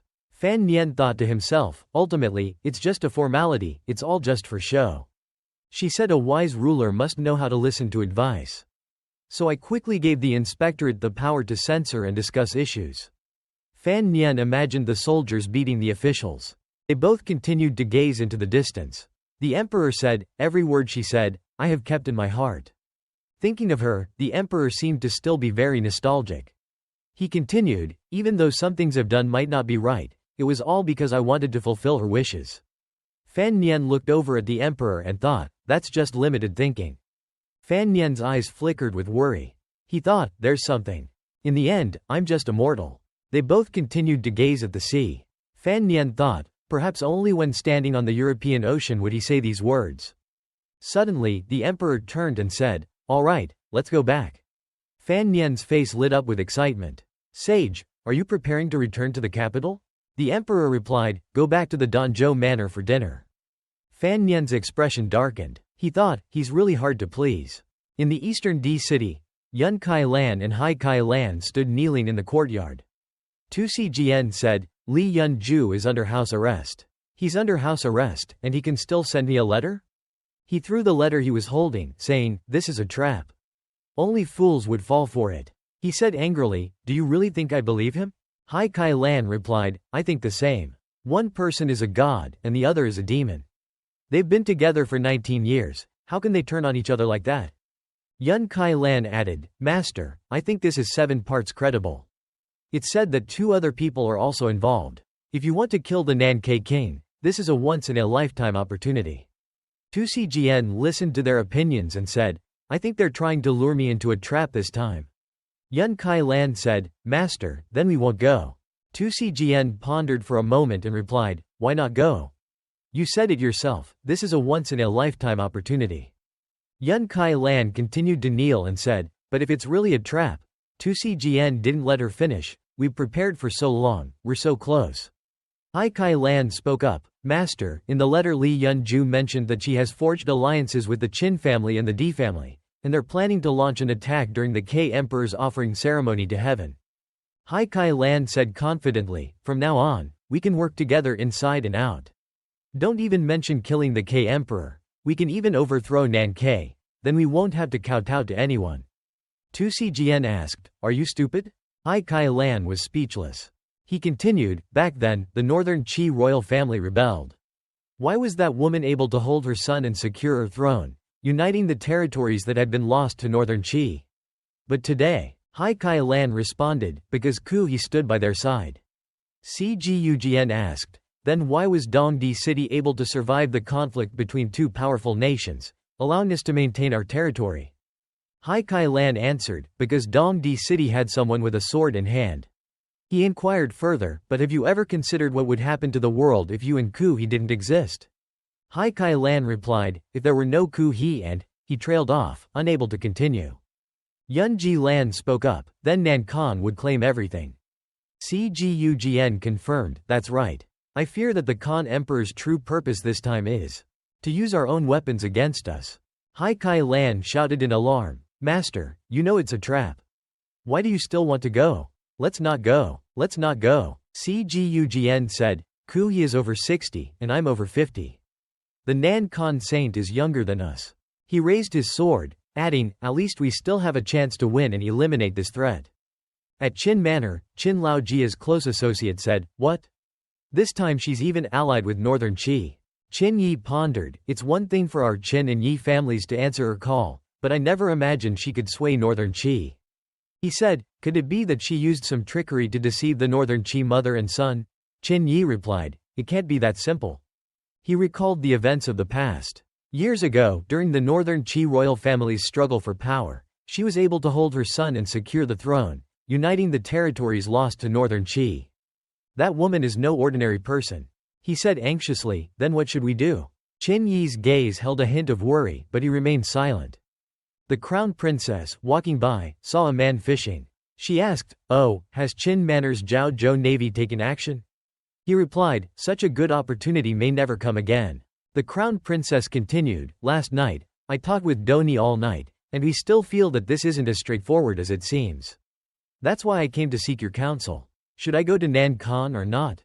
The old man replied, Doni is maturing quickly and is already capable of taking responsibility. Under her rule, Northern Qi will flourish and even regain its former glory. She's a rare talent, a once-in-a-century leader. I have complete faith in entrusting the country to her. The crown princess said, but, before she could finish, the old man spoke up, precisely because of this, if I can seize this opportunity, help her clear out this major threat. A figure with a sword appeared behind them. The crown princess realized someone was behind her. She turned and asked, who is it? You were able to get this close without making a sound? The old man continued fishing, without turning around, but he knew who it was. He said, this time, consider them one of your own. It was Cgugn and his 2 disciples. Cgugn finally spoke, are you going? The old man replied, my people have prepared everything. The crown princess turned to look at Cgugn of Dongdi City and his 13 ninth-level disciples. All of them were ready. The old man said, let's go. He added, as they started to depart, if I don't go, this old skeleton won't be able to move. Meanwhile, at the border of Nankan, a soldier rushed in to report. He said, I don't know why, but Shang Samhu suddenly retreated 50 miles north, setting up a defensive formation. But they seem reluctant to engage our troops. Tuo Che Mo said, I know what they're thinking. The crown princess has lost all her power. I, as a confidant of the crown princess, have 100,000 elite soldiers at my command. I'm sure I'm a thorn in the saint's side. Tuo Che Mo continued. Shang Samhu's retreat at this moment is to conserve their strength and morale, leaving us to face the saint. Northern Qi wants to benefit from the chaos. Rumi said, Your Excellency has fought for Nankan throughout the years, both north and south. Just then, a soldier knelt down and said, if it weren't for Your Excellency's efforts in holding back Shang Samhu in the north, Nankan's front line would have crumbled long ago. If the saint were to strike against you, it would also demoralize the army. Tuo Che Mo added, how could the saint not know my worth and power? He looked at the secret letter on the table, saying, I'm afraid this time he's testing me, seeing what choice I'll make. Meanwhile, on the towering mountains, a path of steps led up. The 3 continued their arduous journey, with Fan Han in the lead. By now, everyone was utterly exhausted. Fan Han looked up at the remaining journey ahead, saying, wow, this is truly magnificent. Is this Mount Da Dong? It's truly a wonder of nature. Ni Shaohan, exhausted, said, 3 days ago, the imperial decree arrived at Mount Da Dong. All the priests in the temple have gathered at the gate on the mountain peak to show their reverence. The soldier accompanying Fan Han said, even with such breathtaking scenery, I can't understand why we had to come to Mount Da Dong for a ritual. Ni Shaohan turned to say, don't you know that the Khan temple in the capital no longer has any grand priests who can officiate the rites of heaven? He continued, both grand priests in the city died in the same year, their bodies abandoned in desolate places. People say they died from some kind of incurable disease. The soldier was startled. Ni Shaohan added, Mr. Xiao Fan previously investigated the Khan temple. I mentioned it in my report to you. Have you not seen it? Fan Han replied, of course I have. But in his mind, he thought, dealing with the priests, it's almost certain that the saint did it. I just don't know if the person who attacked Wu Zhu is connected to him. Fan Han turned to ask, do you sense anything? Ni Shaohan replied, what is it? Fan Han said, a suffocating atmosphere permeates the air and sky. He looked up at the scene on the mountain, saying, thousands of people, silent on this lonely mountain, all for one person. As the emperor began to descend, it became clear that Fan Han was referring to the leader of the realm. Upon seeing the emperor descend, everyone bowed down, chanting in unison, long live the emperor, long live the emperor, long live the emperor. A terrifying sight unfolded. Rats were gnawing on the bones of the dead. The arrival of the carriage startled them, and they scurried away. The horse seemed to sense something and stopped. The road was littered with skulls and bones, a horrifying sight. The crown prince, peering out from the carriage, said, the road is bumpy enough, but this land is barren and plagued with disease. Now, we only have the horseherder left in our ranks. We can't reach Nanchu with our current strength. The crown prince, his face etched with sadness, said, Father, is this his way of taking my life? Seeing this, Taishang smiled and said, Your Highness, you're overthinking. I'm here to ensure your safety. The crown prince replied, Overthinking? If the East Palace hadn't caught fire that day, I would be dead by now. Taishang continued, It's a pity that I can only protect your Highness's safety. As for others, we can only do so much. The crown prince remained troubled. You are the person Fan Han has sent. He is willing to protect me, which is a sign of his loyalty. But if he goes too far, I'm afraid father might suspect he's siding with me. Moreover, father wants to kill me. Even if you protect me for a while, what good will it do? Tai Shang responded, on the day the East Palace caught fire, Your Highness's bravery allowed you and the Empress to escape. Why not strive to find your own way out today? The Crown Prince replied dejectedly, What's the point? So father can find another way to kill me? Tai Shang quipped, If you want to survive, add more fuel to the fire. Start a bigger blaze. The Crown Prince asked with suspicion, Did Fan Han tell you to say that to me? Tai Shang waved his hand dismissively. No, I'm a martial artist. My mind isn't that complex. Just a hunch, a feeling. Let it go. The Crown Prince remained silent. The two fell into silence. The carriage continued its journey. The carriage was eerily quiet. The Crown Prince clenched his fists tightly. His heart filled with resentment. Father is the one forcing me into this situation. Tai Shang looked at the Crown Prince, seemingly helpless. Meanwhile, Fan Han continued to ascend, step by step. He was utterly exhausted and cursed under his breath, damn it. He propped his hands on his hips and complained, Why the hell did they build this temple on top of a mountain? You're dead tired by the time you reach it. Ni Shaoan replied, If it weren't for the effort, how could we convey our sincerity? He continued as he walked, A temple built on top of a mountain has spiritual energy. Fan Han, exhausted, turned and asked, For someone who practices martial arts, it's nothing. But how did the officials manage to climb this? Ni Shaoan, taking off his outer robe, revealed his bulging biceps. He said, Mr. Fan, rest assured, I prepared for this long ago. I've been training my body. I won't embarrass the Emperor or you. Fan Han, seeing this, was amazed, unable to believe his eyes. In one burst, he ran quickly, soon leaving Fan Han behind. As he ran, he said, Mr. Fan, we'll see each other at the mountain peak. 30 seconds later, he stopped, panting heavily. Fan Han clasped his hands in front of his chest and said, You don't need to push yourselves so hard. If you're too tired, you can rest on the stone steps. It's fine to let those behind you catch up. Ni Shaoan thought, tiredly, Have I not trained enough? Could this be the limit of my body? He stooped, leaning against a rock, and said, Thank you for your concern, sir. I'm all right. Before he could finish, Ni Shaoan spat out a mouthful of blood. Fan Han was startled and said, It's better to rest a bit. Don't die on me here. Just then, he suddenly recalled something. He remembered something after speaking. He looked up at the Emperor, who was walking briskly, showing no signs of fatigue.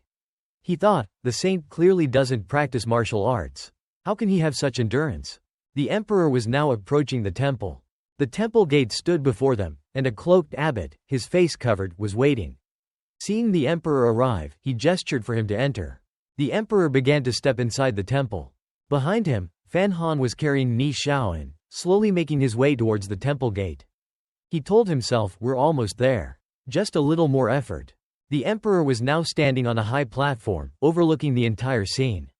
Fan Han was right behind him. He looked out at the view before him. The sunset here was truly magnificent. The setting sun cast a beautiful glow on the flowing water. Seeing this, the Emperor said, Rarely have I seen you so relaxed. Good. Get a good night's rest. Tomorrow morning, we'll begin the rites. It's going to be intense. Fan Han heard this and thought, These words seem to suggest that something disastrous is bound to happen. The Emperor, looking into the distance, asked Fan Han, I ask you, if you were Li Yun-du, what would you do at this moment? Fan Han replied, In this predicament, the only choice is to kill the king and seize the throne. He continued, Your Majesty, do you think the Crown Princess's remaining forces will come? But the Crown Princess's closest allies are under the watchful eye of the Surveillance Bureau. If they want to mobilize troops, there would have to be rumors, right? The Emperor heard this and replied, Troops? I'm afraid they won't be enough. Climb the 10,000-mile stairway. If someone dares to kill me, they must first have the ability to climb this stairway. Fan Han thought, the ability to climb the 10,000-mile stairway refers to the strength of the Grand Master, right? He realized that the Grand Master beside the eldest princess was Yi Lu Yun. He looked at the Emperor, thinking, His Majesty specially arranged for Hong Gong Gong to follow. To lure the snake out of its hole and then capture it in one net. The Emperor turned around, walking and saying, If you understand, that's good. But Fan Han said, But Hong Gong Gong and the Grand Master can't determine the winner. The danger is still the same. At this time, someone appeared from somewhere. Fan Han looked over, speechless. It turned out to be Wu Zhu Shu. He called out, Wu Zhu Shu. He thought, What's going on? The emperor's eyes turned more terrifying. He said, "It's been more than 5 years, right? I'm sure you have a lot to say to each other." At this moment, Fan Han rushed towards Wu Zhu. He hugged Wu Zhu tightly, laughing as he embraced him. "Ha ha ha ha, uncle." He asked, "Uncle, why are you here?" Wu Zhu didn't say anything. He finally replied, "The vitality of Mount Daidong is very good. It's a suitable place for me to recuperate." Fan Han looked and said, "It's good, why can't I feel it?" Wu Zhu looked into the distance. "You can only sense the true essence of your body. The vitality of heaven and earth is not something that is easily sensed." He continued, He has been practicing Western magic, he should be able to sense it too." Fan Han sat on the roof, saying, "Anyway, it's good that your body has recovered." Wu Zhu said to him, "You should go back to the capital." Fan Han was surprised. He asked, "Uncle, do you know His Majesty is preparing to fight the Grand Master here?" Wu Zhu replied, "But I don't know that he would bring you along." Fan Han was speechless. He said, "Now all the unreasonable things have been explained. Why he chose to come to this remote Mount Daidong and insisted on taking me with him. It turns out that he wants to kill Yi Lu Yun. And at the same time he's planning to use you. He wants to use you to help him." Fan Han covered his face. "I don't want you to be controlled by someone else, to do things you don't want to do, for me." Wu Zhu said to him, "No matter what, just tell me to do it, and I will be happy to agree." Fan Han put his hand on his forehead and sighed deeply. "If His Majesty is killed and the eldest princess seizes power, then the world will fall into chaos, and blood will surely flow like rivers." Fan Han stood up. He put his hands in front of him. "Uncle, please protect His Majesty's life. Use your own life to force us to help him." Wu Zhu listened and said to him, "I understand." He continued, "Also, if it's unavoidable, who dies doesn't matter anymore." The last thing he said, "You must not die, uncle." He lowered his head, waiting for Wu Zhu's agreement. Wu Zhu stepped closer to him, stroking his head and saying, It was already past midnight, and the fleet was approaching the mountain. The emperor lit 3 incense sticks. He stood in front of the temple. As soon as he finished, he sensed someone behind him. He probably knew it was Fan Han. He said, "I'm sure you can convince him." Fan Han replied, "This is the real reason you brought me here." The emperor said to him, "If you want to be sure to kill a Grand Master, you have to use 2 Grand Masters to kill him." He listened and said, "With Hong Gong Gong and Wu Zhu here, if Yi Lu Yun comes, it's really a matter of life and death." The emperor continued, "However, you have to lure Yi Lu Yun here first." Fan Han listened to everything, thinking, what does he mean? Just then, a cannon boomed. A brilliant firework exploded in the sky. A soldier rushed in to report. He knelt and said, "Your Majesty, cavalry is approaching from the foot of the mountain." The emperor didn't seem surprised. "All right. Execute the defensive plan and intercept them according to the plan." The soldier responded, "Understood, Your Majesty." The emperor watched the soldier run, thinking, they really do have an army coming. Who are they and where did they come from? This was Mount Daidong, surrounded by the deep sea. It was on the border with the enemy country, who absolutely wouldn't be able to reach the foot of the mountain like this. The emperor continued to think, there are thousands of soldiers defending at the foot of the mountain. Unless there are Nan Khan army. At the foot of the mountain, tens of thousands of soldiers were in battle formation, both infantry and cavalry. The soldiers on the wall were preparing to shoot arrows. A barrage of arrows flew down. The soldiers below noticed arrows flying from behind. One exclaimed, "We've been tricked. There's an ambush behind the mountain." The battle began. The emperor remained on the mountaintop. A soldier ran to him, reporting, "Your Majesty, our army is suffering heavy casualties." The cavalry was just a diversion. The enemy's true strength is their archers. Fan Han was surprised to hear this. He thought, archers? Could it be? He immediately thought of Yan Xiaoyi. But I had people watching him. If he made any move, I should have been the first to know. Is there an inside man in the surveillance agency? If so, then there's no way to estimate how many enemies there are. He quickly said to the emperor, "Your Majesty, please descend the mountain immediately." The emperor responded calmly, it makes sense that he, being a trusted associate of Yun Du, would be the first to act. He continued, "On the contrary, this is a sound defense strategy, wouldn't you say?" He didn't turn around, saying, "If you don't capture Yi Lu Yun, it will be a failure. I'll be the first to question you." Fan Han remained bowed, speechless. But in his mind, he thought, the emperor said, "Act first," meaning this is just the beginning? He knows that there's more than just Yi Lu Yun coming? Why does this man love to hide things so much? Why can't he just tell me everything? The moon was now shining brightly. Just how many enemy soldiers are there? Fan Han kept asking himself, what is the greatest danger? The officials in the temple began to worry. One asked, how could an army appear at the foot of the mountain? Where is the surveillance agency? Another asked, why did the surveillance agency have no information? One after another, questions arose. What the hell is the surveillance agency doing? Zhang Da said to the man sitting on the chair, why did you stop me from reporting to the emperor? Don't you realize the emperor is in grave danger? The man calmly sipped his tea. What danger? Zhang Da yelled. Yan Shaoyi reported a fake victory. A major incident happened in Shangzhou. Yan Shaoyi reported that 5,000 soldiers died in a victorious battle against the Qi army, capturing 8,000 enemy soldiers. Those 8,000 were all beheaded. But the investigators discovered that the heads of those 8,000 belonged to old people, women, and children. They weren't Qi soldiers at all. The man calmly replied, so what? What does this have to do with the emperor's danger? Zhang Da retorted, what if those 5,000 people who supposedly died suddenly appear at the foot of the mountain? The man furrowed his brow. It's over 1,000 miles from Shangzhou, where Yan Shaoyi is stationed, to Mount Dongshan. You have to go around Mount Hao. How could they randomly appear at the foot of Mount Daidong? Zhang Da insisted, if Dongdi opened the east gate for them to use as a passage, then it's possible. He added, Yan Shaoyi colluded with the northern Qi. The 5,000 soldiers used the East Gate passage to advance towards Mount Daidong to assassinate the emperor. The man listened, saying, colluding with the northern Qi? Dongdi would open the gates for the Khan army? It's a bit far-fetched. Zhang Da still tried to reason with him, so why does the princess want to suppress all this information? The man was speechless, not knowing how to respond. Zhang Da continued, Father, finally you understand what's wrong here, right? The man listened, ordering a soldier, the young master is not feeling well. Take him back to rest.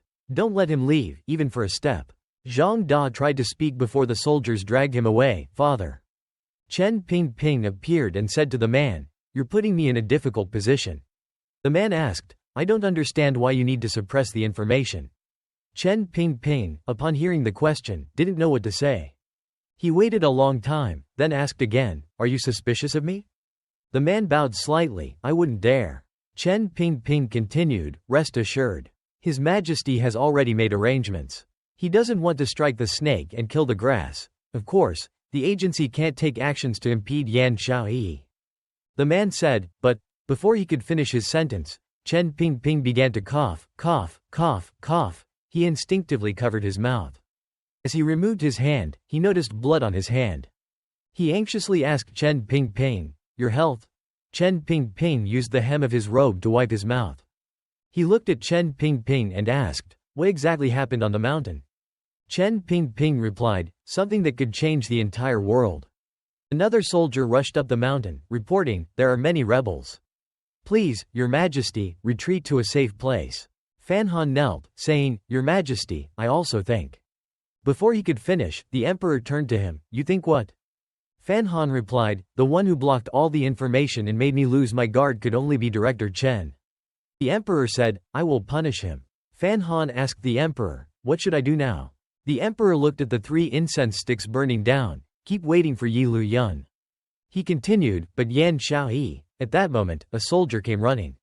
The rebels have retreated. Fan Han was surprised, they retreated? The soldier continued, the rebels have retreated, but they have surrounded Mount Daidong and cut off the path down the mountain. Fan Han said, their intention is to seal the mountain and prevent anyone from escaping. The emperor said, Yan Shaoyi is truly greedy. Fan Han said to the emperor, the 6 swordsmen must be looking for an opportunity to break through the siege and bring reinforcements. With the surveillance agency's 6 swordsmen's abilities to operate in the shadows, even with thousands of horses assembled at the foot of the mountain, they'd be unable to track them. Those swordsmen will definitely find a way to slip through. He thought, if they break through the siege, they can change the situation. Someone behind them said, 5,000 rebels with crossbows. They're all archers. The emperor said, to be able to lead archers to defeat the imperial army in such a short time, Yan Shaoyi couldn't have done it. The true commander must be someone else. The official said, that's exactly what Your Majesty said. He said, the 4 corners swords of Dongdi have also arrived. Fan Han turned and asked, how is the situation with the breakouts? The official replied, 6 locations, 27 people. All dead. They were all killed by the Four Corners swords. Inside the princess's mansion, the princess was still enjoying tea. She was eating fruit while saying, "Even Imperial brother must be having a headache now." Someone reported to the princess, "Gathering so many capable people is truly what everyone has been hoping for." The princess responded, "What did the person over there say?" The man replied, "The crown prince has returned. He said that he can do it." The princess smiled. This child is quite decisive at a crucial moment. The court official said, "The second prince and the civilian officials have also been contacted. Once the emperor dies, the crown prince can ascend to the throne." His eyes were sharp. The princess laughed. "Brother Huang Dao, tell me, what is the final battle in this rebellion story?" Huang Dao replied, "Time, opportunity. The situation." The princess, hearing this, said, "Oh, it's so complicated. The final battle is simply who has the faster sword, who has more hands." Huang Dao looked at her. "It seems the great master has found a powerful assistant this time." The princess said, "Two great masters working together to kill one great master." She continued, "This is the emperor's main goal this time." Her eyes narrowed in thought. The princess continued, "But if the Four Corners swords have also arrived, 2 against 2. Then victory is hard to say." On the mountain, Fan Han looked at the emperor, thinking, the emperor always calculates deeply. Not a trace of panic. The emperor spoke, "Fan Han, follow me." Fan Han and the emperor began walking. They reached a room. The emperor began to light candles. As he lit them, he said, "You are like your mother. Too soft-hearted." In the room, there was a massive statue. The emperor continued to light incense. "Many of your subordinates have been lost after this battle." Fan Han replied, "This was all part of your plan?" The emperor said, "You mean Yan Shaoyi and Dong Di?" Fan Han said, "Yan Shaoyi leading his army here means the Shangzhou intelligence was faulty. The problem with Shangzhou intelligence means they've colluded with the Northern Qi." He looked at the emperor and continued, "Therefore, the Northern Qi might also be involved." The emperor asked, "So you're saying Kui will come?" The emperor still looked at the statue. "If that's true, then the opponent has 3 great masters, plus a ton of level 9 personnel. Truly powerful." Hearing the emperor's words, Fan Han said, "So I want to know if these things are part of your plan." The emperor remained silent for a moment before replying, "It's possible that the Four Corners swords and Kui might come. I didn't really expect it, but I'm not entirely surprised either." Fan Han heard the answer and thought, for the sake of killing someone, those with different positions and stances have all united closely. This old man is truly clever. The emperor looked far away. This heavenly sacrifice was always a gamble. The sacrifice is to sacrifice to heaven. To gamble is to gamble with heaven. Fan Han said, "Wu Zhu Shu and Hong Gong Gong are here. Your Majesty, it's still not too late to leave." The emperor responded to him, "Have you ever seen anyone abandon a game halfway? I won't leave. Instead, you go down the mountain," the emperor said. Fan Han asked, "You agree to let me go down?" The emperor closed his eyes, replying, "Are you thinking that I keep you by my side because I want to use the 5 elders to take action? You think why Yan Shaoyi blocked this mountain?" Fan Han honestly didn't know. He put his hand on his chin, to block information. The emperor responded, "Exactly. So, whether I win or lose, the capital will say that I'm dead. Once I die, they will take control of the government." The princess seemed very pleased with her plan. The emperor continued, "So I want you to go down and discipline them for me before anything happens." He looked over, "Remember, don't let me down." Fan Han finally said, "But what about you?" The Four Corners swords, Yi Lu Yun, Kuhi, 3 great masters. He worriedly continued, "You can't fight 3 great masters." The emperor told him, "I want to test them a little. You're still young, you don't need to throw your life away here with me." As the emperor spoke, he handed Fan Han an object. "If something happens to me, you decide who will be the heir." Fan Han received the jade seal from the emperor, feeling anxious. He accepted it, bowing and saying to the emperor, "Your Majesty, rest assured. Nothing will happen in the capital." The emperor said, "The thing you need to think about now is how to get down. There are 5,000 elite archers and over 10 level 9s outside." Fan Han's eyes were filled with determination. "Your Majesty, you let me go down the mountain. You must know that I can do it. Mount Daidong faces the sea.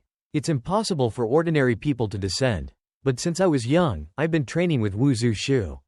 This is not difficult for me." The emperor listened, saying, "Good. So you've already figured out how to escape."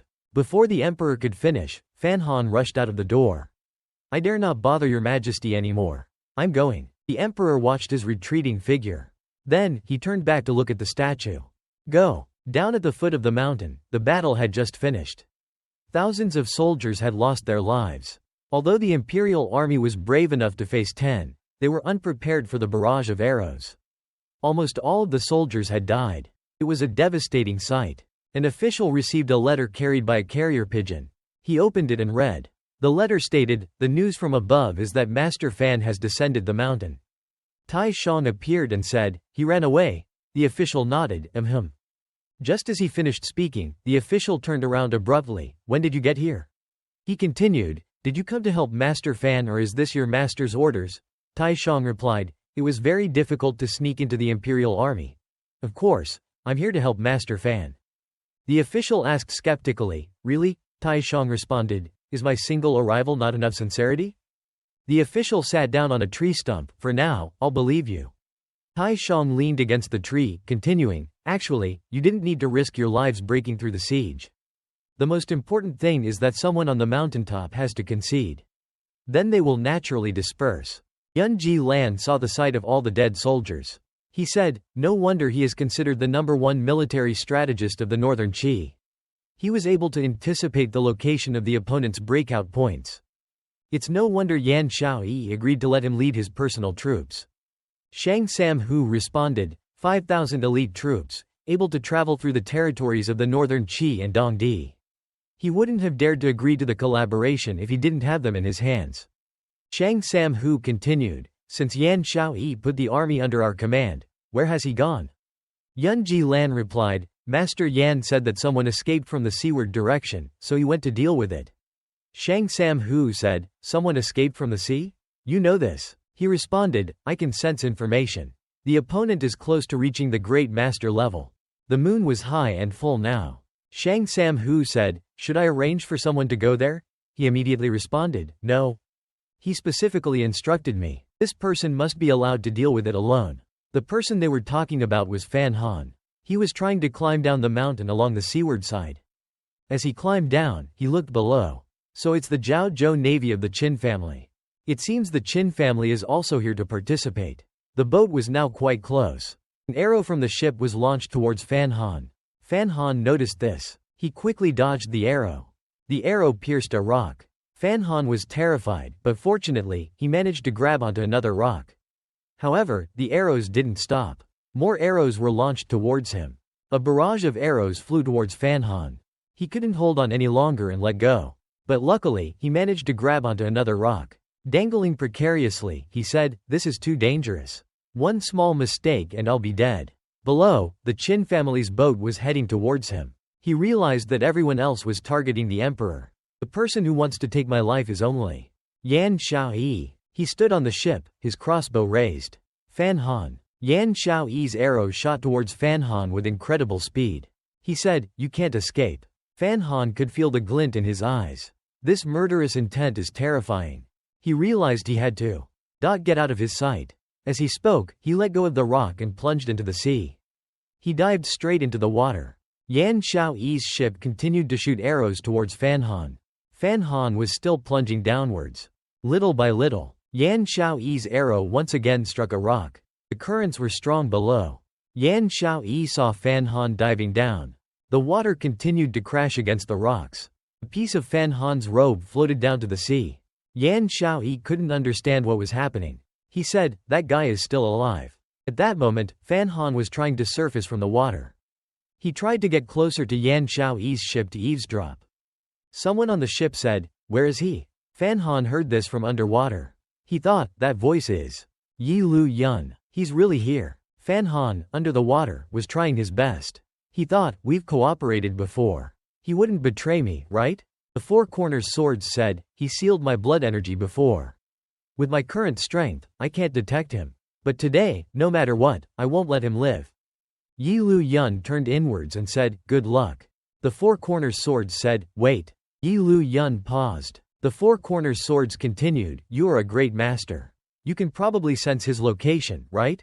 Down below, Fan Han became anxious after hearing this. The Four Corners swords looked at Yi Lu Yun, continuing, "Today, I won't let him escape alive. I absolutely can't let him leak information." Yi Lu Yun remained silent. Yi Lu Yun approached the bow of the ship, saying, "All right." Fan Han was truly anxious. He stopped beneath a rock.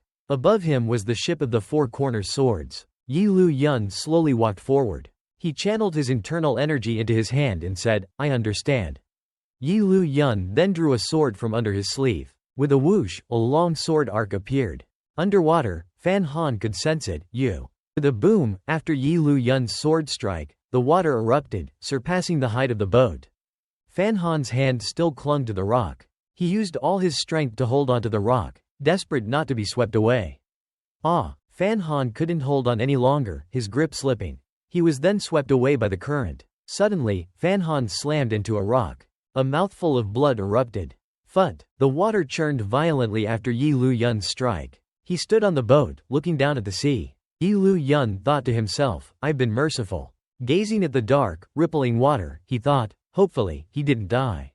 Yi Lu Yun turned and left, saying to Yan Xiaoyi, "I've done my part. The rest is up to you." He watched the rippling water. After a moment of observation, Yan Xiaoyi spoke, his breath still lingers. He widened his eyes and roared, "Is it possible that Yi Lu Yun couldn't kill you, Fan Han?" Somewhere, Fan Han had managed to reach the shore. Blood continued to drip from his mouth. Fan Han wiped the blood away. He thought to himself, "Thank goodness for the heavenly unity heart technique, which protected me from serious injuries like last time. But I can't maintain the breath seal for too long. If I do, Yan Xiaoyi will catch me." Fan Han secretly observed. "According to the confidential information from the surveillance agency, there's someone in the Jiaozhou Navy who's working for my mother, named Xu Mo Kai. Out of the 3 scout boats, excluding the one with Yan Xiaoyi, the odds are 50-50. Fan Han immediately dove into the sea. Mount Daidong is heavily surrounded by the enemy. This is the only way to escape. Fan Han swam towards the 3 scout boats, taking a gamble. Fan Han stealthily approached one of the 3 boats and surfaced. He carefully explored. He then managed to sneak onto the scout boat. Fan Han tiptoed towards a lit room. Voices came from inside, causing Fan Han to freeze. "Mr. Xu, Commander Yan has ordered that people be sent to build a barricade along the coast to prevent anyone from sneaking ashore." Upon hearing this, Fan Han smiled. "It seems my luck is still with me." Fan Han climbed onto the scout boat. Xu Mo Kai was meticulously studying a map. A dark figure approached, startling him. It was Fan Han. He asked, "When did the Jiaozhou Navy of the Qin family betray us?" Xu Mo Kai shrugged. "Young master, the current situation is not about the Jiaozhou Navy betraying you. It's you who have betrayed them." Fan Han was furious. "Who gave you the right to talk nonsense?" Xu Mo Kai was startled. I apologize." Fan Han stepped forward and asked, "The princess is so ruthless, yet people still believe her. Where is the black cavalry that the surveillance agency commands? Why is Yan Xiaoyi here?" Xu Mo Kai broke out in a cold sweat. "Young master, don't ask me. Others may not know, but I know for sure that you're innocent." Fan Han approached and reprimanded him. "Then why haven't you told me anything?" Xu Mo Kai replied, "Right now, I'm working for the Qin family. I'm the commander of the Jiaozhou Navy.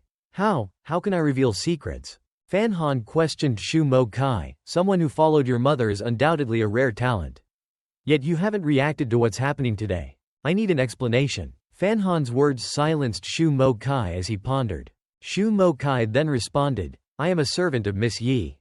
From beginning to end, both inside and out, I have been working for you, young master, since Miss Yi left. I came here to assist you." Xu Mo Kai stammered, "Only, I have a little personal interest. I think it would be a good thing if the emperor suffered a little retribution." Fan Han was surprised by Xu Mo Kai's words. "What grudge do you have against the emperor?"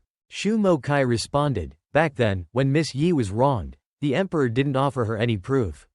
He even let her carry the reputation of a seductress. The crimes of the empress dowager, and the Qin family were not dealt with.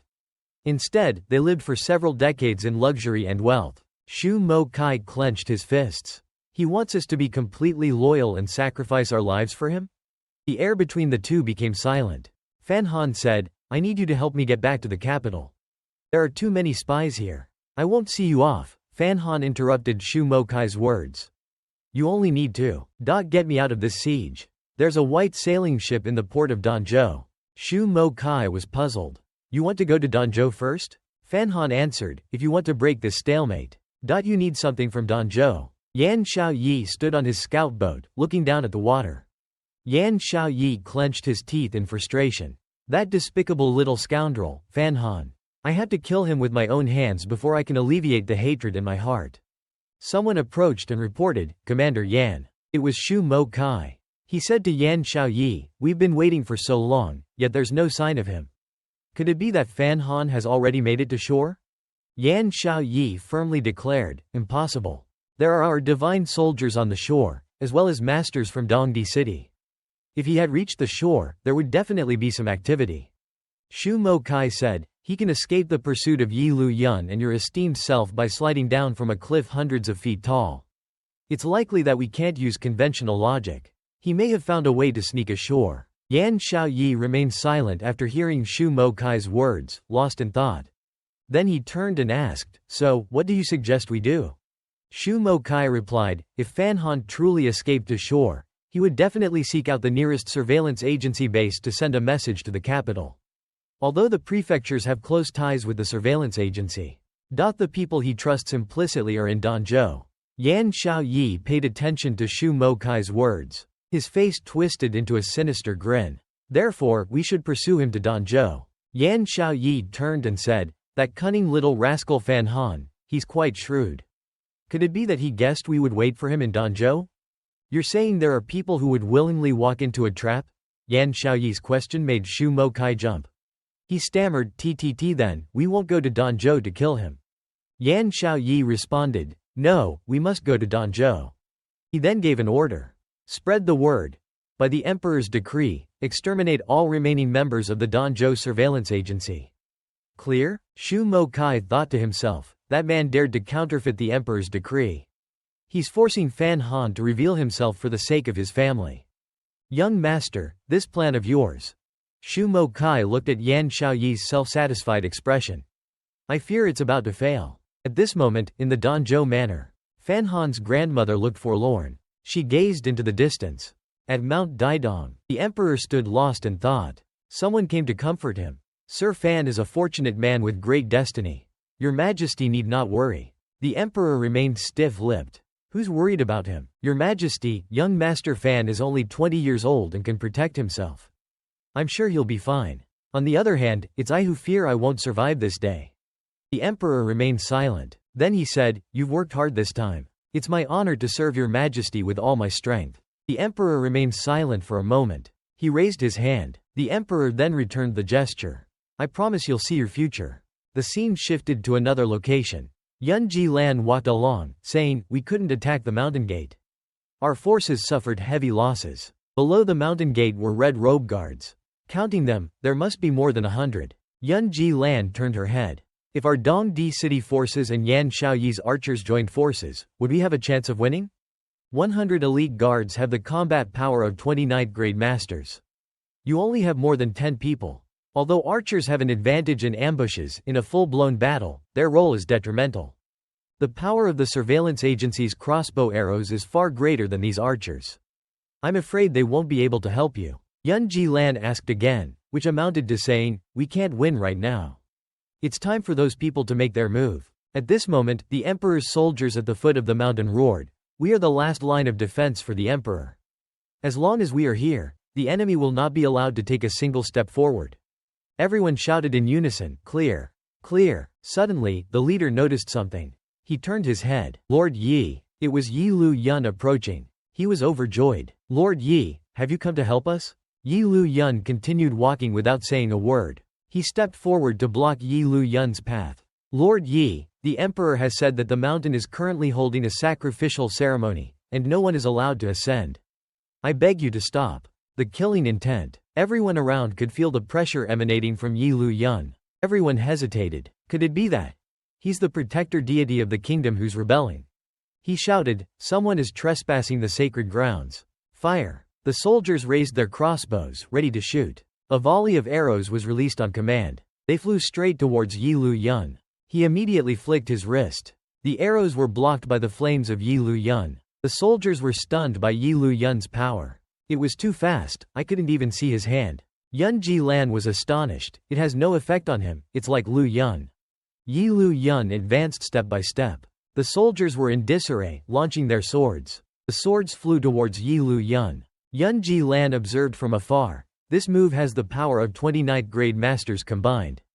I'm afraid you and I wouldn't be able to withstand it. He asked, Master Yi, are you going to retaliate? Yi Lu Yun raised a finger. He flicked it, and the surrounding ground shattered, sending the soldiers flying. It can be done so easily. The soldiers stared at Yi Lu Yun. This was the difference between humans and gods. A soldier cried out, hey, stop him. Yi Lu Yun stomped heavily on the ground. He charged forward. Our bodies are frozen. We can't do anything in front of a Grand Master. Grand Master Yi is merciful. If not, these 100 guards would already be dead. Yun Ji-lan smiled. Compared to my master, he's still a bit lacking.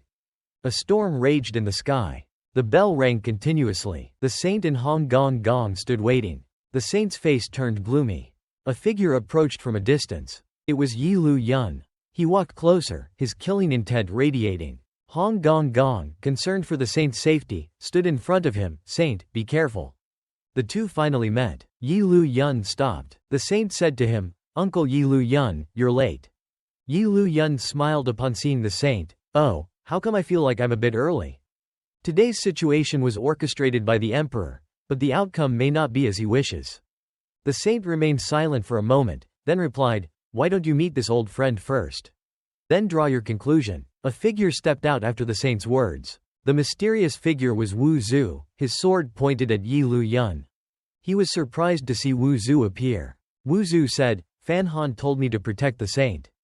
If you leave now, I won't hold back. Yi Lu Yun remained calm, don't be hasty. The others haven't arrived yet. At that moment, at the foot of the mountain, the emperor's soldiers were confronting a mysterious figure. They were startled upon seeing him, another enemy. The saint has ordered that no one is allowed to ascend the mountain. The figure that Yi Lu Yun mentioned was Cgu Jian. He raised his sword and smiled. With a loud boom, the ground was obliterated by Cgu Jian's strike. The soldiers were knocked out. Chaos erupted around Cgu Jian's move. Those on the ground were injured, spitting blood. This move, how could it be done by humans? It's just a casual move by my master. Yun Ji-lan marveled, the true power of others. How can it compare? He looked at the ground, cracked and broken from Cgu Jian's strike. Cgu Jian calmly said to his disciples, leave this to you all. Cgu Jian immediately charged forward. The saint above could sense it. He muttered, this aura is. Yi Lu Yun smiled and turned his head, they're here. From above, a dark shadow flew down at incredible speed. With a resounding boom, Yi Lu Yun landed safely. He smiled, looks like I've arrived at the right time. He looked around and saw Hong Gong Gong. Unbelievable, in this lifetime. Wu Zhu, I can actually witness 4 Grand Masters gathering together. And Yi Lu Yun. Cgu Jian smiled, such a pity, such a pity. Hong Gong Gong was enraged. This villain tried to assassinate the emperor previously but failed. He channeled his internal energy as he spoke. A powerful aura radiated from Hong Gong Gong. He roared, how dare you dare to disrespect the mandate of heaven today? Cgu Jian was surprised to see Hong Gong Gong, such domineering aura. It seems that the one I met in the palace previously was you. I must have a proper fight with you today. Seeing Hong Gong Gong's outburst, the saint intervened. You have attempted to assassinate me 3 times, but you haven't even seen me face to face before you were forced to retreat. Why bother making such exaggerated claims? The saint looked at Cgu Jian and said, your Dongdi family is truly foolish, wanting to fight but talking without any sense of decorum. Cgu Jian was angry. A Grand Master is speaking, what are you jumping in for? The saint ignored him and continued, this situation was initially built upon Yun Yu's desires. She used her influence to manipulate everything, intending to keep Uncle Yi here forever. Unbelievably, Yun Yu's plan was so reckless, it didn't even consider the safety of the nation, forcing both Dongdi and Beitei to be on her side. Cgu Jian brushed aside the saint's words, stop lying to us. He looked at Wu Zhu and judged, you even invited this blind man? It seems you've prepared long ago, right? Yi Lu Yun, who had remained silent until now, finally spoke. When they were surrounding the mountain, Fan Han was still there. I guess he came because of Fan Han. Cgu Jian exclaimed, oh, It turns out you're using Fan Han to force him to act.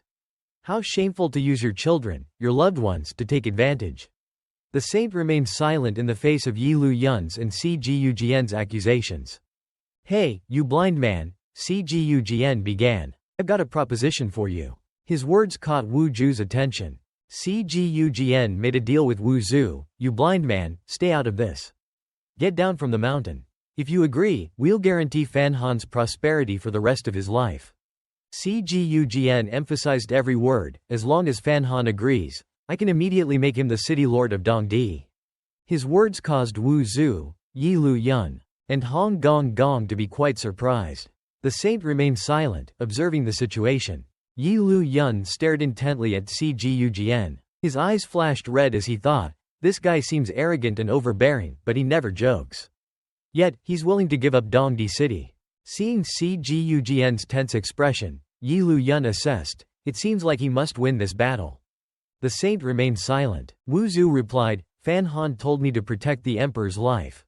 He affirmed, if you leave now, I won't act. The atmosphere was tense after Wu Zhu's words. Cgu Jian continued to persuade Wu Zhu, we had a connection back then. If it weren't for dire circumstances, I wouldn't want to fight you. Wu Zhu was stunned. A connection? I don't remember anymore. You're not pretending, you really don't remember. Cgu Jian raised his sword and said, what a heartless man. Suddenly, a dark figure appeared. With such a lively occasion, how could I be missing? A foot slowly landed. It was Kuhi, a Grand Master. As he arrived, he said, Kuhi pays his respects to your majesty. The saint returned the gesture. It's been half a year since we last met. Your spirit is much better now. Kuhi took off his hat and slowly spoke, your majesty's spirit is also excellent. The saint rubbed his forehead. I just don't understand what Yun Yu gave you all that could move you. Kuhi replied, an opportunity to kill you. At this moment, the world witnessed the gathering of 5 Grand Masters on the peak of Mount Dong. The most intense battle in the world was about to erupt. The saint spoke. If everyone is here, then what are you waiting for? Make your move. Kuhi turned and looked at Cgu Jian, who stood silent.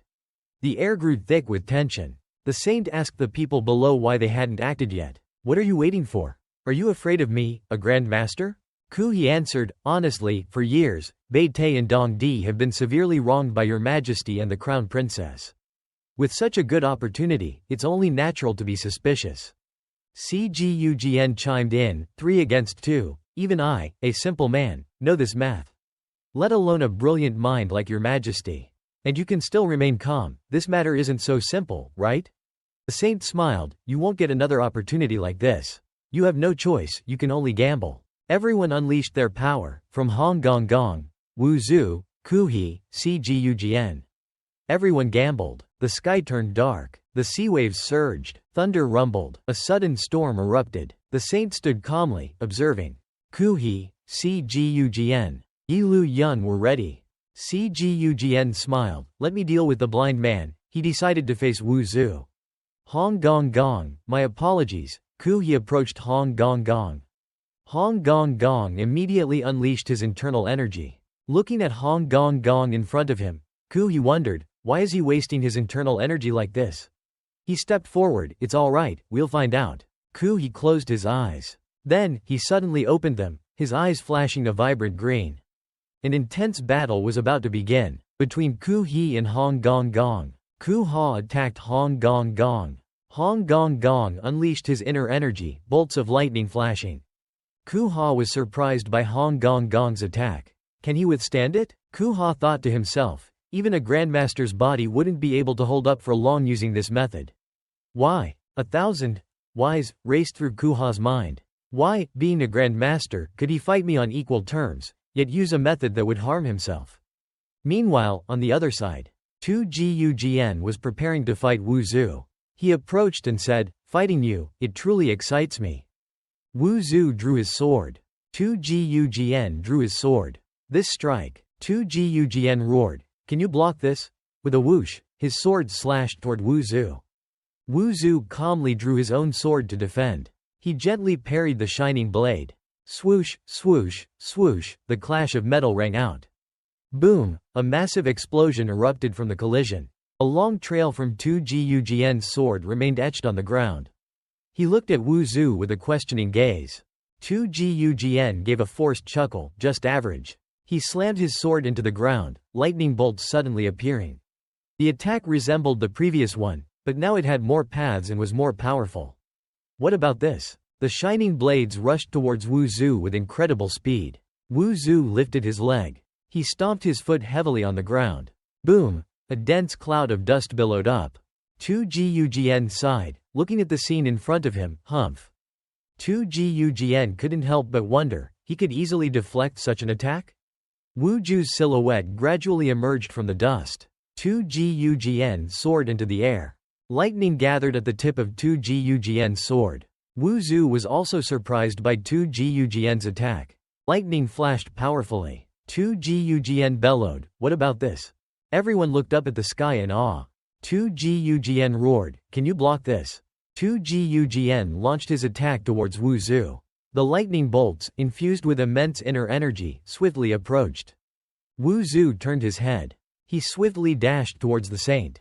Wu Zhu carried the saint on his shoulders and dodged the attack with incredible speed. The attack's destructive power expanded further. The lightning bolts, with their immense destructive power, hurtled down as Tu Jiujian, standing high above, watched.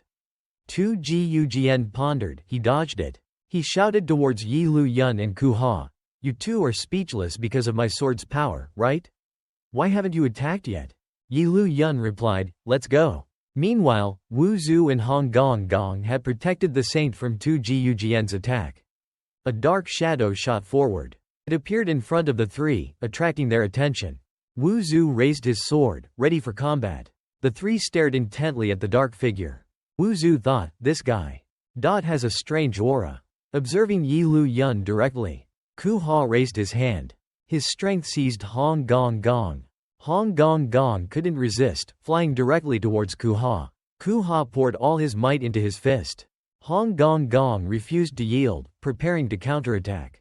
Both landed a powerful punch, their inner energy radiating outwards. Ku Ha endured the blow. Hong Gong Gong cried out in pain, "Ah!" Ku Ha emerged victorious in the clash, sending Hong Gong Gong flying backwards. Hong Gong Gong spat out a mouthful of blood, "Phut!" Ku Ha pressed his advantage, closing in. He moved behind Hong Gong Gong, unleashing a flurry of palm strikes. Tian, Yi, Dao. Ku Ha poured all his might into the final strike. Boom! A powerful burst of energy shot towards Hong Gong Gong. A cloud of dust billowed up in the wake of Ku Ha's attack. The saint stared, dumbfounded, at the unfolding events. The saint looked towards Hong Gong Gong. Meanwhile, Wu Zhu was still engaged with Yi Lu Yun. Ku Ha muttered, "Hit directly by my Tian Yi Dao. Internal organs shattered. Death is certain." Looking at the ruins, he couldn't see Hong Gong Gong anywhere. Ku Ha's hand trembled. He thought to himself, "I used 10% of my strength against him. My heavenly Dao protection had a small opening." He noticed the trail of blood on the ground. Hong Gong Gong coughed up a torrent of blood. He was covered in wounds. Hong Gong Gong thought to himself, "Why do I feel like he possesses a different kind of power? That's not right." He thought, "Is this the end of my life?" Hong Gong Gong forced a smile. If so, then, he looked towards the saint. He can. Hong Gong Gong smiled contentedly. Hong Gong Gong collapsed to the ground. The victor in this battle was Ku Ha. Ku Ha turned and said, "Now, only the blind man remains as a grand master protecting the saint." Tu Jiujian approached and roared, "Yi Lu Yun, attack." Immediately after Tu Jiujian's order, Yi Lu Yun charged forward. 3 against 2, we're sure to win. Tu Jiujian shouted, "Close your eyes, saint." The saint watched Yi Lu Yun charging towards him. Wu Zhu thought, "That's not right. This guy doesn't intend to kill me." Yi Lu Yun shot forward, but in a different direction. His target was. He swiftly lunged towards the saint. Tu Jiujian raised his sword high. "Now's the time. You must die." At the same time, Yi Lu Yun advanced. "Let's see what you'll do." The sword drew closer to the saint. But it was blocked by something. Tu Jiujian was surprised. What? Yi Lu Yun parried Tu Jiujian's sword, shielding the saint from harm. The two swords clashed violently. Tu Jiujian asked Yi Lu Yun, "Yi Wen, who are you protecting?" The two immediately separated. Yi Lu Yun questioned, "Since when have you and Ku Ha begun to suspect me?" Tu Jiujian smiled, from the moment I saw you on the mountain. He channeled his energy into his sword. Even if you try to stop me, I must kill him. Yi Lu Yun thought to himself, to protect the saint, I have to block this strike. Tu Jiujian's swordsmanship is unmatched in the world. Even I. Tu Jiujian had completed his preparations and charged towards Yi Lu Yun. Yi Lu Yun raised his sword, let's go. He channeled his power into his palm. Yi Lu Yun's eyes suddenly turned red. No one can stop my sword, not even you, a grandmaster. Yi Lu Yun advanced. He thought to himself, it's true, I can't block it, but if I counterattack, you'll have to endure a blow from me as well. He observed Tu Jiujian hurtling towards him. Yi Lu Yun roared, this one fatal blow will surely cripple your energy. Tu Jiujian bellowed, die. Yi Lu Yun unleashed a powerful palm strike towards Tu Jiujian. Just then, Tu Jiujian suddenly realized something. He looked down. The saint. Where is he? Boom. Tu Jiujian's and Yi Lu Yun's attacks collided violently. Ku Ha watched from the sidelines. He glanced at the inner energy radiating from Hong Gong Gong. Suddenly, it vanished. Ku Ha questioned, his inner energy. How could it vanish so quickly? Where did that domineering energy go? Then, he realized, that's not right. I've been tricked. This Mount Daidong is all an act. His domineering presence on this mountain was borrowed. His realm was borrowed. Since he didn't possess it himself, he had no choice but to unleash all his strength, creating an illusion of arrogance. It's the limit of what a human can do. Ku Ha looked at Hong Gong Gong, who was smiling contentedly, and thought to himself, he had no hope of survival. Behind him, there's someone else. Ku Ha's jaw dropped in realization. Someone else is giving him power. He connected the dots, using him to weaken my heavenly Tao protection. A figure walked towards Ku Ha. He seemed to sense danger. The person extended his hand. Ku Ha felt uneasy. Ku Ha quickly raised both hands. Streams of blue light surrounded Ku Ha. He instantly absorbed them. This is the magic I learned in the West. It's my final treasure, capable of absorbing the energy of heaven and earth in a short time, restoring my heavenly Tao protection. Ku Ha let out a ha. He had absorbed it. Ku Ha's body seemed to glow, his inner energy accumulating to the extreme in a brief span of time. A beam of light shot towards him. The man aimed a finger at Ku Ha's head, but he blocked the attack. Ku Ha smiled, you were truly well hidden. The saint. The mysterious man was the saint. His eyes shone. Ku Ha roared, but you definitely can't break through my heavenly Tao protection. You poured your heart and soul into this plan, wanting to ensnare us with one fell swoop. With me here, you can't succeed. The saint remained silent, offering no reply. Then, he let out a soft, oh. The saint's finger remained pressed against Ku Ha's forehead, as if transmitting something into his mind. That's right. Ku Ha's forehead glowed, startling him. He's transferring his inner energy into my body. The saint's inner energy flowed from Ku Ha's head to his heart. Ku Ha received the powerful energy. No way. I've already filled up on the energy of heaven and earth. The saint continued to transmit. The powerful inner energy into Ku Ha's heart, making it feel like it would burst. Ku Ha thought to himself, if this continues. Boom. Ku Ha's heart seemed to explode. Ku Ha roared. Wang Dao inner energy. A blinding light illuminated the entire sky. A massive explosion occurred. Wu Zhu stood at a distance, observing silently. The light shot straight up into the sky. Finally, it subsided. A blood-stained hand emerged. The dust slowly settled, revealing the saint. Grandmaster Ku Ha's power is indeed profound. Looking at Ku Ha, covered in blood, he said, even in this situation, you could still retain a sliver of strength. The saint approached Ku Ha. When a dam is full, if the water doesn't overflow, the dam will break. The saint stared intently at Ku Ha. You've lost. A small drop of blood trickled down the ground. A foot slowly stepped forward. It was Tu Jiujian. He had witnessed Ku Ha's defeat at the hands of the saint. Tu Jiujian couldn't believe his eyes. He stammered, this. His eyes widened. The left side of his face was destroyed. How could this be? Yi Lu Yun was sitting on the ground. He smiled upon seeing Tu Jiujian. Tu Jiujian's sword was embedded in him. Finally, the saint strode forward. He extended his hand. He grabbed Tu Jiujian, who was standing at a distance. Tu Jiujian looked at his hand in astonishment. His hand tightened. Tu Jiujian's arm was crushed, exploding. Thud. Blood splattered everywhere. Tu Jiujian's hand exploded under the saint's strength. Tu Jiujian seemed to collapse. He screamed in agony, "Ah!" The saint continued to squeeze tightly. Ku Ha slumped to the ground, blood gushing out of him. Ku Ha looked at the saint in front of him. "You used the eunuch's death to lure us to absorb the full energy of heaven and earth, then used your emperor's might to shatter our meridians." Ku Ha's entire face was covered in blood. A truly sinister scheme. The saint remained silent, offering no response. The moonlight shone down, the outcome decided. Ku Ha looked at the saint silently. The saint strode forward and said, "I have won."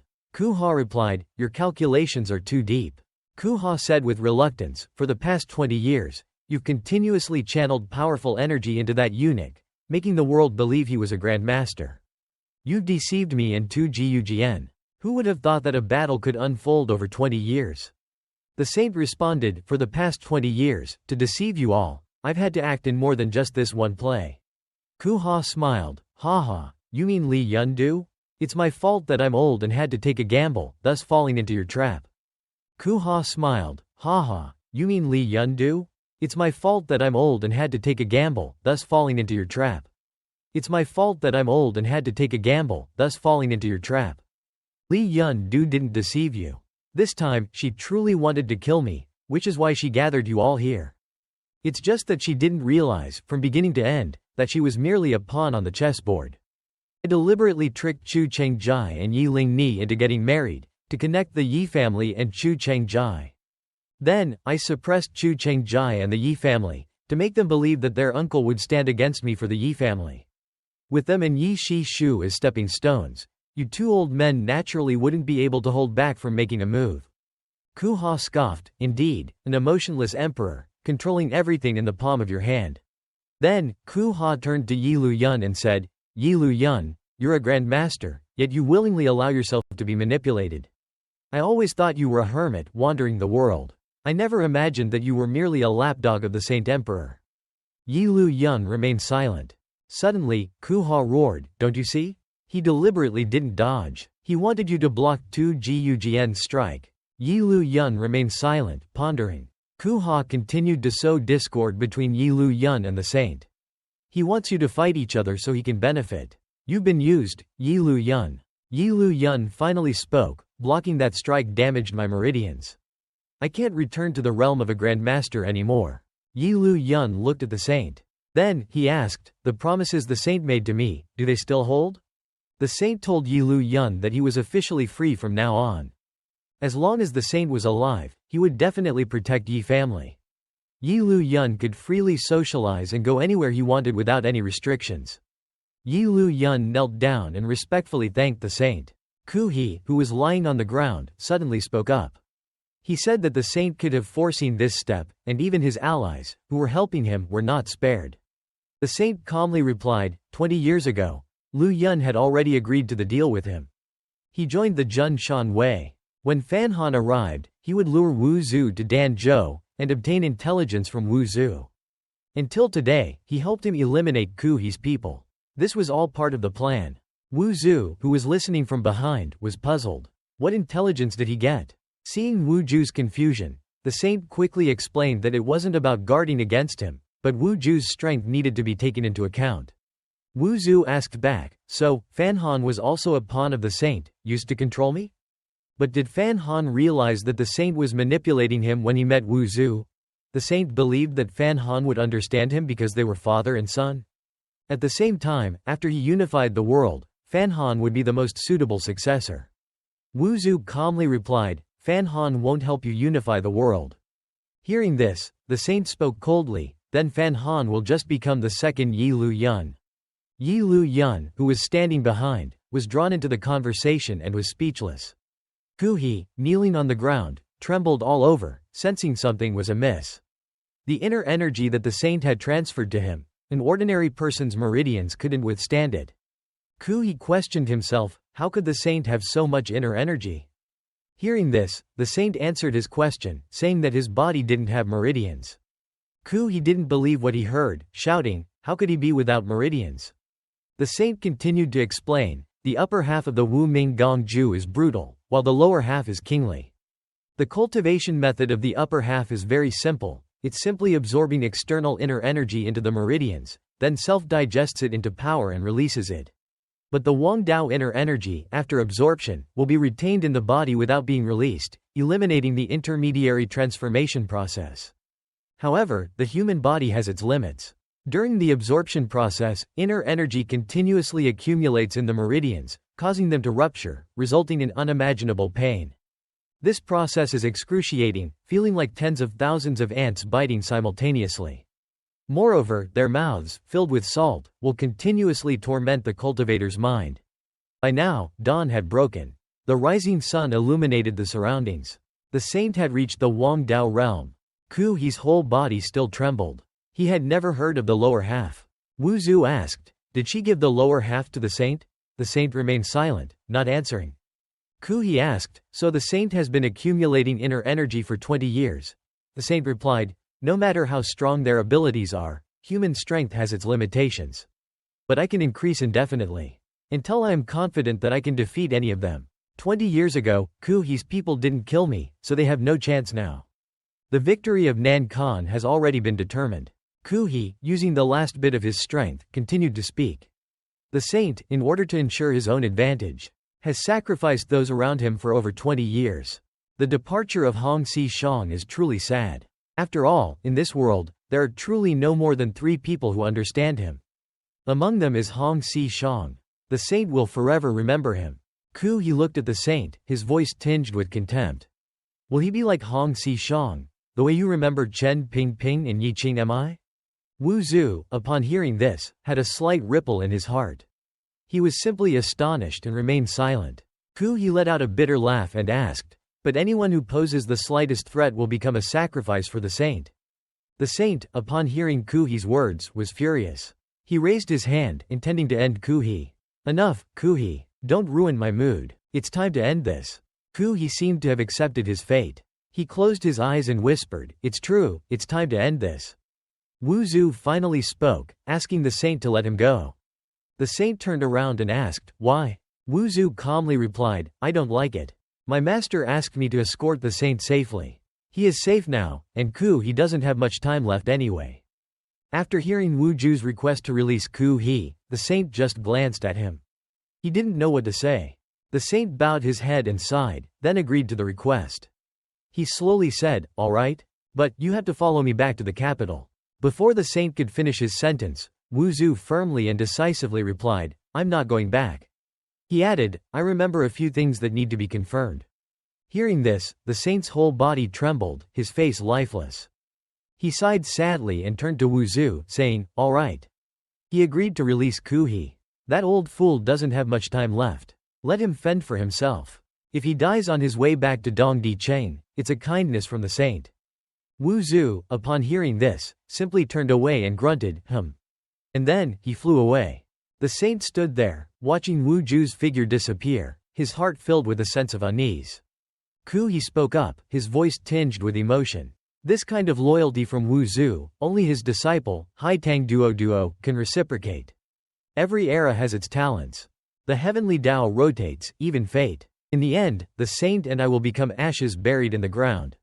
Ku He, using his last bit of strength, spoke to Kan Di. "I'll be waiting for you beneath the earth." And then, he took his last breath. Yi Lu Yun sat to the side, witnessing everything. Kan Di coldly looked at Ku He, who lay lifeless on the ground.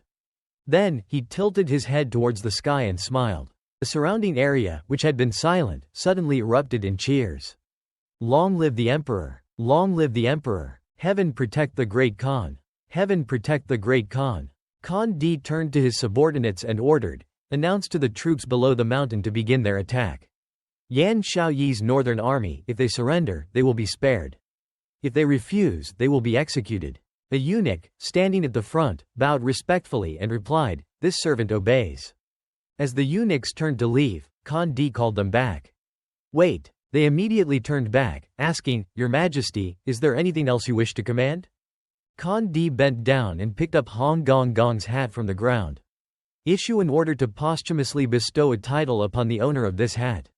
Title: National Duke Hong Si Shang. The scene shifted to Fan Han, who was currently sailing on the sea. From Mao Tai spoke, asking Fan Han what was so important in Danzhou. that it made him so concerned. Fan Han replied, I can't say specifically. I only know that it's something my mother left for me. From Mao Tai was astonished. What did Miss Yi leave behind? It must be a weapon that can change the tide of war. Fan Han, hearing this, was filled with determination and replied, exactly. If Yan Xiaoyi wants to pursue us to the death, then we'll kill him first, and make it a bloodbath. From Mao Tai shouted in agreement, that's how it's done. The scene shifted to Danzhou Harbor. A subordinate standing at the bow of the ship turned back and announced, Sir, Danzhou Harbor is up ahead. A man shouted, giving the order to prepare to disembark. He was Qin Di, a first-rank admiral of the Navy. Suddenly, a boat crashed into Qin Di's ship, making him jump. That boat abruptly turned sideways, as if it was going to attack his ship. Qin Di angrily shouted, from Mao Tai, what are you doing? Blocking my way. From Mao Tai, on the other boat, waved his hand and chuckled, Qin Di, it's a misunderstanding, a misunderstanding. The boat is tilting. Hearing this, Qin Di and his crew sneered. A distinguished general like you making this kind of mistake? You're a real amateur. Qin Di shouted, General Tafian, quickly adjust your course. From Mao Tai hurriedly replied, yes, Admiral Qin, you're right. Then, he turned back and growled, didn't you hear? Get your hands moving. Qin Di on the other side shook his head, unbelievable.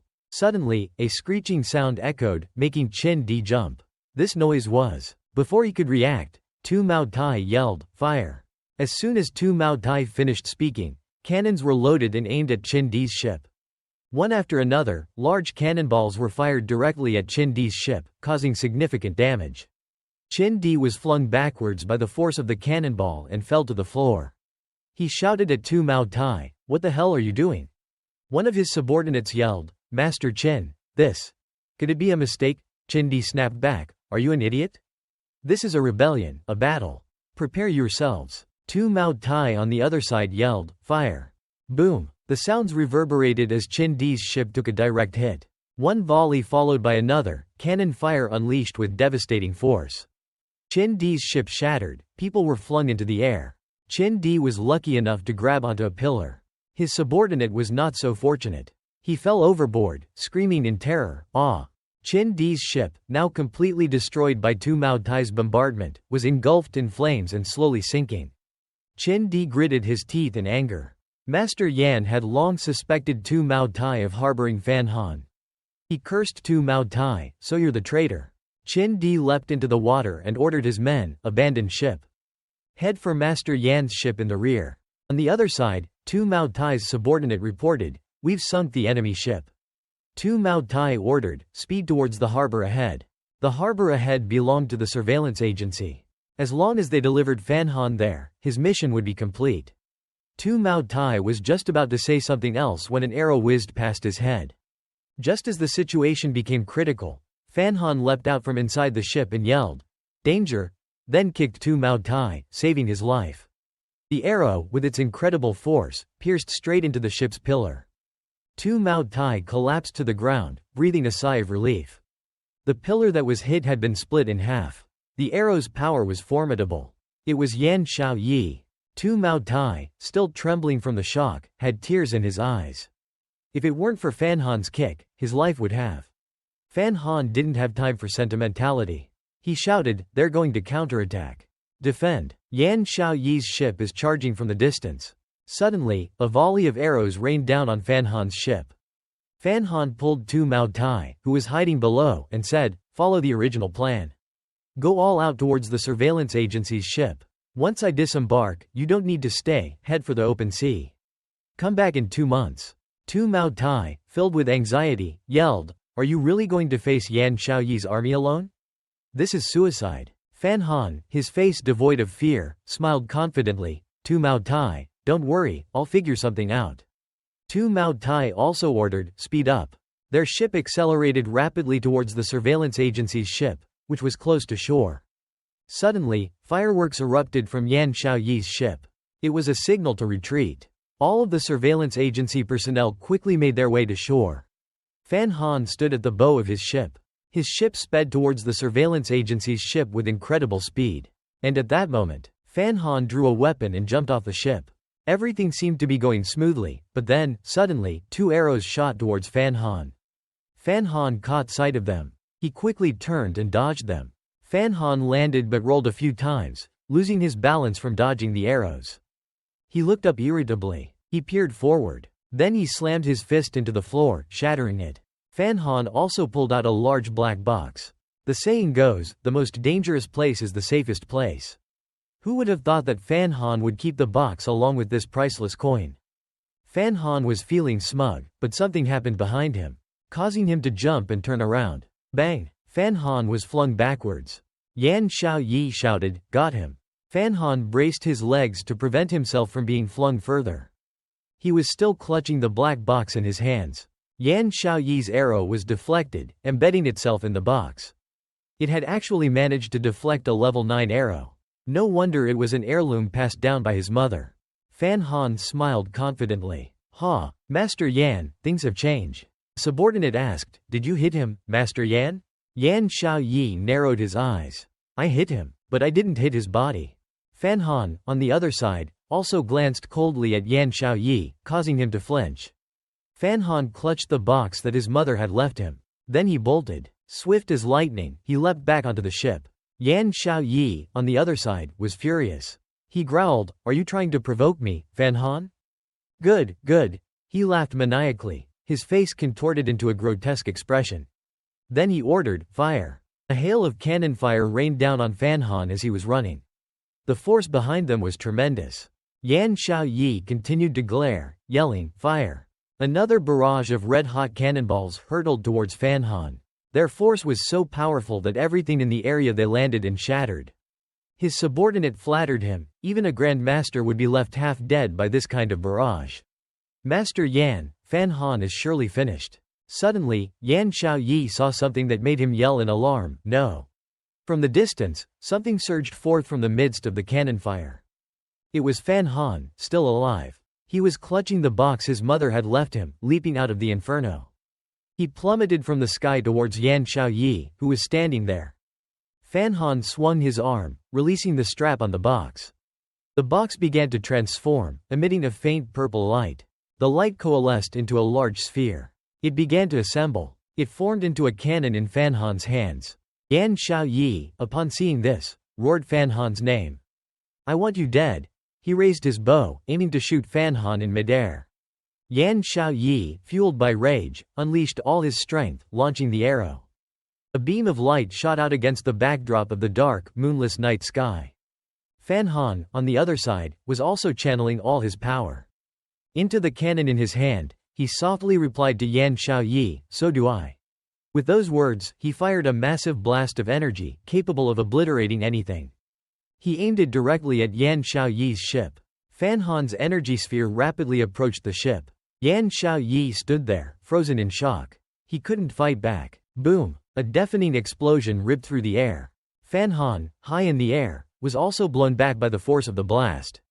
A column of smoke and sparks erupted. Yan Xiaoyi's ship was reduced to splinters, and Fan Han plunged into the sea. He clung to a floating plank. He looked ahead, then let out a long sigh. "Yan Xiaoyi, Fan Han admits that he's strong, but dying at your hands isn't unjust. This is a weapon that shouldn't exist in this world." Fan Han cursed under his breath, "Damn it.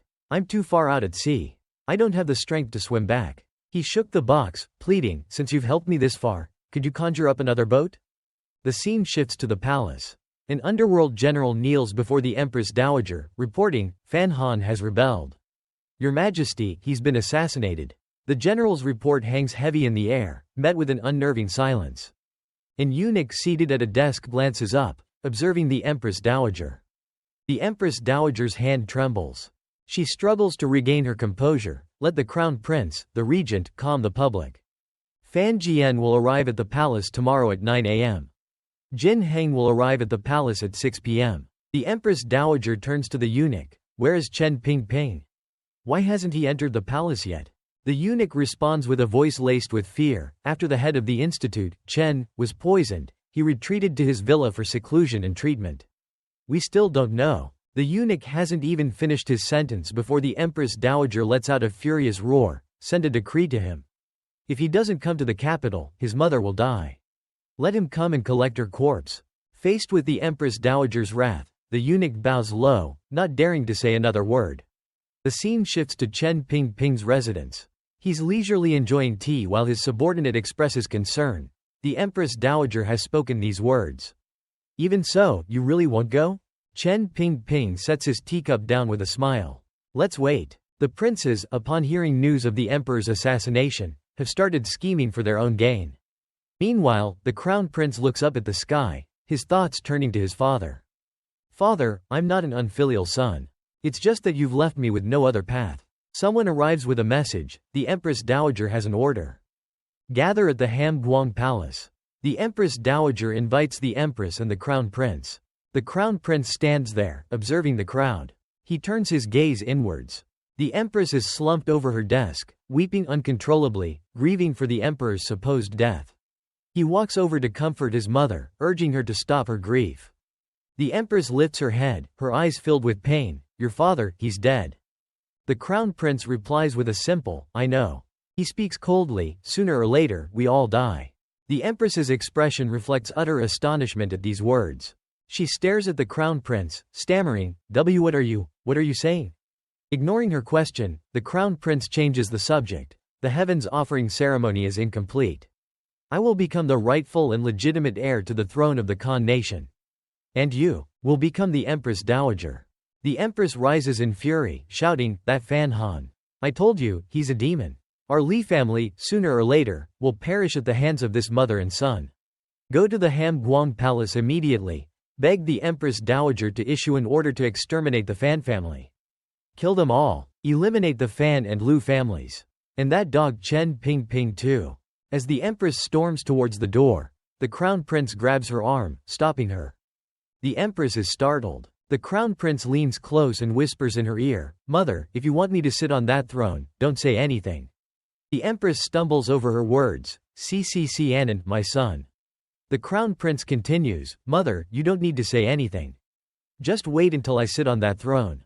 The Empress is completely disbelieving. She stares at her son in utter shock. She asks, how did you become like this? The scene shifts again. The second prince's residence. The second prince's wife approaches him, asking, do you believe it? That Fan Han did this? The second prince responds, I don't believe it. I admire Fan Han. He has no reason to do this. His wife continues, then why are there such rumors? The second prince calmly replies, rumors will cease when they meet a wise person. Until there's evidence, I won't believe that Fan Han would dare do this. I'm not hiding anything from you, my wife. He suspects the incident at Mount Dong was orchestrated by the Crown Prince. Hearing her husband's words, his wife hastily reassured him, don't talk nonsense. You might invite trouble if you do. Seeing his wife's worry, the second prince chuckled, it's just a guess. I wouldn't talk carelessly. With concern, she reminded him, be careful when you go. He smiled in response, what's there to be careful about? I'm just a second prince, nothing special. After the truth about Mount Dong is revealed, the whole country will mourn. The Crown Prince will ascend the throne. It has nothing to do with me. She asked, are you content with that? The second prince leaned in, lifting his wife's chin, and said with a smile, as long as I can spend peaceful days with you, why wouldn't I be content? A moment later, the second prince stood at the porch. His face stern, he ordered his subordinates, inform my father-in-law to prepare for his trip to the capital. At that moment, Gui Ren was in a room with the young prince. The young prince ran to hug her legs and said, Mother, this must have a hidden agenda. I don't believe father was assassinated, and I don't believe master was the murderer. The Crown Prince is on the verge of losing everything. He wouldn't take such a risk. Gui Ren stroked her son's head, praising him, you can stay calm at a time like this. You're sure to be successful in the future. The young prince smiled brightly in response, it's all thanks to Master Fan Nian's teachings. When faced with trouble, stay calm, analyze the situation, and you'll see the truth. Gui Ren reassured him, don't worry. The Empress Dowager certainly doesn't believe him. Otherwise, Fan Mansion would have been confiscated by now, and he would have been implicated. The Empress Dowager doesn't believe him. Your uncle has also been summoned to the palace. My sister and the maid, CC, had to go with him. The young prince expressed his concern. So, the Empress Dowager wants to confine all of us? Gui Ren nodded in agreement, not just us. Everyone involved has been summoned to the palace. If the Empress Dowager truly believes the incident at Mount Dong was perpetrated by Fan Nian, the Fan and Lu families will be doomed. Fan Jian said to Lu Ruyu. The young prince turned to Gui Ren and asked, "What can I do?" Gui Ren stroked her son's face and said, "You don't have to do anything. Just cry sadly beside the Empress Dowager." The young prince smiled, "Your child understands." Indeed, the young prince was an exceptional actor. His eyes welled with tears as he embraced the Empress Dowager, resembling pear blossoms drenched in rain. He sobbed, "Your son wants to see father. Your son misses father." The Empress Dowager comforted him, "Your Majesty, don't cry, don't cry. Which of the three princes will ascend the throne? Or perhaps, it's her." Fan Nian rode swiftly towards the capital, a torrent of thoughts swirling in his mind. At the Princess Chong mansion, an official announced, "The carriage to the palace is ready." She slowly emerged. Princess Chong. Princess Chong thought to herself, "I don't care who sits on the throne. I only care who will use me. When you trust me, I can help you. When you abandon me, I can destroy you. Brother, travel safely." Princess Chong covered her mouth, laughing cunningly. Fan Nian had infiltrated Fan Mansion. He hid in the distance, observing everything. The back gate was also heavily guarded. It seems Fan Mansion is under complete control. To be able to act so brazenly in the capital, they must have the Empress Dowager's permission. The situation could be worse than Fan Nian imagined. The Empress Dowager must think the emperor is dead and that they have deceived and controlled the court. He doesn't know how effective the lure and the imperial seal will be. If not, Fan Nian will be directly assassinated. Fan Nian muttered to himself, No, Yan Xiaoyi's arrows are too powerful. Though they didn't directly strike my body, they injured my heart and blood vessels. With my current strength, I'm incapable of assassination. Fan Nian sat there, his mind suddenly buzzing with ideas. I have to come up with a new plan. I have to deliver the letter and the imperial seal to the Empress Dowager personally. I have to let her know those two aren't filial children, but the masterminds behind this rebellion. At that moment, in the Grand Hall, Qin Yi knelt on the ground, speaking according to the Empress Dowager's orders. The three armies have been reorganized and are ready to act. The Northern Expeditionary Army will attack Beiqi. They are our bravest and most elite warriors. Beiqi won't stand a chance. Dongdi is a small place. If Zgujian doesn't personally defend the city, it will fall within a few days. Finally, the West Lake Army has also assembled. The three armies can launch an attack within 10 days. Hearing Qin Yi's report, the Empress Dowager replied, "That's not enough." The Empress Dowager commanded, "The Privy Council shall immediately devise a strategic direction. The three armies shall immediately launch an attack. Conquer 100 miles within half a month." Qin Yi knelt on the ground, sweat dripping down his face, and replied, "With such a sudden deployment, how do we address the issue of provisions?" The Empress's face remained impassive. The northeast of Qi is not a barren wasteland. What's there to loot that we can't get? The Crown Princess, standing aside, finally spoke, "Mother, Your Majesty." The Empress continued, "It's just a matter of a few weeks, no need for much deliberation. Taking 100 miles as a promise, more land is ours, no need for it. In these extraordinary times, our Khanate must not be in turmoil." The Empress suddenly spoke in a stern voice, "Therefore, kill more, loot more. Let chaos spread elsewhere." Everyone present in the hall simultaneously responded, "The Empress speaks wisely." The Empress issued an order, "If there's nothing else, you may all withdraw." The Crown Princess, beaming, stepped forward and took the Empress's hand.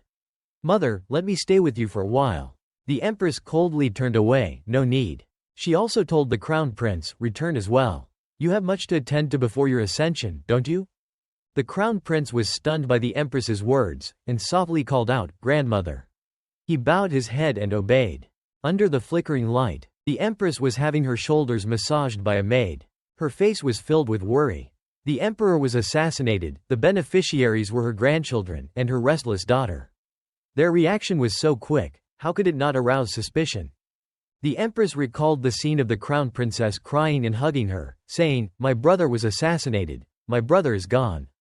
The Empress thought to herself, every time the Crown Princess put on a show, she had to make a big fuss. But if she truly grieved, the Crown Princess wouldn't let anyone know. She remembered the court meeting. Moreover, those two, the Crown Prince and the Crown Princess. The Empress sat there pondering for a while before someone entered. "Your Majesty, the Inspectorate requests instructions regarding the investigation into the assassination of the Emperor." The Empress replied, "For now, focus all your efforts on assisting the Crown Prince's ascension.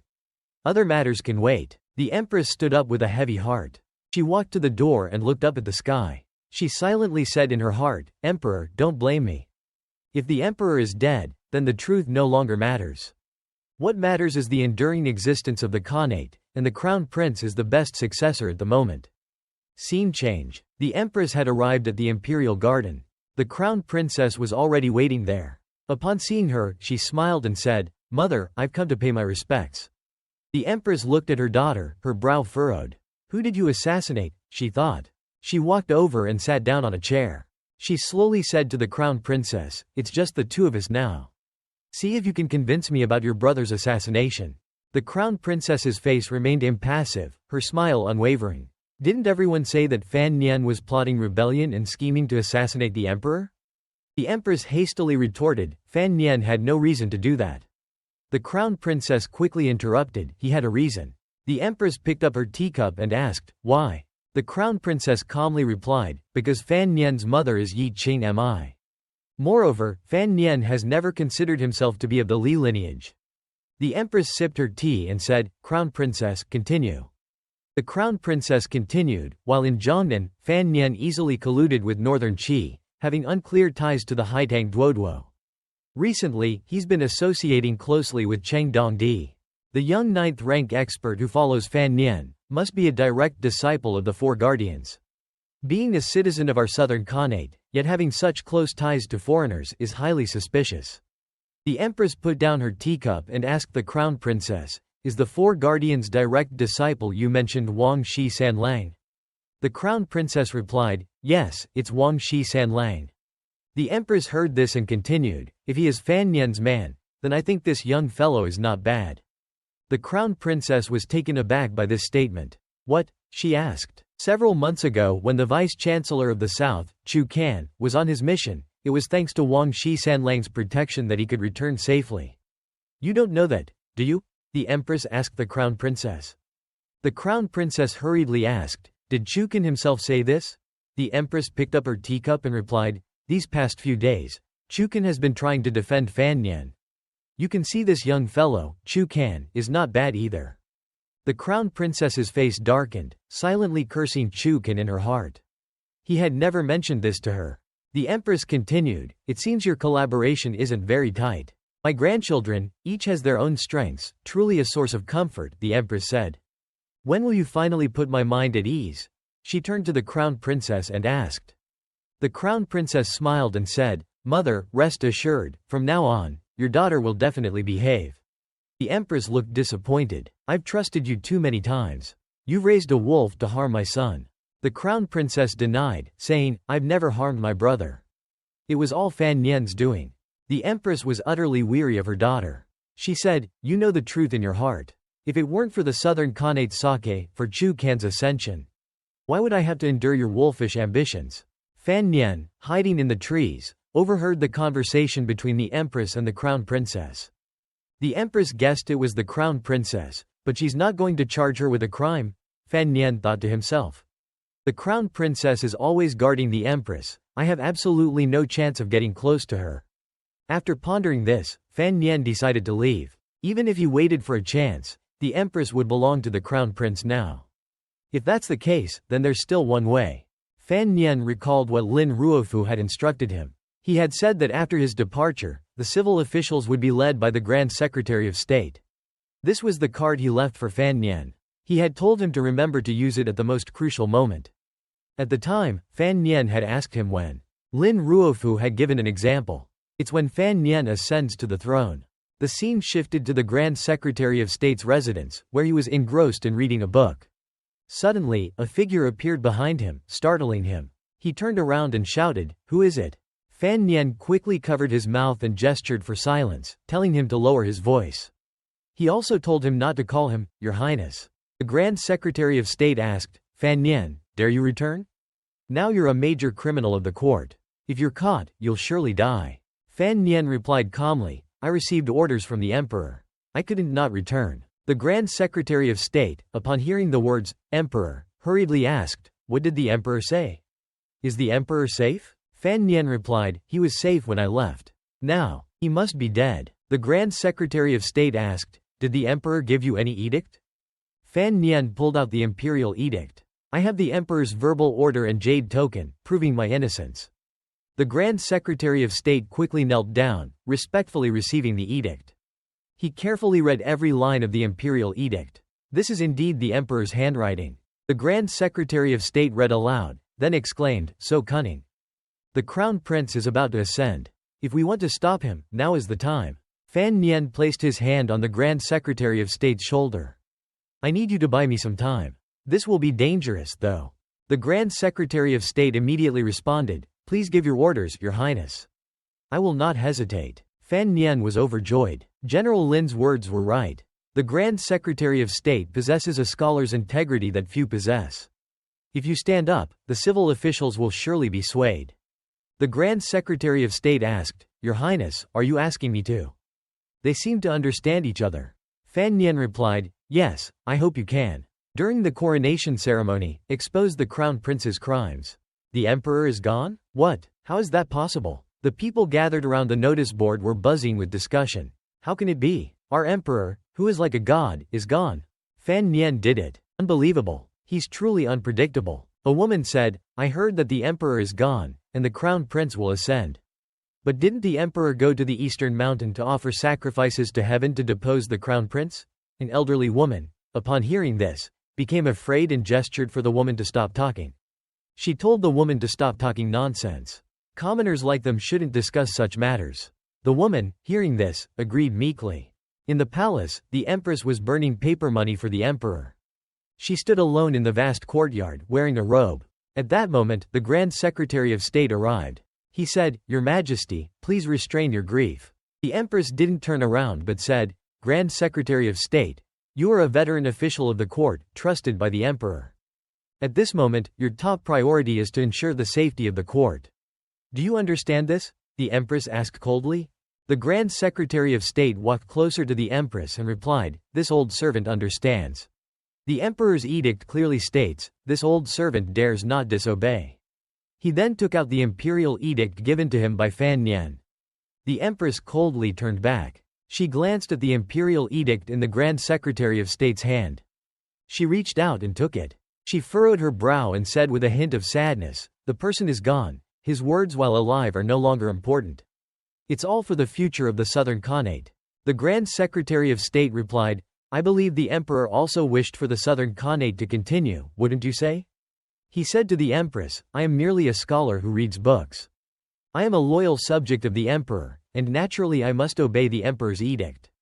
I only know that truth is truth, and the emperor's will is the emperor's will. Upon hearing this, the empress immediately threw the imperial edict into the blazing fire. The Grand Secretary of State was startled. The empress looked at the Grand Secretary of State and shouted, But there is no longer any edict in this world. Grand Secretary of State, I promise you, when the winds cease and the storms subside, the truth will be revealed. But now, you must understand what is important. The empress asked, furrowing her brow. The Grand Secretary of State, seeing the empress's attitude, bowed and replied, This old servant understands.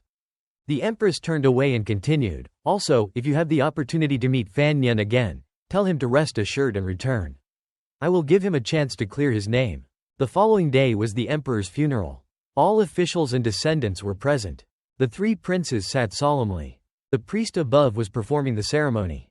All the servants mourned the emperor without cease. The empress was also deeply saddened. The priest turned to the empress. She slowly nodded to him. Following the empress's orders, he loudly proclaimed, The ceremony at the Grand Hall is complete. I invite the new emperor to ascend the throne. The crown prince, seated, slowly rose. He walked towards the center of the hall. His pace was neither fast nor slow. He gradually approached the throne. Suddenly, an uncanny silence fell upon the surroundings. The crown prince was about to reach the throne when a loud voice boomed, Hold on. He instantly stopped. It was the Grand Secretary of State, Shu Vu, rising from the kneeling officials. He declared loudly, when the emperor passed, he left an edict. The crown prince is not to ascend. The empress was startled upon hearing these words. Her face changed color. She thought, Shu Vu, you really are. The officials, hearing this, were all shocked. They turned to the Grand Secretary of State. They asked in succession, What? The emperor left an edict? Why are you only saying this now? Grand Secretary of State, are your words true? The second prince, witnessing all this, simply smiled slightly. It seemed he had his own plans. The empress stood up and said, "Grand Secretary of State, you're speaking nonsense. The emperor's will is that you are guilty of treason." The Grand Secretary of State calmly replied, "Today, there are no rebellious troops in the Khanate. How can it be called treason?" The empress was angered. The emperor passed away at the Great Eastern Mountain because the inspectorate accused Fan Nian of colluding with the Cheng Dongdi in assassinating the emperor. The incident happened so suddenly, how could he have left an edict? She thought to herself, that edict was clearly burned by me. How dare Shu Vu act so recklessly? The empress asked loudly, "If there is an edict, where is it now?" The Grand Secretary of State calmly answered the empress's question. "The edict is currently in the hands of Fan Nian." Upon hearing this, the officials were once again shaken. They asked in shock, "The edict is truly in the hands of Fan Nian? Could there be another twist to this story? What's going on?" The empress, hearing this, felt a pang of unease. Could the edict the Grand Secretary of State showed her earlier be a fake? She furrowed her brow. "Well done, Shu Vu." She secretly praised him. He was upright and honest, yet he dared to deceive her. The empress had truly underestimated the Grand Secretary of State. After pondering for a moment, the empress said, "Fan Nian is a traitor who has committed heinous crimes. The court has been secretly pursuing him for days. I don't know how he returned to the capital." "Grand Secretary of State," the empress said in a stern voice, slamming the staff in her hand against the ground, "it seems you are very familiar with the criminal's whereabouts." At this time, several imperial guards entered and approached Shu Vu from behind. They grabbed his shoulders and said with a hint of threat, "Grand Secretary of State, you're not feeling well. Come with us to the back hall and rest." As soon as he finished speaking, the Grand Secretary of State suddenly knelt down and shouted, "The emperor was assassinated at the Great Eastern Mountain. The entire Khanate mourns." However, in less than a month, investigations from all corners of the Khanate have clearly confirmed that Fan Nian was the perpetrator. This old servant knows what kind of person Fan Nian is. He would never dare to do evil. There must be something shady going on. This old servant has seen the edict with his own eyes. This is absolutely true. He raised 3 fingers. This old servant swears with a lifetime of integrity, "I am not lying." The Grand Secretary of State affirmed with conviction. The empress gritted her teeth. It seemed she was extremely angered. She was so angry that even the hands holding her staff were trembling. The crown prince, standing behind, observed this. He thought, the empress dowager, the most respected noble, just needs to find a reason to put an end to this. Why does she need to argue with the old official in such detail? It must be that the pressure these past days has caused her to be extremely exhausted. Otherwise, she wouldn't handle this so poorly.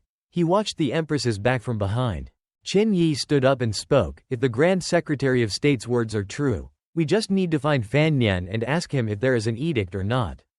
The crown prince then spoke, "Fan Nian colluded with the 4 guardians to commit many evil deeds. We are truly outraged, both as people and as officials. There is solid evidence from the military. What's there to discuss?" The Grand Secretary of State, hearing this, was about to argue with the crown prince. He shouted, "Fan Nian." But before he could finish, the crown prince interrupted. He said angrily that Fan Nian has always been known for deceit and fraud. "Grand Secretary of State, don't be fooled by that villain." The officials present saw and heard the crown prince's words. They whispered amongst themselves, "Is this still the timid crown prince from before? He's so forceful, he doesn't give the Grand Secretary of State a chance to retort." Not only did he accuse Fan Nian, but he also made the Grand Secretary of State look like a gullible old man. This made the Grand Secretary of State's oath meaningless. The crown prince turned, clutching his chest in feigned heartache. If father truly left a decree, I, as his son, would naturally be troubled. I long to see my father's handwriting once more. But I know this is just a fantasy, the crown prince said, tears welling up in his eyes, his performance incredibly tragic. The crown prince's act swayed the officials, who stood behind him, their voices rising in unison. "The emperor has passed. Please, your highness, endure this sorrow. Please, your highness, bear this grief." The grand scholar was deceived by a villain and spoke recklessly. "Your highness, please do not be angered, lest you harm your royal health." The empress dowager turned to look at her grandson. Just a few brief sentences had turned defeat into victory. She was astonished by the crown prince's rapid maturity. The crown prince descended the steps, approaching the grand scholar as he spoke. "I have always respected the grand scholar, but what I heard today has truly disappointed me. Not only did you cover up the crimes of the court, you refused to repent. Thinking back on my father, he greatly esteemed the grand scholar. How could you be so foolish? I wonder if you will ever have the face to meet my father again." The grand scholar remained steadfast, his voice firm as he addressed the crown prince. "The one who will not have the face to meet the emperor is your highness." Infuriated by this remark, the crown prince roared a command, "Grand scholar Shu, you colluded with the court criminals, forging the emperor's decree. Seize him. He shall be imprisoned in the palace, considering his age, and await trial later." As soon as he finished, men from behind rushed forward and apprehended the grand scholar. He cried out in indignation, "I have fulfilled my duty. If the officials in this hall are still afraid of the Empress Dowager's power and the princess's influence, and choose silence, what difference does it make if I present the true decree?" The Empress Dowager stated, "The decree is a forgery. Who dares say it is real? Shame on you, you disgrace the spirit of the late emperor. You have wasted all those years studying the works of the sages." Hearing the grand scholar's words, the officials all felt a pang of guilt. At this moment, a high-ranking official stepped forward to request that the crown prince revoke his order. The emperor's passing is a major event for the entire kingdom. His body has not yet been discovered. Considering the seriousness of this matter, we should temporarily suspend the trial and investigate the crimes. He was Hu Shi, the grand scholar. The crown prince was stunned by this unexpected support for the grand scholar, speechless. Grand scholar Shi continued, "We have not heard from the Tiger Guards, the intelligence agency, or the oversight agency. We can rely on intelligence from the military to make a decision. We must ascertain the truth about Dong Shan. The only person who knows the truth about Dong Shan is Dan Bai Gong." The crown prince yelled back, "If Fan Nian is innocent, why has he not appeared?" Grand scholar Shi added, "The authenticity of the decree needs verification. Even if Dan Bai Gong is guilty, he should be brought back for questioning, and then punished with 1,000 cuts. Therefore, the most urgent matter is to apprehend Dan Bai Gong and proceed with the trial. Please, Your Highness, consider this carefully." The Empress Dowager's expression turned grim. Another high-ranking official stepped forward. "Previously, Your Highness Empress Dowager issued an edict to strip Fan Nian of his title and order the confiscation of the Fan family. It's inappropriate for the grand scholar to call him Dan Bai Gong. Fan Nian is guilty of treason. The two grand scholars today are zealously defending him. I wonder if there is some hidden motive behind this." Another official stood up and declared, "I am an official of Nan Khan, an official of the emperor. I must handle affairs of state for the emperor. If the emperor left a decree, I must see it. Why hide it?" The crown prince clenched his teeth in anger. He spoke coldly, "You officials are forging a decree. Grand scholar Hu, you should take a good look at yourself." Grand scholar Shu added, "If the name is not right, then the words are not right. If the words are not right, then the actions are not right. If the actions are not right, then the rituals and music will not flourish. Who is presiding over this grand ceremony?" The crown prince was utterly enraged. He couldn't believe that his good deeds had been disrupted like this. His eyes flashed with a hint of killing intent. Suddenly, many officials rose from their seats. They approached the crown prince. They knelt down, their voices unified. "Please, Your Highness Empress Dowager, reconsider. Please, Your Highness, reconsider." The crown prince was taken aback, stammering, You. The officials remained kneeling, bowing their heads, their resolve unwavering to uncover the truth. The Empress Dowager was now filled with anxiety. The crown prince looked at the officials kneeling on the ground, his heart filled with anger.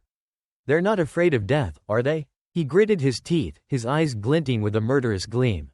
Should I kill them all? He thought, but if I kill them all? The Empress Dowager muttered under her breath, the Lin family's rebellion. The crown prince seemed to have heard her. He suddenly realized, that's right, the entire court dares to defy royal authority. This is not a matter that Fan Nian can handle alone. Could it be, he pondered, that I have to make a decision now? To kill or not to kill? To kill would undermine our foundation, our pillar of support for Nan Khan. The Empress Dowager supports me for the sake of Nan Khan's stability. If I want to kill them, she will surely oppose it.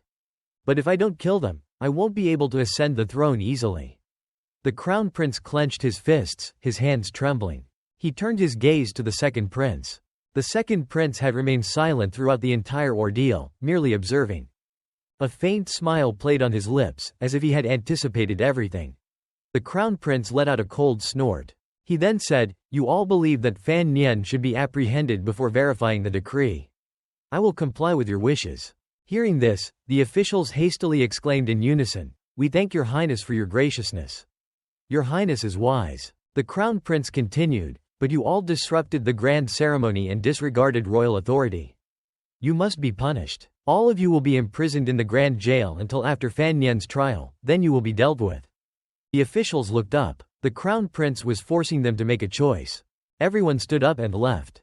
The grand scholar looked up at the sky, muttering to himself, "Little Fan, I have done my best. Now it's up to you." The scene shifts to the crown prince's residence. The crown prince is walking inside when he suddenly notices something.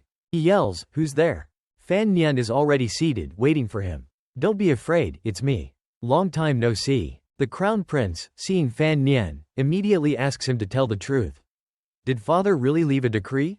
Fan Nian pulls out a letter and hands it to the crown prince. "The crown prince orchestrated the assassination attempt. I have proof, it's this letter." "It's in your father's handwriting, don't you recognize it?" Fan Nian asks. The crown prince takes the letter. After reading it, he erupts in fury. The crown prince dares to do such a despicable thing. I will not spare him. Seeing the crown prince's reaction, Fan Nian is pleased. He picks up his teacup, pouring tea as he speaks. "I haven't misjudged you. If I can have your help, I will have a better chance of winning." "The imperial guards are still under your control, right?" Fan Nian asks the crown prince. The crown prince replies calmly, "Yesterday, I was stripped of my position by the Empress Dowager. Qin Heng is now in command of the imperial guards." Fan Nian asks in disappointment, "Then what value do you have?" The crown prince replies, "I'm the deputy commander. Moreover, the main force of the imperial guards, those who went west with me to conquer, have returned to the capital. They only answer to me." Fan Nian is taken aback by this news. He quickly stands up, beaming. "That grand court session today was truly a heart-pounding experience. You must have been scared too. Come, sit down and have some tea." The crown prince turns to ask Fan Nian, "Why didn't you announce the decree to the kingdom? Why didn't you depose the crown prince?" Fan Nian responds, "The consequences of releasing the decree would be too much for me to bear." The crown prince asks, "How can you not bear it? What's stopping you? Are you waiting until the crown prince ascends the throne and his power is solidified before you act?" Fan Nian says sadly, "My father, my wife, and my maidservant are still in the palace." The crown prince understands Fan Nian's meaning. If he loses the decree, he will also lose the trump card that protects them. Fan Nian asks, "Your mother, Ning Tai Ren, is also in the palace. If they use your mother to threaten you, will you help me? Protect my mother?" Fan Nian looks at the crown prince seriously. The crown prince responds with a vacant expression, "I haven't thought about that." Fan Nian forces a smile. "You are so upright." The crown prince says, "But haven't you already made arrangements for your family?" Fan Nian asks, surprised to hear about the situation. Minister Fan is not at the residence. On that day, 3 knights entered the capital. After your father left the palace, he did not return to his residence, but was directly received by the Duke of Jing at the Duke's residence. Fan Nian asks, "The Duke of Jing? This means his father has been staying at the Duke's residence all this time. Why haven't there been any news from the outside?" The crown prince continues, "The Fan residence has been sealed off, no news can get out. After all, the Duke of Jing is the Empress Dowager's son. The emperor has passed, and she must maintain some face for her only son." Fan Nian feels a pang of sadness thinking about his father. He probably anticipated the storm and hid at someone else's house. Fan Nian turns to ask the crown prince, "What about your wife and your maidservant, Zizi?" The crown prince replies, "More than 10 days ago, Princess Chen and Zizi went for a walk at the Fan Estates manor. That day, the Empress Dowager issued an edict to summon the Fan family to the palace. The eunuch who delivered the edict couldn't find them. This means Princess Chen and Zizi disappeared 10 days ago." The crown prince doesn't understand why Fan Nian is so worried since he made arrangements beforehand. Fan Nian responds, "It wasn't me. I don't know who took Yun Ni and Zizi, and I don't know where they are." The crown prince is perplexed. "Then who would have made these arrangements for you several days in advance?" Fan Nian echoes the question. "Who would it be?" Both of them seem to have their minds jump simultaneously. They say in unison, "Director Chen, the lame old man." The scene shifts to Chen Pingping. His subordinate says, "Everything is as you predicted." Chen Pingping smiles. "Indeed, it's unsettling.